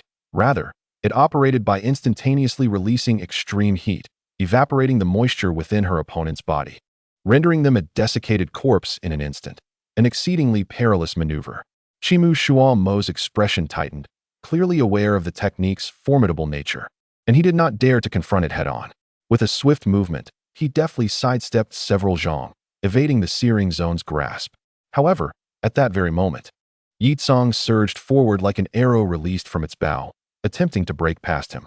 Such naivety, Chimu Shua Mo murmured, as the short blade, Baya, had slipped from its sheath without her notice. The flash of the blade did not strike directly at Yitsong, but rather severed all her potential escape routes. The speed of the blade surpassed the limits of visual perception, akin to a silver thread tearing through space. Yitsong was forced to halt, brandishing her kunai in defense. The clang of metal echoed as sparks flew, the immense force reverberating through her arms, rendering them numb. She endeavored to create distance once more to unleash Juedun, but Chimu Shua Mo offered her no opportunity. His taijutsu was akin to a tempest, and his swordsmanship was exquisitely refined, each strike aimed at her vital points, compelling her to exhaust herself in defense, leaving her unable to effectively form hand seals. Although Juedun possessed great power, it required certain preparation and distance, which she could not afford in the tempestuous close-quarters combat against a master such as Chimu Shua Mo. Their figures intertwined amidst the relentless clangor of blade against kunai. Yitsong poured all her strength into imbuing her kunai with the scorching chakra, each block accompanied by waves of heat, attempting to force him back. Yet, Chimu Shua Mo's blade seemed to anticipate her every move, deftly evading the heated zones with minimal adjustments, maintaining its lethal sharpness. Within just a few exchanges, Yitsong found herself in dire straits. Her taijutsu was inferior to Chimu Shua Mo's, and her renowned Juedun was utterly countered. At last, during a collision of blades, Chimu Shua Mo's blade, at an uncanny angle, disarmed her kunai, while his other hand, like lightning, struck her wrist, severing her chakra flow. Yitsong stifled a groan. Her movements momentarily stilled. In that fleeting instant, the cold back of the blade pressed against her neck, the chilling aura pricking her skin. The outcome was determined. It was over. Chimu Shua Mo's tone remained tranquil. Yitsong despondently lowered her hands, her heart turning to ice. It was finished. Who could have anticipated that Konoha would send the illustrious Baya to guard the farm? Simultaneously, from the surrounding shadows, several members of Konoha's Umbu, donned in animal masks, materialized silently. They were escorting the other captured ninjas from various villages, all now devoid of the will to resist, their heads hung low. This joint infiltration operation by the four great ninja villages had, under the collaboration of Konoha's Ya and the Yumbu, been thoroughly declared a failure. At that moment, a rotund and jovial young man, incongruous with the grim atmosphere, ambled forth from the shadows of the farm. His round face bore a warm smile. Appearing strikingly out of place among the masked, menacing figures of the Yumbu, immediately catching Yi Tsang's attention. This corpulent figure, could it be the fabled Min Zi Xianren, the founder of the super farm and the exceptional talent of the Akimichi clan, Akimichi Ryoko? Upon seeing Akimichi Ryoko, Yi Tsang's mind raced with this thought, a blend of caution and curiosity surging within her. As Ryoko grew, so too did his influence, gradually extending beyond Konoha, particularly with the establishment of the super farm. He had transformed from an obscure youth into a prominent figure in the intelligence network. Ryoko surveyed the scene, noting that all intruders had been subdued, and his smile broadened as he expressed heartfelt gratitude towards Chimu Sha Mo and the Umbu members. I truly owe much to you, esteemed Ya and everyone here. Had it not been for your timely intervention, it would have taken me considerable effort to handle so many formidable opponents alone. His tone was light, as if discussing what to have for supper. Those who heard him were not overly surprised, for his battle with Gon was vividly etched in their memories. Akimichi Ryoko possessed that level of prowess. The capture operation had proceeded with such unexpected ease and yielded such bountiful results. It genuinely exceeded Ryoko's expectations. Gazing upon the elite ninjas from various villages, each possessing unique secret techniques, Ryoko's eyes sparkled with fervor. This was not born of animosity towards his adversaries, but rather akin to a gourmet beholding rare delicacies, a collector discovering a priceless treasure. Each captive embodied a trove of knowledge and experience in ninjutsu from their respective villages. Suppressing his desire to seize their chakra, he turned to Chimu Sha Mo, adopting a tone of negotiation. Esteemed Ya, why not entrust these captives to me for handling? Allow me to take responsibility for extracting the intelligence from their minds. Chimu Sha Mo's brow furrowed imperceptibly at his words. According to standard procedure, these significant captives ought to be promptly escorted back to the village for processing by specialized interrogation personnel. Ryoko seemed to perceive his hesitation and quickly elaborated. The interrogation department has been overwhelmed with work recently. The prison is nearly at capacity. Let us not trouble them with such trivial matters. I possess certain interrogation techniques that are equally effective as those of seasoned experts. If you find this arrangement unsatisfactory, I can promptly seek the approval of the Third Hokage. Chimu Sha Mo lowered his head in contemplation. He recalled that Ryoko had indeed assisted in uncovering numerous spies, and his interrogation capabilities were evident. Furthermore, the interrogation department was indeed operating at full capacity. Sending these captives there would likely result in only temporary confinement, with the interrogation process being exceedingly slow. In contrast, while Ryoko's methods were unknown, his efficiency seemed remarkably high. Most crucially, Akimichi Ryoko frequently dined with the Hokage, indicating a close relationship. Weighing the pros and cons, Chimu Sha Mo nodded, arriving at a decision. Very well, you may oversee these individuals for the time being. I will also proceed to the Hokage building shortly to inform the Third Hokage of tonight's events. Wonderful. Thank you for your trust, esteemed Ya. Ryoko's smile blossomed even brighter as he watched Chimu Sha Mo depart, then turned his intense gaze towards the immobilized captives on the ground, particularly those possessing unique bloodline limits, such as Yi Tsang with her Juedan. He licked his lips, as if preparing for a sumptuous feast. Chapter 131. The grand gift. Observing the peculiar smile on Ryoko's face, a blend of greed and satisfaction, the captives felt a chill run down their spines. Yi Tsang, in particular, was unnerved by his scorching gaze, which made her skin crawl. She straightened her back with great effort, glaring fiercely at Ryoko, attempting to mask her inner turmoil with the most ferocious tone. You disgusting pervert, stay away from me. To her, it seemed he had deliberately dismissed Chimu Sha Mo and the Umbu, leaving her alone with the captives, his gaze so peculiar that he must harbor ulterior motives. Judging by his eyes, he was likely a perverse fiend with peculiar tastes. She feared for her safety. Ryoko, in response, wore a bemused expression, shaking his head helplessly. Hey, what are you so anxious about? I have no interest in you. To him, the allure of women paled in comparison to the delights of food and chakra. His primary concern has always been how to consume more and better, and how to acquire greater experience and techniques contained within the chakra. Observing Yitsong's vigilant expression, he refrained from further verbal exchanges and directly raised his hand to form a seal. An ominous mark, resembling a twisted mouth, swiftly coalesced and precisely struck Yitsong. In the next moment, a faint link appeared between them. What is this? Yitsong stared in horror at the bizarre patterns emerging on her back, and then felt her chakra surge forth uncontrollably through the mark, akin to a flood breaching its dam.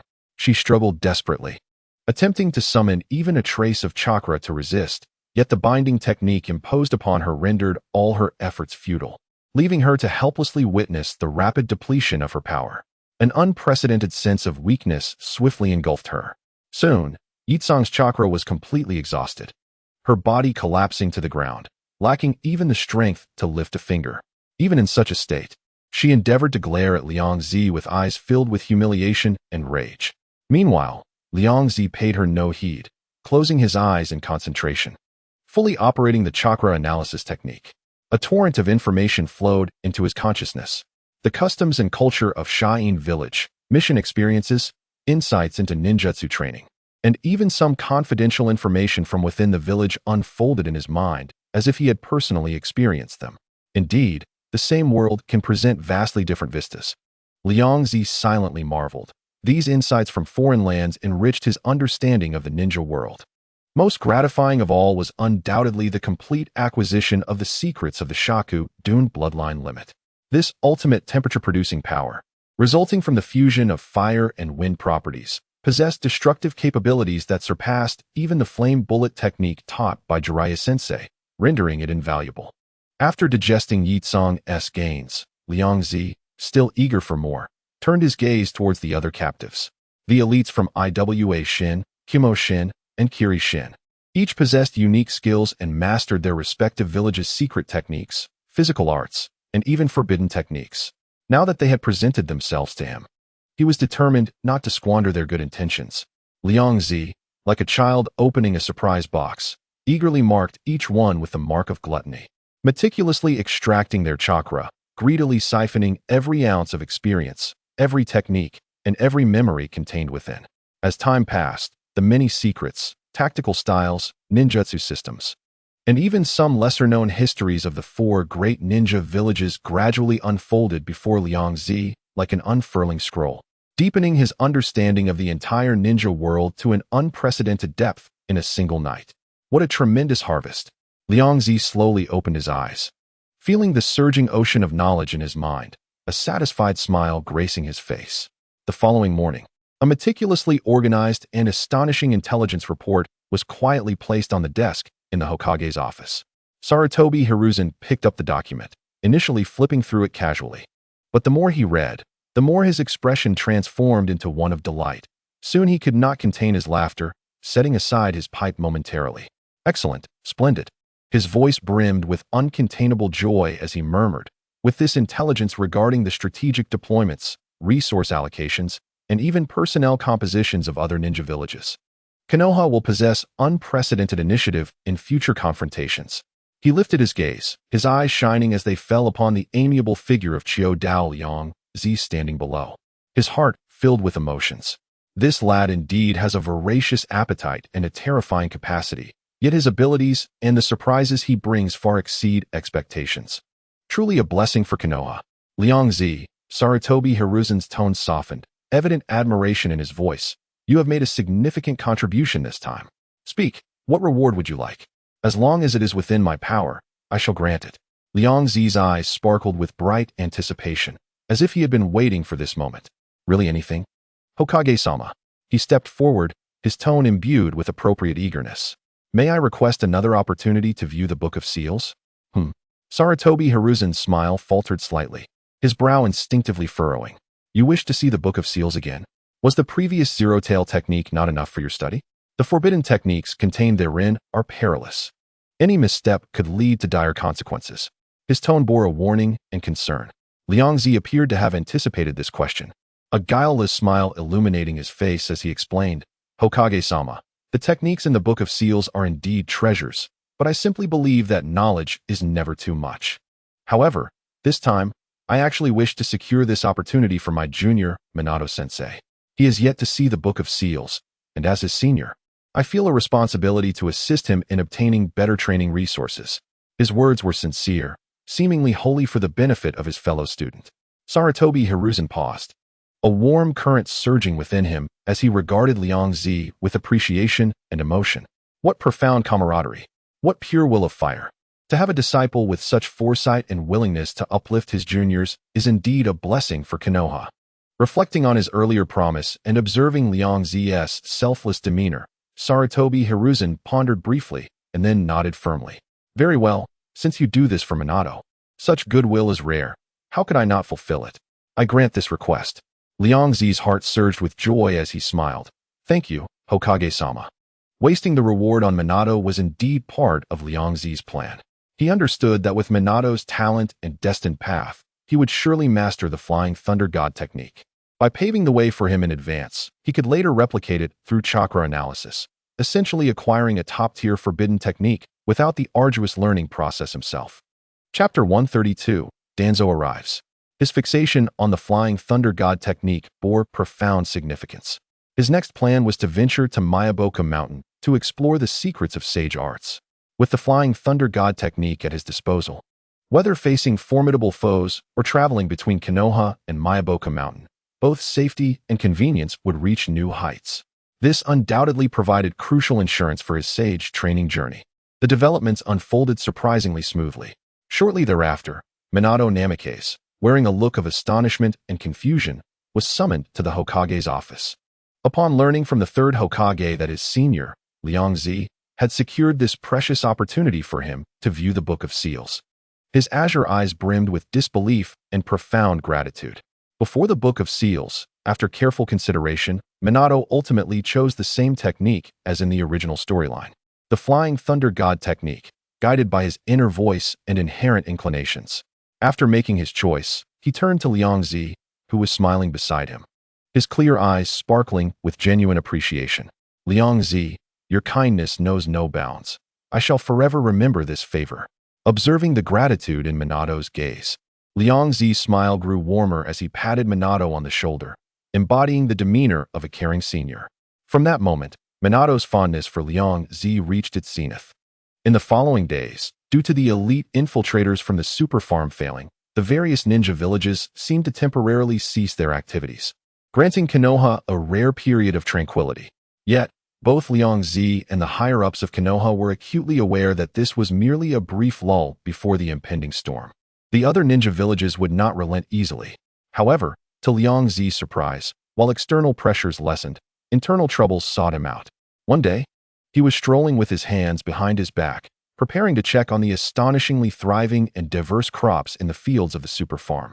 Suddenly, several figures appeared silently like phantoms, blocking his path. They all wore animal masks, exuding a chilling and murderous aura, unmistakably members of the Gen organization. Qiu Dao Liang Zi, Lord Danzo wishes to see you. The leader's voice was devoid of emotion, akin to that of a machine. Liang Zi did not halt his steps, but lazily lifted his eyelids and replied, I am currently preoccupied with numerous matters and have no time. If Elder Danzo has something to discuss, he may come see me himself. He harbored no fondness for Danzo, having once promised him unfettered access to food.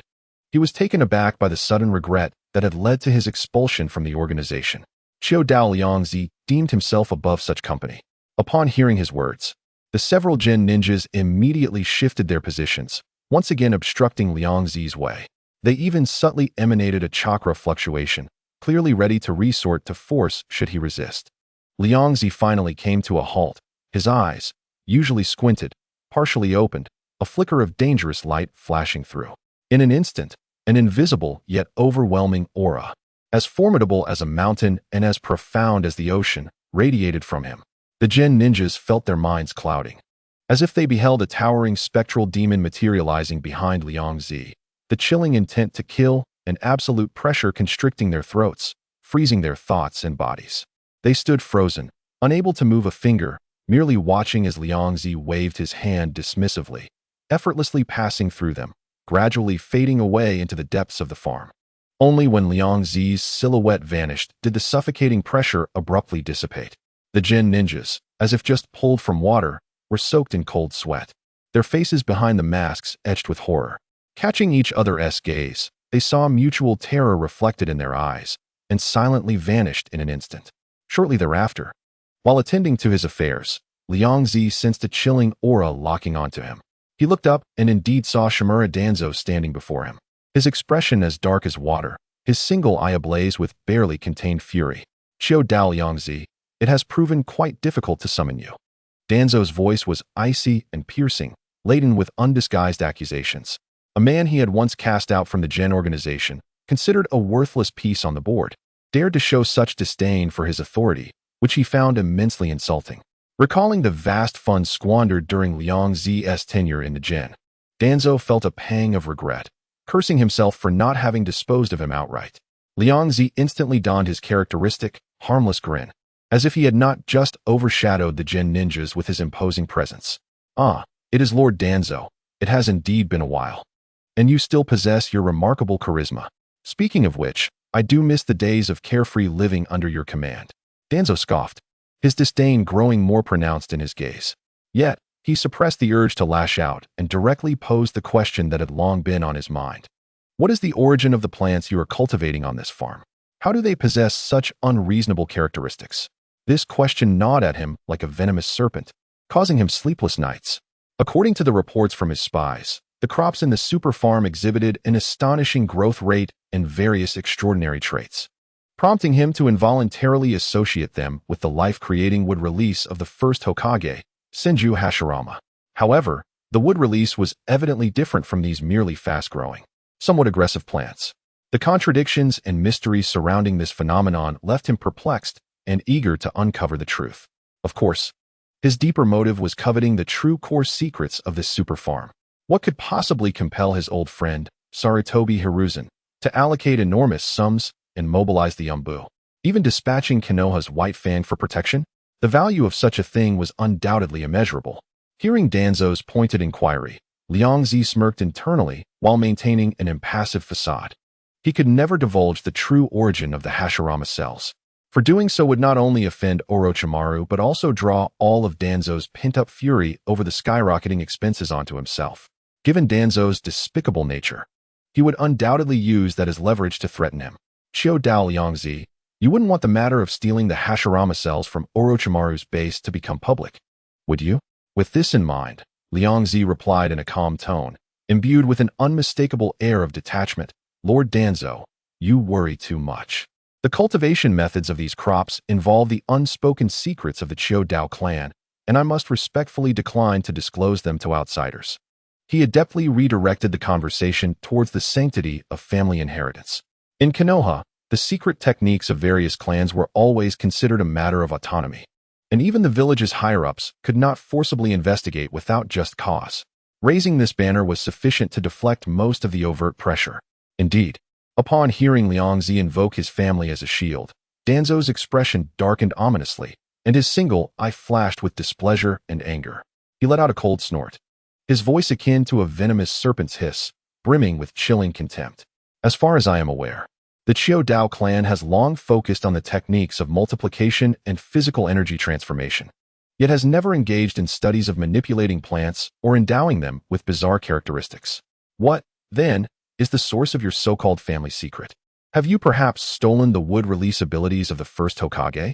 He stepped forward, adopting a condescending tone as he continued. "If you still care for the village and the will of fire, you should surrender the origin and cultivation methods of this entity to the village.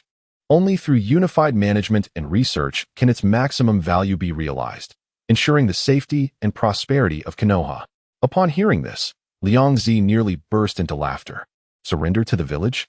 Such fine words, yet in the end, it would merely fall into the grasp of Danzo and the Jin organization.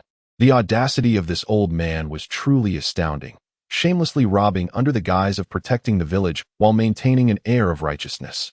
However, as he was still within the village, and with Danzo currently enjoying a favorable relationship with the third Hokage, it was not wise to confront him directly. He maintained his innocent expression, yet his gaze sharpened slightly as he replied, neither servile nor overbearing. "Lord Danzo, my loyalty to the village, my will of fire, is evident to the heavens. ever burning brightly, requiring no validation from others. As for everything concerning this super farm, I have already reported in detail to Lord Third Hokage and received his full support and authorization.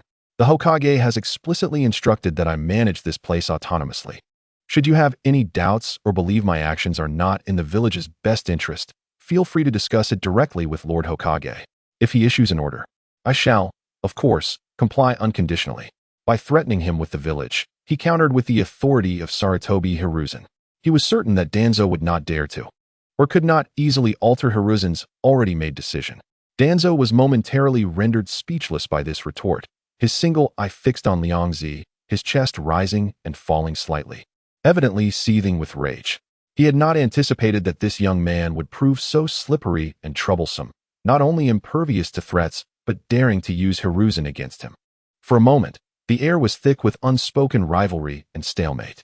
Danzo's face remained grim as he stood in silence for a moment, ultimately emitting a cold, furious snort before turning to leave, his suppressed anger palpable as he disappeared from the entrance of the farm. The reason he refrained from taking action was not solely due to Liangzi being a member of the village. This young man from the Chiodao clan stood behind Sarutobi Hiruzen, Jiraiya, and indeed the entire Chiodao clan, and his own strength should not be underestimated. In a state of being overwhelmed, even he had to retreat, unable to achieve his goals through coercion or intimidation. Since threats and inducements proved ineffective, he could only temporarily suppress his greed and fury, seeking alternative methods. Gazing at Tuanzo's figure as it vanished into the shadows, Liangzi's eyes glimmered with a cold light. A dangerous thought swirling in his mind. Should he seize an opportunity to eliminate this old scoundrel the moment he leaves the village? Tuanzo was undoubtedly the greatest troublemaker in the shinobi world. Wherever he intervened, it was accompanied by schemes, betrayal, and tragedy.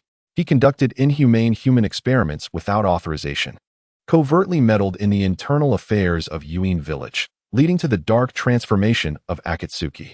Each incident was too numerous to recount. If he could eliminate this menace in advance, perhaps the shinobi world could spare much innocent blood. However, while the thought was enticing, the reality was daunting. This old fox cherished his life more than anyone, often hiding within the labyrinthine underground base of the root organization, rarely stepping out of Konohagakure. Silently eliminating a powerful shinobi and elder of Konoha within the village without causing a stir was a challenge on par with directly conquering a ninja village. Liangzi shook his head, temporarily suppressing this alluring yet perilous notion, redirecting his focus to the farm before him. Stepping into the core area of the super farm felt akin to entering an extraordinary plant kingdom. Unlike the aggressive defensive plants of the outer ring, the crops in the inner circle, while diverse in form, appeared much gentler, yet their vitality was equally astounding. The vines bore purple tomatoes the size of pumpkins, their skins translucent, as if imbued with the glow of dawn. The wheat ears bent under the weight, each grain round and full like pearls, radiating a faint golden aura. Beneath the verdant vines lay jade-green watermelons, their size comparable to millstones, resonating with a rich, vibrant echo when struck. Towering fruit trees, resembling small trees, bore fruits as red as fire, their shapes reminiscent of swirling fire dragons. Rare flowers and unique fruits vied for attention, filling the air with a rich blend of countless fruit and floral aromas, invigorating the senses. Merely breathing in this atmosphere was exhilarating. As Liangzi strolled through the crops, meticulously inspecting their growth, a satisfied smile graced his face. Truly, the seeds nurtured with the essence of Hashirama's cell surpassed his expectations in both growth cycle and final form. From sowing to this bountiful harvest, it had taken merely a few short weeks, a miraculous feat in agricultural history. He plucked a star-shaped berry, entirely azure, from a nearby low shrub. The fruit felt cool to the touch, its surface seemingly flowing with starlight. Without a second glance, he tossed it into his mouth. The berry melted instantly, releasing a sweet, icy juice that cascaded down his throat. Immediately, a pure and gentle energy rippled through his limbs, not only replenishing his minor energy expenditure, but also imparting a refreshing clarity and heightened mental acuity. The flavor was delightful, and the energy conversion efficiency was remarkably high. Liangzi smacked his lips, savoring the essence of this energy. In a few days, he would be ready for large-scale harvesting. With that thought, he reached for other fruits, eagerly tasting them one by one. Chapter 134. Uchiha Madara's contempt while Liangzi indulged in the joy of the first harvest. Far away in a remote mountainous region bordering the land of fire, another set of keen eyes was observing the super fruits from Konoha. Deep within a vast and shadowy cavern, a figure sat upon a stone throne. He appeared aged, his face lined with wrinkles. Yet remnants of a once mighty visage were still evident. Clad in ancient warring state's armor, he connected to several bizarre tubes extending from an Otsutsuki statue, sustaining his decaying life. Nevertheless, the grandeur emanating from him still commanded respect. This man was none other than the legendary Uchiha Madara, believed to be long dead. Around him stood several pale, oddly shaped humanoid creatures, resembling loyal servants. One of them, a white zetsu with spiral barbs covering its lower half, presented a large, golden fruit to Madara with a comical grin. "Lord Madara, this is a super fruit I procured from that super farm in Konoha, handpicked to be the finest. Please, do try it, and see if it is to your liking. Many shinobi have fought fiercely for this fruit, so it must be delicious." Upon hearing this, Uchiha Madara lifted his gaze slightly. His eyes, which had witnessed the cycles of life and death, scanned the fruit with indifference. Though he was concealed underground, relying on the Otsutsuki for energy, his discernment of substances remained intact. After confirming it was non-toxic, he carelessly brought the fruit to his mouth. As his teeth met, the sweet juice burst forth, flooding his mouth with a rich, sweet flavor reminiscent of sunlight and life, infusing his nearly decayed body with vitality. Even Madara, whose heart had long been numbed to ordinary desires, felt a ripple of sensation at this pure delicacy, instinctively narrowing his eyes. More importantly, he sensed a faint yet familiar life energy within the fruit. Though scarce, its pure nature promised nourishing effects on the physical body with prolonged consumption.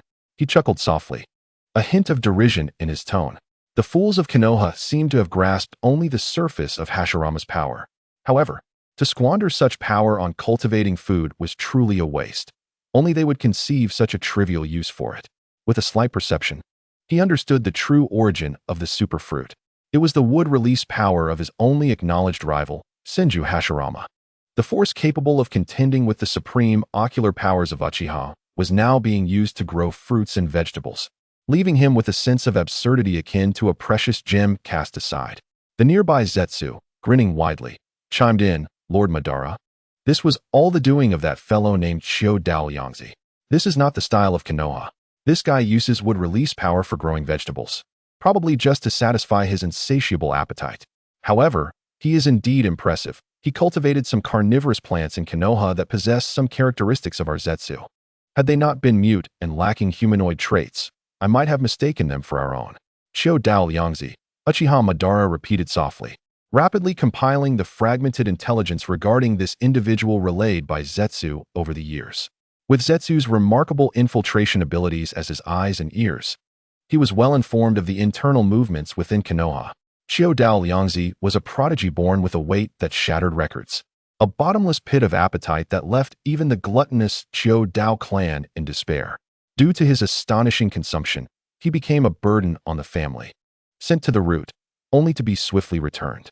Subsequently, he found his way into the Ninja Academy, where he became a paragon of food acquisition through various cunning methods. Eventually, through a series of fortuitous events, he allied with Sarutobi Hiruzen, took control of the school cafeteria, and established factories, becoming a new generation legend. Yet, beneath this facade lay a simple and pure driving force. Everything he did was merely to satiate his hunger for more and better food. A mere glutton ruled by his appetites. After a brief moment, Uchiha Madara ultimately provided his assessment, his tone tinged with a hint of disdain. In light of his decades-long scheming surrounding the fate of the world with the Moon Eye Plan, the obsession of this individual with mere sustenance failed to pique his interest. His ideals of world redemption and eternal peace transcended trivial matters of mere verbal enjoyment. His gaze had long surpassed such insignificant individual desires. It was evident that the other party's vision was too narrow, likely having stumbled upon a new application of Hashirama's power by mere chance. Following his tasting and evaluation, Uchiha Madara lost interest in the super farm and Liangzi. To him, these fruits were merely an intriguing delicacy, far inferior to the pure and efficient life energy directly infused by the Otsutsuki's divine statue. His focus had already shifted towards the grander aspirations of the Moon Eye Plan. However, His indifference did not extend to the other factions within the shinobi world, who were decidedly not unmoved. As news of the super farm's first large-scale harvest spread like wildfire, the major shinobi villages, having faced setbacks in their previous infiltration attempts, were not disheartened, but rather ignited with greed and curiosity. The series of failures served to shroud this mysterious farm in an even thicker veil, enhancing its perceived value in the eyes of many. There were even whispers suggesting that several shinobi villages were secretly coordinating to jointly pressure Konoha, attempting to share or seize this coveted secret. Days later, the super farm during the harvest season presented an unprecedented scene of bustling joy and activity.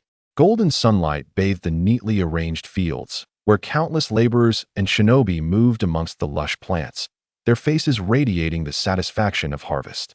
A robust man hoisted an enormous pumpkin that required 2 people to embrace, carefully placing it into a cart lined with soft padding. Agile shinobi flitted like butterflies through the vines, expertly snipping clusters of super grapes that glistened like jade and were bursting with juiciness. Furthermore, Earth-style shinobi manipulated the terrain, allowing the subterranean tubers to effortlessly break through the soil, each one astonishingly large. Laughter, shouts, and the gentle sounds of crops being harvested intertwined, composing a vibrant symphony of abundance. Liangzi stood atop a higher ridge, his corpulent figure casting a shadow in the sunlight. He cradled a mango the size of a basin. Its skin peeled, and he devoured it voraciously, the sweet juice dribbling down the corners of his mouth without a care. While savoring his culinary delight, he squinted his eyes, gazing down at the miraculous harvest scene he had single-handedly created, occasionally gesturing towards the bustling crowd. "Haha, delicious. Truly delightful," he murmured indistinctly, unable to suppress the radiant smile on his face, his mouth never idle. Chapter 135. Harvest season. The successful maturation and harvest of the first batch of crops proved that his application of Hashirama's cellular energy in agriculture was entirely correct. Moreover, the subtle Hashirama life energy contained within these fruits had a nurturing effect on his own physique. The more he consumed, the more invigorated he felt, as if his chakra had become even more vibrant. What delighted him further was the sensation that he was on the brink of grasping the threshold of wood release. A feeling of imminent mastery. He firmly believed that if he consumed enough, he would one day unlock his own wood release power. As he watched baskets and carts filled with colorful, diverse superfruits being transported to the temporary warehouse, Liangzi began to plan their distribution. A portion, as per agreement, was to be submitted to the village to offset the substantial funds allocated by the Third Hokage. Although the thought of parting with these delectable superfruits pained him, Liangzi understood that without the village's robust support and military protection, his farm could never have flourished to its current state. Thus, he reluctantly selected a batch of fruits he deemed relatively ordinary, even unpalatable, and ordered them to be packaged and sent to the Hokage building. Not long after, within the Hokage's office, Sarutobi Hiruzen examined several open boxes before him, containing superfruits of remarkable size and alluring color, his face finally breaking into a relieved yet excited smile. To support Liangzi's project, he had endured immense pressure and even deployed numerous ANBU members. Should the final outcome fall short of expectations, he would find himself in a precarious position before the Elder Council and advisors. Truly exceptional superfruits, he mused, taking in their impressive sizes and unique forms, feeling their extraordinary nature. He picked up a jade-green apple, feeling a subtle coolness emanating from it, and chuckled amiably. Seated at his desk were 3 members of the Konoha Elder Council, Mito Kazuma, Tonari Kamichi, and the perpetually brooding Shimura Danzo. They had convened today upon hearing of the super farm's bountiful harvest, specifically to investigate the results and the secrets behind it. After all, Sarutobi had not elaborated on the matter, leaving them with a sense of unease regarding their lack of control. Tonari adjusted his glasses, his sharp gaze sweeping over the fruits, and asked in a low voice, "Hiruzen, you went against the consensus and allocated substantial village resources to support the super farm. Is this the final result? What makes it so special to warrant such an undertaking?" Danzo, standing nearby, let out a cold snort, his single eye gleaming with curiosity, his tone aggressive. "If these fruits have brought such joy to our Hokage, they must possess extraordinary effects. Let us see for ourselves what this so-called superfruit can accomplish." The atmosphere in the office grew tense in response to the advisor's skepticism. Hiruzen's smile slightly faded, He understood that the true test was only just beginning. He needed to provide a compelling reason to persuade these old colleagues, for the internal pressure could prove more troublesome than external threats. However, regarding the effects of the superfruits, Hiruzen felt confident. His initial decision to support Liangzi's project stemmed from having personally tasted the samples he had provided, which were remarkable in both flavor and immediate efficacy, instilling unwavering belief in him. Otherwise, he would not have risked allocating so many resources under duress. Come, let the taste speak for itself, Hiruzen said, wearing a confident smile as he skillfully sliced the jade-green apple into 4 pieces with a kunai, distributing them to the 3 advisors. Try it. I assure you, the true value of this fruit will exceed your expectations. Mito Kazuma, Tonari Kamichi, and Danzo exchanged glances at Hiruzen's confidence.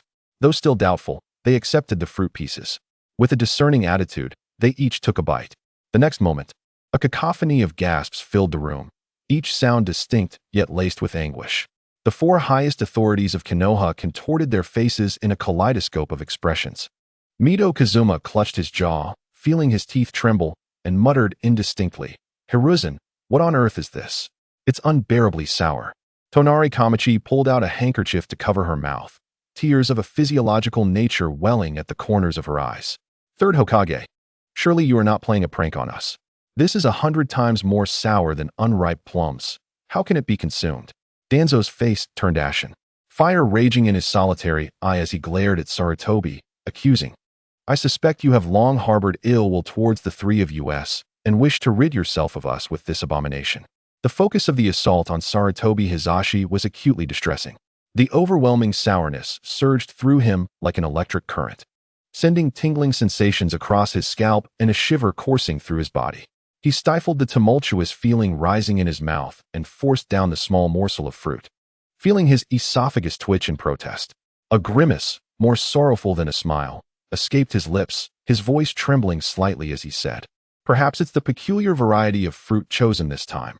Indeed, it is rather tart, but it does whet the appetite. Haha, whet the appetite." Noticing the angry glares directed at him, he hastily shifted the topic, guiding their attention to the core changes within their bodies. "Let us not dwell on the taste. Focus instead on any sensations of change within yourselves. Do you feel anything unusual?" The 3, momentarily suppressing their grievances and doubts, complied and concentrated on their inner experiences. After a brief moment, Mito gate and was the first to reveal his astonishment. The nutritional and energetic essence within this fruit was remarkably abundant. Merely that small taste provided stamina akin to a hearty meal. Tezuki Koharu also sensed a difference, attempting to channel her chakra with a particular emphasis on her mental acuity. To her surprise, she exclaimed, "My mind feels notably clearer and more vibrant. Casting illusions or sensing techniques has become much smoother." Even Danzo, with his shrewd single eye, exhibited a flicker of disbelief. He distinctly felt a gentle and pure life energy gradually nurturing his lingering injuries, albeit faint. Its efficacy was undeniable. This superfruit indeed possesses some merit. Its strategic value is exceedingly high, Mito gate and had to concede. Yet, the taste remained a subject of great distaste. Tezuki Koharu grimaced, recalling the horrid sourness with a lingering shudder. Danzo's gaze was intensely fixed on the other boxes on the table. "What about the other fruits? Hurry, let us try them. Surely not all the fruits can be this sour." Chapter 136. Tasting and surprises. Surely not, surely not. The previous apple was an anomaly. With the initial results having quelled their concerns, Sarutobi Hizashi felt somewhat reassured and promptly retrieved a bunch of deep purple grapes, plump and glistening like dark pearls. "Try these. They appear delectable." With confidence, he plucked a few and, eager to set an example and restore his reputation, popped one into his mouth. However, the moment the grape touched his tongue, his confident smile faltered. "Wow, these grapes are absolutely delicious. You must try them." The other 3, seeing Sarutobi Hizashi's initial taste, were beguiled by the alluring appearance of the deep purple grapes, igniting a spark of anticipation within them. Perhaps the previous green apple was merely an outlier. Such beautiful grapes could not possibly be unpalatable. With a flicker of hope, they each placed a grape in their mouths and gently bit down. Instantly, an indescribable torrent of peculiar flavors, combining bitterness, sourness, astringency, spiciness, and pungency erupted in their mouths like an explosion. Their taste buds suffered a devastating blow. Their entire mouths and lips trembled uncontrollably, their minds blank, consumed by sheer physiological repulsion. Ugh! Water! Quickly, water! The three nearly leaped to their feet, their reactions far more intense than when they had tasted the green apple. Danzo, shaking with rage and pointing at Sarutobi Hizashi, seemed ready to breathe fire. Monkey! Such an inedible substance, and you dared to deceive us with claims of its delightful taste. Your intentions are reprehensible. Tsuzuki Koharu, teary-eyed from the choking sensation, clutched her chest indignantly. As the third Hokage, how can you act so absurdly, subjecting us to such vile fare? Mito gaped and was at a loss for words, desperately searching for water to rinse his mouth. Faced with the collective fury of his old friends, Sarutobi Hizashi felt a mix of amusement and embarrassment. Rubbing his nose, he managed a sheepish smile. I cannot be entirely blamed. I had no prior knowledge that they would taste so dreadful. I had eaten. He recalled the earnest smile of Ryoko and was suddenly struck by inspiration. Of course, it must be that little rascal Ryoko's doing. He surely hid away all the good fruits, leaving us with these bizarre and unpalatable specimens to deceive the village and misappropriate funds. The more he pondered, the more convinced he became of this truth. Given Ryoko's obsession with food and his occasional displays of cunning, such a scheme was entirely plausible.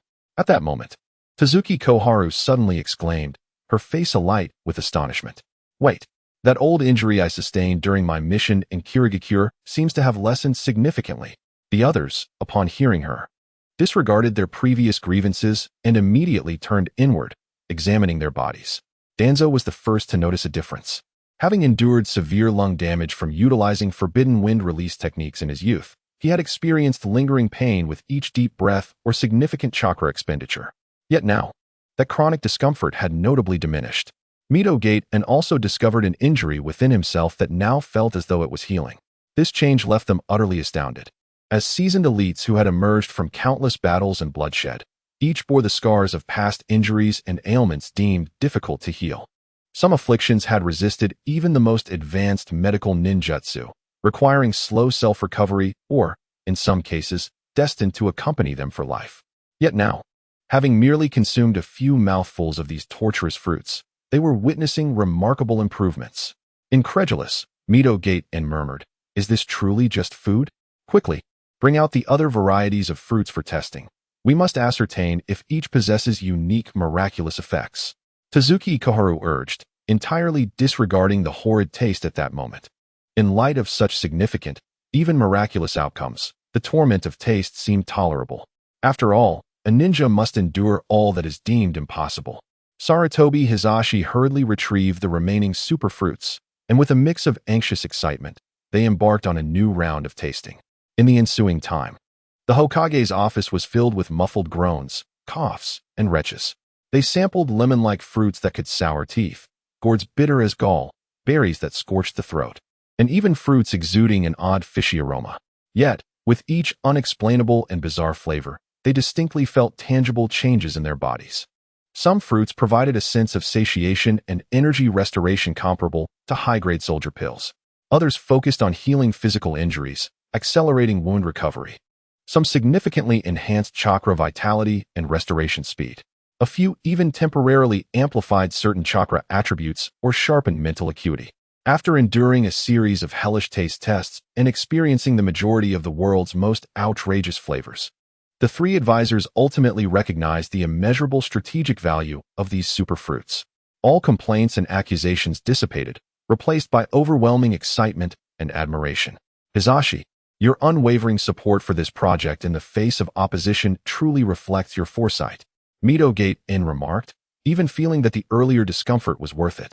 With these fruits, our Konoha ninjas will gain tremendous advantages in mission endurance, injury recovery, and combat readiness. Tsuzuki Koharu's eyes sparkled with enthusiasm. Even Danzo fell silent, his single eye gleaming with a flicker of cunning, as though he were formulating some grand scheme. He had to concede that Sarutobi Hiruzen's decision had brought unimaginable benefits to Konoha. The value of the super farm had, at this moment, received the full endorsement of Konoha's highest authorities. After leaving the Hokage building, Danzo did not return to the root base, but instead, with several privately confiscated superfruits in hand, headed straight for Orochimaru. The laboratory was brightly lit, with various intricate instruments emitting a low hum. and the air was thick with the scents of disinfectants, chemical reagents, and a faint hint of blood. Orochimaru was bent over a complex microscope, diligently recording the activity data of a particular cell tissue, his expression focused. Set aside your other experiments for now and prioritize the analysis of this.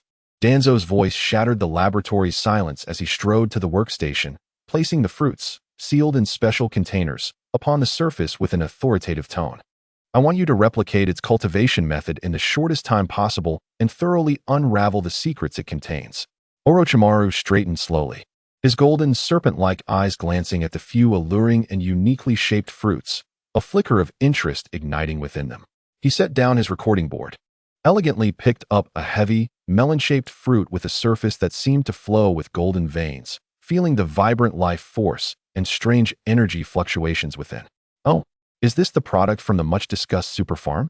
Orochimaru's voice, imbued with his characteristic raspy magnetism, conveyed his curiosity. Indeed, it appears unusual. The life forms seem to have undergone a fundamental leap, breaking free from their primitive species constraints, akin to evolution. He had witnessed the distinctions between summoning beasts and ordinary wildlife, the latter being a life-level leap induced by chakra. However, natural evolution in plants was far slower and rarer than in animals. The large-scale, directional cultivation of plants with special effects, within his understanding, was nearly an impossible feat typically. Only in certain sacred sites with extraordinarily concentrated natural energy, or after prolonged periods and special opportunities, could one occasionally encounter a rare herb or two. Danzo's single eye gleamed with intensity as he spoke solemnly. This fruit not only possesses a peculiar appearance, but also provides numerous astonishing benefits to the human body upon consumption. It is unfortunate that Akimichi Yoshiko, that self-serving fellow, refuses to reveal the core secrets involved. If we could master this technology and lead the production from our root, it would undoubtedly bring unprecedented immense benefits and strategic advantages to the village. A faint, enigmatic smile curled at the corners of Orochimaru's lips as he refrained from responding to Danzo's grandiloquent words. He knew this partner too well. The so-called benefits to the village were merely a facade for satisfying personal ambition and desires for power. Nevertheless, Orochimaru was indeed intensely intrigued by the superfruit itself. Despite having heard many rumors, this was his first time handling one personally. The peculiar energy within, which guided life towards positive evolution, made his heart race with excitement as a scientist who had dedicated his life to uncovering the mysteries of life. I too find this quite intriguing. Rest assured, Elder Danzo, I shall devote myself to this research, Orochimaru promised, carefully setting aside the fruit. Satisfied with the affirmation, Danzo nodded and, without further ado, melted into the shadows of the laboratory as he departed. Gazing in the direction of Danzo's disappearance, a flicker of elusive light danced in Orochimaru's golden pupils. He wasted no time, immediately taking the superfruits to the laboratory's core area, equipped with the latest high-end analytical instruments, some of which he had acquired through connections from overseas. He placed the fruits meticulously beneath a high-precision energy detector, initiating a series of complex operations, including spectral analysis, cellular activity scanning, and chakra property parsing. Various data and three-dimensional models quickly materialized in his mind. As the research progressed, the casual expression on Orochimaru's face gradually gave way to gravity and astonishment. The cellular structure of these fruits had undergone optimization and reorganization, with vitality levels far exceeding those of ordinary plants by several magnitudes. More critically, embedded within their genetic chains was a remarkably active and vibrant energy imprint, which was precisely the force driving their rapid growth and trait mutations. It was indeed the intervention of some external advanced energy, fundamentally catalyzing and rewriting these plants' life blueprints. Orochimaru muttered to himself, a flicker of surprise crossing his features. After all, few in the entire ninja world could achieve such a feat. Much like the wood release power he was currently studying, he attempted to extract the residual special energy factors from the fruit for a more refined source analysis. When the isolated energy sample was displayed under an ultra-high magnification chakra microscope, revealing its most primal characteristics, Orochimaru's knowledgeable golden serpent-like eyes widened in shock. The unique life wave, the vast aura that nourished all living things, although exceedingly faint and cleverly dispersed throughout each cell of the fruit, was unmistakably recognizable. This was the wood release power of the Senju Hashirama? Orochimaru suddenly stood upright, breath quickening, disbelief etched across his face for the first time. He had never anticipated that the plants cultivated in Akimichi Yoshiko's super farm were imbued with the power of the Senju cells. How could this be possible? Orochimaru's mind raced through possibilities with the precision of a finely tuned instrument. With Yoshiko's public identity and authority in Konoha, there was no way he could have accessed the highly classified Senju cells through legitimate channels. The village's related research and human experiments were conducted under the strictest surveillance by him and Danzo, with an exceptionally high level of confidentiality. Even if his teacher, Sarutobi Hiruzen, sought to intervene and obtain the Senju cells, he would surely be aware of it. Thus, the only remaining possibility for the source of the Senju cells was an illicit channel. Coincidentally, not long ago, his secret laboratory had been completely ransacked, with the most precious and painful loss being that canister of well-preserved First Hokage cellular tissue. The timing was too coincidental, the stolen Senju cells, and shortly thereafter, Yoshiko presented the super fruits evidently infused with Senju cell energy. All the clues, like scattered pieces of a puzzle, were suddenly thrust together by an invisible force, fitting seamlessly into a complete picture. That elusive and cunning thief, who had caused him significant losses yet remained traceable, was none other than Akimichi Yoshiko. A deep, raspy laugh escaped Orochimaru's throat, echoing in the cold, spacious laboratory, tinged with the cold fury of discovering the truth and a sense of absurdity at having been deceived. Yoshiko-kun, you truly continue to surprise me time and again. The additional 2 chapters have been completed, with 58 remaining. Chapter 138. Ninja Plants reflecting on the anger and confusion he felt when his base was emptied. Everything now had an answer. The culprit was none other than Konoha's rising star, Akimichi Yoshiko. Yet, simultaneously, a stronger emotion surged within him, a blend of absurdity and speechlessness. He had poured his heart and soul into the human experiments involving Senju cells, facing extreme rejection responses and risks of failure, with progress painfully slow. Meanwhile, this little thief, who had stolen his research materials, had ingeniously applied this power to what appeared to be rudimentary agricultural cultivation, achieving such significant, even groundbreaking results. Could it be that this individual possessed an astonishing talent in the field of life sciences, one even he himself had not noticed? No, as soon as that thought arose, Orochimaru swiftly suppressed it with his formidable rationality. He firmly believed that a gluttonous individual could never surpass him in the realm of scientific intellect. After all, Konoha did not impart knowledge of science, and Xiao Dao Liangzi had never acquired such understanding, rendering it impossible for her to exceed him. As he regained his composure, he re-evaluated the underlying reasons. Human experimentation essentially sought to forcibly implant the divine essence of Senju Hashirama, with its vast life force and would-release abilities, into another independent and vastly different organism for stable existence. This was akin to attempting to fit a colossal elephant into the diminutive shell of an ant. The repulsion and conflict inherent in such an endeavor were catastrophic, with an infinitesimal probability of success. Relying more on luck and a large experimental base to gamble on that elusive miracle, the so-called superfruits merely harnessed the inherent vitality and would-release powers contained within Hashirama's cells to influence, induce, and catalyze plant growth, an endeavor far from arduous. As the concept itself bore immense feasibility, plants and would-release were inherently compatible in nature. The power of Hashirama's cells acted as a supreme catalyst for evolution and a life-enhancing supplement for plants, rather than a foreign tissue to be resisted. This represented guidance and empowerment, not forced integration.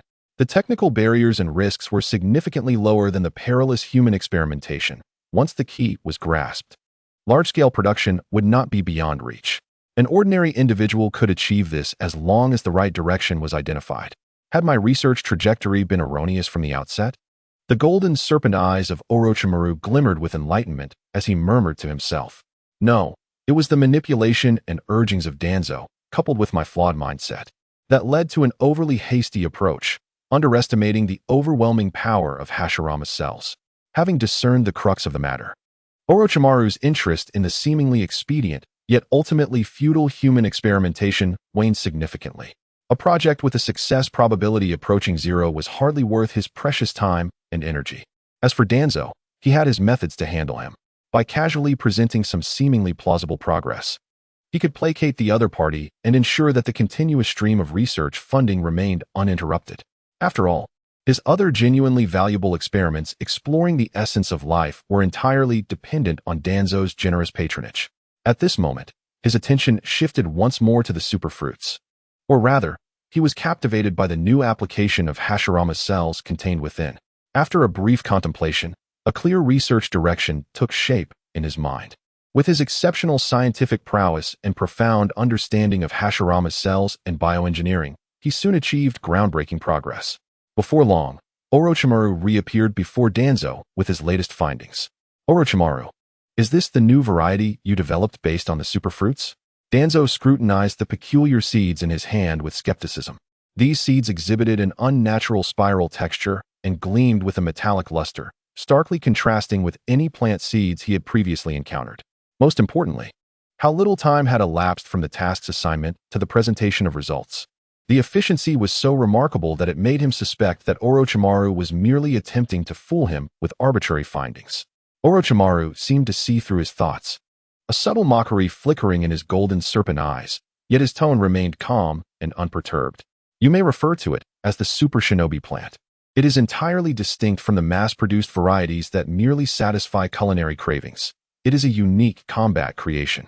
He picked up one of the spiral seeds, toying with it between his fingers as he explained, by infusing chakra into it.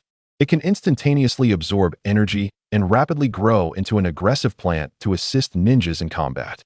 Though inedible, it can significantly enhance the user's combat capabilities in critical moments. This was the result of his unconventional approach, drawing on the principles of Hashirama's cells catalyzing plant growth while discarding the characteristics of edibility and prolonged growth. Instead pursuing extreme instantaneous bursts and combat support. He aimed to create a plant-based weapon akin to a disposable summoning beast, but more convenient and easier to disseminate. Shinobi plants? Combat assistance? A glimmer of excitement flashed in Danzo's single eye. The notion of a plant aiding in combat instantly conjured images of the first Hokage's wood-release techniques that swept through the ninja world. While the present creation could not compare to true wood release, its strategic significance would be undeniable if deployed on a large scale. Eagerly, he took one of the seeds and, following instructions, slowly infused it with his pure chakra. An astonishing spectacle unfolded. The spiral seed seemed to come to life, its metallic sheen swirling as it rapidly took root and sprouted, instinctively detaching from Danzo's hand and embedding itself into the ground. In the blink of an eye, a peculiar plant, nearly as tall as a person, took form. Its main body resembled an oversized pod, with a massive opening at the top that could open and close. Exuding a resilient and dangerous aura. With a series of sharp sounds, this pea shooter, having just taken shape, locked onto several test targets in the laboratory instinctively. Its top opening and closing in rapid succession, launching pea projectiles the size of an adult's fist, hardened like iron. The peas tore through the air with a piercing whistle, striking the targets with a speed rivaling that of shuriken. Accompanied by a series of dull thuds, the sturdy wooden targets were effortlessly penetrated, and the stone wall behind them bore numerous varying-sized dents, debris scattering. The destructive potential against a human body was unimaginable. Danzo stood in stunned silence, witnessing the events unfold before him, feeling the fierce chakra fluctuations emanating from the shinobi plant's attack, as his doubts were swiftly replaced by overwhelming astonishment. This was undoubtedly a tailor-made auxiliary tool for the root members. Whether for ambush, containment, or creating chaos, it would prove extraordinarily effective. Excellent. Very well, Orochimaru. You have truly never disappointed me. Danzo's rare smile radiated satisfaction, his single eye shimmering with excitement and greed. With the shinobi plant in hand, he had no cause for concern regarding the success of his grand ambitions. Orochimaru, can this shinobi plant be mass-produced? What are the costs? How long can it exist? Chapter 139. Orochimaru's calculations upon hearing Danzo raised the crucial questions of mass production and cost. A calculating glimmer flickered in Orochimaru's golden serpent eyes.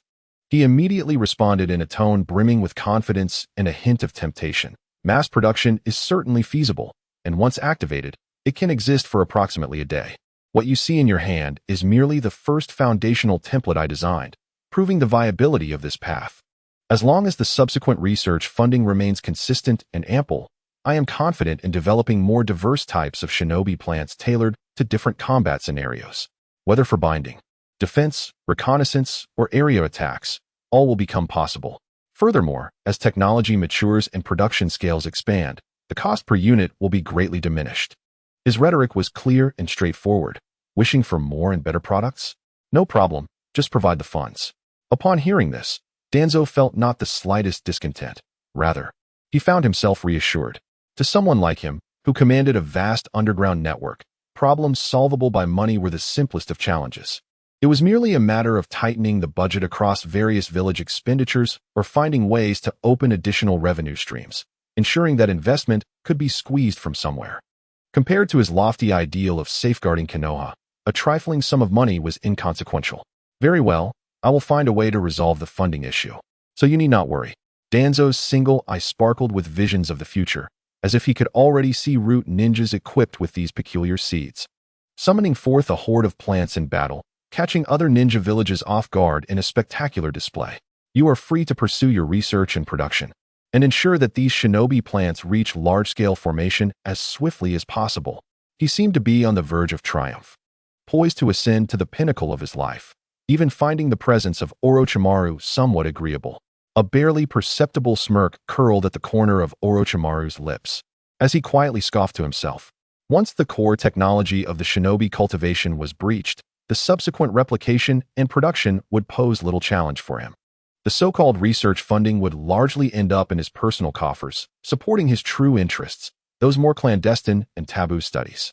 He mused inwardly, expressing gratitude towards Liangzi for the bountiful financial gains. Meanwhile, within the confines of Konoha village, the private room of Akimichi Liangzi's hot pot restaurant was alive with a different kind of vibrancy. The air was thick with the unique spicy aroma of hot pot, mingled with an even more refreshing and fragrant fruit scent. The table was laden with a bubbling pot of crimson broth and an array of ingredients, alongside several plates of enticingly vibrant superfruit platters. Ah, is this the superfood produced from your farm?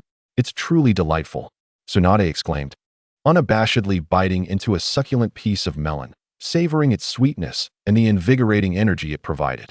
Despite being a master healer, she still found such life-renewing food to be a novelty. As a member of the Senju clan, she also derived additional benefits from consuming it, which only encouraged her to indulge further. The brothers Fujin and Raijin were thoroughly engrossed in their feast, their cheeks puffed out like hamsters, their eyes sparkling with sheer joy. Big sister, this is too delicious. Let us just stay in Konoha and never leave. Fujin mumbled through a mouthful. Yes, yes. Raijin eagerly concurred, his mouth still full, showing no signs of pausing. With all this delicious food in Konoha, I no longer want to wander and sleep outdoors. Tsunade shot them a sharp glare, her beautiful eyes narrowing as she playfully smacked their heads. You ungrateful little rascals, have you grown so bold? Forgetting your big sister for food? Do you have any idea how many people are queuing outside, hoping to venture into the ninja world with me? She never anticipated that after just one meal, her two little brothers would decide to betray her and settle in Konoha. Despite having faced hunger under her care for 3 days, they still had their beautiful big sister. Which wasn't he such a loss after all? Across from her, Jiraiya seized the opportunity, donning a sycophantic grin and leaning closer to Tsunade. I'm willing to venture into the ninja world with you, Tsunade. Next time you wander, take me along. I promise I'll be much more useful than these two gluttons. I can write books and earn money, and I can protect you. Tsunade found his antics both amusing and exasperating, rolling her eyes at him. You? If you don't give me trouble, I'll be thanking the heavens. After enduring Jiraiya's antics, he chuckled heartily, attempting to divert attention. Yet deep within his gaze, a flicker of regret and helplessness momentarily flashed. He turned his attention to his two disciples, who were indulging heartily, filled with pride and contentment.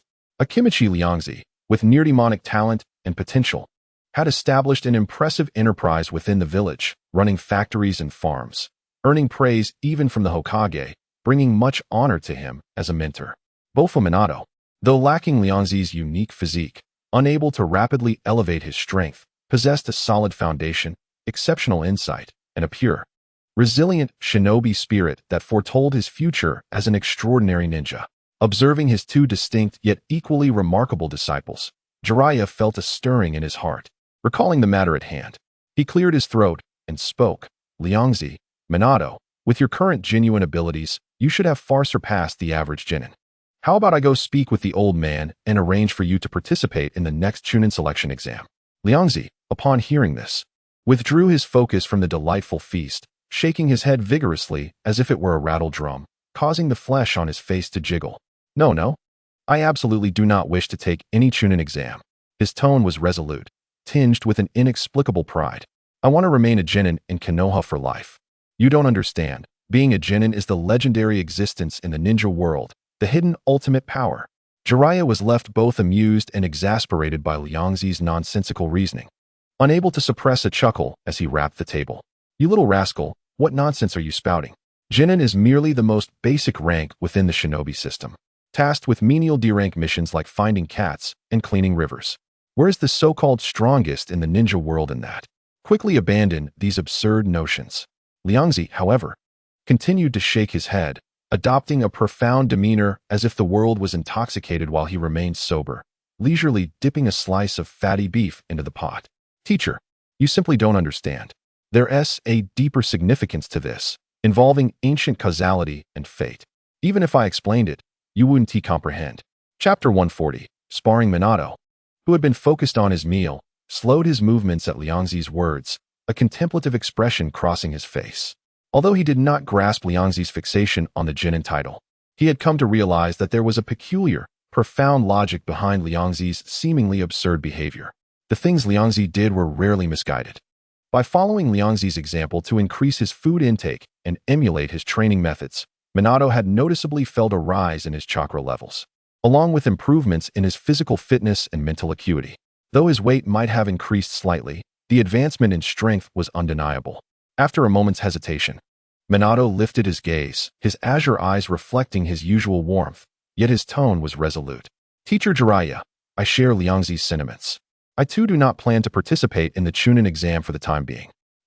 Jiraiya was truly taken aback, glancing between Liangzi, who wore an expression of self-assured reasoning, and Minato, whose demeanor was earnest, feeling a headache coming on.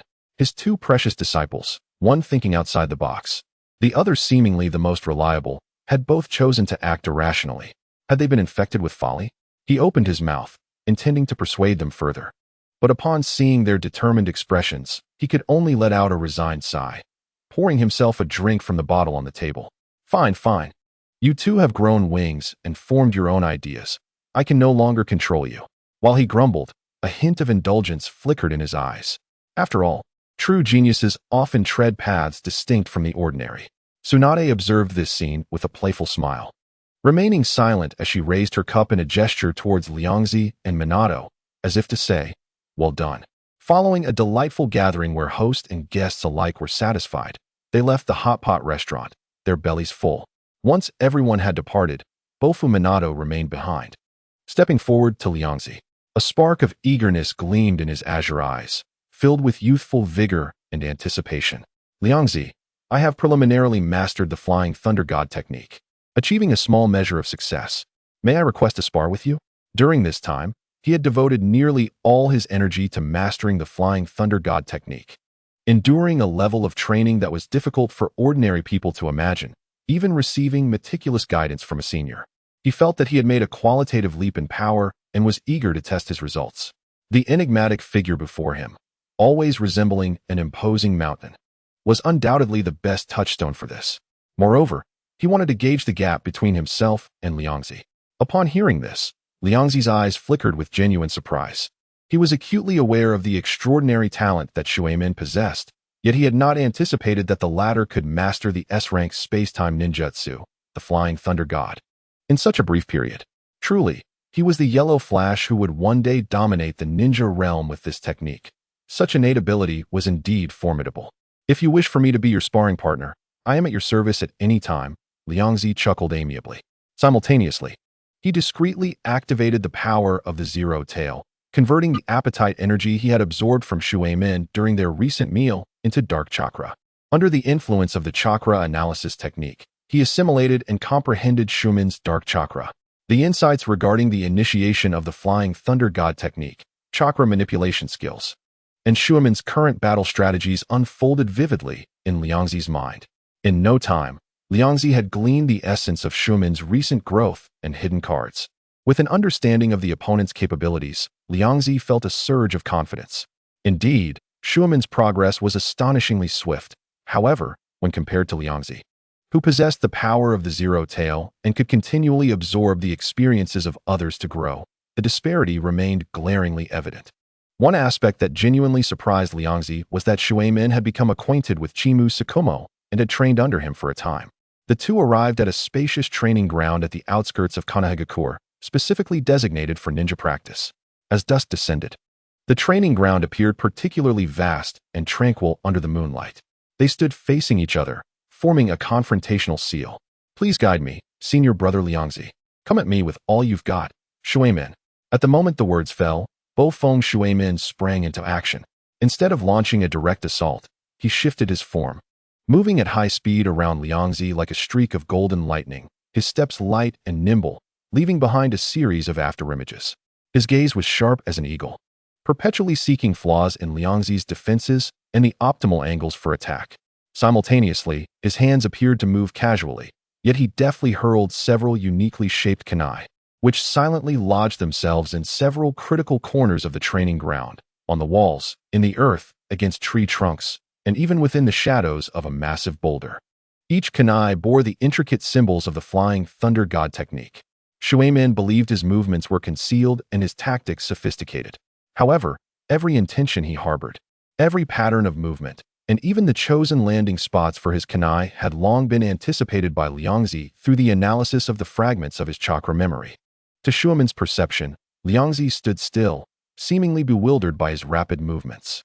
In reality, Liangzi's mind was meticulously sketching an invisible tactical map, marking the locations of all the flying thunder god kunai, while predicting the most probable routes for Shuimen's attacks.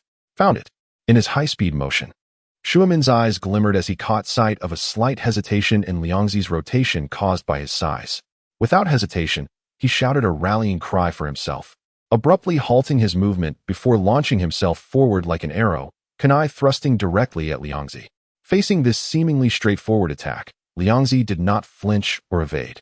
His enormous palm instantly expanded, invoking the multiplication technique of the Akimichi clan, and with a gust of fierce wind, he aimed to swat down on Shuimen as one would a fly. The force behind this palm was immense and unyielding. If it connected, it would be enough to break the bones of any ordinary ninja. Yet, just as the multiplied hand was about to reach Shuimen, he vanished like a phantom. Liangzi's assured strike hit only air, with the tremendous force creating a shallow crater in the ground, sending dust swirling into the air. Almost simultaneously, beside Liangzi, a kunai embedded in a tree trunk shimmered slightly, and Shuimen's figure appeared as if conjured from thin air. Without a moment's pause, he thrust the kunai directly towards Liangzi's seemingly unprotected back. Had he succeeded?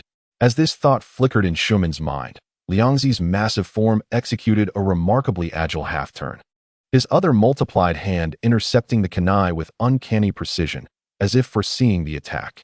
The sound of metal clashing against the reinforced palm echoed, producing sparks that danced in the air. Chapter 141. Unmerited gains. The warm-up is over, Shuimen. Liangzi's deep voice resonated as his doubled hand suddenly conjured a tempest. No longer merely blocking, it surged forth like two colossal doors, wielding overwhelming strength, unleashing a relentless barrage upon the area where a still unstable Bofeng Shuimen stood. Boom! The air was compressed and torn apart by the sheer force, producing a thunderous roar akin to rolling thunder. Wherever the wind from Liangzi's strike passed, the ground fissured, and dust was lifted like waves. This was not an attack aimed at a specific target, but rather a widespread, high-intensity physical pressure designed to forcibly constrain Shuimen's evasion space. Bofeng Shuimen's pupils constricted as his golden hair whipped wildly in the ferocious wind. He utilized his evasion skills to their utmost, flickering between limited spaces, each movement narrowly escaping the devastating palm. In the tempest of assault, he relied on his unparalleled speed and reflexes to barely evade the onslaught, ultimately teleporting to a relatively safe corner. He knelt slightly, stabilizing his form while his breathing became increasingly labored, beads of sweat forming on his brow. The recent exchange had drained a significant amount of his chakra and mental energy. He fixed his gaze on Liangzi's imposing figure at the center of the training ground, his mind racing to find even the slightest opportunity for victory. He could no longer depend on a singular surprise attack. He must create chaos and seek opportunities at close range. In an instant, Shuemin devised a new strategy. He swiftly performed the shadow clone technique. With a series of pops, 3 clones identical to his original appeared, and together with the original, they surged from 4 different directions, wielding specially crafted kunai, charging fearlessly toward Liangzi once more. The real body and clones intermingled, attempting to disrupt Liangzi's judgment through this simple diversion. Shuemin was acutely aware that Liangzi's physical defenses were extraordinarily robust, and long-range ninjutsu would yield minimal effect. Only through close combat, where chakra was highly concentrated at the kunai's tip, could he hope to breach Liangzi's defenses. Moreover, following Chimu Sakumo's grueling training, he felt a significant boost in his close-quarters combat capabilities. Even if he could not achieve victory, he was determined to hold his own against Liangzi. However, as his real body intertwined with the clones and finally broke through the barrier of wind, closing in on Liangzi and thrusting the kunai toward his side, despair struck him as he realized the vast chasm between reality and his expectations. Liangzi's stout and corpulent physique exhibited a shocking agility in their close-quarters tussle. He appeared cumbersome, yet every sidestep, twist of the waist, and footfall was executed with precise timing. His speed astonishing, as if he had anticipated all attack routes. Too slow. The angle is good, but alas, the power is insufficient. A flaw lies here. Liangzi even had the leisure to comment aloud. His strikes were grand and unrestrained. The multiplied arms, whether they were fists or palms, sweeping or slamming, lacked any flamboyant technique. Relying solely on the amalgamation of strength, speed, and precise foresight, forming an impenetrable defensive circle that drove Shuemin and his clones into a perilous predicament. Shuemin's exquisite kunai techniques felt utterly impotent against such overwhelming strength and defense. His attacks were either effortlessly deflected or merely left a white mark on Liangzi's multiplied skin, while each casual strike from Liangzi generated a wind pressure that forced Shuemin to evade with all his might. Bang! Bang! 2 light sounds echoed as 2 clones succumbed to Liangzi's palm wind and vanished in a puff of smoke. In that moment, Bo-Fong Shuemin comprehended the truth. The disparity in their strengths was all-encompassing. His pride in his speed and close combat skills paled in comparison to his opponent's prowess. With a graceful backflip, he utilized the recoil from Liangzi's punch against the ground to nimbly leap out of the combat circle, landing several meters away.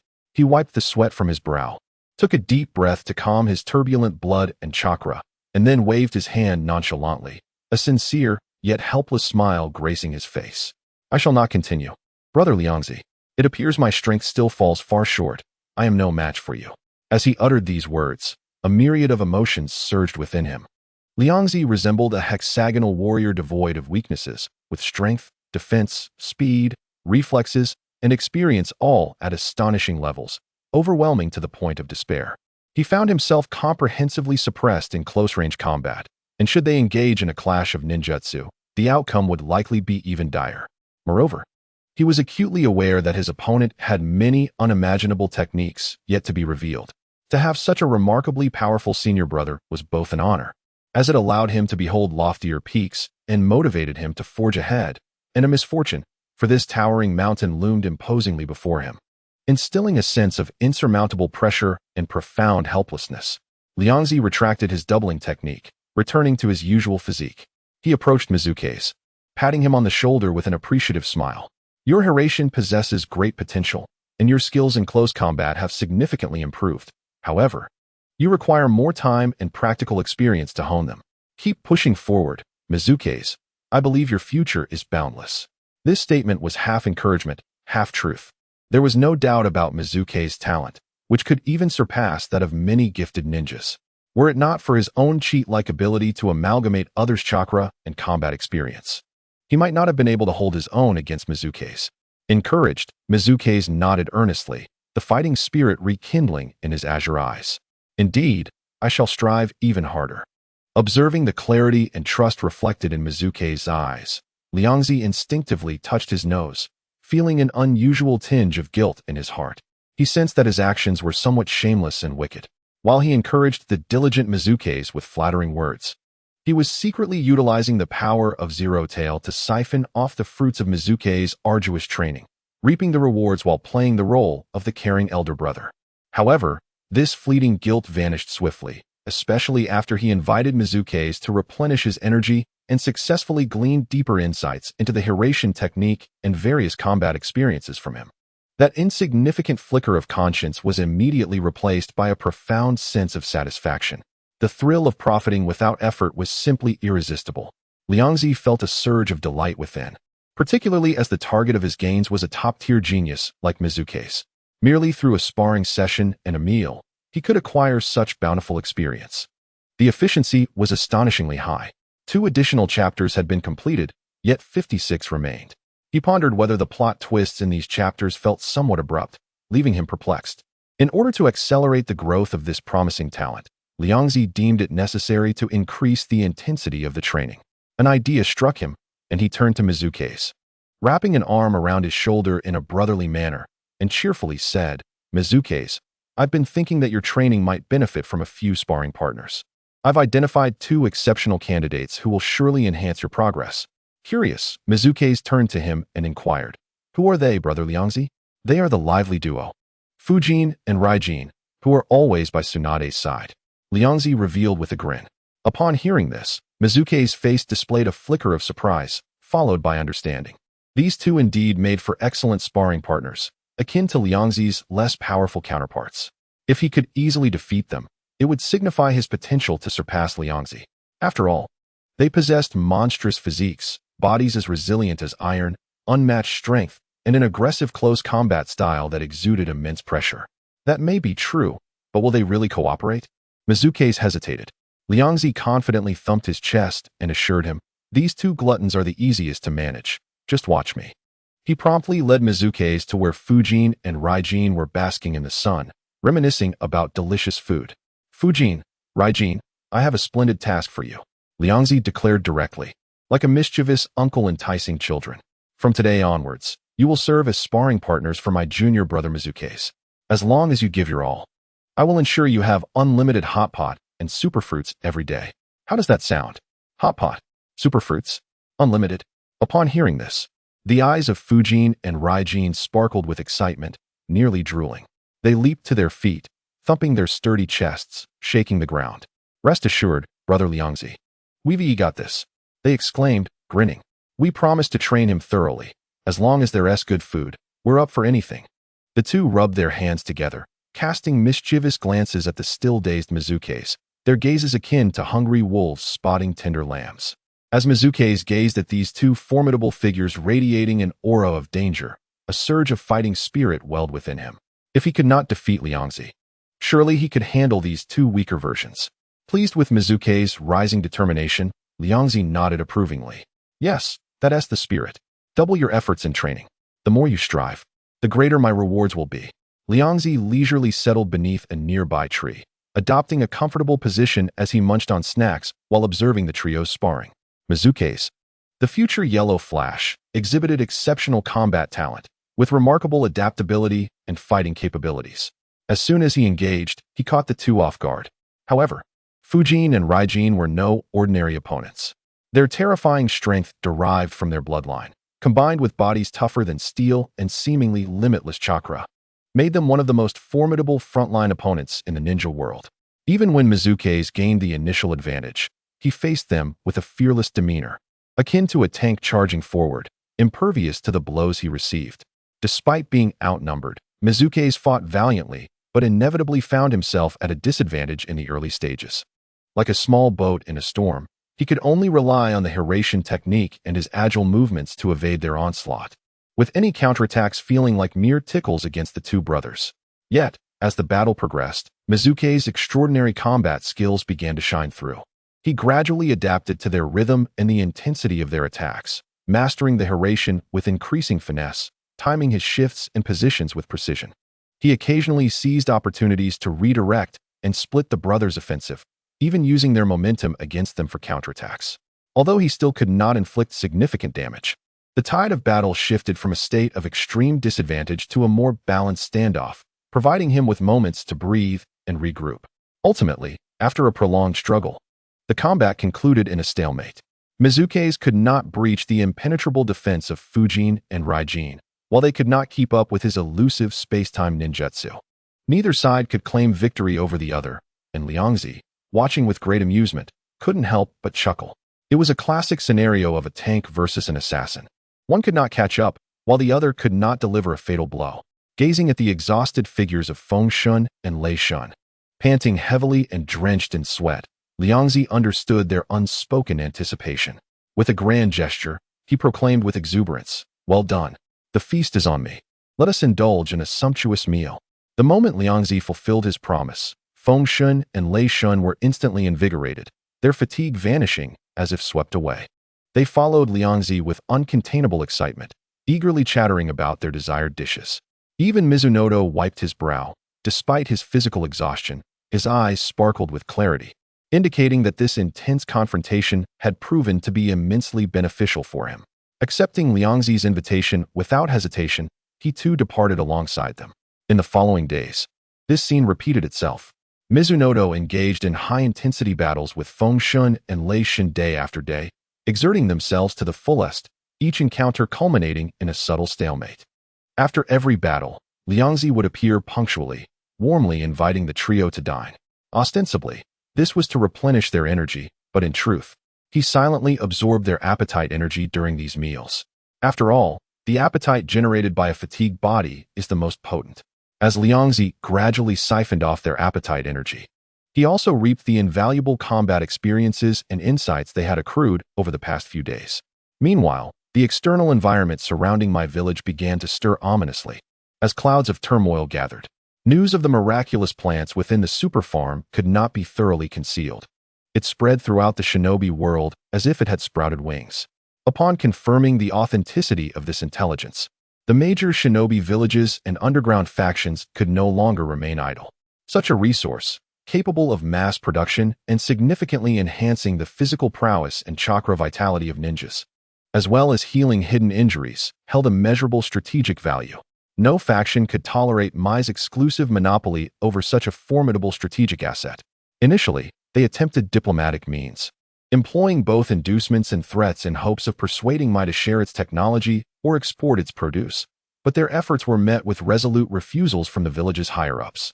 Sarutobi, Hiruzen, and the Elder Council understood that as long as they firmly held onto the super farm, the overall strength of Mai's ninjas would experience explosive growth in the coming years. At that point, Mai would undoubtedly secure its position as the foremost village in the shinobi world, widening the gap between itself and the other villages. However, such a promising vision was often accompanied by significant risks. Mai's staunch refusal ignited the greed and sense of crisis among the other shinobi villages. The four great shinobi villages could not sit idly by while Mai underwent this transformation, fearing the disruption of the current balance of power.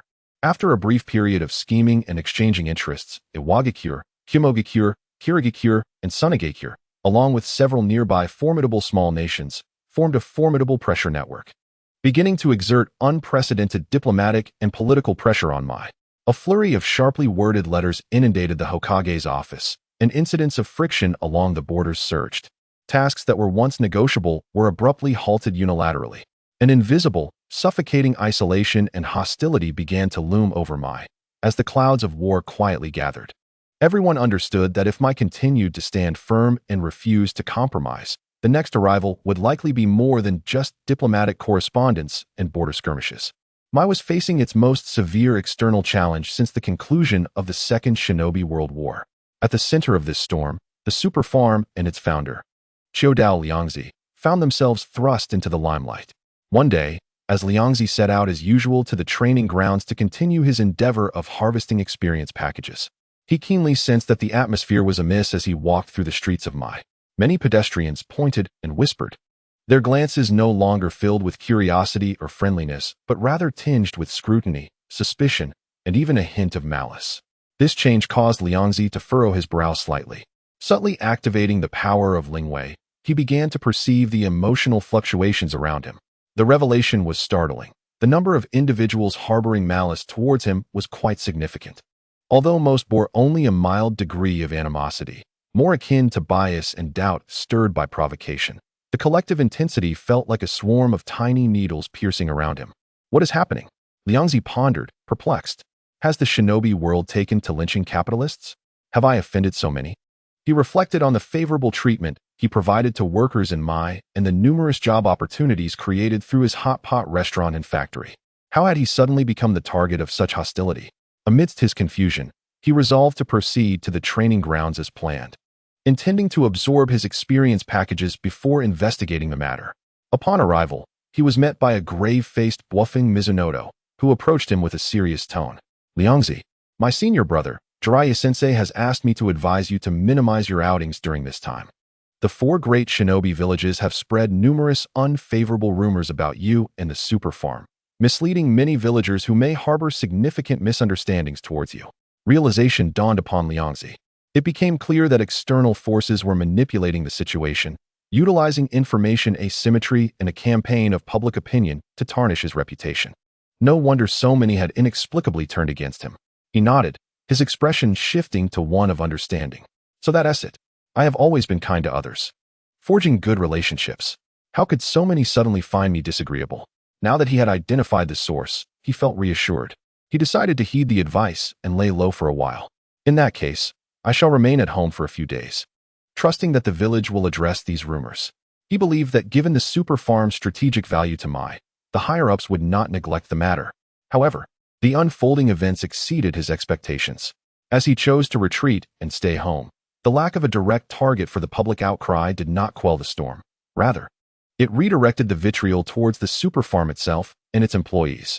Even more absurd rumors began to fester in the shadows, propagating and gradually influencing a broader audience. Have you heard? There are toxins buried beneath that farm, contaminating the groundwater. The produce is artificially ripened with special agents, causing strange illnesses that make people's heads swell. The workers there have been cursed by him, turning into puppet slaves. It is because of him that other villages harbor hostility. He is a disaster for the village. These fallacious yet incendiary rumors, after being disseminated and manipulated repeatedly, swayed many villagers who had initially been skeptical. Under the bombardment of information, many instinctively leaned towards believing the majority's version of the truth. Some impulsive and easily swayed villagers openly cursed towards the direction of the super farm, as if Liangzi had become the arch-villain threatening the safety of Mai. Upon learning of these developments, Liangzi initially maintained his composure, attempting to prioritize the greater good. We are all part of Mai. They are merely misled. Once the truth comes to light, they will surely recognize Mai and the farm's value. He chose to wait. However, as the saying goes, the tree wishes for tranquility, yet the wind does not cease. Liangzi's retreat was perceived by some as weakness. The rumors not only persisted but escalated further. To make matters worse, individuals began to gather outside his hot pot restaurant, creating disturbances and deliberately driving away customers. Some even attempted to breach the perimeter of the super farm, hurling insults at the workers and throwing stones. When he received reports that someone had shattered a window at his hot pot restaurant and frightened away numerous patrons, the suppressed fury within Liangzi finally erupted completely. He suddenly slammed the table, rising abruptly, his round and plump face devoid of the usual amiable smile, now only exhibiting a chilling fury. Damn it! How dare they disrespect me? Shattering my livelihood, truly believing that Xiao Dao Liangzi is a clay figurine, without any temper? A group of fools, used as pawns without their knowledge. Since kind words have fallen on deaf ears, do not blame me for abandoning the bonds of our village. If you do not allow this group of unruly villagers to witness my prowess, you truly do not understand the gravity of your actions. At this moment, Liangzi resolved to no longer endure. After all, enduring only leads to mounting anger, and retreating only leads to greater losses. He intended to quell the storm of public opinion directed at him in his own way, to make those foolish villagers of Mai comprehend the price of provoking him. He was not the benevolent Chimu Sakomo, who would surrender meekly, defeated by mere gossip, leading to his own demise. He would ensure that these unruly villagers and the malicious Danzo paid the price. A dangerous glint flickered in his eyes, as a plan of counterattack rapidly took shape in his mind. As a ninja, he naturally could not unleash his fury upon the ordinary villagers who had been misled. However, he had his methods. He prepared some premium, energy-rich fruits from the super farm and went directly to the station of the Mai Guard. The individuals he sought were none other than his former classmates, Uchiha Daohua and Uchiha Taihuo. Upon seeing Liangzi's visit, Both Daohua and Taihohuo displayed expressions of surprise. Although they were all in Mai, their interactions had significantly decreased since graduating from the Ninja Academy. Liangzi, what brings you here? Daohua inquired. Liangzi wasted no time. Placing the alluringly radiant and vibrantly pulsating superfruits on the table, and stated plainly, Daohua, Taihohuo, I am here today to request your assistance. Recently, I have been besmirched with slander and rumors abound. You must have heard about it, right? Chapter 144, The Uchiha Conference. The two exchanged glances and nodded. As reserve members of the guard, they were naturally aware of the rumors surrounding the super farm. They had previously received orders from the Hokage's office to impose regulations, but the results were minimal, even showing a trend of backlash, ultimately leading to their reluctant abandonment of the issue. Liangzi continued. The number of those spreading rumors is increasing, yet the village's punitive measures are too lenient, or rather, nearly impossible to enforce effectively. They are maliciously slandering me, tarnishing my reputation, and even impacting my business. I hope that the My Guard, as protectors of the village's order, can intensify law enforcement and severely apprehend those who deliberately spread rumors and disrupt the village's unity. Upon hearing this, Taihohuo and Daohua exchanged awkward smiles. Liangzi, it's not that we do not wish to help, but the situation is somewhat complicated. Most of the gossip is shared privately, casually exchanged over tea and meals, making it challenging to gather concrete evidence. Furthermore, if we were to arrest someone simply for having a few words with others, it could provoke an even greater backlash, which the clan elders would surely oppose. Liangzi glared, waving his chubby hand with a hint of frostiness in his tone. I do not care about that. They have wounded my tender heart, jeopardized my livelihood. These gossips must be shown a lesson. He shifted his gaze to the supercrops on the table, his face breaking into a confident smile. Of course, I am not asking for your help without compensation. These are fruits produced from the farm. You can take them back to try. Let the elders of your clan taste them. The benefits far exceed your imagination, especially for your Uchiha clan. The advantages are even greater. Using them can increase the chances of awakening your Sharingan. Upon hearing the mention of increased chances of awakening, it was as if a spell had been cast, instantly transforming the expressions of Daohua and Taihohuo. The core of the Uchiha clan's power lies in the Sharingan. Anything that could enhance the likelihood of awakening or augment their ocular prowess was irresistibly alluring to them. The two gazed at the few fruits on the table, seemingly infused with extraordinary power, and glanced at Liangzi, whose expression conveyed an unspoken understanding. Their breaths quickened involuntarily.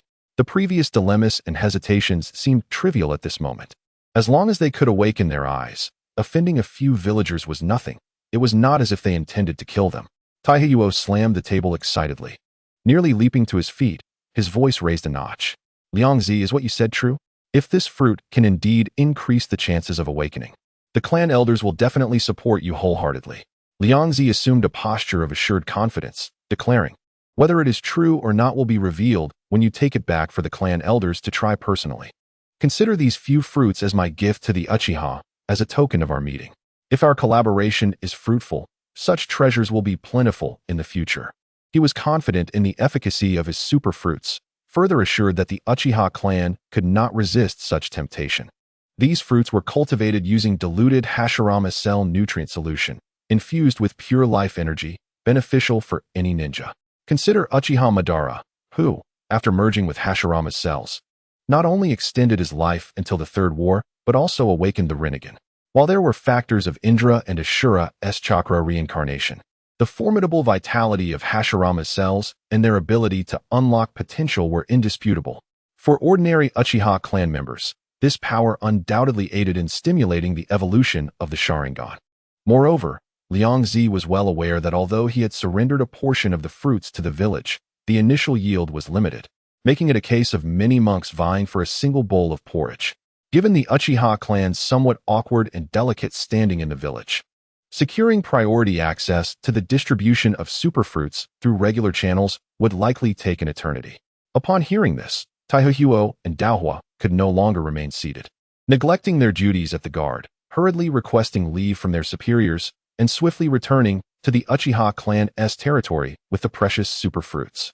At the Nanha Shrine, the core meeting place of the Uchiha clan, several elder members, with sharp gazes and calm demeanors, were stirred.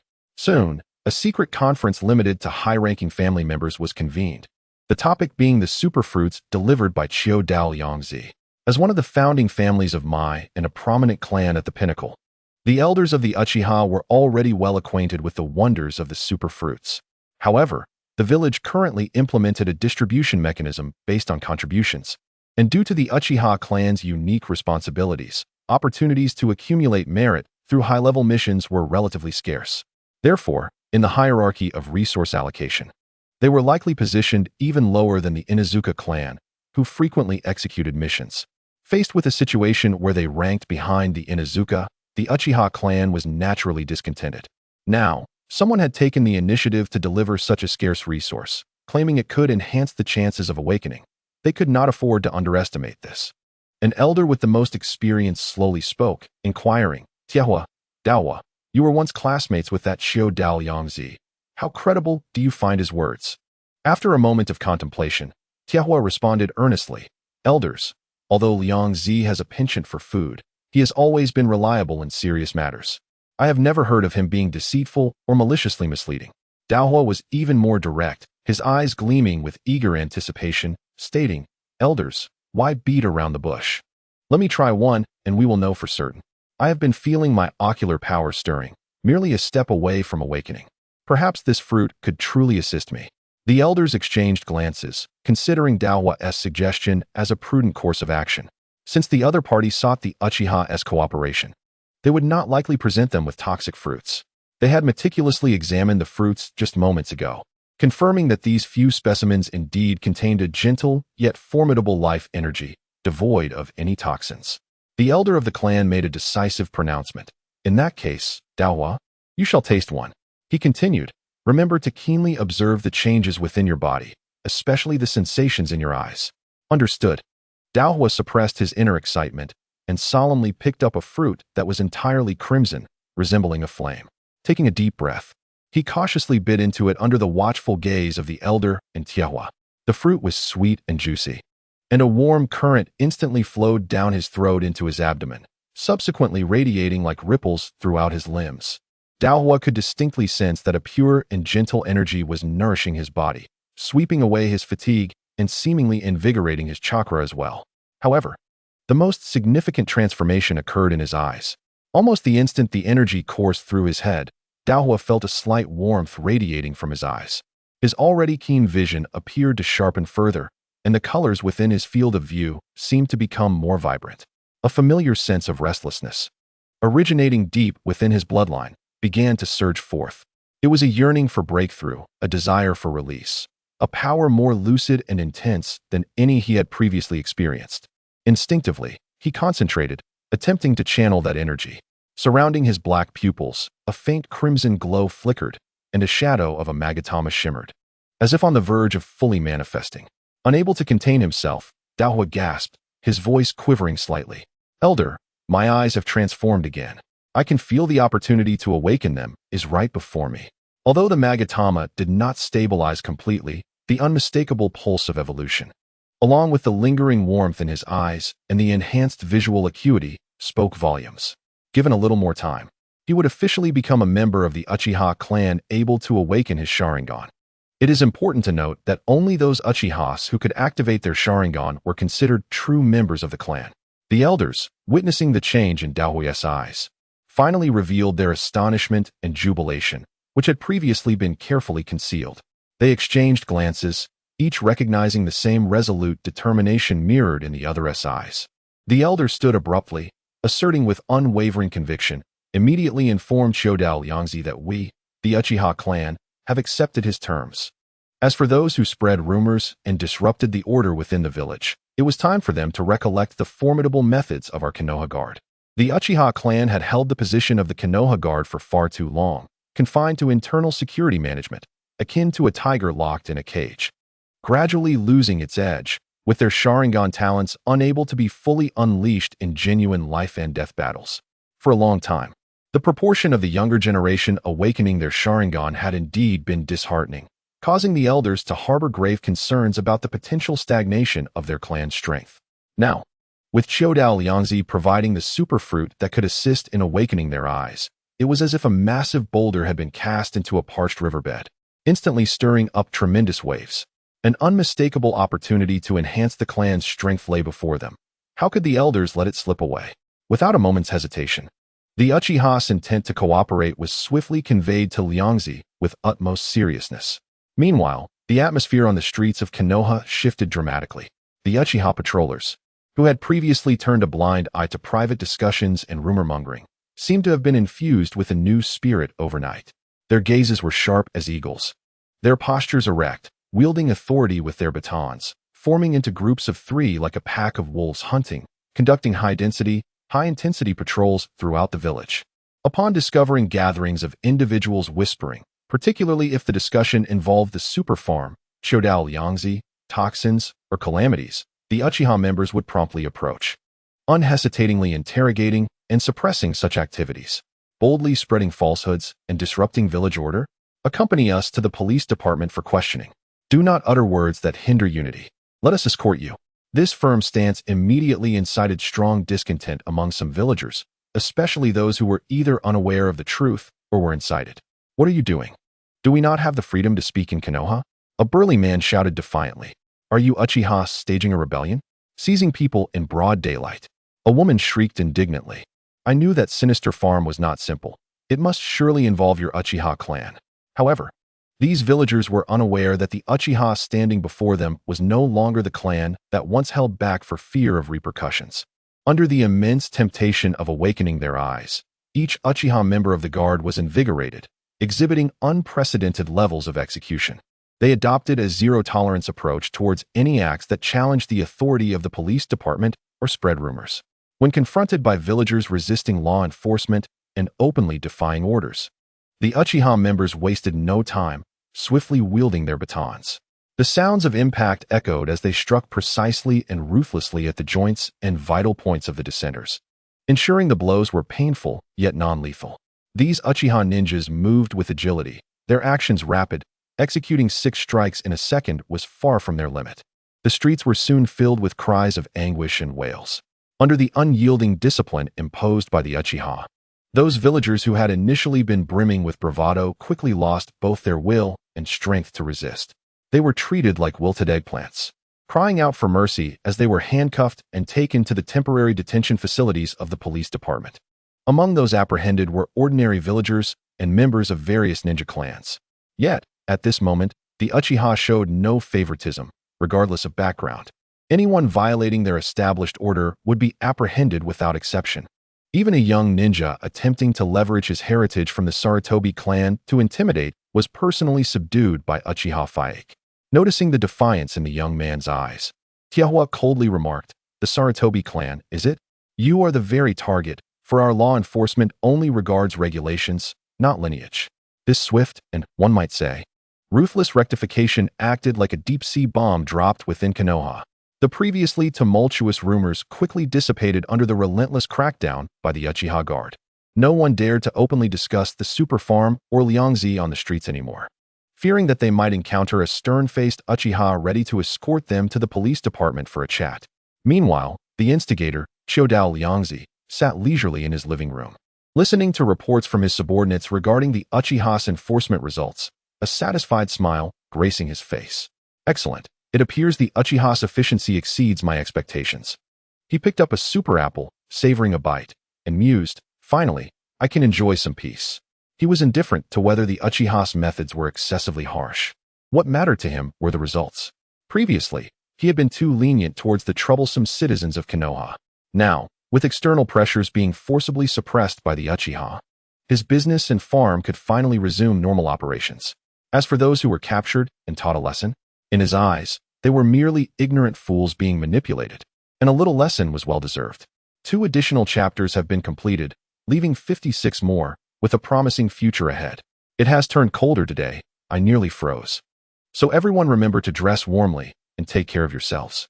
The whispers and pointed fingers that once permeated the streets have been swept away like leaves in a tempest, vanishing without a trace.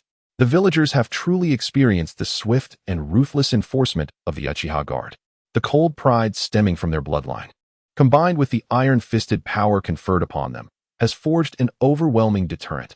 No one dares to broach the forbidden topics concerning the farm and Xiao Daoliangzi. After all, the Uchiha's baton will indeed fall mercilessly, and the cells of the police department will readily open to anyone. Meanwhile, within the Hokage building, Sarutobi Hiruzen had just concluded a high-level meeting on how to respond to the united pressure from the 4 major ninja villages, feeling utterly drained. Before he could catch his breath, a tumultuous uproar erupted from outside. He opened the window and looked down, only to see a vast crowd gathered in the plaza below. Predominantly women and children, passionately crying out in protest. Though they dared not seek redress from the Uchiha Police Department, the Hokage building remained in their hearts a place where they could voice their grievances. Hokage-sama, you must stand up for us. My husband was merely enjoying a couple of drinks at the tavern, grumbling about the noise from the farm, and was seized in the street by the police. My brother is even more wronged. He merely spoke out against the Uchiha's arrogance, and was struck in the mouth with a baton, losing a tooth, and then struck again on the leg, leaving him kneeling, unable to escape. Is there no law, Hokage-sama? You must intervene. The clamorous cries surged into Sarutobi Hiruzen's ears like a rising tide, overwhelming him. He patiently listened to their grievances, but as he received a situational report from the Umbu, a rush of blood surged to his head, and he felt a wave of darkness wash over him, nearly collapsing from rage. The Uchiha Police Department and Xiao Daoliangzi. How could these two seemingly unrelated entities become entangled in such a significant uproar? How had a situation that was once manageable devolved into public arrests and violent confrontations? This was akin to pouring fuel on a fire. Observing the increasingly agitated crowd below, Sarutobi Hiruzen recognized that he could no longer remain passive.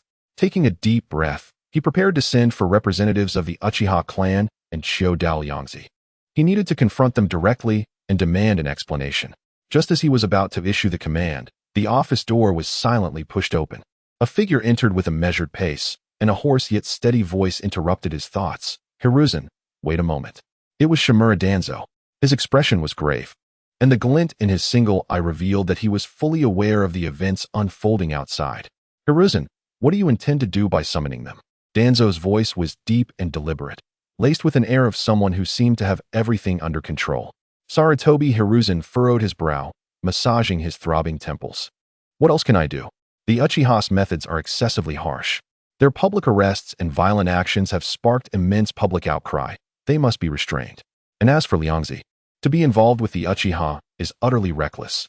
He must be severely punished. However, Danzo slowly shook his head, stepping closer to the window, gazing down at the aggrieved crowd with a hint of barely concealed mockery in his tone. Restrain them? Why should we? Is this not precisely the situation that serves our interests? The Uchiha clan, inherently malevolent, has long been estranged from the villagers while wielding power in the police department. Their current reckless actions only serve to deepen the chasm between themselves and the village. Such dissension and self-sabotage eliminate any threat they pose to the Hokage position. As a staunch supporter of Senju Tobarama's policies, Danzo harbored a deep-rooted wariness and disdain for the Uchiha clan. To him, their presence within Konoha was a looming danger. Now that they had incited public wrath, he welcomed the chaos. As for Xiao Daoliangzi, who had repeatedly thwarted his plans and squandered resources, Danzo shared an equal contempt. Seeing Liangzi entangled with the Uchiha and making such a grievous error that stirred public outrage only brought him satisfaction. Sarutobi Hiruzen's expression darkened, his voice heavy with suppressed fury. Danzo, your influence is unmistakable. Do you comprehend the chaos your actions may unleash upon the village? Hiruzen, do not attempt to place the blame on me.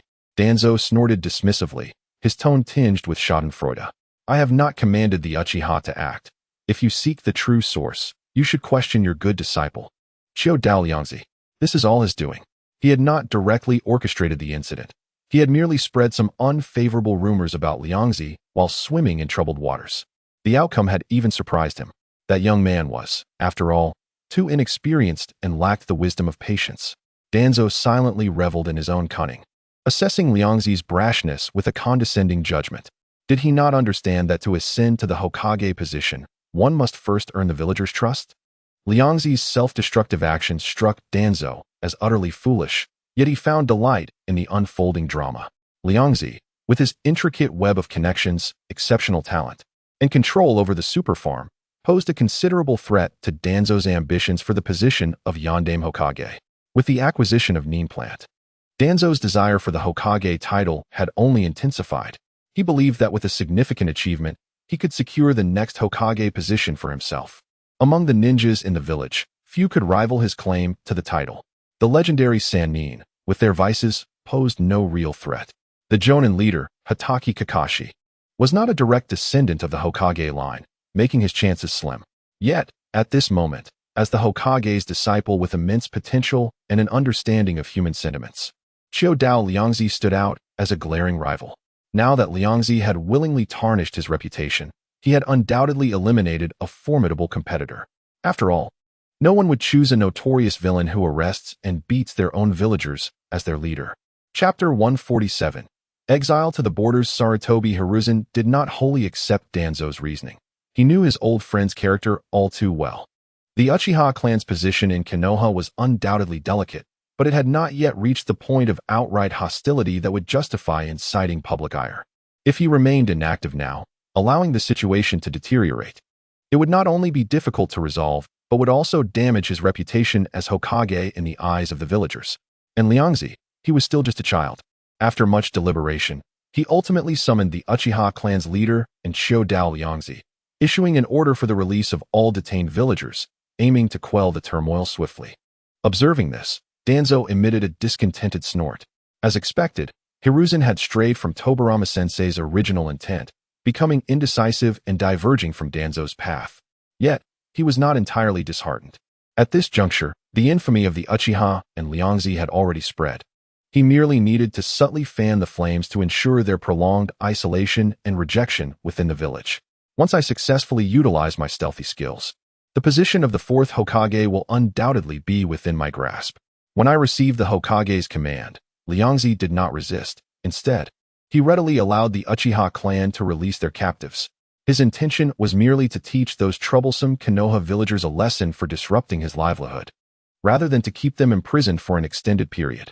Nevertheless, he resolutely decided that should anyone dare to provoke him again in the future, he would pursue the matter to the end without showing mercy. Upon entering the Hokage's office, Liangzi immediately noticed Sarutobi Hiruzen glaring at him with a look of disappointment. His gaze flickered momentarily before he instinctively scratched his head, donning his customary expression of innocent foolishness. "Hokage-sama, is there something you need from me?" He feigned ignorance and inquired. Sarutobi Hiruzen, observing his demeanor, felt a mix of frustration and amusement. He straightened his face and admonished, "Liangzi, you reckless lad. How dare you create such a ruckus while I was unaware? Your audacity knows no bounds." His tone shifted to one of seriousness, imbued with the concern and warning of an elder, as he continued, "How could you conspire with the Uchiha to imprison so many villagers? Do you have any idea how many relationships this could jeopardize and how many people you might offend? Are you even aware of the consequences?" Liangzi, being the disciple of his beloved student and having a good relationship with his wife, Buakeo, was someone he held both expectations and affection for. However, the ramifications of this incident were exceedingly detrimental to Liangzi's future in the village. Upon hearing this, Liangzi immediately adopted a posture of compliance, his tone filled with helplessness and grievance. "Hokage-sama, you are truly wronging me. I did not wish for this to happen. It was simply that they were too overbearing. I could endure a few insults, but they went so far as to vandalize my shop and attack my farm. That is the very foundation of my livelihood. How could I possibly tolerate such an affront?" Listening to Liangzi's complaints, particularly his lament about his livelihood being attacked, Sarutobi Hiruzen could only shake his head in resignation. He should have anticipated that while Liangzi appeared relatively composed in day-to-day life, he would easily lose his composure when it came to the basic issue of sustenance. Although he had come to understand and lean toward forgiveness internally, he knew he had to maintain a facade. He lowered his expression, adopting an authoritative tone as he declared, "Regardless, your actions were excessively aggressive, resulting in a grave impact, and you must face punishment to serve as a deterrent to others." He paused momentarily before revealing the arrangements he had already contemplated. Currently, the four great ninja villages were uniting to exert pressure on Konoha, with tensions escalating along the borders. And there were even reports suggesting they might be amassing troops with ulterior motives. You are to prepare immediately and accompany Jiraiya to the border defense line to redeem yourself through service. His intention was to temporarily relocate Liangzi from the center of the village's controversies, allowing the storm to pass and the public sentiment to settle before finding an opportunity for his return. Upon hearing about the border defense and the prospect of war, Liangzi displayed no trace of fear. Instead, his eyes sparkled with excitement, and his face radiated eagerness. Could the third great ninja war be on the verge of commencing? He exclaimed almost impulsively, his voice brimming with uncontainable fervor. That's wonderful. I have been preparing for this for quite some time. He understood that the ninja world was never a tranquil place, with dark forces constantly stirring turmoil. The impending third and fourth great ninja wars seemed almost inevitable. To prepare for this, he had been tirelessly accumulating strength. With his unique physique and the near-cheating mechanism of the Zero Tails technique, he felt his power surging to unprecedented heights. At this moment, he yearned for a stage where he could fully unleash and test his strength. Engaging in friendly sparring within the village always required consideration for camaraderie, which restrained him from going all out, resulting in a rather mundane experience. Now, upon hearing of the potential outbreak of war, his intrinsic desire for validation of his strength and battlefield conquest ignited instantly. He wished to test his mettle against the leaders of other ninja villages and experience the chakra of the tailed beasts. Sarutobi Hiruzen watched Liangzi, who appeared ready to leap for joy, and furrowed his brow, unable to suppress his stern reprimand. Nonsense. The third war is not commencing. We are merely facing a tense situation with the risk of conflict. If we can avoid it, that is undoubtedly the best course of action. He felt a heavy weight in his heart. Konoha might face an extremely unfavorable situation, fighting against 4 villages. The pressure was unprecedented. As someone who had experienced the first and second great ninja wars, he understood the brutality of war better than anyone. Each war had left mountains of corpses and countless casualties, shattering innumerable families. The devastation Konoha suffered during the second war, leaving many small ninja clans in disarray or entirely obliterated, remained vividly etched in his memory. Such events were not something to be anticipated. Realizing he had exhibited excessive enthusiasm, Liangzi quickly composed himself, adopting a serious expression as he explained, "Hokage-sama, you misunderstand. What I mean is that the Akimichi clan's expansion technique, combined with the Zero Tails forbidden technique, is most suited for large-scale battlefields. If war is indeed unavoidable, I am willing to step forward with my skills. I might be able to serve as a one-man army, standing firm alone. If I can reduce the casualties among my comrades in the village, that would truly reflect the value of a ninja." He squared his shoulders, striving to present himself as a reliable ninja who cared for the village rather than a warmonger. "Of course, I detest war and yearn for peace. However, if the enemy insists on imposing war upon Konoha, I will not retreat." Chapter 148. The border of the land of grass. Sarutobi Hiruzen observed Liangzi's earnest defense, which could hardly conceal the fervor in his eyes, and shook his head in resignation. It was the first time he realized that this disciple, who usually seemed solely interested in culinary delights, harbored a deep-seated desire for the battlefield and strength. However, Liangzi's assertions were indeed not unfounded. His immense chakra, terrifying physical strength, and the Zero Tails enhancement characteristics could indeed unleash astonishing power on a chaotic battlefield, rendering him a human fortress of war. A one-man army was not merely a dream. Yet, as he gazed at Liangzi's youthful, almost childlike round face, a flicker of unease stirred within him.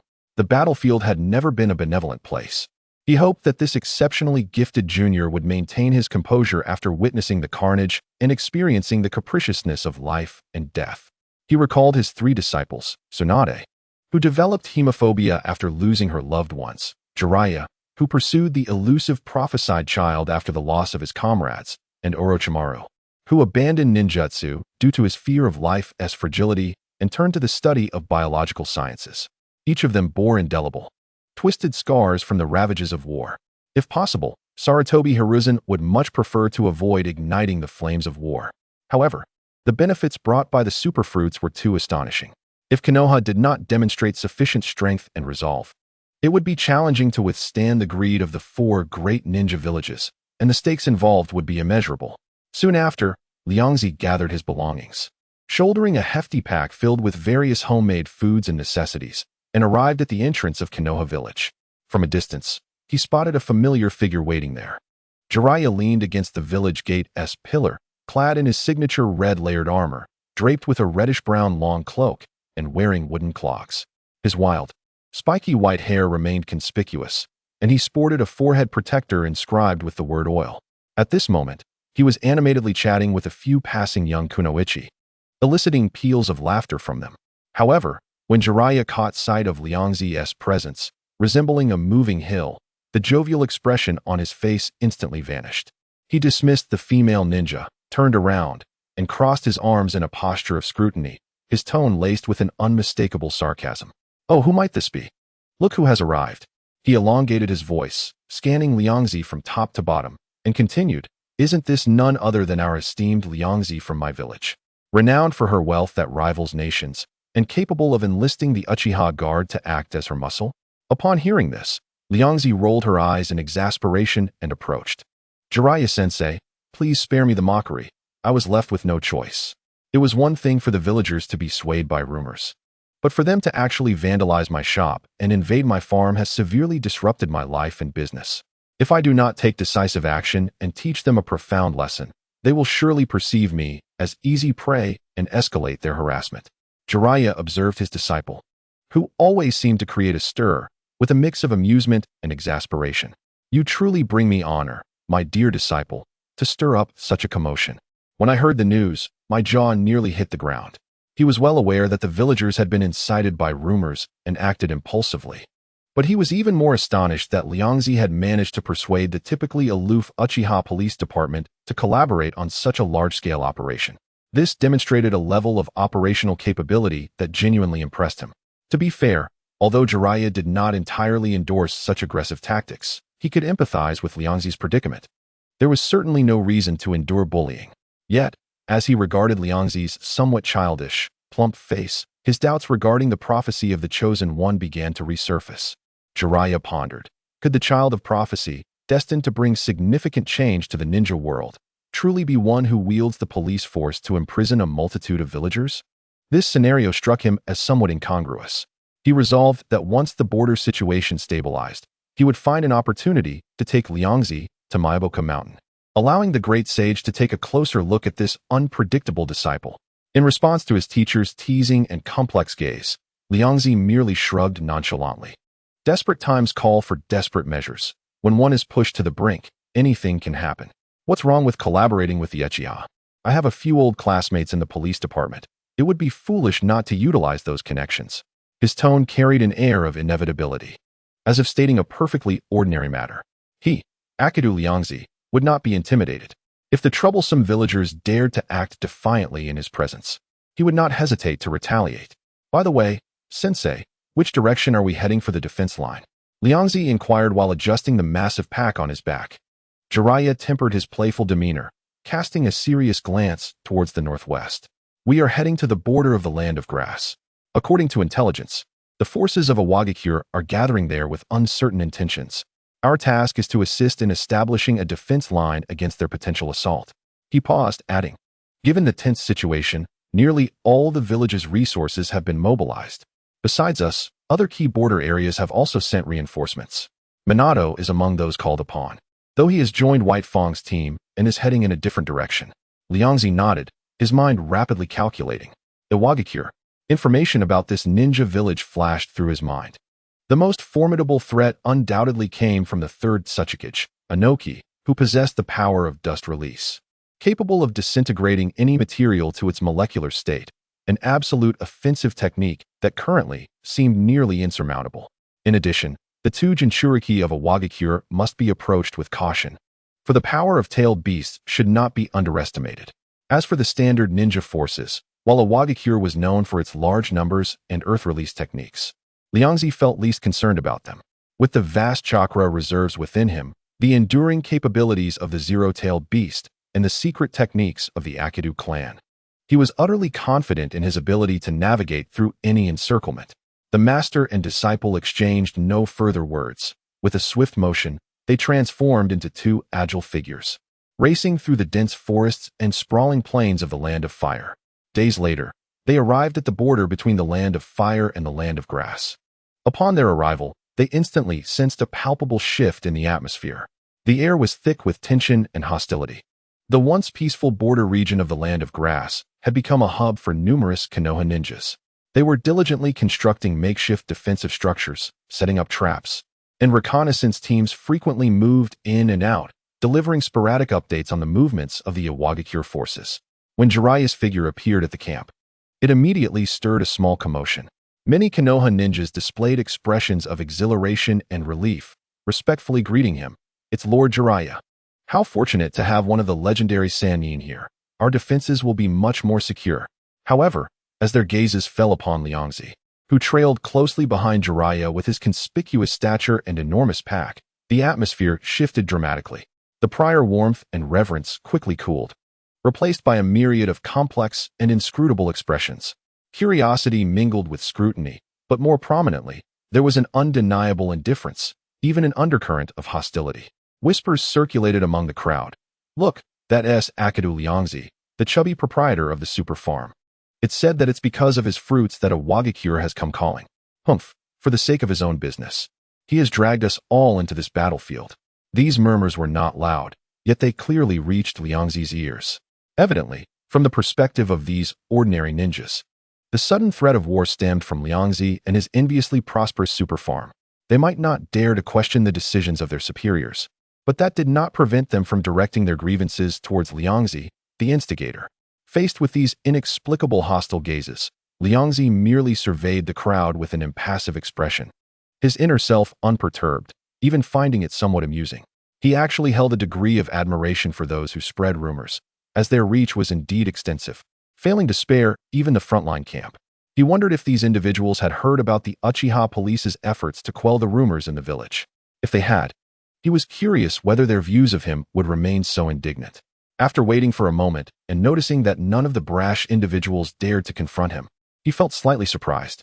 However, he quickly reminded himself that those who made it to the front lines were likely to possess some discernment and judgment, not entirely swayed by rumors. Moreover, with one of the legendary Sannin, Jiraiya, standing beside him, who would dare openly challenge his disciple in front of such a prominent figure? Finding no amusement to be had, Liangzi lost interest in the peculiar gazes and turned his attention to the most pressing matter, preparing for a meal.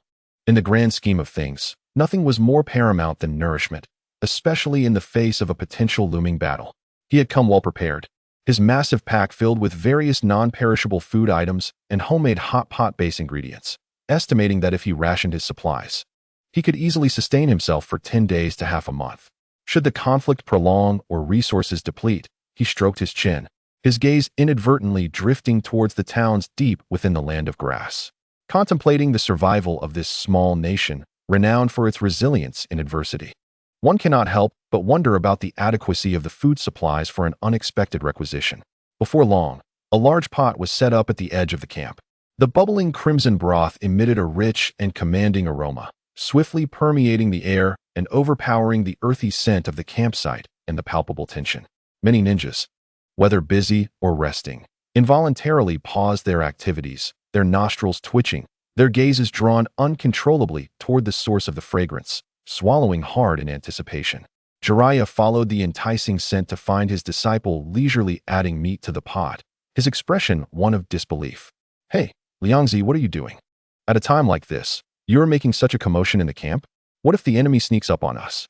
He was genuinely astonished by the boy's nonchalance. Reflecting on his own first experience on the battlefield, when anxiety had made his palms sweat and he was constantly alert to the slightest disturbance, he found Liangzi's carefree attitude astonishing. Here he was, preparing a hot pot, seemingly inviting the enemy with the delicious aroma.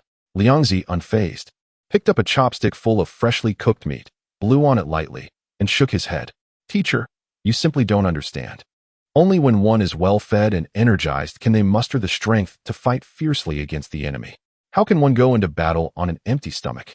After swallowing, he confidently added, "Besides, you can rest easy. My Lingwei technique is exceptionally sensitive to negative emotions within a certain range. If any hostile individual with murderous intent approaches within a few kilometers, I will sense them immediately. Planning an ambush? I'll ensure they never return." Jiraiya's face momentarily reflected genuine surprise. "Oh, you can achieve such a level? It seems this forbidden technique of yours truly suits you." Initially, he had regarded it as a rather obscure and even flawed technique, but he had not anticipated its formidable supportive capabilities in Liangzi's hands, rivaling the Byakugan of the Hyuga clan in terms of detection range. However, this was fortuitous, with Liangzi acting as a human radar. The safety of the camp would indeed be significantly enhanced. He promptly made a decision. In that case, I shall assign the regular patrols and watch duties around the camp to you. Your primary task is to remain vigilant, sense any potential enemies, and provide immediate warnings if anything arises. Absolutely, leave it to me, Liangzi assured confidently. After a hearty meal, he subsequently found a towering tree with an excellent vantage point. In no time, he leapt onto a sturdy branch, settled comfortably, and began to leisurely observe the surrounding landscape, embodying a relaxed demeanor that starkly contrasted with the tense and industrious atmosphere of the camp as others prepared for battle. This display naturally drew whispers of discontent and disdainful glances from his fellow ninjas. Is he really here to fight? Humph, he is just relying on being Jiraiya-sama's disciple. It must be nice to have connections. While we toil away, he gets to enjoy himself. Ugh, if it weren't for him, would we even be here risking our lives? Among the murmurs were unmistakable tones of jealousy and resentment. Many in the camp had come to perceive Liangzi as someone who, through Jiraiya's influence, had evaded the arduous tasks of patrolling and constructing fortifications. Such perceived favoritism further soured their opinions of him. Chapter 150. The awe of the crowd amidst the incessant whispers beneath the tree. Liangzi's gaze suddenly sharpened. He was not entirely at rest. Rather, he had extended the perception of his Lingwei technique to its utmost limit, akin to an invisible web enveloping the area surrounding the camp. Just moments ago, he had distinctly detected a chakra fluctuation infused with malicious intent, stealthily infiltrating the perimeter. He turned his head, his eyes precisely locking onto the loudest of the ninjas discussing him, casually gesturing for him to approach. Yes, you come here. The ninja, named Jishu, felt a jolt of anxiety, his expression shifting to one of tension. What a stroke of bad luck to be singled out by this favored one. What did he want? Did he overhear our discussion and seek to confront me? He silently lamented, but, under the scrutiny of his peers, steeled himself to step forward. Determined to confront whatever challenge lay ahead, he resolved that if Liangzi caused him any undue trouble, he would promptly report it to Jiraiya-sama. After all, Jiraiya-sama had a good reputation for fairness. He surely wouldn't show favoritism, would he? However, Liangzi's words caught him completely off guard. Head southwest. About 500 meters from here. I have already subdued a reconnaissance ninja from Iwagakure. Bring him back. Liangzi spoke with a nonchalance as if discussing a trivial matter. Jishu. His expression morphed from tension to shock, then to indignation. Are you joking? You've been sitting in that tree the whole time. When did you run off to subdue an enemy 500 meters away? Do you take me for a child? Liangzi lazily cast him a sidelong glance, as though regarding a naive junior. You wouldn't understand even if I told you.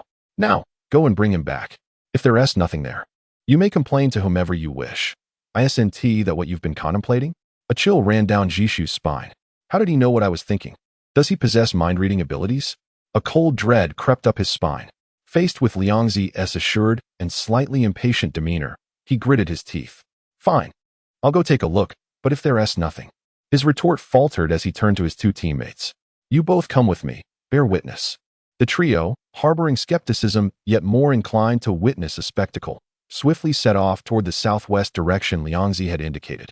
For ninjas, 500 meters was but a brief moment.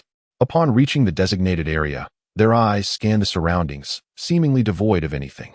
See, I told you it was a trick. One of Jishu's teammates scoffed immediately. Wait, another teammate crouched down, pointing to the ground.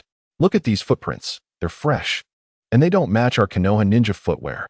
The ground bore evidence of recent disturbance, leading toward a thicket of dense bushes. The level of soil disruption indicating someone had passed through not long ago. Could there truly be an enemy? Jishu's heart began to pound. Even if there were. He claimed to have subdued one. Where was he? Not a shadow in sight. The teammate who had initially scoffed remained unconvinced. Just then, a muffled, pained cry erupted from behind the thicket. The three ninjas' expressions shifted dramatically, instantly entering combat mode, drawing their kunai, and cautiously surrounding the source of the sound. Parting the dense foliage revealed a startling sight. A man clad in the uniform of a Wagakure, his face etched with horror and pain, was clutching the earth and gnawing on it. The reason for his anguish became clear. He had bitten down on a stone, losing a tooth in the process. Jishu and his teammates exchanged incredulous glances, each reflecting the shock and disbelief mirrored in the other's eyes. Slowly, they lifted their gazes toward the top of the grand tree in the direction of the camp. The corpulent figure remained leisurely seated, utterly still, yet exuding an enigmatic aura. In an instant, a wave of cold swept over the three individuals. He had not spoken falsehoods, sitting hundreds of meters away. He had subdued a formidable Awagakure scout without a sound. What terrifying power was this? Jishu dared not harbor any doubts or grievances. He spoke hoarsely to his comrades, urging them to return swiftly with the captured scout.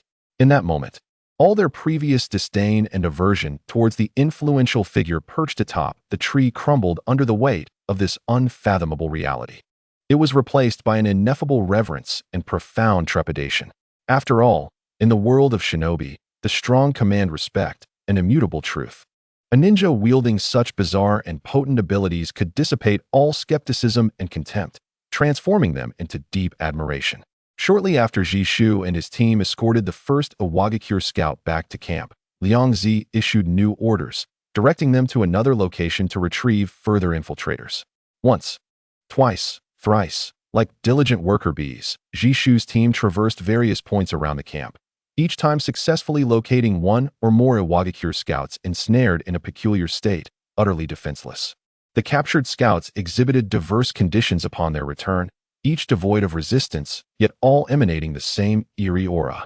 The first lay prone, ravenously gnawing at the soil and roots as though they were the most exquisite delicacies in existence. The second clung to a tree trunk, desperately tearing and swallowing rough bark and leaves, oblivious to the blood trickling from the cuts on his lips. Most chilling of all was the third group, where two scouts viciously tore at one another like beasts, their eyes vacant, consumed only by their primal, insatiable hunger. These grotesque scenes repeatedly jolted Jishu's team and the other ninjas within the camp. They finally comprehended that the figure atop the tree, Xiao Dao Liangzi, possessed a terrifying long-range ability capable of inducing an overwhelming, irresistible hunger in his targets, even distorting their minds. Within the camp, the whispers that had once brimmed with disdain and contempt vanished entirely. In their stead, there was an instinctive avoidance of Liangzi's gaze, coupled with an unmistakable awe lurking beneath the surface. Strength, indeed, remains the swiftest avenue to earn respect. Jiraiya observed with delight as Awagakure captives were continuously brought back, his smile widening. He had not anticipated that bringing Liangzi to the border would yield such remarkable achievements. This not only thwarted Awagakure's reconnaissance efforts, but also significantly bolstered the morale of Konohagakure. Upon returning to the village, he would have ample justification to absolve this young man of his prior transgressions, he mused contentedly. Chapter 151. The advancing Danzo. After effortlessly subduing several waves of reconnaissance teams, Awagakure seemed to sense something amiss and ceased sending new scouts to deliver intelligence. The area surrounding the camp returned to a superficial tranquility. Bored, Liangzi transformed the appetite he had extracted from the captives into dark chakra and employed a deciphering technique to unearth information from their minds. However, the results left him somewhat disheartened. These scouts were evidently trained as expendable pawns, possessing scant valuable information. Details regarding the movements of Awagakure's main forces and operational plans were nearly non-existent. It was clear that the enemy had been forewarned. Following a brief period of reconnaissance and counter-reconnaissance, an eerie calm settled over the border, reminiscent of the stillness before a storm. In the ensuing days, no significant events transpired. Yet, this tranquility was not destined to last long. One day, a communication hawk from Konohagakure pierced the sky, delivering urgent intelligence that shattered the oppressive silence enveloping the camp. Fierce clashes had erupted between Konohagakure and Kimogakure near the borders of the land of rice. Shimura Danzo led the root forces into battle against the ninjas of Kimogakure, and the conflict escalated rapidly into a full-blown confrontation. Upon receiving the news, Liangzi raised an eyebrow in surprise. He was aware that Danzo represented the hawkish faction of Konohagakure, maintaining a hardline stance externally, yet he had not anticipated such audacity, directly engaging in combat. This was Kimogakure they were confronting, and the current Third Hokage was a formidable opponent, capable of contending with the Eight Tails. The root's strength was commendable, but against such an extraordinary figure, it seemed insufficient. His instincts warned him that this sudden clash was likely more complex than it appeared. Subsequent detailed reports corroborated Liang Zi's suspicions and elucidated the reasons behind Danzo's sudden ferocity. The intelligence described how Elder Shimura Danzo employed an unprecedented strategy at the Kumogakure border. The root ninjas did not engage in traditional confrontations with the Kumogakure forces. Instead, they sowed peculiar seeds into the earth, akin to planting. Upon contact with the soil and receiving a modicum of chakra from the root ninjas, these seeds would swiftly germinate, growing at an astonishing rate. They rapidly transformed into various aggressive plants, including massive pods that could launch hardened seeds, bloodthirsty bushes wielding thorny vines, and even bizarre flowers that released paralyzing pollen, creating a hostile forest of ninja plants. Utilizing this near-miraculous strategy of planting, Danzo led the root forces with unstoppable momentum. They sowed ninja plants along their path, and the ensuing wave of vegetation surged forward like a green plague. The Kumogakure ninja forces were largely caught off guard, accustomed to battling human opponents. They had never encountered such a spectacle. Faced with an army of plants that numbered in the hundreds and thousands, unyielding to death and employing diverse and unpredictable methods of attack, their resistance often proved futile. Many were overwhelmed after severing a few vines or evading a barrage of seed projectiles, ultimately succumbing to the very vegetation that nourished this peculiar forest. Ninja plants. Liang Zi stroked his chin, studying the descriptions in the report with a bemused expression. This phenomenon resembled the supergrowth of defensive plants in his own super farm, a combat-specialized version. While the plants in his farm had indeed been catalyzed by Hashirama's cells, allowing for accelerated growth, there remained a process. However, Danzo's method seemed to defy natural laws, springing forth instantaneously with combat efficacy. This was utterly preposterous. In a flash, a name surfaced in Liang Zi's mind: Orochimaru. To instigate a battle between plants and ninjas without Orochimaru's technical support would be hard to believe. Only this foremost scientist of the shinobi world could replicate and optimize his concepts in such a short span, creating these rapid growth combat plants. Moreover, Liang Zi was certain that Orochimaru had thoroughly analyzed his super fruits, discerning the application principles of Hashirama's cells, and then, leveraging his astounding biotechnological prowess, pivoted towards developing more aggressive and immediate ninja plants. For this, Liang Zi could not help but mentally commend Orochimaru, acknowledging him as the leading scientist of the shinobi world, adept at learning and even surpassing his own achievements. The technological prowess of the opponent was indeed formidable. However, the stronger they were, the more exhilarating it would be to pilfer their innovations. Observing Danzo's relentless advance utilizing this plant-sowing strategy, which even hinted at pushing back into Kumogakure's territory, Liang Zi did not feel optimistic, but instead shook his head slightly. After all, no matter how impressive the ninja plants may be, they ultimately have their limits. This strategy, reliant on numbers and surprise attacks, might prove effective against lower-tier ninjas, yet against true apex warriors of the shinobi world, it would likely fall short. After all, ninja plants were merely peculiar flora, not the wood release capable of matching the might of the sage. His gaze seemed to pierce through the map, envisioning the formidable figure renowned for its sheer physical prowess and unparalleled speed in Yunin village.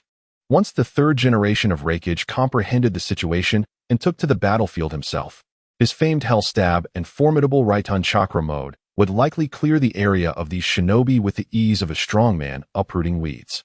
At present, Danzo's momentum was akin to a raging tide, primarily relying on the element of surprise and Yunin's unpreparedness. However, should Yunin stabilize their formation, particularly with elite forces entering the fray, this seemingly ferocious green tide could swiftly revert to its original form. Nevertheless, Liang Zi soon discovered that the commotion caused by Danzo was also impacting his own front line. The Konoha shinobi in the camp, amidst their tense preparations, cast glances at him that, beyond the usual reverence, revealed an inexplicable sense of covert anticipation. They seemed to hope that he, too, could summon forth a vast army of shinobi plants with a mere wave of his hand, sweeping aside the invading Iwagakure like mere weeds. The reason for this was undoubtedly his identity as the farm owner and the founder of super plants. This made Liang Zi feel somewhat vexed, as the shinobi plants were merely a hastily crafted imitation concocted by Danzo and Orochimaru, while his own plants required a legitimate growth cycle. He couldn't help but grumble internally. The plants in his super farm, though miraculous in their effects, required time to take root, sprout, and grow. They could not manifest as instant combatants like Danzo's. Just when he thought matters couldn't worsen, an even graver piece of news arrived. Awagakure had evidently learned of the shinobi plan intelligence and had reacted with severe misjudgment and heightened vigilance. They not only reinforced the border with a substantial number of conventional shinobi forces, but also dispatched the Jinchuriki, Otsutsuki, to the forefront. The news descended like a heavy cloud, instantly shrouding the entire Konoha camp. The intimidating presence of the Jinchuriki was unquestionable, signifying the terrifying power capable of altering the terrain. The atmosphere within the camp grew unbearably tense, suffused with the sense of an impending storm. Chapter 152. The advancing Liangzi at this juncture. Liangzi felt that passive defense was far less desirable than proactive offense. Thus, he sought out Jiraiya, volunteering, master, while Awagakure is still establishing their foothold, particularly as the Jinchuriki may not yet be fully acclimated to the environment. Shall we take the initiative and strike them unawares? However, after a lengthy contemplation, Jiraiya ultimately shook his head, rejecting this seemingly enticing proposal. No, the orders we received are to hold this position, fortify our defenses, and prevent Awagakure from invading the land of fire. Until we receive new directives from Hokage-sama, taking the initiative poses too great a risk. Should anything go awry, we would not be able to bear the consequences. As the commander, he had to consider the larger picture and could not deviate from strategic deployments for a fleeting tactical opportunity. Furthermore, he harbored no desire for battle. War was excessively brutal, and once it erupted, countless lives would be lost. With his proposal dismissed, Liangzi could only sigh in resignation, continuing his seemingly leisurely yet vigilant watch. A few days later, on a moonless night, the calm was shattered. The darkness was profound, and silence enveloped the surroundings. Just as most Konoha shinobi were lost in shallow slumber, Liangzi, maintaining his zero-tail perception technique, suddenly opened his eyes wide. Within his perceptual domain, countless waves of intense hostility and murderous intent surged forth like a tide, silently infiltrating the camp from several directions, and they were alarmingly close. Enemy attack. Liangzi leaped from the tree with a start, bellowing a roar that resonated throughout the camp. The sound, akin to thunder, shattered the tranquility of the night and roused all the slumbering Konoha shinobi. Almost simultaneously with Liangzi's alarm, several miles away, amidst the stealthy movements of the Awagakure forces, a burly ninja with a distinctive red beard, emanating a searing aura, abruptly halted, his expression twisting into one of annoyance. What is going on? We are so far from the enemy, yet we haven't even commenced our actions and have already been discovered? Otsutsuki growled furiously. The overwhelming chakra within him surged uncontrollably, distorting the air around him. Beside him, a tall, composed figure, Tsuchi, sighed in resignation and explained, Otsutsuki, according to prior intelligence, there is a ninja on Konoha's side with an extraordinarily powerful perception ability. None of our reconnaissance teams have returned, nor have they even been able to send out warning signals. It appears our operation has been exposed to their surveillance. Damn Konoha shinobi, always resorting to underhanded tricks. Otsutsuki spat, his eyes igniting with fierce battle intent. Since stealth has failed, we shall launch a full-on assault. I want to see whether their defenses can withstand my lava release. He no longer suppressed his power, and a torrent of violent and searing chakra erupted forth like a volcanic explosion. Even from miles away, Konoha's camp could palpably feel the oppressive aura. The shift from stealth to full-scale assault rendered an arduous battle inevitable. The overwhelming chakra, akin to molten lava, and the inherent ferocity of the tailed beast instilled a pallor in the faces of Konoha's shinobi, their eyes betraying a rising panic. Even Jiraiya, one of the legendary Sannin, bore a grave expression that seemed capable of dripping with water. The Jinchuriki of Awagakure had truly mobilized. This was a creature sealed with the power of a moving natural disaster, a terrifying presence capable of turning the tide of battle with its mere existence. This time, it would likely be an immensely challenging and brutal conflict. Jiraiya's gaze sharpened as he turned to Liangzi, his tone unusually solemn. Liangzi, listen closely. Our foremost task is to intercept the Jinchuriki. We must not allow him to approach the heart of the camp. We must control the main battlefield from afar. You don't understand how powerful a Jinchuriki is. They are sealed with the tailed beast. Liangzi interrupted, confidently asserting, Master, do not panic. I will take action. His eyes burned with fervent battle intent, eager to engage. As a transmigrator, he was well aware of the tailed beast's might. Yet he had greater faith in the strength he had accumulated over the years. He longed for a truly balanced confrontation to test the limits of his abilities. Don't be foolish. The power of a tailed beast exceeds your imagination, Jiraiya warned sharply, fearing his disciples' overconfidence would lead to dire consequences. Rest assured, Master. Even if I cannot win, I am absolutely confident in my ability to protect myself. You can intervene later, Liangzi declared, leaving no room for Jiraiya's further objections. His stout frame exploded forth with astonishing speed, akin to a cannonball, bursting through the camp's defenses. His target was none other than the source of that searing chakra, the Jinchuriki, Otsutsuki. His speed was such that he left only a fleeting shadow in the night. In the blink of an eye, he collided head-on with the advancing vanguard of Awagakure. The sheer number of dark-clad Awagakure shinobi was staggering. Although their individual strengths varied, the collective force they formed exerted immense psychological pressure. Yet, in the face of this overwhelming tide, Liangzi wore a smile, rather than fear. After preparing for so long, he was finally ready to put his abilities to the test. Without hesitation, he fully activated the power of the Zero-Tail. Zero-Tail Domain, Famine Hell, an invisible yet palpable wave, seemingly capable of directly influencing the very essence of life, surged outward from Liangzi, enveloping a vast expanse of the Awagakure forces ahead. In an instant, the advancing Awagakure shinobi froze in their tracks, gripped by an insatiable hunger that surged from the depths of their souls, rendering them unable to resist. A fierce, burning spasm coursed through my abdomen, uncontrollable saliva dripped from my mouth, and the foes before me morphed into alluring delicacies. Even the kunai in my hand appeared as crispy biscuits. Despite the overwhelming numbers, the effects of the Zero-Tail Domain were diluted, failing to render them completely devoid of combat capability. Yet, this sudden and bizarre physiological disturbance abruptly disrupted their charge, visibly diminishing their morale and slowing their movements into a sluggish, distorted state. Just as the Awagakure forces descended into chaos, a resonant cry of secret technique, amplification, erupted from Ryoko. His already corpulent form began to swell uncontrollably, like a balloon inflating. The sound of stretching bones cracked like firecrackers, muscles bulged, and in an instant, a titan, towering like a small mountain, rose from the ground, casting a shadow that almost obliterated the moonlight. He lifted a foot the size of a small basketball court, exuding an aura that could crush all beneath it, and mercilessly stomped down towards the area where Lao Zi was perceived to be located. Boom! The earth shook with a thunderous roar that reverberated across the battlefield. Where his foot landed, the ground fractured and crumbled like a fragile biscuit, forming a massive pit with a diameter of several dozen meters. The shockwave, laden with clouds of dust and debris, swept outward like a tsunami, sending many unsuspecting Awagakure shinobi flying. Dust enveloped the scene, obscuring visibility. Ryoko's immense form stood resolutely at the center of the battlefield, resembling a descending demon. With a single stomp, he demonstrated a terrifying power capable of altering the very terrain.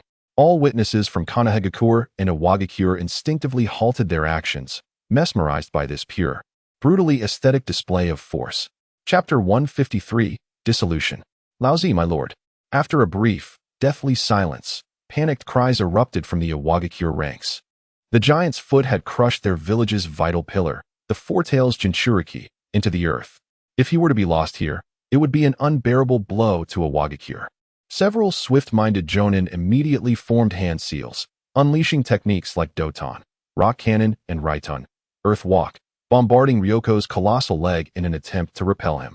However, these attacks, capable of shattering stone, merely sparked against his skin, covered in formidable chakra, leaving not even a trace, akin to an ant shaking a tree, utterly ineffective.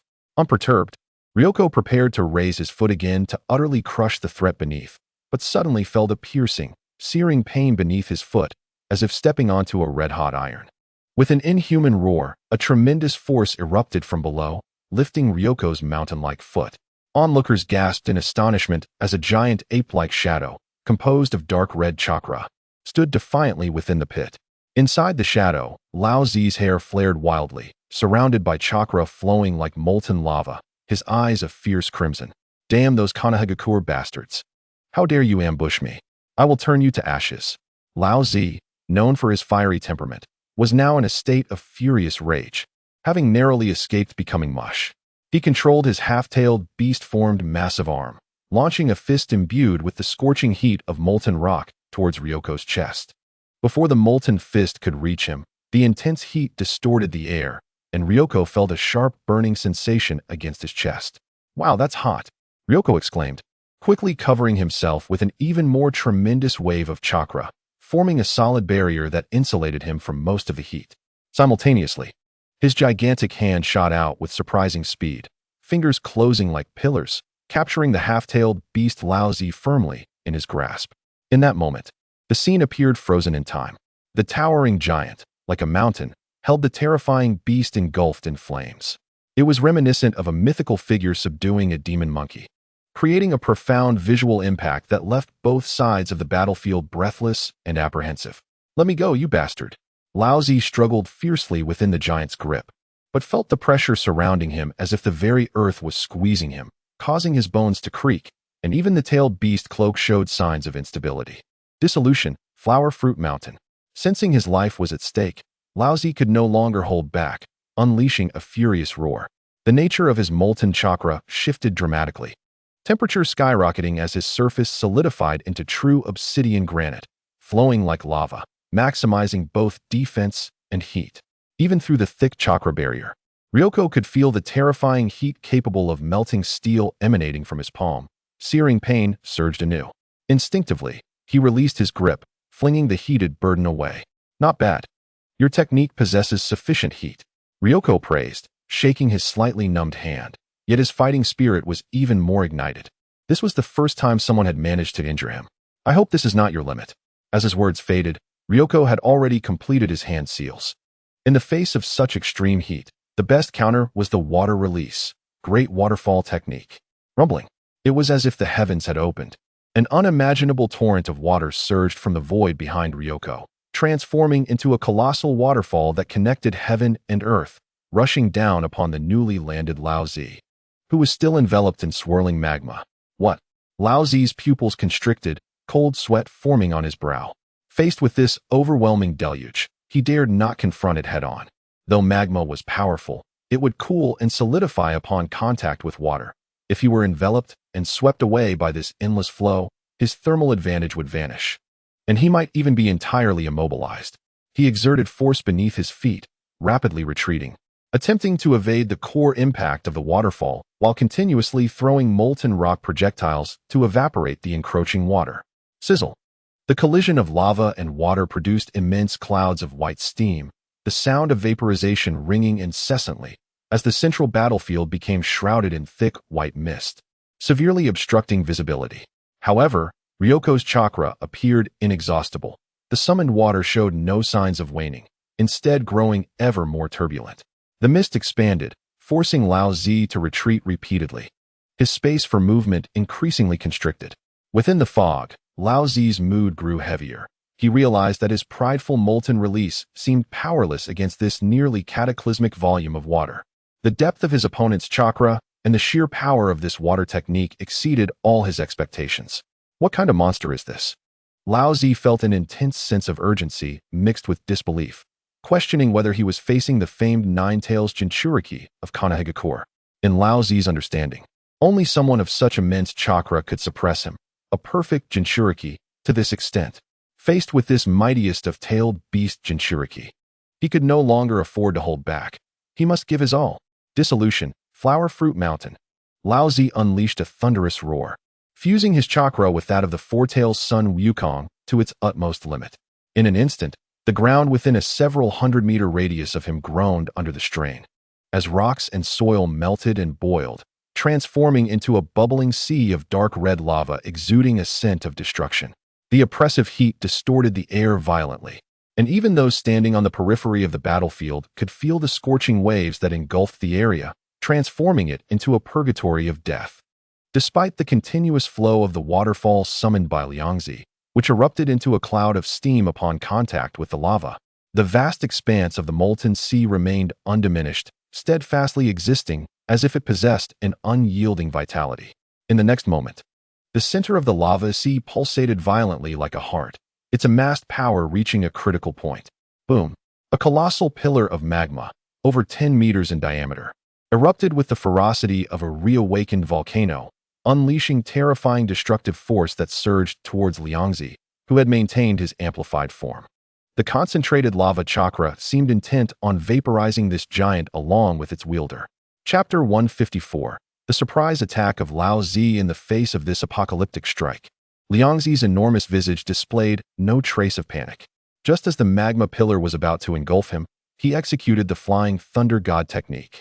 With a swift motion, his immense figure vanished like a phantom, leaving behind a specially crafted kunai inscribed with a technique, which was instantly consumed and vaporized by the searing lava. Liangzi's true form reappeared beside another pre-placed kunai several hundred meters away, his size returning to normal. This rendered Lao Zi's intended technique from Huagua Mountain ineffective, as his strike landed entirely in vain. The violent magma surge turned a vast area into scorched earth, generating a cloud of white steam and dust that obscured the sky. "Humph, coward. If you have the guts, don't run. Face me head on."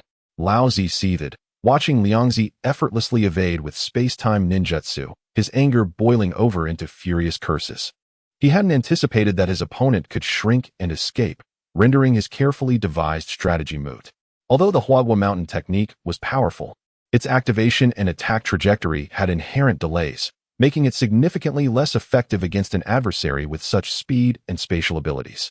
Liangzi, however, showed no concern, casually shrugging his shoulders, as if it were only natural to calculate his actions. "I'm not foolish enough to take that head on. My chakra is not just a fleeting wind. It is the result of painstaking effort and careful accumulation." Initially, he had employed the amplification technique and large-scale water release to swiftly conclude the battle, but Lao Zi's defenses and resilience exceeded his expectations. Since a swift assault was futile, it was evidently unwise to engage in a chakra consumption contest against a Jinchuriki capable of creating a sea of lava. "You sharp-tongued brat. Let us see how long you can dodge." Lao Zi, fueled by rage, formed hand signs once more, channeling his fury into chakra. Lava release, flowing lava technique. Behind him, a giant ape formed from tailed beast chakra roared, as searing lava chakra gathered frantically, coalescing into dozens of magma balls of varying sizes, each radiating terrifying heat. These magma spheres, seemingly alive, traced crimson arcs through the air, resembling a torrential meteor shower, attacking Liangzi's vicinity from multiple angles and speeds, effectively sealing off all conventional escape routes. Faced with the relentless onslaught of the flowing lava, Liangzi stood his ground, his arms encased in tangible azure chakra, countering with pure physical prowess. His palms moved with blinding speed, creating afterimages as each strike precisely hit the sides of the magma spheres, sending them hurtling back towards the Iwagakure camp or into empty spaces. The dull thuds of impacts intermingled with the explosive hissing of magma, creating an astonishing spectacle akin to a volleyball match of molten rock on the battlefield. This scene compelled both the Konoha and Iwagakure ninjas engaged in battle to momentarily pause, awestruck by the center of the conflict. They realized that the outcome of this battle was no longer dictated by their skirmishes, but entirely hinged on the dueling figures that resembled deities in their might. Jiraiya observed Liangzi's seemingly effortless demeanor with profound admiration, murmuring to himself, "This kid is simply a prodigy. His strength has long since left me in the dust." He felt a strange sense of disbelief as he spoke those words, considering that Liangzi was merely 11 or 12 years old. Even tracing back to the Warring States period, the legendary ninjas of that age likely did not possess such formidable power at this tender age. Just as Liangzi appeared to dispatch yet another magma sphere with ease, an unexpected turn of events unfolded. A magma sphere flew within 5 meters of him, its surface rippling before revealing Lao Zi's menacing face, brimming with murderous intent. It turned out that he had cleverly disguised himself as an ordinary magma sphere, stealthily closing the distance to Liangzi amidst the chaos. "Got you. Prepare to die." Lava release, undersea needle. A glint of malice flashed in Lao Zi's eyes as he proclaimed his victory. His lava chakra erupted with unprecedented intensity, compressing his body instantaneously into a dark red drill entwined with incandescent flames and high-pressure gas. The speed surged beyond comprehension, akin to a red lightning bolt piercing towards Liangzi's heart. This strike embodied the perfect fusion of the searing heat of lava, its penetrative capability, and the ferocity of tailed beast chakra, representing the culmination of his lifetime of training. He held absolute confidence that, even if his opponent was the Nine-Tails Jinchuriki, there was no way to completely evade or withstand such an attack at such close range. Before the drill could reach him, the piercing light and destructive heat instantly carbonized the fabric of Liangzi's clothing, and he felt the searing pain as if pierced by countless red-hot needles. Even the Flying Thunder God technique would barely have time to activate in this blink of an eye. Impressive. Is this the true killing move of a Four-Tails Jinchuriki? Confronted with the imminent threat of death, Liangzi's eyes ignited not with fear, but with an even more fervent battle spirit. In that instant, the vast chakra accumulated within him, alongside the secret techniques passed down through the Akimichi clan, was ignited and unleashed. New butterfly technique, stage 1, activate. Boom. It was as if a dormant volcano erupted within him. The fat accumulated on Liangzi's body burned away at an unprecedented speed, transforming. A torrent of azure chakra, vast as an ocean, surged forth, coalescing around him into a suit of armor that shimmered with a crystalline sheen. Intricate and mysterious patterns flowed across the armor, emitting a pulsating energy that was both breathtaking and fearsome. More astonishingly, behind him, a pair of enormous wings, constructed entirely from pure chakra and as delicate as a cicada's wing, unfurled magnificently. These wings radiated a kaleidoscope of colors, appearing to carry the cosmos within them. As they fluttered gently, they disturbed the surrounding air, emanating an aura of divine power and overwhelming presence. Faced with Lao Zi's imminent undersea needle technique, the transformed Liangzi surged forward instead of retreating. Chapter 155. Arrival of the Five-Tails Jinchuriki. Come on, let us see your strength. He released a clear, resonant shout.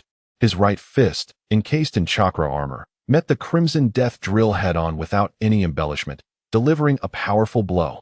This strike, though seemingly slow, appeared to draw in all surrounding light and energy, creating subtle distortions in the space before his fist. In the next moment, a thunderous collision erupted, akin to two celestial meteors colliding at incomprehensible speeds. A terrifying roar filled the battlefield, instantly robbing all present of their hearing.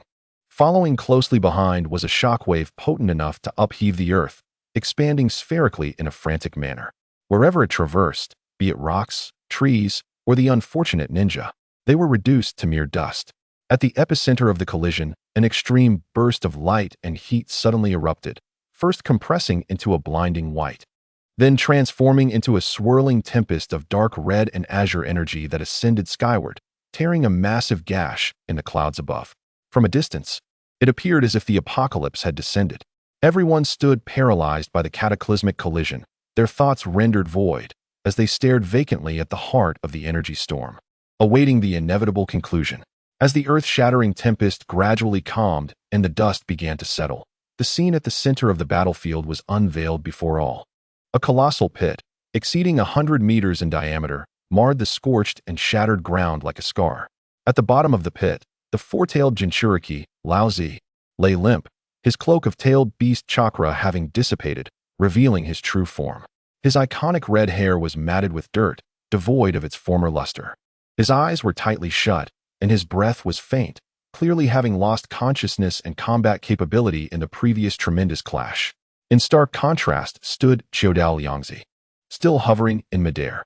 Encased in a dazzling physical manifestation of chakra armor, the butterfly wings on his back gently flapped, scattering glimmers of azure chakra. The immense chakra aura radiated from him like an infinite ocean, as if he were the very source of chakra itself. Sunlight filtered through the remnants of the energy afterglow, illuminating him like a divine being descended from the heavens, ready to judge the world. Lao Zi had lost. The monster, that Konoha ninja, was indeed a monster. The despair spread among the Iwagakure ninjas like a plague. Their strongest pillar had collapsed, and facing that invincible figure in the sky, their fighting spirit evaporated in an instant. The clattering of weapons echoed as many Iwagakure ninjas turned pale, despondently discarding their arms and surrendering to futility. Liangzi's butterfly wings fluttered slightly as he descended weightlessly, landing at the edge of the pit, gazing down at the unconscious Lao Zi. Observing this opponent, who had little screen time in the original narrative but was now exhibiting astonishing strength, a complex emotion flickered in Liangzi's eyes. He had not expected even a minor character to force him to employ his new butterfly technique. Indeed, the waters of the ninja world ran deep. It was evident that the familiar plot had its limitations, with certain character information serving merely as reference. Fortunately, his hidden trump card was powerful enough. Ultimately, he had the upper hand. Without a moment's hesitation, Liangzi immediately summoned the power of the Zero Tails. The greedy tendrils surged forth, numerous, dark, and twisted, as if composed of pure shadow and avarice, silently extending from the shadows beneath Liangzi's feet, akin to venomous serpents, swiftly burrowing into the pit and coiling around the unconscious Lao Z's body. In the next instant, an overwhelming and distinctive lava chakra surged into him through the tendrils. This chakra, imbued with searing heat, was volatile and fierce, precisely the lava chakra for which Lao Zi was renowned, a fusion of pure earth and fire attributes. What invigorated Liangzi even more was the presence of an even older, more savage chakra, brimming with primal power. This was the tailed beast chakra belonging to the four-tailed son Wukong. This amalgamation of lava and tailed beast power possessed an intense, bold flavor, akin to the strongest of wines, intoxicating Liangzi as he absorbed it with fervor, swiftly replenishing the energy expended in the recent battle. However, just as he reveled in this bounty, a chilling sense of imminent peril washed over him like a cascade of ice water, freezing him in place.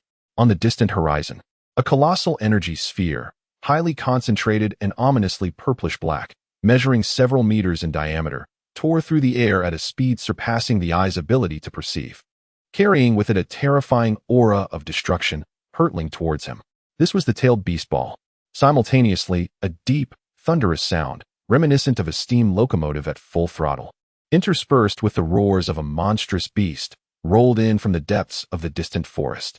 This unique and powerful sound surged into the hearts of the crumbling Iwagakure ninjas like a potent stimulant. It was Lord Han, the voice of Lord Han, the five-tailed Jinchuriki. Lord Han has arrived. Excellent. We are saved. Lord Han will surely defeat him. Lord Han, avenge our Lord Lao Zi. The previously despondent Iwagakure ninjas felt sparks of hope reignite in their eyes as they turned towards the source of the voice, their faces alight with anticipation and fervor.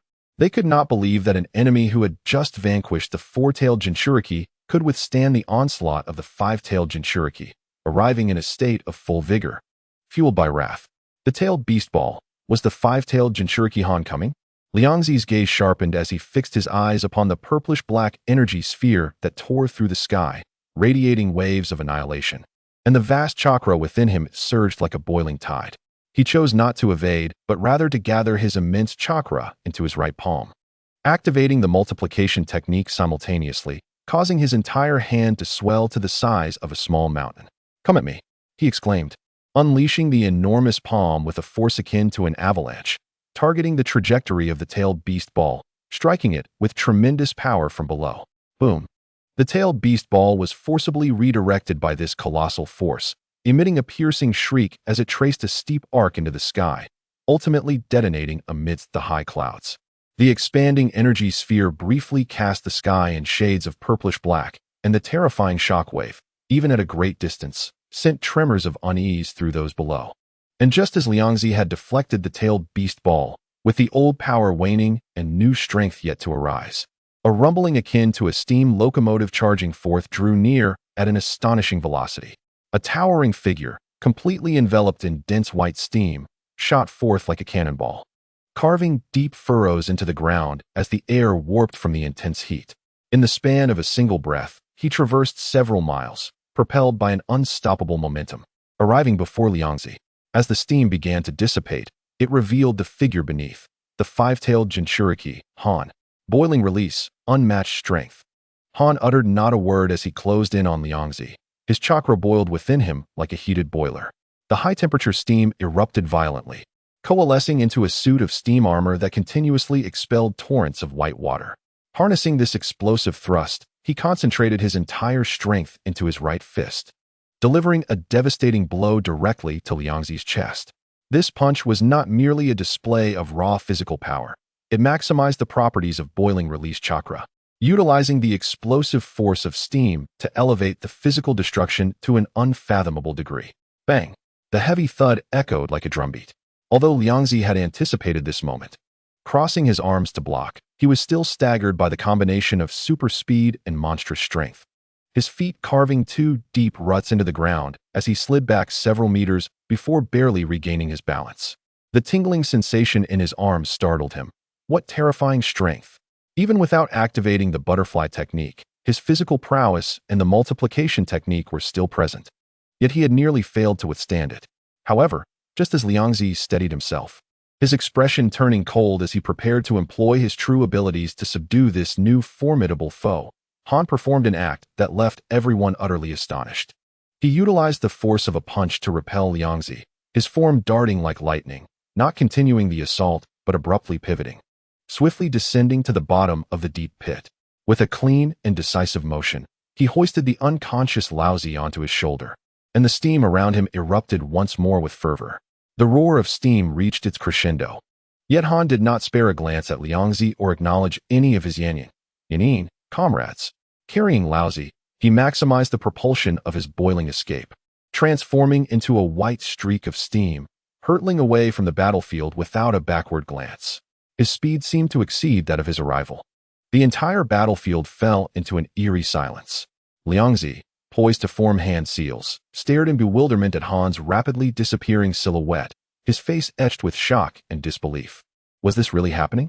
This individual, seemingly formidable and powerful as a five-tailed Jinchuriki, had engaged in merely one exchange before summoning his teammate and fleeing, showing not the slightest inclination to fight. Meanwhile, the remaining ninjas of Eninshin, Yin displayed a myriad of expressions. The flicker of hope ignited by Han's arrival was doused in an instant by this cold reality. Their expressions shifted from ecstatic to astonished, and finally to utter confusion and despair, all in under 10 seconds. Lord Han, he has left? He abandoned us with Lord Liangzi? Why? Wasn't he here to rescue us? The Jinchuriki, the village's ultimate weapon. How could he flee in the face of battle? We have been forsaken. It is utterly over. The sounds of desperate wails and incredulous cries echoed among the remnants of Inying. The commander's defeat and the retreat of reinforcements shattered their final psychological defenses. Seizing the opportunity, the Konoha ninjas advanced, swiftly subduing and binding these demoralized captives. What a pity! That fellow was remarkably swift. Jiraiya gazed into the distance, sighing with regret. Han's decisiveness and speed had surpassed his expectations. To Jiraiya, the four-tailed Jinchuriki Liangzi, gravely injured and unconscious, posed little threat. And although the five-tailed Jinchuriki Han was in prime condition, he was ultimately alone. Had Jiraiya truly been willing to pay any price, risking his life and unleashing his trump card, it was not entirely impossible to detain him. Capturing both Jinchuriki from Yanshin would undoubtedly be a monumental achievement for Konoha, capable of significantly altering the tide of the conflict, even compelling Enyin to withdraw from this united pressure. However, this regret was soon alleviated by an unexpected discovery. Lord Jiraiya, an elite Konoha ninja, reported, excitement evident in his tone. While clearing the battlefield, we discovered the severely injured and unconscious Commander Huang Tu, who has been successfully captured. Upon hearing this, Jiraiya's eyes brightened immediately. Huang Tu, the son of the third Hokage Inoki, held a revered status within Yanshin, undoubtedly one of the core high-ranking officials. While it was regrettable that Liangzi had been taken, capturing Huang Tu also bore immense strategic value. With him in hand, Konoha would possess a crucial bargaining chip in future diplomatic negotiations with Yanshin. Excellent. Ensure he is closely monitored and receive the best medical ninjutsu to sustain his life. He must not come to harm, Jiraiya commanded, a relieved smile spreading across his face. This battle ultimately concluded with Konoha achieving a resounding victory. Meanwhile, far away in the land of Earth, within the office of Eninshin Hokage, Inoki was engulfed in a tempest of fury and shock upon receiving news of the frontline's near-total annihilation, his son Huang Tu captured, and the four-tailed Jinchuriki Liangzi gravely injured and rescued. He nearly lost his breath, nearly plummeting from midair. Incompetent fools, a bunch of worthless wretches. He trembled with rage, his white beard bristling as he cursed vehemently. 2 Jinchuriki, 3,000 elite troops, dispatched to engage a border defense. And yet this is the outcome? Were you all lined up to be captured by Konoha? Han stood alongside, maintaining a respectful demeanor despite having just endured a fierce battle and a long journey. He explained solemnly, Lord Sarutobi, please calm your anger. The primary reason for this defeat was our grave miscalculation of Konoha's strength at that defense line. At the time, it was Laozi and Huang-Tu commanding the coalition for a night assault. However, aside from the anticipated Jiraiya, there was also a tremendously powerful hidden force. It was this individual who swiftly incapacitated Laozi in direct confrontation, instilling terror in our ranks and causing the collapse of our front lines. I only became aware of the unusual chakra fluctuations from the rear camp and rushed to provide support, utilizing my speed advantage to catch them off guard, which allowed me to barely rescue the gravely injured Laozi. He lifted his head, his gaze steady.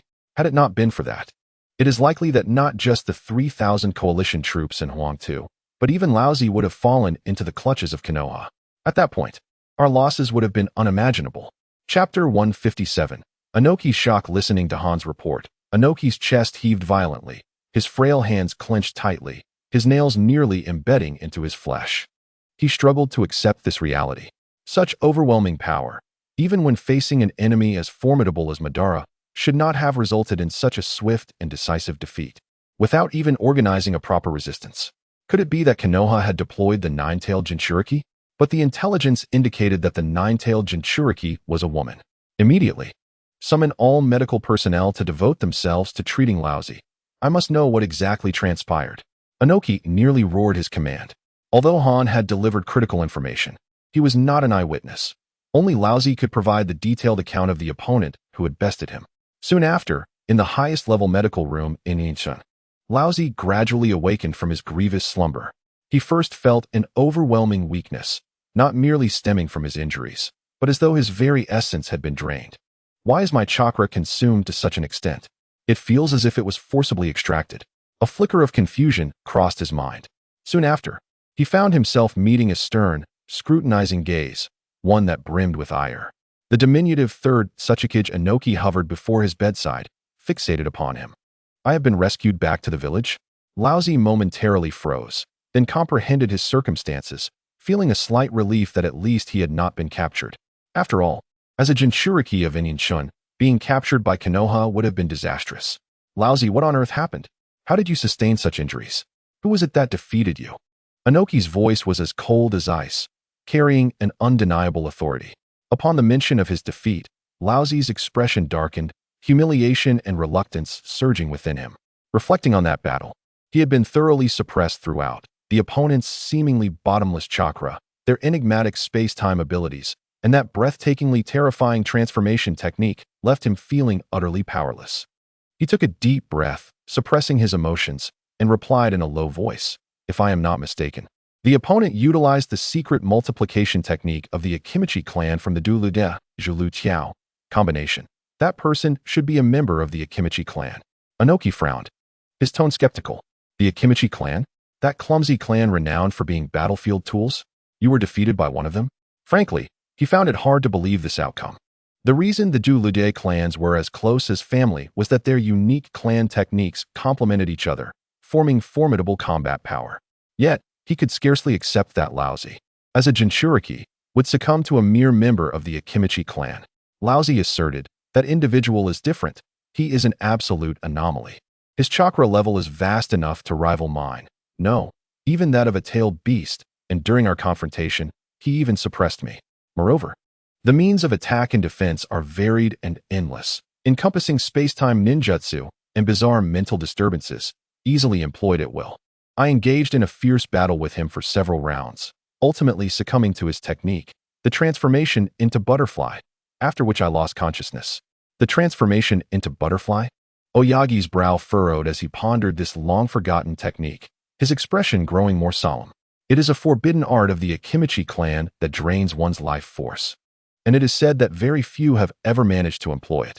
However, once utilized, it can sweep across the battlefield, rendering one invincible and defeating all foes. A ninja from the Akimichi clan capable of directly defeating a Jinchuriki and wielding the nearly lost transformation into butterfly completely overturned his understanding of Konoha and the Akimichi clan strength. When did such a fearsome individual emerge from Konoha? Indeed, during my unconsciousness, I vaguely sensed something forcefully siphoning my chakra, including that of the Four Tails. Laozi added, his eyes reflecting a mix of suspicion and uncertainty. Upon hearing this, Oyagi and the standing Han's expressions changed drastically. A ninja from the Akimichi clan capable of devouring others' chakra, even that of tailed beasts? It is well known that while the Akimichi clan's combat style is powerful and unmatched, their formidable secret techniques heavily rely on the conversion of stored fat within their bodies, presenting a natural shortcoming in endurance. After each intense battle, they require substantial food intake to replenish their losses, which is the fundamental reason behind their extraordinary appetites. However, Liangzi's current display of ability completely subverted this understanding. Han, listening to Lao Zi's account, suddenly realized, speaking in a deep voice, "No wonder when I launched a surprise attack with my boiling release technique." He was pushed back but immediately stabilized himself, revealing an intent to counterattack, with no signs of chakra fluctuation weakening. At this thought, a cold sweat broke out on Han's back. He felt immense relief for his decisive action at that moment, hastily taking Lao Zi and fleeing. Had he hesitated even for a moment, allowing the opponent to fully adapt and launch a counteroffensive, he might have found himself ensnared, becoming a source of nourishment for the enemy's resurgence. Oyagi's eyes flickered with intensity, his mind engulfed in unprecedented turmoil. Konoha had indeed produced such a rule-breaking, nearly flaw-free war monster, posing a threat far surpassing that of an ordinary Kage-level ninja.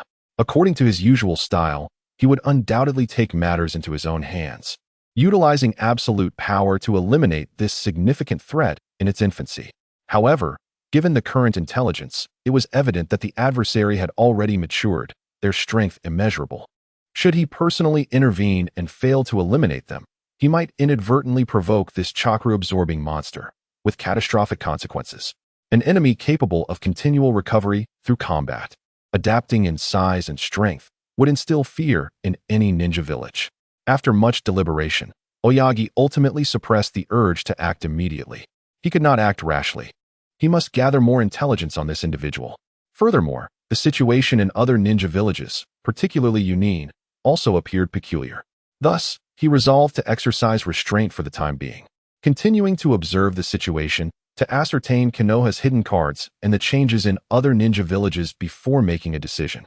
Oyagi's caution and patience directly led to a significant reduction in pressure along the borders of the Land of Grass. Within the Konoha camp, the previously tense and oppressive atmosphere dissipated, replaced by a joyous celebration akin to a festival, as if they had narrowly escaped disaster. The Konoha ninjas, who had once harbored hostility towards Liangzi due to rumors and even whispered criticisms, now greeted him with an attitude that had undergone a complete transformation. The disdain and loathing in their eyes had vanished without a trace, replaced by near obsequious respect and unmistakable fear. They instinctively made way, bowing their heads in greeting, as if in the presence of a revered elder, no longer daring to show the slightest disrespect. Liangzi paid little mind to their change in attitude. His focus was entirely on the astonishing bounty, 3,000 Awagakure captives. You didn't expect it, did you? I've added another chapter. 50 chapters remain. The future is promising. Chapter 158, Shift in the Situation.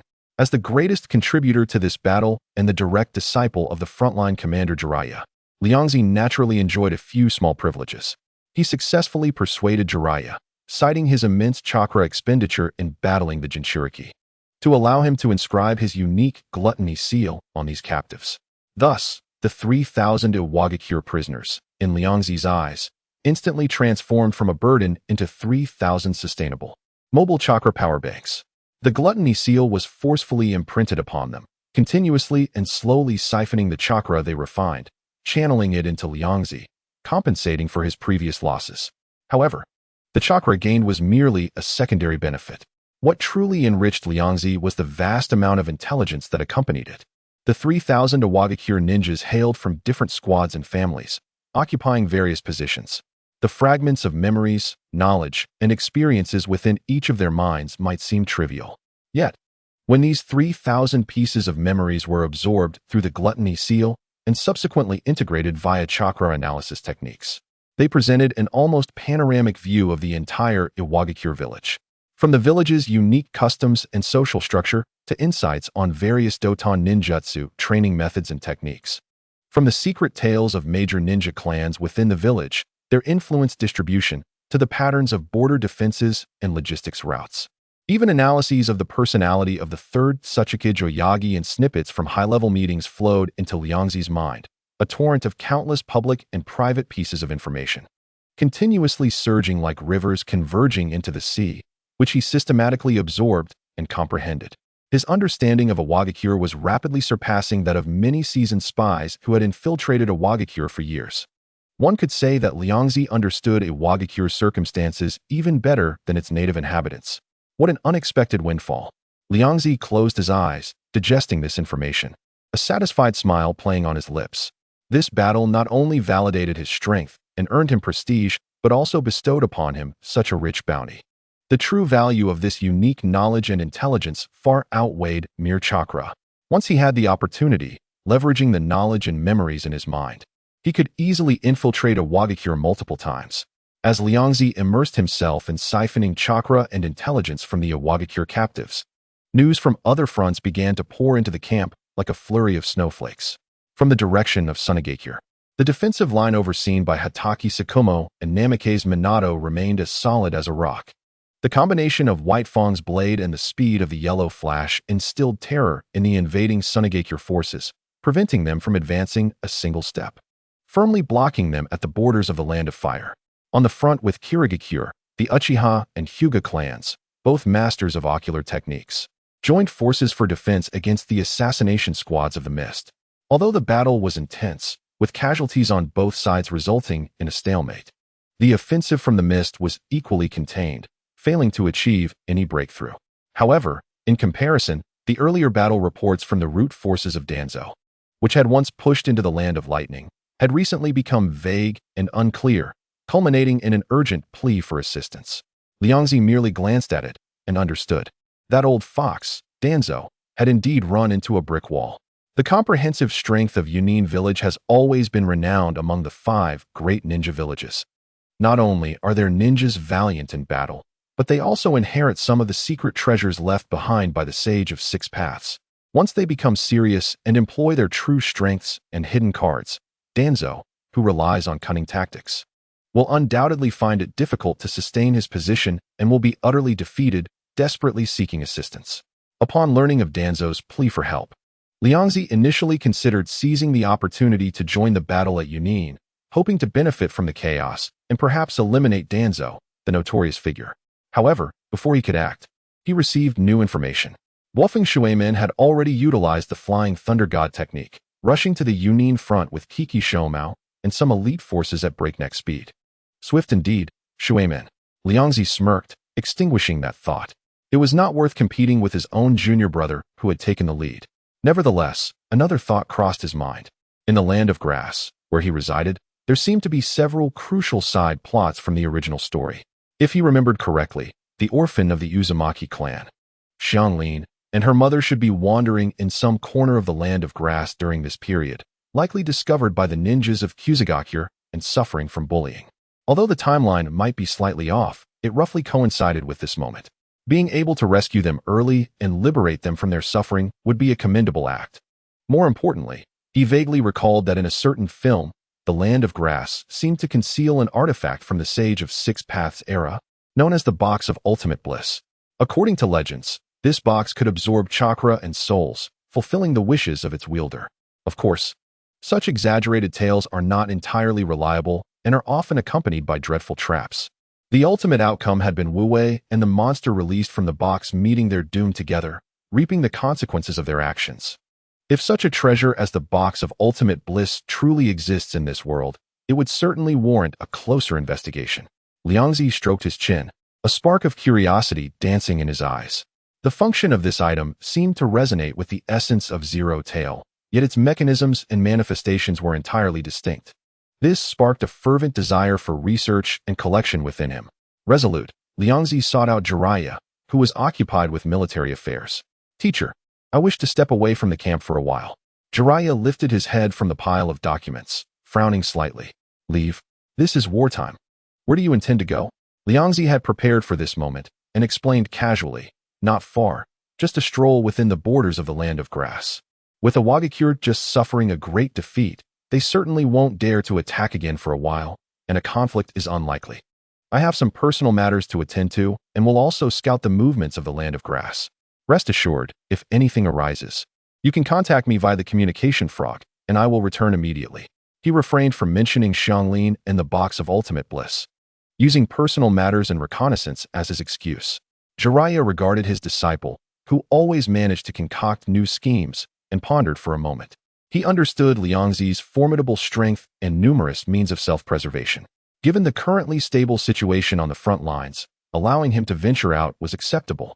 Most importantly, with his mastery of the Flying Thunder God technique, returning would be a matter of moments. Very well, go swiftly and return promptly. Stay safe and maintain communication at all times. Jiraiya ultimately nodded, granting this special leave. Upon receiving permission, Liangzi beamed with joy. Chapter 159. Kusagakure Ninja having departed from the heavily guarded Konoha camp, Liangzi stepped into the territory of the Land of Grass alone. As he entered the towns within the Land of Grass, Ciudad Liangzi immediately felt the stark contrast between a small nation and a great one. The fields flanking the roads were barren, and the villages that appeared were primarily constructed of thatch, with the inhabitants appearing gaunt and apathetic. When Liangzi's robust figure appeared on the path, those vacant gazes were suddenly filled with astonishment and wariness. In a country where even basic sustenance was a struggle, such a well-fed physique was a proclamation of strength. Alas, life here is even worse than I had imagined. Liangzi shook his head, already contemplating how to establish factories on this land to allow these people to experience the happiness of being well-fed and clothed. After all, he was indeed a kind-hearted person. He traversed a muddy path while activating the sensing abilities of Zero Tail. Leveraging Zero Tail's power, he meticulously sensed his surroundings, searching for the unique chakra fluctuations of ninjas and those of the Uzumaki clan. Unlike ordinary people, their chakra glimmered like fireflies in the night, easily distinguishable with a little attention. After a brief search yielded no results, just as he was about to expand his range, a faint disturbance reached his ears from not far away. Finally, he had found it. After all, a small nation is indeed small. Even the ninjas were scarce. Liangzi shook his head, following the source of the disturbance until he swiftly entered a dense thicket. Before he could approach, he heard a cacophony of coarse shouts and pleas. You certainly know how to hide, making it hard for me to find you. No matter how deep you hide, we've found you. Come back to Kusagakure and contribute to the village. Parting the leaves, Liangzi saw several menacing ninjas from Kusagakure surrounding a red-haired girl. The girl huddled on the ground, clutching her arms, her long crimson hair disheveled, her face etched with terror and despair. Yet, from her trembling form, Liangzi sensed a warm and unique chakra stirring uneasily. This chakra, reminiscent of Kushina's, along with her red hair, indicated that she was likely the mother of Xianglin. Liangzi mused. To confirm his speculation, he decided to intervene. Hey, you fat idiot. One of the Kusagakure ninjas noticed him and bellowed angrily. If you don't want trouble, scram. Liangzi frowned at the remark. The people of this small nation truly lacked manners. Since they could not engage in polite conversation, he decided that words were unnecessary. He summoned the power of Zero Tail, enveloping the ninja instantly and igniting an insatiable hunger within him. The next moment, the ninja's face contorted in agony as an unbearable hunger surged through him like a tidal wave. He frantically rummaged through his pockets, shoving food into his mouth, grasping at dirt and leaves, yet could not satiate the gaping void within. Witnessing this horrifying scene, the other Kusagakure ninjas turned pale, their hands trembling around their kunai. They hadn't even seen how their comrade had been subdued. He had already succumbed to this frenzied state. Such a display was utterly chilling. Liangzi cast a calm glance at them and warned, if you don't want to end up like him, you should behave. He turned his attention to the red-haired girl huddled on the ground, his tone softening slightly. Who are they? Why do they want to capture you? The leading ninja, suppressing his fear, hastily replied, this esteemed individual. She is a thief who escaped from our Kusagakure after stealing something. We have orders to bring her back. He's lying. The red-haired girl summoned her courage to shout. They covet my Uzumaki clan bloodline and wish to capture me to use as a medical tool. Shut your mouth. You little thief. The leading ninja threatened fiercely, his eyes flickering with panic due to his own deceit. Liangzi's gaze turned icy. He sensed the most detestable form of deception emanating from the ninja. Moreover, he held no affection for these Kusagakure ninjas who bullied the girl. The power of Zero Tail activated in response to his thoughts, the terrifying force of hunger coiling around the leading ninja's form like a venomous serpent. In an instant, the same frenzied hunger erupted within him, driving him to the ground, where he desperately stuffed his hands with dirt and grass into his mouth. I do not appreciate being lied to, Liangzi stated flatly, shifting his gaze to the remaining trembling ninjas. The smallest ninja was the first to break down. Falling to his knees with a thud, "Please spare me. What she said is true. The village ordered us to bring her back because her bloodline possesses special healing abilities. As long as one bites her skin, the wound can heal rapidly. Bringing her back equates to possessing a living medical repository." Liangzi nodded in understanding.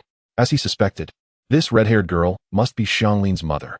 As for Xianglin, she had likely not yet been born at this moment. However, this was perhaps for the best. At least the child would not have to endure suffering too soon. "Do not be afraid," he gently assured the red-haired girl.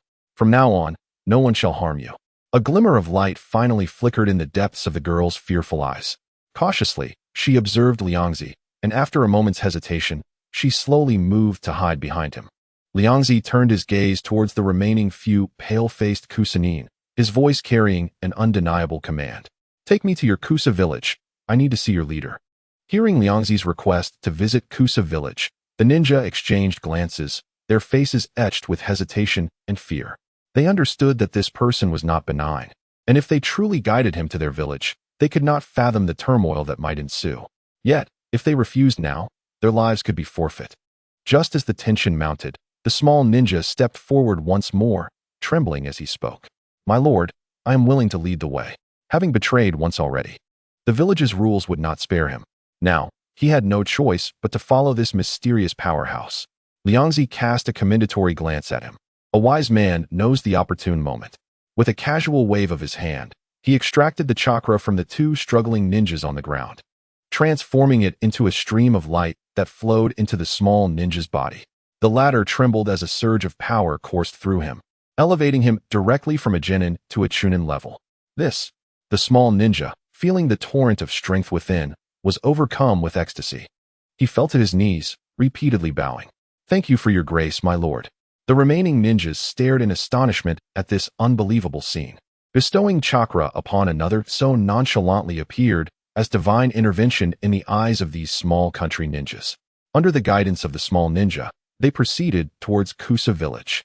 Along the way, he persistently expressed his loyalty, and the other ninjas, witnessing the miracle of power being bestowed, gradually became more fervent in their gazes. The closer the red-haired girl got to Kusa village, the more anxious and unsettled she appeared. Subconsciously, she edged closer to Liangzi, gazing at his broad back, ultimately biting her lip and following him. When the outline of the village came into view, Liangzi could not help but feel disheartened. The so-called Kusa village was lamentably modest in scale, a stark contrast to the splendor of Konoha. While Konoha was also a village, it housed nearly 100,000 inhabitants, whereas this settlement truly merited the title of a village. Before Liangzi and the others could step into the village, they were halted by a group of patrolling guard ninjas. The captain of the guards recognized the red-haired girl at a glance, his face breaking into a satisfied smile. "Yamane, well done. You finally brought this girl back." He cast an approving glance at the small ninja, then turned his gaze to Liangzi with curiosity, inquiring, "But who is this fat man?" The small ninja, referred to as Yamane, flickered his eyes, a look of reverence crossing his face as he silently stepped behind Liangzi. The other ninjas also lowered their heads, none daring to respond to the guard captain's question. Liangzi spoke calmly. "Call your Kusakage out. I have matters to discuss." The guard captain, sensing the shift in atmosphere, felt a tightening in his chest and solemnly replied, "Please wait here. I shall report immediately." With that, he turned and hurried away. In front of a larger wooden structure within the village, the guard captain approached swiftly and reported aloud. "Lord Erasure, an unidentified ninja has arrived from outside the village, and he is likely not here with good intentions." Hearing this, the leader of Kusa village, Erasure, paused from his paperwork and immediately stood up. Having presided over Kusa village for many years, although not on par with the leaders of the 5 great villages, he was still a prominent figure among the small country ninjas and had never encountered someone so brazenly challenging their authority. "Gather the personnel, follow me outside to see," Erasure commanded coldly. He was eager to discern who dared to disregard Kusa village in such a manner. Shortly thereafter, Erasure arrived at the village entrance with a team of elite ninjas. Upon seeing Liangzi's exceptionally large and corpulent figure, he was momentarily taken aback. Such a physique was rare in the ninja world. Even the Akimichi clan, renowned for their size, would likely struggle to match this bulk. As Liangzi bore no Konoha forehead protector, Erasure could not immediately recognize his identity. "I am Erasure, the leader of Kusa village." He maintained his courtesy and inquired, "May I ask who you are, and what brings you to Kusa village?" Liangzi replied straightforwardly, "I wish to take this girl from the Uzumaki clan with me. Additionally, I require a treasure from your Kusa village, and I intend to take that as well." Arashi's pupils constricted, as he nearly thought he had misheard. This individual not only wished to take away the Uzumaki clan member they had painstakingly located, but also audaciously demanded a village treasure. Fury ignited within him. "You are rather arrogant, are you not?" Arashi's voice grew cold as he stated, "The Uzumaki clan member was found by us first. Do you think you can just take her? As for the village treasure, it is even less likely that we would easily hand it over to outsiders." The ninjas behind him immediately assumed combat stances, the tension in the air becoming palpable. However, this confrontational posture did not seem to faze Liangzi. After all, he had already defeated the Jinchuriki of Awagakure. A mere group of ordinary ninjas appeared as ants before him. "I am not seeking your consent, I am informing you." Arashi's face darkened, his hands already forming seals as he coldly declared, "Then let me witness the abilities that allow you to act so impudently in Kusa village." The wind suddenly picked up, and Arashi's wind-style chakra surged at the village entrance, a conflict on the verge of eruption. The Kusa ninjas quickly gathered, encircling Liangzi in a fan formation, intending to suppress this arrogant intruder with their numerical advantage. However, they had chosen the wrong opponent. Liangzi did not even shift his stance.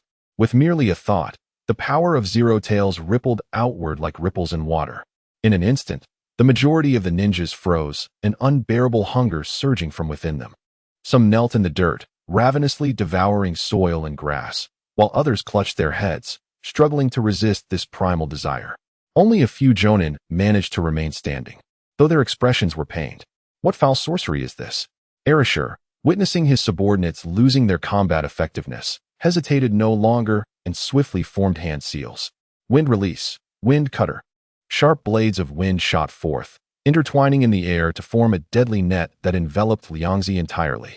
Each wind blade was capable of severing tree trunks, and now they all surged towards him. Liangzi remained unperturbed, casually waving his right hand. Multiplication technique. His palm swelled instantly, transforming into a massive meat shield that stood before him. The wind blade struck the enlarged palm, producing a sound akin to metal clashing, yet leaving not a single mark. Multiplication technique. Arashi's pupils dilated, and he exclaimed, "You are a ninja of the Akimichi clan from Konoha?" Then, as if recalling something, he forced himself to remain calm and sternly questioned, "Kusa and Konoha have always maintained a good relationship. Did you receive the Third Hokage's permission for this action?" Liangzi scoffed. If there was truly goodwill between Kusa and Konoha, how could one be unaware of the long-standing alliance between Konoha and the Uzumaki clan? To treat a member of the Uzumaki clan in such a manner is nothing but pretentiousness. He stepped forward, causing the ground to tremble beneath him. "Hand over the Elysium box, and perhaps I might spare your lives." Upon hearing the term Elysium box, Arashi's expression drastically changed, and a surge of murderous intent filled his eyes. "How did you come to know of this item?" This forbidden treasure, sealed deep within the village, was a secret known only to the Kage. Now it was revealed by an outsider. Has Konoha already discerned the existence of this item and intends to seize it? You need not concern yourself with that. Liangzi spoke softly, retracting his magnified hand slowly. "Surrender the box, or I shall retrieve it myself." Lan Feng gritted his teeth and let out a cold laugh, a murderous intent flickering in his eyes. "In that case, do not blame me for lacking compassion. What did it matter if they hailed from my?" Lan Feng was not truly afraid. At worst, he could choose one of the 4 great ninja villages and seek refuge there once more. He formed hand seals again, a more potent chakra coalescing around him. A fierce wind stirred up sand and stones, causing the surrounding flora to bow down. This time, he was evidently prepared to unleash his true strength. Observing the opponent's stubborn resistance, Liangzi finally abandoned his playful probing. He had hoped to subdue everyone merely through sheer presence. But it appeared he was not the type of protagonist who could dominate effortlessly. In this vast ninja world, strength ultimately spoke volumes. Confronted with the desperate struggle of the Kusa shadow, Lan Feng, Liangzi invoked his ultimate form, the multiplication technique. As his figure swelled, a faint earthy glow enveloped him. It was the pinnacle manifestation of a Wagakure's secret technique, the heavy rock technique. When this solid giant, compressed to a dense mass, emerged, the very ground trembled beneath its weight. With each step Liangzi took, the earth cracked like a spider web, shockwaves reverberating throughout Kusa village. Buildings shuddered, and tiles fell from rooftops. Chapter 161, The Box of Ultimate Bliss. Wagakure's ultimate technique indeed lived up to its reputation. Liangzi, feeling the surging power within him, nodded in satisfaction. The combination of the heavy rock technique and the multiplication technique was an unparalleled killing move tailored for the Akimichi clan. Imagining a battlefield where a behemoth of rock and flesh rampaged unopposed was utterly exhilarating. This was the true essence of a war machine. The villagers of Kusa were already pale with fear. No combat was necessary. Merely the overwhelming aura of destruction made it clear that this giant was beyond their capacity to confront.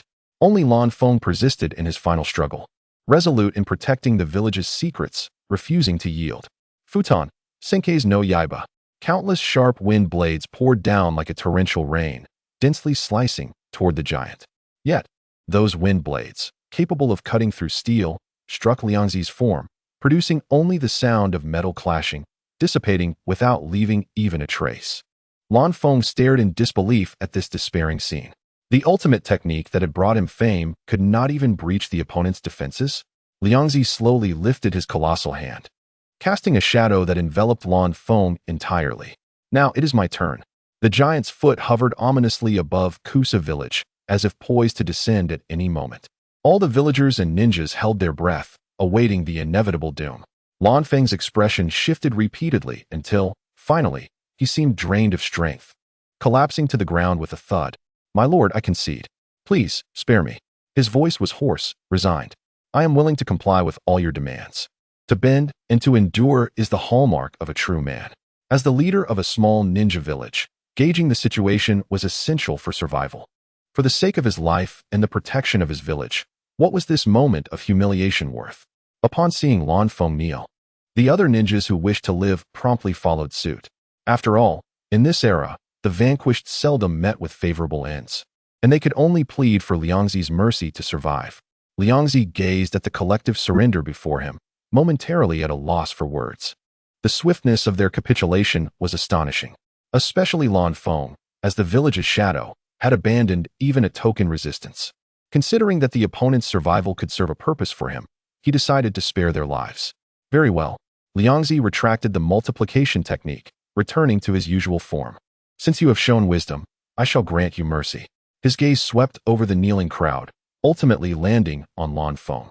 "Go fetch the box of ultimate bliss." Lan Feng's heart bled, yet he had no choice but to bow in acquiescence. He hurried away with two trusted aides, acutely aware of an eerie chakra shadowing him, extinguishing any thoughts of escape. In no time, the four returned, carrying a square box with deliberation. The box was entirely black, its four sides adorned with masks of joy, anger, sorrow, and happiness, with an inscription in the center proclaiming the return of all things to bliss, exuding a disquieting aura. "My lord, this is the box of ultimate bliss," Lan Feng stated as he gently placed the box on the ground with reverence. Liangzi stepped forward, scrutinizing the legendary treasure intently. With a single glance, he confirmed it was no counterfeit. The terrifying negative energy contained within resonated mysteriously with the power of Zero Tail. Perhaps, the technique used to create Zero Tail was an imitation of this enigmatic box. He reached out and caressed the surface of the box, the four masks seeming to come alive, shivering slightly at his touch. At that moment, an ominous chill suddenly enveloped Liangzi. A seductive whisper echoed in his mind without warning. "Offer me a sacrifice, and I will fulfill all your desires." That voice seemed to penetrate the deepest desires of the heart, and had an ordinary person heard it, they would likely lose their sanity, becoming a puppet to its will. Yet, Liangzi remained unperturbed, even suppressing a smile. "You think you can satisfy me?" Within him coalesced the chakra and insights of countless ninjas. Deeply fused with the power of Zero Tail, his mental resilience having reached an extraordinary realm.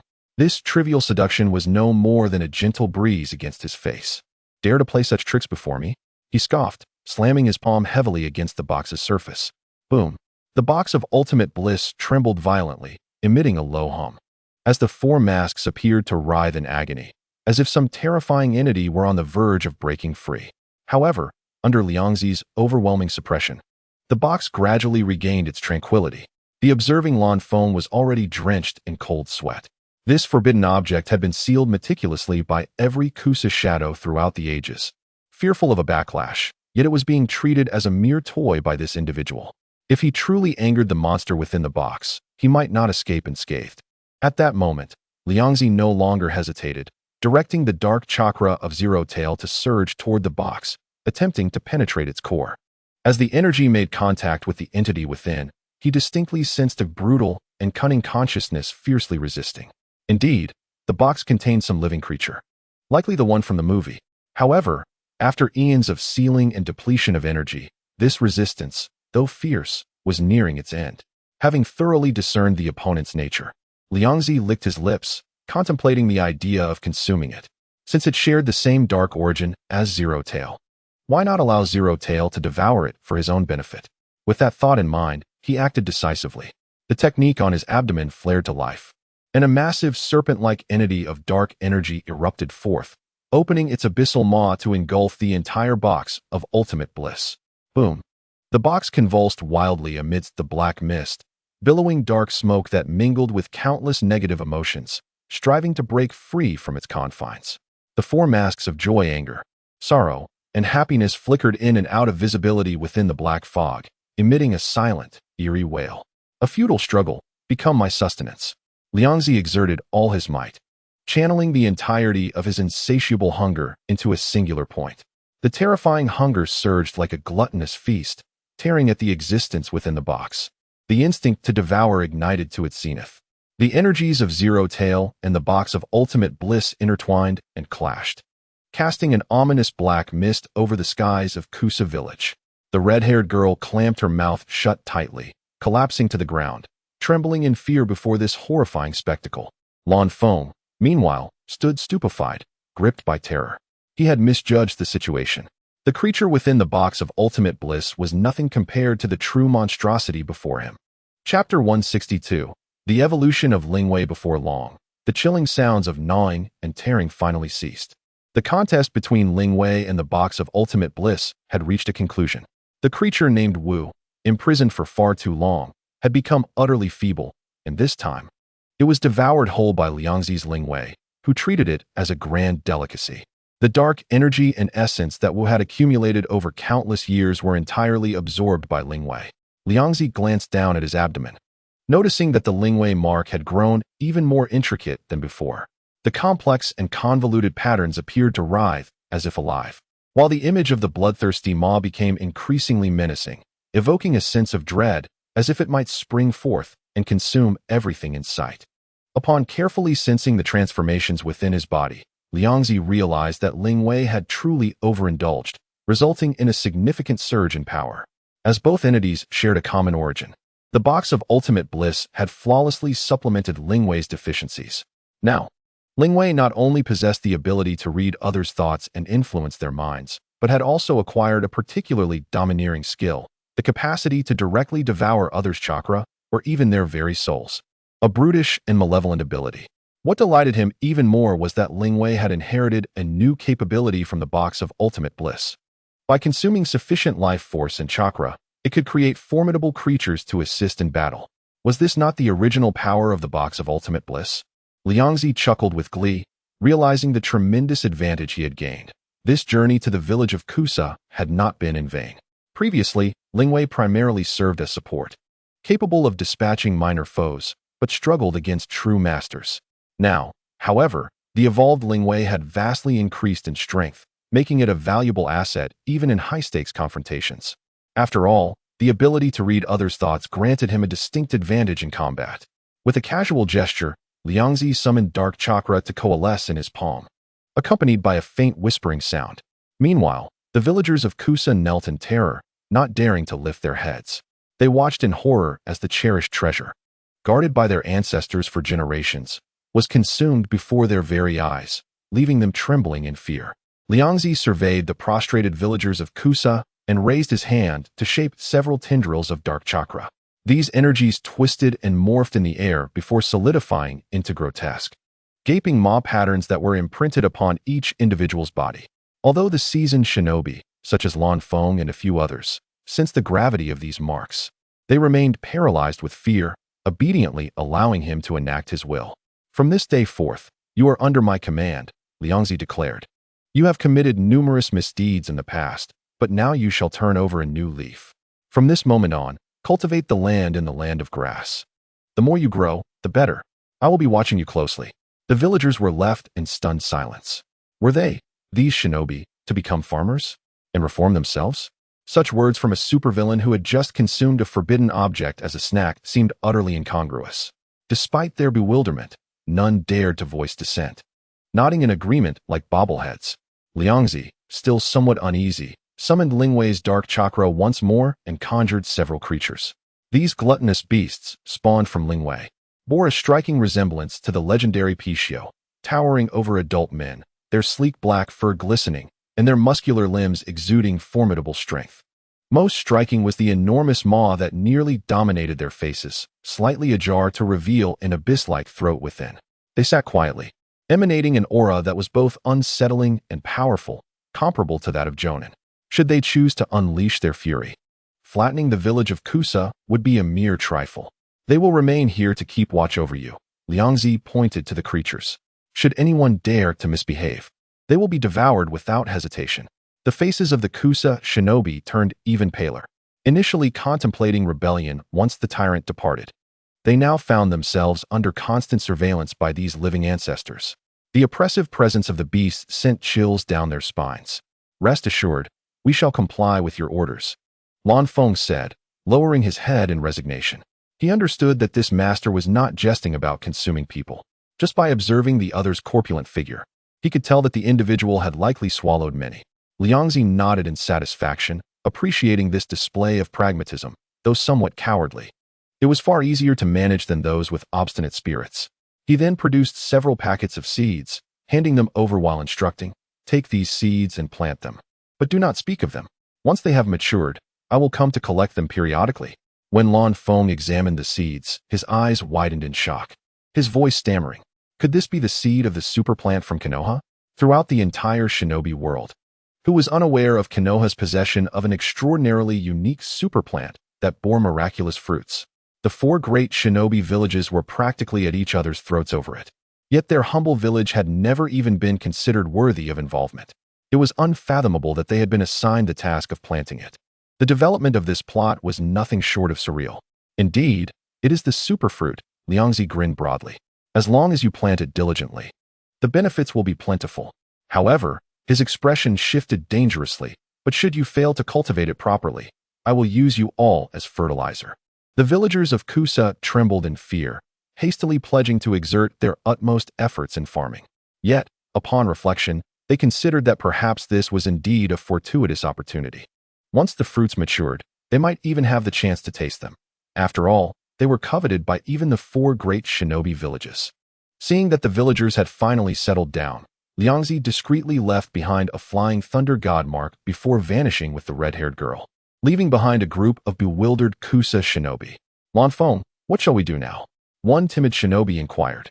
Lan Feng shot him an exasperated glare. What do you think? Hurry up and gather your tools to clear the land. No one is to rest until we cultivate at least 10 acres today. As he spoke, he stole a glance at the nearby gluttonous beasts. Noticing they remained quietly seated, he exhaled in relief. The shinobi exchanged glances, finally resigned to their fate as they returned home to wield their hoes and shovels, embarking on their agricultural endeavors in a grand procession. Meanwhile, Liangzi, using the flying thunder god technique, transported the red-haired girl to the outskirts of the village. He assessed the shaken young woman, softening his tone as he inquired, "Now that you are safe, what are your plans moving forward?" He had not anticipated that his timing had been slightly off. The girl named Xiangling had yet to be born, and her mother appeared even younger than he. The red-haired girl nervously twisted her fingers, murmuring, "I have become homeless, and I have been separated from my family for quite some time. I heard you mention that the land of whirlpools and Konoha are allies. May I accompany you to Konoha? Alone and uncertain of her next destination, she hoped that this gentleman from Konoha might lead her to her kin. Chapter 163. The rampage of Kushina. Liangzi was not surprised by the red-haired girl's desire to go to Konoha. After all, as the foremost shinobi village in the world, Konoha's prosperity and safety were incomparable to those of smaller nations. Remembering that there was a long-lost member of the Uzumaki clan within the village, he immediately employed the Flying Thunder God technique to return with the girl to Konoha. As the surroundings warped and transformed, the two found themselves standing on the bustling streets of Konoha. I know a friend from the Uzumaki clan, Liangzi said as he walked ahead. Let me take you to meet her. Perhaps you two will find a deep connection. Uzumaki Jina expressed her gratitude with a bow, saying, "Thank you, sir, for your care along the journey. I will never forget your kindness." It was at this moment that Liangzi finally learned her full name. He scratched his head, feeling that her expression of gratitude sounded somewhat peculiar, yet he could not pinpoint why. He sensed that there might be another version of this sentiment. Two individuals strolled along the bustling street, flanked by an array of shops showcasing a dazzling assortment of goods, epitomizing prosperity. Xuanwu Jina gazed at the scene that surpassed the grass country, her previously anxious emotions significantly alleviated. However, she soon noticed something peculiar. Wherever her savior passed, pedestrians hastily made way. Each villager who beheld Liangzi instinctively held their breath, their faces etched with terror, fearing the slightest misstep could bring calamity upon them. Jina observed these reactions with astonishment. It seemed that this benefactor bore an unfavorable reputation in the village, one that incited fear among the populace. This was understandable, as possessing such eerie and terrifying abilities could easily lead to misunderstanding. Had she not been saved by him, she would likely have shared the same ignorant perception of him as a brutal and malevolent figure. Yet Liangzi, sensing the villagers' fear and disdain, displayed no displeasure. Instead, a subtle smile graced his lips. These intense negative emotions served as exquisite nourishment for his evolved Zero Tail. Now fully realized, Zero Tail transcended mere gluttony for energy. Feasting on various emotions of fear, loathing, and unease, he leisurely ambled along the main thoroughfare, allowing Zero Tail to indulge in the pervasive negative sentiments in the air before contentedly diverting into Konoha's most affluent residential district. I recall that Kushina must reside nearby. Which house could it be? As Liangzi pondered the specific house number while stroking his chin, several figures suddenly emerged, encircling him.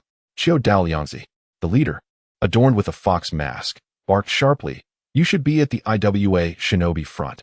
Why have you returned to the village without authorization?"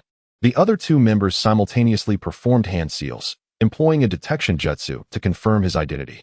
Liangzi, however, waved his hand with a cheerful demeanor, saying, "No need to be so tense. I'm just here to speak with Kushina about something and will leave soon." He was well acquainted with these Umbu members, as he frequently delivered local specialties to the Hokage building, having established familiarity with these masked figures. Even with their masks on, he could recognize a few old acquaintances by their voices and physiques. Looking for Kushina? The Umbu captain's tone grew grave. What do you need her for? Kushina has recently succeeded Lord Mito as the Nine-Tails Jinchuriki and is experiencing extreme emotional instability. During this sensitive period, anyone approaching her must undergo strict scrutiny. This was precisely why their small team was stationed there, to ensure Kushina's safety. Just as Liangzi prepared to explain, an explosive surge of chakra erupted, accompanied by suffocating negative emotions that enveloped the surroundings. The intensity of this power far exceeded that of the Four-Tails and Five-Tails Jinchuriki he had encountered before, as if it could tear the very fabric of space apart. Oh no, the Jinchuriki has gone berserk. The Umbu members' expressions changed dramatically, and they immediately turned to rush towards a nearby house enveloped in a barrier. They observed the protective barrier violently trembling, as if something terrifying was about to break free. They could no longer afford to question Liangzi and hastily formed hand seals, attempting to use sealing techniques to suppress the rampaging Nine-Tails. Liangzi clicked his tongue. Well, this is just great. My timing couldn't be worse. Realizing the dire situation, he understood that he had arrived at an inopportune moment. This was evidently the phase shortly after Kushina had become the Nine-Tails Jinchuriki, when her emotions were at their most volatile. His appearance coinciding with her rampage placed an enormous burden upon him. Moreover, having returned from the front lines without proper notification, He risked severe repercussions from Sarutobi Hiruzen if held accountable. However, as he watched the Umbu ninjas being flung aside one by one, and the Nine Tails chakra continuously breaching the barrier, an idea sparked in Liangzi's mind. This was an excellent opportunity to redeem himself. Additionally, he could take the chance to savor the taste of the Nine Tails chakra. As the strongest tailed beast, it surely possessed a uniquely delectable flavor. Stay here and don't move. I need to handle something urgent. Liangzi instructed Jinna before soaring into the air using the light-heavy rock technique. Upon nearing the site of the chaos, he clearly witnessed the partially tailed beast transformed Kushina rampaging like a wild beast, with the Umbu ninjas utterly defenseless against her. In this era when methods to counter tailed beasts were still undeveloped, facing a berserk Jinchuriki left them with little recourse but to expend their lives. Everyone, get out of the way. Watch me, Liangzi shouted, his palms instantly swelling to massive proportions, carrying the weight of a mountain as they descended. The Nine Tails transformed Kushina, caught off guard, was forcefully pressed into the ground by this sudden strike, stirring a cloud of dust. Yet the ferocity of the Nine Tails was formidable. It would not yield so easily. Her chakra surged violently, and several crimson tails manifested, swiftly propelling her into a six-tailed state. A terrifying wave of energy swept through the area, her beastly eyes ablaze with an insatiable fury. With a chilling growl, the six-tailed Kushina summoned her strength, forcibly lifting the giant hand pressing down upon her. She positioned herself on all fours, her claws carving deep grooves into the ground before dashing towards Liangzi like a streak of red lightning, leaving destruction in her wake, as if intent on tearing him to shreds. Impressive, truly the leader of the tailed beasts. Liangzi marveled, refusing to slacken his efforts. He activated the expansion technique once more, transforming his palms into indestructible shields in front of him. Simultaneously, he employed the light-heavy rock technique to make his substantial form float in midair, akin to a colossal balloon maneuvering with agility. This maneuver incited the Nine Tails below to leap in fury. She lunged at him, her claws tearing through the air. Yet Liangzi deftly evaded her every attempt at capture. The enraged tailed beast bombs were unleashed in succession, but Liangzi deftly swatted them skyward, producing dazzling yet perilous bursts in the clouds.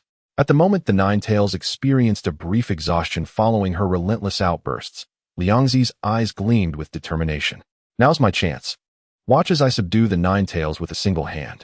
He utilized the light-heavy rock technique to adjust his weight, shifting from an ethereal lightness to an unbearable heaviness. His massive form plummeted from the sky like a meteor, and his broad, weighty hands descended with unmatched force. With a resounding crash, his hand pinned the six-tailed Kushina firmly to the ground, rendering her incapable of escape, regardless of her struggles. Concurrently, countless dark tendrils surged from the earth, coiling around her tailed beast cloak like ravenous serpents. The Zero Tails' devouring power was unleashed, voraciously siphoning off the Nine Tails' immense and tumultuous chakra. This overwhelming surge of energy was so vast and profound that the pre-evolved Zero Tail would have found it insurmountable. Yet, the current fully realized Zero Tail, akin to a glutton, greedily absorbed this exquisite essence. Liangzi felt the fat within his body rapidly accumulating, his already substantial physique visibly expanding. Truly, the Nine Tails chakra was astonishingly abundant, as were the negative emotions accompanying it. Relishing the surging power and the richness of the negative emotions, a satisfied smile graced his lips. The Nine Tails was indeed unique, unmatched by other tailed beasts. Feeling the frantic plunder of her chakra, the pinned Nine Tails descended into deeper rage. It thrashed against its bindings, striving to unleash more chakra to break free. However, the intricate sealing techniques of the Uzumaki clan were as impenetrable as iron walls. And Liangzi's astonishingly swift extraction of chakra meant that the energy she managed to gather was swiftly consumed. Consequently, while the Nine Tails' cloaked form hinted at a seven-tailed state, it remained unable to breach that threshold. The observing Umbu members stood in astonishment. Their entire team had been rendered utterly powerless against the Nine Tails Jinchuriki. Yet Liangzi alone had managed to suppress her with ease. This guy is terrifyingly strong, they thought in disbelief. As a substantial amount of Kyuubi's chakra was extracted, the suppressed Kushina's consciousness began to awaken gradually. She struggled to open her eyes and, in conjunction with the seal within her body, managed to reimpose control over the agitated Kyuubi. Ryoko keenly sensed the change and appropriately retracted her dark tendrils, lifting the suppression over Kushina. Kushina, why are you here? I thought you were at the Iwagakure front, Kushina asked, propping herself up and blinking in confusion. Ryoko, dismissing her technique, replied with a smile. I just returned from the land of grass to handle some matters. I didn't expect to encounter your fox throwing a tantrum.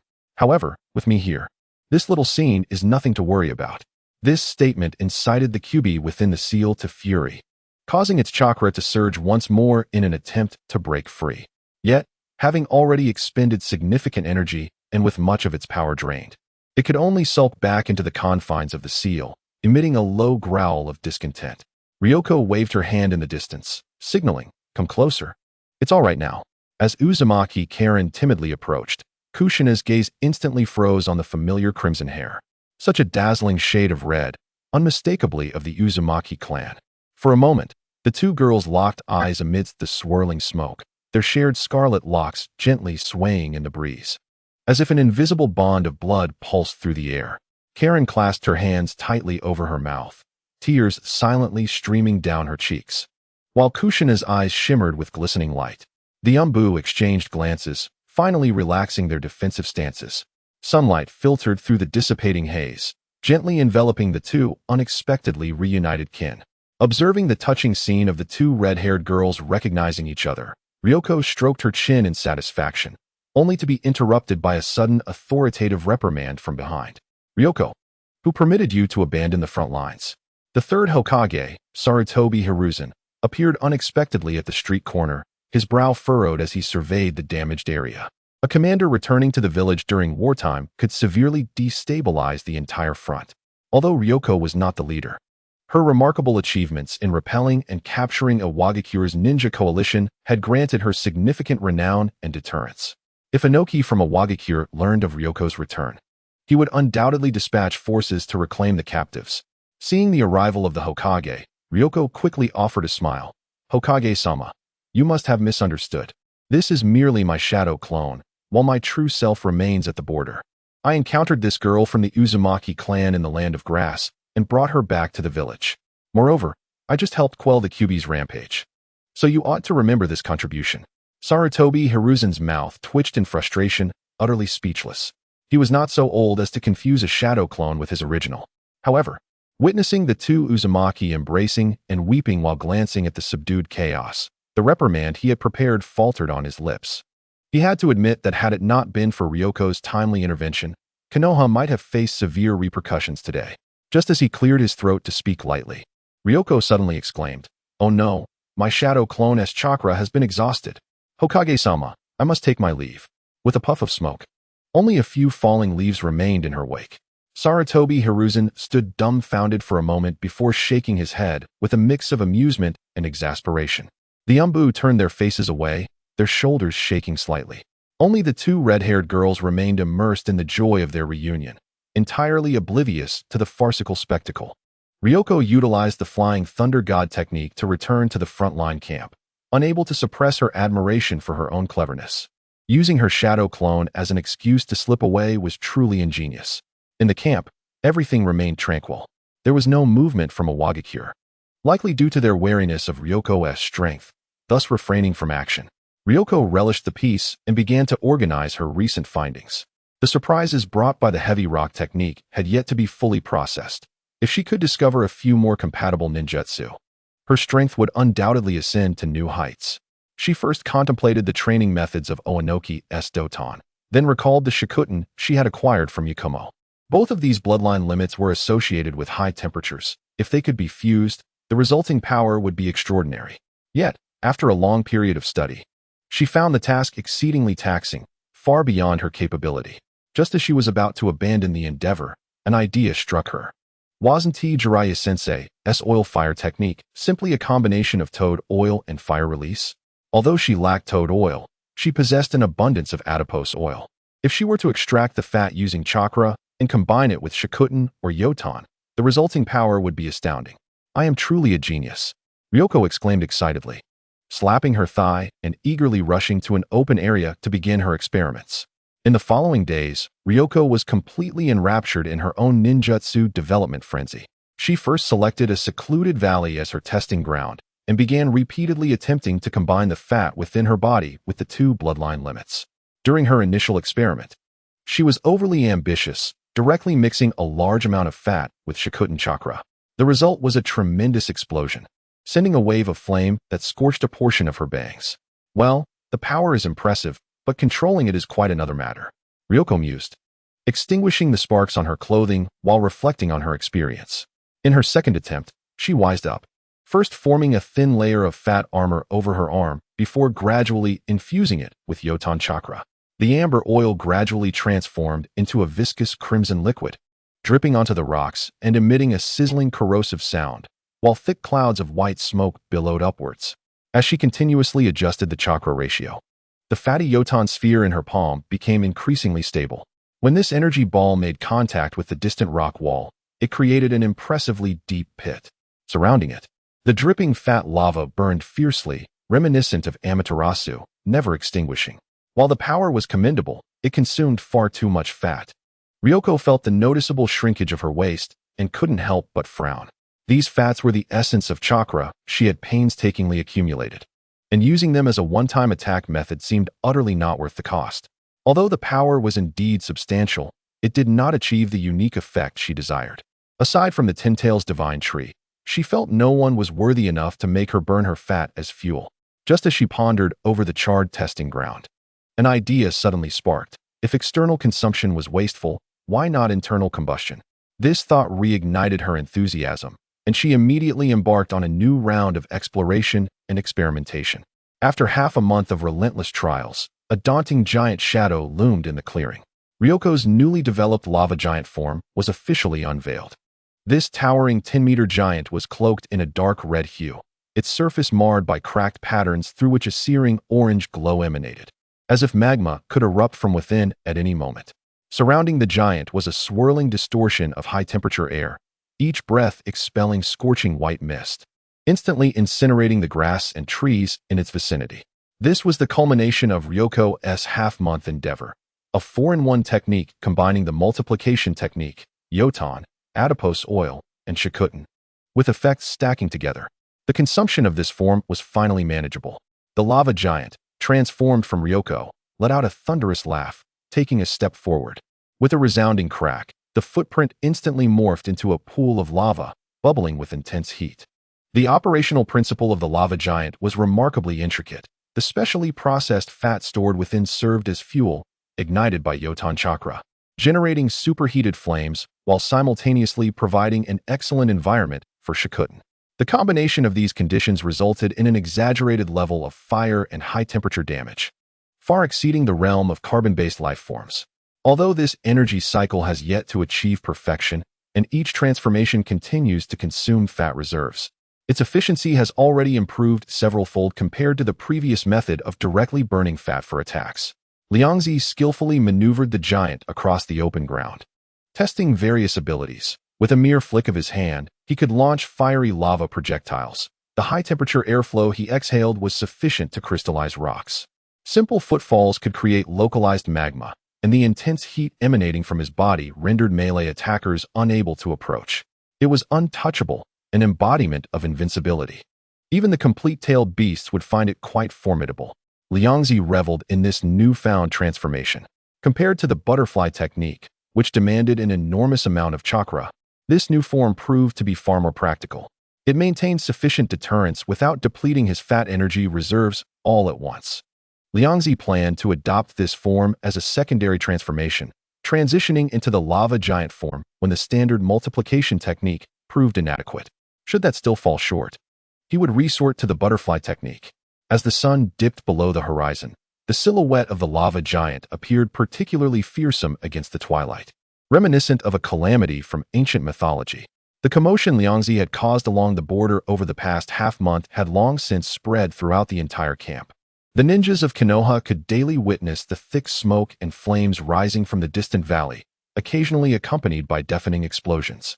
Some had caught glimpses of the massive shadow flickering in the flames, feeling both exhilarated by the formidable strength within their ranks and a twinge of fear. If they were to accidentally brush against that entity, it was likely they would leave no ashes behind. Such a significant disturbance could not escape the notice of the newly dispatched high-ranking scouts from Awagakure.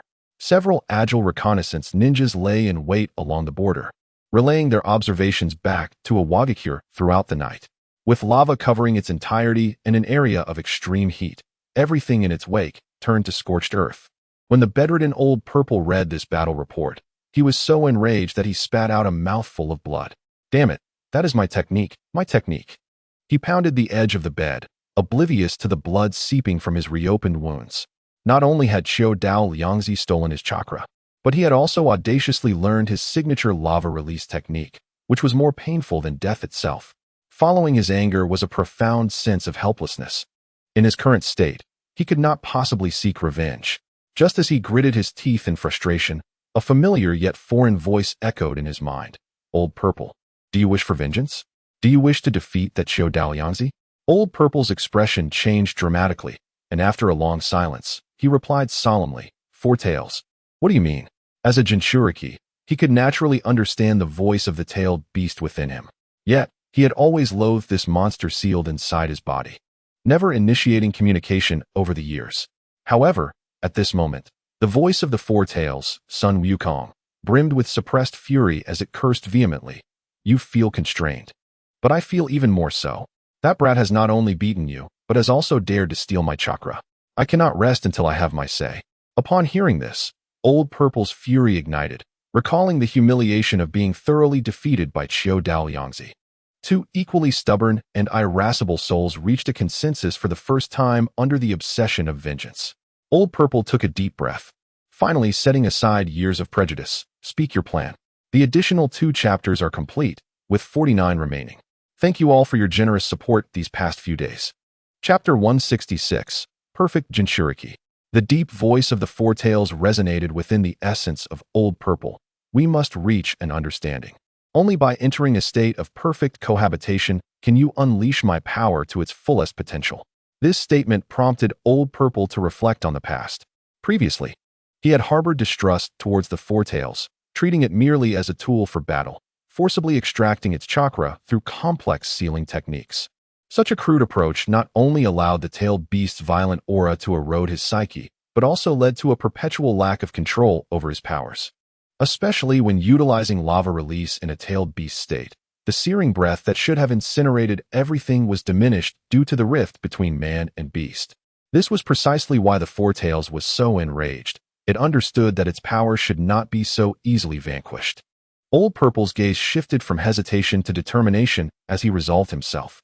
Although reconciling with this detested monster filled him with humiliation and rage, at this moment, he had no other choice. If he did not grow stronger, he would forever be unable to repel his enemies and cleanse himself of shame. 2 equally obstinate souls began a difficult process of harmonization in their joint quest to defeat a common foe. Through numerous clashes of consciousness and chakra fusion, they miraculously found a point of resonance. When the final vestige of separation dissolved, an unprecedented surge of colossal chakra erupted within Old Purple, akin to a volcanic eruption. At that moment, the first perfect Jinchuriki in the history of the ninja world was born, not in Kumogakure, but in Awagakure. What facilitated this perfection was not understanding and tolerance, but the purest forms of anger and hatred. The surging chakra of the Four Tails not only fully restored Old Purple's damaged body, but also transformed him completely. His stature soared, muscles bulging like rock, stretching his already loose ninja attire taut. His previously dense body hair became even coarser and took on a deep crimson hue, spreading from his neck down to his arms and back. Most striking were the crimson-golden patterns that emerged upon his skin, resembling flowing lava, extending from his cheeks down to his chest, glimmering with a dark red radiance in the sunlight. In that moment, Old Purple truly embodied the essence of lava, every pore exuding an oppressive wave of heat and pressure. Was this the power of the perfect Jinchuriki? Old Purple felt the new energy surging within him, distinctly different from the sluggishness experienced when forcibly extracting the tailed beast's chakra before. The Four Tails' voice resonated with rare satisfaction as it proclaimed loudly, "Now, let us seek out that accursed fatso and settle the score." Old Purple grinned, revealing teeth as sharp as a monkey's.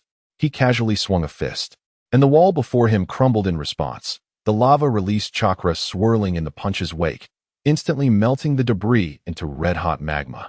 This time, he would let them taste the true essence of lava release. The tremendous commotion and the soaring chakra of the tailed beast had already alarmed the entire village of Awagakure. The third Hokage, Inoki, arrived at once, hovering in midair. He surveyed the training grounds, now reduced to rubble by lava release and the collapsed structures, veins bulging on his forehead as he roared at the towering figure amidst the chaos. "Old Purple, you fool! Shouldn't you be recuperating? What madness is this? Are you trying to tear down the village?" Yet, as the words left his lips, Inoki sensed something was amiss. Hovering in the air, he scrutinized Old Purple from above, his murky old eyes flashing with a hint of disbelief. The Old Purple before him was a stark contrast to the wounded, deflated figure from days prior. He had grown significantly taller, his bulging muscles straining against his clothing, and his bare skin was covered in a dense layer of deep red hair, with mysterious crimson-golden patterns faintly visible on his body, exuding an unsettling heat and pressure. Particularly striking were his red eyes, brimming with a beast-like arrogance and unprecedented confidence. Old Purple crossed his arms, his voice booming with an undeniable pride as he declared, "Third Hokage, I have reached an understanding with the Four Tails. I am now in a state of perfect cohabitation, the perfect Jinchuriki." He felt the boiling power within him, like magma, with the flames of vengeance burning in his eyes. "I will seek revenge, defeat my enemies, and personally wash away the shame of the past." Upon hearing this, Inoki's expression grew grave. He indeed sensed an unprecedented feeling of oppression emanating from Lao Zi. This was no longer the previous chaotic and unstable tailed beast chakra. Rather, it was a terrifying power that was refined, majestic, and seamlessly integrated with Lao Zi's own aura. This confirmed that Lao Zi was not lying. He had truly taken a historic step and become the legendary perfect Jinchuriki. However, upon hearing the word revenge, Oyuki hesitated. During this period, he had mobilized his intelligence network to gather information about Chodao Liangzi, and the results were alarming. A long list of titles and achievements, such as the unrivaled genius of the Chodao clan, the black hole stomach, numerous culinary innovators, the stewed sage, and the master of super farms revealed that the opponent was a formidable character with profound depth and inscrutable methods. His true strength likely far surpassed that of an ordinary Jinchuriki. If this were not the case, he would not have been able to defeat the astonishingly powerful Lao Zi. Now that Lao Zi's strength had significantly increased, perhaps he truly possessed the capability to engage in battle with him. The crux of the matter was that Oyuki understood Lao Zi's obstinate and irritable temperament all too well. It was nearly identical to his own. Given his current surge in power and confidence, if he were to forcibly intervene, it might immediately escalate tensions and even lead to the village losing this crucial trump card. This disobedient pawn irritated Oyuki, yet after weighing the pros and cons, he swiftly made a decision. At this moment, it was essential to utilize talent. Rather than suppressing it forcefully, it was better to go with the flow. He gradually descended to the ground, his anger subsiding as he spoke in a deep voice. "Since you have made up your mind, I shall not impede you. However, to ensure absolute safety, I will send Han to accompany you. The two of you can support each other." Upon hearing this, Lao Zi curled his lips in a disdainful arc, the surging power within him filling him with unprecedented confidence. "You are being overly cautious. In my current state, how could I possibly fail?" The sense of power derived from perfect integration intoxicated him like fine wine, making him feel as if he had transformed into an invincible god of war. Chodao Liangzi indeed possessed some abilities, but he was ultimately not the legendary god of ninja and was not invincible. Lao Zi firmly believed that in the presence of his full power from the Four Tails, the opponent would have no chance of winning. Oyuki hovered in midair, letting out a cold snort. "I am the village's shadow and must be responsible for its safety. If you fail again, the blow to Awagakure's reputation will be devastating. If you can indeed defeat him this time, be sure to eliminate him entirely. His potential is too remarkable. If allowed to grow, he will undoubtedly become a future threat. Although I do not believe he can become the next Senju Hashirama, he is excessively young and possesses numerous strange abilities. Allowing him to live is ultimately a danger. Even if this action might provoke the wrath of Konoha and endanger his son, Kori, he would not hesitate. After all, he was the Hokage. Rest assured, I understand." Lao Zi waved his hand dismissively, choosing not to say more. Soon after, fully healed and in even better condition than before, Lao Zi set off with Han. who was clad in steam armor. The two transformed into swift figures, racing towards the border of the land of grass. At this moment, Xiaodao Liangzi remained blissfully unaware of the impending crisis. He was squatting on the ground, keenly fiddling with a peculiar capture. It was a humanoid creature, entirely pure white, with vague features. He poked at its elastic skin with his finger, marveling, "I never expected my luck to be so good as to catch a living Hakujo." Just a short while ago, after successfully developing the lava giant form, his sharp perception detected something lurking beneath the ground. He immediately unleashed the full sensing ability of Zero Tail, accurately capturing a trace of abnormal fluctuations from deep underground. Without any hesitation, he used his power to break through the surface, swiftly pulling it out before the Hakujo could attempt to escape. Confronted with a product of the ancient divine tree, Liangzi's eyes sparkled with the excitement and curiosity of a researcher. Of course, he was well aware that the Hakujo's presence here was undoubtedly to monitor him. The orchestrator behind this, capable of such maneuvering, could only be Uchiha Madara, who lurked in the shadows of the ninja world, or Kuro, who lay in wait. This indicated that he had formally entered the sights of these hidden masterminds. Yet, rather than feeling any anxiety, a surge of eager excitement welled up within him. He had immense confidence in his own strength. Besides having stepped into the realm of six paths, he was confident that he had no rivals in conventional domains. Even against Uchiha Madara, while he might not secure a swift victory, his nearly inexhaustible chakra reserves would be sufficient to exhaust the opponent. As for Kuro, his threat lay more in treacherous schemes and ambushes. Their direct combat capabilities did not pose a significant challenge to him. "Huh, how do you know my name is Hakujo?" The captured Hakujo displayed no signs of fear. Rather, it resembled a curious child, tilting its head and innocently inquiring. Upon hearing this, Liangzi revealed a smile that hinted at profound knowledge. "I know far more than you can imagine, but that is not something you need to concern yourself with. Now, let me see what useful information is stored in your mind." As he spoke, he extended his palm and placed it firmly atop the Hakujo's head. In an instant, the inky black chakra of Zero Tail snaked down his arm, resembling living tendrils, as it mercilessly invaded the Hakujo's brain with the power to erode the mind. As barriers were breached, a torrent of chaotic and complex consciousness surged into Liangzi's perception.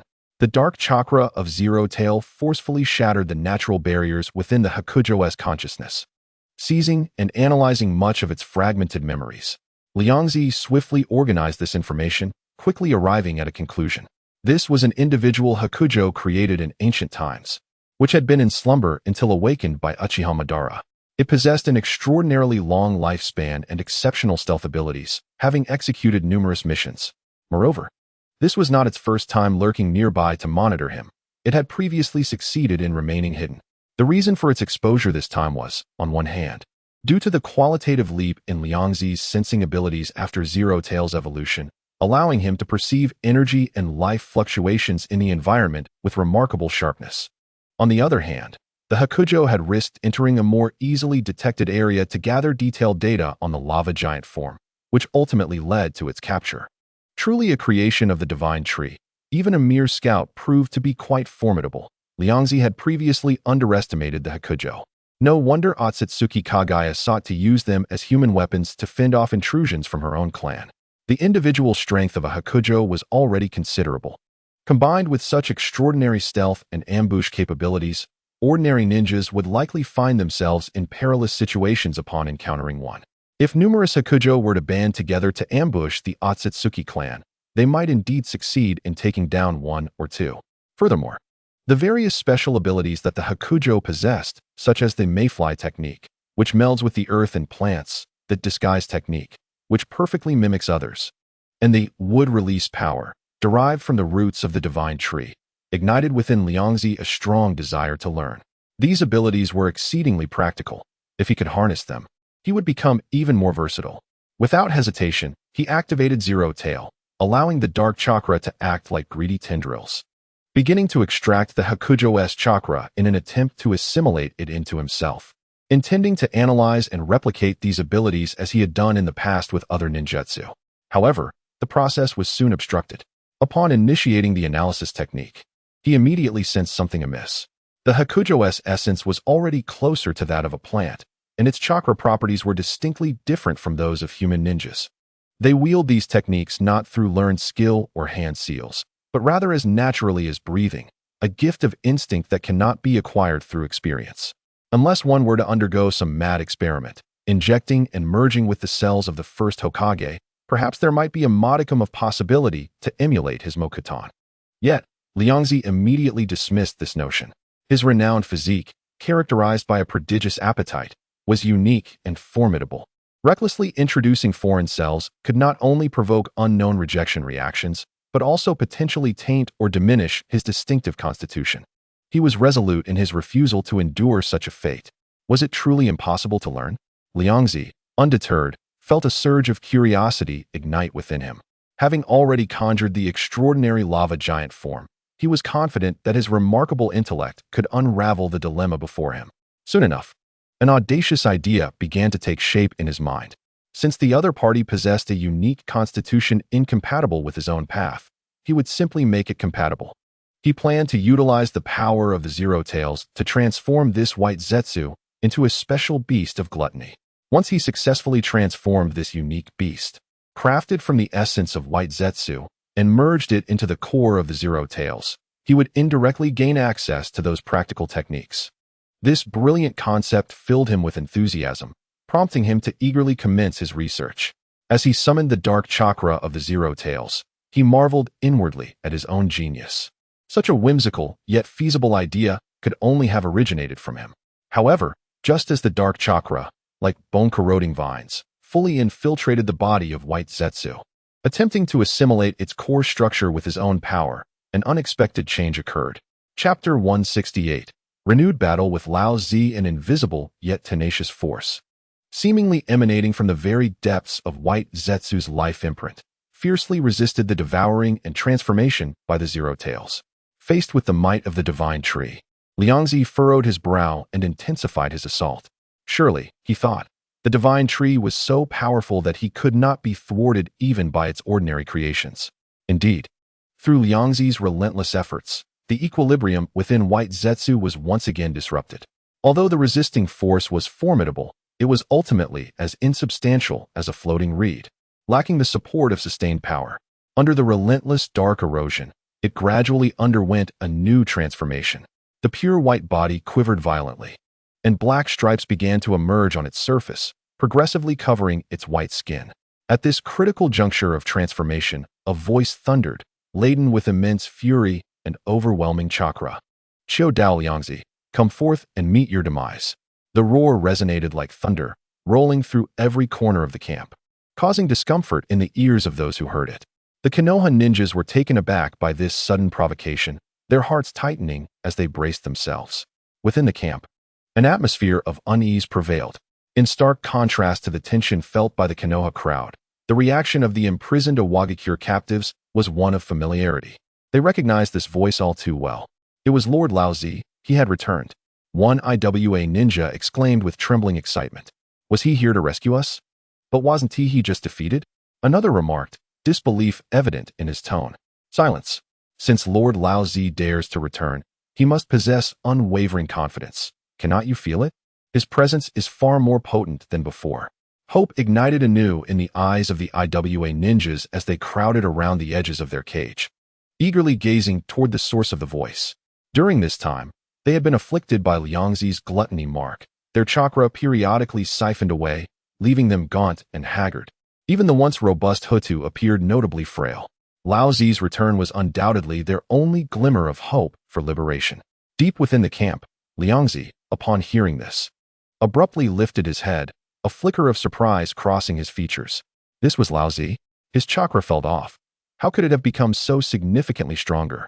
Alarm bells rang in his mind, filled with suspicion. He had never heard of a Jinchuriki growing stronger after a beating. Shouldn't that be the privilege of the protagonist? Could it be that I have become the villain providing experience to the protagonist? This absurd thought flashed through his mind. He glanced at the struggling white Zetsu, its transformation yet incomplete amidst the dark chakra, and decisively made a choice. What a troublesome fellow to appear at this moment. He muttered under his breath, then swiftly moved. Utilizing the light-heavy rock technique, he effortlessly escaped the pull of gravity, floating gracefully in midair, his gaze sharp as he directed it toward the source of the voice. As expected, On a nearby hill, two figures stood resolutely. Among them was the dramatically transformed Lao Zi. Beside him stood a remarkably tall and robust man, masked to conceal his mouth and nose. This was the Jinchuriki of the Five Tails, Han. Liangzi's attention was immediately captivated by Lao Zi, astonishment flooding his mind. The Lao Zi before him appeared entirely different from the one he had battled just days prior. His already formidable physique had swelled further, muscles bulging like rock, straining against his clothing. The hair covering his body had thickened and deepened in hue, especially around his arms and back, resembling a natural crimson armor. Golden red chakra patterns flowed ominously across him, exuding a heat and ferocity akin to a volcano on the verge of eruption. This image seemed to transcend some boundary, achieving a form of super-evolution. I can't believe I guessed correctly. Liangzi could not help but mutter under his breath. What is happening? Evolving after taking a beating? This twist wasn't in the original plot. His thoughts raced as he pieced together the sensation of chakra perfectly fused with the tailed beast, leading him to a conclusion. Could it be that he has reconciled with the Four Tails, becoming the perfect Jinchuriki? But how is that even possible? When did a Wagakure acquire any means to reconcile with the tailed beast? Do they possess some legacy or dojo left by the Sage of Six Paths?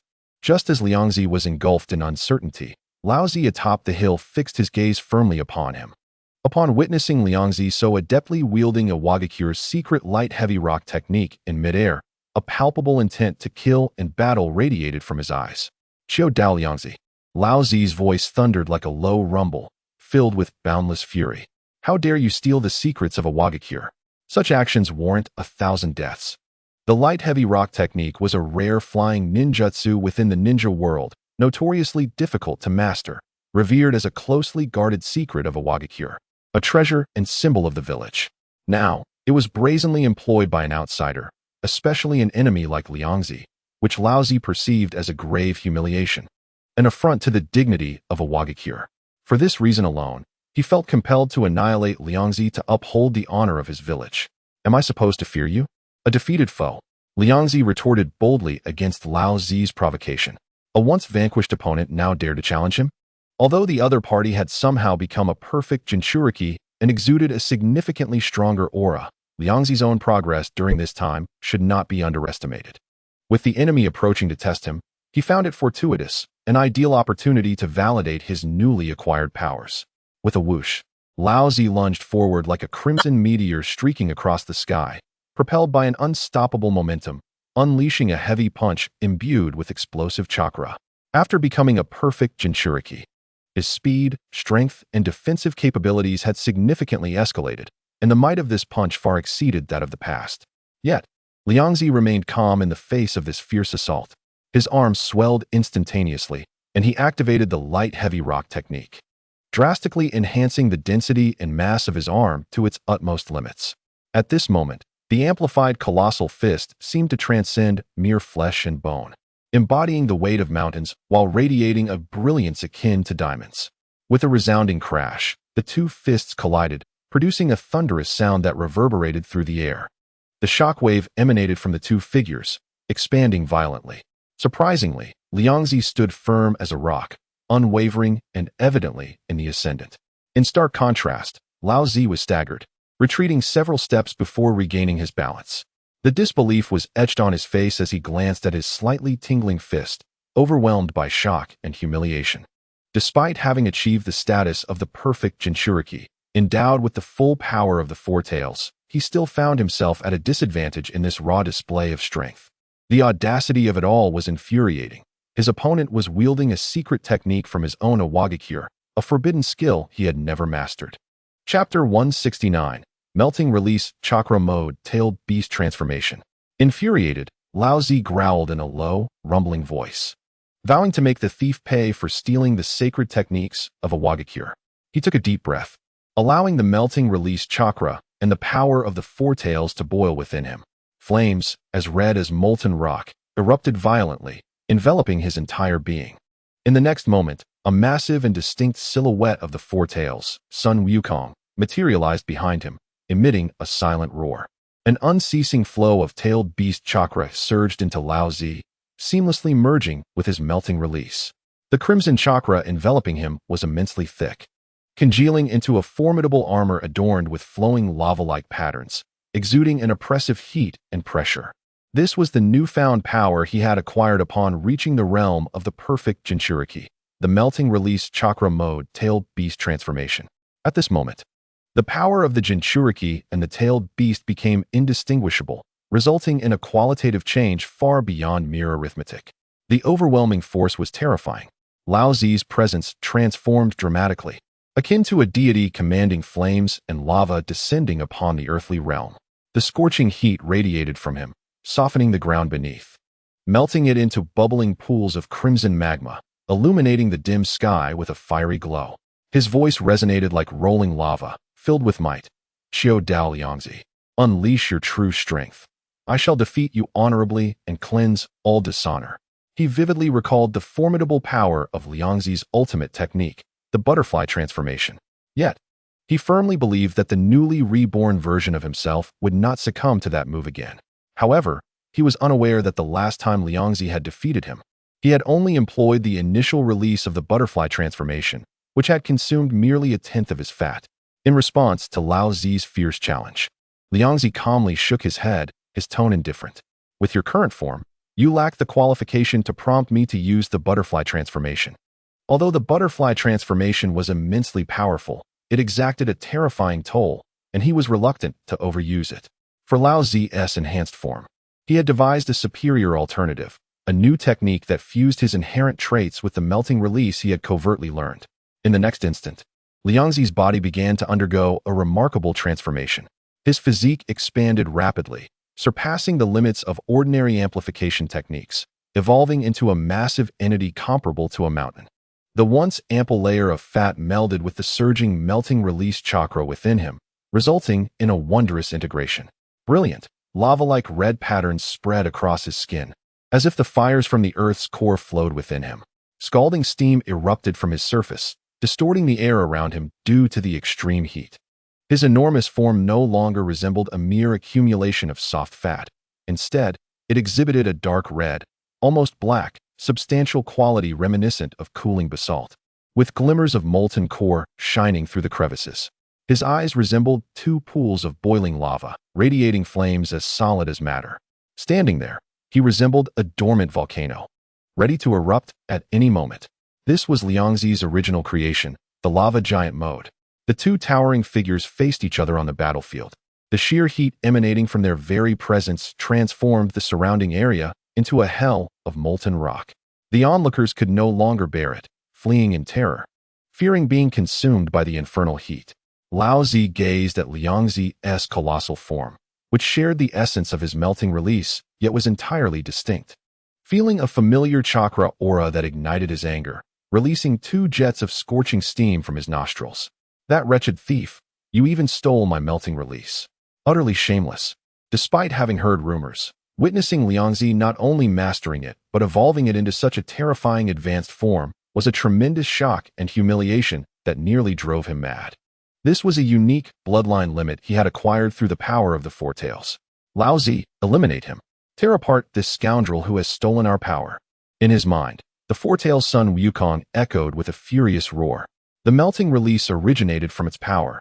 Liangzi's actions were, in its eyes, a direct desecration of the dignity it represented. Old grudges and new enmities erupted at this moment. Lao Zi and the Four Tails Sun Wukong united their wills, channeling their immense power toward Liangzi.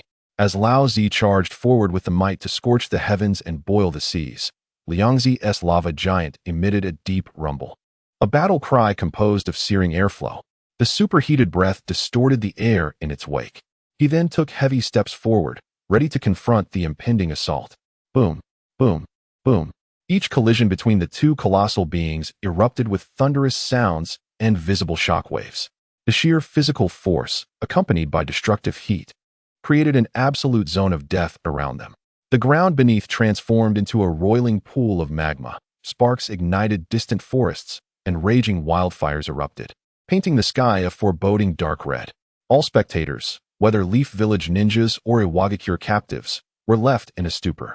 This had long surpassed the realm of ordinary ninja confrontations. The scene before them resembled deities battling with the forces of nature. Jiraiya gaped, even oblivious to the grass stem dropping from his mouth. He understood that Jinchuriki were formidable, but the power Lao Zi was displaying, alongside Liangzi's terrifying strength that could stand toe-to-toe with a perfect Jinchuriki. Indeed, even gaining the upper hand, completely shattered his understanding of reality. Was this truly human? It was utterly outrageous. The battle at the Valley of the End between the god of ninjas, Senju Hashirama, and the demon of the ninja world, Uchiha Madara, must have been something like this. 2 additional chapters have been completed, leaving 47 chapters remaining. Chapter 170, Victory. At the heart of the battlefield, Lao Zi grew increasingly alarmed.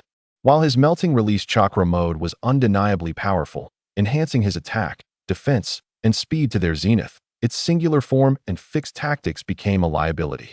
In contrast, Liangzi's lava giant mode seemed merely a primary form, capable of integrating various combat modules. In a direct clash, he could instantly amplify his fists, dramatically increasing his strength. When evasion or a charge was needed, the heavy rock technique allowed his massive frame to exhibit an inexplicable agility. Occasionally, the high temperature radiating from his body would suddenly convert into the destructive heat of the scorching release, or he would draw upon other chakra attributes for brief countermeasures and disruptions. Lao Zi, despite his overwhelming power, found himself constrained by such unpredictable tactics.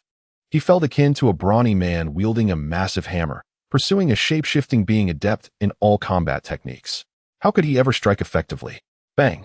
Once again, a formidable blow struck. The colossal flesh cannon, transformed from Liangzi, propelled him violently with an unexpected swiftness for its size, leaving cracks in the molten armor that enveloped him. I will never be defeated. Lao Zi bellowed furiously, managing to stabilize himself mid-air before swiftly retreating, creating distance between them. He had come to a complete understanding that in close combat, he held no chance of victory. Now, he could only devise alternative strategies to overcome his opponent. Lao Zi, use that technique.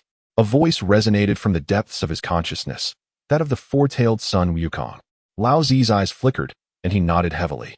The wills of man and beast harmonized at this moment, and an overwhelming surge of chakra coalesced in an unprecedented fashion.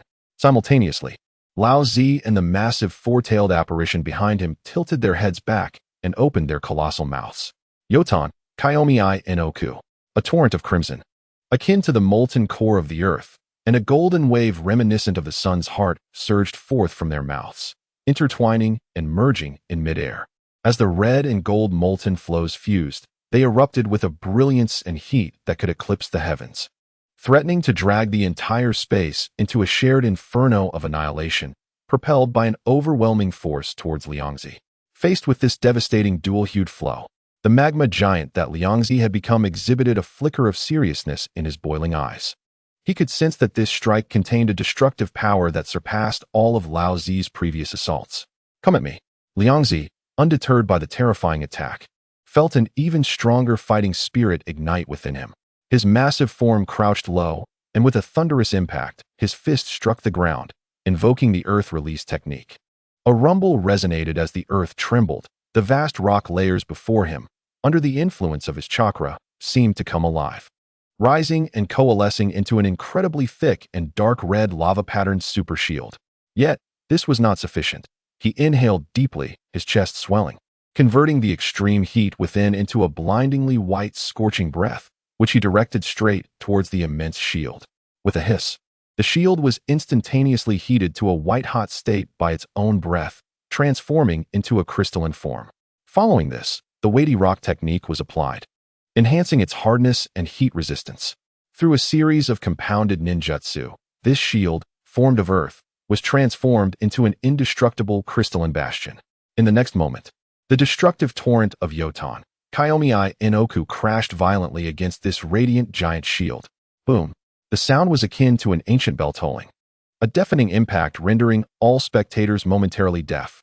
The red and gold molten flow and the crystalline giant shield clashed fiercely, erupting with blinding light and torrential flames. The shield trembled violently, its surface melting and peeling away, yet it stubbornly regenerated and thickened under the continuous support of chakra. The standoff lasted only a few seconds. A glimmer of determination flashed in Liangzi's eyes as he seized the fleeting moment of exhaustion following his opponent's peak assault. Doubling technique, breaking spear. His enormous right arm underwent extreme doubling once more, fingers converging, transforming under the extreme compression of the weighty rock technique into a finely honed, glistening black-red spear. Using his shoulder as an axis, he infused all his strength and weight into this spear, thrusting it towards the center of the now diminishing molten flow. Break for me. Boom. The black-red spear pierced through, tearing apart the red and gold molten flow. The separated destructive energy brushed past the sides of the magma giant, carving out two unfathomably deep lava ravines in the earth behind him, yet ultimately failing to harm his core. What? Lao Zi and the Four Tails simultaneously exclaimed in a mix of astonishment and fury. Their strongest combined ninjutsu had been countered by such an overwhelmingly domineering manner. Liangzi, having breached the molten flow, advanced with unstoppable momentum, his spear-like right arm aimed directly at Lao Zi, who was slightly winded from unleashing his ultimate technique. Lao Zi, be cautious. The Four Tails screamed in his consciousness. Lao Zi's pupils contracted sharply, and in a flurry, he condensed his molten armor to its utmost limit, crossing his arms protectively in front of himself. Boom. The spear collided with the armor once more, but this time, it was a one-sided onslaught. Lao Zi's molten armor shattered piece by piece, and he was struck as if by a meteor, spitting forth a mouthful of scorching blood as his massive form was propelled backward, crashing heavily into a distant mountainside, embedding him within a human-shaped crater. His chakra became chaotic, and the molten mode was abruptly dispelled, indicating he had suffered a severe blow. The battlefield fell into an eerie silence. Only the magma giant, transformed from Liangzi, stood resolutely upon the molten earth, steam rising around him, resembling a true victorious deity. He slowly retracted his arm, gazing towards the direction where Lao Zi had fallen, his deep voice resonating across the battlefield. The perfect Jinchuriki is nothing but this. The secret techniques of your Iwagakure can only realize their true power in my hands. At this moment, no one dared to refute his words. The truth spoke for itself, as the outcome of the battle proved everything. Just as victory was about to be confirmed, a familiar thunderous roar reminiscent of a steam locomotive at full throttle echoed once more across the battlefield. The five-tailed Jinchuriki, Han, a towering figure who had remained at the periphery of the battle, finally sprang into action. He intended to employ the same tactic, pushing the boiling steam to its limits. His form transforming into a blurred white afterimage, targeting the incapacitated Lao Zi embedded in the mountainside. He aimed to seize the fleeting opportunity while Liangzi was still recovering from the fierce battle. Chapter 171, Gluttonous White Zetsu. You wish to snatch someone from me a second time? Dream on. The voice emanating from Liangzi in his magma giant form resonated like the grinding of tectonic plates. Heavy and oppressive, the fierce battle had indeed drained a considerable amount of his chakra and energy, but it was far from the point of compromising his essence. Moreover, his remaining trump card, the Dark Zero Tail, had yet to be unleashed. Under circumstances where he had exhausted his strength, allowing the opponent to rescue someone twice would render him, Chodao Liangzi, unworthy of his place in the ninja world. He did not even pursue directly, merely pointing his enormous arm towards the direction of the Iwagakure captive camp. Ugh, not again. I'm done for. Draw less chakra. In an instant, all Iwagakure captives, including the emaciated Huangtu, felt the ominous gluttony mark on their bodies blaze with blinding light. The gluttony mark transformed into grotesque energy jaws, uncontrollably drawing and devouring the meager chakra they had left within. The prisoners emitted cries of agony as their bodies visibly shriveled further, their vitality waning to its utmost limit. Simultaneously, a sudden change occurred around the area where Lao Zi had fallen. Dense chakra, nearly tangible, mingled with the dark essence of Zero Tail, surged from the ground, rapidly coalescing into form. 1 head, 2 heads, 3 heads. Within the blink of an eye, over 10 massive forms exuding greed and ferocity were conjured into existence. They emitted deep growls, forming a despair-inducing barrier that completely separated the unconscious Lao Zi from the swiftly approaching Han. Faced with this obstruction, Han was forced to halt abruptly, his steam-wreathed body carving 2 deep trenches in the scorched earth. The gaze beneath his straw hat pierced through the steam, scanning the grotesque beasts, his expression turning grave. New tactics? This foe truly possessed unfathomable strength and an array of methods. A sense of dread filled him. Among all the intelligence regarding Chodao Liangzi, It had never been mentioned that he could instantaneously summon such a multitude of ferocious summoning beasts. Individually, these creatures were formidable, but en masse, they were utterly terrifying. Yet the mission must be accomplished. For the sake of a Wagakure, Lao Zi, the perfect Jinchuriki, must not be lost. There is no alternative. I must forcefully break through. Han's gaze turned fierce, and he ceased to hold back. With a resounding roar, an even more ferocious chakra surged skyward, transforming his body as he entered the state of tailed beast transformation. A dense steam mixed with chakra coalesced behind him, forming a colossal steed with 5 pure white tails. The 5 tails Mu Wang has arrived. With a low growl, Han combined the power of his tailed beast form with his own martial arts and boiling release. Manifesting a massive energy horn atop his head, he charged forward like an uncontrollable battering ram into the throng of beasts. Boom, boom. The 2 voracious beasts at the forefront attempted to obstruct him, but were sent soaring into the sky by the brutal impact infused with the power of the tailed beast. However, more voracious beasts, undeterred by their own demise, lunged at him, clawing, biting, and thrashing with wild abandon, hindering each step Han took. He was instantly engulfed in a brutal melee with the horde, steam and dark chakra clashing violently, roars and screeches intertwining. Despite his valor, he found himself unable to breach the frenzied barrier formed by the voracious beasts, helplessly watching as Lao Zi remained just within reach, yet unattainable. Liang Zi released the lava giant mode, his massive form swiftly returning to normal amidst the rising steam. He stood amidst the scorched earth, observing the fierce struggle of Han against the voracious beasts with a composed demeanor. The boiling release Han employed was indeed remarkable, ingeniously combining the properties of water and fire chakra to generate high-pressure steam, capable of instantaneous explosive acceleration as well as creating powerful physical impacts.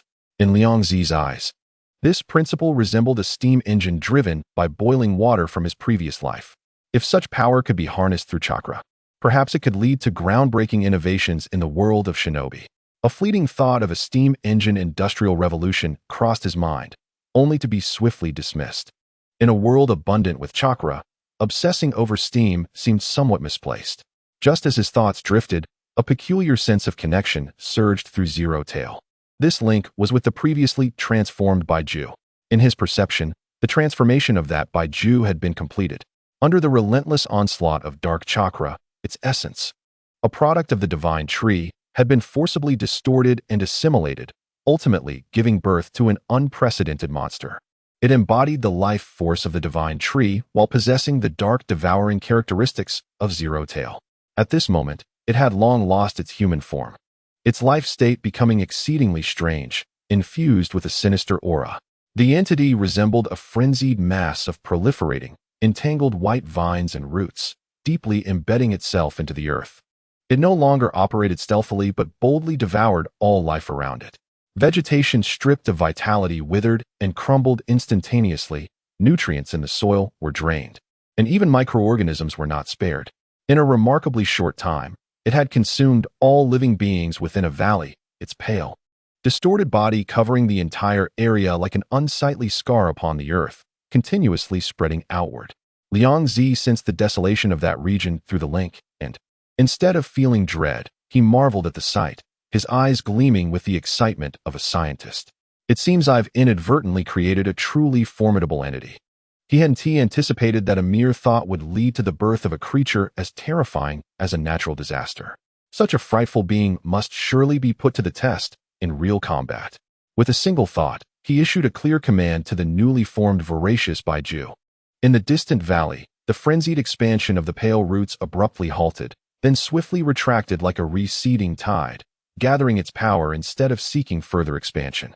Subsequently, this massive conglomerate of vines and roots flowed toward the main battlefield with an eerie and rapid motion, leaving behind a trail of withered remnants that exuded a foreboding aura of death. Liang Zi's gaze returned to Han, who was locked in a fierce battle, a playful smile gracing his lips. A worthy opponent indeed. Let me witness the power of my new pet. Chapter 172, The Arrival of De Yimu. In Liang Zi's view, if this grotesque voracious Baiju could defeat a tailed beast Jinchuriki in direct confrontation, it would possess genuine practical value. If it failed, it would merely be an extravagant experiment with limited worth. Meanwhile, The commotion caused by the moving voracious Baiju was truly alarming, akin to the sound of countless dry bones scraping against one another, mixed with the unsettling noise of roots burrowing into the ground, instantly capturing the attention of all remaining combatants on the battlefield. What is that monster? Such an eerie, terrifying sensation, my chakra seems to tremble. Is this truly the shinobi world? Have we accidentally fallen into hell? Stay away, please, do not come near. Both the Konoha ninjas and the Iwagakure captives felt a profound sense of dread and revulsion as they beheld the massive, pale, writhing mass of roots. Their very souls seemed to be corroded by the indescribable form. Jiraiya's pupils constricted, cold sweat beading on his forehead as he murmured, "What in the world is that? How much trouble has this kid caused?" He could vaguely sense that the voracious Baiju bore Liang Zi's essence, summoned by him. Ignoring all fearful gazes, the voracious Baiju flowed toward the heart of the battlefield with an uncanny grace. Coincidentally, a regular voracious beast, sent flying by Han, tumbled before it. This creature, composed of dark chakra, struggled to rise, and in an instant, numerous pale roots shot forth from the Baiju's body, like precise predatory tendrils, easily piercing into its form. The voracious beast emitted no mournful cry. Its massive chakra body deflated rapidly, as if punctured, all energy greedily siphoned away by the roots. Having absorbed this nourishment, the voracious Baiju visibly expanded. Dark red veins resembling blood vessels began to emerge on its previously pale, twisted form, and its aura grew increasingly murky, violent, filled with the desire for death and consumption. At this moment, the Jinchuriki Han, who had been preparing to break free, finally noticed this unexpected guest. His gaze, shielded beneath a straw hat, froze in place. Even through the steam, he could distinctly sense an overwhelming aura of dread, darkness, and death emanating from this entity. What in the world is this? A weight settled in Han's heart. Instinctively, he understood that this creature posed a far greater threat than the surrounding chakra beasts. His premonition was confirmed in an instant. Whoosh! Without any warning, dozens of thick pale roots erupted from the scorched earth beneath him like serpents lurking underground. These roots were extraordinarily resilient and exhibited a peculiar absorption trait, swiftly ensnaring his legs and waist, anchoring him in place. More terrifying still, he felt the chakra of his tailed beast cloak being gradually siphoned away by these roots. Furthermore, the ordinary voracious beasts that had been attacking him were also subjected to indiscriminate assault. The voracious Baiju sprouted additional roots, like a predatory web, piercing through these chakra creations of the same origin, absorbing their energy. Empowered by the energy of over a dozen voracious beasts, the voracious Baiju underwent an even more astonishing transformation. Its size swelled once more, rising like a pale hill, surpassing even the scale of a complete tailed beast. Countless robust roots writhed through the air like frenzied tentacles and limbs, while the main trunk vaguely revealed a distorted, faceless humanoid silhouette. The surface of the branches was adorned with dark crimson veins, emanating a terrifying chakra as unfathomable as the abyss, infused with pure malice. It stood there as if it were an embodiment of a moving natural disaster, the ultimate manifestation of devouring all life and chakra. Han found himself ensnared in an unprecedented crisis at this moment. How despicable! What on earth is this abomination? Panic surged within Han as he whispered to himself.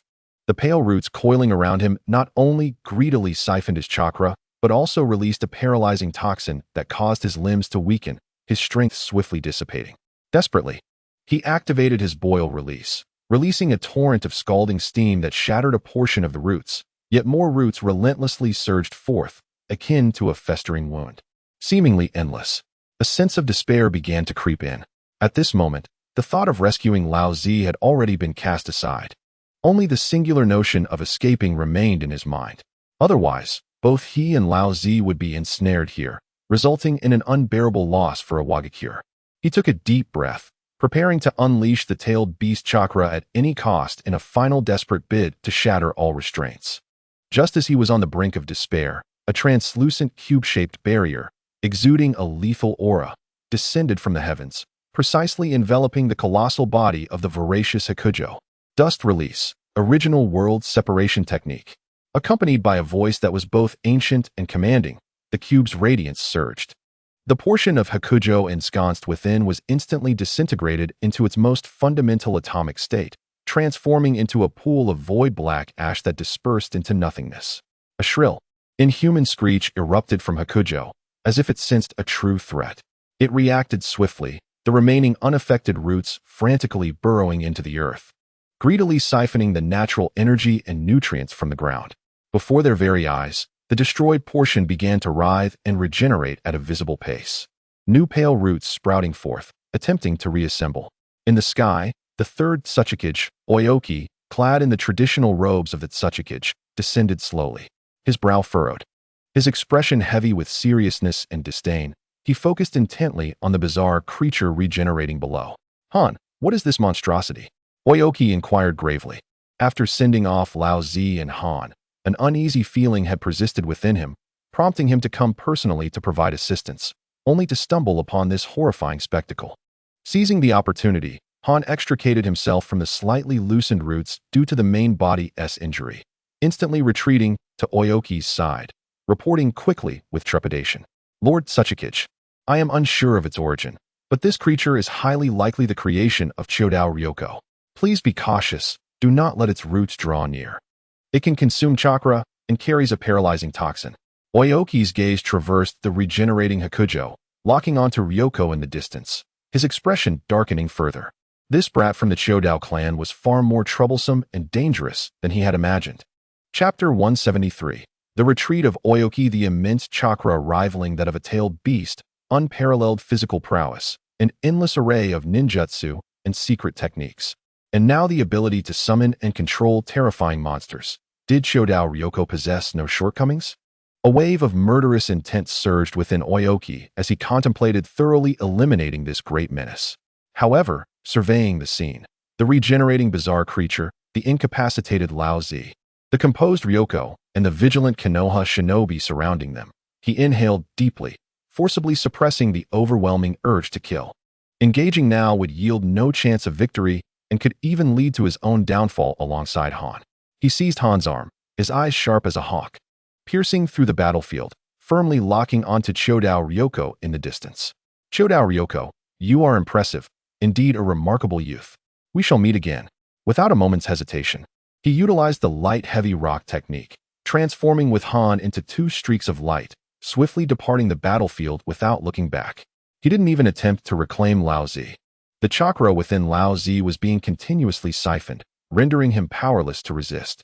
Forcibly retrieving a burden would only increase the risk, a futile endeavor. Ryoko watched the two figures vanish into the horizon, his gaze flickering before he merely smiled, abandoning the pursuit. Dust release, a bloodline limit, truly lived up to its reputation. He recalled the destructive aura emanating from the cube-shaped barrier moments ago, feeling a chill within. The power to decompose matter to the atomic level exceeded his defensive capabilities. His lava giant form might withstand a few hits due to its massive size and regenerative abilities, but a direct hit to the core would likely prove fatal, regardless of how thick the fat or how abundant the chakra. Unless he employed the mid to high tier butterfly technique, utilizing extreme speed to strike. Yet, that maneuver demanded excessive energy. Never mind, there was no need to engage him directly now. It was not worth it. He would seek an opportunity to stealthily visit a Wagakure.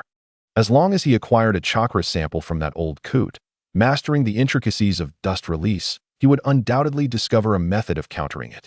He could already envision the scene of him wielding dust release to send that stubborn old man Oyoki fleeing in defeat. Ryoko turned his gaze back to the regenerating Hakujo, admiration flickering in his eyes. Truly, as a creation derived from the god tree, its vitality was remarkably resilient. As long as it had sufficient energy, it seemed capable of infinite regeneration. This would serve as an excellent meat shield and crowd control tool. However, with such a large entity, how would he carry it with him? Ryoko's thoughts sparked as he attempted to bind it with zero tail. In the next moment, the zero tail mark on his abdomen glimmered with a ghostly light, generating a powerful suction. The colossal, writhing Hakujo was utterly powerless against this force. Its massive form twisted and spun, ultimately transforming into a vortex of mingled pale and dark red energy, completely absorbed into Ryoko's body, vanishing from sight. The fusion process was seamless. Hakujo offered no resistance. Through his perception, Ryoko discovered that Hakujo was sealed within the unique dark space of Zero Tail, akin to a contained living weapon, ready to manifest at his mental call. Perfect, this was incredibly convenient, akin to capturing a Pokemon. He nodded in satisfaction, then began to experiment with his initial concept of utilizing Zero Tail as a medium to invoke the special abilities possessed by the transformed Hakujo. With a slight focus of his mind, he established a connection with the Hakujo within Zero Tail, a look of realization spreading across his face. His hypothesis was correct. Although the essence of Hakujo had been distorted by dark chakra, several innate abilities derived from the god tree's essence and Hakujo's characteristics could still be indirectly utilized. As its master, he too could indirectly wield its powers. In an instant, his body flickered, an invisible chakra enveloping him, causing him to blend seamlessly into the ground as if submerged in water. The ability of insect technique to burrow underground was now firmly within his grasp. Simultaneously, his thoughts shifted again. A wave of chakra pulsed around him, and his appearance instantaneously morphed into that of another person, even mimicking their chakra signature with remarkable precision. The art of transformation technique was equally mastered. Moreover, the dark version he mastered possessed capabilities far superior and more practical than the original. Not only can he alter his appearance, but he can also absorb the chakra samples of others to replicate some of their ninjutsu techniques. However, this ability holds relatively limited significance for Liangzi. His unique constitution allows him to learn and steal techniques by consuming chakra, and this merely adds a more convenient means of disguise. Overall, this experience has been exceedingly profitable. As Liangzi reverted to his original form, he felt a sense of elation. Not only had he tested the combat power of his new form, but he had also acquired a formidable ally and pet, while simultaneously validating the feasibility of ability transfer. Just as he was reflecting on his gains, Jiraiya approached him with a complex expression. He gazed at his increasingly enigmatic disciple, his heart a tumult of emotions. He was astonished by Liangzi's rapid rise in strength, which was nothing short of extraordinary. Since leaving Konoha, he had displayed techniques and power that could stand on their own, even seemingly surpassing Jiraiya's understanding. Yet, a deeper doubt began to creep into his mind. Could this truly be the prophesied child who would bring about monumental change to the ninja world, as foretold by the great Toad Sage? Why did the powers he wielded and the creatures he summoned carry such a heavy aura of ominousness, darkness, and strangeness? This appearance resembled more that of a villain destined to be vanquished by the prophesied child in a tale. Perhaps the great Toad Sage had misspoken during the prophecy. He was not merely the teacher of the prophesied child, but also that of a supervillain. Jiraiya-sensei, you're here. Liangzi noticed his approach and snapped back to reality, greeting him in a relaxed tone. Jiraiya looked at Liangzi with a mix of scrutiny and concern, stating, your rate of power enhancement is truly remarkable. You managed to defeat a Jinchuriki and force back the third Hokage, Onoki, a top-tier powerhouse of his generation. However, what is the nature of that ominous chakra you possess and that creature from earlier? He recalled the cold darkness of the Zero Tails chakra, which, while unsettling, was not nearly as disturbing as what he had just witnessed. He remembered the pale, twisted form of the gluttonous white Zetsu, which even with his extensive experience, left him feeling physically uneasy. 2 additional chapters have been completed, but there are still 45 remaining. Recently, there have been many action scenes, and it seems the protagonist's progression has accelerated a tad too quickly. Liangzi, aware of Jiraiya's inquiry, had no intention of concealing the truth. With a calm demeanor, he explained, this stems from a unique opportunity one encountered during my travels some time ago. The Zero Tails consumed an ancient artifact known as the Box of Bliss, which facilitated its evolution. As for the summoning beast, it is one of the new abilities acquired post-evolution, enabling the creation and manipulation of such unique entities. Seeing Liangzi's clear eyes and fluent responses, coupled with his lack of concealment or resistance, Jiraiya felt a measure of relief. Though he maintained a nonchalant exterior, he deeply valued each of his disciples. He was particularly concerned that Liangzi might be consumed by the overwhelming dark power, ultimately leading him astray. Observing Liangzi's normal state, Jiraiya's signature hearty smile returned as he patted Liangzi's shoulder. I see, as long as you are well. However, he added with a serious tone, this power is inherently sinister and strange. You must exercise caution when wielding it. Great power often comes with risks, and I fear it may subtly influence your character. Liangzi nodded solemnly in response. I understand, Jiraiya-sensei. He had indeed sensed some changes. Since merging with the gluttonous white Zetsu, as the dark chakra within him grew, he often experienced surges of violent and greedy emotions. Fortunately, these negative feelings had yet to affect him, as he suppressed them with his formidable mental strength. After their brief exchange, both turned their attention to the pressing issue at hand: how to handle the Four-Tails Jinchuriki, Oizuki. This Jinchuriki from a Wagakure held strategic value that far exceeded that of the captured Onoki. Releasing him back to his village was out of the question. However, how to imprison and guard him posed a significant challenge. Given Oizuki's prowess as a perfect Jinchuriki, standard sealing and guarding methods would be futile, and even Jiraiya himself could not guarantee absolute security.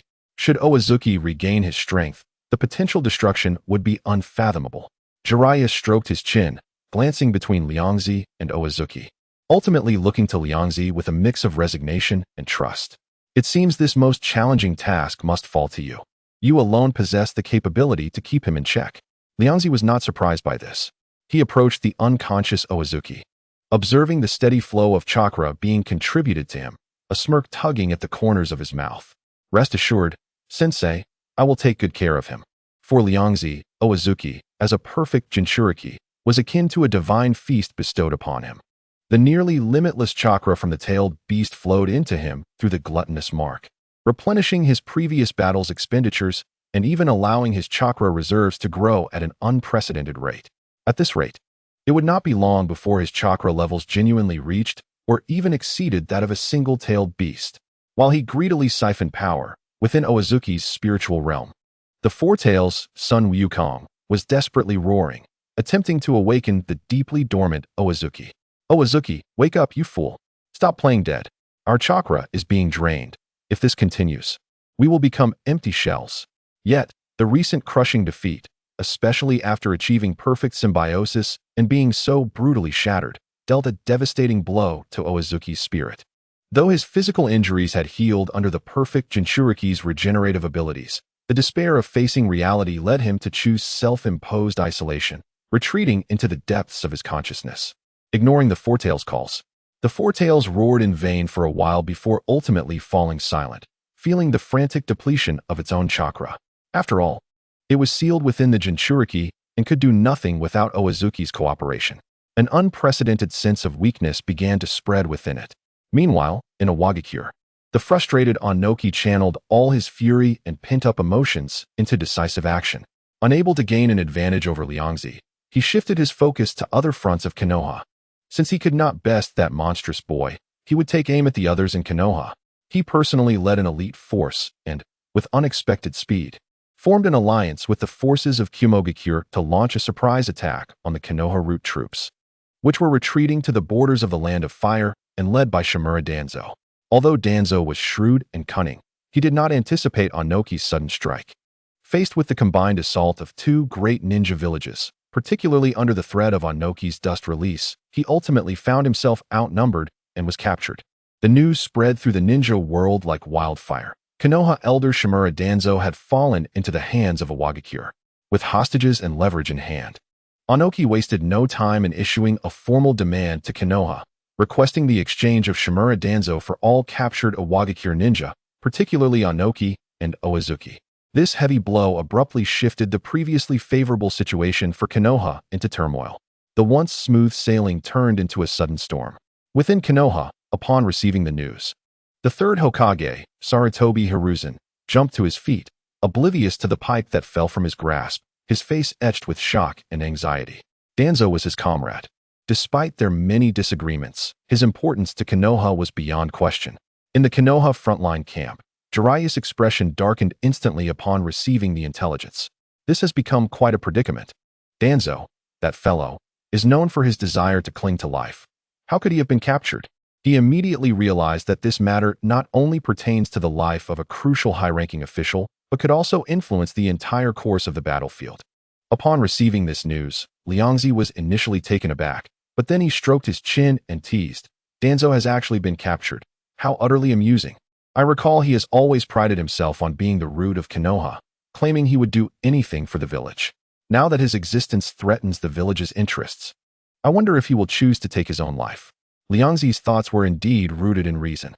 The Danzo, he remembered, had always considered himself a servant of Konoha, frequently referring to ninjas as mere tools, and his methods were characterized by coldness and decisiveness. Following this logic, as a high-ranking official of the village who had been captured on the battlefield, causing such significant diplomatic setbacks and potential losses for Konoha, the most appropriate action for him would be to commit suicide to preserve the village's reputation and interests, thus avoiding becoming a bargaining chip for the enemy. However, reality struck harshly. While Danzo could sacrifice others without hesitation, when it came to himself, that resolve vanished without a trace. Not only did he not choose to die in atonement, but he also actively cooperated after his capture, becoming a significant bargaining chip in the hands of a Wagakure. Faced with the dire situation of a high-ranking official being captured and the pressure exerted by the four great ninja villages, the Third Hokage, Sarutobi Hiruzen, after careful consideration, ultimately opted for a diplomatic strategy focused on negotiation and dialogue. After many rounds of arduous bargaining, both sides made concessions and reached a ceasefire agreement, deciding to exchange hostages. As part of the conditions for this exchange, Konoha somewhat relaxed its strict control over the trade of superfruits, allowing some to flow into other countries. Regarding this final outcome, Liangzi felt a mix of speechlessness and confusion. Had they truly lost? Clearly, they had gained the upper hand on the local battlefield, even capturing the enemy's vital Jinchuriki, yet it seemed they had become the passive party, needing to make concessions to end the conflict. But upon reflection, this was consistent with Sarutobi Hiruzen's usual governing style. In many events from the original work, even when the Third Hokage achieved military victories, he often refrained from pursuing further advantages or demanding exorbitant reparations. Instead, he frequently opted to relinquish a portion of interest for the sake of so-called overall stability and long-term peace, adopting a relatively conciliatory and even somewhat weak approach. This peculiar maneuver of surrendering while in a position of strength was something Liangzi now experienced firsthand. Were it not for his modest ambitions, merely wishing to indulge in life's pleasures, he might have considered taking Danzo's place. Not long after, the brief war finally came to a close. On the day of the prisoner exchange, the receiving troops sent by a Wagakure were nearly unable to believe their eyes upon seeing the group emerging from the Konoha encampment. Each individual appeared tattered, with sunken eyes and gaunt cheeks, stumbling as if a gust of wind could knock them over. The ninja aura they once possessed had long been eroded, leaving only a sense of numbness and weakness after surviving. One Wagakure, Chunin, widened his eyes, staring at the tall figure at the front of the line, who was similarly emaciated but whose outline was vaguely recognizable, and trembled as he queried, "Are you Lord Tsuchi?" Tsuchi lifted his head, his deep-set eyes brimming with murky tears, and nodded vigorously, his voice hoarse and choked. "It is I. The village has finally come to rescue us. If it were any later, we might not have been able to hold on." His words trailed off, but the sorrowful expression spoke volumes. Who could have imagined that Konoha's treatment of captives was so cruel, treating them as mere chakra batteries, extracting from them day and night? It would have been one thing if they had merely extracted their chakra, but they also failed to provide them with adequate nutrition and food, only serving them cheap meals. This dual torment, both physical and mental, was more unbearable than outright death.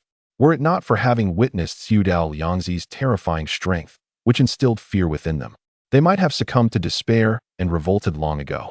Behind him, the captives began to sob, covering their faces as they cried out, "Finally, we can go home. I never want to deal with Konoha again. It is too terrifying. Indeed, it would have been better to give me a quick death. This life is unendurable. Once I return, I will eat 10 bowls of rice. No, 20 bowls. I am starving." This pitiful sight filled the Iwagakure ninjas who had come to receive them with both sorrow and anger. Simultaneously, it deepened their wariness towards Konoha, particularly towards that individual named Suidao Liangzi. With the completion of the prisoner exchange, the border conflict was officially declared over. Liangzi, Jiraiya, and the Konoha ninjas who participated in this battle also embarked on their journey back to the village. In stark contrast to the somber atmosphere on Iwagakure's side, the mood among Konoha's team was lighthearted and jovial, filled with laughter and camaraderie. The ninjas walked in small groups, their faces beaming with genuine smiles, teasing one another with tales from the battlefield or discussing where they would unwind upon returning to the village. The primary reason for this buoyancy was undoubtedly the miraculous outcome of 0 casualties. In the brutal world of shinobi warfare, It is nearly inevitable for a team to suffer losses after a battle. However, this time, thanks to Liangzi's overwhelming strength, he bore the brunt of the combat pressure single-handedly and effectively protected his comrades. The number of those who departed remained unchanged upon their return. Not a single soul was lost. This achievement is unprecedented in the war-torn shinobi world. Every Konoha ninja understood that their safe return was largely owed to this seemingly harmless companion, who even had a penchant for food, making him the greatest contributor. Although his methods left them somewhat uneasy, he proved himself to be Konoha's most formidable bastion through results. This sense of ease and joy was built upon a complex yet genuine gratitude towards him. The procession advanced victoriously and safely towards Konoha village. At the entrance of Konoha, the crowd was bustling, cheers resounding in waves. Although due to the prisoner exchange, Liangzi and the others returned later than the other teams from different fronts. The welcoming ceremony was no less grand. This was the only front that achieved 0 casualties while capturing the enemy's Jinchuriki, a remarkable feat worthy of being recorded in Konoha's annals. Welcome back to the village. The third Hokage, Sarutobi Hiruzen, personally greeted them with a smile of satisfaction. Jiraiya laughed heartily, patting his chest. "Old man, did I not bring you honor this time?" Liangzi also stepped forward, wearing his characteristic smile, and straightforwardly stated, "Hokage-sama, I have accomplished great deeds for the village. Do remember to reward me generously."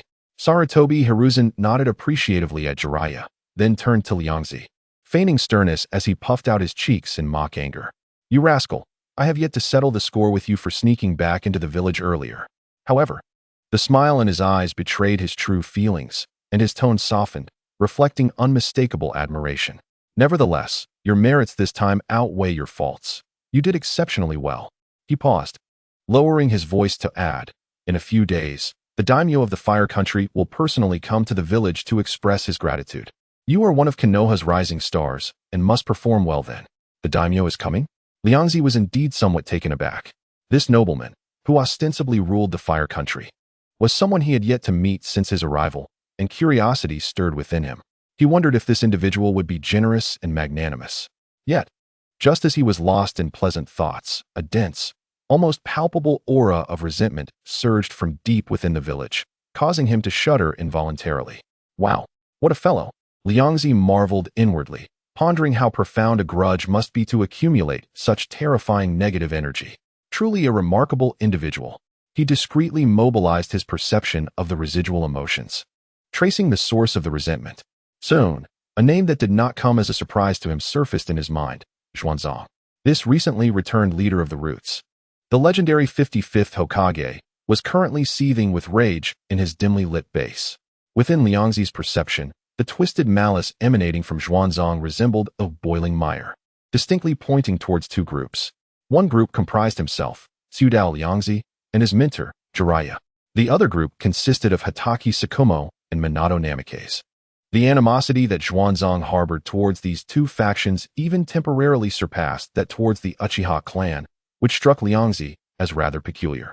How could they, in their humble capacities, be compared to the Uchiha clan? Upon a brief reflection, Liangzi grasped the underlying rationale. In Xuanzang's perspective, his defeat and subsequent capture, which brought him immense humiliation, were entirely attributable to Liangzi and his comrades. Their performance on the battlefield was too dazzling, particularly since Liangzi had captured the old Zetsu, which had forced Inoki into a corner, redirecting his primary focus onto Xuanzang. Conversely, the support from Sakumo and Minato's front was inadequate, failing to timely thwart Inoki's assault, leading to Xuanzang's encirclement. In essence, Xuanzang was convinced that he had made no mistakes. The fault lay with the ninjas from his own village who had overshadowed him. It was their error that caused this loyal servant of Konoha, who had exhausted himself for the village, to suffer such an unjust fate. Liangzi held Xuanzang's twisted mentality of blaming others for his failures in disdain and contempt. To be envious of others' successes while being incapable oneself was the hallmark of a complete failure. However, Liangzi couldn't help but regard the intense negative emotions radiating from Xuanzang with a degree of respect. The density and quality of this negativity far surpassed that of others, marking him as an unconventional genius in his own right.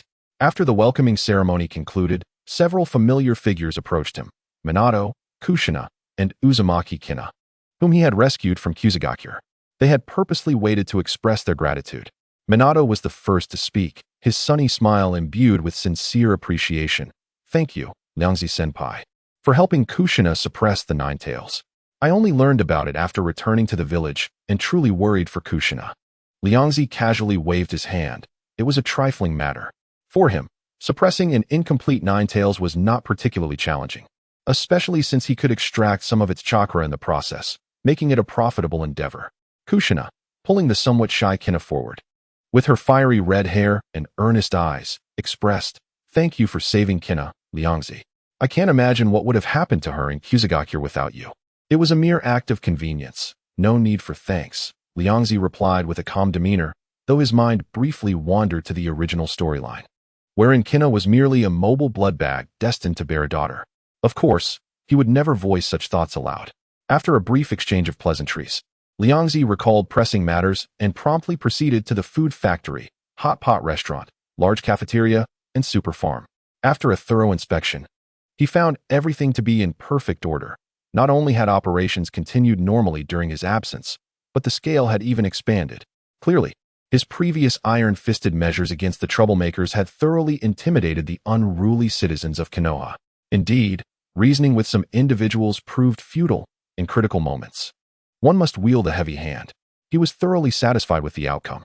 Walking through the streets, Liangzi could distinctly sense the villagers' gazes toward him becoming increasingly complex, a blend of awe and respect. Previously, his use of force to restore order instilled fear.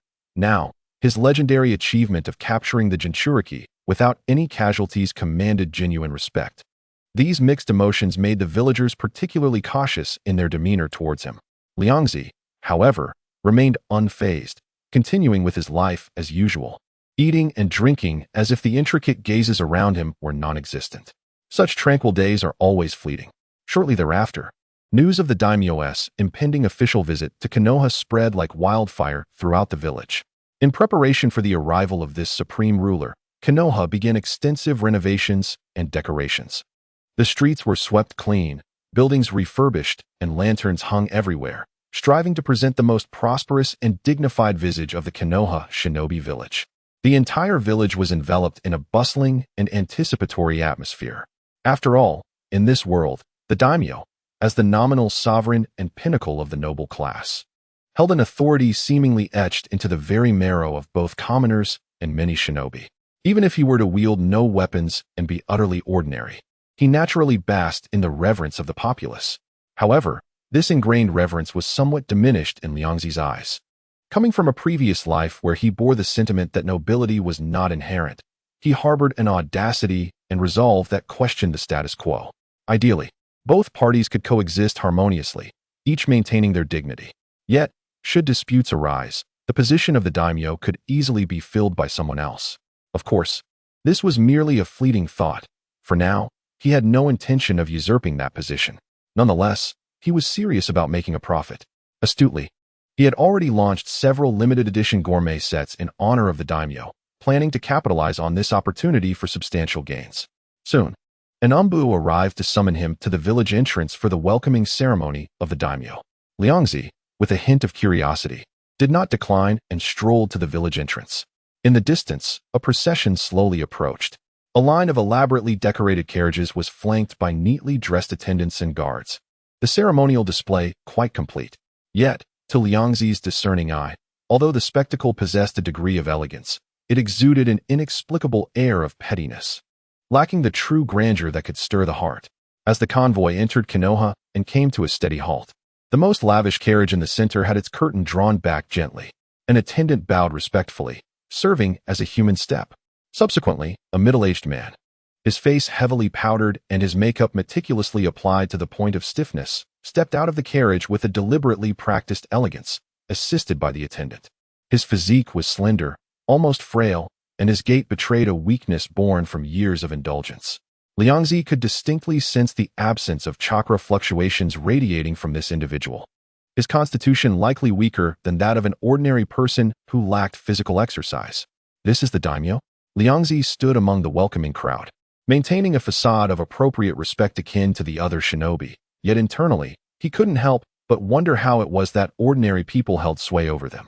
Anyone with a modicum of skill and spirit would not bow before a group of feeble commoners. Only one chapter will be added today. Unfortunately, I caught a cold while sleeping, and my body feels unwell. My throat is killing me, so I really can't write anymore. After indulging in a sumptuous feast, the critical segment of this gathering commenced, wherein merits were recognized and rewards bestowed. The leaders of various battlefronts, summoned by the esteemed daimyo, stepped forward in succession to receive their accolades and honors. Upon hearing the mention of rewards, Liangzi immediately perked up, hastily blending into the crowd, his eyes gleaming with anticipation. At last, the momentous occasion had arrived. It remained to be seen what treasures the daimyo of the Land of Fire would bestow. The daimyo first summoned Hatake Tsukumo, who had valiantly defended against and repelled the forces of Tsunegakure, subsequently providing assistance to Kumogakure. Renowned as the White Fang of Konoha, Tsukumo hailed from a lineage of samurai, holding a profound connection with the daimyo's household. His contributions in this conflict were undoubtedly commendable. Observing the distinguished ninja before him, whose accolades were unparalleled and demeanor respectful, the daimyo's smile broadened, and he generously lavished praise upon him. Lord Tsukumo, you are indeed the pillar of our Land of Fire, instilling fear in Tsunegakure. This is a true fortune for Konoha, a radiance of the Land of Fire. He promptly ordered a substantial reward of wealth and rare treasures to be granted, and notably, he personally conferred upon Tsukumo a Hokage half-sleeve, a symbol of supreme honor. This act instantly stirred a commotion among the onlookers. The Hokage half-sleeve was reserved for those who had rendered extraordinary service to the village, and many young ninjas displayed expressions of excitement and admiration. Some more astute observers, however, exhibited flickers of uncertainty, their brows furrowed as they pondered the implications. Liangzi, showing little interest in the Hokage half-sleeve, found his attention captivated instead by Shimura Danzo, who stood nearby. The moment the half-sleeve was granted to Tsukumo, the palpable negativity radiating from Danzo was so intense that it almost caused Liangzi's zero-tail to emit a satisfying burp of contentment. The amalgamation of resentment, jealousy, and discontent was as thick as indelible ink. Liangzi inwardly marveled at the depth of Danzo's obsession with the position of Hokage. Merely a symbolic garment could twist his spirit to such an extent, exuding an aura of malice that felt nearly corporeal. Should the Hokage position be announced to be passed to another, the old man's grievance might very well breach the heavens, potentially conjuring a fearsome, vengeful spirit. With great interest, Liangzi mused that Danzo seemed like a walking repository of negative energy. After bestowing rewards upon Tsukumo and Minato, the daimyo's benevolent gaze shifted towards Liangzi and Jiraiya's battlefront. Upon noticing the daimyo's attention, Liangzi immediately straightened his posture, donning a sincere smile that exuded a blend of simplicity and loyalty. Ah, you must be Akimichi Liangzi. Truly, a hero in the making. The daimyo clearly held a favorable impression of his deeds, nodding approvingly as he extolled, a disciple of the Hokage, a student of Jiraiya, single-handedly capturing the Jinchuriki of Iwagakure, elevating the prestige of our Land of Fire. Well done, splendidly done. Liangzi swiftly seized the moment, patting his chest and earnestly declaring, Your Excellency, you flatter me. It is my honor to serve Konoha and bring glory to the Land of Fire, all for the prosperity and stability of our nation. This grandiloquent statement was so eloquent that even he nearly believed it. The daimyo, delighted by the young man's exceptional prowess and pleasing rhetoric, waved his hand, signaling for a lavish reward to be presented. A cascade of wealth and shimmering treasures dazzled Liangzi's eyes, a smile nearly breaking free from his lips. He quickly offered a few more fresh compliments, further enchanting the daimyo. Sarutobi, Hizashi, and Jiraiya exchanged glances, their mouths twitching slightly at the sight of their disciple's avaricious demeanor and sycophantic behavior, finding it somewhat embarrassing, yet feeling unable to interrupt. The daimyo's satisfaction with Liangzi grew, inspiring him to extend an invitation, speaking warmly, Liangzi, you are so young yet so accomplished. Would you be interested in joining my side as a guardian ninja? I can grant you noble status as an exception. Guardian of the 12 Shinobi? Noble title? Liangzi paused momentarily, realizing this was akin to the path originally taken by Sarutobi Asuma. The temptation was indeed considerable, yet after a brief contemplation, he politely declined. Thank you for your generous offer, Your Excellency, but as a ninja of Konoha, my roots lie in Konoha, and my heart desires to protect the borders of Konoha and the Land of Fire. Moreover, I am accustomed to a more relaxed lifestyle. I fear I might struggle to adapt to the customs of nobility and the rules of a guardian ninja, and I would not want to disappoint your esteemed recognition. Being someone's personal bodyguard, even with a lofty status, still rendered him a subordinate, which did not align with his disposition. He preferred the relatively free environment of Konoha, where he could reign as his own lord. The rejected daimyo did not react with anger. Instead, he admired Liangzi's lack of vanity and nodded appreciatively before continuing with the recognition of merits. Subsequently, representatives from the Uchiha clan and the Hyuga clan stepped forward, having successfully repelled the assault from Kirigakure, earning significant commendations. Particularly, the Hyuga clan, an ancient noble family registered within the Land of Fire, held a close relationship with the daimyo. Naturally, the daimyo rewarded and encouraged these two powerful clans handsomely. However, when the proceedings reached Danzo, who was responsible for the Kumogakure front, the daimyo seemed to overlook him entirely, his gaze sliding past to others. This subtle neglect instantaneously rendered the atmosphere within the hall somewhat stagnant and peculiar. The expressions of those present varied, their eyes briefly flickering towards the frozen Danzo before swiftly averting, each harboring their own thoughts. Danzo's hand, concealed within his sleeve, clenched tightly and beneath his lowered eyelids. Suppressed fury and humiliation nearly erupted, radiating a chilling aura that sent shivers through those standing nearby. Liangzi sensed the sudden surge of resentment, thick enough to coalesce into a dark substance, and nearly burst into laughter, hastily ordering his Zero-Tail to absorb it. Hurry, intensify the intake. We must not let this opportunity go to waste. Liangzi came to understand that Danzo's social standing was extraordinarily poor. He was indeed deserving of the moniker Kage of Shadows. For wherever he went, he resembled an unwelcome specter, even the daimyo disinterested in feigning courtesy towards him. Upon further reflection, it was entirely understandable. As the leader of the Roots, he constantly lurked in the shadows, engaging in schemes that any individual would find distasteful. Moreover, among the four battlefronts, only Danzo's forces faced continuous defeat, being driven back from the border into the heart of the Land of Fire. The disarray starkly contrasted with his prior brazen declarations. Confronted with this awkward scene, the high-ranking officials and ninjas from Konoha collectively adopted a facade of ignorance. Some busied themselves with the floor patterns, while others raised their cups, pretending to drink, as if they had not noticed the daimyo's deliberate slight towards Danzo. Once the banquet concluded, Danzo returned to his underground base with a darkened expression, remaining silent. As the heavy stone door closed behind him, the pent-up rage within him erupted like a volcano. Crash! The sound of shattered pottery and overturned furniture echoed within the confines of the chamber. Danzo, like a frenzied beast, smashed everything within his sight to smithereens. Damn it! How dare that daimyo treat me with such disdain? He roared, his voice twisted by unbridled fury. I, Danzo, have sacrificed so much for Konoha and the Land of Fire, bearing the burden of infamy in the shadows, only to be met with this humiliation. He loathed the injustices of fate, resented the daimyo's lack of discernment, scorned his colleagues for their indifference, and despised those who overshadowed him. After a frenzied outburst, he gasped for breath, collapsing into the sole remaining intact chair, his countenance darkening further in the dim light. As he regained his composure, Danzo began to reflect grimly on the reasons for his recent failure, attributing it primarily to the subpar performance of his shinobi in the later stages of the conflict. In the early stages, the ninjutsu of the lower ranks relied on sheer numbers to maintain an advantage, effortlessly overwhelming the ordinary ninja coalition. However, upon encountering formidable opponents such as the Third Hokage and Jinchuriki, they were no more than mere weeds, swiftly eradicated.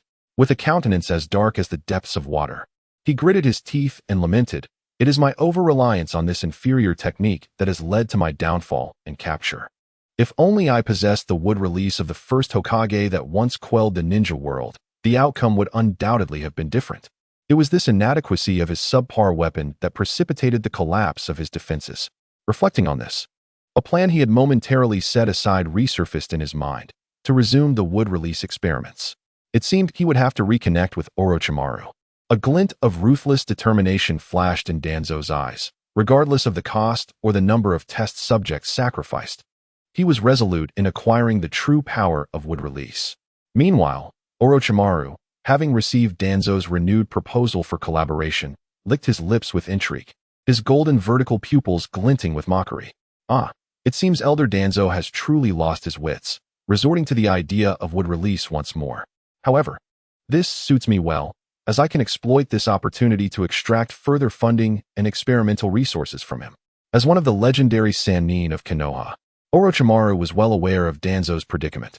Yet, their relationship was merely one of mutual exploitation. He remained indifferent to Danzo's disgrace. After all, he had other collaborators at his disposal, and if necessary, he could simply seek another partner.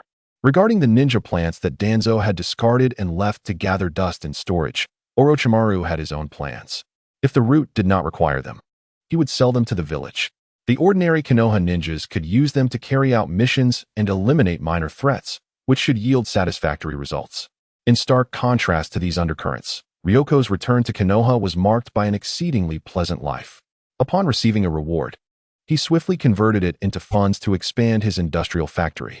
Each day, he indulged in his hot pot restaurant, cafeteria, and farm, experimenting with culinary delights and feasting to his heart's content. Occasionally, he would inspect the agricultural achievements in the land of grass, reveling in the experience. As time passed, half a year of peaceful days quietly slipped away. However, on one fateful day, the tranquility of Konoha was shattered once more. A startling piece of news spread through the village like wildfire. The Jonin commander, Konoha's White Fang, Hatake Tsukumo, who had been honored with the title of Hokage, had, during a covert mission, unilaterally abandoned the task to save the life of a comrade. The moment this information surfaced, it ignited a significant uproar within the village. Numerous ninjas and villagers expressed strong dissatisfaction and condemnation. In the minds of many, the completion of ninja missions was paramount. Fulfilling tasks was the very duty of a ninja, especially when it came to classified missions. Even more disheartening was that some of those whom he had rescued, pressured by public opinion or covertly guided, publicly criticized Tsukumo, asserting that his emotional actions had led to a mission failure, thus jeopardizing the village's interests. In an instant, Hatake Tsukumo transformed from a revered hero into a scapegoat, bearing the weight of immense public scrutiny. At this juncture, Ryoko remained blissfully engrossed in his culinary pursuits and research, unaware of the unfolding events. It was not until Minato rushed to seek his assistance that he became aware of the situation. "Ryoko, please help Lord White Fang. The village is rife with rumors about him, and the situation is dire. I do not know what to do. Perhaps you are the only one who can assist him." Minato shared a close bond with Tsukumo, having received guidance from him on multiple occasions regarding training and combat techniques. To him, Tsukumo was both mentor and friend. He could not comprehend why a noble act of saving a comrade's life would provoke such a torrent of malice. He sensed an invisible hand orchestrating these events, but could not find the evidence to substantiate his suspicions. In desperation, he recalled Ryoko, who had once navigated a similar maelstrom of public opinion and had resolved it with decisive measures. After listening to Minato's account, Ryoko was initially taken aback, but soon a smirk of understanding and derision appeared on his face. "Ah, so Danzo has resorted to this once again. His tenacity is truly impressive." Without needing to deliberate further, he pinpointed the manipulative hand behind the scenes to Danzo Shimura. This scenario mirrored the original narrative, yet he had not anticipated that, under his influence, the events would unfold in such a manner. "Do not panic, Minato," Ryoko reassured, patting Minato on the shoulder with a composed tone. "I will handle this matter." After calming Minato, Ryoko stroked his chin, rapidly devising a strategy. He held a favorable impression of Tsukumo, recognizing him as a genuine bearer of the will of fire, who valued his comrades. He could not bear to see Tsukumo driven to the brink by such despicable tactics, leading to his demise. That would be a tragic loss. Recalling his previous successful collaboration with the Uchiha clan in addressing troublesome elements in Konoha, Ryoko realized that it was time for the Konoha police force to spring into action once more. With a determined huff, he made up his mind. He would once again ally with the Uchiha clan to swiftly quell the malicious rumors circulating within the village. At the same time, he intended to take this opportunity to deliver a stern lesson to Danzo, who had been hiding away in the root base. After all, if he could not seize the opportunity to eliminate Danzo, he would settle for collecting some interest in the meantime. Chapter 179, Conspiracy Theories. Not long after, Ryoko confidently re-entered the Konoha Police Department. After taking a few steps, he encountered Uchiha Fugaku, who was just exiting his office to commence work. "Ryoko-kun, It has been a while, Fugaku greeted him in a calm tone. Since the Uchiha clan had forged a partnership with Ryoko, Fugaku had belatedly realized that the chubby boy who once asked for his help in grilling fish by the river was now the illustrious Akimichi Ryoko. A revelation that had astonished him for quite some time. Witnessing Ryoko's prowess and standing during the recent reward ceremony further solidified his resolve to cultivate a friendship with this prominent member of the Hokage lineage. As a result, their relationship had grown increasingly amicable. Seeing Fugaku, Ryoko's eyes lit up, sparing him the trouble of searching for someone. He got straight to the point. Fugaku-senpai, since you are here, I have a matter to discuss with the Uchiha clan. I hope you can help convey it. Oh, what brings you to seek my assistance? Fugaku inquired with curiosity. I would like to request the Konoha police force to intervene and clear the unfounded rumors surrounding Lord White Fang in the village. As for compensation, it will be the same as last time. I wouldn't want the Uchiha brothers to work in vain, Ryoko stated succinctly. He understood that, despite Fugaku's youth, he wielded significant influence within the clan, making him a pivotal figure in advancing this matter. Upon hearing this, Fugaku's expression flickered with surprise as he pondered. Clearing the rumors about Lord White Fang? This situation is quite intricate. Are you truly prepared to involve yourself? He was well aware of the recent uproar surrounding Tsukumo and had sensed that it was likely the machinations of a high-ranking individual. He had not anticipated that Ryoko, a core member of the Hokage's faction, would so boldly intervene, indicating that the upper echelons were not entirely united in their stance. Of course, I must take action. This is clearly a setup targeting Lord White Fang, and I cannot stand by idly, Ryoko asserted. His primary motivation was to aggravate and retaliate against Danzo for the slander he had previously endured. Ryoko Akimichi was not one to harbor a forgiving heart. Exercising caution and considering the complexities of the situation, Fugaku refrained from immediately acquiescing. Instead, he deliberated. This matter involves the will of Konoha's higher-ups and a top-tier ninja like Lord White Fang. It is of great significance. I need to confer with the elders of the clan before providing you with a response. Ryoko acknowledged this and decided to stoke the flames further. He stepped closer, lowering his voice, yet his tone carried an undeniable certainty. Fyax-senpai, I shall not conceal the truth from you. This matter is orchestrated by Danzo. He has always harbored disdain for your Uchiha clan, relentlessly suppressing you, and you are likely more aware of this than I am. Now, in his selfish pursuit, he defames the esteemed White Fang. Is this not an opportunity for your Uchiha clan to retaliate and diminish his arrogance? He paused, observing the subtle shift in Fyax's expression, and continued, by aiding him in quelling the rumors, you are, in fact, striking a blow to his face. It also demonstrates the Uchiha's commitment to justice, while simultaneously serving my personal interests. It is a win-win situation, is it not? Upon hearing the name Danzo, Fyax's eyes sharpened with resolve. The historical tensions between the Uchiha clan and Danzo were well known, and the higher-ups within the clan understood his vigilance, rejection, and covert oppression all too well. Ryoko's words rippled through his mind like a stone cast into still waters. If this truly was Danzo's doing, then Uchiha intervention would indeed hold significant implications. Not only could it thwart Danzo's schemes and elevate the Uchiha's standing in the village, but it would also strengthen ties with the enigmatic Ryoko and the Hokage's faction behind him. A glimmer of determination replaced Fyax's earlier hesitation. He turned to Ryoko and nodded earnestly. I understand. I shall convene with the clan elders at once. I believe they will make a judicious choice. With that, he hurried away towards Uchiha territory. Ryoko watched Fyax's retreating figure, a faint smile gracing his lips. He understood that the Uchiha blade was soon to be drawn once more. With the Uchiha clan's involvement, the slander against White Fang would likely diminish.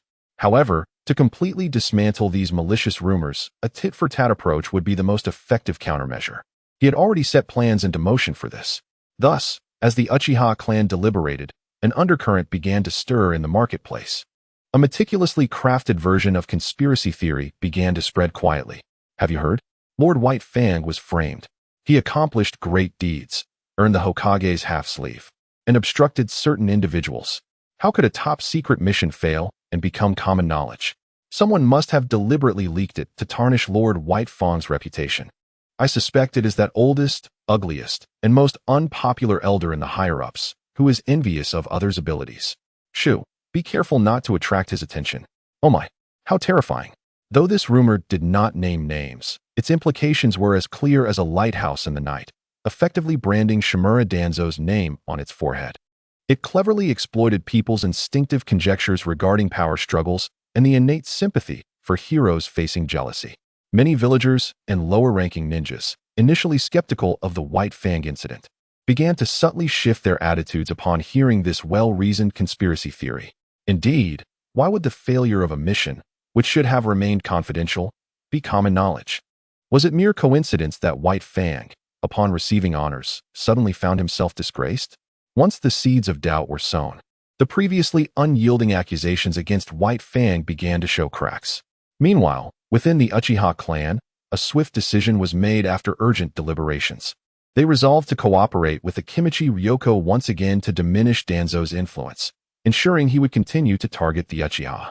Thus, the Uchiha police force, revered and feared by the villagers of Konoha, mobilized once more, taking to the streets. Their gazes were sharp, wielding nightsticks that symbolized their authority. Should they encounter anyone openly spreading slander against Hatake Tsukumo, they would act immediately. With a swift strike to the leg, they prevented escape. A blow to the mouth silenced shouts. A hit to the head deterred pleas for mercy. With 3 strikes, wherever they went, no one dared to speak out. The entire operation flowed seamlessly, executed with greater skill and efficiency than before. The Uchiha ninjas, already filled with fervor to suppress Danzo's influence, showed no mercy in their actions. This swift and decisive approach inadvertently lent credence to the newly circulated conspiracy theory. Look, it must be the Hokage intervening. This is to protect Lord White Fang and eliminate those foolish instigators and malefactors. Such sentiments began to take root in many minds, and the tide of public opinion began to shift quietly. In the Hokage's office, the atmosphere was tense. "Hiruzen, you must speak up," Danzo seethed, gripping his cane tightly as he glared at Sarutobi Hiruzen, demanding a response. Danzo's heart burned with fury. The rumors were clearly aimed at him. Although the actions were indeed his doing, being exposed and vilified so blatantly was a profound affront to his authority. He firmly believed that all he had done, even if not entirely above board, was ultimately for the benefit of Konoha. It was Hatake Tsukumo who had erred. He merely capitalized on the public sentiment. Why should these fools and that detestable boy cast blame upon him? As Danzo raged, Hiruzen did not reply immediately, but took a deep draw from his pipe, allowing the swirling smoke to momentarily obscure the complexities of his expression. When he learned of the near accusations directed at Danzo, his heart sank.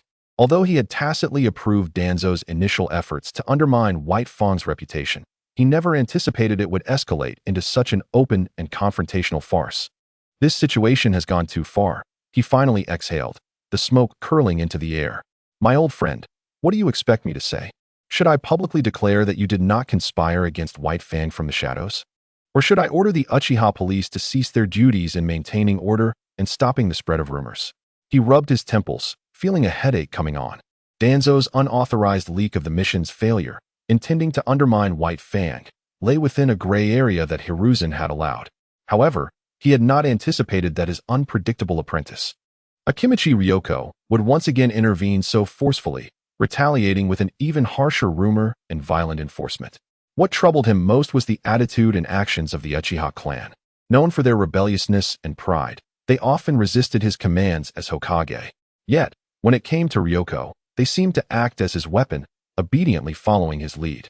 Danzo, sensing Hiruzen's lack of immediate support, grew increasingly agitated, his tone becoming more assertive. "I do not care about these matters. You must stand by my side and help suppress this issue," decisively quelling their arrogance. He struck the ground with his cane, emphasizing his identity and grievances. "I am an elder advisor of Konoha, the head of the root, having made significant contributions to the village.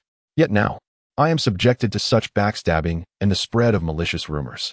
What remains of my dignity? Where is the village's authority?" The mention of Akimichi Ryoko sparked a shadow of menace in his eyes, especially with Ryoko, who had repeatedly opposed him and now aligned so closely with the Uchiha. Did he still regard those of us in higher positions? "I see him as someone who is not on our side. A potential threat that must be dealt with promptly to set an example." Hiruzen remained silent, his gaze shifting behind the smoke. This matter was quite troublesome and placed him in a difficult position. As Hokage, he needed to weigh the pros and cons, balancing various factions while maintaining the village's stability. The strength that Tuanzong requires is undeniable, yet the emerging power represented by Liang Zi and the reconciliatory relationship with the Uchiha clan equally warrant attention. Sarutobi Hiruzen, after much contemplation, ultimately resolved to employ his usual strategy of compromise. Recognizing that both parties share culpability, he decided to impose a balanced reprimand. With a stern expression, he addressed Tuanzong, stating, "Had you not rashly disseminated information and incited public sentiment from the outset, we would not be facing this backlash now. Let this matter rest here."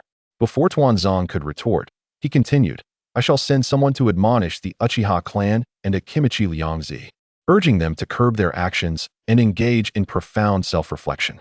This outcome evidently did not satisfy Tuanzong. His face turned ashen, and in a forceful tone, he declared, "Merely a reprimand? I cannot condone this. They must face severe punishment to rectify the situation." Sarutobi Hiruzen's gaze sharpened, imbued with an undeniable authority, as he replied, "Tuanzong, I am the Hokage." Hearing these familiar words, Tuanzong felt an almost overwhelming fury, yet he managed to suppress it. "Hiruzen, you will come to regret this," he exclaimed before turning sharply and storming out, slamming the door behind him. Observing the still trembling door, Sarutobi Hiruzen sighed deeply, weary as he rubbed his temples. The position of Hokage felt precarious, requiring constant deliberation and leaving him with a persistent headache. Shortly thereafter, he summoned Jiraiya and instructed, "Go and speak with Liang Zi in my name. Admonish him to behave and refrain from causing further trouble." Upon hearing this, Jiraiya's expression soured. "What? You want me to reprimand that fellow?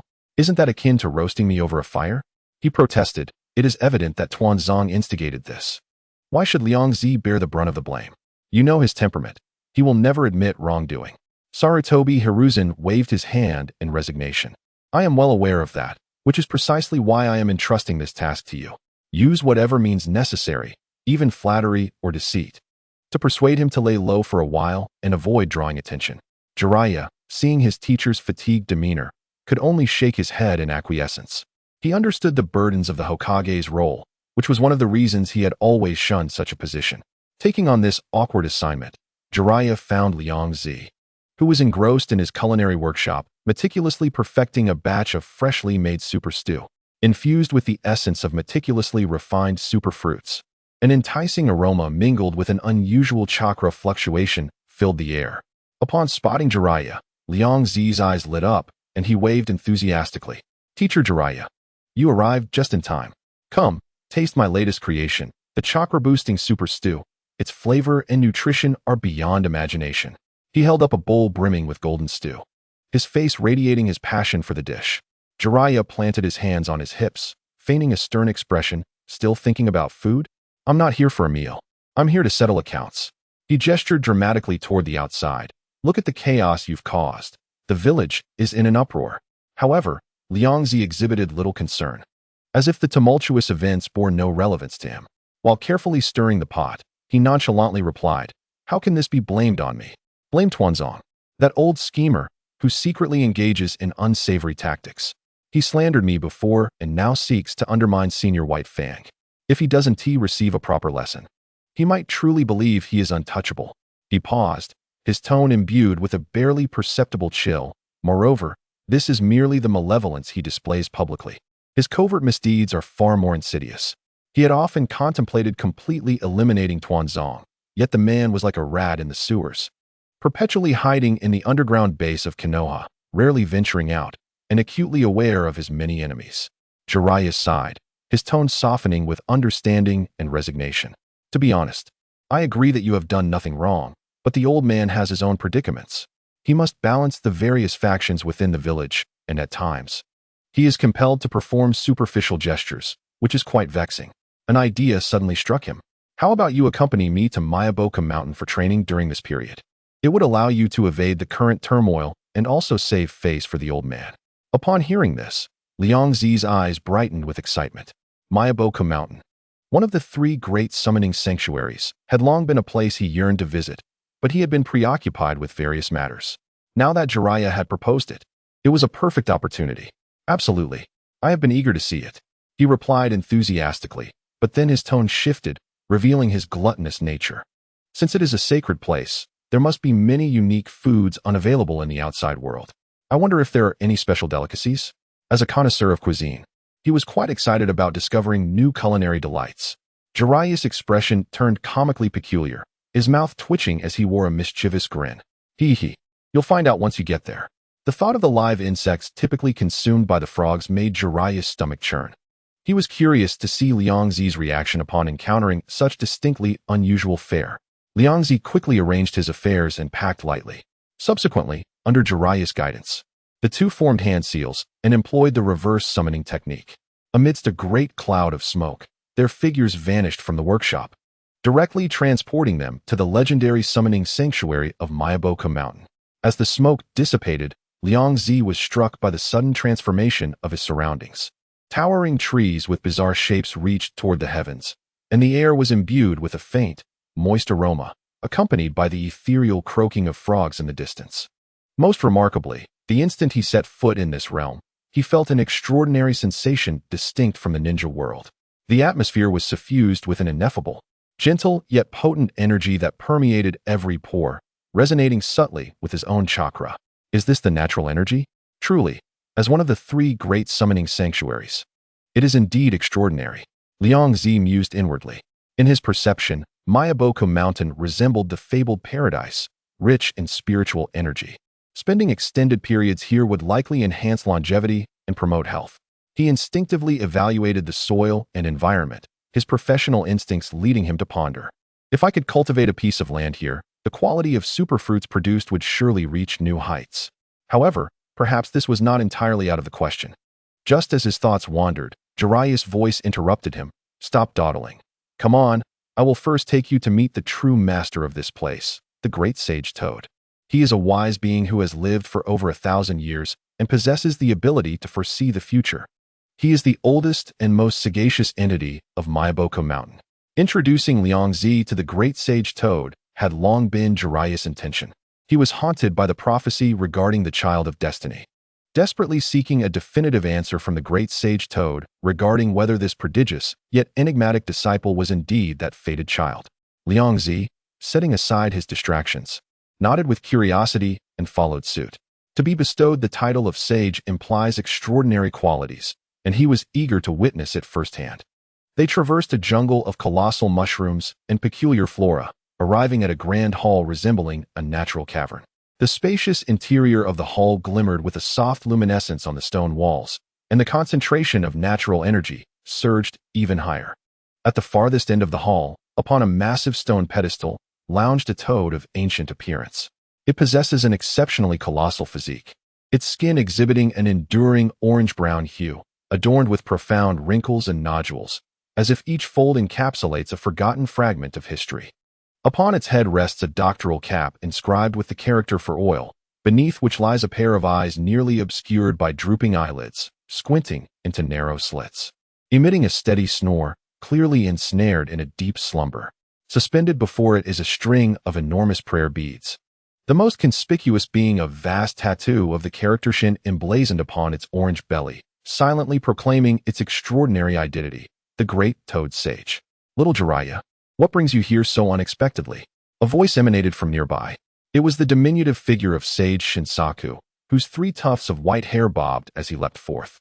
Upon seeing Sage Shinsaku, Jiraiya respectfully replied, Sage Shinsaku, I have brought my disciple to pay respects to the great Toad Sage, hoping to receive his esteemed guidance. Sage Shinsaku, upon hearing this, turned his gaze to Ryoko, scrutinizing him closely, a flicker of surprise flashing in his frog-like eyes. Oh, is this the little fellow whom one time mentioned? The one who bested him? Indeed, judging by his physique and chakra, he is truly remarkable, extraordinary. In the aesthetic and perception of toads, size often correlates with strength. Ryoko's unusually ample stature undoubtedly served as evidence of a formidable presence, prompting Sage Shinsaku to regard him with greater esteem. Ryoko, upon encountering Sage Shinsaku, politely greeted him. I have the honor of meeting you, Sage Shinsaku. He recognized that the other was one of the few sages capable of wielding senjutsu on Mayabokuzen. Thus he exhibited considerable respect. Sage Shinsaku nodded in acknowledgement. Very well, then follow me. He led Jiraiya and Ryoko to the massive stone seat. calling out loudly to the slumbering great toad sage atop it. "Old geezer, wake up. Little Jiraiya has come to see you with his disciple." He called several times. Yet the great toad sage remained unresponsive, snoring evenly, deeply immersed in sleep. Sage Shinsaku, in exasperation, turned away, gesturing helplessly with his small claws. "Alas, the old geezer is far too aged. He was just speaking with me, and now he is asleep. Would you prefer to wait here? Or would you like to come to my home for a while? My wife is preparing lunch." Upon hearing lunch, Jiraiya's expression shifted, and he immediately shook his head vigorously. "No, no, Sage Shinsaku, we are truly not hungry. We shall wait here for the great toad sage to awaken." He was acutely aware of the formidable culinary skills of Sage Jiraiya and the challenges they posed to human endurance. Chapter 182. The Dream of the Toad Sage Ryoko, on the other hand, was curious to experience the cuisine of Myobokuzen. Yet, upon reflection, he concluded that remaining there might allow him to observe the mysterious great toad sage's condition firsthand. Thus, he reluctantly declined.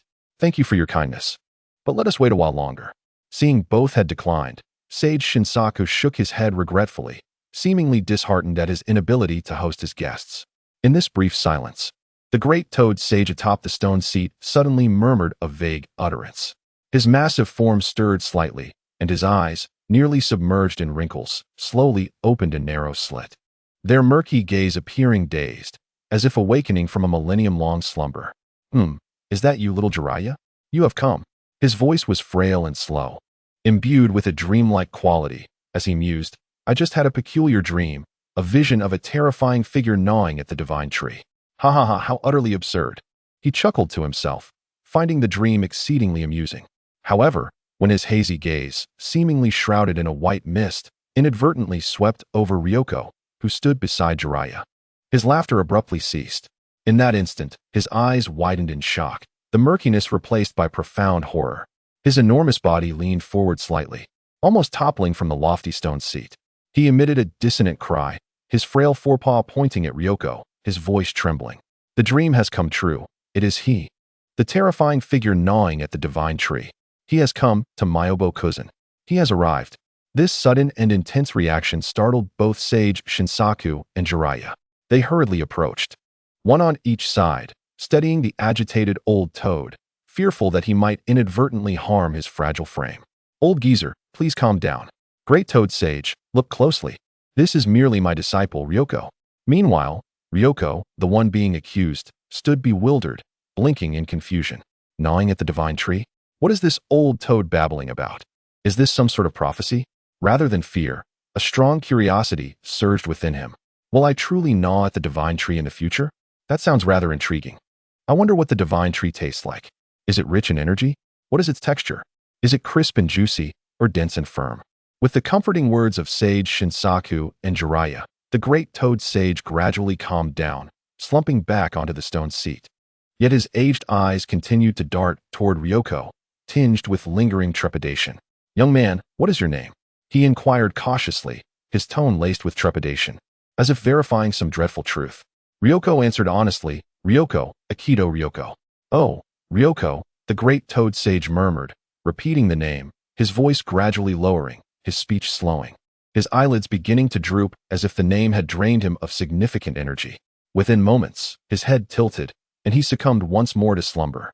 When he was roused again, struggling to open his eyes, the confusion in his gaze was akin to a dense fog. Who are you?" He had entirely forgotten the earlier commotion and reactions. Sage Shinsaku, observing the senile state of the great toad sage, helplessly explained to Jiraiya and Ryoko. "The old geezer is far too advanced in years. He often behaves this way, speaking incoherently, forgetting what he has just said in an instant. Do not take it to heart." Jiraiya, witnessing this scene, felt an overwhelming sense of frustration. His primary purpose in bringing Ryoko was to confirm the identity of the prophesied child. He had not anticipated such a state from the great toad sage. Nonetheless, the earlier murmuring about gnawing at the divine tree continued to cast a shadow in his mind. What exactly is the divine tree? Why have I never heard of it? Will Ryoko truly gnaw at the divine tree? Surely not. Will he be so hungry as to consume trees? Ryoko also felt somewhat speechless. While he was aware through the original narrative that the great toad sage suffered from senility, he had not expected it to be to such an extent. Moreover, The earlier intense reaction resembled a prophecy, or perhaps a mere nightmare, leaving him feeling rather unsettled. The group attempted to pose several more questions, only to discover that the great Toad Sage's memory had indeed reset, and they had no choice but to take their leave. As they exited the Grand Hall, Sage Shinsaku warmly invited, "Come, let us go to my home for a meal. I shall have my wife treat you well, as a gesture of hospitality." "Absolutely yes." Ryoko immediately nodded, his inner foodie brimming with anticipation. "I too am eager to experience the unique culinary offerings of Myobo-kuzen." Although he was aware from the original narrative that Sage Jiraiya's cuisine primarily consisted of insects, as a true culinary enthusiast and researcher, he harbored no ordinary prejudices or fears, but rather a deep curiosity. For instance, the insects of Myobo-kuzen, which had thrived in an environment rich in natural energy, might possess a remarkably distinct flavor. Would their nutritional value be exceptionally high? Additionally, he had observed numerous mushrooms and plants along the way, suggesting the presence of other ingredients. Jiraiya, upon hearing this, turned pale. He had no desire to consume insects. Yet, before he could voice his objection, Ryoko had already readily agreed, leaving him with no choice but to swallow his words and follow, steeling himself as he accompanied them to Sage Shinsaku's abode. It was a wooden house, brimming with the charm of nature, built upon a colossal mushroom stalk. Upon reaching the entrance, Shinzue Xianren raised his voice, blending pride and affection as he called out, "Wife, come quickly and see who has arrived. We have guests today. Prepare some of your signature dishes." Emerging from within was Jima Xianren, a toad adorned with an apron and wielding a spatula. Her eyes lit up upon seeing Jiraiya, and she warmly greeted him. "Ah, it is little Jiraiya. It has indeed been a long time. This time, you must indulge in my culinary skills." Her gaze then turned to Liangzi, tinged with curiosity as she inquired, "Is this your disciple, little Jiraiya?" Jiraiya forced a somewhat stiff smile, saying, "Greetings, Jima Xianren. This is my apprentice, Chodao Liangzi. He is quite renowned in the shinobi world as a gourmet and has long wished to exchange culinary insights with you." He awkwardly bestowed the title of gourmet upon Liangzi, hoping to enhance the safety of their upcoming meal. Jima Xianren, intrigued, turned to scrutinize Liangzi. Stepping forward, Liangzi politely introduced himself. "Greetings, Jima Xianren. I am Chodao Liangzi, Jiraiya-sensei's disciple. I have indeed delved into culinary studies and am eager to explore the unique ingredients of Miyamu Mountain and your cooking techniques." Upon discovering a kindred spirit, Jima Xianren's face brightened, and she affectionately grasped Liangzi's hand, leading him toward the kitchen. Come, let me show you the culinary delights of Miyamu Mountain." It was still early, and I could not write much more. I am typing using voice recognition, and speaking too much causes my throat to ache, affecting my performance. Moreover, the recent chapters have been rather muddled. If there are any awkward parts, please kindly point them out to me. Chapter 183. The Feast of Insects. The kitchen of Jima Xianren was a stark contrast to those in the human realm. It lacked traditional stoves and the unmistakable aroma of smoke, resembling a natural food preparation area instead. Surrounding it were smooth, polished stone platforms, adorned with broad leaves serving as cutting boards, while the corners were piled high with fragrant, exotic herbs. Most striking were the several refrigeration units crafted from enormous hollow mushrooms, alongside specially designated moist soil areas. In this specific section lay the main ingredients of Miyamu Mountain, an array of vividly colored insects in various forms. Some were still slightly wriggling, while others had undergone preliminary processing. The overall environment was primal, yet remarkably clean and organized. "Haha, little Liangzi, this is where I usually cook. What do you think? The ingredients are all fresh." Jima Xianren proudly showcased her kitchen. Liangzi surveyed the area, feeling not the slightest discomfort. Rather, his eyes sparkled as though he had stumbled upon a treasure. He sincerely exclaimed, "This is incredible. So many fresh ingredients, completely natural and untainted, are an excellent source of high-quality protein and energy." The insects before him, long bathed in natural energy, boasted immense nutritional value, rivaling even the most extraordinary fruits. Although their appearance might induce a shiver, Liangzi knew that with some clever preparation, these insects could be transformed into delectable dishes. Eagerly, Liangzi offered, "Jima Xianren, please allow me to prepare a few signature dishes using these ingredients." Jima Xianren, seeing Liangzi's enthusiasm, nodded repeatedly in delight. Yes, let me witness your prowess." Unlike the reluctant Jiraiya, Jima Xianren harbored a fondness for Liangzi. With her approval, Liangzi retrieved an assortment of spices and ingredients from his sealing scroll and busied himself in the nature-infused kitchen. He skillfully selected various ingredients, employing different cooking methods.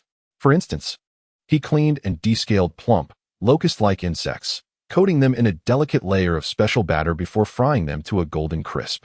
He threaded several multi-legged centipede-like creatures onto skewers, brushed them with sauce, and grilled them on a makeshift stone slab, releasing an enticing aroma.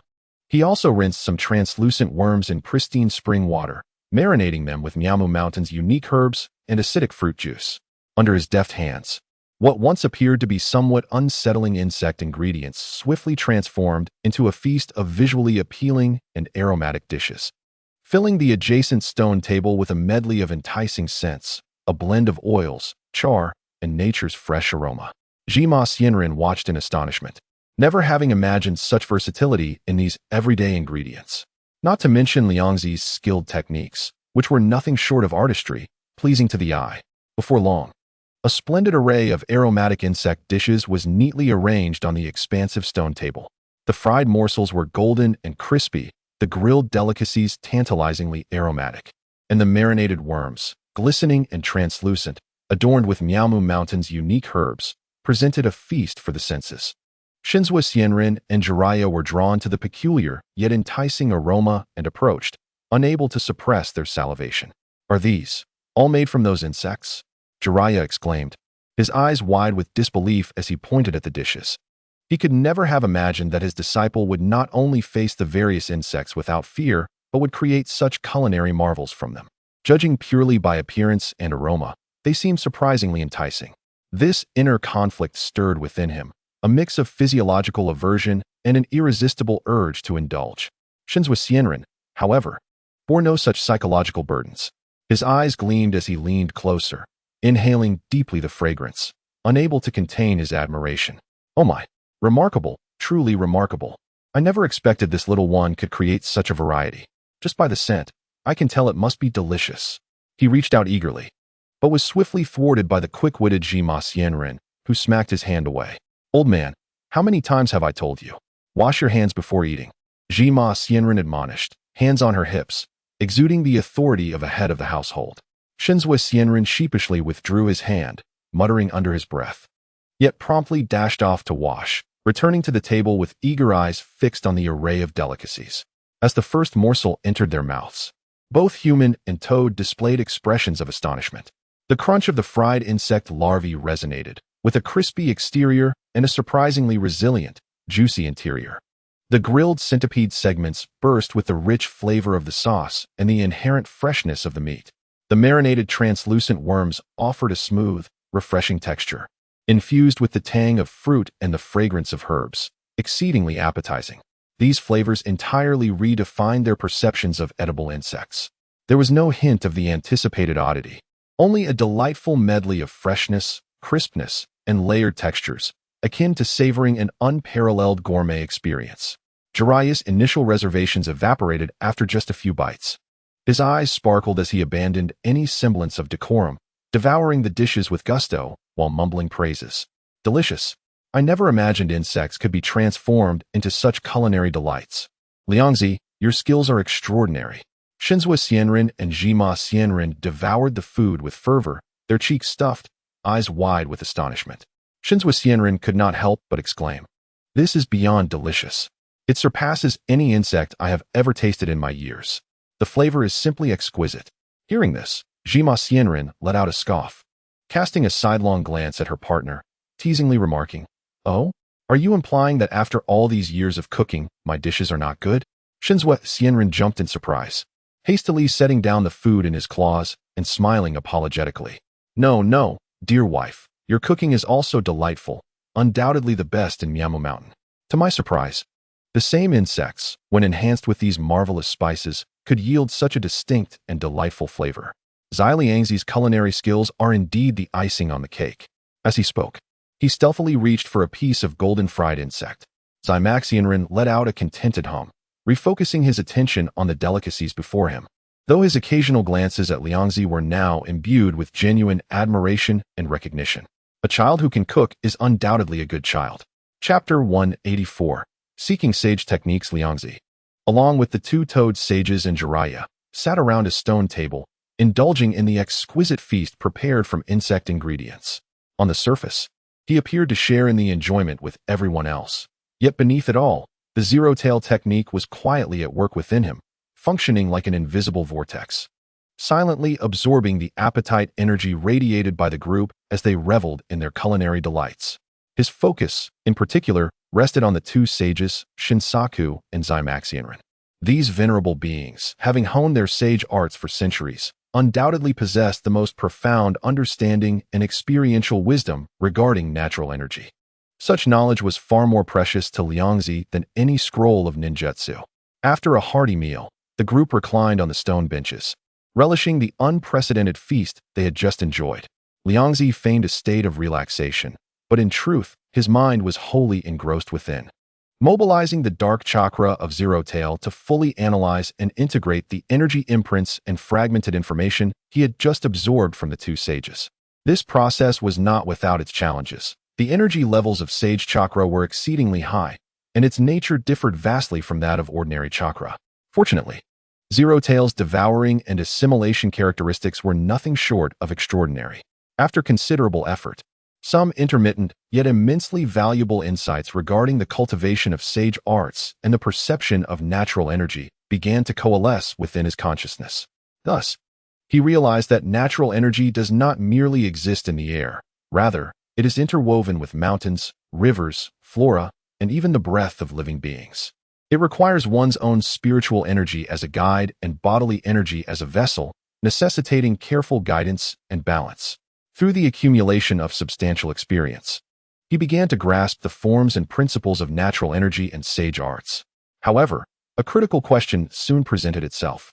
For novices seeking to swiftly and safely perceive natural energy, the unique essence of Mayaboka Mountain, namely toad oil, is indispensable. This special oil significantly enhances the user's sensitivity to natural energy and is an essential medium for entry into the practice.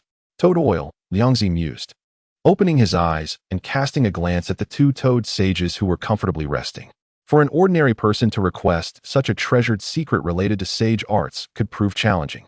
But having recently earned their favor with his exceptional culinary skills undoubtedly provided an excellent opportunity.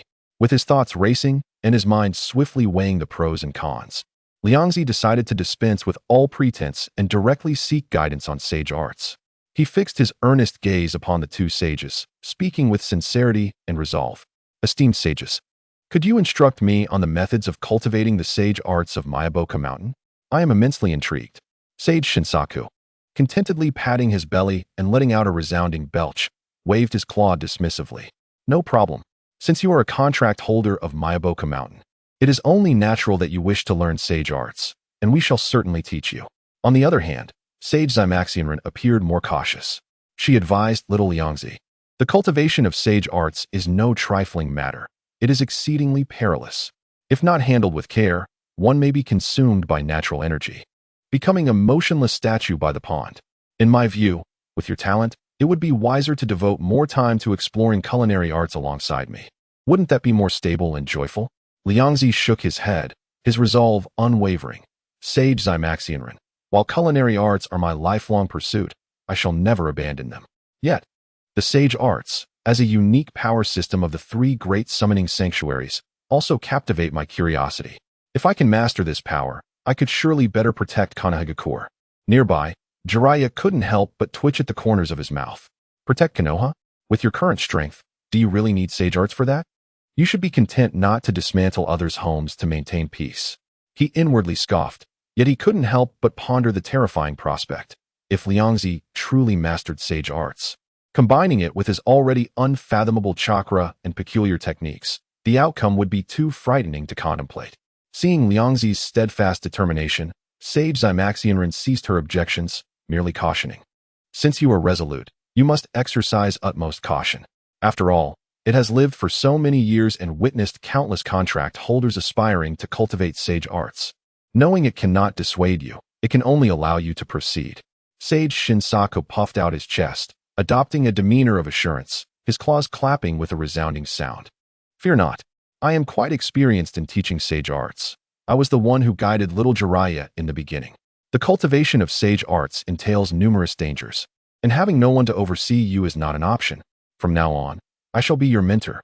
Upon hearing this, Liangzi's heart soared with joy, feeling remarkably astute. See, being straightforward is indeed effective. Soon after, Sage Shinsaku led Liangzi to the depths of Miyaboku Mountain, to a peculiar area designated for the cultivation of sage arts. Unlike the other regions of Miyaboku Mountain, which were relatively peaceful and rich in natural energy, this location seemed to be in a state of wild turbulence.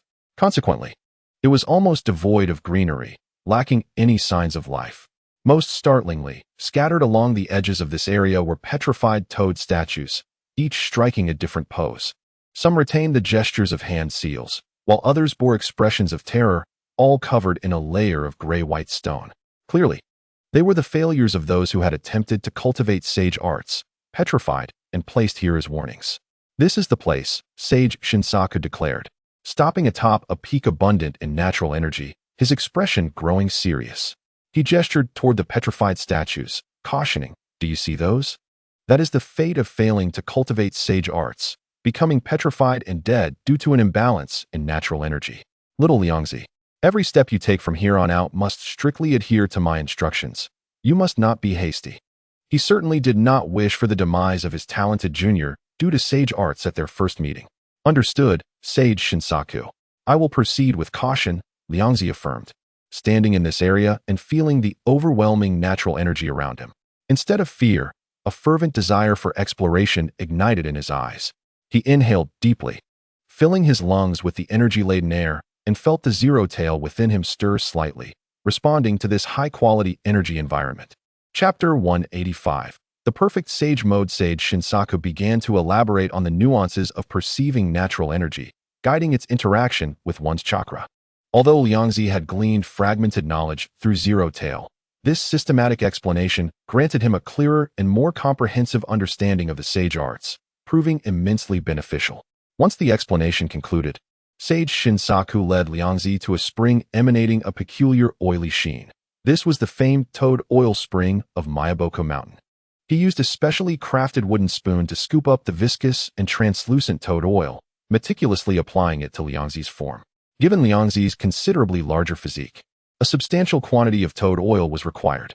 After completing this task, Sage Shinsaku took a step back and advised, "All right, little Liangzi, now concentrate all your mental faculties. Dispel any distractions, and attempt to perceive and capture the flowing natural energy surrounding you. Use your mental strength as a tether, carefully guiding it, and strive to achieve balance with your bodily and spiritual energies." Liangzi followed the instructions, closing his eyes and entering a state of deep meditation. However, his mind was restless, filled with myriad thoughts, far from the pure-hearted nature of Xuanhua Mingren.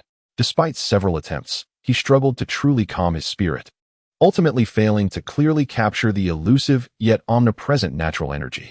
Indeed, it was not as simple as he had hoped, Liangzi mused. Faced with this seemingly insurmountable bottleneck, he decisively chose to cheat. With a mere thought, the power of Lingwei surged quietly. It acted like an efficient filter, instantly extracting and devouring the chaotic thoughts, desires, and tumultuous emotions swirling within Liangzi's mind. In that moment, he felt his spirit enter an unprecedented state of clarity. All distractions vanished. In this unique state, his mental energy was highly concentrated and purified. Moments later, a brand new perception crashed upon him. He saw countless vibrant, wild streams of energy, akin to exuberant yet ferocious spirits, penetrating his skin, seeping into his meridians, attempting to merge with his own chakra, yet colliding violently due to their untamed nature. His arms and shoulders began to uncontrollably manifest rough bumps and light green patterns, showing distinct signs of transformation. How intriguing! Is this the essence of natural energy? Indeed, it was overwhelmingly dominant and difficult to tame, Liangzi realized. Even with the training insights from two sages and Jiraiya, mastering this energy through conventional means was no simple task. Since traditional methods proved inefficient, he would continue to cheat. He activated Lingwei once more.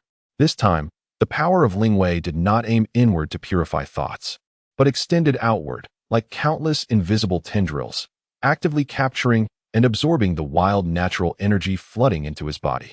The captured feral energy was swiftly extracted, purified, and transformed within the unique dark space of Lingwei, as if passing through a special filter, shedding its most destructive and repulsive elements while retaining its pure essence and affinity for natural laws.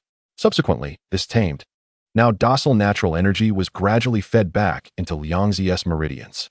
A wondrous transformation unfolded.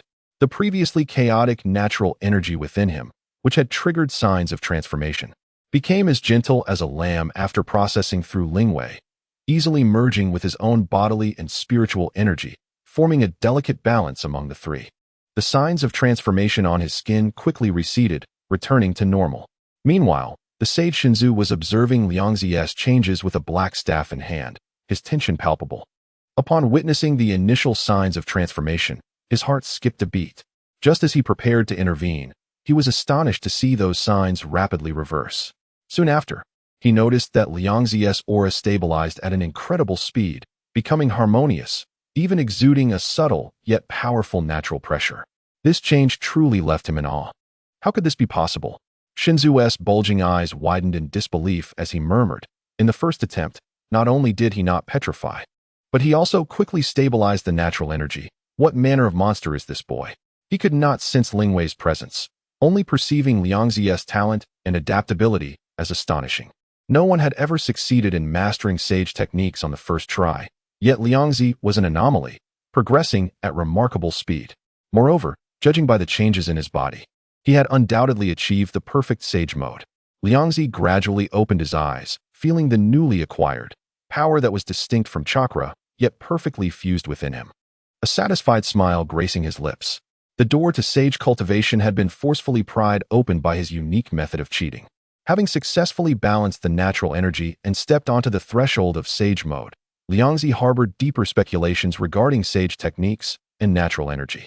The necessity for toad oil as an aid, and the potential for excess or loss of control leading to transformation or petrification, suggested that the issue did not solely lie with the practitioners, but rather with the natural energy of Miaomushan itself, which likely carried certain characteristics or impurities. The impurities that Lingwei bore and filtered for him were probably the portions of natural energy that had been long influenced by Miaomushan and assimilated by countless toads. Embodying toad-like characteristics, it was these factors that led to the practitioner's aberration. The purest natural energy should be relatively neutral and easily integrated. Understanding this, he felt more assured about his path of cultivation through cheating. The process might be unconventional, but the outcome was undoubtedly correct and efficient. Liangzi focused his mind, turning to the anxious old toad beside him, his tone laced with just the right amount of curiosity. Shinzu, I believe I have initially grasped the method of achieving balance. At that moment, Shinzu had regained his composure from the initial shock, yet the incredulity in his bulging eyes showed no signs of waning.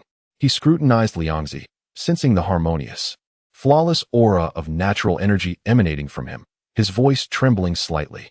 Not merely an initial grasp, little Liangzi, you have achieved a direct mastery, cultivating into the most perfect sage mode, far surpassing that half-baked sage mode of Jiraiya, perfectly balanced, with no leakage.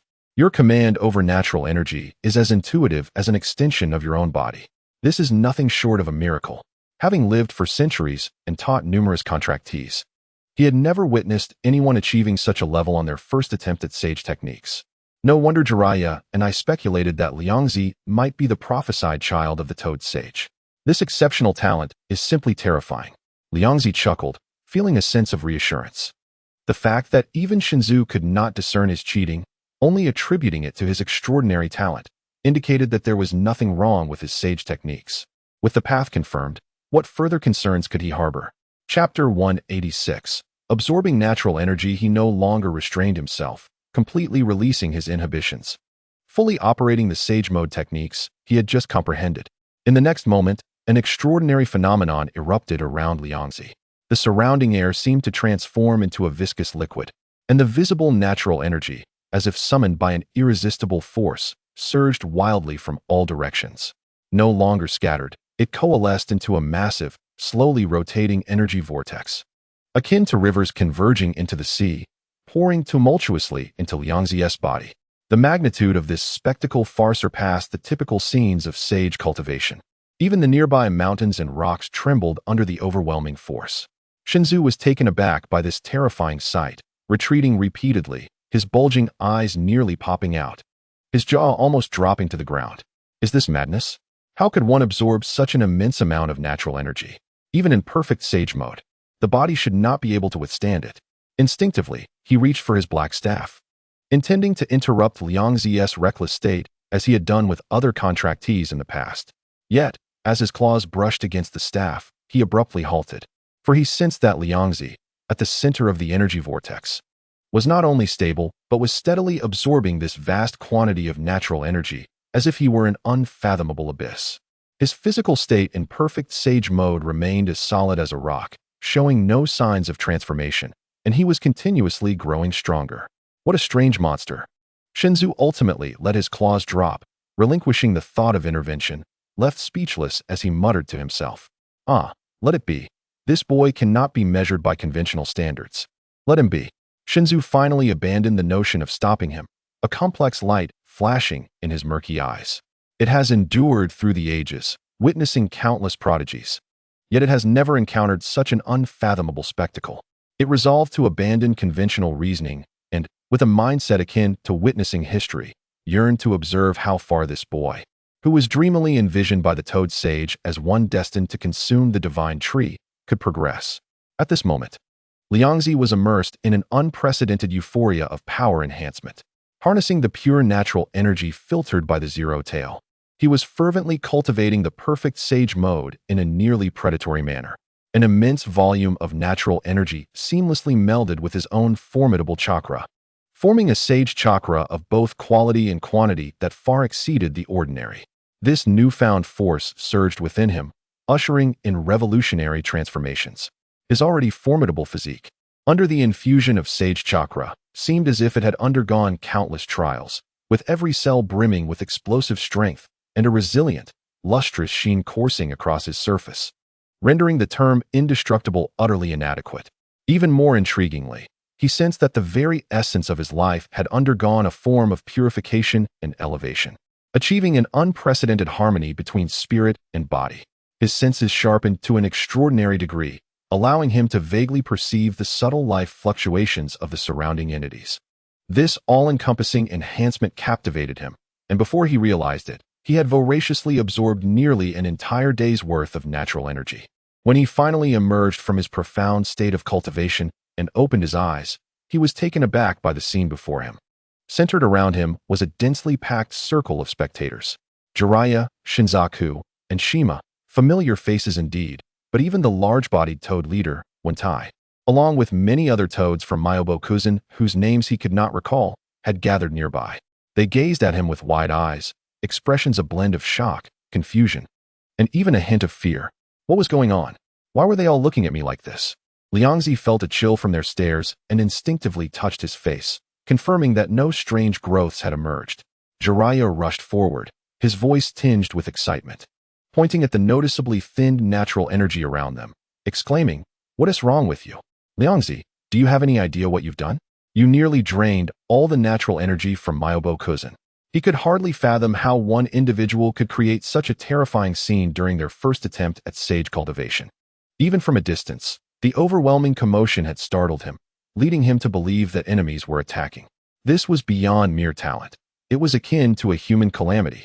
Upon hearing this, Liangzi became acutely aware of his surroundings. Indeed, the air, once saturated with nearly tangible natural energy, had now become considerably diluted, roughly estimated to have diminished by half. An awkward smile crept across his face as he scratched his head, sheepishly admitting, "I didn't think much of it. I just felt great and thought I could store a bit more. I didn't anticipate absorbing quite so much. I'll be sure to control it next time." Next time? Jiraiya's voice shot up an octave, almost leaping into the air. If it happened again, Myobokuzen would surely become the stuff of legends. Natural energy is the foundation here. Do you understand that? He was genuinely alarmed. Having brought a disciple to train, he almost depleted the sanctum's essence. If word got out, how could he ever show his face in Myobokuzen again? His sole thought was to swiftly take this troublemaker and flee, allowing Myobokuzen to gradually restore its vitality. Otherwise, he would be at a loss when facing his friends in Myobokuzen. Sage Shinzaku sighed deeply. His gaze towards Liangzi filled with a complex mixture of admiration for his talent and concern for the future of Myobokuzen. He waved a paw dismissively and said weakly, Well, little Liangzi, I have witnessed your talent. If you come to train again, do let us know in advance so we can prepare." He was at a loss for words, merely hoping for a heads-up to avoid being frightened into an untimely fate. Myobokuzen had indeed welcomed an extraordinary being this time. He had even started believing the Toad Sage's dream. This little fellow truly possessed the capability to consume the legendary divine tree. Observing that Sage Shinzaku neither blamed him nor denied him the opportunity to train again, Liangzi felt a twinge of guilt. He reflected carefully and realized that he had indeed absorbed an excessive amount of natural energy. After all, he had absorbed it at a 1:1 ratio based on his chakra reserves, which represented the cumulative efforts of a perfect Jinchuriki and thousands of IWNine captives. It was no wonder that Myobokuzen had suffered a depletion of its vitality. He pondered briefly and decided he must express his intentions. Thus, he retrieved a small pouch from his sealing scroll, containing his meticulously improved super seeds. "Sage Shinzaku, I apologize for my oversight. I did indeed absorb a bit too much." Liangzi handed over the seeds with sincere intent. "These are my specially crafted super seeds, the fruits of which contain abundant energy and life essence. Consider it a small token of compensation for Myobokuzen." Upon seeing the uniquely shaped super seeds, Sage Shinzaku's eyes instantly brightened. He had heard of their remarkable qualities. These were treasures renowned in Konoha, said to bear not only exquisite flavor, but also pure energy, even possessing a hint of natural energy characteristics. While these seeds might not fully compensate for Myobokuzen's losses in terms of total energy, they offered an irreplaceable advantage in their ease of absorption, benefiting all toads and fortifying their physiques. This would have long-term benefits for enhancing the foundational quality of the entire Myobokuzen toad clan. With this perspective, Sage Shinzaku felt this exchange was not a loss, but rather a modest gain. Natural energy was omnipresent, and given time, Myobokuzen would gradually recover. However, these super seeds were a rare treasure, capable of continuous production and benefiting future generations. "Oh dear, little Liangzi, you are too kind," Sage Shinzaku exclaimed, his face beaming with delight as he carefully accepted the seeds. Jiraiya, witnessing Liangzi offering the super seeds as compensation, widened his eyes in disbelief and instinctively wanted to intervene. After all, these were one of Konoha's crucial strategic resources. Yet, he opened his mouth, but ultimately swallowed his words. After all, they were indeed at fault this time. Nearly uprooting the very foundation of Myobokuzen, providing some tangible compensation was only reasonable. Moreover, the trade of superfruits had already begun, and the secret could not be kept for long. Bestowing them upon the closely allied Myobokuzen seemed justifiable. Upon receiving the super seeds, the toads of Myobokuzen immediately set to work. Under Sage Shinzaku's guidance, they selected a patch of fertile soil abundant in natural energy and carefully sowed the seeds. Thanks to Myobokuzen's exceptional environment, rich in natural energy, nutrient-rich soil, and the toad's unique care, the seeds began to sprout visibly soon after being planted. The tender green shoots broke through the soil, radiating vitality and growing at a pace far surpassing that of the outside world.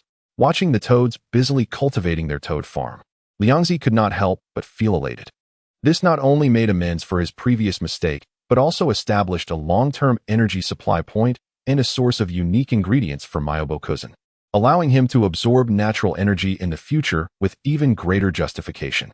However, merely possessing Miaomu Mountain seems insufficient. Liangzi caressed his smooth chin, his gaze drifting into the distance as a bold thought took root in his mind. Although the natural energy of Miaomu Mountain is abundant, it bears distinct characteristics akin to a toad, requiring the filtration and purification of Zero Tail to be perfectly absorbed. What flavors might the natural energies of the other two great spiritual sanctuaries possess? Might each have its own unique traits? If he could absorb the energies of all three and perhaps even synergize them, would there be some extraordinary transformation? With this thought, he could not help but lick his lips. Yet, before the smile on Liangzi's face could fully bloom, it abruptly froze. Through the sensing ability of Zero Tail, he distinctly felt the numerous gluttony marks he had planted in Kusa no Sato being forcibly uprooted by an external power. What is happening? Are those guys in Kusa no Sato trying to betray me? Or has something gone awry? To uncover the truth, he resolutely decided to employ the Flying Thunder God technique to investigate personally. Kusa no Sato is a crucial farm that he has secretly managed, where the scale of superfruits cultivated even surpasses that of Konoha, serving as his private snack reserve and vital backup resources, and it must not be compromised. After exchanging a brief word with Jiraiya and Senjutsu Shinsaku, Liangzi formed hand seals, and in an instant, space enveloped him, causing him to vanish from Yamu Mountain. In the blink of an eye, he traversed mountains and rivers, appearing in Kusa no Sato. The scene before him was drastically different from before. The once dilapidated ninja village had transformed. Vast tracts of land were meticulously organized, cultivated with bizarre, vibrant super plants. Vines as translucent as jade entwined around houses. Tall trees bore flame-like fruits, and peculiar mushrooms emitted a faint glow. The air was thick with a rich life essence mingled with the fragrance of plants, creating a scene reminiscent of a paradise. All of this was, of course, the result of Liangzi's absolute force guiding and commanding the diligent efforts of the ninjas in Kusa no Sato. Yet beneath this prosperity lurked an unsettling, eerie aura. Liangzi keenly sensed a layer of barely perceptible darkness enveloping the village, its cold, greedy essence sharing a source with Zero Tail, albeit tinged with a hint of distinct impurities. His brow furrowed as he began to suspect. Is this aura emanating from Zero Tail? Though slightly different, its essence is remarkably similar. Could it be him? The leader of the Empty Ninjas, the theatrical villain Shinnon? To confirm his suspicions, Liangzi concealed his presence and strode purposefully towards the village center, the area where the dark aura was most concentrated. As he approached the center, the scene grew increasingly alarming. On either side of the road, the ninjas of Kusa no Sato, who should have been busy with farming, now lay sprawled on the ground as if drained of all strength, their bodies convulsing uncontrollably. Eyes vacant and faces gaunt. The chakra within them, along with Liangzi's gluttony marks, transformed into visible streams of faint black energy, converging like rivers flowing into the sea towards the village square. In the center of the square stood a man, greedily absorbing this immense energy.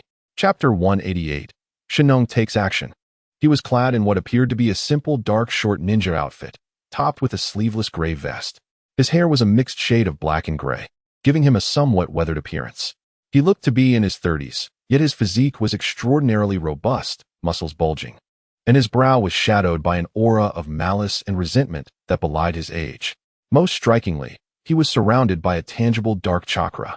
This dark chakra bore a striking resemblance to Zero Tail, yet possessed a chaotic, frenzied, and somewhat disordered ferocity.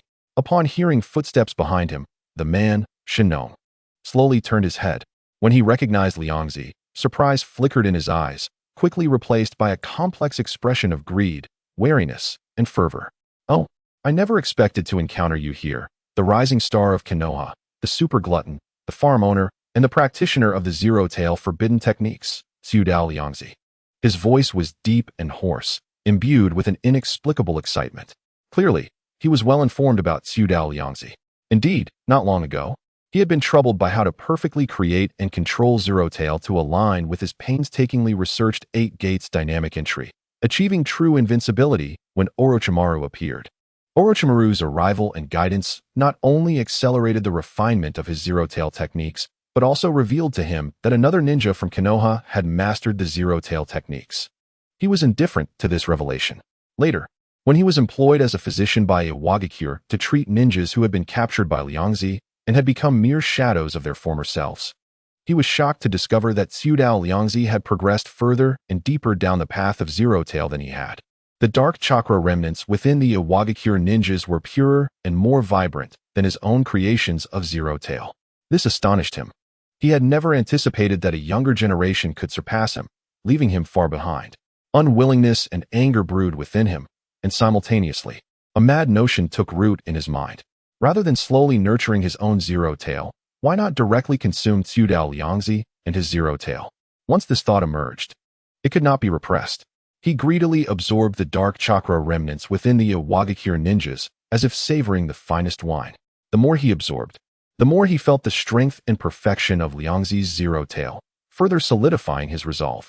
Unsatisfied with mere scraps, he began to scour every place Liangzi might have lingered, Seeking traces of more dark chakra, heaven rewards the diligent. He ultimately zeroed in on Kusa no Sato. Here, hundreds of ninjas harbored complete active gluttony marks within them, an incredible feast bestowed by fate. Under the guise of a renowned physician in the ninja world, he easily gained the trust of Kusa no Sato's leadership, falsely claiming he could lift the curse afflicting them. The eager-to-be-free leader of Kusa no Sato, unsuspecting of his true intentions, readily agreed. Thus, leveraging this trust, Shinong commenced his plundering, draining the ninja's marks and chakra for his own use. Now, facing the true master of the Zero Tail, Shinong, confident in his nearing maturity, felt no fear, but rather an exhilarating anticipation. Supporting this confidence was his meticulously crafted Trinity combat system, the 8 Gates dynamic entry, providing instantaneous explosive power, terrifying physical prowess, and speed surpassing even the level of a Kage by dozens of times. The Zero Tail technique, offering nearly limitless dark chakra support, along with the capability to devour and recover. The body activation and regeneration technique, ensuring rapid bodily regeneration even under the immense strain and severe injuries from the 8 Gates dynamic entry, approaching immortality. In his calculations, the combination of these three would render him an inexhaustible, increasingly powerful perfect combat machine, capable of instant recovery from any injury. He was confident that even if Tsuedao Liangzi were formidable, he could not contend with this flawless model. Shinong slowly straightened his body, the dark chakra swirling around him like boiling ink, forming a tangible black shroud. His muscles slightly expanded, veins bulging beneath his skin, fully entering a combat state. Your Zero Tail will belong to me. Your power will become the stepping stone to my ascension. He grinned menacingly, adopting the initial stance of the 8 Gates of Duanjia, a suffocating aura instantaneously enveloping the entire square. Witnessing the transformation of a theatrical villain, Liangzi felt no trace of fear. Rather, he observed with keen interest. This spectacle left Shinong feeling insecure. He sensed that he had been underestimated and let out a furious roar, charging directly at Liangzi. Watching Shinong, who appeared frenzied and reckless, Liangzi's forehead was adorned with several dark lines. Had this fellow's brain been scorched by the Zero Tail chakra? Did he truly dare to strike at me? Did he still wish to devour me? It seemed he had never experienced the harsh realities of society and harbored an unrealistic delusion about his own strength.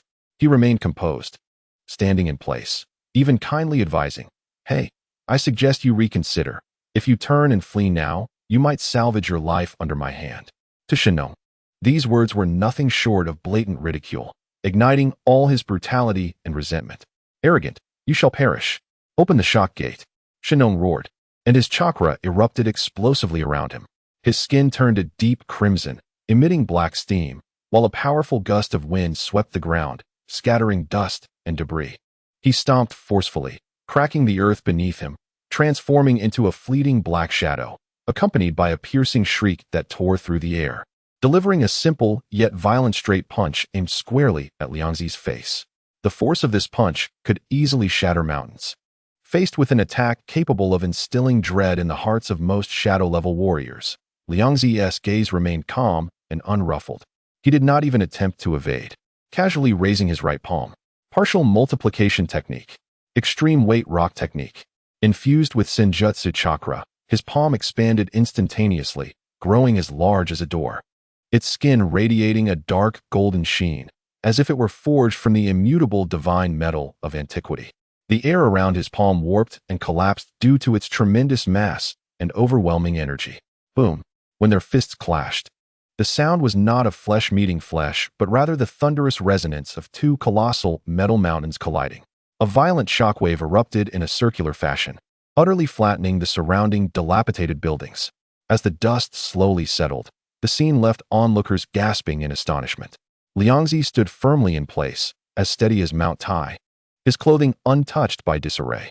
Before his immense palm, Shinong lay crumpled on the ground like a fly swatted away, contorted in agony. His bones were shattered, muscles torn, resembling a ragged doll, blood soaking into the earth beneath him, rendering his form nearly indistinguishable, with only slight twitches to signify he was still alive. No, this cannot be. Shinong's dazed eyes were filled with utmost shock and confusion as a hoarse voice emerged from his crushed throat. "I opened 7 gates. yet I cannot withstand even a single blow from you. He could not comprehend how the strength he relied upon to dominate the ninja world was rendered utterly ineffectual before his opponent, akin to a child wielding a wooden stick against an armored giant. Chapter 189. Transformation and Metamorphosis. Liangzi shrugged, dissipating the secret technique from his palm. His tone laced with a hint of resignation. I told you to run, but you wouldn't listen. Are you comfortable now? He acknowledged that Shinnong's strength after opening the 7 gates was indeed formidable, capable of rivaling or even surpassing Might Guy's explosive power from the original timeline. Unfortunately for Shinnong, he faced someone whose chakra exceeded that of tailed beasts, perfectly fused with senjutsu and augmented by the secret techniques of the Akimichi clan alongside the Zero Tails power. In such a state, the power of Liangzi's casual strike had transcended the realm of conventional ninjutsu. However, just then, an unexpected change occurred. Shinnong's battered body was suddenly enveloped by an inextinguishable dark chakra. The technique of physical regeneration was invoked to its fullest extent, accompanied by the disconcerting sounds of bone grinding and flesh writhing. His collapsed chest swelled, fractured bones knitted together, and torn muscles healed within mere breaths, allowing him to stand once more. Not only that, but his regenerated body seemed even more powerful, muscles bulging like a beast, surrounded by dark chakra that resembled boiling black flames, exuding a more ferocious and unstable aura than before. Haha, I possess the technique of physical regeneration. This battle is far from over. Victory shall belong to me. Shinnong's eyes burned crimson, his rationality nearly consumed by the darkness of the Zero Tail and the agony of rebirth. Yet, despite his restored body, the fear instilled by Liangzi's strike lingered deep within him. To acquire the overwhelming strength required to crush his opponent, he made his final decision. The 8th Death Gate. He unleashed a beastly roar, swiftly forming a decisive seal with his hands. Open. Boom. A blood-red steam, far more violent than that unleashed upon opening the shock gate, erupted from Shinnong's body like a volcanic eruption. His skin turned as red as a searing iron, veins bulging like coiling dragons, his hair standing on end, dyed in ominous blood hues. A terrifying aura, far exceeding what had come before, as if emanating from the abyss of hell, enveloped the entire Kusa hidden village. The sky appeared crimson with this blood-colored chakra, and the earth trembled slightly. Having opened the final gate, Shinnong felt the overwhelming power within him, capable of incinerating everything while simultaneously consuming his own life force, and let out a frenzied roar. Now, feel true despair, Chiodao Liangzi. Shinnong, having opened the death gate, was utterly insane. He burned through his vitality and soul, exchanging them for a strength far surpassing that of the theatrical version, even capable of trading blows with the unrestrained Might Guy. The blood-red steam surrounded him like a Shura returning from hell, every inch of muscle containing destructive energy capable of shattering mountains and splitting seas. He fixed his gaze upon Liangzi, his eyes filled solely with the purest murderous intent, vowing to eradicate this lifelong foe from existence. In the face of such overwhelming might, which could instill despair in any opponent, Liangzi's eyes glimmered with newfound intrigue, finally stirred to a semblance of seriousness. This interest stemmed not only from curiosity regarding the miraculous technique of physical regeneration, but also from a modicum of acknowledgement of Shinnong's current strength. This power was sufficient to pose a minor threat to his current conventional state, warranting a slight reveal of his hidden prowess. Indeed, quite impressive, Liangzi nodded, his tone imbued with a hint of approval, as if assessing a dish of decent quality. In this form, you finally allow me to stretch my limbs a bit. Therefore, as a token of gratitude, let me show you what true power entails. Before his words had dissipated, the aura surrounding Liangzi underwent a sudden transformation. Buzz. First to emerge was his unique and perfect sage mode.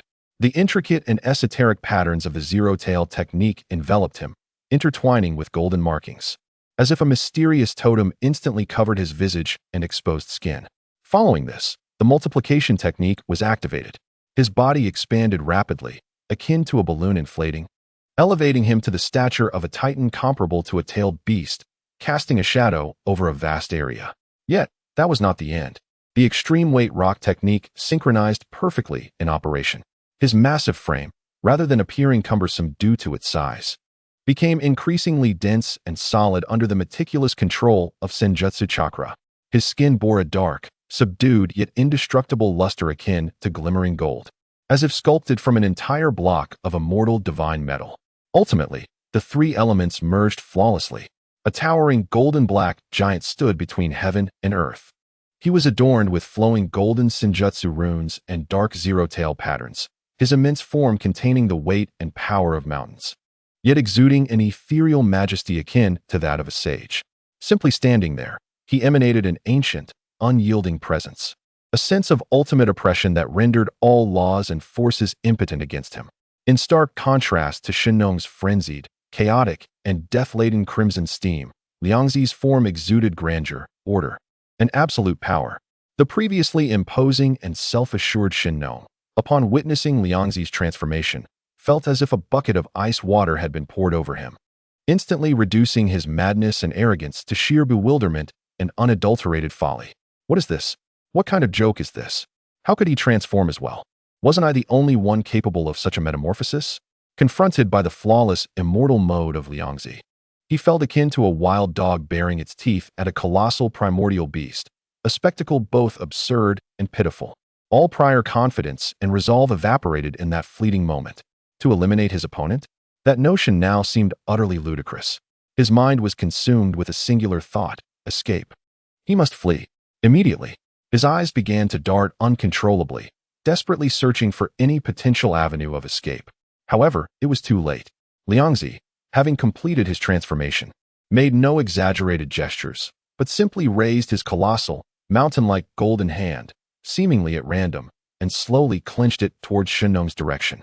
This simple action, in Shinong's perception, felt as though the very heavens were being overturned, the universe itself upended.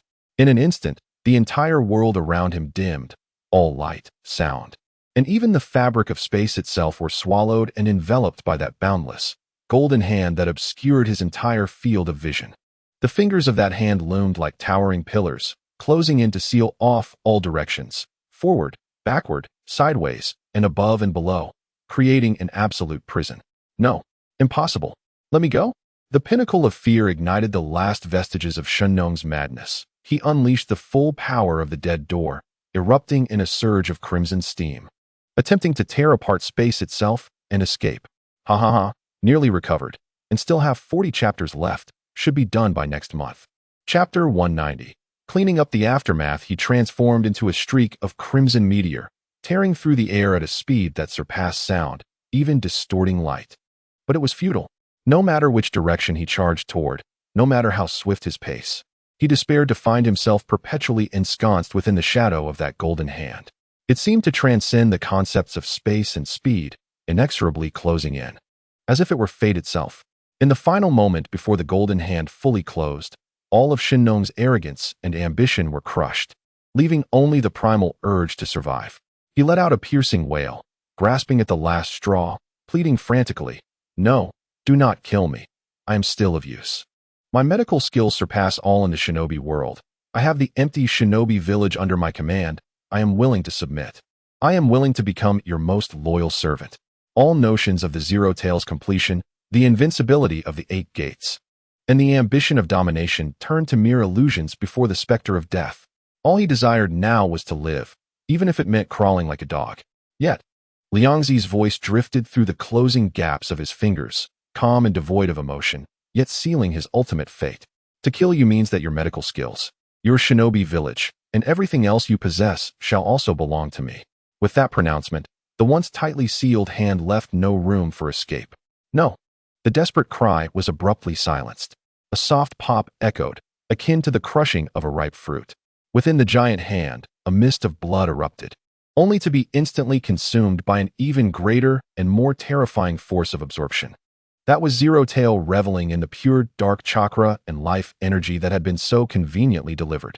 When Liangzi returned to his normal state and nonchalantly opened his palm, it was devoid of any remnants, not even a drop of blood or residue left behind. The once ambitious Shinong, along with all the power he had painstakingly acquired, was utterly erased from existence, both physically and spiritually. "TSK, I told you to run early, but you wouldn't listen." Liangzi casually shook his hand, as if he had merely swatted away an annoying fly. He then closed his eyes, allowing the power of Zero Tail to commence its workings.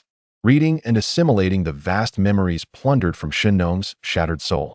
Scenes and fragments of knowledge surged into his consciousness like a tidal wave.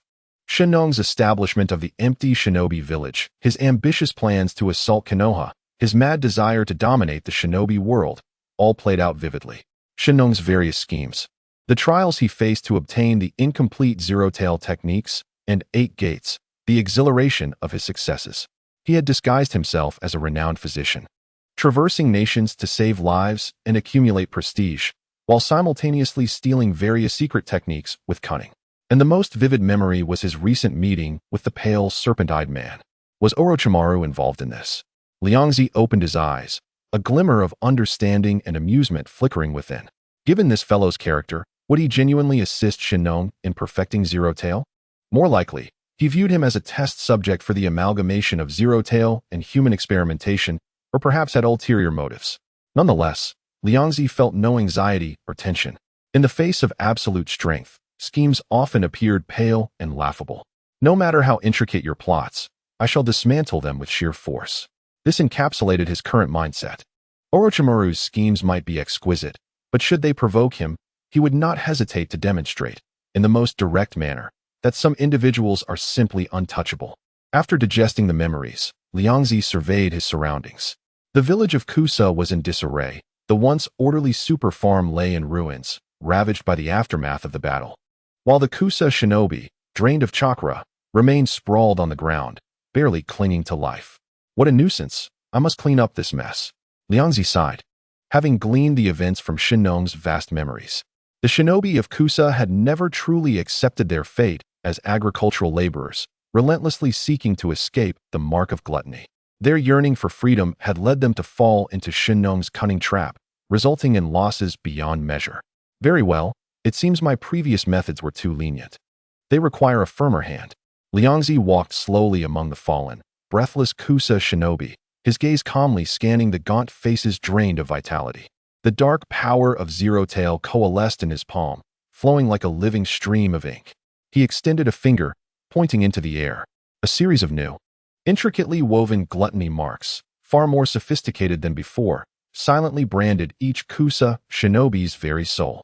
These marks not only connected to their chakra cores, but also intertwined with the fibers of their memories like the most subtle of threads. Then, the more ingenious manipulation began.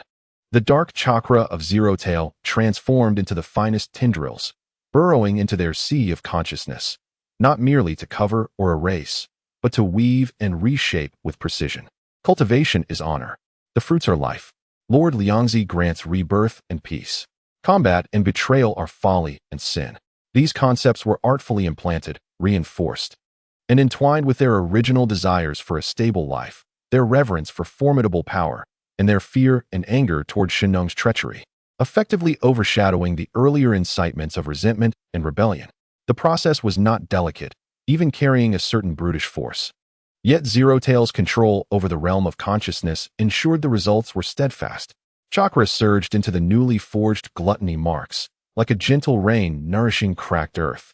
The pallor of the Kusa shinobi's faces quickly regained color, their weakened breaths revitalized. One by one, they opened their eyes, initially filled with confusion, but soon brimming with newfound memories and emotions. A middle-aged ninja suddenly slapped his thigh, his face suffused with regret and enlightenment, murmuring, "Cursed be it. Was my mind filled with sand? How could I have thought that farming for Lord Liangzi was a humiliation? This is an immense blessing, stability, food to eat, and the joy of watching the treasures I planted grow day by day. I was utterly sinful." Beside him, a young ninja nodded fervently, his eyes shining with sincere light. Indeed, indeed. When we roamed like the wind and rain, with our heads at our waistbands, where could we find a life as good as this? Each day, we witnessed these miraculous crops and savor their fragrant fruits. I would not trade this life for anything, not even for a jonin. The crowd chimed in, their spirits soaring, gazing at Liangzi with heartfelt gratitude and reverence. Even the leader of Kusa no Sato, Arashikaze, found his mindset shifting, feeling a pang of guilt. Oh, how can we repay Lord Liangzi's kindness? Thank you, Lord Liangzi, for not despising us and healing our wounds. Yes, in the past, we only knew fighting and killing, living in constant fear. It is far more secure to follow Lord Liangzi. We shall cultivate the land well, producing the best and most bountiful fruits to repay Lord Liangzi for sparing our lives. Liangzi surveyed this transformed, exuberant assembly of former ninjas turned farmers, nodding in satisfaction. Chapter 191. Drought-resistant jujube trees. While his methods may have been a bit harsh, the results were immediate and the emotions palpable, far more stable than relying solely on intimidation. Well, it is good that one can correct their mistakes, he remarked softly. Clean this place up and replant the damaged crops as soon as possible. If you apply yourselves diligently, the rewards will come. Yes, Lord Liangzi, the crowd replied in unison, their enthusiasm soaring as they began to clear the remnants of battle and restore the farmland, their zeal surpassing even that of the most diligent tenant farmers. Seeing that order had been restored, Liangzi decided not to linger. With a flicker of thought, the coordinates imbued with the flying thunder god technique crystallized in his mind. Mayaboka Mountain. In a flash, Liangzi vanished without a trace, leaving only a subtle ripple in the air. The next moment, he found himself enveloped in the humid, nature-infused atmosphere of Mayaboka Mountain. The croaking of frogs, the shadows of giant mushrooms, and the peculiar aromas of distant foods once again surrounded him. His rapid return was not for confinement, but to acquire the sage techniques of Goyomen, the sage art of Maho Shinju, and the frog's invocation. These techniques, involving natural energy, were secrets he had yet to master. Simultaneously, the superfruit trade established between the four great ninja villages and Konoha had begun to stir beneath the calm surface. Throughout the laboratories of each village, lights burned throughout the night. The researchers of Kumogakure endeavored to stimulate the fruit cells with lightning chakra. The ninjas of Awagakure utilized earth techniques to analyze their soil adaptability, and the Mist Village attempted to merge cultivation with water techniques. Each village was engaging in a myriad of experiments, seeking to unravel the mysteries surrounding the superfruits. Konoha had long been prepared, ensuring that each batch of exported superfruits underwent rigorous processing, stripping them of any research value. Yet, even the most meticulous plans can have oversights.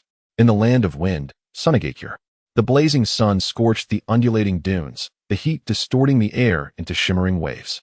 The sandstone structures on the village's outskirts radiated a searing ochre under the sunlight, while the towering Kazakage rock loomed over this barren yet resilient land.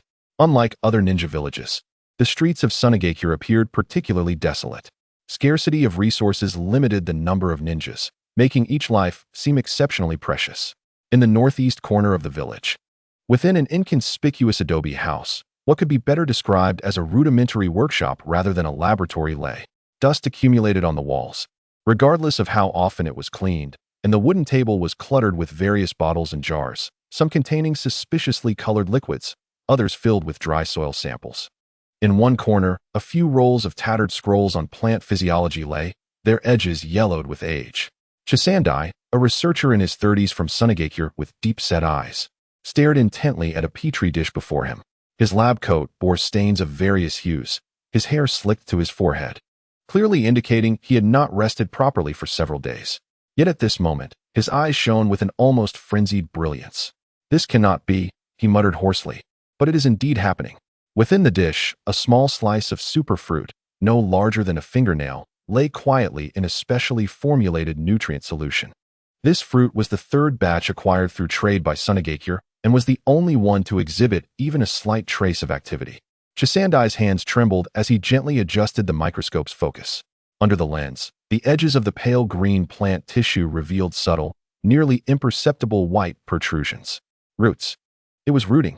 Merely by absorbing the nutrient solution and relying on some residual vitality, the fruit slice was beginning to root and sprout.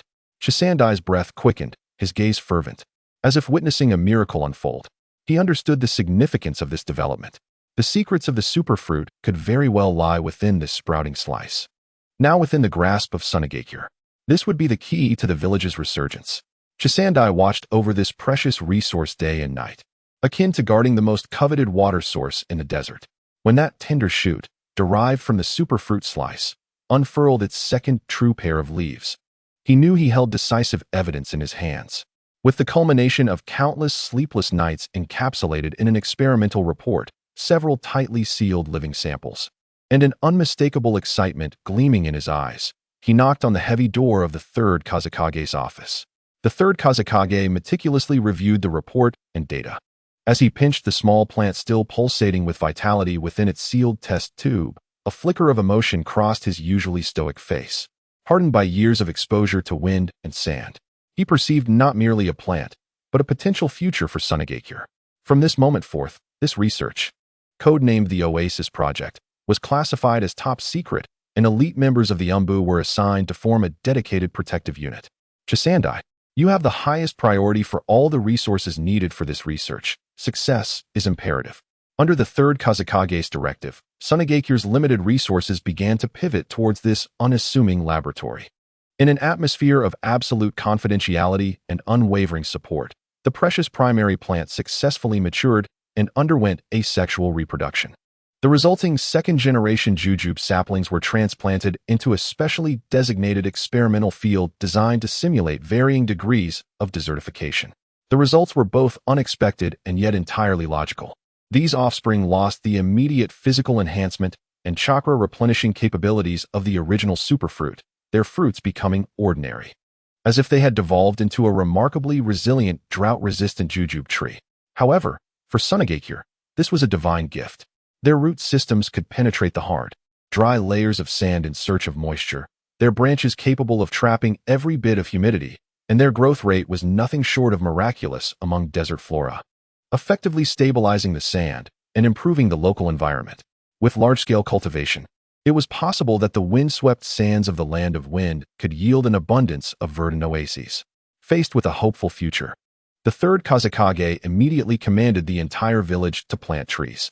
If enough were planted, Sunagakure could secure a more stable food source, reduce its dependence on water, and establish a more solid financial foundation.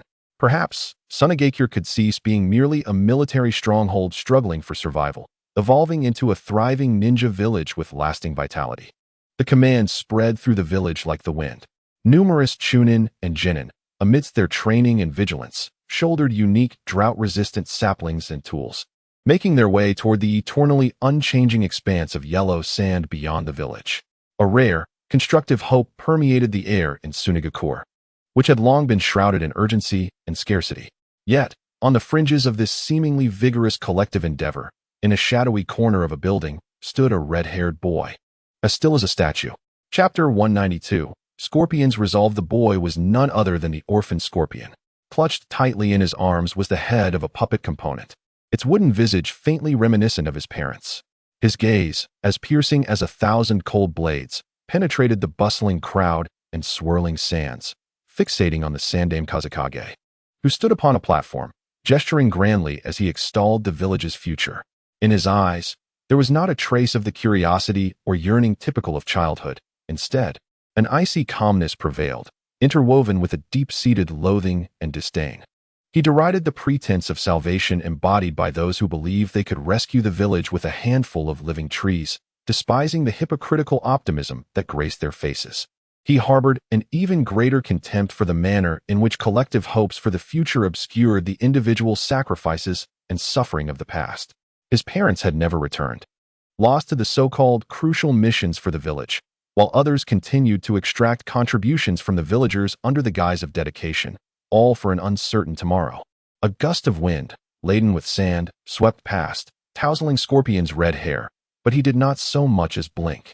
He turned silently, cradling the puppet's head, and vanished into the dim recesses of the corridor, akin to a droplet of water absorbed by the desert, leaving no trace. Only his frigid gaze seemed to inscribe an invisible, deathly stare upon the sand. Scorpion returned to his unremarkable, yet eerily quiet home. He carefully placed the puppet head, resembling his parents', upon the workbench, his fingertips lingering briefly on its cold cheek before he turned, soundlessly lifting the concealed door in the floor, and stepped into his hidden personal laboratory. The basement air was saturated with a complex scent, a blend of preservatives, rare woods, and a certain sweet, acrid toxin. Dim blue light illuminated the surroundings, revealing shelves lined with unfinished puppet components, some still attached to delicate chakra threads.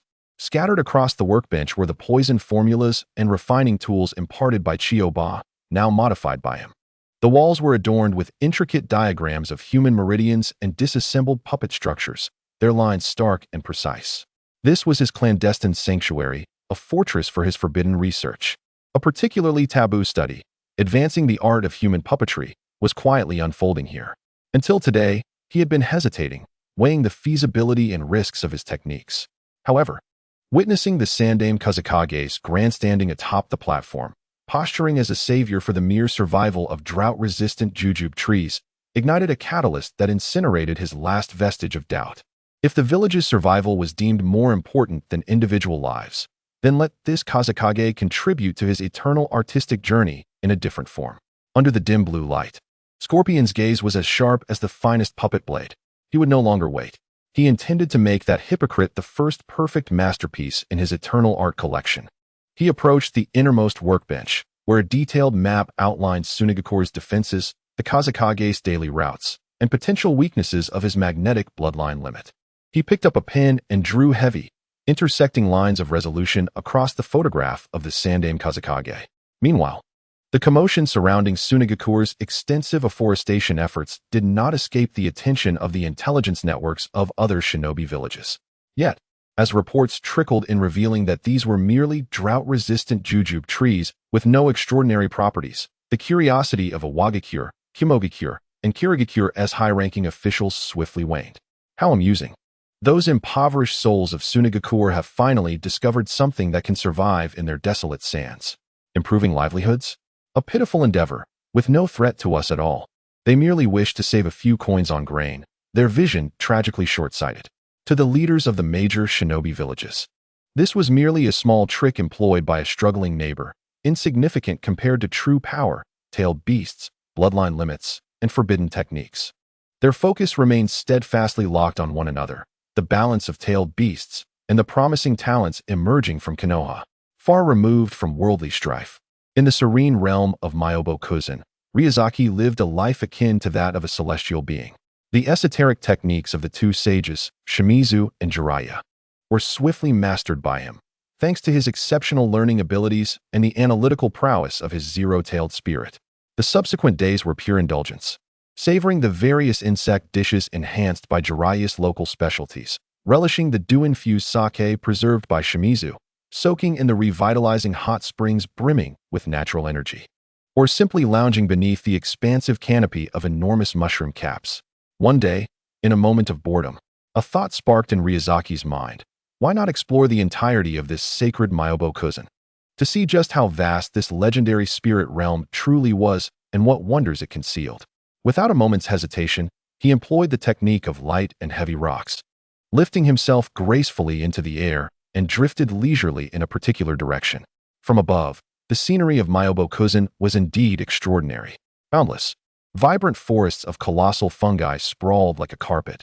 Towering, bizarrely shaped peaks refracted an enchanting glow. In the profound valleys, mist infused with natural energy swirled.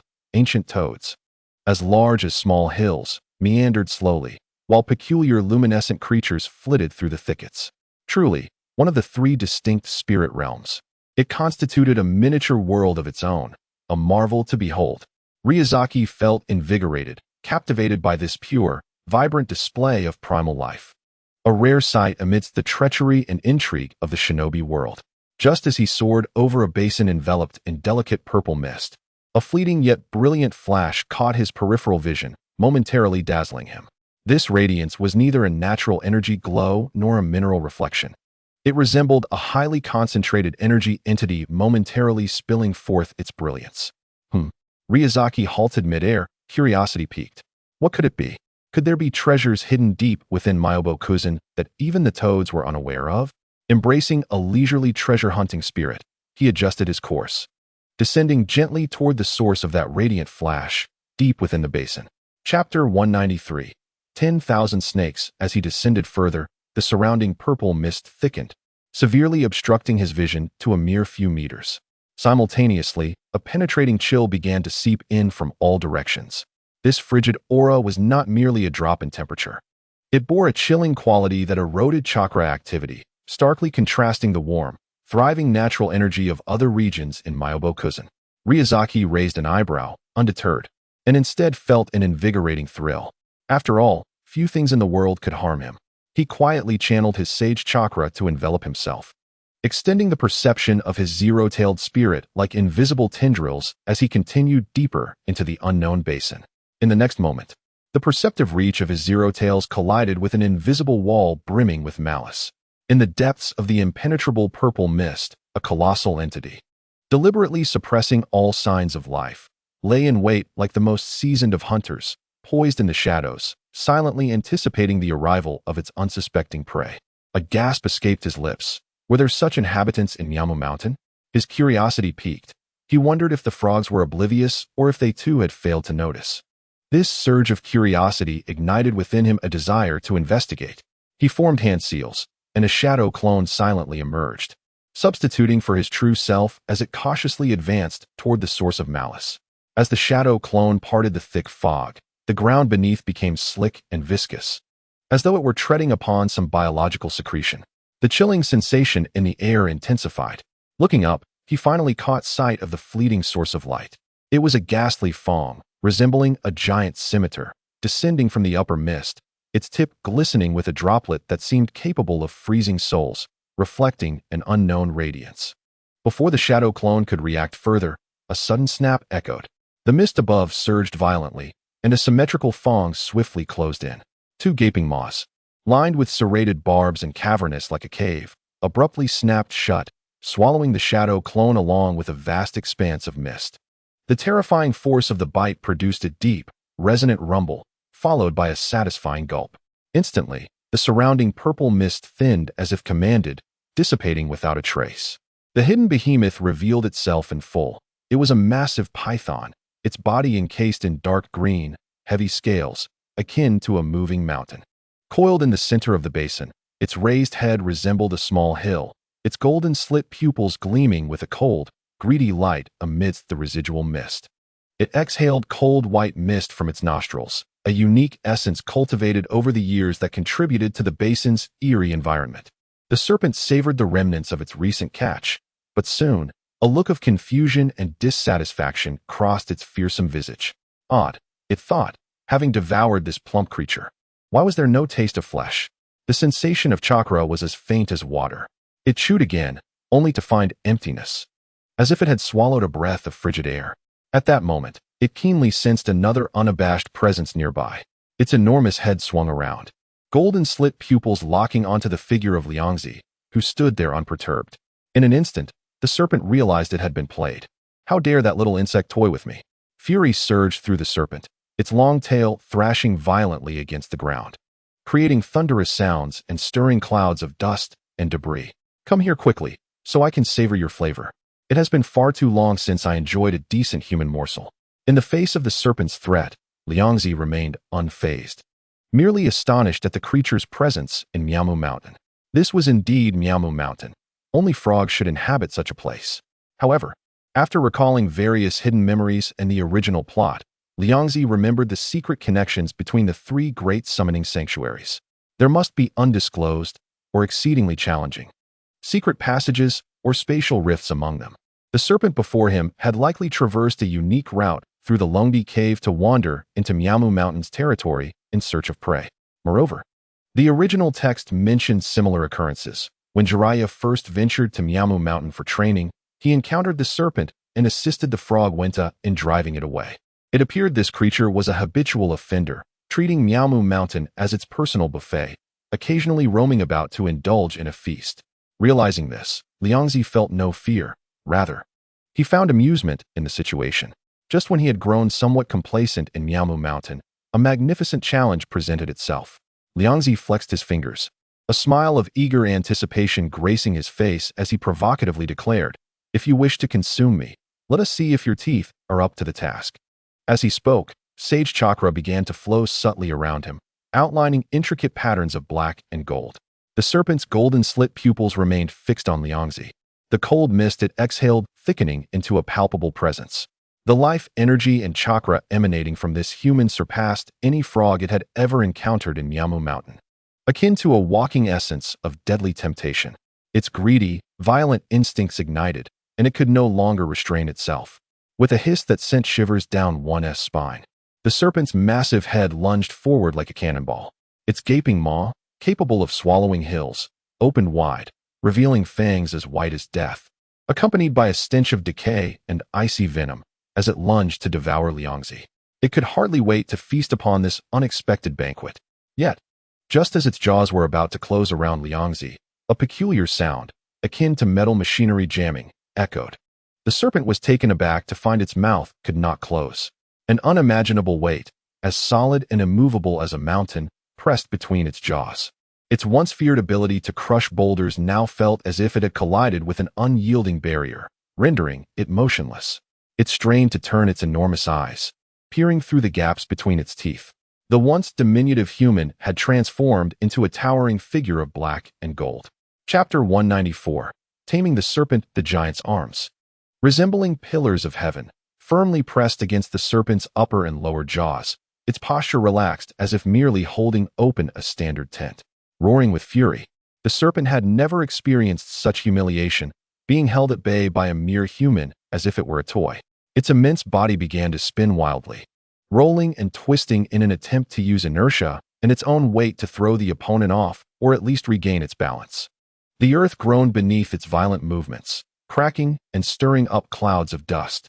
Yet no matter how it struggled, the black and gold giant remained steadfast, as if rooted to the earth, its feet seemingly connected to the very veins of Miyamu Mountain. Though its form swayed slightly with the serpent's tumult, it remained as stable as a rock, even manipulating the serpent's massive body through the air like an unruly ribbon, creating graceful arcs. "You have thoroughly enraged me, little human." The serpent seethed, its fury reaching a boiling point. Seeing that physical means were ineffective, it abruptly pulled its head back, momentarily breaking free from the terrifying grip. Then took a deep breath, its abdomen swelling dramatically. A torrent of dense, impenetrable, deep purple poison erupted from its mouth, like a flood breaking through a dam. This poison was not only highly toxic, but also possessed corrosive and nerve-paralyzing properties, serving as its lethal weapon against large, troublesome prey. Even the ancient frogs of Miyamu Mountain held a healthy respect for this toxic mist. The poisonous fog surged toward the giant form of Liangzi, threatening to engulf it entirely. However, Liangzi merely opened his colossal mouth nonchalantly. A powerful, robust gust of air erupted from him, far more vigorous and profound than the serpent's venomous exhalation. This air blast acted as an invisible wall of wind, not only pushing back the approaching poison, but also forcing it back into the serpent's gaping maw, which had yet to fully close. The serpent's eyes widened in shock, its massive body stiffening, followed by a pained, distorted hiss. The lethal poison erupted within it without hindrance, intensely corroding its mouth and esophagus, while the paralyzing toxin directly impacted its nerves. Unable to maintain its coiled stance any longer, it thrashed about in the basin like a loach thrown into boiling oil, convulsing and slamming its body against the ground, leaving it battered and in excruciating pain. Liangzi observed the woeful state of Wanshi, a smirk curling at the corners of his mouth as he taunted. "Tisteisuke, is this all you can do? You can't even digest your own venom?" After this brief exchange, Liangzi's assessment of Wanshi plummeted further. Despite its massive size and strength, it fought almost solely on primal instinct, exhibiting a simplistic strategy and a glaring lack of intelligence, which was hardly befitting of its notorious reputation. Watching Wanshi writhe in agony on the ground, momentarily devoid of its capacity to resist, a mischievous thought suddenly sparked within him. He sprang into action, nimbly leaping onto Wanshi's still convulsing massive body. And with a few strides, he reached the apex of its triangular head. There, a pair of menacing horns curved backward, resembling a regal crown. Liangzi steadied himself, grasping one of the horns as if it were the reins of a war steed, and tugged upwards with force, mimicking riding commands as he ordered, "Giddy up. Stop playing dead. Take me for a ride around Miyamu Mountain." Beneath him, Wanshi's convulsions seemed to halt for a moment. Its golden slit-pupiled eyes, dulled by pain and toxins, suddenly sharpened in focus. Deep within those eyes, a complex mixture of utter humiliation, rage, and an indescribable terror born from absolute power settled in. One of the dominators of Lungdi Cave, the fearsome Wanshi, had never before been commanded as a mere mount. A violent struggle erupted once more as it thrashed its head wildly, its body heedlessly battering the ground in an attempt to shake off or even crush the odious human on its back. "Roar, while human. You shall not." Yet before it could finish its threat, a piercing pain surged from a point along its spine. "Liangzi, seemingly bored with the taming game. Let a glint of danger flicker in his eyes. One hand firmly gripped the horn while the other formed a blade-like gesture, the fingertips gathering a highly concentrated chakra, akin to cutting through space, which suddenly pierced through the gaps in its scales and into its flesh. Since you refuse to comply, your skin, bones, and flesh must surely serve as excellent ingredients. Liangzi's voice remained calm, yet it bore a chilling undertone that sent shivers down Wancha's spine. Furthermore, I happen to be in need of a sturdy belt, and I hear snake tendons are incredibly resilient. The threat of being flayed, coupled with the acute sensation of cutting pain along its back, extinguished all fury within Wanchi in an instant, as if doused with icy water. It realized that this human was indeed capable of following through and possessed the power to do so. In a fleeting moment of deliberation, it weighed its options: to retain its dignity and become mere materials, or to temporarily submit and preserve its usefulness. Wancha's violent yet not unwise mind swiftly made the instinctual choice of survival. Stop! Wanchi hissed through clenched teeth, its struggles noticeably weakening until it finally ceased entirely. Its massive head fell to the ground in reluctant submission, producing a dull thud, a sign of acquiescence. Yet, the golden slit pupils remained etched with resentment and endurance. Liangzi, satisfied, patted its head and withdrew his ominous fingers from its body. If only you had understood sooner. Now, let us take a tour of Miamu Mountain and enjoy the scenery. Thus, a spectacle unprecedented in ages unfolded upon Miamu Mountain. A human leisurely rode atop the notorious giant serpent from Longdi Cave, traversing the sacred grounds of the toads as if on a picnic. Wherever they passed, whether patrolling toad warriors or practicing young toads, or even the reclusive elder toads, all were left dumbfounded, their jaws nearly dropping to the ground. Is that the Wanchi from Longdi Cave? Is that Lord Liangzi upon its head? By the heavens! Wanchi has been tamed and made into a mount. Hurry! Inform Lord Shinsaku and Lady Shima. An uproar spread across Miamu Mountain, the news disseminating with explosive speed. Chapter 195. Longdi Cave. Shortly thereafter, having exhausted his tour of Miamu Mountain atop the serpent, Liangzi conceived a new idea. He looked down and kicked Wanchi's head, asking, "Hey, take me to Longdi Cave for a look." Wancha's body stiffened, a complex glimmer flashing in its eyes. To lead an enemy to its lair? This was undoubtedly betrayal. Yet, recalling the threat of being flayed and the precariousness of its current situation, it let out a low grunt, as if in agreement. After all, serpents are cold-blooded. If the human were to wreak havoc among other snakes in Longdi Cave, it would only delight them. It coiled its body and slithered toward a particularly hidden area of Miamu Mountain, where energy fluctuations were exceptionally chaotic. There lay a highly unstable and dangerous spatial rift, the illegal passage through which it could occasionally slip away. Utilizing its innate sensitivity to spatial disturbances and its formidable physique, Wanchi laboriously guided Liangzi through the turbulent rift. Before them, the scenery transformed dramatically. Longdi Cave stood in stark contrast to the vibrant life of Miamu Mountain. The sky was eternally dim, shrouded in a pale purple miasma. The ground was rugged, riddled with massive caverns, bottomless chasms, and jagged stones. The air was cold and damp, and the natural energy here exuded a bizarre, viscous quality, imbued with a chilling, metallic scent, utterly opposed to the warmth and vitality of Miamu Mountain. "This is it," Wanchi muttered, appearing somewhat uneasy. Liangzi, however, perked up, immediately leaping off Wancha's head and inhaling the distinctly different air. Indeed, even the scent of natural energy in the air was unlike anything he had encountered before. He settled into a cross-legged position, unreservedly channeling his zero tail and Shensu, beginning to attempt to capture, devour, and transform the natural energy of this realm. The process proved slightly more sluggish than in Miamu Mountain. The natural energy in Longdi Cave was more aggressive and inert. However, Zero Tail's adaptability and filtration capabilities were terrifyingly potent, quickly finding its rhythm.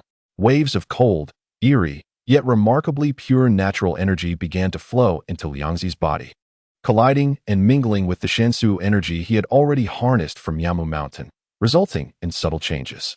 The commotion he caused while devouring this energy was akin to dropping a massive stone into a tranquil poisonous pool in this relatively stable energy zone. Deep within Longdi Cave, in a dim hall constructed of pale snake bones and luminescent minerals, three figures simultaneously opened their eyes. They possessed humanoid upper bodies, alluring and enchanting. But their lower halves were vibrant snake tails, exuding a profound and dangerous aura. A little mouse from the outside is stealing our food. Tianqin Shinki licked her lips, a glint of mockery and danger flashing in her eyes. Moreover, it has a peculiar scent, mingling the delectable aroma of Miaomu Mountain with a greedy malice. The voice of Shichudo Heim resonated like the chilling clash of jade. To think it could sneak past us and into Longdi Cave. Could it be that rascal Orochimaru? The smile of Wanzuji Heim bore a condescending scrutiny laced with curiosity. The three high-ranking snake maidens of Longdi Cave exchanged glances, their thoughts instantly spreading outward. An invisible wave of probing rippled silently towards the source of the anomalous energy fluctuations, where Liangzi was situated. They were eager to discover who possessed the audacity to engage in such thievery within Longdi Cave. Meanwhile, Wanshi, coiled nearby, watched Liangzi devour the eerie, cold natural energy of Longdi Cave as if he were a whale drinking water, its slit pupils first bulging wide, then filling with an uncontrollable jealousy and bitterness. Why? What right does this guy have to absorb natural energy and cultivate Shinsu? I have spent countless years in Longdi Cave, fighting, consuming, and growing stronger. Yet I can never cross this damned threshold of Shinsu. The trials posed by the ancient figure of Bai Shi Xianren are indeed formidable. Yet, this portly intruder from the human realm not only masters the techniques of Miao Mushan, but also navigates our Long Di Dong with an ease that resembles returning to one's own abode. Is this in accordance with the natural order? However, this envy was soon eclipsed by a more palpable fear. The commotion generated by Liang Zi's energy absorption grew increasingly pronounced, manifesting as a miniature vortex of swirling dark purple energy that disrupted the surrounding miasma.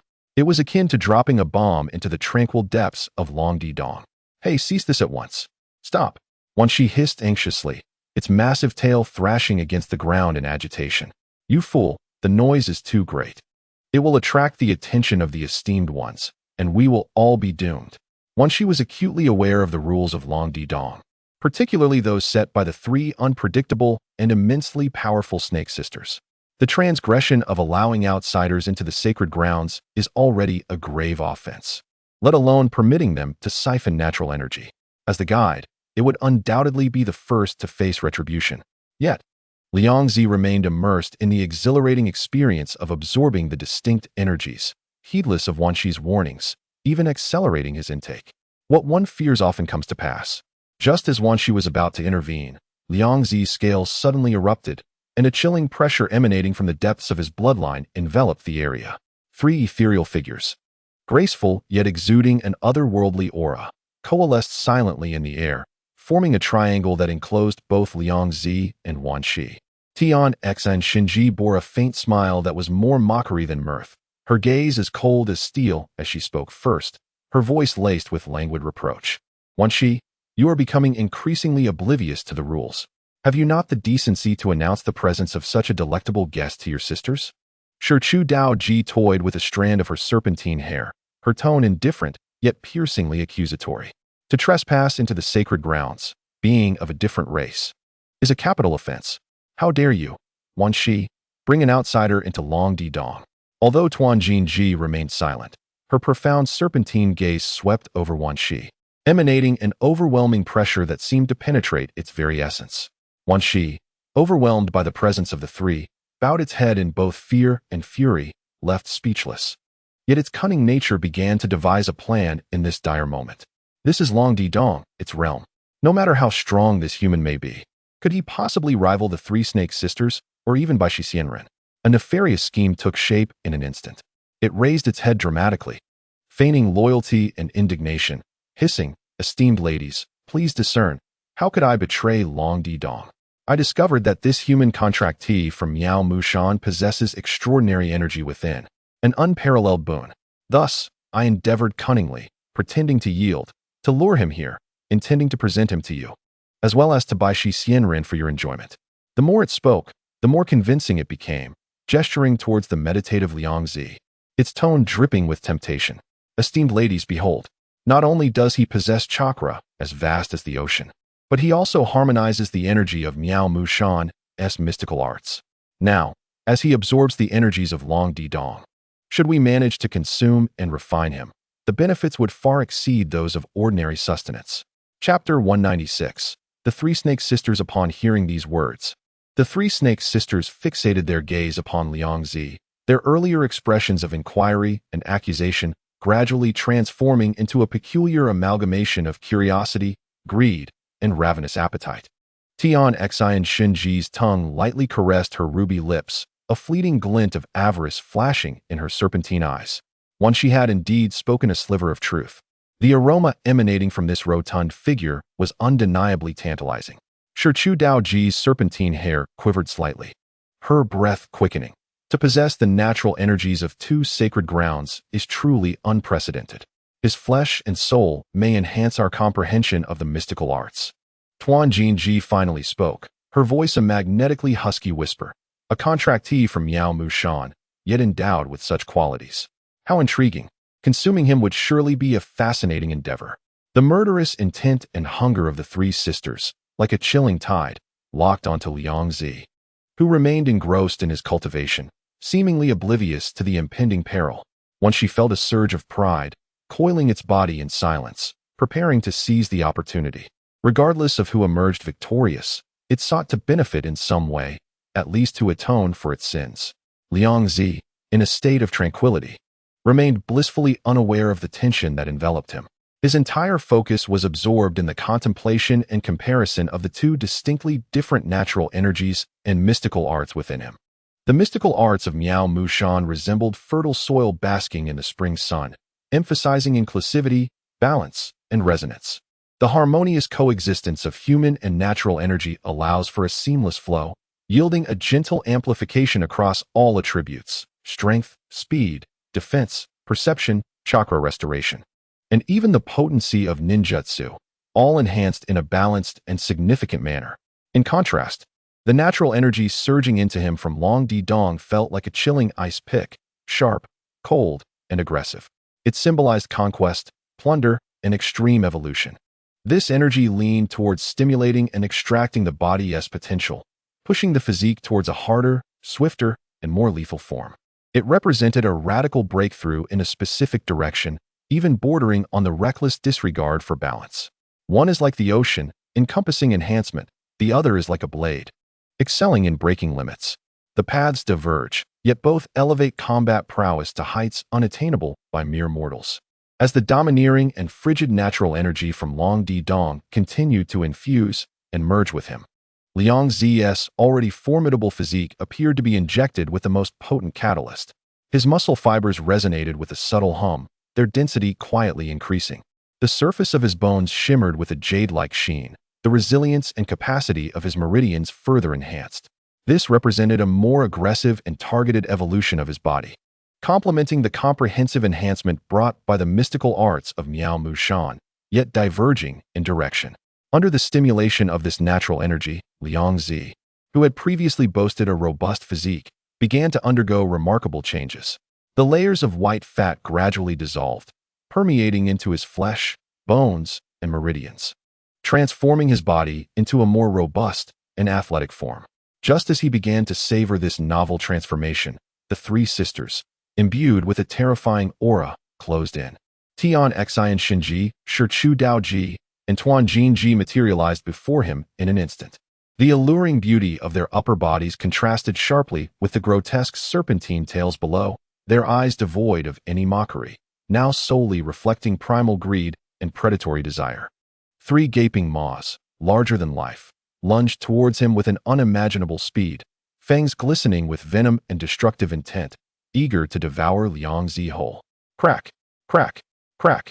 The sound of three teeth-shattering impacts reverberated simultaneously. The anticipated scene of carnage did not unfold. The three snake sisters felt as though they had bitten into an unyielding divine metal, akin to gnawing on the core of the ancient cold iron deep within Long Di Dong. A wave of retaliatory pain shot through their fangs, reverberating into their skulls, leaving them dazed and nearly shattering their own teeth. What? Tian Xian Shinji gasped, retreating in astonishment, her stunning visage etched with disbelief. So hard. Shichu Daoji cried, tears streaming from her eyes as her serpentine tail writhed restlessly. Tuan Jinji squinted, for the first time revealing a grave expression. A human so unyielding was a first for them. Undeterred, they unleashed an array of tactics, corrosive venom, soul-piercing sonic waves, cunningly entangling serpentine hair, and claws infused with frigid mystical chakra. In an instant, energies clashed, and toxic mists engulfed the area where Liangzi stood, drowning it completely. However, no matter how fiercely they attacked, Liangzi, who was at a critical juncture of energy absorption and physical evolution, was enveloped in a swirling shield of chakra infused with the characteristics of two sacred lands, standing firm as a rock. Those lethal strikes merely stirred ripples upon the surface before dissipating into nothingness, failing to even cause him to sway. He remained in a meditative posture, his breath becoming increasingly profound and boundless under the provocation of their assaults.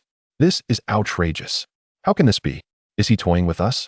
The three great snake goddesses were filled with indignation, having never encountered such an enigmatic situation. A seemingly defenseless human had rendered the three high-ranking members of the Long Di Dong utterly helpless, and a profound sense of humiliation replaced their initial greed. It seemed that a serious approach was now unavoidable. Kenshin Shinji bellowed, as if having made a resolute decision. The three snake goddesses exchanged glances, their demonic aura soaring, their forms beginning to swell and twist dramatically, preparing to manifest their colossal and immensely powerful true forms as ancient giant serpents, vowing to crush this peculiar human with absolute force. At this critical moment, Liangzi, who had been immersed in his cultivation, seemed finally stirred by the impending eruption of terrifying demonic power that threatened him. He abruptly opened his eyes, their depths swirling with golden black and dark purple luminescence, cold and unruffled. "It's noisy." With his indifferent words, the mark of zero tail on his abdomen suddenly radiated a brilliant glow. The voracious Baiju, which had long been concealed within him, living in symbiosis with the core of Zero Tail, had evolved into an indescribable monstrosity after consuming the impurities of natural energy and integrating the characteristics of Zero Tail. At this moment, it was fully awakened and unleashed by Liangzi's will. Roar! A vast, grotesque mass of flesh, interwoven with pale and dark hues, erupted from behind Liangzi, writhing and proliferating. It bore no fixed form, sometimes resembling a twisted giant tree, at other times manifesting as a maw filled with razor-sharp teeth, or even a colossal abyssal mouth that seemed to devour everything. It exuded an aura of pure greed and an insatiable hunger more nauseating than the miasma of Long Di Dong, epitomizing the ultimate amalgamation of Zero Tail's power and the essence of the divine tree, Zero Tail's voracious Baiju. As this horrifying entity made its presence known, countless pale tendrils and a dark maw lunged madly at the three snake goddesses, clashing violently with their surging demonic power. Boom! A cataclysmic sound echoed through the depths of Long Di Dong. The bizarre and insatiable consuming nature of Zero Tail's voracity clashed violently with the snake goddess's domineering and chilling celestial powers, eroding, tearing, and instantly transforming the area into the most chaotic and perilous battlefield. The myriad snakes had long recoiled to distant corners, trembling in fear as they observed this horror beyond their comprehension. Meanwhile, Liangzi, under the protection of Zero Tail's voracious Baiju, slowly rose, loosening his muscles and bones. The hospitality of Long Di Dong proved to be quite warm. He flexed his wrists as the golden black celestial patterns and dark purple energy coursed across his form, his aura surging exponentially. Just right, the newly acquired power needed a worthy opponent to test its edge. After assimilating the aggressive natural energy of Long Di Dong, Liangzi underwent a visible metamorphosis. His previously rounded physique was replaced by well-defined muscular lines. Although still voluptuous, each inch of his skin harbored explosive power, especially his form, which approached an exquisite blend of might and beauty, resembling a colossal war statue sculpted by divine power, emanating an overwhelming presence. His gaze swept across the battlefield, locking immediately onto Kenshin Shinji, whose aura was the most ostentatious and demonic power the most formidable. Just as the opponent began to manifest part of her giant serpent form, raising her head like a mountain, preparing to strike down on Zero Tail, voracious Baiju, Liangzi vanished in an instant. This was not a technique of instantaneous movement, but rather the sheer velocity brought forth by the explosive power of his body. In the next moment, he appeared beside Kenshin Shinji's massive serpent neck like a meteor. Amplification technique, localized enhancement. His right arm's muscles swelled, inflating several times, the skin taking on a dark metallic golden sheen as chakra infused with the characteristics of two celestial arts surged beneath the surface. Let us warm up with you. Before his words had fully left his lips, that fist, capable of shattering mountains, crashed into the side of Tianxin Shinji's neck with a terrifying sonic boom. Boom. The sound resonated like a thunderous drum, accompanied by the faint crack of bones. Tianxin Shinji's enormous serpent body swayed violently, emitting a cry of pain and rage. Her vertical pupils wide with disbelief. She hadn't even seen how he had approached her. Seeking death, the excruciating pain ignited her ferocity. Tianxin Shinji's serpent tail swept wildly, stirring up toxic winds and shattered stones, while she unleashed a dense purple poison mist from her mouth. A fusion of illusionary waves and physical attacks enveloping Liangzi. However, Liangzi did not flinch or evade. The physical body infused with the celestial arts of Long Di Dong exhibited astonishing resistance to toxins. The poison mist was dispersed by the swirling chakra long before it could approach him. As for illusions, the mental defense provided by Zero Tail, coupled with his own formidable will, rendered him nearly immune. Like a persistent parasite, he maneuvered closely alongside Tianxin Shinji's massive form, each punch, elbow, knee, and kick landing with the weight of a battering ram, precisely targeting her joints, vulnerable scales, and energy nodes. The evolution of his body through the celestial arts of Long Di Dong allowed him to wield an astonishing mastery over power and coordination, large yet incredibly agile. Bang! Crack! Boom! Tianxin Shinji was left dazed, her once proud resilient scales shattered, her demonic power sluggish, and her massive form became the perfect target. She finally felt fear, shrieking, "Sisters, forget about that monster. Let us combine forces to eliminate this human first." At the same time, Shichu Island Ji and Tuanjin Ji, who were entangled with the voracious Baiju that was proliferating and consuming everything, recognized the core issue.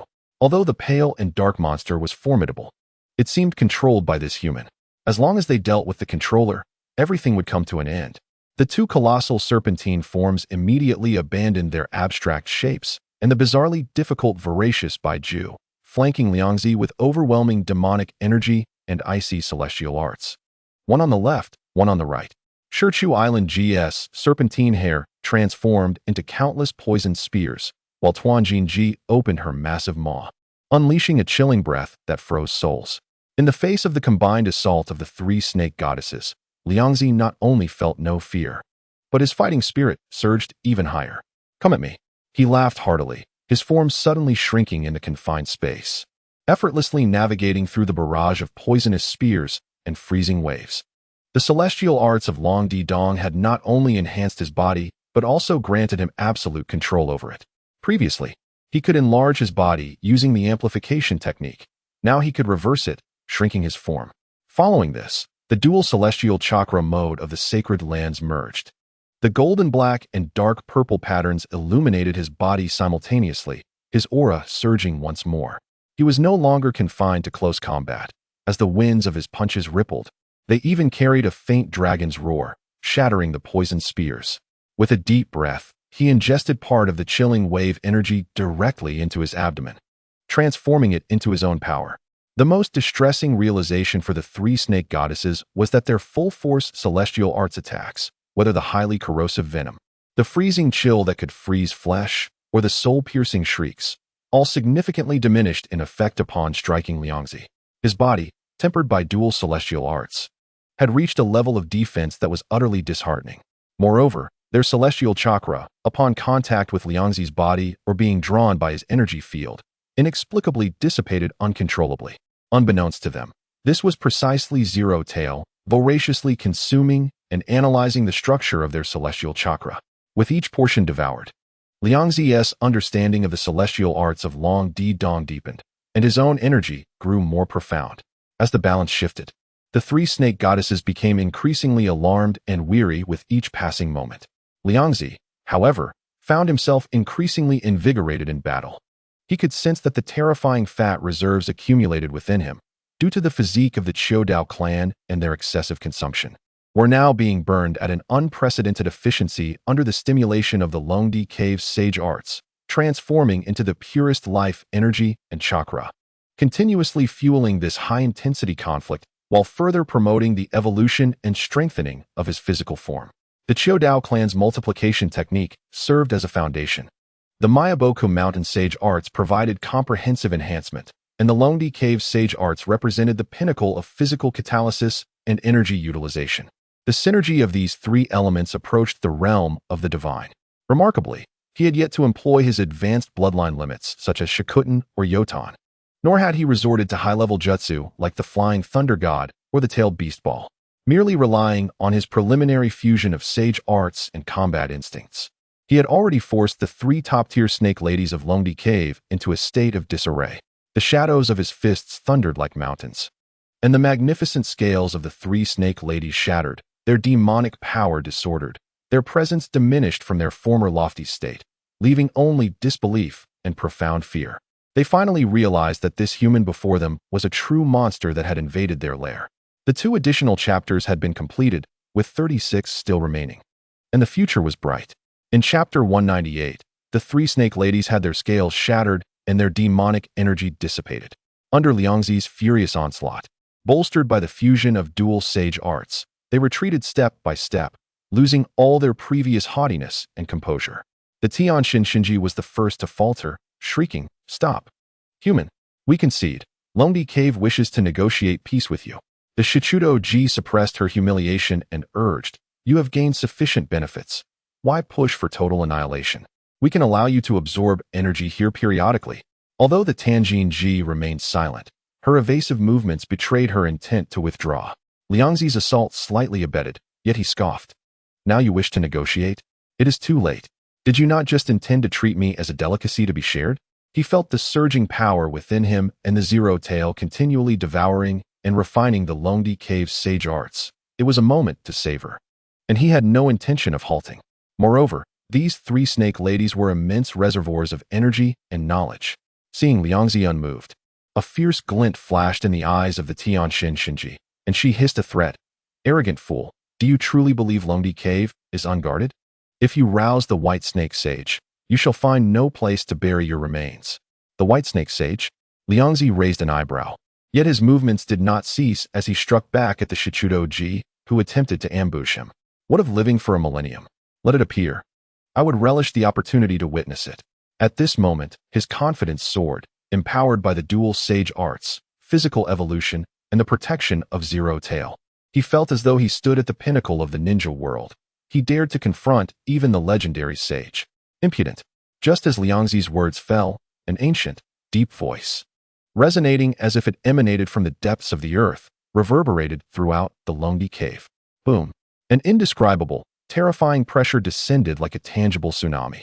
The light in the entire space dimmed instantly, all energy flows stagnating. Even the movements of Zero Tail became sluggish. The 3 snake ladies trembled as if faced with a nemesis, cowering in fear. Liangzi's heart raced with alarm as he gazed upward. From the endless darkness above the cave, 2 points of crimson light, resembling miniature blood moons, gradually illuminated the surroundings. Subsequently, an immeasurable pure white serpent body slowly manifested from the void, coiling downward. It was covered in lustrous, jade-like white scales, each inscribed with the marks of time and mysterious runes, and it bore crystalline horns upon its head, with long white whiskers hanging from its jaw. The mere sight of its revealed form filled his entire vision, as if it were the embodiment of the laws governing the Longdi Cave. The White Snake Sage. It lowered its head, its crimson serpent eyes coldly gazing down at the minuscule Liangzi, and spoke slowly, its voice causing the very space to vibrate. "Young one, you wreak havoc in my sacred domain, injuring my kin. This is indeed excessive." Without any superfluous gestures, the White Snake Sage gently lifted one of its forepaws and seemingly casually pressed down toward Liangzi's location. This press felt as if the will of the entire Longdi Cave, the accumulated cold sage energy of millennia, and the very weight of the space itself were converged into a single point, crashing down. Liangzi's pupils constricted. The dual sage arts shield he prided himself on twisted like paper under the immense strain, emitting a groan of unbearable burden. The overwhelming power surging around him appeared utterly feeble in the face of this celestial force. He felt like a frail boat in a tempest, on the verge of being crushed. "This is not good. My rapid advancement has led to overconfidence. The white snake sage before me has undoubtedly reached the Six Paths realm, and in certain domains, it is exceptionally formidable. He realized that unless he immediately employed the butterfly technique, burning a substantial amount of fat for explosive strength, perhaps he could repel it. But the cost was too great and the outcome uncertain. In a flash of insight, Liangzi made the most rational decision. Retreat was the best strategy. He vanished in an instant, utilizing the flying thunder god technique, leaving only a quickly dissipating ripple in the space behind him. As the white snake sage's strike landed, the ground where Liangzi had stood silently formed a bottomless, perfectly smooth circular pit, as if all matter, including rock, energy, and even light, had been utterly annihilated. Spatial technique? A flicker of barely perceptible surprise crossed the white snake sage's crimson eyes, yet it did not pursue, slowly retracting its forepaw.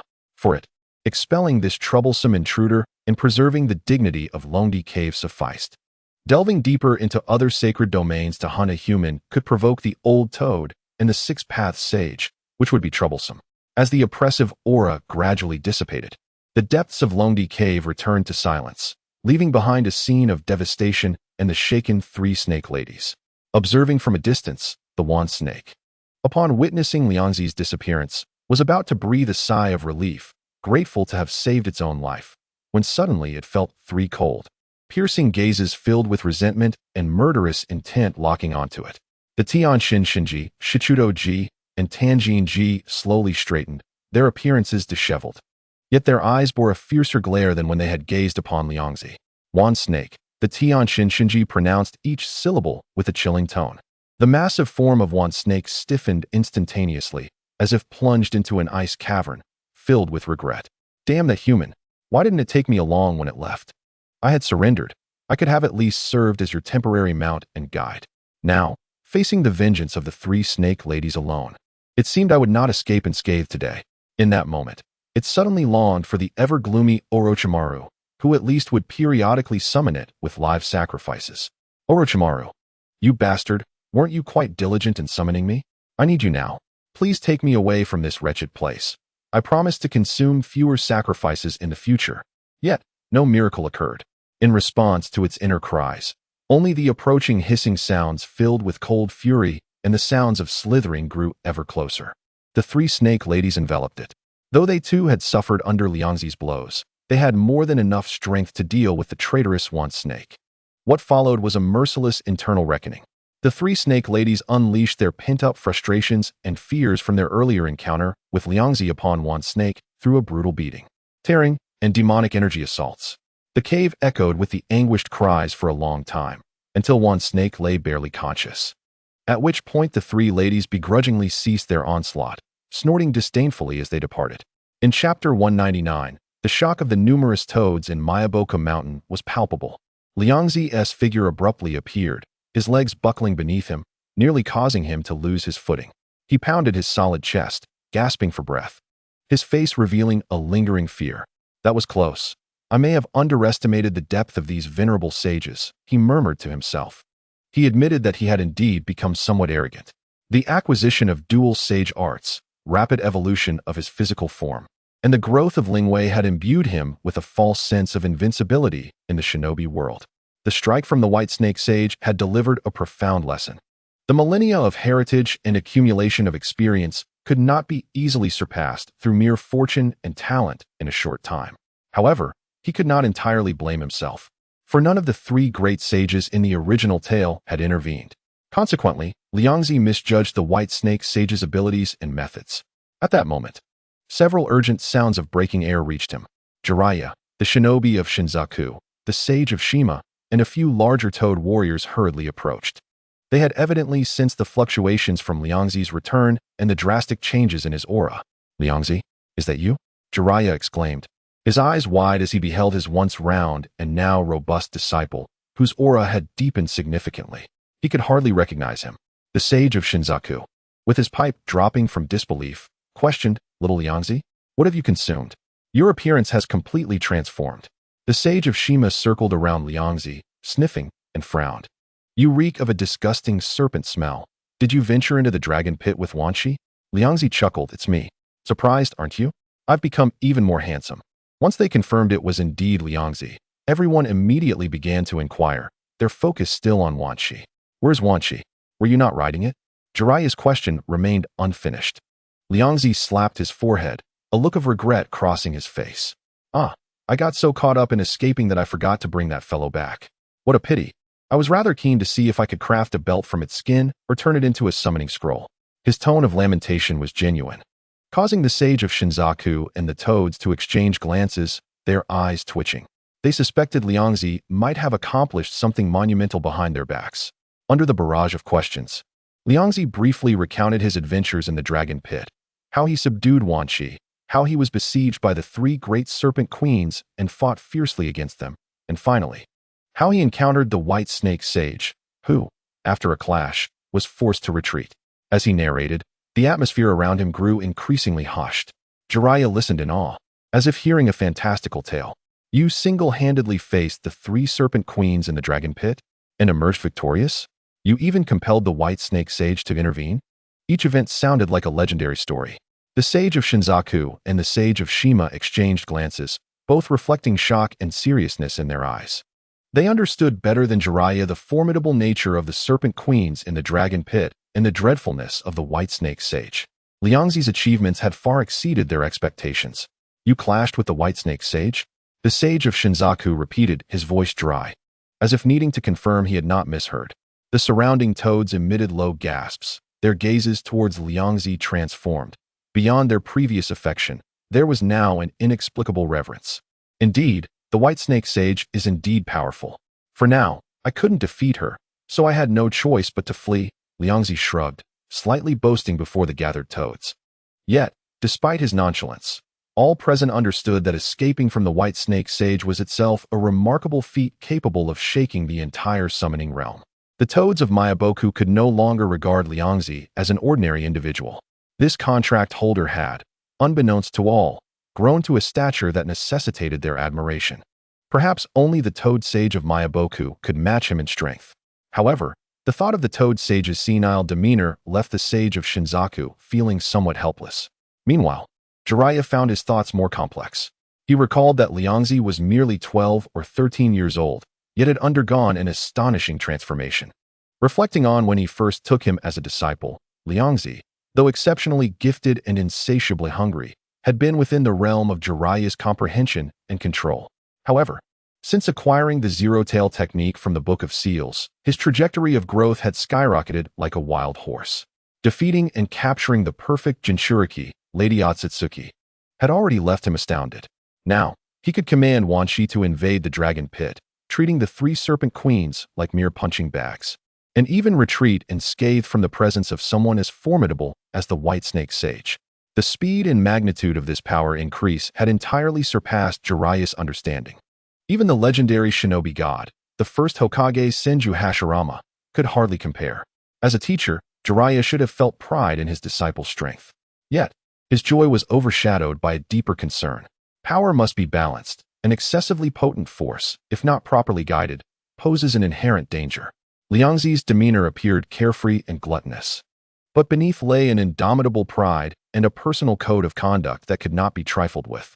His conflicts with the cunning Danzo were almost public, and several confrontations had nearly sparked flames. In the past, Jiraiya might have been able to mediate, but now Liangzi's strength had grown to a level where he felt powerless to intervene. Should these two ultimately clash, a conflict within Konoha could erupt, with catastrophic consequences that might engulf the entire village. What a headache! Jiraiya grumbled, scratching his white hair, finding the contemplation of political balance utterly perplexing. Never mind. Whatever will be will be. It's more practical to gather some writing material. He resolved to temporarily evade this unsolvable dilemma and prepared to indulge in the pleasures of the shinobi world. On the other hand, after experiencing the unfathomable terror of the white snake sage, Liangzi harbored an unprecedented curiosity about the toad sage of Mayaboku, who always seemed half asleep and forgetful. As a fellow master of a millennia-old sacred land, there was no reason for such a disparity in strength. That senile appearance was likely a facade or a manifestation of some peculiar state. Once this thought took root, he could no longer suppress it. He decided to remain in Mayaboku for the time being, solidifying his newly acquired dual sage powers while intentionally observing and studying the toad sage.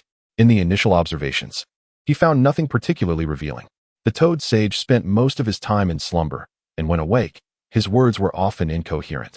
With an apparent lack of control over energy, his frail body resembled a decaying log, starkly contrasting the overwhelming presence of the white snake sage.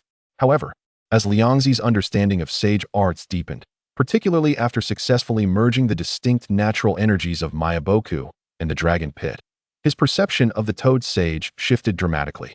Beneath that seemingly decrepit exterior lay an ocean of profound sage power. The toad sage was not devoid of strength. Rather, he had achieved a remarkably intricate balance and fusion with the entire Mayaboku and the broader natural energies. He resembled an ancient tree with roots sprawling across the earth, appearing motionless yet breathing in harmony with the entire ecosystem. When still, he seemed dormant, but when needed, he could likely summon a force far greater than the white snake sage's strike, a more fundamental and grand cosmic power. Nevertheless, Liangzi also keenly sensed the drawbacks and costs associated with such a state. A profound merging with nature inevitably leads to assimilation, where the individual's consciousness, memories, and even emotions may be gradually eroded and diluted by the vast will of nature. This may very well be the fundamental reason behind the muddled memory of the Hima Xianrun, who often falls into slumber. A part of it no longer completely belongs to itself. To be one with nature serves as both an invincible support and an eternal prison. Upon comprehending this, Liangzi's understanding and perception of power deepened significantly.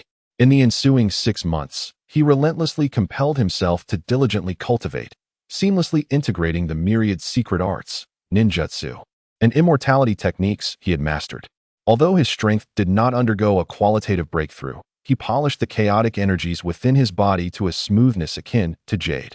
As he activated his powers, the various techniques flowed together without hindrance, each movement exuding an aura of effortless grace.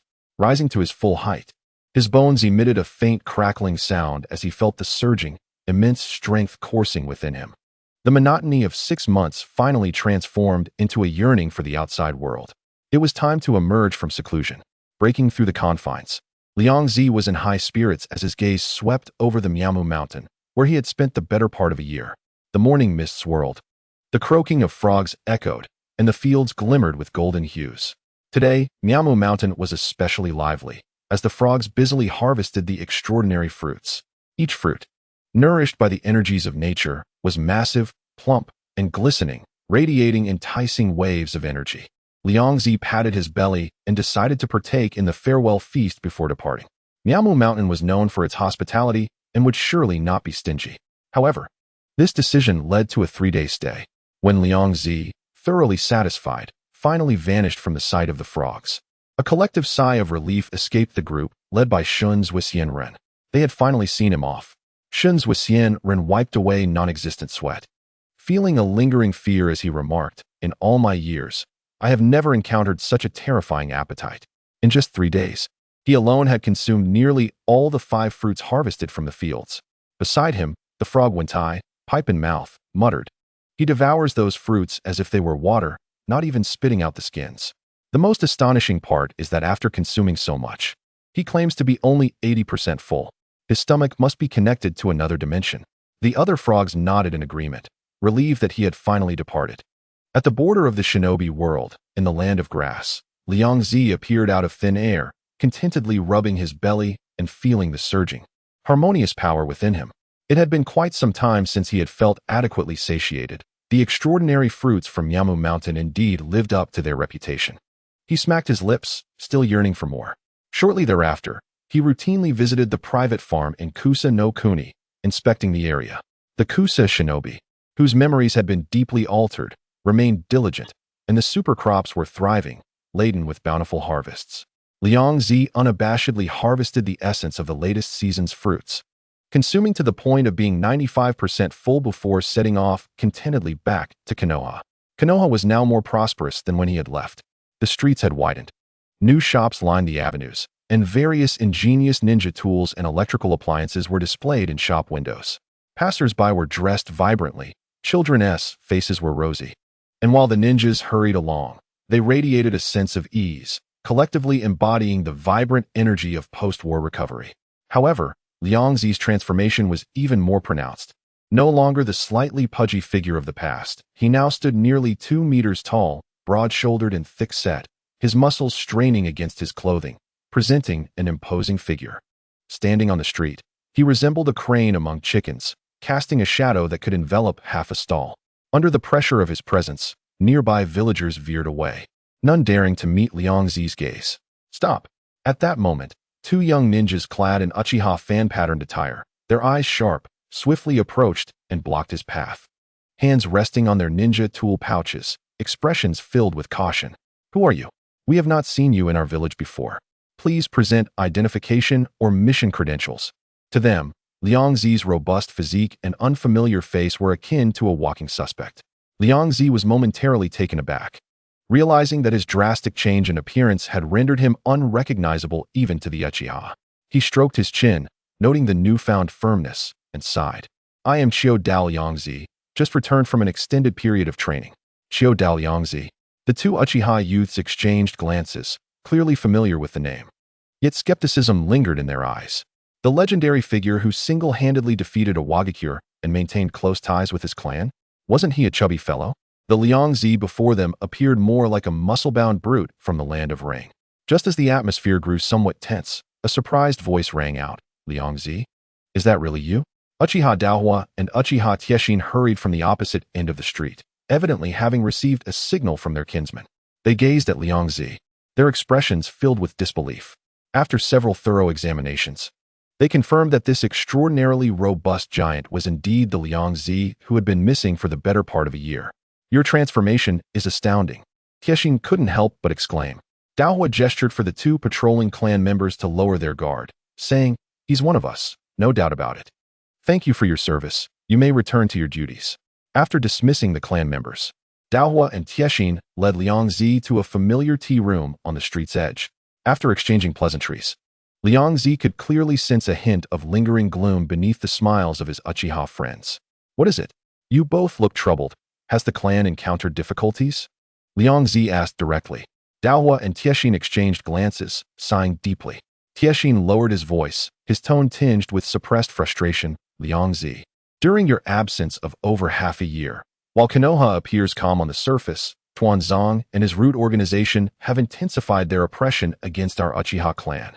Citing patrol conflicts, ineffective task cooperation, and even baseless suspicious movements, they have continuously sought to provoke us.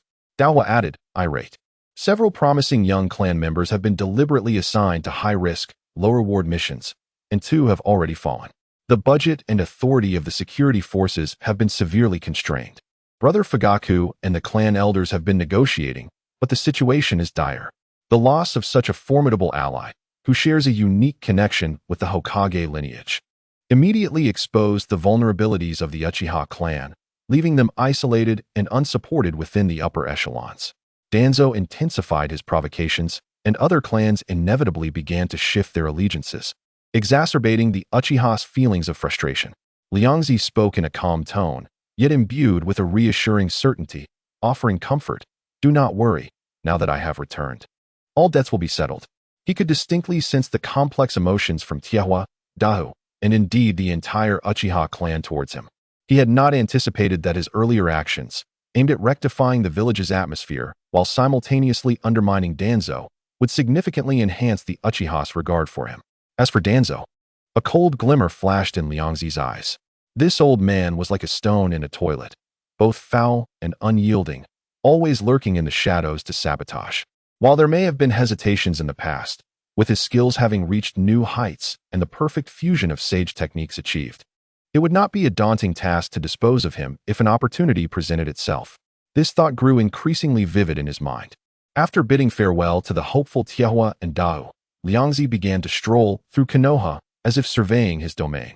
His first stop was the ever-expanding food processing factory, where the roar of machinery and the rich aroma of stews remained ever-present.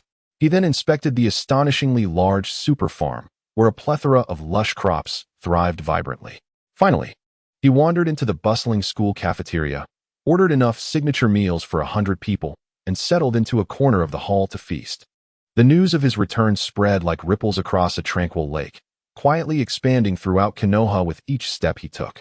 Many learned of his return, their reactions varying widely. Just as he was engrossed in devouring his third oversized bowl of stew, a bright voice rang out. Liangzi-senpai, I knew I would find you here. Liangzi looked up to see Minato Namikaze approaching with a beaming smile, accompanied by two individuals. One was tall, the other short, both sporting distinctive silver hair. The taller one, with a resolute visage and a gentle gaze that bore the weight of experience, was none other than Kakashi's father, Konoha's White Fang, Tsukumo Hatake. The shorter figure appeared to be a young child, around 5 or 6 years old, also with silver hair, wearing a mask that obscured most of his face, revealing only large eyes that exuded an unsettling calmness and curiosity beyond his years. He closely followed Tsukumo, clutching his father's hand. It was the young Kakashi Hatake. Minato led the two to Liangzi's table, smiling as he said, I heard you returned, and Tsukumo-senpai was eager to meet you and personally express his gratitude. Tsukumo stepped forward, nodding earnestly to Liangzi, and sincerely stated, Liangzi-kun, thank you for your help last time. Though unspoken, they both understood he referred to Liangzi's intervention to quell the detrimental rumors against him using Uchiha influence. This favor weighed heavily on Tsukumo, who had been in a dire situation, even contemplating suicide at that time. Young Kakashi gazed up, his eyes wide behind the mask, fixated on Liangzi's extraordinary physique and the towering pile of empty bowls on the table, quietly murmuring, You're really big. I can't believe you can eat so much. His innocent observation lightened the mood considerably. Liangzi laughed heartily, inviting them to sit down and requesting additional snacks and drinks from the cafeteria.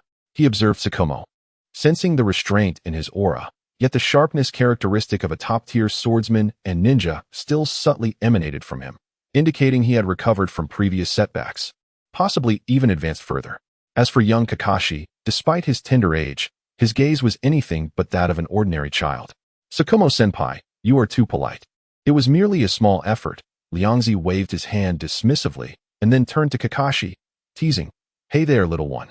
Just watching won't do. How about a strength contest with your uncle? After all, this was the future Kakashi Hatake, and defeating him would surely be exhilarating. Kakashi blinked, seemingly contemplating the feasibility of the proposal. Tsukumo, however, affectionately ruffled his son's hair, his eyes filled with a mix of tenderness and complex anticipation. After a brief exchange of pleasantries, Tsukumo's demeanor shifted to one of solemnity as he directed his gaze at Liangzi, revealing the true purpose of his visit. Liangzi-kun, beyond expressing my gratitude, I have a request. I wish for Kakashi to become your disciple. Minato, sipping juice nearby, nearly choked, coughing as he looked at Tsukumo in astonishment. Young Kakashi raised his head, his eyes widening behind the mask, clearly surprised by this sudden decision, yet remained silent, quietly observing his father and Liangzi. Liangzi was momentarily taken aback, pointing to himself in disbelief. You want me to be this kid's teacher? Tsukumo-senpai, you can't be serious. I'm still just a half-grown child myself and have never taught anyone. I don't even know what to teach. His words were honest. His growth journey had been filled with miracles and extraordinary circumstances, making him ill-suited for conventional instruction. Tsukumo shook his head, his expression revealing a complex resolve. It is not that I require you to impart systematic ninjutsu or wisdom. In fact, I have decided to resign from my position as a ninja and return to my family to reopen our ancestral forge. This revelation stunned even Minato, as the retirement of Konoha's White Fang was a monumental event for the village. Tsukumo continued, his tone tinged with resignation and clarity. My existence has become a thorn in the side of certain individuals. Had I perished, perhaps the village would have shown some compassion and provided Kakashi with protection and favor. However, having survived, the situation has changed. Kakashi possesses talent and aspires to be a ninja. His journey ahead is long. I cannot always be by his side. And with my current sensitive status, I might inadvertently draw unwanted attention to him, placing him in danger. His gaze turned earnest as he addressed Liangzi, Liangzi-kun. You are the only one in Konoha who can truly instill fear in others and is willing to oppose them for your principles. Allowing Kakashi to become your disciple, though I do not ask for your meticulous guidance, would merely serve as a title, a form of protection. With you as his teacher, those lurking in the shadows would have to think twice before acting against him. This is the best way I, as an unworthy father, can ensure his safety. Liangzi understood the gravity of the request. This was not a typical teacher-student relationship, but rather a plea for a form of political shelter. Tsukumo Hatake was trading his retirement for his son's relative security, and Liangzi was the chosen pillar upon which he could lean. He looked at young Kakashi, who was gazing back at him with curiosity and anticipation in his overly mature eyes, devoid of any resistance. He then glanced at the heavy burden of paternal love and hope in Tsukumo's eyes, recalling the tragic fate of this character in the original storyline and Kakashi's subsequent path. After a moment of contemplation, Liangzi concluded that becoming the teacher of Kakashi Hatake might not be such a bad idea, although unsure of what he could teach. Given the boy's exceptional talent, perhaps he wouldn't have to worry much about it. Rubbing his chin in thought, he finally nodded in response to Tsukumo's expectant gaze and Minato's slightly anxious demeanor. Very well, I shall look after this boy. Anyone who wishes to harm him must first seek my consent. His tone was casual, yet the weight of his words was unmistakable. Tsukumo visibly relaxed, deeply bowing to Liangzi. Thank you. Young Kakashi mimicked the gesture, attempting to act like a little adult, sincerely saying, Thank you, teacher. Minato smiled from the side, genuinely happy for the trio. After exchanging a few casual words and bidding farewell to the relieved Shuai Mao and his son, Shuai Min also took his leave due to pressing matters. Liangzi finished the remaining food alone, and his gaze gradually grew colder. Danzo was indeed an unstable menace. The Uchiha clan had been targeted by him, and Shuai Mao had been forced into seclusion. Who knew what other schemes he was concocting in the shadows? Previously, he might have been cautious about making too much noise and the Third Hokage's stance, but now a singular thought became strikingly clear. Tonight, he would seize the opportunity to resolve this trouble once and for all. As night fell, Konoha was enveloped in tranquility. Liangzi's figure melded into the darkness like a specter, silently infiltrating the sinister and concealed underground entrance of Root. The dark chakra of Zero Tail perfectly masked his presence, and his sensory abilities granted by sage art allowed him to clearly perceive the traps and barriers surrounding him.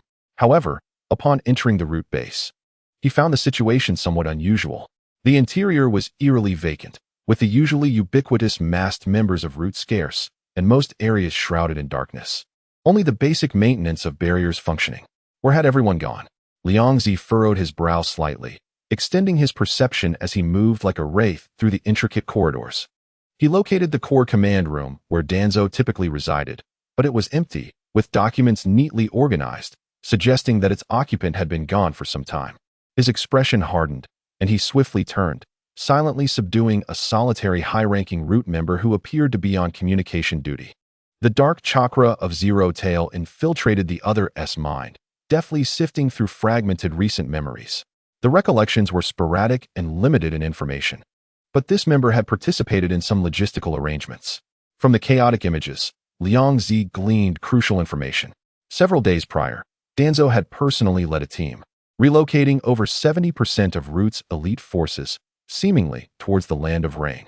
The remaining personnel had only received orders to maintain strict security at the base and keep communications open, with no knowledge of the specific mission. The Land of Rain? Liangzi released his grip, and the Root member collapsed to the ground, unlikely to awaken soon. He stood still, deep in thought.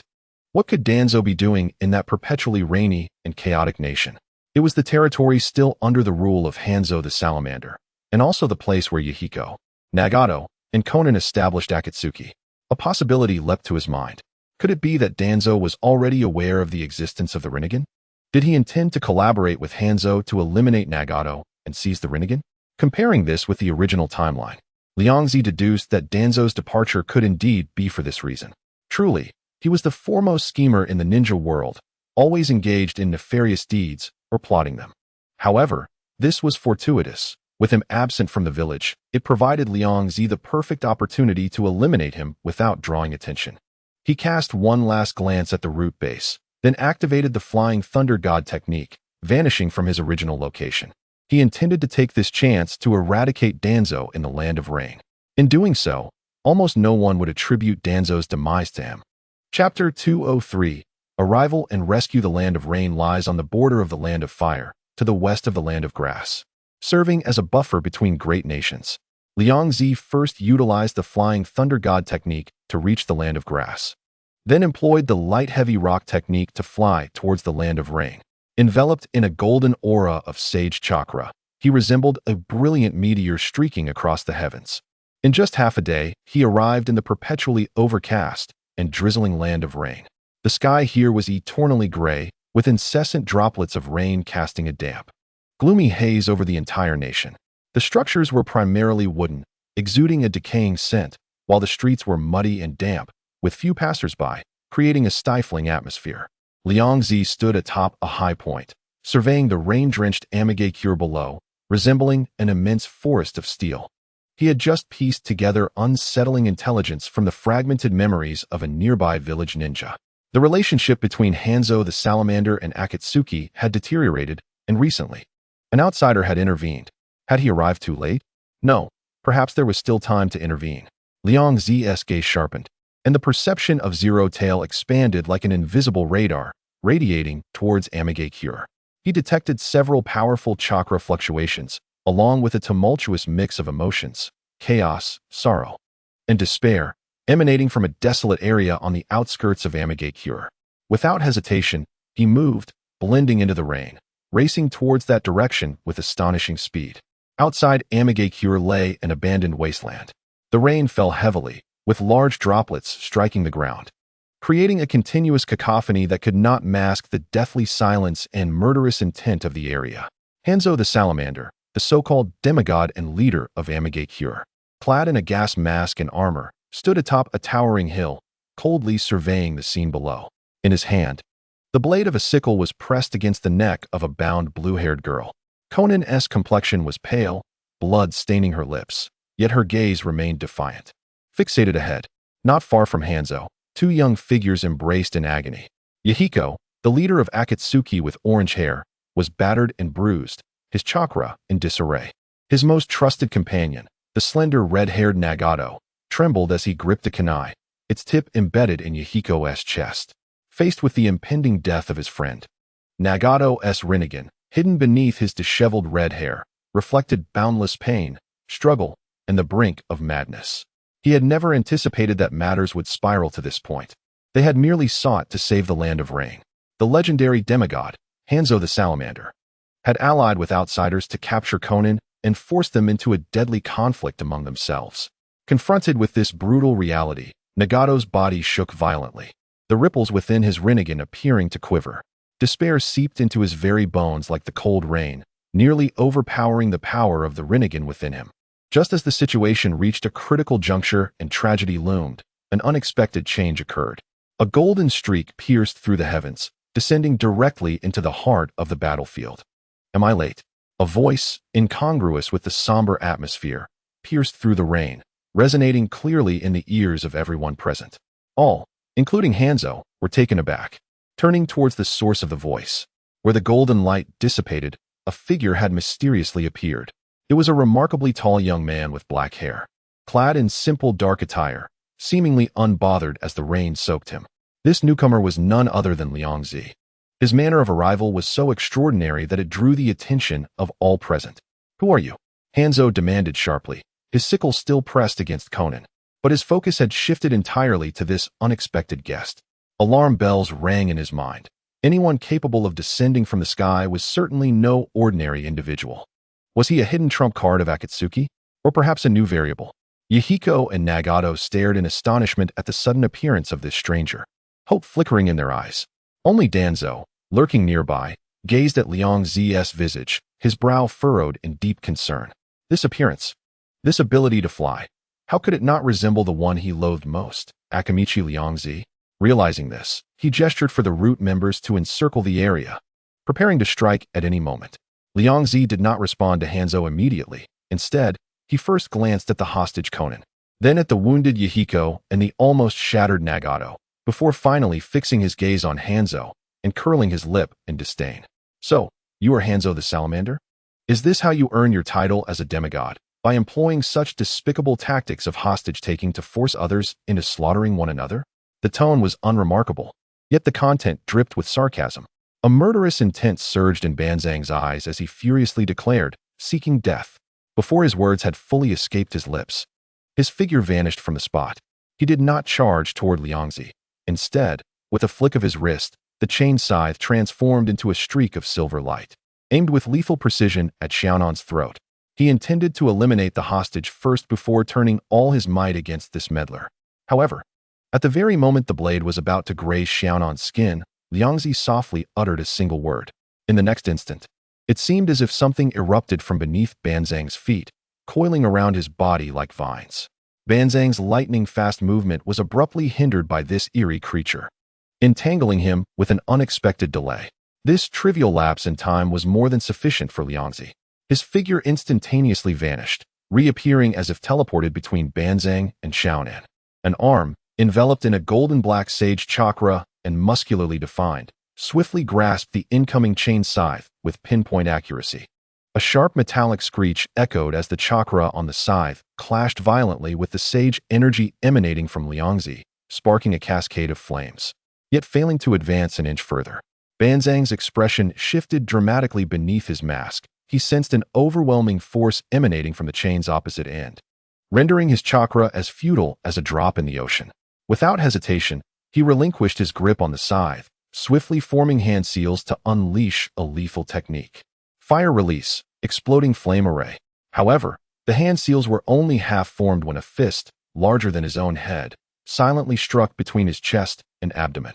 The resulting collision was thunderous, resonating so profoundly that even the falling raindrops seemed to shatter. Banzang's armored body was sent hurtling backward, akin to being struck by a speeding locomotive, transforming into a mere blur as he flew away at astonishing speed. All this transpired within the blink of an eye.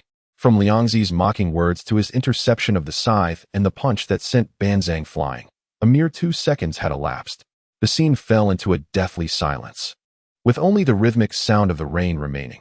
Xiaonan stood frozen, the thread at her neck vanished, leaving only the cold scythe discarded in the water beside the imposing stranger. Mayahiko and Nagato stared in shock at the indentation left in the ground and the still form of Banzang within it, their minds blank. Liangzi casually shook his hand, as if swatting away an annoying fly. Chapter 204. The Fall of a Demigod. He turned to face Mayahiko and Nagato, who were still in a daze. Pausing momentarily on Nagato's astonished and bewildered Rinnegan. All right, stop with that morose expression. Prepare for a victory banquet. Liangzi's nonchalant remark left the three, still reeling from the emotional turmoil, utterly bewildered. The atmosphere shifted abruptly from one of tragic heroism to an absurd state of shock. A banquet? Isn't that a bit premature? Xiaonan murmured. She glanced at the immobile Banzang in the distance, and then at the kunai embedded in Mayahiko's chest, finding the suggestion utterly ludicrous. Coughing, Mayahiko expelled a few mouthfuls of blood, his face as pale as a sheet from blood loss and excruciating pain. He managed a weak, yet clear, smile as he spoke to Liangzi. Thank you very much for your assistance, but I fear I may not survive. He cast a glance at the kunai lodged deeply near his heart, his gaze dimming. I can feel my life slipping away. Please take Xiaonan and Nagato and leave this place. Mayahiko, don't say that. Xiaonan's tears spilled over, mingling with the rain. It's my fault. I should have dodged. Nagato knelt on the ground, gripping his hair tightly, his Rinnegan filled with pain and regret. He had not expected Mayahiko to charge into his kunai, nor did he foresee that help would arrive midway. This was awkward. Mayahiko was about to die by his hand. He was on the verge of becoming the one who killed his companion. Liangzi observed this tragic scene of parting, shrugging helplessly.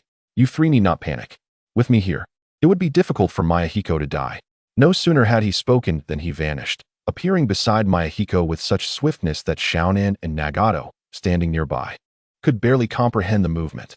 Do not move. Liangzi restrained the struggling Mayahiko, while his other hand radiated a gentle yet remarkably solid emerald glow. This was none other than an exceptionally skilled medical ninjutsu.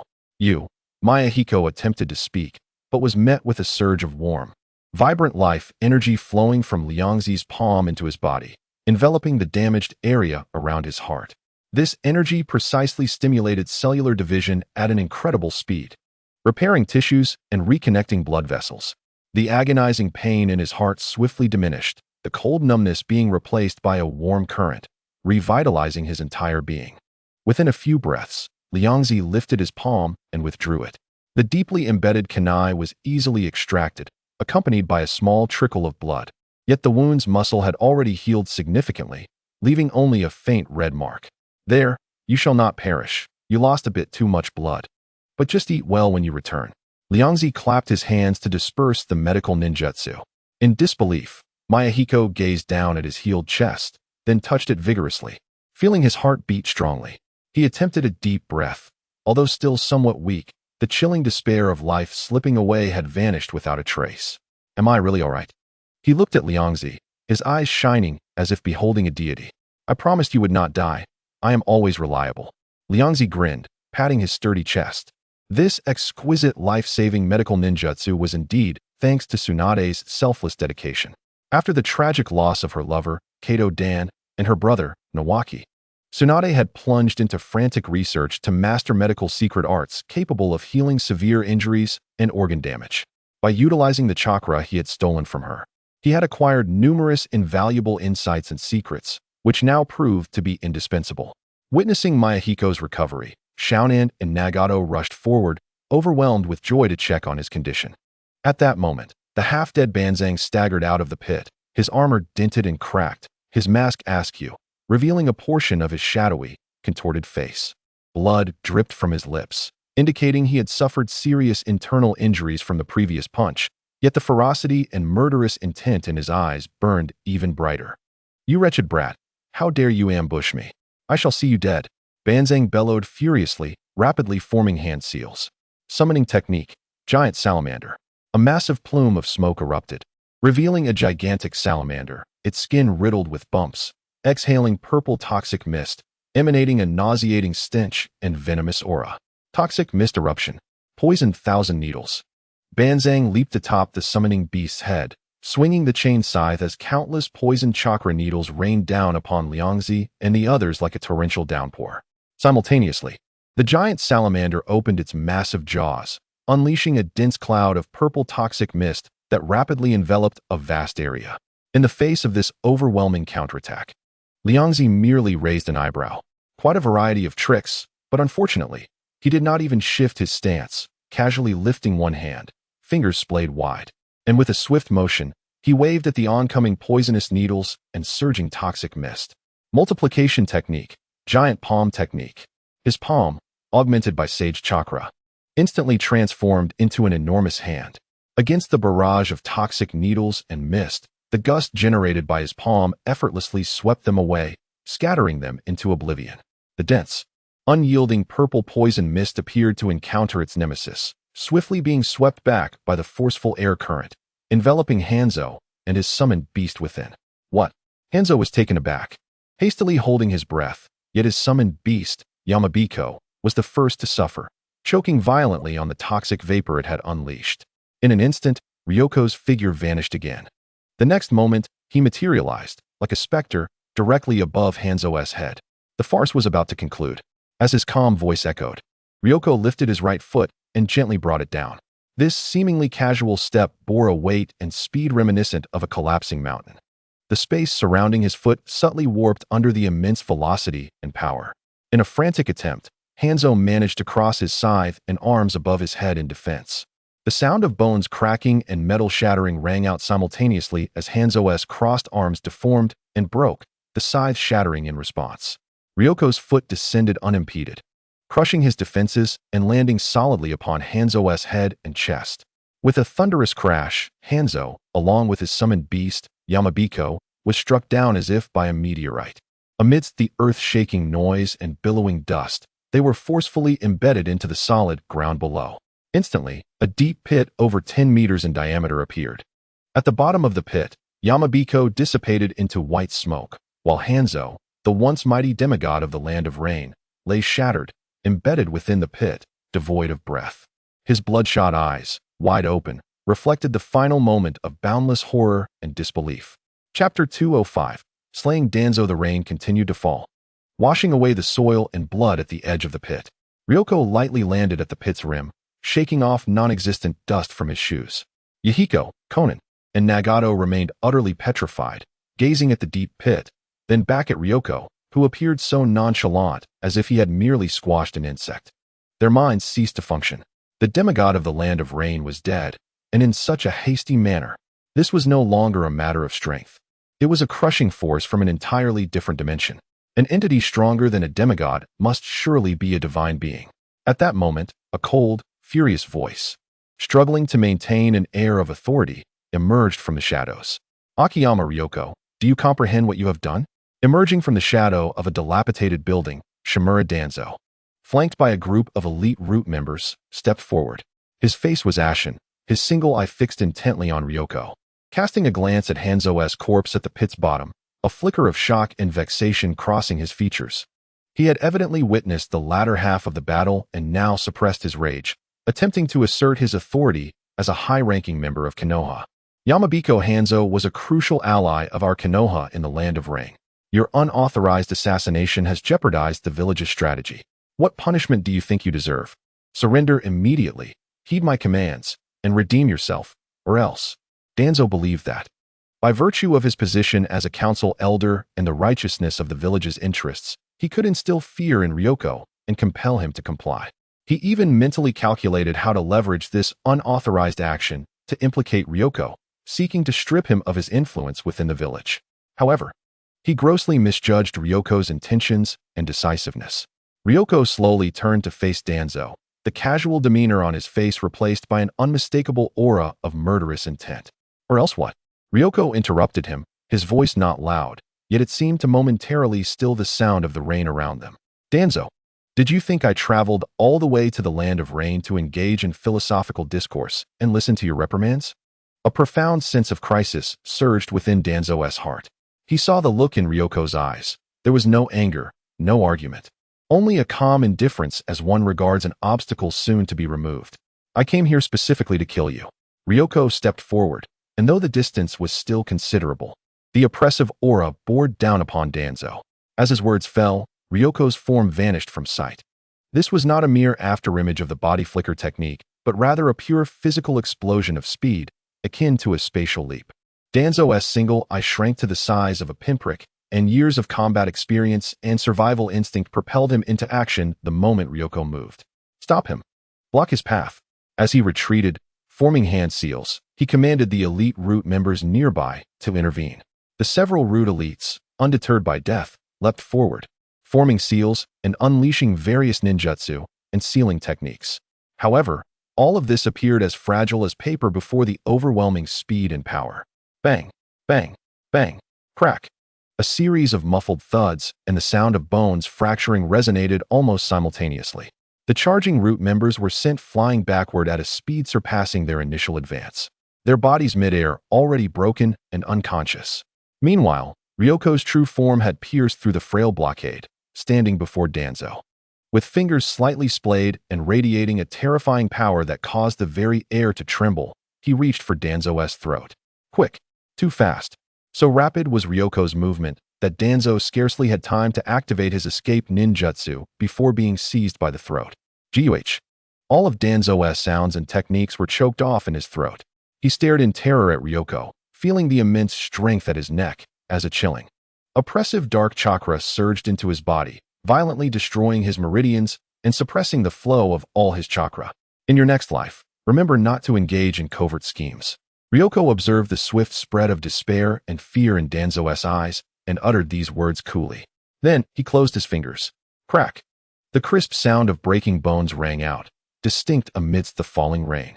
Shimura Danzo, the leader of Konoha's root, a master of manipulation and dark schemes, suddenly stiffened, the light in his eye rapidly dimming and extinguishing.